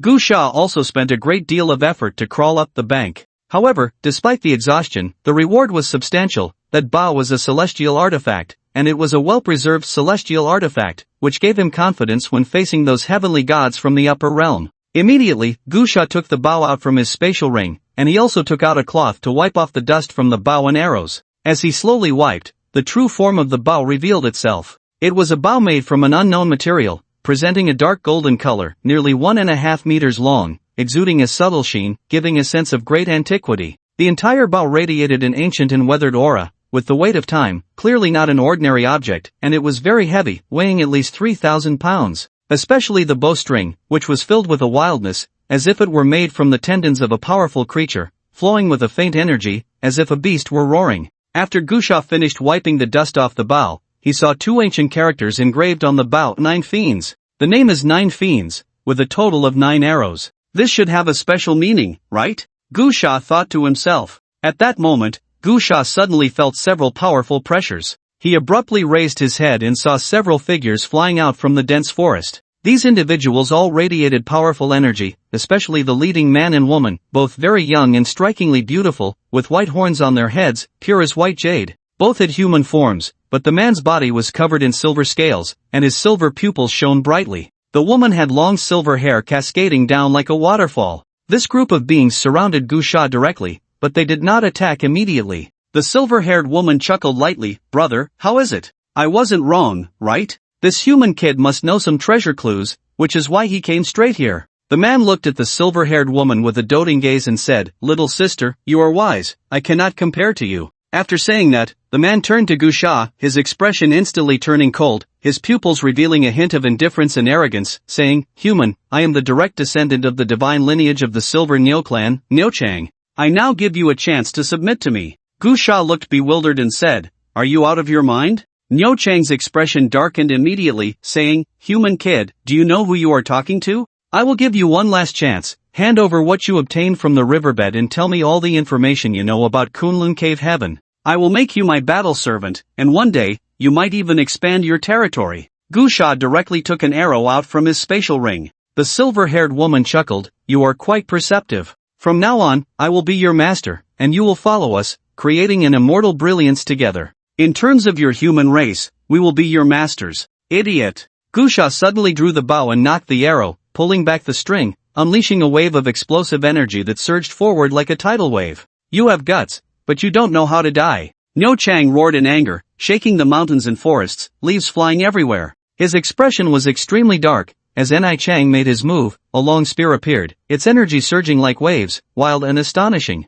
With a single thrust, it aimed for Gu Sha's head, stirring up a fierce wind that sent dozens of stones weighing hundreds of pounds flying. In that moment, Gu Sha could sense that this was a peak-level domain master. However, Gu Sha remained calm, releasing his bow. With a thunderous sound, a gleam suddenly erupted from the bow, transforming into a beam of light that shot forward for over 10 meters at incredible speed. In an instant, the arrow vanished, replaced by a terrifying beast, a wild creature charging forward, directly shattering the long spear in Ni Chang's hand. At that moment, Ni Chang's eyes widened in shock as he exclaimed, "Fierce beast, evil antelope." A terrifying roar seemed to echo through the heavens and earth. After a flash of light, the phantom of the evil antelope pierced through Ni Chang's body, and then everything fell silent. Only a blood hole appeared on Ni Chang's forehead. His eyes were wide with unwillingness as he fell to the ground with a thud, unable to close his eyes, his body instantly transforming into a silver Sui Ni. This scene left the members of the Silver Ni clan stunned. "Brother!" The silver-haired woman cried out in alarm, and in the next moment, she turned and ran. Whoosh! An arrow shot from Gu Sha's bow, instantly piercing through the back of the silver-haired woman's body, causing her to collapse to the ground. At the same time, Gu Sha wielded his dust whisk, silver threads swirling and entangling, severing heads as blood sprayed everywhere. Corpses fell, each transforming into the image of a silver Sui Ni. Gu Sha quickly retrieved the 2 arrows he had shot out and began to search the bodies, emptying the space rings or bags of those Silver Ni clan experts, then swiftly departed on his flying sword. As the sword sped through the air, Gu Sha examined the space rings, but after checking, he cursed under his breath, broke as hell, as their combined worth was less than the resources he had previously seized from any of the 4 major forces in Long Bay. However, he did find quite a few secret weapons. But then he thought, it made sense, those upper realm forces that had descended early had already plundered many blessed lands, so it was normal for them to have abundant resources. These beings had come to Kunlun's blessed land primarily to seize treasures, so it was unlikely they would bring many treasures here. But now that Kunlun's blessed land had just opened, it was also normal for there to be few treasures. After gathering everything, Gusha quickly flew on his sword towards a towering mountain known as the Divine Tomb. Having experienced many foresights of the future, Gusha knew of many places in Kunlun's blessed land that held great opportunities, including this Divine Tomb. It was called the Divine Tomb because many beings who ventured inside discovered it was the resting place of many ancient powerful beings. The opportunities within the Divine Tomb were immense, not only containing many burial items of ancient strongmen but also because the strongmen had dissipated their cultivation essence upon passing, turning the place into a spiritual land, making it very easy for precious spiritual plants to grow. Gusha was very interested in the spiritual plants and rare fruits of that place. Additionally, it concealed many ancient cultivation secrets. Now, Gusha had already reached the fourth extreme of the Domain Master level and was about to reach the peak of the Domain Master level, at which point he would need to consider breaking through to the Immortal Asking Realm. However, he currently lacked the cultivation secrets for the Immortal Asking Realm. Although he had previously seized quite a few, their quality was too poor. When Gusha arrived at the outskirts of the Divine Tomb, he found that it had already been controlled, dominated by many upper realm forces, leaving loose cultivators and earth humans with no qualification to enter. Gusha slowly stood on a mountain peak, looking at the great mountain with some emotion. Indeed, it was just as he had seen in his future memories. Whether arriving early or late, this Divine Tomb had been controlled. Those upper realm forces must have some understanding of Kunlun Cave Heaven, knowing where the great opportunities lay. Therefore, as soon as the cave opened, these upper realm forces rushed to various places hiding powerful opportunities and firmly took control. However, what puzzled Gusha was that this Divine Tomb was definitely a major opportunity within Kunlun Cave Heaven, yet he did not see any beings from the four great longevity sects appear. Either they haven't found it, or they look down on it, Gusha speculated, considering only these two possibilities. But it was clearly impossible that they couldn't find it. After all, the longevity sects were more powerful than the ancient family, which was a true immortal sect. Ordinary upper realm forces would know about this Divine Tomb, so the longevity sects had no reason to be unaware. That left only one possibility: they looked down on it. This also meant that there was likely a very powerful opportunity hidden within Kunlun Cave Heaven, far exceeding that of the Divine Tomb. Gusha suddenly recalled that Gusha had previously complained about how the four longevity sects would come to Earth. There are actually powerful opportunities in Kunlun Mountain that I don't know about? Gusha immediately felt uneasy. He had activated his foresight several times, believing he had grasped the opportunities within Kunlun Mountain, only to find out that the greatest opportunity was unknown to him. Consequently, Gusha was no longer in a hurry to enter the Divine Tomb. After all, the Divine Tomb was vast, and he knew that those beings from the upper realm would first enter to test the waters. He was aware that while there were many opportunities within the Divine Tomb, they were also accompanied by numerous dangers. Gusha hid deep in the dense forest and immediately activated his foresight ability. This time, in his memories, he did not go to the Divine Tomb but sought the traces of the four great longevity sects. Finally, after 3 days, he received news and arrived at a mountainous area deep within the Kunlun Mountains. The place was very peculiar, surrounded by towering mountains that reached the clouds, while in the center was a mountain about 1,000 meters high. On it, he could see a well-preserved Taoist temple. The architecture was not magnificent. In comparison, it was even less grand than the temporary palaces set up by various forces outside Kunlun Mountain. However, it was very strange that no beings from the dark races of the Tianyuan realm had arrived. Instead, all were beings from this universe, including the four great longevity sects and many powerful forces. Without exception, these beings did not fly. They quietly walked step by step up the stone steps from the foot of the mountain. When Gusha reached the foot of the mountain, he realized why those beings were walking. It was because there was a massive force restricting them, making it impossible to fly, and even their cultivation powers could not be exerted much. Moreover, as they ascended, the pressure increased, and many beings could not hold on any longer. Some fell directly, some spat blood while forcing themselves to endure, and some could no longer maintain their human forms, roaring as they pressed on. Countless beings attempted to ascend the mountain, but in the end, fewer than 1,000 succeeded in reaching the summit. Once they entered the temple's range, the scene before them changed. The seemingly ordinary small Taoist temple outside appeared to be a vast world inside, giving a feeling of the primordial chaos, with opportunities sprouting everywhere. Immediately, countless beings began to compete, and Gusha noticed that the beings from the four great longevity sects were particularly vying for a towering tree. This tree bore 33 fruits, resembling newborn babies, complete with limbs and facial features, with a stem growing at the tip of the tail, their hands and feet moving chaotically, nodding and shaking, and when the wind blew, the sound of children laughing could be heard. The beings of the 4 great longevity Dao lineages fought fiercely over those fruits, and when others saw this, they realized these were extraordinary treasures and began to scramble for them, causing chaos. However, during this turmoil, Gu Sha did not join the fray. Instead, he observed and eventually noticed a young man and an old man who completely ignored the strange fruits and entered a Taoist temple. Before long, the temple was filled with golden light, and a series of soft sounds echoed, as if a massive petal was continuously blooming in the sky, shrouded in mist, accompanied by sparkling glimmers, the flowers blooming with sound, their fragrance overwhelming. In that instant, many beings rushed over, intent on seizing the opportunity. Gu Sha blended in and saw a book. Suddenly, buzz, while he was predicting the future, Gu Sha's mind became chaotic, and he abruptly exited that state of foresight, feeling a faint pain in the corner of his eye, with blood vessels appearing. Gu Sha was greatly alarmed. What is that book? How could it disrupt my foresight? This was the first time since gaining the ability to foresee the future that he experienced such an interruption. Gu Sha's expression grew serious. He immediately took out a few strange fruits to replenish his energy and attempted to foresee the future once more. This time, as soon as he arrived at the temple, he rushed straight to the place where the book was hidden, which was a very ancient hall. The moment he entered the hall, Gu Sha felt a chill run down his spine. He saw a figure, or rather, a humanoid being, very vague, standing in the center of the hall,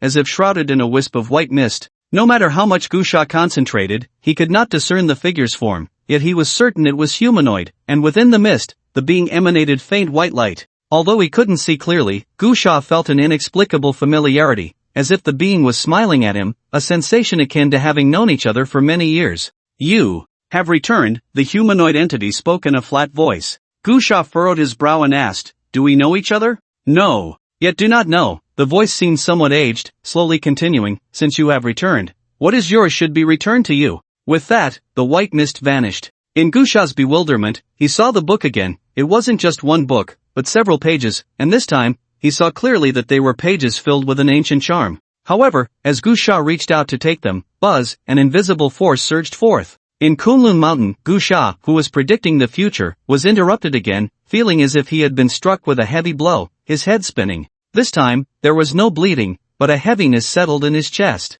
Gu Sha quickly swallowed some strange fruits to regain his spirits, his heart growing heavier. It was bizarre, too bizarre. He carefully recalled this memory. The vague being in the white mist was too strange. Gu Sha remembered clearly that when the being spoke, it was evidently not addressing the version of himself in the memory. It seemed to know there was a third perspective observing, and those words felt as if they were directed at his present self. How could this be? Gu Sha pondered, confused. His time ability was meant to deduce the future, essentially creating a timeline, and the beings within that timeline should have been projections. Yet, that figure just now seemed to have transcended the timeline, or rather, was conversing with his present self from the future. It was simply absurd. Gu Sha took a deep breath. However, it was somewhat reassuring. At least he could deduce that the being bore no malice and seemed to be familiar with him. But Gu Sha couldn't recall ever having met such an impressive figure. Strange, too strange. Gu Sha absorbed the energy from the exotic fruit, quickly recovering his strength, and then donned his mask as he walked towards the divine tomb. The divine tomb was vast, appearing to be a mountain towering over 10,000 meters high, but that was merely an illusion. At the foot of the mountain lay a different dimension, with energy fluctuations rolling like thick smoke, surging into the sky, the source power rising and falling like a vast ocean. Those with low cultivation who dared to step over the thunder pool were instantly reduced to dust. From a distance, Gu Sha could see numerous spatial rifts, which were entrances to the divine tomb. However, those rifts were controlled by various upper realm forces, and ordinary cultivators could not approach. Moreover, the guardians were incredibly powerful, including domain masters and even celestial beings. Gu Sha found the location controlled by the Gu family and flew over on his sword. After taking out the token given by Gu Shao, he was allowed to enter. Just as Gu Sha was about to enter the spatial rift, a sudden pressure descended, as if a barrier had appeared before him. Immediately, the air rippled, and a figure suddenly emerged, a middle-aged man with wings, floating in the air and looking down at Gu Sha, exuding an overwhelming sense of oppression, like a mountain range that made it hard to breathe. Gu Sha's pupils constricted. Seeing the being's appearance, he could confirm that the other party was a powerful member of the Crimson Gold Crane clan. Judging by the energy fluctuations, Gu Sha was certain that the opponent's cultivation was at the peak of a domain master. This is trouble, Gu Sha thought to himself. The Crimson Gold Crane expert looked down at Gu Sha with a cold gaze and said in an undeniable tone, "Take off your mask." Gu Sha frowned, preparing to speak, when suddenly the air stirred again, and another powerful figure appeared, a domain master from the Gu family. He appeared beside Gu Sha and looked at the Crimson Gold Crane expert, saying, "What do you want?" The Crimson Gold Crane expert replied, "Nearly 100 of my clan were killed by a human from Earth named Gu Sha. I suspect this person is Gu Sha, and I need to confirm. Is the Gu family interfering in personal grievances?" The Gu family domain master had seen Gu Sha before and naturally knew his identity, but he also knew that Gu Sha was someone Gu Sha wanted to protect, so he said, "You are being somewhat rude. This is a guest of my Gu family, how can you act as you please?" The Crimson Gold Crane expert said, "This person carries the aura of my clan's beings. Are you really willing to go to war with my Crimson Gold Crane clan over an earthling?" The Gu family domain master sneered, "War? What is your Crimson Gold Crane clan? Do you think you can fight my Gu family? The Gu family is a true immortal lineage, large and powerful. My Crimson Gold Crane clan cannot compete." But the Crimson Gold expert unleashed a terrifying pressure, saying, "This is Earth. How many strong ones does your Gu family have? Can you cross the Star Sea to seek revenge on my clan after a fight here?" After saying this, the Crimson Gold Crane expert looked at Gu Sha and said, "I will say this one last time, take off your mask, or I will kill you without mercy." Just as the Gu family domain master was about to speak, Gu Sha suddenly reached out to stop him, and in the next moment, he took out a feather duster from his spatial ring and directly struck at the Crimson Gold Crane expert. Countless white threads surged out, and the brilliant light spread like a tsunami in all directions. "You have guts!" The Crimson Gold Crane expert shouted angrily, immediately summoning his weapon to prepare for battle. However, in that instant, several threads wrapped around his arm. Puff! Puff! Puff! Blood sprayed out as the Crimson Gold Crane expert let out a scream. One of his arms severed into several pieces and fell to the ground. "Ah!" The Crimson Gold Crane expert howled in pain, shouting, "Gu Sha, that wretched slave has been found. Hurry and take revenge." His voice thundered, calling for reinforcements. Gu Sha flicked his dust whisk, and the dense thread seemed to spill like the Milky Way, filling the vastness of heaven and earth with blinding light, as the golden red crane exploded in an instant. Gu Sha snorted coldly, looking towards the direction of the Golden Red Crane clan, and said coldly, "Then, let's kill again." This strong figure from the Golden Red Crane clan was quite famous here. Battles had already occurred among the various clans that came here, eliminating a large number of opponents before settling on the final stronghold. The Golden Red Crane clan was able to establish a passage here, naturally after many battles. That strong figure from the Golden Red Crane clan had displayed a domineering demeanor in battle, incredibly fierce. But now he had been killed, without even a chance to fight back. I didn't see wrong, did I? Wasn't that strong figure from the Golden Red Crane clan at the peak of the Domain Lord level? How could he be killed so easily? From the argument just now, it seems. That masked man is Gu Sha? Who is Gu Sha? You don't know? Oh, you just arrived on Earth not long ago. That Gu Sha is a human from Earth, incredibly powerful, hailed as the strongest on Earth. He once single-handedly cut through the vanguard forces of 4 divine powers, including the Golden Red Crane clan. A human from Earth? So strong? Yeah, it's hard to believe. Just recently, the strong figures from those 4 powers descended, declaring they would take revenge. I thought Gu Sha was being cowardly since he hadn't made a move, but it turns out he's really impressive. Truly a man of few words but great strength. The commotion from the Gu family attracted the attention of many surrounding forces, all shocked that Gu Sha had slain the peak domain lord of the Golden Red Crane clan. Meanwhile, a large group from the Golden Red Crane clan rushed over, immediately spotting the dead strong figure on the ground, and instantly, a group of people were furious. "You dare, thief, to kill my clansman!" An enraged domain lord shouted. A powerful figure from the Golden Red Crane clan looked at the domain lord of the Gu family and scolded. "What does the Gu family mean by this?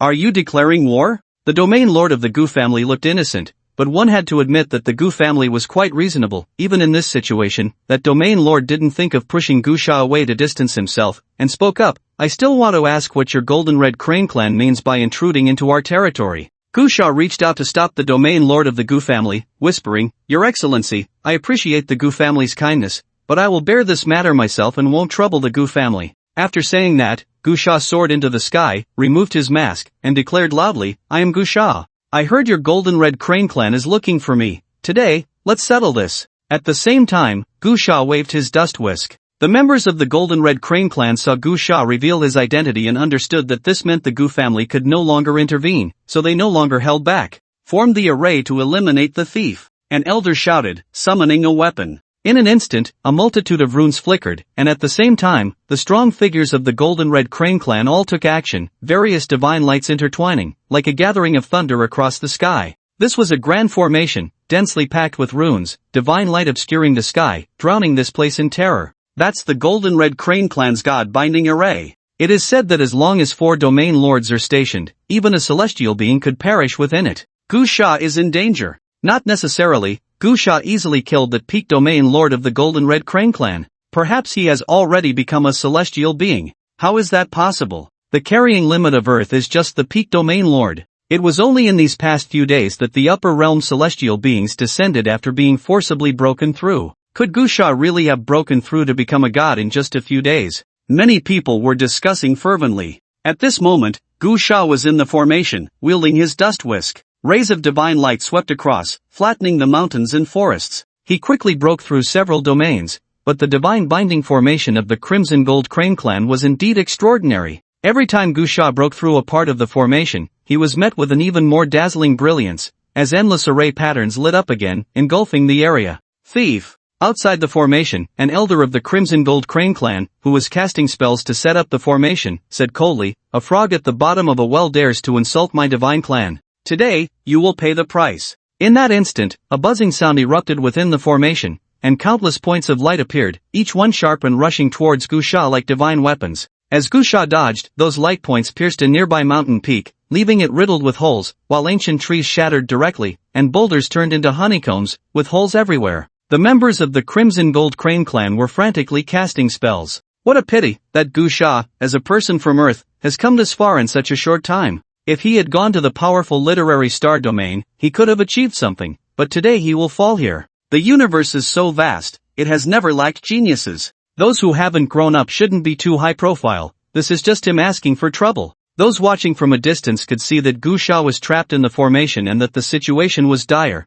and they all began to predict his downfall. Inside the formation, Gu Sha directly put away the dust whisk. Although this dust whisk was a top-tier magical artifact and possessed a trace of celestial might, it had significant limitations and could not attack from a distance. However, Gu Sha was not the least bit flustered. He took out the Nine Fiends' Bow. If it weren't for the need to conserve energy before entering the Divine Tomb, he wouldn't even need to use the Nine Fiends' Bow. With his time abilities, he had many ways to break the formation. However, the fastest way was naturally the Nine Fiends' Bow. Gu Sha quickly drew the bow and shot an arrow. As the arrow flew out, a beastly roar echoed through the heavens and earth. The arrow transformed into a fierce and terrifying Pishio, its 4 hooves pounding as it leaped into the air, blowing brightly, and pounced down from the sky. Roar! The deep sound was like a tsunami, sweeping through like the raging waves of the sea, flashing with brilliant light, carrying the might of heaven and earth, easily crashing through the various domains, and in an instant, it appeared outside the formation. Roar! Everyone seemed to see a Pishio, dozens of meters tall, swallow a domain lord of the Crimson Gold Crane clan in one bite.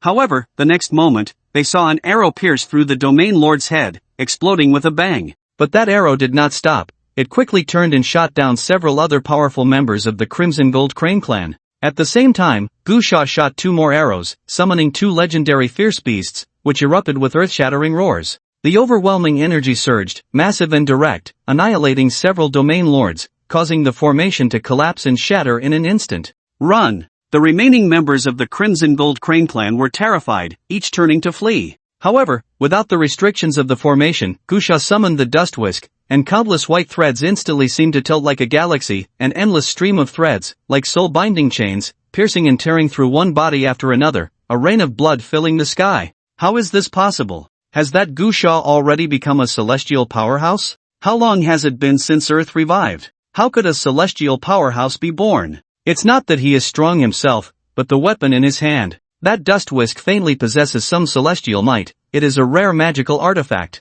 However, the strongest is that bow of his, definitely a celestial weapon. When an old domain lord concluded that the bow in Gu Sha's hand was a celestial weapon, it immediately caused an uproar. That was a celestial artifact. Most heavenly gods, even true immortals, might not possess such an item. In those powerful cultivation star domains, the appearance of a celestial artifact could incite a bloody storm. Even the members of the ancient family looked at Gu Sha with fiery eyes. That was a celestial artifact. Even though the ancient family was a true immortal lineage, there were very few celestial artifacts. In an instant, the crowd watching erupted into a commotion, with many beings even harboring thoughts of seizing it. However, looking at the corpses strewn across the ground in the sea of crimson, no one dared to be the first to act. Gu Sha naturally understood the allure of wealth, but he was indifferent, continuing to hunt down the beings of the Crimson Gold Crane clan, killing until he reached the spatial passage guarded by them, stopping only when the ground was soaked in blood. After clearing out their spatial rings, he left behind the words, "The killer is Gu Sha,"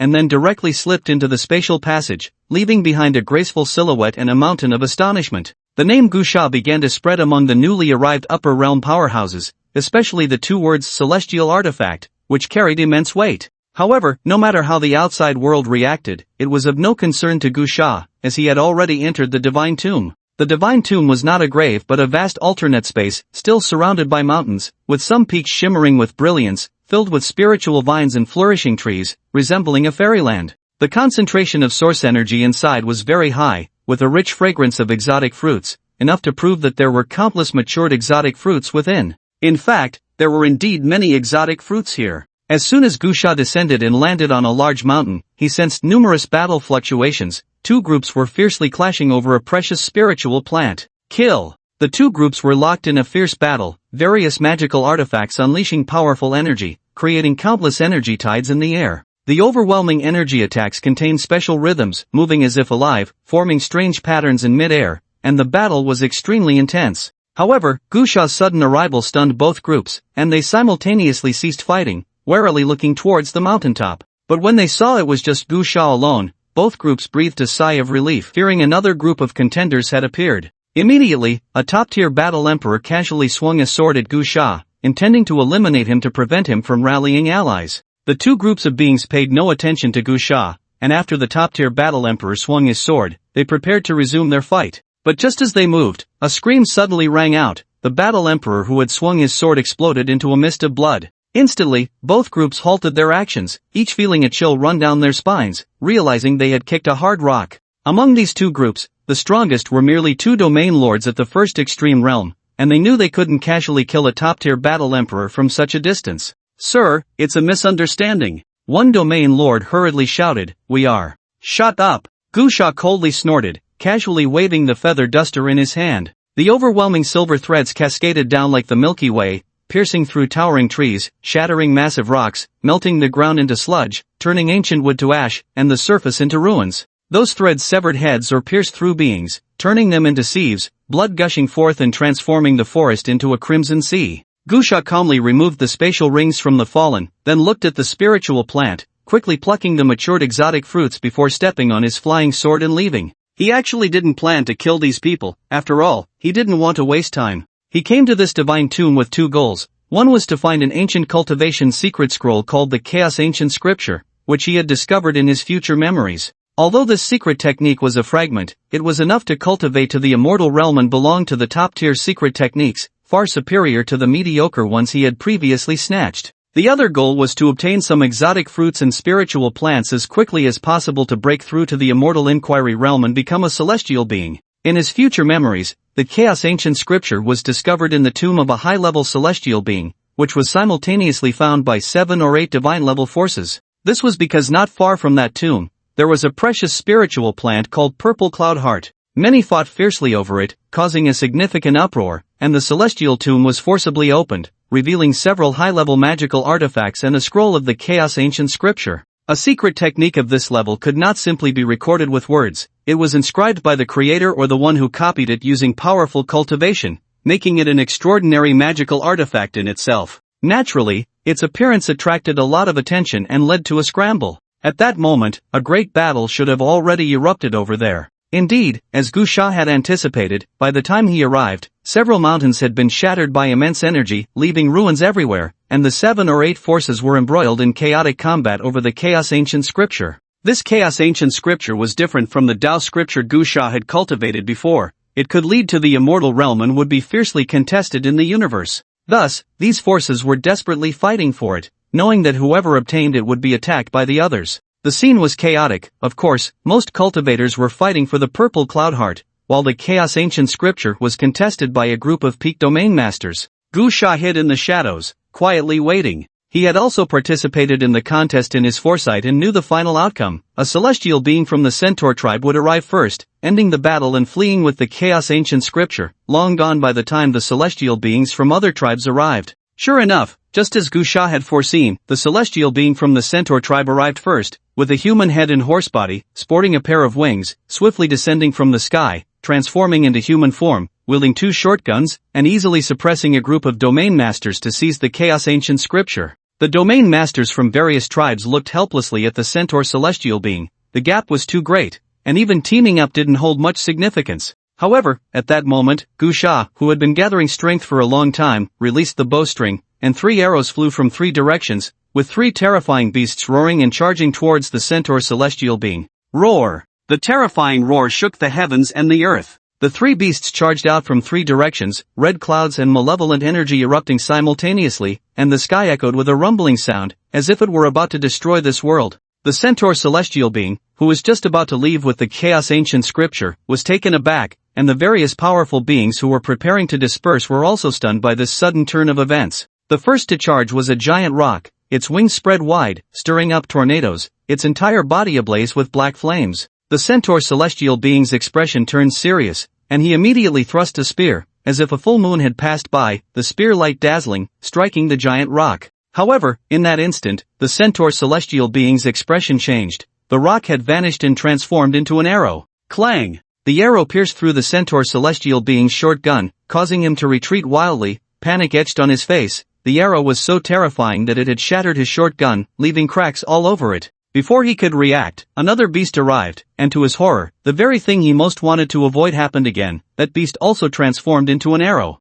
Whoosh! The arrow pierced through the shoulder of the centaur god, blood bursting forth, and he could no longer hold on to his gun. Just when it seemed things couldn't get worse, a third arrow came. This time, the centaur god had no strength left to evade. He could only watch helplessly as the arrow shot into his throat. With a bang, the centaur god transformed into his true form, a horse with a human head, plummeting from the sky and crashing down onto a small hill. This scene sent shivers down the spines of the powerful beings present from various races. A deity from the immortal realm had been killed just like that. How powerful could the hidden assailant be? Would they also be targeted?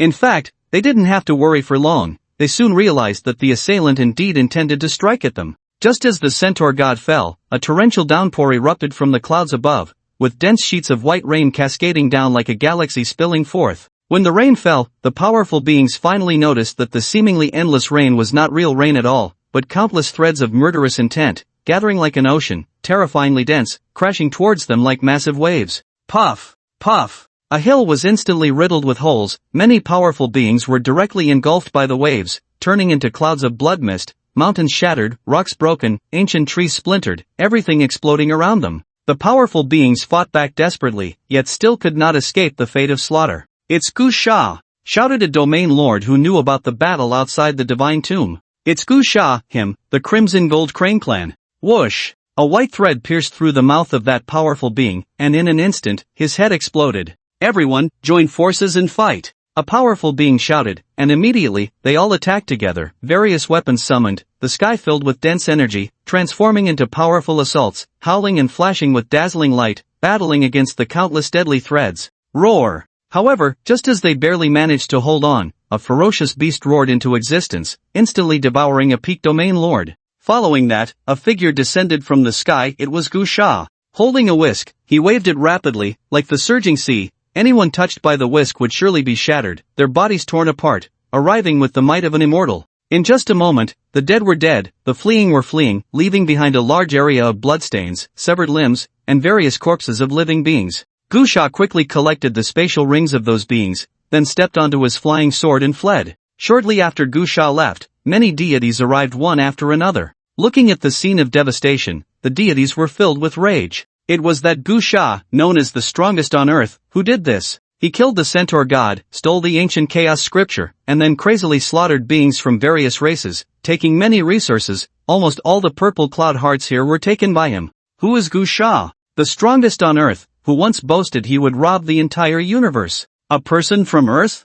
How could he kill a deity? It's his weapon. He possesses an immortal artifact. Send out the order, hunt down Gu Sha. Gu Sha was enraged again. In the battle at the divine tomb, he not only killed the centaur god but also several beings from upper realm forces, and took many resources. The most critical point was that he was wanted by over 10 divine lineages, and even true immortal lineages like the Centaur clan were after him, with news spreading that he possessed secret techniques for becoming an immortal and an immortal artifact. Money and treasures stir the heart, unchanged through the ages. Even though Gusha has a record of slaying celestial beings, to those powerful figures from the upper realms, it is like a child holding gold in a bustling market. Especially for those strong beings wielding powerful weapons, they have already regarded Gusha's celestial artifact as something easily obtainable. In an instant, a certain scale of search operations for Gusha began to emerge in the treasure-seeking battle on Kunlun Mountain. However, at this moment, Gusha had already found a relatively secluded place to start his cultivation. In the battle at the Celestial Tomb, aside from obtaining the ancient chaos scripture, he also had a significant gain, which was seizing a considerable amount of heavenly materials and earthly treasures.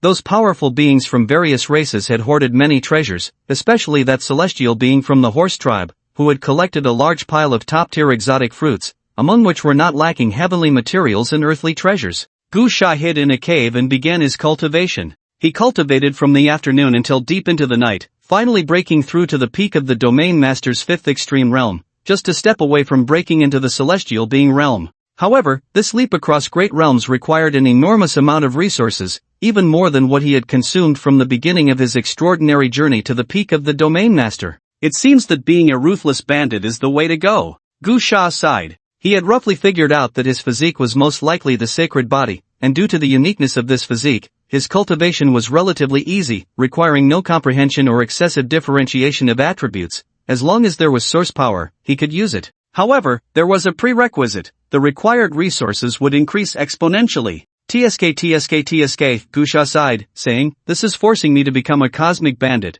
Otherwise, relying on my own collection, I don't know when I'll be able to level up." After a moment of reflection, Gusha began to cultivate the ancient chaos scripture. However, he first activated his ability to foresee the future. After several reviews, he had grasped the ancient chaos scripture very clearly, and only then did he truly begin to cultivate it. Because of his ability to foresee the future, his cultivation felt like retracing a path, making it very easy. By the next day, he had successfully transitioned his cultivation. The alternate space was an independent realm, a space that only had daytime and no night. Gusha had only one way to measure time, which was to look at his phone or watch. After successfully transitioning his cultivation, he checked the time and realized that quite a bit of time had passed, nearly 10 hours. Immediately, Gusha did not waste any time. He had little time left in the Celestial Tomb because the opening time of that Taoist temple was very near, only about 2 days away. He needed to break through to the Domain Master and achieve the true God within these 2 days, otherwise, it would be difficult to gain an advantage when he went to that Taoist temple, as it gathered too many powerful beings, including the strong from the 4 great longevity sects of the universe and top-tier beings from the Tianyuan realm.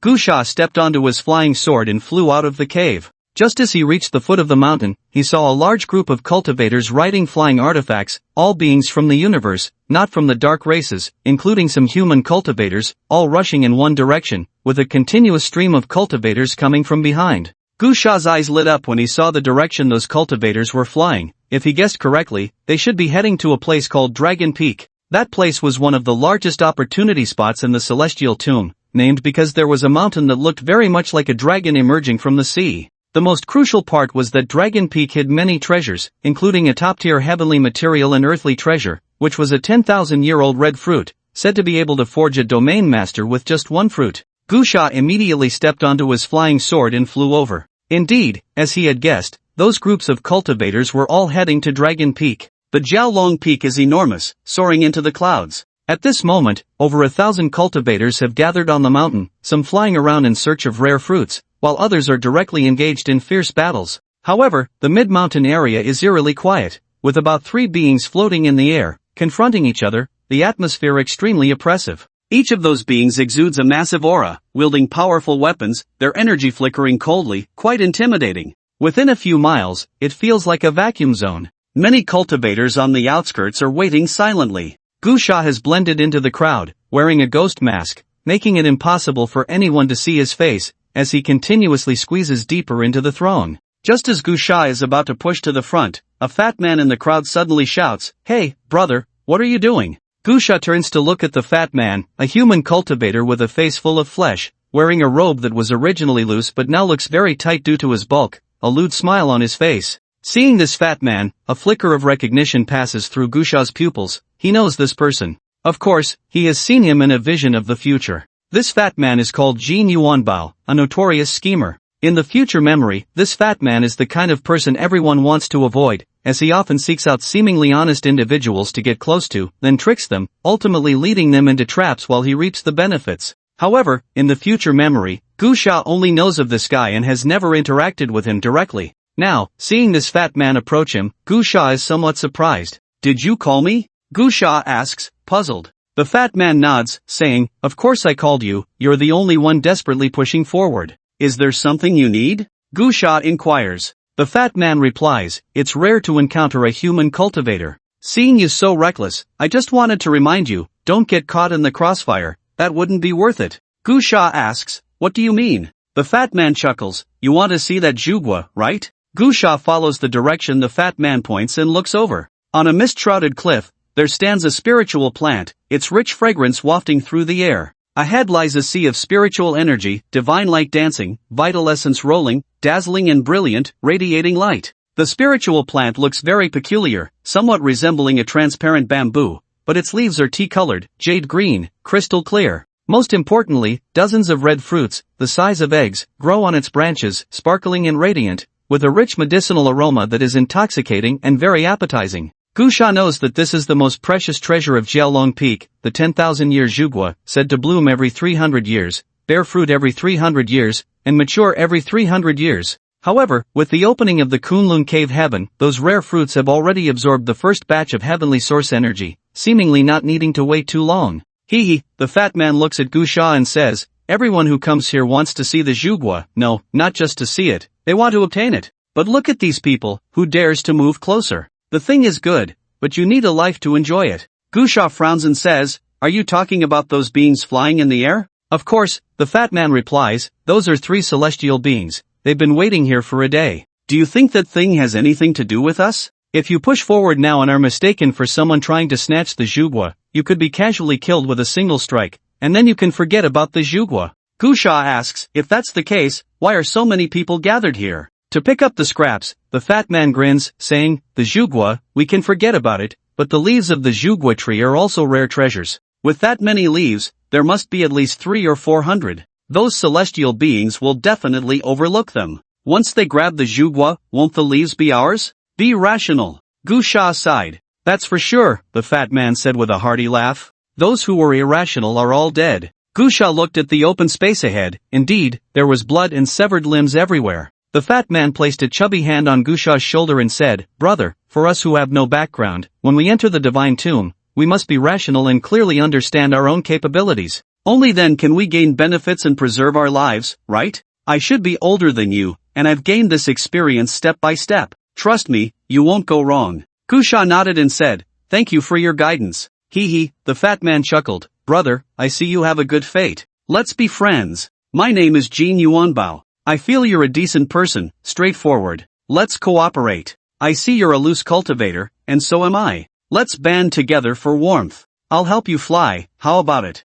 Gusha's pupils constricted, knowing this fat man was trying to trick him. This fat fool had a harmless appearance, using this deceptive facade to fool others. Gusha smiled slightly, the corners of his mouth curling up, and said, "Sure, let's cooperate." Jin Yuanbao's face lit up with joy, secretly thinking he had found another easy target, and immediately said, "Brother, let me tell you my plan, and you'll make a big profit. First, let me speak." Gusha placed a hand on Jin Yuanbao's shoulder, and in that moment, a tremendous force suddenly descended, nearly causing Jin Yuanbao to fall to the ground. In that instant, his expression changed, realizing he was about to be in deep trouble, cold sweat instantly beading on his forehead as he stammered, You said." Gusha smiled and said, "I want to pull off a big score, and I need someone to help. I think you're quite suitable. I've decided to tie up everyone here. Jin Yuanbao, I'm done for.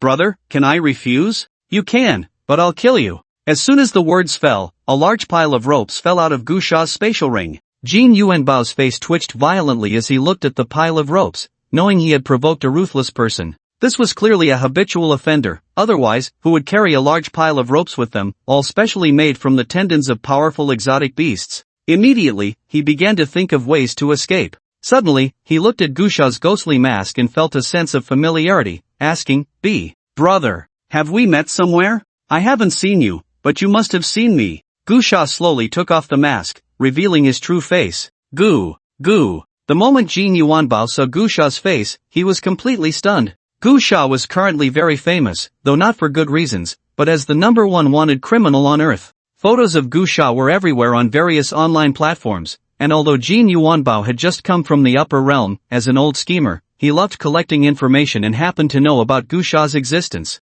He also knew that Gusha had recently killed a celestial being and robbed a large group of domain lord cultivators. Damn! I must run. Jin Yuanbao's mind raced, and he was determined to escape. Although he was an old schemer, he truly didn't dare to get involved with Gusha, not knowing how many people were out there hunting for him. However, before Jin Yuanbao could come up with a countermeasure, Gusha had already run to a corner to hide, took out the Nine Fiends' bow, drew the bow, and in an instant, shot an arrow. The black arrow tore through space like a flash of lightning, shooting forward like a streak of silk. In the mountains, a terrifying roar of a fierce beast suddenly erupted, as a beast over 100 meters tall charged towards a celestial being in the sky. The beast crackled with lightning and spewed flames, extremely frightening, as if a myth had come to life. With claws several meters long and brilliant fur, it lunged forward, its cold light dazzling. The celestial being was entirely focused on the other two opponents, hardly paying attention to the cultivators below who were trying to take advantage of the situation. He never expected someone would suddenly attack him,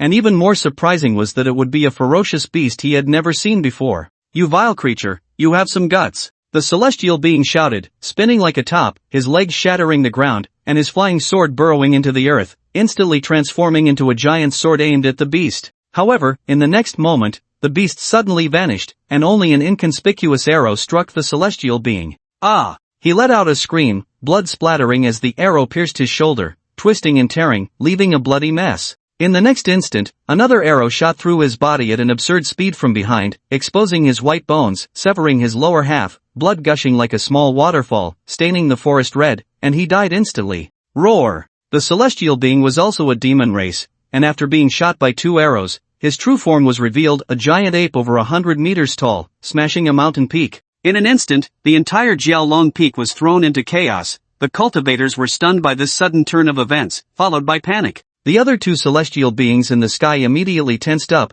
taking defensive stances, conjuring powerful energy shields that quickly descended, fearing they would become live targets in the air. At that moment, Gusha, who was hiding in the shadows, suddenly shouted, "It's Gusha! It's Gusha!" After his shout, he blended into the chaotic crowd, shouting everywhere to create confusion. In no time, the scene was in disarray, and everyone was in danger. Jin Yuanbao, who understood the situation, felt a chill in his heart. He wanted to escape amidst the chaos, but he feared Gusha would shoot him with an arrow too, so he could only blend into the crowd. Whoosh! Amidst the chaos, Gusha quickly shot an arrow, which transformed into a red dragon, shredding many cultivators' bodies as it rushed towards a celestial being. Clang! The celestial being summoned a precious bottle, unleashing a dazzling sword light, dozens or even hundreds of beams, crashing towards the arrow, creating a massive upheaval that shattered mountains. The arrow instantly rebounded and disappeared. The cultivators began to search but could not find Gusha's figure. "Get out of the way, everyone clear out." The 2 celestial beings frantically swung their weapons, and in an instant, many cultivators met a tragic end, severed limbs flying, blood splattering, causing the cultivators to flee in all directions. However, when the 2 celestial beings cleared a space, Gusha was already nowhere to be seen. "Over there, he stole the Zhu fruit." Suddenly, amidst the crowd, a cultivator shouted. The 2 celestial beings immediately looked towards the cliff, only to find that the body of the slain celestial being had vanished, and on the cliff, a figure had directly uprooted the millennia-old Zhu fruit and stored it in a spatial ring. "You thief, you have some guts." One celestial being in golden armor roared in fury, brandishing a sharp blade and soaring into the sky. On the cliff, Gusha took out a feather duster and waved it casually. The duster surged like a mighty waterfall towards the celestial being, roaring like a galaxy pouring down, as if the Milky Way was ablaze, illuminating the forest and striking the celestial being. With a loud bang, the celestial being fell like a meteor, shaking the ground. "Stop him!" the other celestial being shouted. Immediately, dozens of powerful domain lord cultivators charged alongside the 2 celestial beings, and at the same time, several strong auras surged from outside Jiaolong Peak. Seeing this, Gusha knew that the hidden celestial beings wanting to reap the rewards could no longer sit still and were coming to besiege him. Without hesitation, he turned to flee, but he did not forget that old schemer Jin Yuanbao, shouting as he ran, "Jin Yuanbao, it's not worth it, no kidnapping today, the wind is tight, let's go." Under the cliff, Jin Yuanbao, who was mixed in the crowd and preparing to slip away, trembled all over and cursed, "Damn it." Then he unleashed his endless potential and quickly fled. Among the crowd, a cultivator who recognized Jin Yuanbao shouted, "That fat guy is Jin Yuanbao, he's an accomplice of Gu Sha, stop him." Immediately, a large group of cultivators rushed to surround Jin Yuanbao. Meanwhile, Gu Sha had already run deep into the Jiaolong Peak. Relying on his familiarity with the terrain from his foresight of the future, he quickly shook off the pursuit of the other cultivators. After fleeing for nearly 2 hours, he finally found a relatively secluded canyon and hid in a cave deep within it.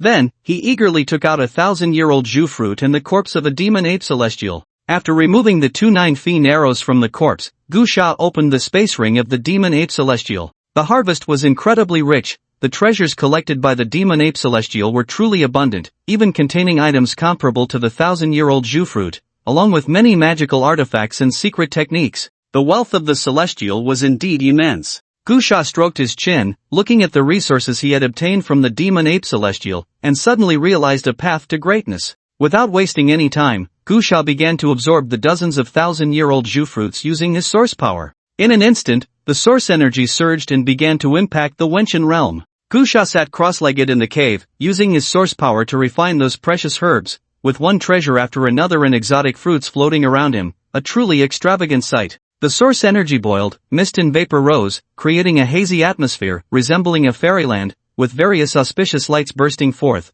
the rich essence flowing into Gu Sha's body uncontrollably. At this moment, within Gu Sha's sea of genes, a Dan pearl slowly began to condense, like a newly hatched planet in the universe, continuously gathering and gradually taking shape. Then a flame slowly appeared around it, covered in dense runes, radiantly brilliant, illuminating the void. After a long while, that golden flame finally ignited, and at that moment, the golden flame flowed from Gu Sha's body, casting a golden glow that made his body seem crystal clear, flawless, and pure. His flesh was resplendent, his bones translucent, exuding an ethereal aura. The first transformation of Wenshan, a celestial. Gu Sha knew that when he ignited the first divine fire, it meant he had entered the Wenshan realm. At this level, he would be revered as a celestial in the universe. When he ignited 9 divine fires, he would be ready to challenge the legendary immortal realm, a realm said to pursue immortality. Gu Sha took out his phone to check the time. It was time to head to the Taoist temple. Through his previous foresight, he could confirm that the most precious opportunity in the Kunlun mountain cave was in that Taoist temple, where the 4 great longevity sects would come to Earth, also heading for that temple, or more precisely, for the spiritual plant that resembled the legendary ginseng fruit within it.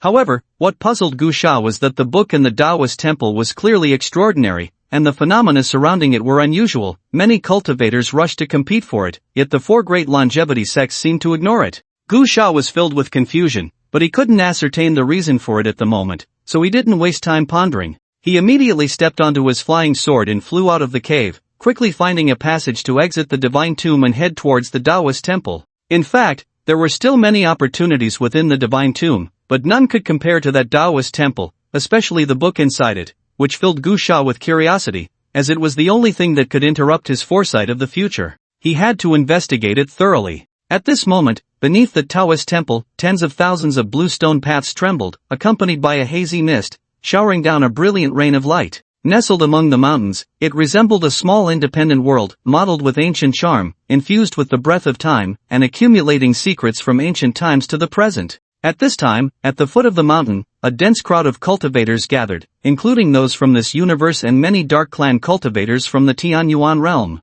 Surprisingly, no battles had occurred. Instead, there was a clear distinction among the various factions, each occupying their own space, yet all eyes were fixed on that path of tens of thousands of stone steps. Amidst the surging crowd, cultivators from various forces also gathered together. The most attention was drawn to the 4 great longevity sect cultivators at the forefront, especially the 4 cultivators at the very front, each exuding a magnificent aura, untainted, like true immortals descending from the heavens. If those 4 come out to the platform, I'll grab my sword and go after those bastards from the Tianyuan realm right now. Sigh, don't say that, those few are exalted beings. It's said they came to Earth just to seek opportunities for becoming immortals, with no interest in meddling in other matters. There are many strong ones from the Tianyuan realm. If a fight breaks out, the outcome is hard to predict. Sigh, maybe my level isn't high enough, but I feel that no matter the reason or the time, as long as there are those bastards from the Tianyuan realm, even if they are enemies, we should set aside past grievances. In the crowd, discussions were rife. Many cultivators looked very displeased at the Dark Clan camp from the Tianyuan realm, while many cultivators from that side frequently made various provocative gestures. Among the crowd, the Gu family occupied a territory, led by the 2 celestial beings of the Gu family, followed by some domain masters, including Gu Shao. Hanzei stood beside Gu Shao and whispered, "Brother Gu, what level are those for?" Gu Shao looked at the few powerful cultivators at the front, who seemed like immortals descending, and said, "According to my uncle, they are all peak celestial beings. They came to Earth because there are opportunities for becoming immortals in that temple above." Hanzei exclaimed, "Becoming an immortal?" Gu Shao replied, "The immortal realm is a truly transcendent state. Unless one is a holy body, it is impossible to cultivate directly to success. One must obtain immortal energy to have a chance at becoming an immortal. To obtain immortal energy, one needs some special source energy to condense it." Hanzei asked in surprise, "Is there such precious stuff in that temple?" "There should be," Gu Shao said, "otherwise, these few wouldn't need to come to Earth, which is just recently revived. After all, aside from that kind of thing, there's nothing on present-day Earth that would attract them." Hanzei wondered, "Could the source be what you call the Earth Book?" Gu Shao shook his head and said, "I don't know either. After all, there are very few records about Earth. My clan only knows that there are fragments of the Earth Book on Earth, which are even more precious than immortal artifacts." Gu Shao sighed and said, "To be honest, my clan sent 2 celestial beings down to see if they could have a chance to obtain the Earth Book. I believe other forces have the same idea. However, now that the 4 great longevity sects have come, we don't have the need to compete." Hanzei said, "Not necessarily, there are many strong ones from the Tianyuan realm as well. They can't possibly be uninterested in the Earth Book. It's possible they could both suffer losses, and we might pick up the pieces." "Let's hope so," Gu Shao frowned and said, "It's just a pity that those 4 seem to have no animosity towards the Tianyuan realm. Otherwise, if they called out, they could immediately rally all the cultivators here to deal with those disgusting things from the Tianyuan realm." Hanzei asked, "Are there many cultivators from the upper realm who have no hatred towards the Tianyuan realm?" The ancient owl thought for a moment and said, "I don't know how to put this. The Tianyuan realm and our source universe have been at war for tens of thousands of years. To say there is no hatred would be a lie. However, there are many cultivators who are unwilling to take action. For various reasons, at certain times, there will be some patterns of peaceful coexistence. But overall, it is a sea of blood and deep hatred. As for why those 4 are unwilling to act, it should be because they don't want to miss their chance at becoming immortals due to the outbreak of war." Hanzei sighed. Before the changes on Earth, he had been a high-ranking officer in the Longzhou military, so he naturally understood the ancient owl's words. Many things are indeed not simply friend or foe. However, when Hanzei looked towards the cultivators of the Tianyuan realm, his eyes were filled with resentment. At this moment, many cultivators from the Tianyuan realm were also staring at the cultivators from the various realms of the universe. Among the few dark race cultivators at the forefront, a powerful aura emanated that was not weaker than that of the peak celestial beings. A cultivator with a pair of black wings whispered, "Has the notification been sent? Our focus is not on opportunities, but on the fragments of the Earth Book. We have reached an agreement with the 4 longevity Taoist courts of the source universe. They want ginseng fruit, and we want the Earth Book." "The notification has been sent," a dark cultivator riding a flying carpet said with confusion. "Do they really want to give up the Earth Book fragments? For the source universe, the Earth Book fragments are far more important than a few true immortals." The black-winged cultivator shook his head and said, "Who isn't selfish? For those cultivators, becoming an immortal is more important. After all, the Earth Book, although a supreme treasure, even its fragments are incredibly precious, but unless it's a specific person, it can't be used at all. Even if they got the Earth Book, they wouldn't be able to use it. It would be no different from garbage." The flying carpet cultivator nodded and said, "I understand, but I'm worried they have a backup plan. After all, that thing is very valuable, and I don't believe they would just let us take it away." The black-winged cultivator said, "There must be a backup plan. However, we can probably guess that they are just very confident, thinking we won't be able to take the Earth Book fragments away. But we are equally confident that we can take the Earth Book fragments away, so it will come down to who is better at that time." On the side of the source universe, the 4 peak celestial beings quietly watched the ancient stone steps. These 4 peak celestial beings were each unique in appearance. The three-eyed race's peak celestial being looked a bit like an ape, with a slightly hunched back and very long arms. The most peculiar thing was that it had 3 eyes, similar to a human, but with an additional vertical eye on its forehead, which was always closed. As for the cultivator from the Sheyue ancient cave, he was a human, dressed in white, with white shoes and socks, untainted by dust, like a true immortal emerging from the world, carrying an ancient sword on his back. The peak celestial being from the Taiyin race was a woman, wearing a pink dress that trailed on the ground, as beautiful and vibrant as a manjasaka flower, exuding a mysterious aura, with long pink hair and 2 very noticeable rabbit ears. The last one was the peak celestial being from the golden race, in a liquid state. Only a wisp of golden liquid could be seen floating in the air, slowly flowing. Oh, several of you, the peak celestial being from the Taiyin race said with a smile, are we really going to cooperate with the Tianyuan realm?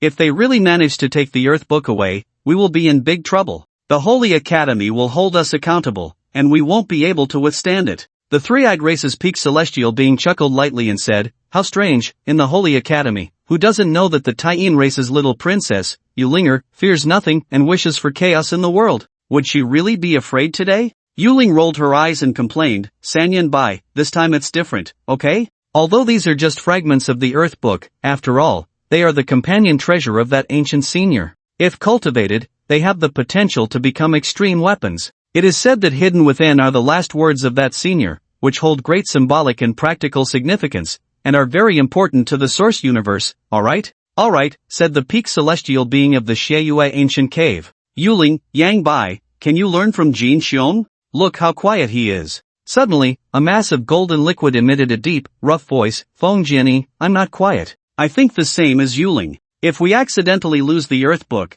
how are we supposed to go back and report? Exactly. Yuling placed her hands on her hips, her skirt swaying slightly, her long and straight legs revealed as the skirt moved, showcasing her alluring curves. Feng Jiani of the Sheyue ancient cave said, don't worry, the revival speed of the Earth Book has far exceeded the expectations of the Holy Academy. It has already developed a consciousness of its own. What do you mean? Yuling asked, puzzled. Feng Jiani explained, after all, this is the place where that senior personally established the orthodoxy, so it must be much stronger than an ordinary star domain. I checked with my Sex-Tianqing instrument, and half of Earth's fortune is missing, so you understand what that means, right? Yuling and the others were stunned. Ga, exclaimed Yang Bai of the Sanyan clan, does that mean a child of fortune has already been born? Exactly, Feng Jiani said. The child of fortune has been born, and this is a realm of Earth immortals, so that Earth Book must belong to the child of fortune. The Tianyuan realm is just busy for nothing. No matter how they try, in the end, the Earth Book will fall into the hands of that child of fortune. Then I can rest easy, Yuling said, gently patting her chest. But this Earth definitely can't hold on. I want that child of fortune. Are you kidding? Jin Xiong of the Golden Clan said. Who doesn't know that the child of fortune in the realm of Earth immortals can achieve immortality, and especially one with fragments of the Earth Book, their achievements will be even higher. Why should the Taiyin clan just claim it? Yuling looked at Jin Xiong disdainfully and said, whoever competes, it won't be your Golden Clan's turn. My Taiyin clan at least has beauties like me. Just look at me, such a great beauty, and then at a mass of nothing. Who do you think the child of fortune will choose? Jin Xiong shouted angrily, damn it, my Golden Clan just has this form. It doesn't mean we can't transform. After saying that, Jin Xiong transformed into a mighty man, clad in shining golden armor, looking imposing as he said, what's wrong? My Golden Clan has so many, and not many of them have transformed into great beauties. Yang Bai of the Sanyan clan suddenly said, you two stop arguing. Do you both think that the child of fortune must be male? Jin Xiong and Yuling were both taken aback. Feng Jiani suddenly said, it must be male. Why? Yang Bai asked, puzzled. Feng Jiani explained, because if the false one is male, then the true one must also be male. False one? Yuling asked. That so-called strongest on earth, Gu Sha? Yes, Feng Jiani replied. Alas, Yuling suddenly sighed and said, this Gu Sha. Alas, he really is pitiful, fate has been very unfair to him. Isn't it always like this? Jin Xiong said. We've seen quite a few children of fortune, their fates are all similar.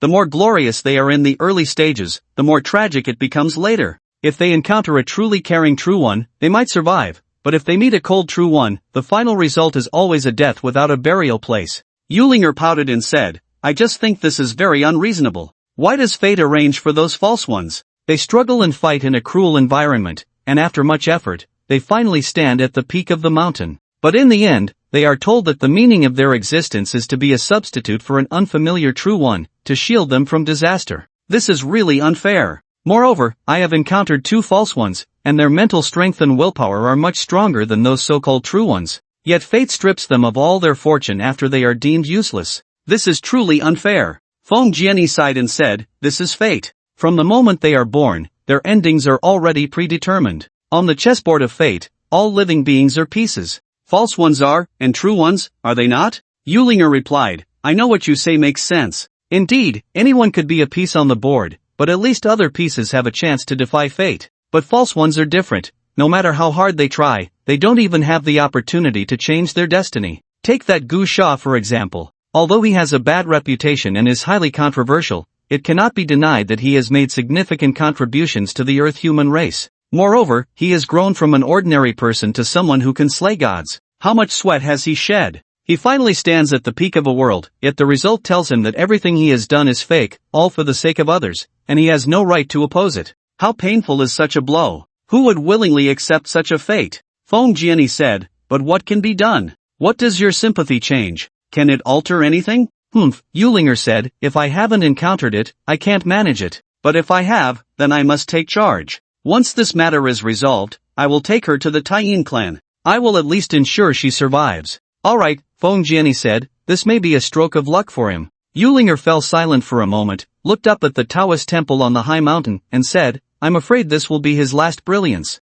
He will become the god who is mocked by those who ascend the mountain. I really hope he doesn't come. Yang Bai said, Kunlun Mountain is the source of the earth, the place where the sun of fortune rises. His fate is to withstand the calamity for the sun of fortune here. With fate like this, he will inevitably appear. For a moment, everyone fell silent. In a bustling crowd, in a corner, Jiang Chen and Long Chengfeng stood side by side, looking inconspicuous, and no one paid attention to them. After all, this place is now filled with many scattered cultivators. Old Long, Jiang Chen whispered, how much longer? It should be soon, Long Chengfeng said. Keep your mindset steady. After today, you will become the savior, the focus of everyone's attention, and the pinnacle of this world. Jiang Chen felt a bit excited, forcing himself to suppress his inner restlessness, and said, Old Long, what if something unexpected happens? My current strength is not enough. Look at all these gods here. Not to mention the Tianyuan realm, just those few gods from the 4 great longevity sects could suppress me with a single finger.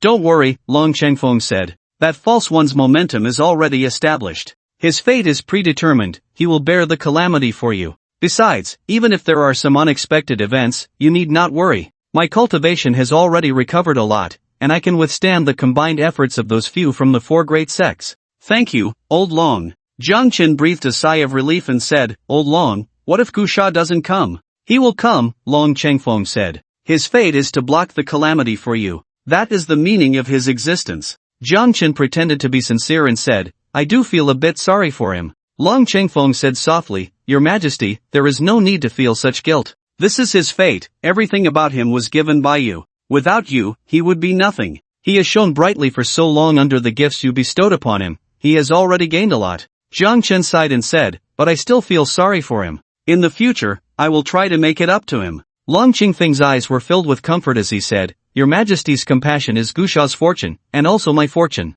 I did not misjudge the person. Long Chengfeng felt gratified and joyful, but he did not notice the disdain deep in Jiang Chen's eyes. Jiang Chen glanced at Long Chengfeng and sneered inwardly, compassion, ha. If it weren't for worrying that this old man had other thoughts, he wouldn't be interested in pretending to be magnanimous in front of him. Gu Sha was just a substitute. In fact, Jiang Chen didn't care whether Gu Sha was alive or dead, nor did he feel any guilt towards him. On the contrary, he felt that Gu Sha, this fake, had enjoyed his fortune for so long and had become the number 1 person in the world. It was his blessing. The reason he pretended to feel guilty was simply that he was afraid Long Chengfeng would think he was cold-hearted and would stop helping him. After all, no one likes a cold and heartless master. At the foot of the Taoist temple, among the crowd, Gu Sha quietly blended in. He changed into a different set of clothes and put on a new mask, quietly mingling with the crowd. From a distance, he saw the Gu family's team, as well as Hanzei and Gu Xiao, but he did not go over to greet them. He quietly observed the people around him when suddenly, on a small hill, he saw someone unexpected, Kuang Dao.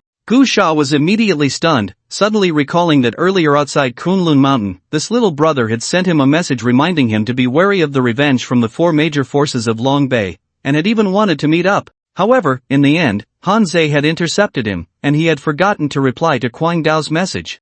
Thinking back, it felt a bit awkward. However, Gu Sha was not surprised to see Kwang Dao here. After all, Kwang Dao had always been the strongest among humanity on Earth besides him. At that time, when Gu Sha was the only war king in the world, Kwang Dao was the only one at the 9th level. Later, when the gods descended, Kwang Dao also gained the favor of the upper realm forces, growing rapidly and often making headlines. Gu Sha remembered that just before he headed to Kunlun Mountain, he had seen news saying that Kwang Dao was in seclusion, striving to break through to the domain master level, and his promotion speed was truly astonishing. If it weren't for Gu Sha being too dazzling, completely overshadowing all humanity on Earth, Kwang Dao would undoubtedly be the most brilliant existence. It's just a pity that since there is a Yu, why is there a Liang? However, just as Gu Sha quietly approached the hill where Kwang Dao was, he suddenly felt a shock in his heart. As he walked in, he discovered that the aura faintly leaking from Kwang Dao's body actually contained a trace of divine charm. How is this possible? Gu Sha was filled with astonishment. He had been rampaging everywhere, just having broken through to become a deity not long ago, yet Kwang Dao was able to catch up to his cultivation level,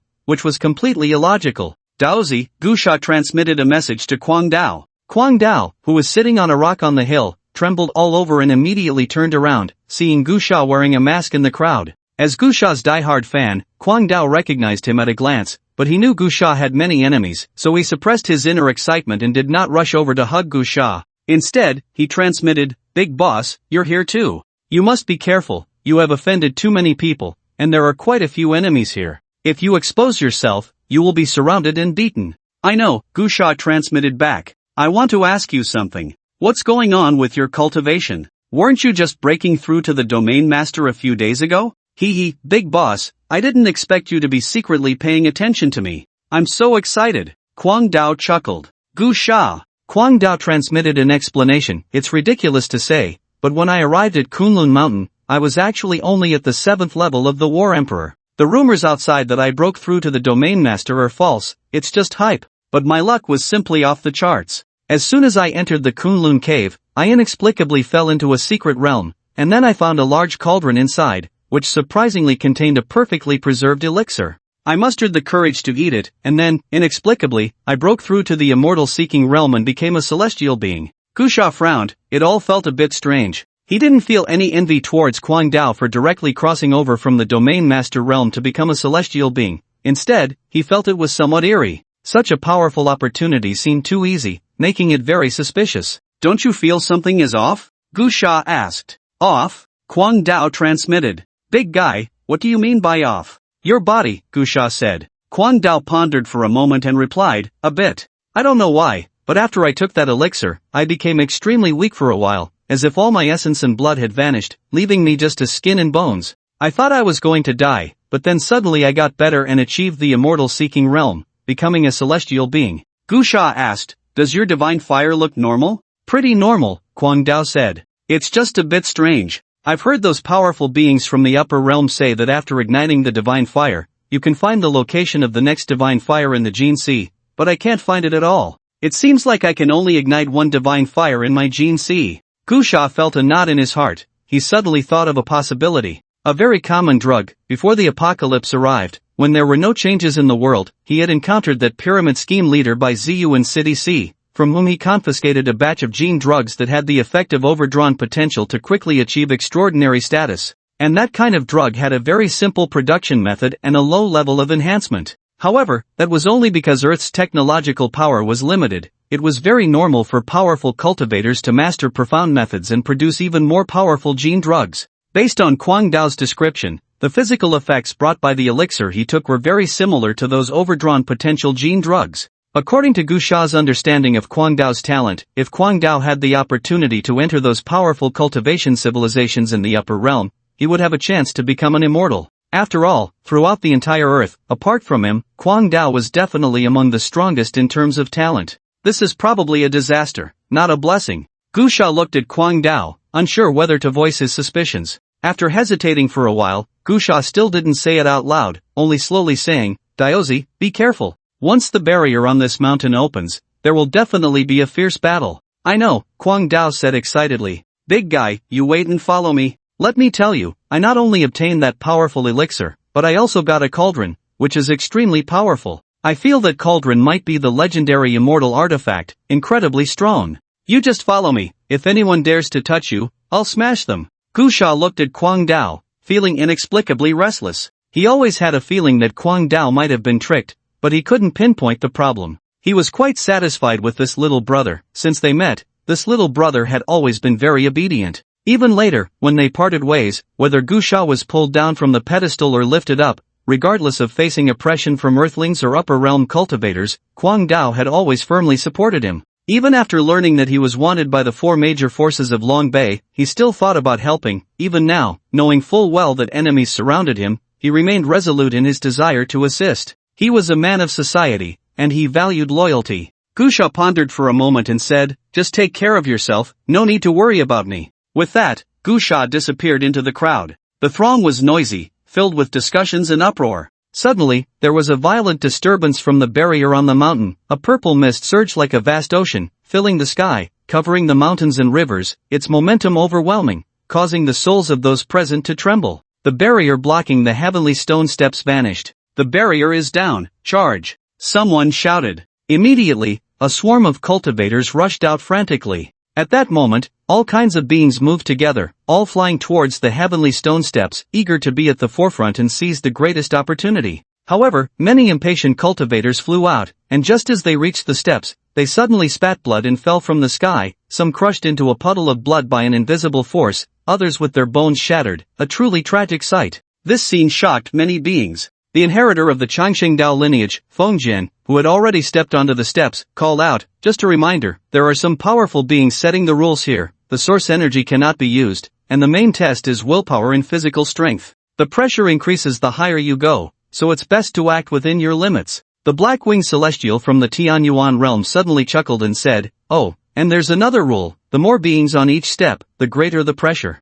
So, you get it, right? Ha ha ha. If you want to rush up, it's best to kill all the beings on the same step, ha." Upon hearing this, many people's expressions changed. Wasn't this suggesting to stab their own people in the back? At that moment, Gu Shao from the Gu family suddenly shouted, "Then let's just kill the damn dogs of the Tianyuan realm. If we take out these disgusting scum, we won't have to bear too much pressure." In an instant, chaos erupted on the heavenly stone steps. After all, many cultivators present loathed the Tianyuan realm, and they finally found an opportunity to explode. Some even no longer cared about the opportunities, while others fought against the dark race cultivators while rushing upward. The black-winged celestial, who had hoped to see the cultivators from the source universe turn on each other, looked grim, locking his gaze on Gu Shao, shouting, "Kill that meddlesome brat." Immediately, several dark race celestial cultivators charged towards Gu Shao. Gu Shao drew a long sword and snorted coldly. Although he was just a domain master, on the heavenly stone steps, all cultivators' cultivation and source power were suppressed, relying mostly on physical strength, and he was not one to back down, preparing to fight the dark race celestial cultivators. However, to everyone's surprise, a massive cauldron suddenly flew down from the sky, directly crushing one of the dark race celestial beings, and standing on the cauldron was a muscular, bare-chested bald man. "I'm called Kwang Dao, and I've been sick of your dark race pups for a long time. Want to bully the few with the many? Eat shit." The one wielding the cauldron was indeed Kwang Dao, who swung the cauldron to attack the dark race celestial beings, while at the same time, many cultivators from the source universe rushed to support Kwang Dao and Gu Shao. The moment Kwang Dao appeared, the four-peak celestial beings from the four Changsheng Dao lineages narrowed their eyes. "Jojo Cauldron, Child of Fortune. What the hell, is this the Child of Fortune?" Yulinger from the Taiyin clan covered her mouth in shock. "This Child of Fortune looks a bit rough, but I like his attitude, he's a real Child of Fortune." Feng Jian and the others also nodded slightly, appreciating Kwang Dao's response. The universe is vast, with countless star domains, and there are many children of fate in the small worlds. The Holy Academy they belong to, as one of the most powerful preaching academies in the universe, also has many children of fate from various star domains. However, most of these children of fate rely on their innate talent and luck, feeling superior and believing that the beings of that world should naturally serve them. Very few possess a character like that of the Mad Blade. "Let's go," said Wind Sword. "We are on different paths from the children of fate, we can connect later." Yulinger clicked her tongue and said, "I still want to see that fake son. I've investigated Gu Sha's deeds, I really like his fearless personality, it suits me perfectly." "Hey," said Jin Xiong of the Golden Clan, "it's just a pity that he is a fake son, destined to fall rapidly after his brilliance. Otherwise, if he also entered the Holy Academy, you two could form a duo called the Female and Male Thieves. I think the true son called Mad Blade is a man of blood and loyalty, he shouldn't mistreat his fake son. As they spoke, the four-peak celestial beings fought together, killing the Dark Clan beings as they rushed towards the mountain peak. At this moment, the stone steps leading to the heavens were very lively, with countless beings employing various means to rush to the summit. Similarly, fierce battles were occurring everywhere, especially after Mad Blade made his move, completely shifting the internal conflicts into a united front against the outside. The cultivators from the Source Universe advanced while battling the Dark Clan. Amidst the surging crowd, Gusha wielded his Tang Dao, wildly slashing, and was among the first to charge forward. However, the most eye-catching was undoubtedly Mad Blade. He was incredibly fierce, charging through with a large cauldron, and the immense pressure in the heavenly world seemed to have no effect on him at all.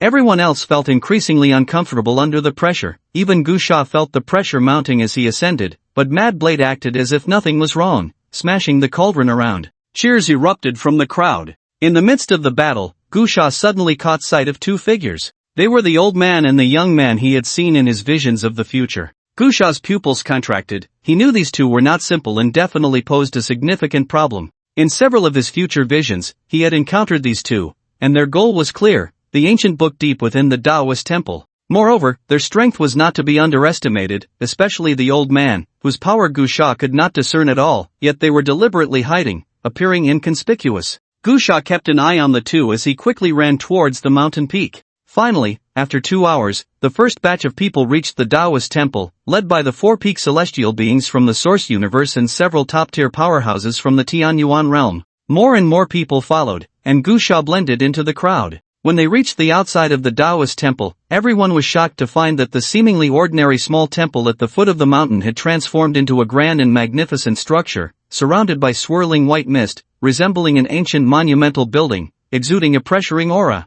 A large door stood at least 100 feet high, and the open space in front was vast, paved with blue stones, filled with the wear of time. Suddenly, the whiteness swirling around the enormous Taoist temple began to shake violently, as if the tides of the sea were crashing in. A beam of treasure light shot out from the mist, revealing a powerful artifact that radiated an overwhelming aura. This is a powerful artifact left over from ancient times. Many beings shouted, charging forward in a frenzy. Instantly, energy surged, and numerous cultivators began to fight fiercely, melting large sections of the mountain, with ruins rolling down in torrents. Boom! Not long after, a deafening sound erupted from within the Taoist temple, shaking souls and piercing through the clouds with brilliant divine light that connected heaven and earth. Like a volcanic eruption, an endless source of power surged forth, its brilliant light crashing outwards like a tsunami in all directions. These were treasures left behind from ancient times, including precious exotic fruits, rare spiritual plants, powerful magical artifacts, and even some ancient cultivation secrets. The cultivators all showed joy, riding flying artifacts as they rushed in all directions to intercept these treasures, which also sparked fierce battles. Gusha stood in a corner, having obtained several high-quality exotic treasures. As the plaza erupted in continuous combat, a tremendous wave of source power burst forth, wreaking havoc in all directions. Suddenly, a massive door swung open, and an unfathomable energy began to stir. The grand ancient hall rumbled and completely shattered, with several beams of light shining exceptionally bright, dazzling the heavens. More exotic treasures surged forth, among which floated an ancient book, so radiant that it seemed to overshadow the sun and moon. It was blinding, as if the sun had exploded. 2 large characters flickered with a strange luster, Earth Book. In that instant, countless people held their breath. Although most present did not know what the Earth Book was, they could tell from its dramatic appearance that it was definitely not an ordinary item, but rather a top-tier opportunity. The top experts from the Tianyuan realm widened their eyes, their target being this Earth Book, but they never expected it to appear so suddenly, leaving them momentarily stunned.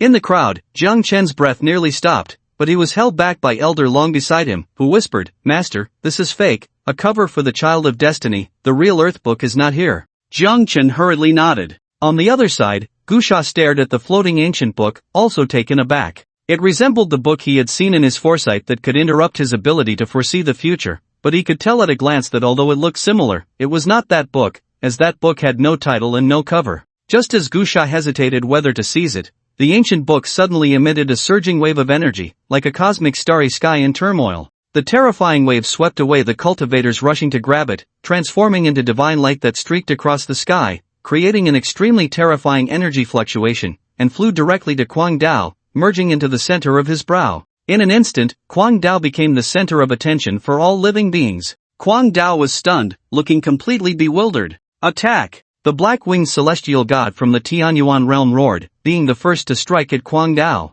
As he made his move, it was a thunderous blow. The plaza was no longer suppressed, and his strike was the power of a peak battle god. Kwang Dao reacted swiftly, the large cauldron instantly merging into his body, crystal clear and blood-red, rapidly expanding to envelop him, radiating brilliantly, surrounded by numerous runes, emitting a rumbling thunder. The scene was terrifying. Boom! Accompanied by a loud crash, the large cauldron erupted with powerful force, actually sending the black-winged celestial god flying, adorned with blood-colored patterns, swirling with intense light. However, Kwang Dao was not unscathed. After all, he had just entered the celestial god realm, and his level had been forcibly elevated by pills. Although supported by the cauldron, he still bore a certain amount of backlash, immediately spitting blood and being sent flying. At the same time, a large group of celestial god cultivators from the Tianyuan realm also launched their attacks on Kwang Dao, an overwhelming tide of assaults crashing down like a surging sea. Kwang Dao's expression grew serious. However, at that moment, in the sky, a dense mass of white threads, like a torrent of the Milky Way, suddenly appeared, radiating a light as vast as the galaxy, filled with a murderous aura that blocked the path of Kwang Dao. Several strands of thread wrapped around Kwang Dao, pulling him away. The one who acted was Gu Sha. Puff, puff, puff. The celestial beings from the Tianyuan realm frantically attacked the whisk, instantly severing many threads. Gu Sha felt a pang of regret. Since he obtained that whisk, he had killed numerous enemies with its powerful force, and now it was nearly destroyed. Kwang Dao was pulled away from the square and flew back to the Tongtian stone steps. He naturally saw that Gu Sha was helping him and quickly sent a message. "Big guy, you shouldn't have intervened. You'll be targeted." "Stop talking nonsense," Gu Sha replied through the message. "On the Tongtian stone steps, all cultivators' powers will be suppressed. You need to find a way to escape." "Big guy." Kwang Dao felt deeply moved and said, "This is my fate." He seemed to have something to say to Gu Sha, but Gu Sha didn't have time to listen because, with his intervention, he was now targeted by the celestial beings of the Tianyuan realm, and several powerful celestial beings immediately charged toward him. Those cultivators were high-level celestial beings, and Gu Sha knew he couldn't fight them, so he quickly retrieved the damaged whisk and turned to run toward the temple. "You all go kill that kid. I'll take people to grab the land book," the black-winged celestial roared. Immediately, a group of powerful beings from the Tianyuan realm split into two paths. The black-winged celestial led a group of celestial beings to pursue Kwang Dao, while another group of powerful celestial beings chased after Gu Sha. A flurry of attacks descended, and Gu Sha barely dodged them. The ground instantly shattered and split open, revealing a deep chasm, dark and terrifying. "So damn arrogant." Seeing this, Yulinger, who was rushing toward the temple, suddenly formed a hand seal and summoned a jade sword, which instantly transformed into a sea of swords shooting toward the group of celestial beings from the Tianyuan realm, white runes spraying into the sky, shimmering with a metallic sheen. The celestial beings quickly countered, meeting the sea of swords in mid-air, resulting in a brilliant explosion, accompanied by the sound of metal clashing, channeling all energy into the ground, causing a cataclysmic change. Yulinger glanced at the temple, gritted her teeth, and instead of entering, charged toward Gu Sha. Feng Jianni and the others shouted urgently, "Yulinger, are you crazy? The temple is open, you don't want the ginseng fruit? Yulinger, don't act on impulse." Yulinger shouted, "I will protect this brat Gu Sha." As she spoke, Yulinger transformed into a streak of light and appeared beside Gu Sha, slapping him hard on the shoulder and saying, "From now on, I'm your big sister. I will protect you, little brother." Gu Sha, holding the Ninth Fiend's bow, looked at Yulinger in confusion. Had she lost her mind? Damn, this girl. On the other side, Feng Jianni, who was about to enter the temple, cursed under his breath and turned back to attack the celestial beings from the Tianyuan realm. Yang Bai from the Three-Eyed Clan and Jin Xiong from the Golden Clan also had no choice but to turn back. Four peak celestial beings acted, and rune energies surged like falling stars, continuously rising. This place resembled a volcanic eruption, the ground shaking violently, erupting with a murderous aura, and the light grew brighter. "Go, help that Kwang Dao!" Feng Jianni shouted, and immediately, several celestial beings from the Sheiyue ancient cave sect rushed out, quickly heading toward the Tongtian stone steps to assist Kwang Dao, who was fighting alone. Following closely, cultivators from the Golden Clan, Three-Eyed Clan, and Taiyin Clan also rushed to help. The leader of the Tianyuan realm, the Black-Winged Celestial, cursed, "Feng Jianni, you guys are so untrustworthy. To hell with trust." Feng Jianni replied, "If you want to fight, then fight, if not, get lost. Kill." With a command from another peak celestial being of the Tianyuan realm, a collective brawl erupted in the square at the entrance of the Taoist temple, and a great battle began inexplicably. Inside the temple, Long Qingfeng slightly squinted his eyes, sighed, and said, as expected of students from the Holy Academy, Their unity is truly commendable. A shadow flickered in Jiang Chen's eyes as he said, Long Lao, don't delay, we need to get the land deed. Long Chengfeng nodded and immediately led Jiang Chen into the Taoist temple amidst the chaos. At that moment, Gu Sha, who was in the midst of the battle, had been keeping an eye on Long Chengfeng and Jiang Chen. Seeing that they wanted to take advantage of the confusion to enter the temple, he quickly understood that they aimed to retrieve the ancient book inside.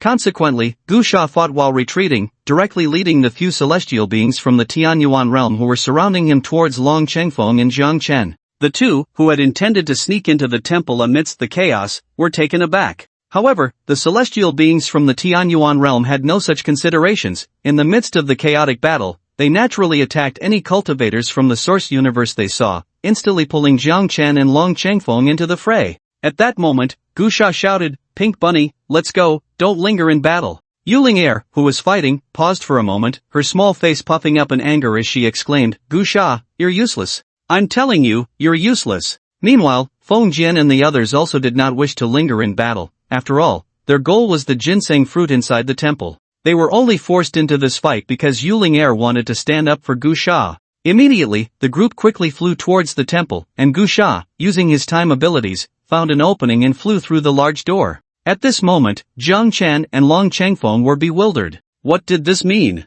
Were they the only ones being besieged? When Gu Sha entered the temple through the large door, it was as if he had stepped into another world. It was a grand palace, with strange waves of divine power flowing, drawing one's heart and mind deeper into it, exuding an air of solemnity. Two enormous stone pillars, seemingly reaching the clouds, stood in the center of the square, with 7 large characters dancing on either side, one read Eternal Life Immortal's Abode and the other House of Longevity with Heaven. Just these 14 characters made Gu Sha feel a profound essence of the Tao, filled with an ancient charm. In that moment, Gu Sha felt as if he saw an incredibly majestic figure, watching the rise and fall of the world. Little brother. Just as Gu Sha was lost in thought, Yuling Er suddenly jumped out from behind, playfully patting Gu Sha on the shoulder, saying, Big sister is going to pursue her immortal fate now, take care of yourself, and I'll protect you when we get out. Gu Sha glanced at Yuling Er, her expression indifferent. Boring. Yuling Er complained, asking, what were you doing just standing here when you came in? Gu Sha, puzzled, replied, did you not see this? At this point, Gu Sha froze, suddenly realizing that the 2 towering stone pillars he had just seen were gone. What happened? There's nothing here? Yuling Er said. Gu Sha's pupils constricted as he suddenly realized that perhaps only he could see those 2 stone pillars, because he was not the only one who had rushed into this temple space, yet everyone else seemed not to have noticed the pillars at all. No one stopped to take a look. However, such magnificent pillars, a normal person would surely be shocked upon seeing them. Even someone well-traveled in the upper realm wouldn't just ignore them, right? Gu Sha slightly squinted his eyes. Let's go, Yuling Er said. I need to find the ginseng fruit, but you better not come. Your cultivation level is too low, you won't be able to snatch it and will easily get beaten. If a fight breaks out, I can't help you. Gu Sha naturally had his own designs on the ginseng fruit, but what was more important at the moment was that ancient book. Although Yulinger seemed a bit out of sorts, his impression of her was quite good. He didn't mind giving a reminder and said, Pink Rabbit, head towards the east gate, the 13th palace, the ginseng fruit tree is there. Don't run around wasting time. After saying that, Gu Sha dashed away in a flash. Hey! Yulinger hurriedly wanted to call out to Gu Sha, but he had already gone far. She stomped her foot in frustration and muttered, what kind of person is that? Really, he doesn't explain clearly, how does he know it's there? Should I trust him? Let's trust him just this once. If he dares to trick me, I'll give him a beating. Gu Sha quickly rushed towards the palace he had seen in his foresight. The Taoist temple was vast, extremely grand and imposing, with an endless array of palaces and towering mountains, and even many palaces floating in the air. Filled with countless opportunities, all beings were exploring and competing everywhere. Only Gu Sha did not linger. Even when treasures appeared before him, he did not waste a moment to collect them. Soon, he arrived at the palace from his memory. Compared to the grand palaces elsewhere, this great hall was very simple, entirely made of wood, and not tall, looking quite unremarkable. Gu Sha did not waste time and charged directly into the hall. Upon entering, he saw a stone statue standing in the middle of the hall, but perhaps due to the passage of time, the statue was somewhat blurred. However, that being did not appear. In a previous foresight, Gu Sha had encountered a hazy humanoid being in this hall, who spoke to him, leaving behind a line, since you have returned, what should be yours will be returned to you. That foresight had sent chills down Gu Sha's spine. He felt that when that being spoke to him, it was as if it was conversing with his past self, not with his future self, as if it knew he was foreseeing the future, aware of a third perspective. But now, that being did not appear. In his memory, after that being spoke its last words, it left. But that was the future. Could it be that the person left in the past's future, yet allowed the present at that time to leave? How is that possible? This was a bit convoluted. Simply put, it was as if someone who should have left at this moment had actually left in a past time period. This seemed very strange. Gusha took a deep breath. He felt as if he had been drawn into something extraordinary, because that being seemed to know him, but he could not possibly know that being now, which meant only his past self could know that being. But the past? Was it a previous life? Could it be that I was some remarkable figure in my past life? Gusha exhaled deeply and quickly walked towards the stone platform. Just like in his memory, besides the stone statue, there was also an ancient book on the platform, or rather, a few pages of it, very ancient. Gusha slowly reached out his hand, and just as he touched the book, the ancient book suddenly transformed into a stream of light and merged into Gusha's body. Immediately, Gusha felt those pages of the book appear in his sea of consciousness. In that instant, he inexplicably gained a new understanding. He knew that this book was called the Earth Book, but the pages he had were incomplete, merely a small part. Gusha's mind stirred, and he immediately tried to flip through it, but he found that even with all his strength, he could not turn a single page, nor could he damage the Earth Book in any way. Ridiculous. He then tried to channel his source power into the pages. Buzz, at that moment, a glimmer of light suddenly spread across the pages, and abruptly, Gusha's eyes widened in shock, exclaiming, "It really is the Earth Book of Jinyuenzi." Before entering the Taoist temple, when he saw the words inscribed on the two towering stone pillars,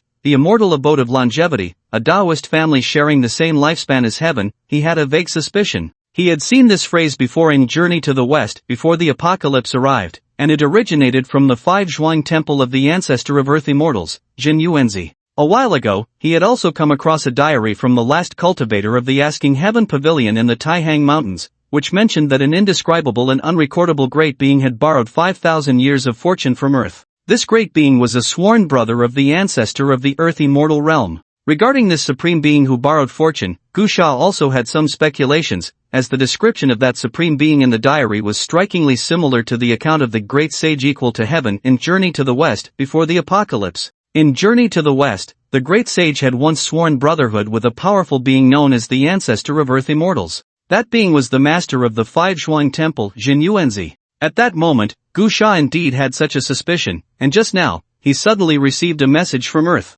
This Earth Book was a supreme treasure, formed from the membranes of heaven and earth after the creation of the world, possessing the ability to record all causes and effects in the world, to reproduce the past, and to record the present and future, as well as to mobilize the power of the earth veins. It was exactly like the Earth Book of Legend belonging to Jinyuenzi. Just as Gusha was astonished, suddenly, the pages of the Earth Book in his sea of consciousness transformed into streams of flowing light, rapidly dispersing towards his limbs and bones, ultimately heading towards the Sea of Genes. In that instant, Gusha felt the second divine flame in the Sea of Genes begin to ignite, followed by the third. Although his heart was filled with confusion, Gusha immediately sat cross-legged and began to frantically cultivate the chaotic ancient scriptures. The surging energy began to wash over Gusha's body, producing rumbling sounds like thunder from within, resonating with a pleasant tremor. In the Sea of Genes, the previously vanished gene locks, inscriptions, and so on reappeared, being reforged by the energy transformed from the fragments of the Earth Book, as if he were starting his cultivation anew.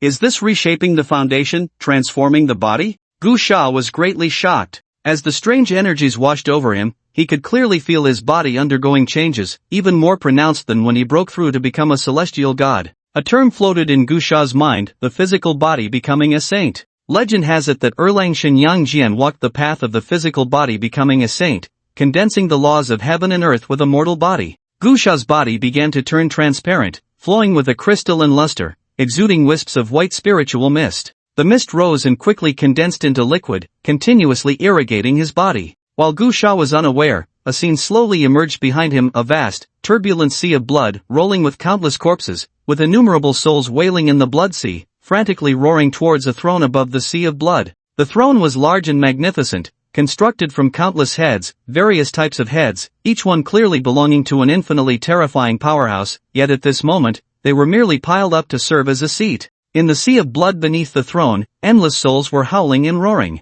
Suddenly, a figure appeared, a being with disheveled hair, barefoot, stepping on the mountain of corpses in the sea of blood, walking step by step towards the throne, then slowly sitting down, leisurely raising his head. Beneath the flowing long hair, only a pair of indifferent eyes could be seen. Just that gaze silenced all the souls that were still howling and roaring. The once tumultuous sea of blood and mountain of corpses instantly fell silent, devoid of the towering waves and the dense dark clouds, as if it were a stagnant pool of dead water. Just as Gu Sha opened his eyes, the scene behind him vanished. He was still cultivating, and a sound resonated within his body, as if his flesh were cracking. His skin would split from time to time, only to heal again, radiating golden light, as if undergoing a transformation. The potential within him surged, and the cracks on his flesh multiplied, but a powerful aura was also swelling. At the same time, Gu Sha's Jin Si returned to calm, yet the 7 divine flames flickered, each filled with immense vitality, like 7 golden crows circling in his Jin Si, resembling 7 suns, each one much larger than the single divine flame he had before.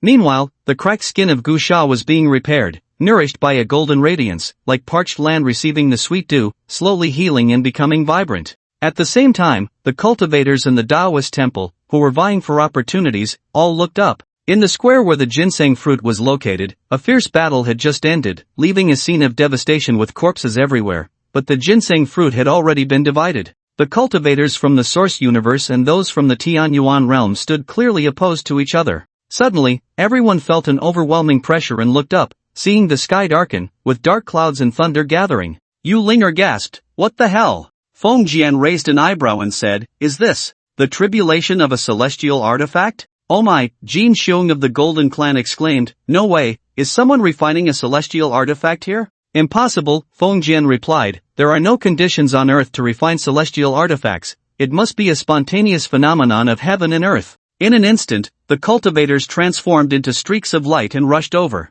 At that moment, in the sky above the Taoist temple, everyone witnessed a shocking scene. The small world, which should have been in daylight, had suddenly darkened, with dense clouds and terrifying thunder flashing and gathering. This is Jiang Chen, the son of Fortune, and his protector, Long Chengfeng, who had just arrived outside the main hall, stared in shock at the suddenly gathering thunder and dark clouds. Jiang Chen exclaimed, "Long Lao, isn't this the small world? How can it be dark?" "It's not dark, it's a phenomenon of heaven and earth," Long Chengfeng said, his face filled with shock. "This is a tribulation, a great heavenly tribulation that occurs when a celestial artifact is born." Jiang Chen asked in astonishment, "What do you mean? Is there a celestial artifact manifesting in this Taoist temple?" "Not manifesting, but being born," Long Chengfeng explained. "A celestial artifact manifesting might cause some heavenly phenomena, but it wouldn't trigger a tribulation. A tribulation is the test of heaven and earth that a celestial artifact faces at the moment of its formation. If it passes, it becomes a celestial artifact. If it fails, it dissipates into nothingness."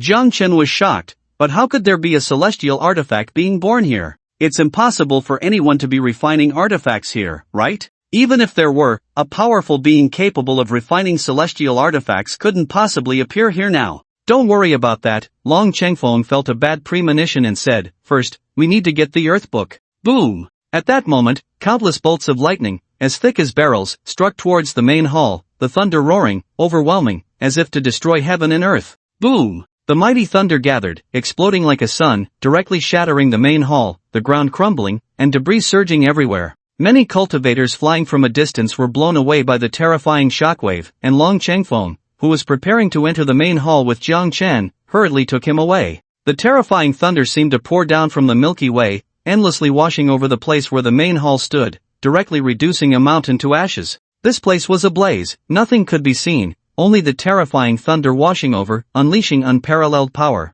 Billions of bolts of lightning erupted, striking outward, accompanied by thunderous roars, their might so overwhelming that the entire realm trembled. All living beings were shocked as they watched the scene unfold, their hearts racing, all lamenting that if this were to strike a person, even those top-tier celestial beings would likely be reduced to ashes. However, in the next moment, they discovered that one person was standing in the midst of the thunderous assault, bare-chested, with disheveled hair, emanating a brilliant white light, enduring the onslaught of billions of thunders. This person was Gu Sha, who was unaware of what was happening. He only felt that after being washed by the energy transformed from the fragments of the earth, his body had become incredibly powerful, undergoing many obvious changes, as if his skin and flesh had been completely replaced. His originally short hair had transformed into a mane at least half a meter long. His clothes and pants had all been shattered, leaving not even a pair of shorts. At the same time, his cultivation had risen from the first level of asking the immortal to the 7th level, igniting 7 divine flames, all of which were very vibrant.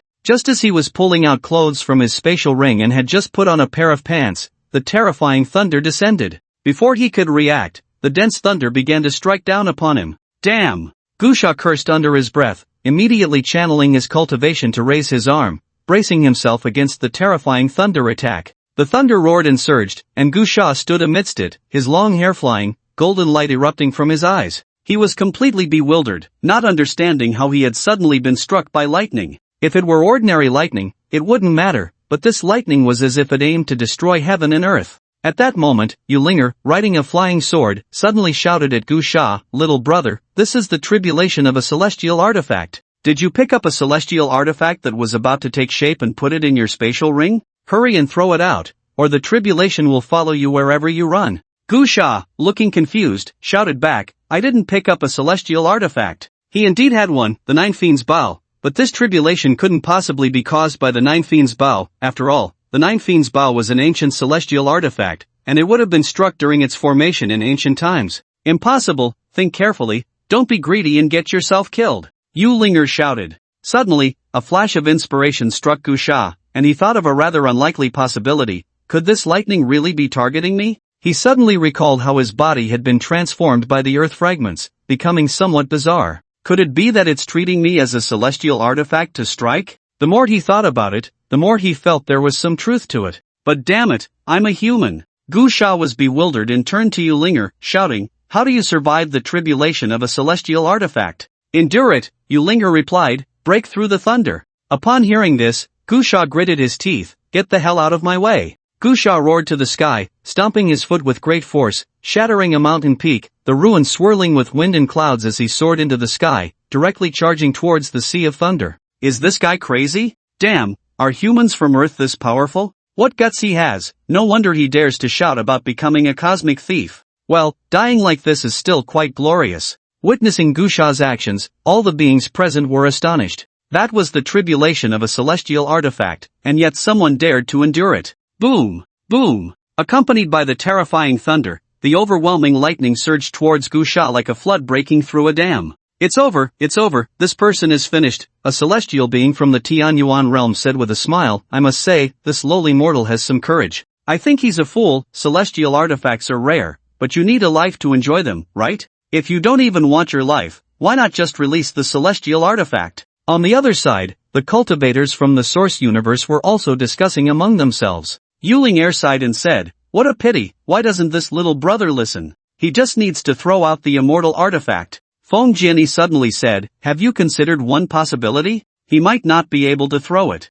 Yulinger asked in confusion, "What do you mean? Have you forgotten Gusha's identity? He is a false son, his fate is to bear the death tribulation for the true son," Feng Jianyi said. "I'm afraid this immortal artifact's thunder tribulation is brought by the Earth Book." Yang Bai agreed, "It's very possible. Back in ancient times, that supreme being fell to protect the source universe, and his companion treasure was shattered and scattered throughout the universe. This fragment of the Earth Book on Earth might have been a top-tier magical artifact back then, just a step away from becoming an immortal artifact, and now that the source energy has revived, it has just upgraded to an immortal artifact. The Earth Book is destined to be the child of fate, but who will bear the thunder tribulation of the Earth Book? It can't be the true son, right? The Earth Book itself might not be able to withstand it, so it can only be the false son who bears it." Yulinger frowned and said, "Little brother is so pitiful, but I can't help him with this immortal artifact's thunder tribulation." On a broken mountaintop, Jiang Chen looked delighted and said, "Old Long, do you mean that Gusha is bearing the death tribulation for me?"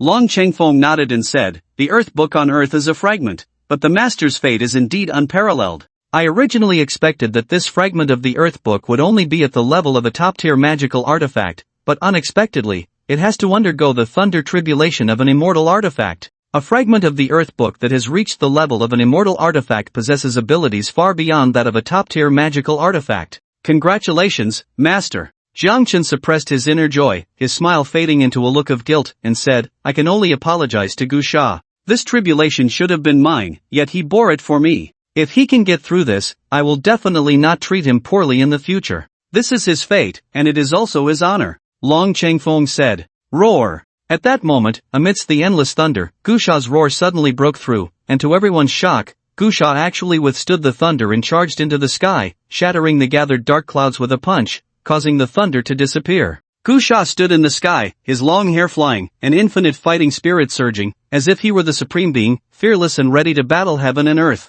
In the Taoist temple space, there was a dead silence. Everyone looked in disbelief at Gu Sha slowly descending from the sky, filled with astonishment. After a long time, Yuling Er's face flushed, and she excitedly bounced on her flying sword, shouting, "Little brother is mighty." With Yuling Er's shout, those beings who were in shock were awakened, all gasping in awe, making a huge contribution to the global warming. How is this possible, to withstand the immortal thunder tribulation with a mortal body? Mortal body, my foot, I suspect this person has some special physique, otherwise, even true immortals wouldn't dare to withstand the thunder tribulation of an immortal artifact. I feel like I'm dreaming. Whether it was the cultivators from the source universe or those from the Tianyuan realm, they were all discussing fervently, causing an uproar. Yuling Er bounced and wanted to run over to find Gu Sha, but was grabbed by Feng Jiani, who said sternly, "Where are you going?" "To find little brother," Yuling Er said. Feng Jiani's mouth twitched fiercely and said, "Don't be reckless, this Gu Sha is too strange. He can actually withstand the thunder tribulation, it's absurd. Let's observe for now." Yuling Er mumbled, "Are you worried he might have a problem? Isn't everyone in the Tianyuan realm just as confused? What if it's an act?" Feng Jiani said solemnly, "Let's observe for now. I just feel that this Gu Sha is not quite right, and if he, a false son, is this outrageous, how terrifying must the true son be?" This. Yuling Er was also stunned. Yang Bai suddenly said, "True son, didn't we see him before? The one called Guangdou is indeed impressive, and his advancement speed is incredibly fast. In just 2 years since the Earth's revival, he has already reached the immortal realm. However, no matter how you look at it, he can't compare to Gu Sha, who is simply outrageous. Could it be that Gu Sha is the true child of destiny?" Yulinger said. Feng Jian shook his head and replied, "No, I have used the Tianqing instrument to probe Gu Sha's fortune. Not to mention the overwhelming fortune of a child of destiny, Gu Sha's fortune is even inferior to that of an ordinary person. Normally, he should be the type of person who is extremely unlucky. Are you sure Gu Sha is not the child of destiny? The Tianqing instrument can't be wrong, right?" Yulinger asked suspiciously. "It can't be wrong," Feng Jian said. "Moreover, you have seen the Zhozhou Ding, which was created by a powerful emperor of the ancient era. No matter which world it falls into, it represents the child of destiny. Only the child of destiny can activate the Zhozhou Ding, and it has been sealed on Earth for thousands of years. If Gu Sha were the child of destiny, then the Zhozhou Ding wouldn't be in the hands of that Guangdou." This. Just as everyone was discussing, Zhang Chen and Long Chengfeng, who were hiding in the shadows, looked dumbfounded at Gu Sha, who descended from the sky. Both were incredulous, unable to believe that Gu Sha had withstood the tribulation of the immortal artifact. "Long, old," Zhang Chen exclaimed, this Gu Sha is a bit too outrageous, right? Will he hand over the Earth Book?" Long Chengfeng took a deep breath, formed a hand seal, and checked Zhang Chen's fortune once more. When he saw that Zhang Chen's fortune was still like a sun, he finally breathed a sigh of relief. Originally, he shouldn't have doubted the authenticity of Zhang Chen as the child of destiny, but having just witnessed Gu Sha's outrageous performance made him waver slightly about Zhang Chen's authenticity. However, after looking at Zhang Chen's fortune again, he immediately felt relieved. After all, fortune could be misread, but the Zhozhou Ding would not be mistaken. "My lord," Long Chengfeng said, "you don't need to worry. Gu Sha's performance is indeed unexpected, but it won't have any impact. The fragments of the Earth Book are destined to belong to the child of destiny. That is the rule, the choice of the autonomous consciousness of the Earth Immortal Realm. After all, the self-rescue of the Earth Immortal Realm can only rely on the child of destiny. As for the false child, their fate is also predetermined and cannot resist." At this moment, Gu Sha was slowly descending from the sky, taking out a piece of clothing from his spatial ring and putting it on, then striding towards the statue of Jin Yuanzi. It was absurd, the tribulation was incredibly fierce, almost turning the surrounding mountains into ruins, yet it had no effect on the statue of Jin Yuanzi, as if it was deliberately avoiding it. When Gu Sha reached the statue of Jin Yuanzi, although he still didn't understand why the fragments of the Earth Book had directly fused with him, it didn't prevent him from knowing that the vague being he had spoken to in the future was indeed Jin Yuanzi. This Earth Book, which could interrupt his foresight of the future, should also be a gift from Jin Yuanzi. "Thank you, senior." Gu Sha stood before the statue of Jin Yuanzi, clasped his hands in salute, and bowed. Then, in the next moment, what left Gu Sha dumbfounded was that the statue, which had been unaffected by the tribulation, suddenly turned to ashes and scattered the moment he bowed, just like the scene when he thanked the last cultivator at the Weniange in the Taihang Mountains.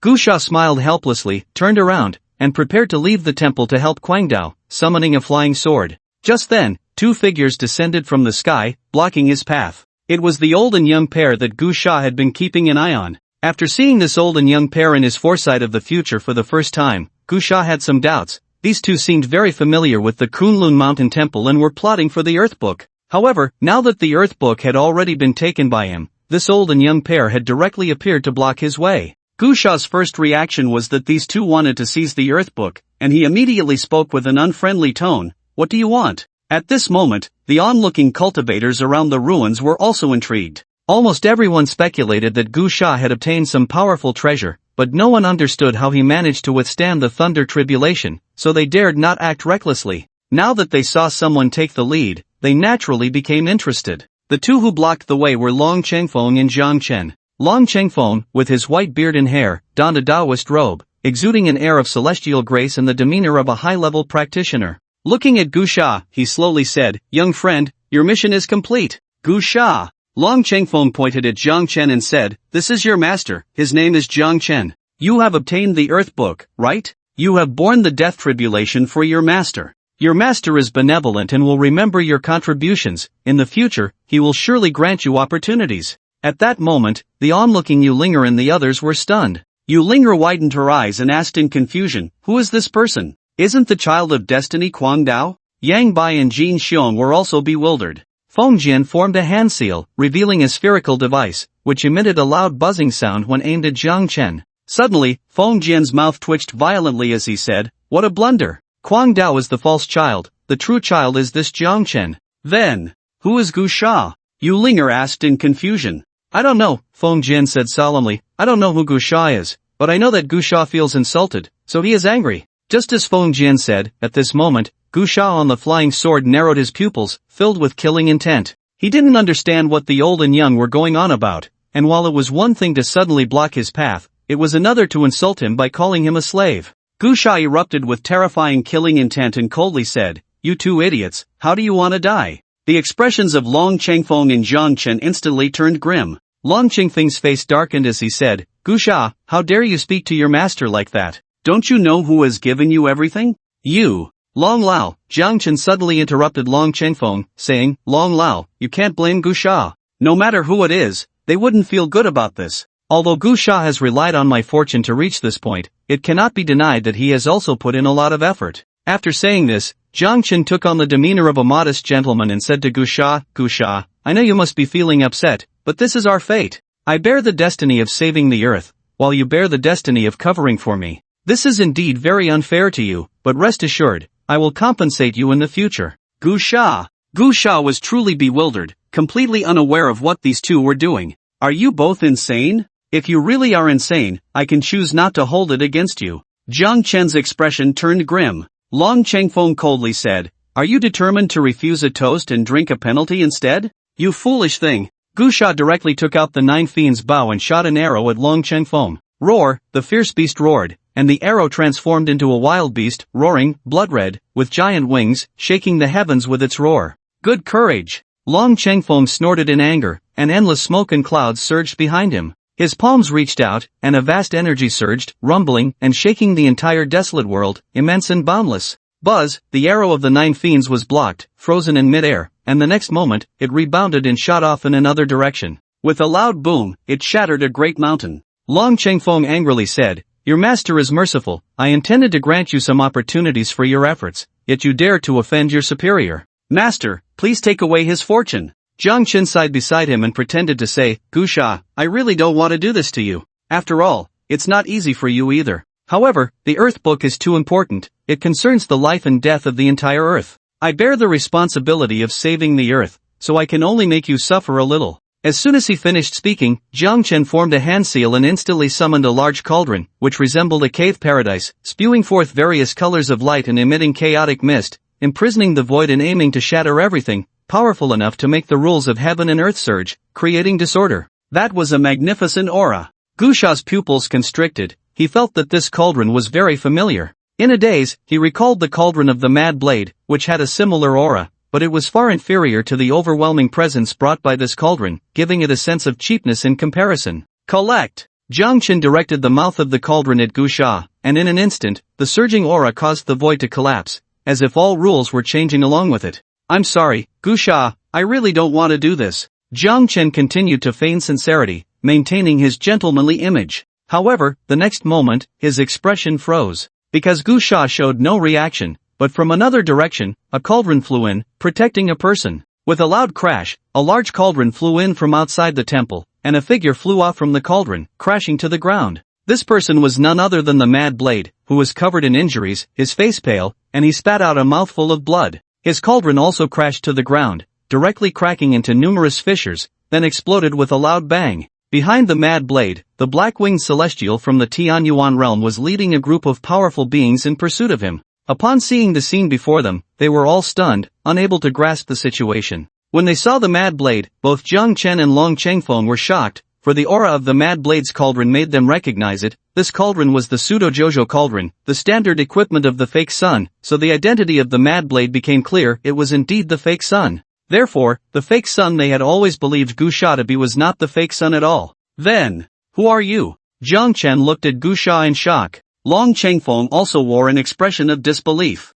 In his heart, he felt a thud. They had made a huge blunder. In fact, this blunder occurred because these two were too self-righteous. When the barrier of the Tongtian stone steps had just opened, led by Gu Shao and the Mad Blade, a great battle erupted between the cultivators of the Source Universe and those of the Tianyuan realm, with even Gu Sha participating. However, these two had been hiding in the shadows, thinking Jiang Chen was the savior, believing such trivial matters were not worth his involvement and that they shouldn't let such small matters affect Jiang Chen's plans. Thus, they had never interacted with the Mad Blade's cauldron. Otherwise, they would have recognized it as the pseudo-Jojo cauldron and known who the real fake sun was. Now, seeing the true fake sun, Jiang Chen was dumbfounded, and so was Long Chengfeng. In fact, the Mad Blade was also confused. He looked at Jiang Chen, who was holding the Jojo cauldron, spat out a mouthful of blood, then glanced at Gu Sha, bewildered, and pointed at Jiang Chen, saying, "Who the hell are you?" The Mad Blade looked at Gu Sha in confusion and shouted, "Big shot, aren't you the child of destiny?" Gu Sha looked bewildered and said,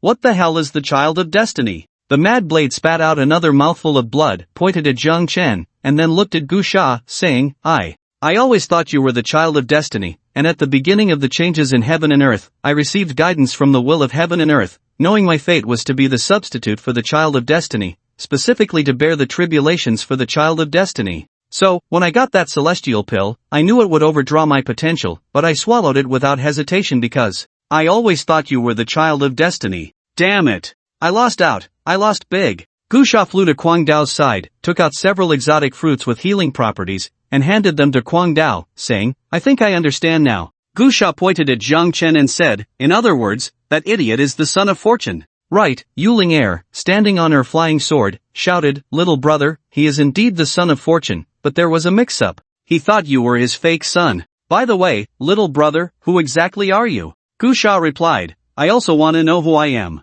At this moment, Long Chengfeng and Jiang Chen both realized that a huge misunderstanding had occurred. Although he was puzzled about why Gu Sha had become a variable, he was more worried that the longer it took, the more variables would arise. He took a deep breath, looked at Gu Sha, and said, "Gu Sha, it was just a misunderstanding, but it doesn't matter. You know Jiang Chen's identity, he is the son of fortune, the savior, so hand over the earth book to him. Go to hell with the son of fortune." Gu Sha raised an eyebrow, lightly lifted Kuang Dao and threw him far away, saying, "What's real and what's fake? I'll make you dead right now." With a thunderous roar, Gu Sha soared into the sky, his immense power collapsing a large area of mountains. A large chopping knife appeared in his hand, a weapon he had previously seized, of quite high grade. He swung it down towards Jiang Chen, chaos and mist spreading, the massive blade light rushing towards Jiang Chen, overwhelming and carrying immense pressure. Jiang Chen's expression changed. Although he considered himself the savior, looking down on all earthlings, in reality, his realm was barely igniting the divine fire, and his combat power was a mess, nowhere near Gu Sha, who had fought his way up from the bottom. He knew he couldn't defeat Gu Sha. The earlier bravado in front of Gu Sha was because he thought Gu Sha was a fake son, under his control, but now realizing the misunderstanding, he was filled with fear towards this legendary killing god, even lacking the courage to fight back. At this critical moment, Long Chengfeng acted, grabbing Jiang Chen's shoulder and throwing him aside. However, when he saw Jiang Chen's pale face, lacking even the courage to fight Gu Sha, his resolve wavered again. But given the current situation, he couldn't afford to think too much. Clang! Long Chengfeng swung his sword to block. Boom! The chaotic mist surged down. Long Chengfeng's sword was also a celestial weapon, far stronger than Gu Sha's large knife. Upon collision, Gusha's large knife shattered instantly. Gusha quickly retreated, his expression somewhat grave. This brief exchange with Long Chengfeng gave him a rough understanding of Long Chengfeng's cultivation level, at least peak celestial god, and wielding a celestial weapon, he was a formidable opponent. At this moment, Long Chengfeng also gauged Gusha's cultivation level and felt greatly reassured, declaring loudly, "Gusha, considering we are both human, and your hard work in cultivation, I will give you one last chance.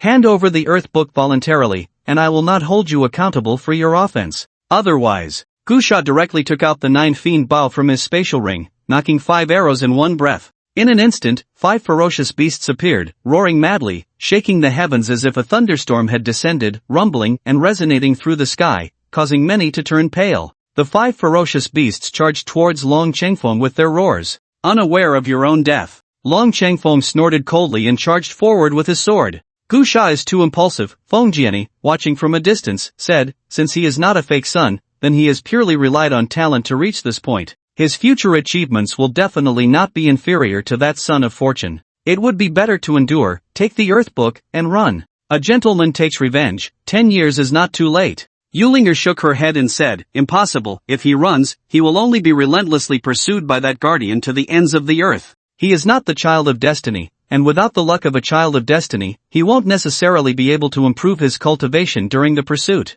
And you all know how bizarre a child of destiny can be. In a short time, they might grow stronger, and by then, Gusha will undoubtedly be doomed. Feng Jiani said, but if he fights to the death now, he has no chance of winning. Don't be fooled by the fact that the guardian doesn't seem to be crushing Gusha, that's only because he hasn't revealed his trump card. That guardian should be an immortal body. Yulinger asked in confusion, what do you mean? It means he was originally a powerful cultivator in the immortal realm. But during ancient times, many immortals were sealed for various reasons, living out a second life with their cultivation lost. However, their immortal bodies remain. Feng Jiani continued, now, that guardian's cultivation has only recovered to the peak of the celestial god realm, but if he can't subdue Gusha, he will resort to using the immortal energy within his immortal body. At that point, Gusha will be in danger. What about the Earth Book? Jin Xiong suddenly asked. Yulinger rolled her eyes and said, that thing. Who can use it besides a child of destiny? After saying that, Yulinger looked worriedly at the battlefield and said,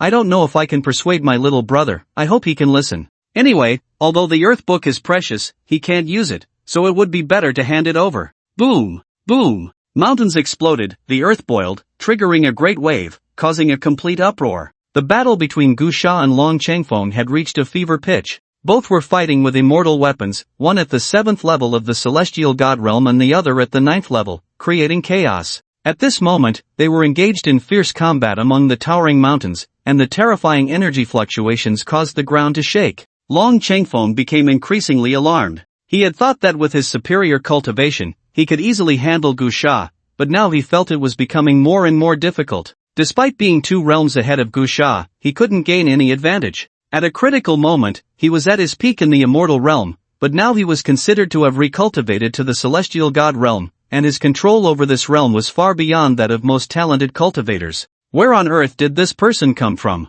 Long Chengfeng's heart grew heavier. When he first learned of Gusha's existence, he had directly concluded that he was a false child of destiny because Gusha was so brilliant, and all his actions perfectly matched the characteristics of a false child. However, he had made a blunder. He hadn't expected Gusha's brilliance to overshadow the true false child. When he realized that Quang Dao was the false child, he was surprised but not incredulous, because if one set aside Gusha, Quang Dao was indeed the strongest human on earth, having participated in many large-scale defense battles, and his cultivation had always been at the top. It was just that Gusha's brilliance had caused everyone to overlook Quang Dao as the second person. This is a variable that must be eliminated, otherwise, the path of the child of destiny will be very difficult. Long Chengfeng's pupils constricted. As an ancient immortal, he had seen many things and had encountered variables beyond fate, and there had been some worlds where extraordinary talents overshadowed the children of destiny. He felt that Gusha could be one of those people. This child must die. After forcing Gusha back with a sword, Long Chengfeng soared into the air, surprisingly sheathing his immortal sword, looking down at Gusha, and said arrogantly, Kid, you truly surprise me. It's a pity that you shouldn't have chosen to stand against the child of destiny. Taking this step means you will inevitably fall into the demonic path in the future. Therefore, for the sake of humanity, I must eliminate you. As soon as his words fell, Long Chengfeng formed a hand seal, and in an instant, a radiance enveloped his body, a faint yet overwhelming aura surged forth, clouds and mist rolled, and the laws of heaven and earth shifted at that moment, directly giving rise to the four symbols, sealing this small world, erupting with immense thunder, as if the void was being obliterated. As soon as that aura appeared, Yulinger, Fengjiani, and other peak celestial cultivators all wore serious expressions. This was the immortal fate they had been desperately seeking, the so-called immortal energy, which was, in fact, the power of the laws of heaven and earth. In that instant, Gu Sha felt a sudden surge of killing intent in the world. As he moved slightly, a cage formed from divine light appeared around him. With every step he took, it felt as if he was stepping into a killing array. Suppress! Long Chengfeng formed a hand seal, then thrust his palm out. His hand grew enormous, like a mountain descending from the sky, and as his luminous palm swept across the heavens, the dark energy from all directions and the rolling black mist were dispersed in that moment, as if the surging yellow waters were flowing backward. In that instant, not only did Feng Jiani and other powerful cultivators from the source universe quickly flee in shock, but the cultivators from the Tianyuan realm also turned pale. The black-winged celestial suddenly looked at Feng Jiani and the others, speaking in a deep voice. No wonder they are so confident that we can't take the Earth book. It turns out there is still a remnant immortal hidden on Earth. Another celestial whispered, what should we do? Watch and wait, the black-winged celestial said. Now is just right, they are infighting. Let's see how many trump cards they really have, and then we can strike accordingly. Meanwhile, Feng Jiani, who had retreated far away, sighed and said, Gu Sha is in danger. What a pity, he is not the child of destiny, yet he has reached this point. He is truly a rare talent. If he were born in a higher civilization, even people like us would find it hard to match him. Yulinger frowned and said, is there any way to help him? He is my newly recognized little brother. There's no way, Feng Jiani replied. If that guardian hadn't used immortal energy, it would have been fine, but now that he has, we can't do anything. You know, the so-called immortal energy is actually the laws. Look at that guardian's palm, it seems like an ordinary strike, but in reality, it is a force of law. Only Gu Sha can comprehend the power of the laws. As Feng Jiani said, at that moment, Gu Sha, standing beneath that enormous palm, indeed felt the terror of that strike. The space around him seemed to freeze, releasing a heavy aura of death, accompanied by killing intent, powerful and unmatched. At that moment, the earth trembled as if it were about to collapse. The most horrifying thing was that Gu Sha felt the source power within him had been completely bound, unable to be mobilized even a little. At that moment, Gu Sha felt like Sun Wukong facing the five-finger mountain of Buddha Tathagata in Journey to the West. However, looking at the palm pressing down, Gu Sha roared to the sky, his upper body clothes shattered, and his long hair flew wildly. A golden divine light erupted from his eyes, and with a stomp of his foot, he shattered a mountain and soared into the sky. Overestimating yourself. Long Chengfeng in the sky sneered, standing there unmoving, his palm bursting with brilliant divine light.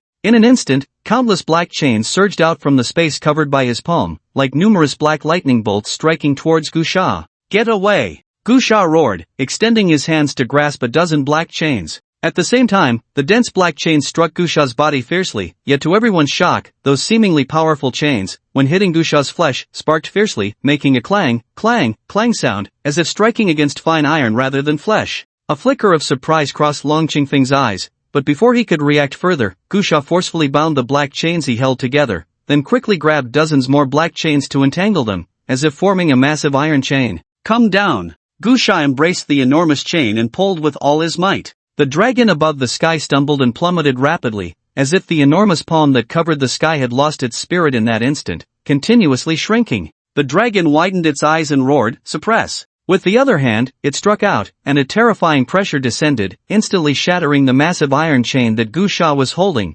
causing all the dark energy to dissipate. The dragon steadied itself and then swiftly slapped towards Gu Sha. The two enormous palms formed seals in an instant, then slowly merged, with endless energy manifesting, vanishing in its hands, crushing towards Gu Sha. In that moment, the space froze. Die, turn to ashes. The dragon roared. You think you can? Gu Sha's eyes erupted with divine light, and in that instant, a thunderous sound erupted from his body, golden light enveloping him, revealing a golden flesh body. He swung his fist, as large as a sandbag, and slammed it against the descending giant palm, creating a loud clang, sparks flying, shaking the heart. The dragon snorted coldly, you overestimate yourself. At this point, the dragon's voice abruptly stopped, a roar shook the world, and terrifying waves of power spread beyond the realm, countless mountains turning to dust, the scene astonishing. That enormous palm shattered with a very clear sound, like the explosion of heavenly thunder, continuously collapsing like a raging flood. Everyone's eyes widened. I can't be seeing this wrong? How is it possible to shatter the power of the laws with just a physical body? Is this really a human? Could this be an ancient pure-blood beast in human skin? Everyone found it hard to believe. The dragon directly spat out a mouthful of old blood, its breath instantly weakening, its face rapidly covered in countless wrinkles, terrified. How is this possible? Who are you? This can't be. Go to hell. Gusha transformed into a streak of light and rushed in front of the dragon, swinging his sandbag-sized fist down. The dragon hurriedly raised its hand to block. Puff! Gusha directly smashed the dragon's arm to pieces with one punch, then quickly punched towards the dragon's head. With a loud bang, the dragon's head exploded, brain matter and blood splattering everywhere, as if a heavy rain had fallen. For a moment, there was silence, only the rumbling of the scattered stones and ruins. Gusha was enveloped in golden light, even his hair turned golden, resembling a small golden figure, emitting metallic humming sounds with every movement. He scanned the scene, the terrifying pressure making many powerful beings dare not approach. Finally, Gusha's gaze locked onto Jiang Chen, the son of fortune, who was preparing to flee, and he quickly dove down to pursue. At this moment, Jiang Chen was fleeing rapidly, and upon seeing Gusha chasing him, he was so frightened that his liver and gallbladder nearly split, almost losing control of his flying artifact, exclaiming, "It's not my fault. It was that old guy Long Chengfeng who instructed me." Jiang Chen's shout left everyone present dumbfounded. Is this really the son of fortune? If Jiang Chen had fled upon sensing danger, the beings present wouldn't have thought much of it. After all, the son of fortune isn't foolish enough to fight when he knows he can't win. So, Jiang Chen panicked and tried to escape, which everyone found normal. However, his shout instantly turned the impression of this son of fortune very negative among those present. They had all witnessed how arrogant Jiang Chen had been when Long Chengfeng was backing him. But now, with Long Chengfeng killed, Jiang Chen not only didn't seek revenge but was also scared out of his wits, even pushing the blame onto Long Chengfeng. In an instant, many began to sympathize with Long Chengfeng. If that old guy were alive to see the son of fortune he had chosen turn out to be like this, he would probably die of anger again. However, at this moment, Jiang Chen couldn't care less about anything else. Seeing Gusha charging over, he shouted, "Gusha, grievances have their source and debts have their owner. We have no deep-seated enmity, so why must you go to such extremes? Besides, I am the son of destiny, the existence of the entire earth is tied to me. Are you really going to kill me just to vent your anger and satisfy your own desires? What a moral kidnapping!" Gusha snorted coldly, taking out the 9 fiends ball from his spatial ring. He shot an arrow that carried the sound of a tsunami. It was the runes roaring, the heavens and earth overturning, the space shaking. Jiang Chen was so frightened that he panicked and hurriedly summoned the 9 provinces cauldron. Boom! The arrow struck the 9 provinces cauldron, producing a loud noise, and a violent light appeared, with endless runes like chains trapping the arrow. With a thud, the arrow instantly lost its power and fell to the ground. The 9 provinces cauldron showed no signs of damage, still humming with surging energy, protecting Jiang Chen in front of him. Gusha frowned, secretly realizing he had underestimated the power of the 9 provinces cauldron. He had thought that Jiang Chen was so cowardly that he wouldn't dare intervene in his battle with Long Chengfeng, and that the 9 provinces cauldron might only be comparable to an ordinary immortal artifact. Now it seemed that this 9 provinces cauldron was very special and quite powerful. Jiang Chen was simply cowardly. Jiang Chen's eyes lit up as he held the 9 provinces cauldron, shouting, "Gusha, this 9 provinces cauldron gathers the luck of the earth immortal realm. You can't kill me. Moreover, I am the son of destiny, and the will of the world will protect me. If you strike at me again, can you bear the consequences? Go to hell." Gusha instantly descended from the sky, his whole body radiating golden light, and he smashed down with a powerful punch. Clang! The 9 provinces cauldron emitted a golden sheen, like the morning glow, producing a buzzing energy wave that blocked Gusha's punch. Jiang Chen formed a hand seal, and the phantom of the 9 provinces cauldron instantly expanded countless times, smashing towards Gusha. Gusha swung his fist, and a massive golden fist formed in the void, smashing down with a tremendous force, the gale roaring, golden light surging, divine might shaking the surroundings. Bang! Bang! Bang! Gusha frantically swung his fists, like raindrops falling densely. The phantom of the 9 provinces cauldron gradually began to weaken. Jiang Chen's face grew increasingly grim. He had thought that with the 9 provinces cauldron, he could wear Gusha down, especially since Gusha had already fought with Long Chengfeng. He should have little strength left now. But he never expected that Gusha seemed tireless, growing stronger with each battle. At this rate, it was hard to say who would collapse first, Gusha or the 9 provinces cauldron. Immediately, Jiang Chen's pupils constricted, and he roared, "Gusha, I ask you one last time, do you really want to go to such extremes? Gu Sha completely ignored Jiang Chen's impotent rage. Jiang Chen shouted, "You are forcing me. Since you won't let me live in peace, then I'll fight you to the death." In that instant, Jiang Chen suddenly cut his palm, blood splattering onto the 9 provinces cauldron, and the heavens and earth trembled at that moment, as if an endless and terrifying disaster was about to descend. A strange power appeared beside Jiang Chen, beginning to surge into his body.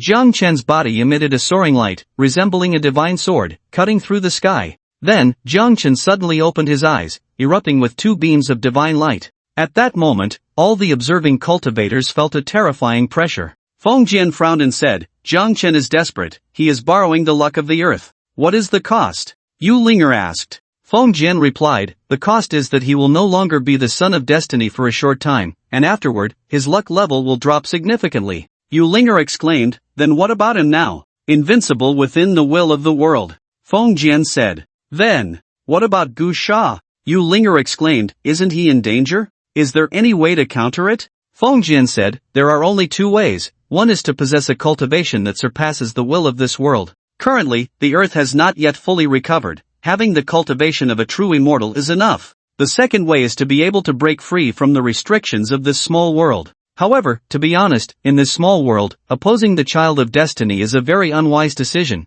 unless he can escape the suppression of the world's rules. But even a true immortal, upon entering a small world, finds it difficult to break free from the constraints of the rules. Therefore, rather than relying on Gu Sha to escape the restrictions of the rules, it is better to fantasize about the possibility of Gu Sha breaking through to become a true immortal." At that moment, Jiang Chen had already made his move against Gu Sha. Jiang Chen's state was strange. His cultivation was still only at the heavenly god level, yet he exuded an aura that surpassed the peak of the heavenly god realm, as if he had reached the limit that this world could accommodate. With a wave of his hand, countless energies surged towards Gu Sha, exceptionally brilliant, with killing intent soaring into the sky. He resembled a phoenix reborn, all his feathers spread wide, resplendent and sacred. Gu Sha furrowed his brows, quickly bending his bow and knocking an arrow. He shot out 9 arrows in one go, the first time he had released so many since obtaining the 9 Fiend Bow. The 9 Fiend Bow is a celestial artifact, named for the 9 arrows forged from the bones and essence of 9 ferocious beasts, while the bowstring is woven from the tendons of those beasts.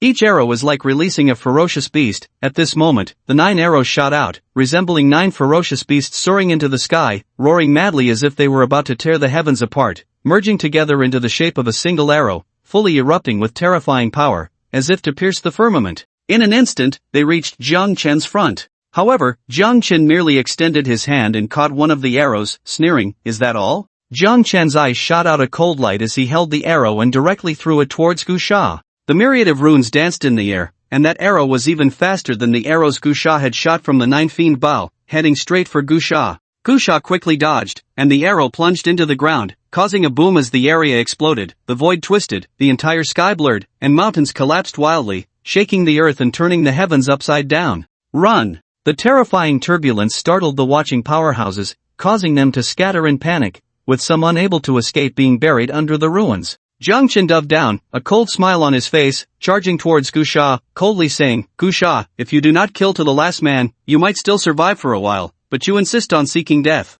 Jiang Chen was furious, nearly going mad with rage. He hated it. He was originally the child of superlative fortune, possessing the potential to become an immortal king. Although the earth is just a small world, in ancient times, it was one of the most powerful celestial realms in the universe. Now that the fortune has recovered, his potential as a child of destiny is immense, placing him among the forefront of all children of destiny in the universe. But now, because of this Gu Sha, he was forced to sacrifice his fortune, sever his fate, leading to a rapid decline in his fortune level. He should have been glorious throughout the universe. "It's all your fault, you bastard. What right do you have to provoke me? I will skin you alive and make you wish you were dead." Jiang Chen's speed was astonishing, seemingly ignoring the distance and space, appearing right in front of Gu Sha in a single step, directly slapping down at Gu Sha. This slap fell with the weight of 10,000 Jun, enough to turn a small cave paradise to dust, the force overwhelming, and most terrifyingly, accompanied by a mass of runes enveloping his palm. He had a look of exhilaration in his eyes,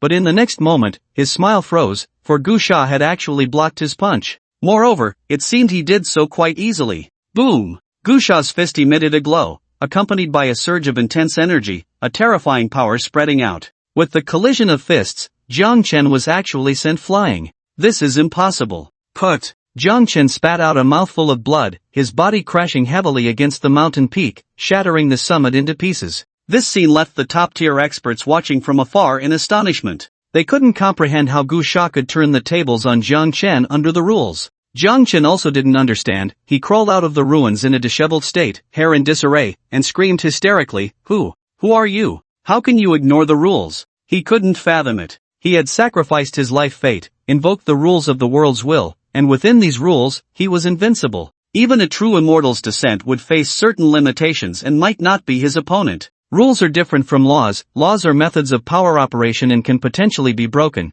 But rules are different. They are the established norms, fixed procedures that cannot be broken. He sacrificed his life fate to gain the world's will's rules, and within these rules, he was invincible. It wasn't that his cultivation had become stronger, rather, within the rules, even if he were an ordinary person, he was still the strongest. That was the essence of the rules. How dare you? Jiang Chen shouted hysterically. Gu Sha didn't waste words. He shot up from the sky like a falling meteor, instantly appearing before Jiang Chen. In the face of Jiang Chen's terrified expression, Gu Sha punched down on Jiang Chen's head. Bang! With a loud crash, Jiang Chen was smashed into the ground. However, the Child of Fortune was indeed the Child of Fortune. Even the Dragon Changfeng, with its immortal body, would have its head crushed by Gu Sha's punch, yet Jiang Chen managed to endure. Although blood flowed from his 7 orifices, he stubbornly crawled up from the ground, roaring, Who are you? You can't be human. You're the one who's not human. Gu Sha punched down again, directly pinning Jiang Chen to the ground and pummeling him.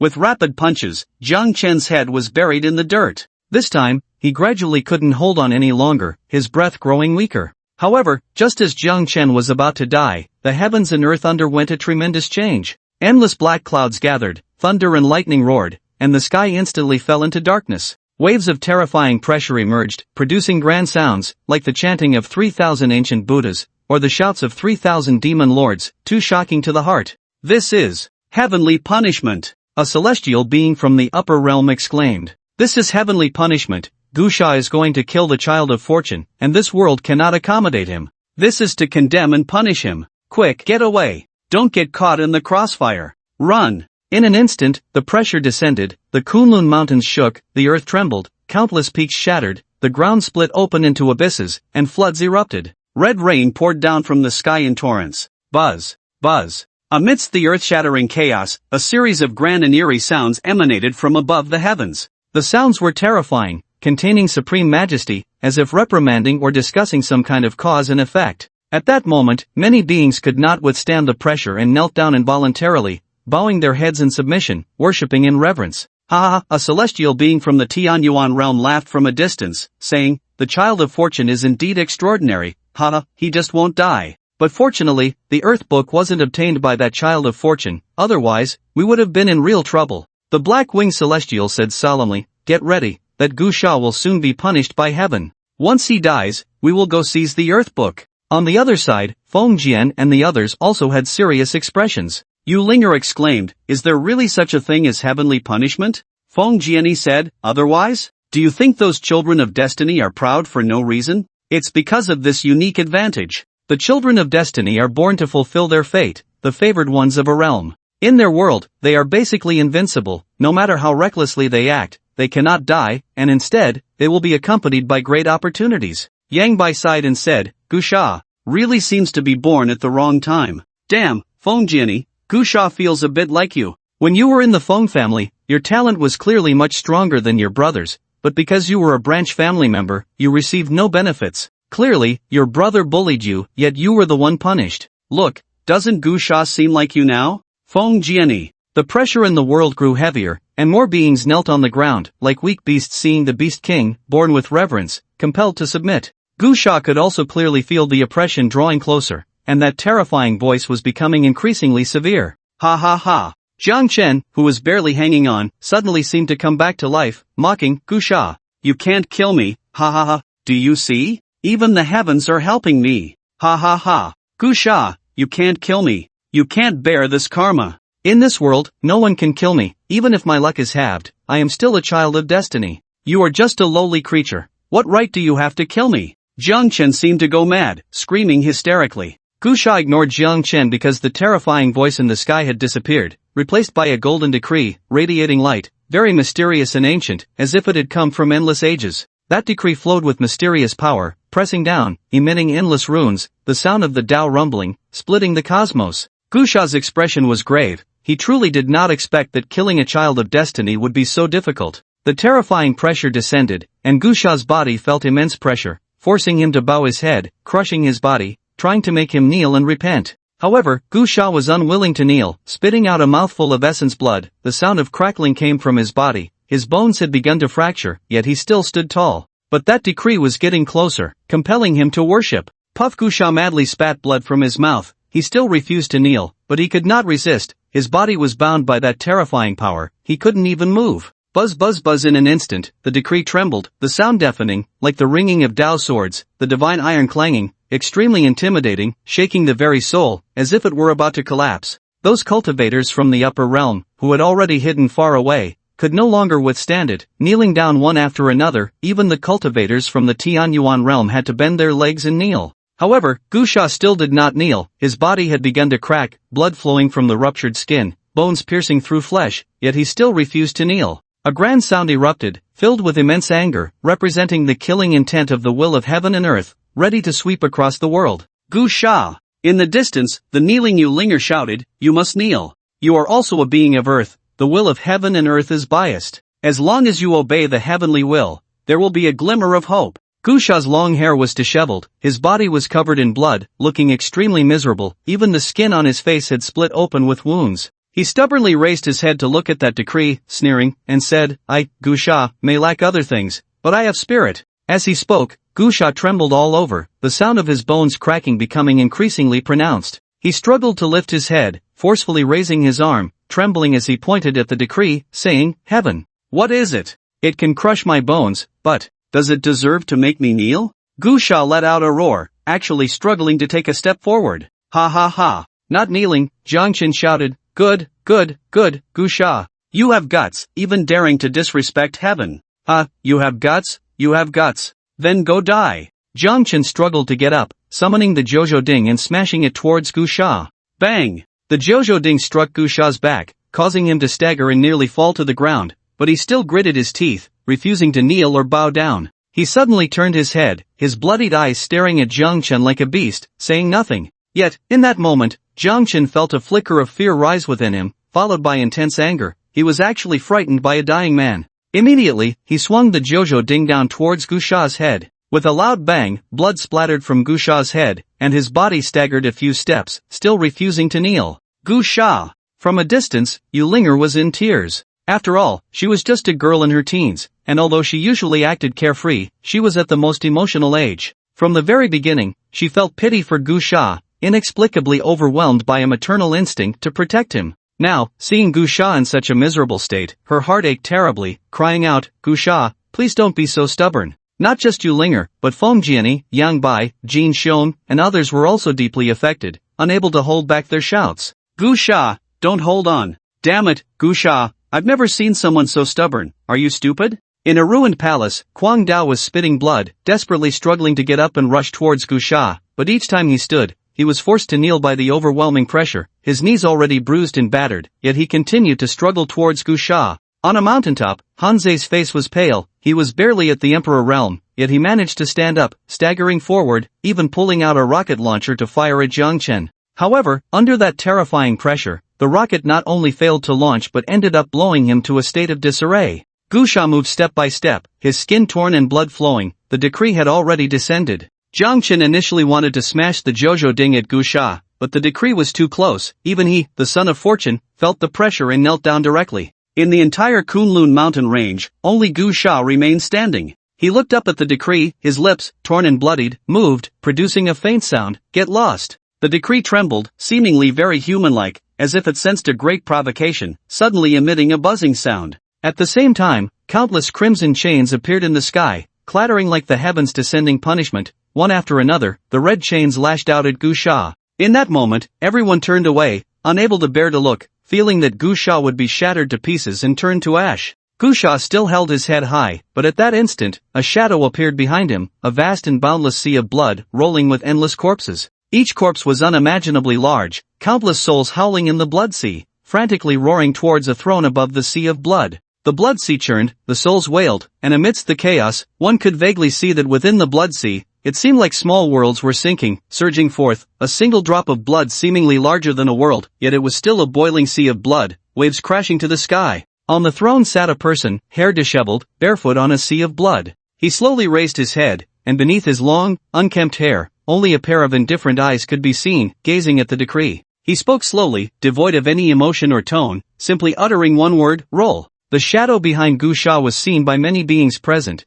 and they speculated in their hearts about what it was. However, when that shadow said the plain word roll, everyone was stunned. Was this person out of his mind? Many beings had already guessed something when the shadow appeared, especially those from the upper realm like Feng Jianni. They came from powerful factions and had trained in the universe's top academies, knowing more secrets than most beings. Therefore, when Gu Sha faced a life and death crisis and a variable appeared, they were not too surprised. On the contrary, they could understand why such a small earth would give birth to someone like Gu Sha, who was even stronger than the child of destiny and not bound by rules. The simplest explanation was that a great power had reincarnated. And now, with the appearance of that shadow behind Gu Sha, it solidified the possibility that Gu Sha was indeed a reincarnation of a great power. However, Gu Sha was already crazy enough. His reincarnated self was so arrogant that he dared to directly scold the heavens, showing no courtesy at all. Truly a lineage passed down. But is his reincarnated self out of his mind? At this time, if he had the ability, couldn't he negotiate with the world's will? No wonder Gu Sha is so arrogant. This is a personality cultivated in his previous life. It's a waste. Originally, to be able to reincarnate and retain the essence of the reincarnated body, he should at least be a golden immortal. Communicating with the will of a small world like Earth might have led to some resolution, but he came out and provoked the world's will right away. There's no saving him. Sure enough, as those beings from the upper realm had speculated, in the next moment, the decree erupted with violent turbulence, and the worlds will seemed to be enraged, the sound deafening, like the roar of the great Tao, shattering heaven and earth, extremely intimidating. However, in the next moment, that decree actually disintegrated directly. In the midst of everyone's astonishment, the world suddenly fell silent, the terrifying heavenly might vanished without a trace, the layers of dark clouds disappeared, and the sky became exceptionally clear, as if what had just happened was a dream. All beings were left in shock. Wasn't that the world's will? It was scolded by a shadow and actually scared away? Was this a joke? The most bewildered was naturally the child of destiny, Jiang Chen.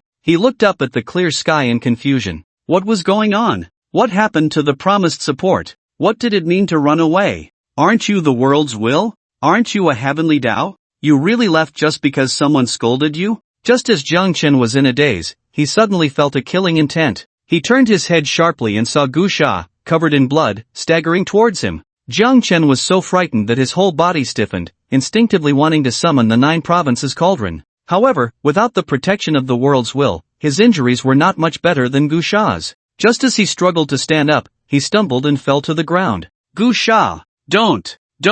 We really have no deep-seated hatred. Gu Sha! We can shake hands and make peace. I am the child of destiny. I have great use. Gu Sha's face was covered in blood, and when he opened his mouth, blood was even on his teeth. He staggered towards Jiang Chen, directly mounting him, raising his fist that was already bloodied and smashing it down with force. Ah! Jiang Chen let out a scream, but it was abruptly cut off. Gu Sha grabbed Jiang Chen's neck with one hand and with the other formed a fist, smashing down hard. Bang!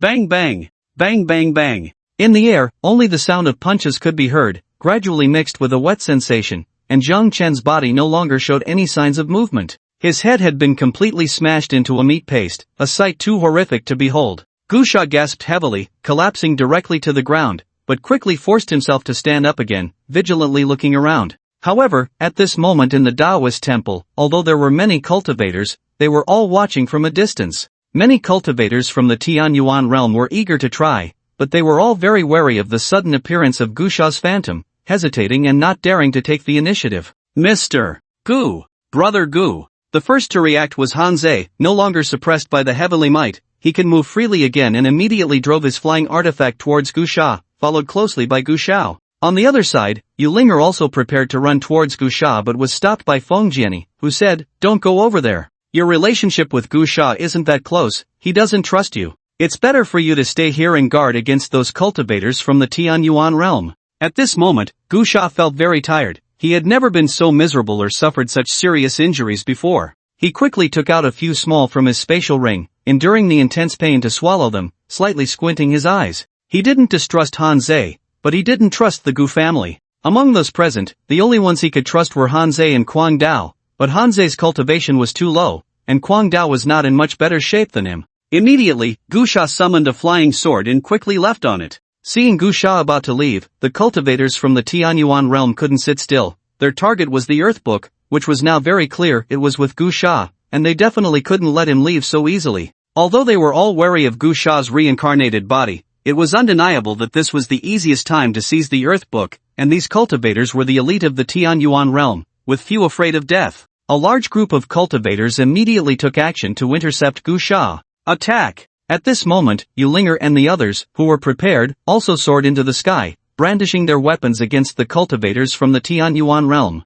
At the same time, Yulinger even threw 3 ginseng fruits towards Gu Sha, shouting, "Little brother, sister will protect you today, find a place to hide and heal." A great battle was about to break out, with Yulinger, Fengjiani, and the other 4 students from the Holy Academy, all backed by the Changsheng Dao lineage, bringing a considerable number of people to block the cultivators from the Tianyuan realm, leading to an immediate explosion of conflict. Gu Sha caught the ginseng fruits and deeply looked at Yulinger, saying no more, controlling the flying sword to quickly escape. As Yulinger and the others took action, many cultivators from the source universe, either seeking warmth in numbers or harboring hatred towards the Tianyuan realm, also began to act. In the already ruined small space of the Taoist temple, a cloud of dust was stirred up. In a corner of the ruins, unnoticed by anyone, a glimmer quietly appeared on the corpse of Jiang Chen, the son of fate who was already dead beyond recovery, slowly condensing into a cauldron, which then transformed into a streak of light, flying amidst the chaos, and suddenly rushed towards the unconscious Quang Dao in the ruins, directly merging into his body.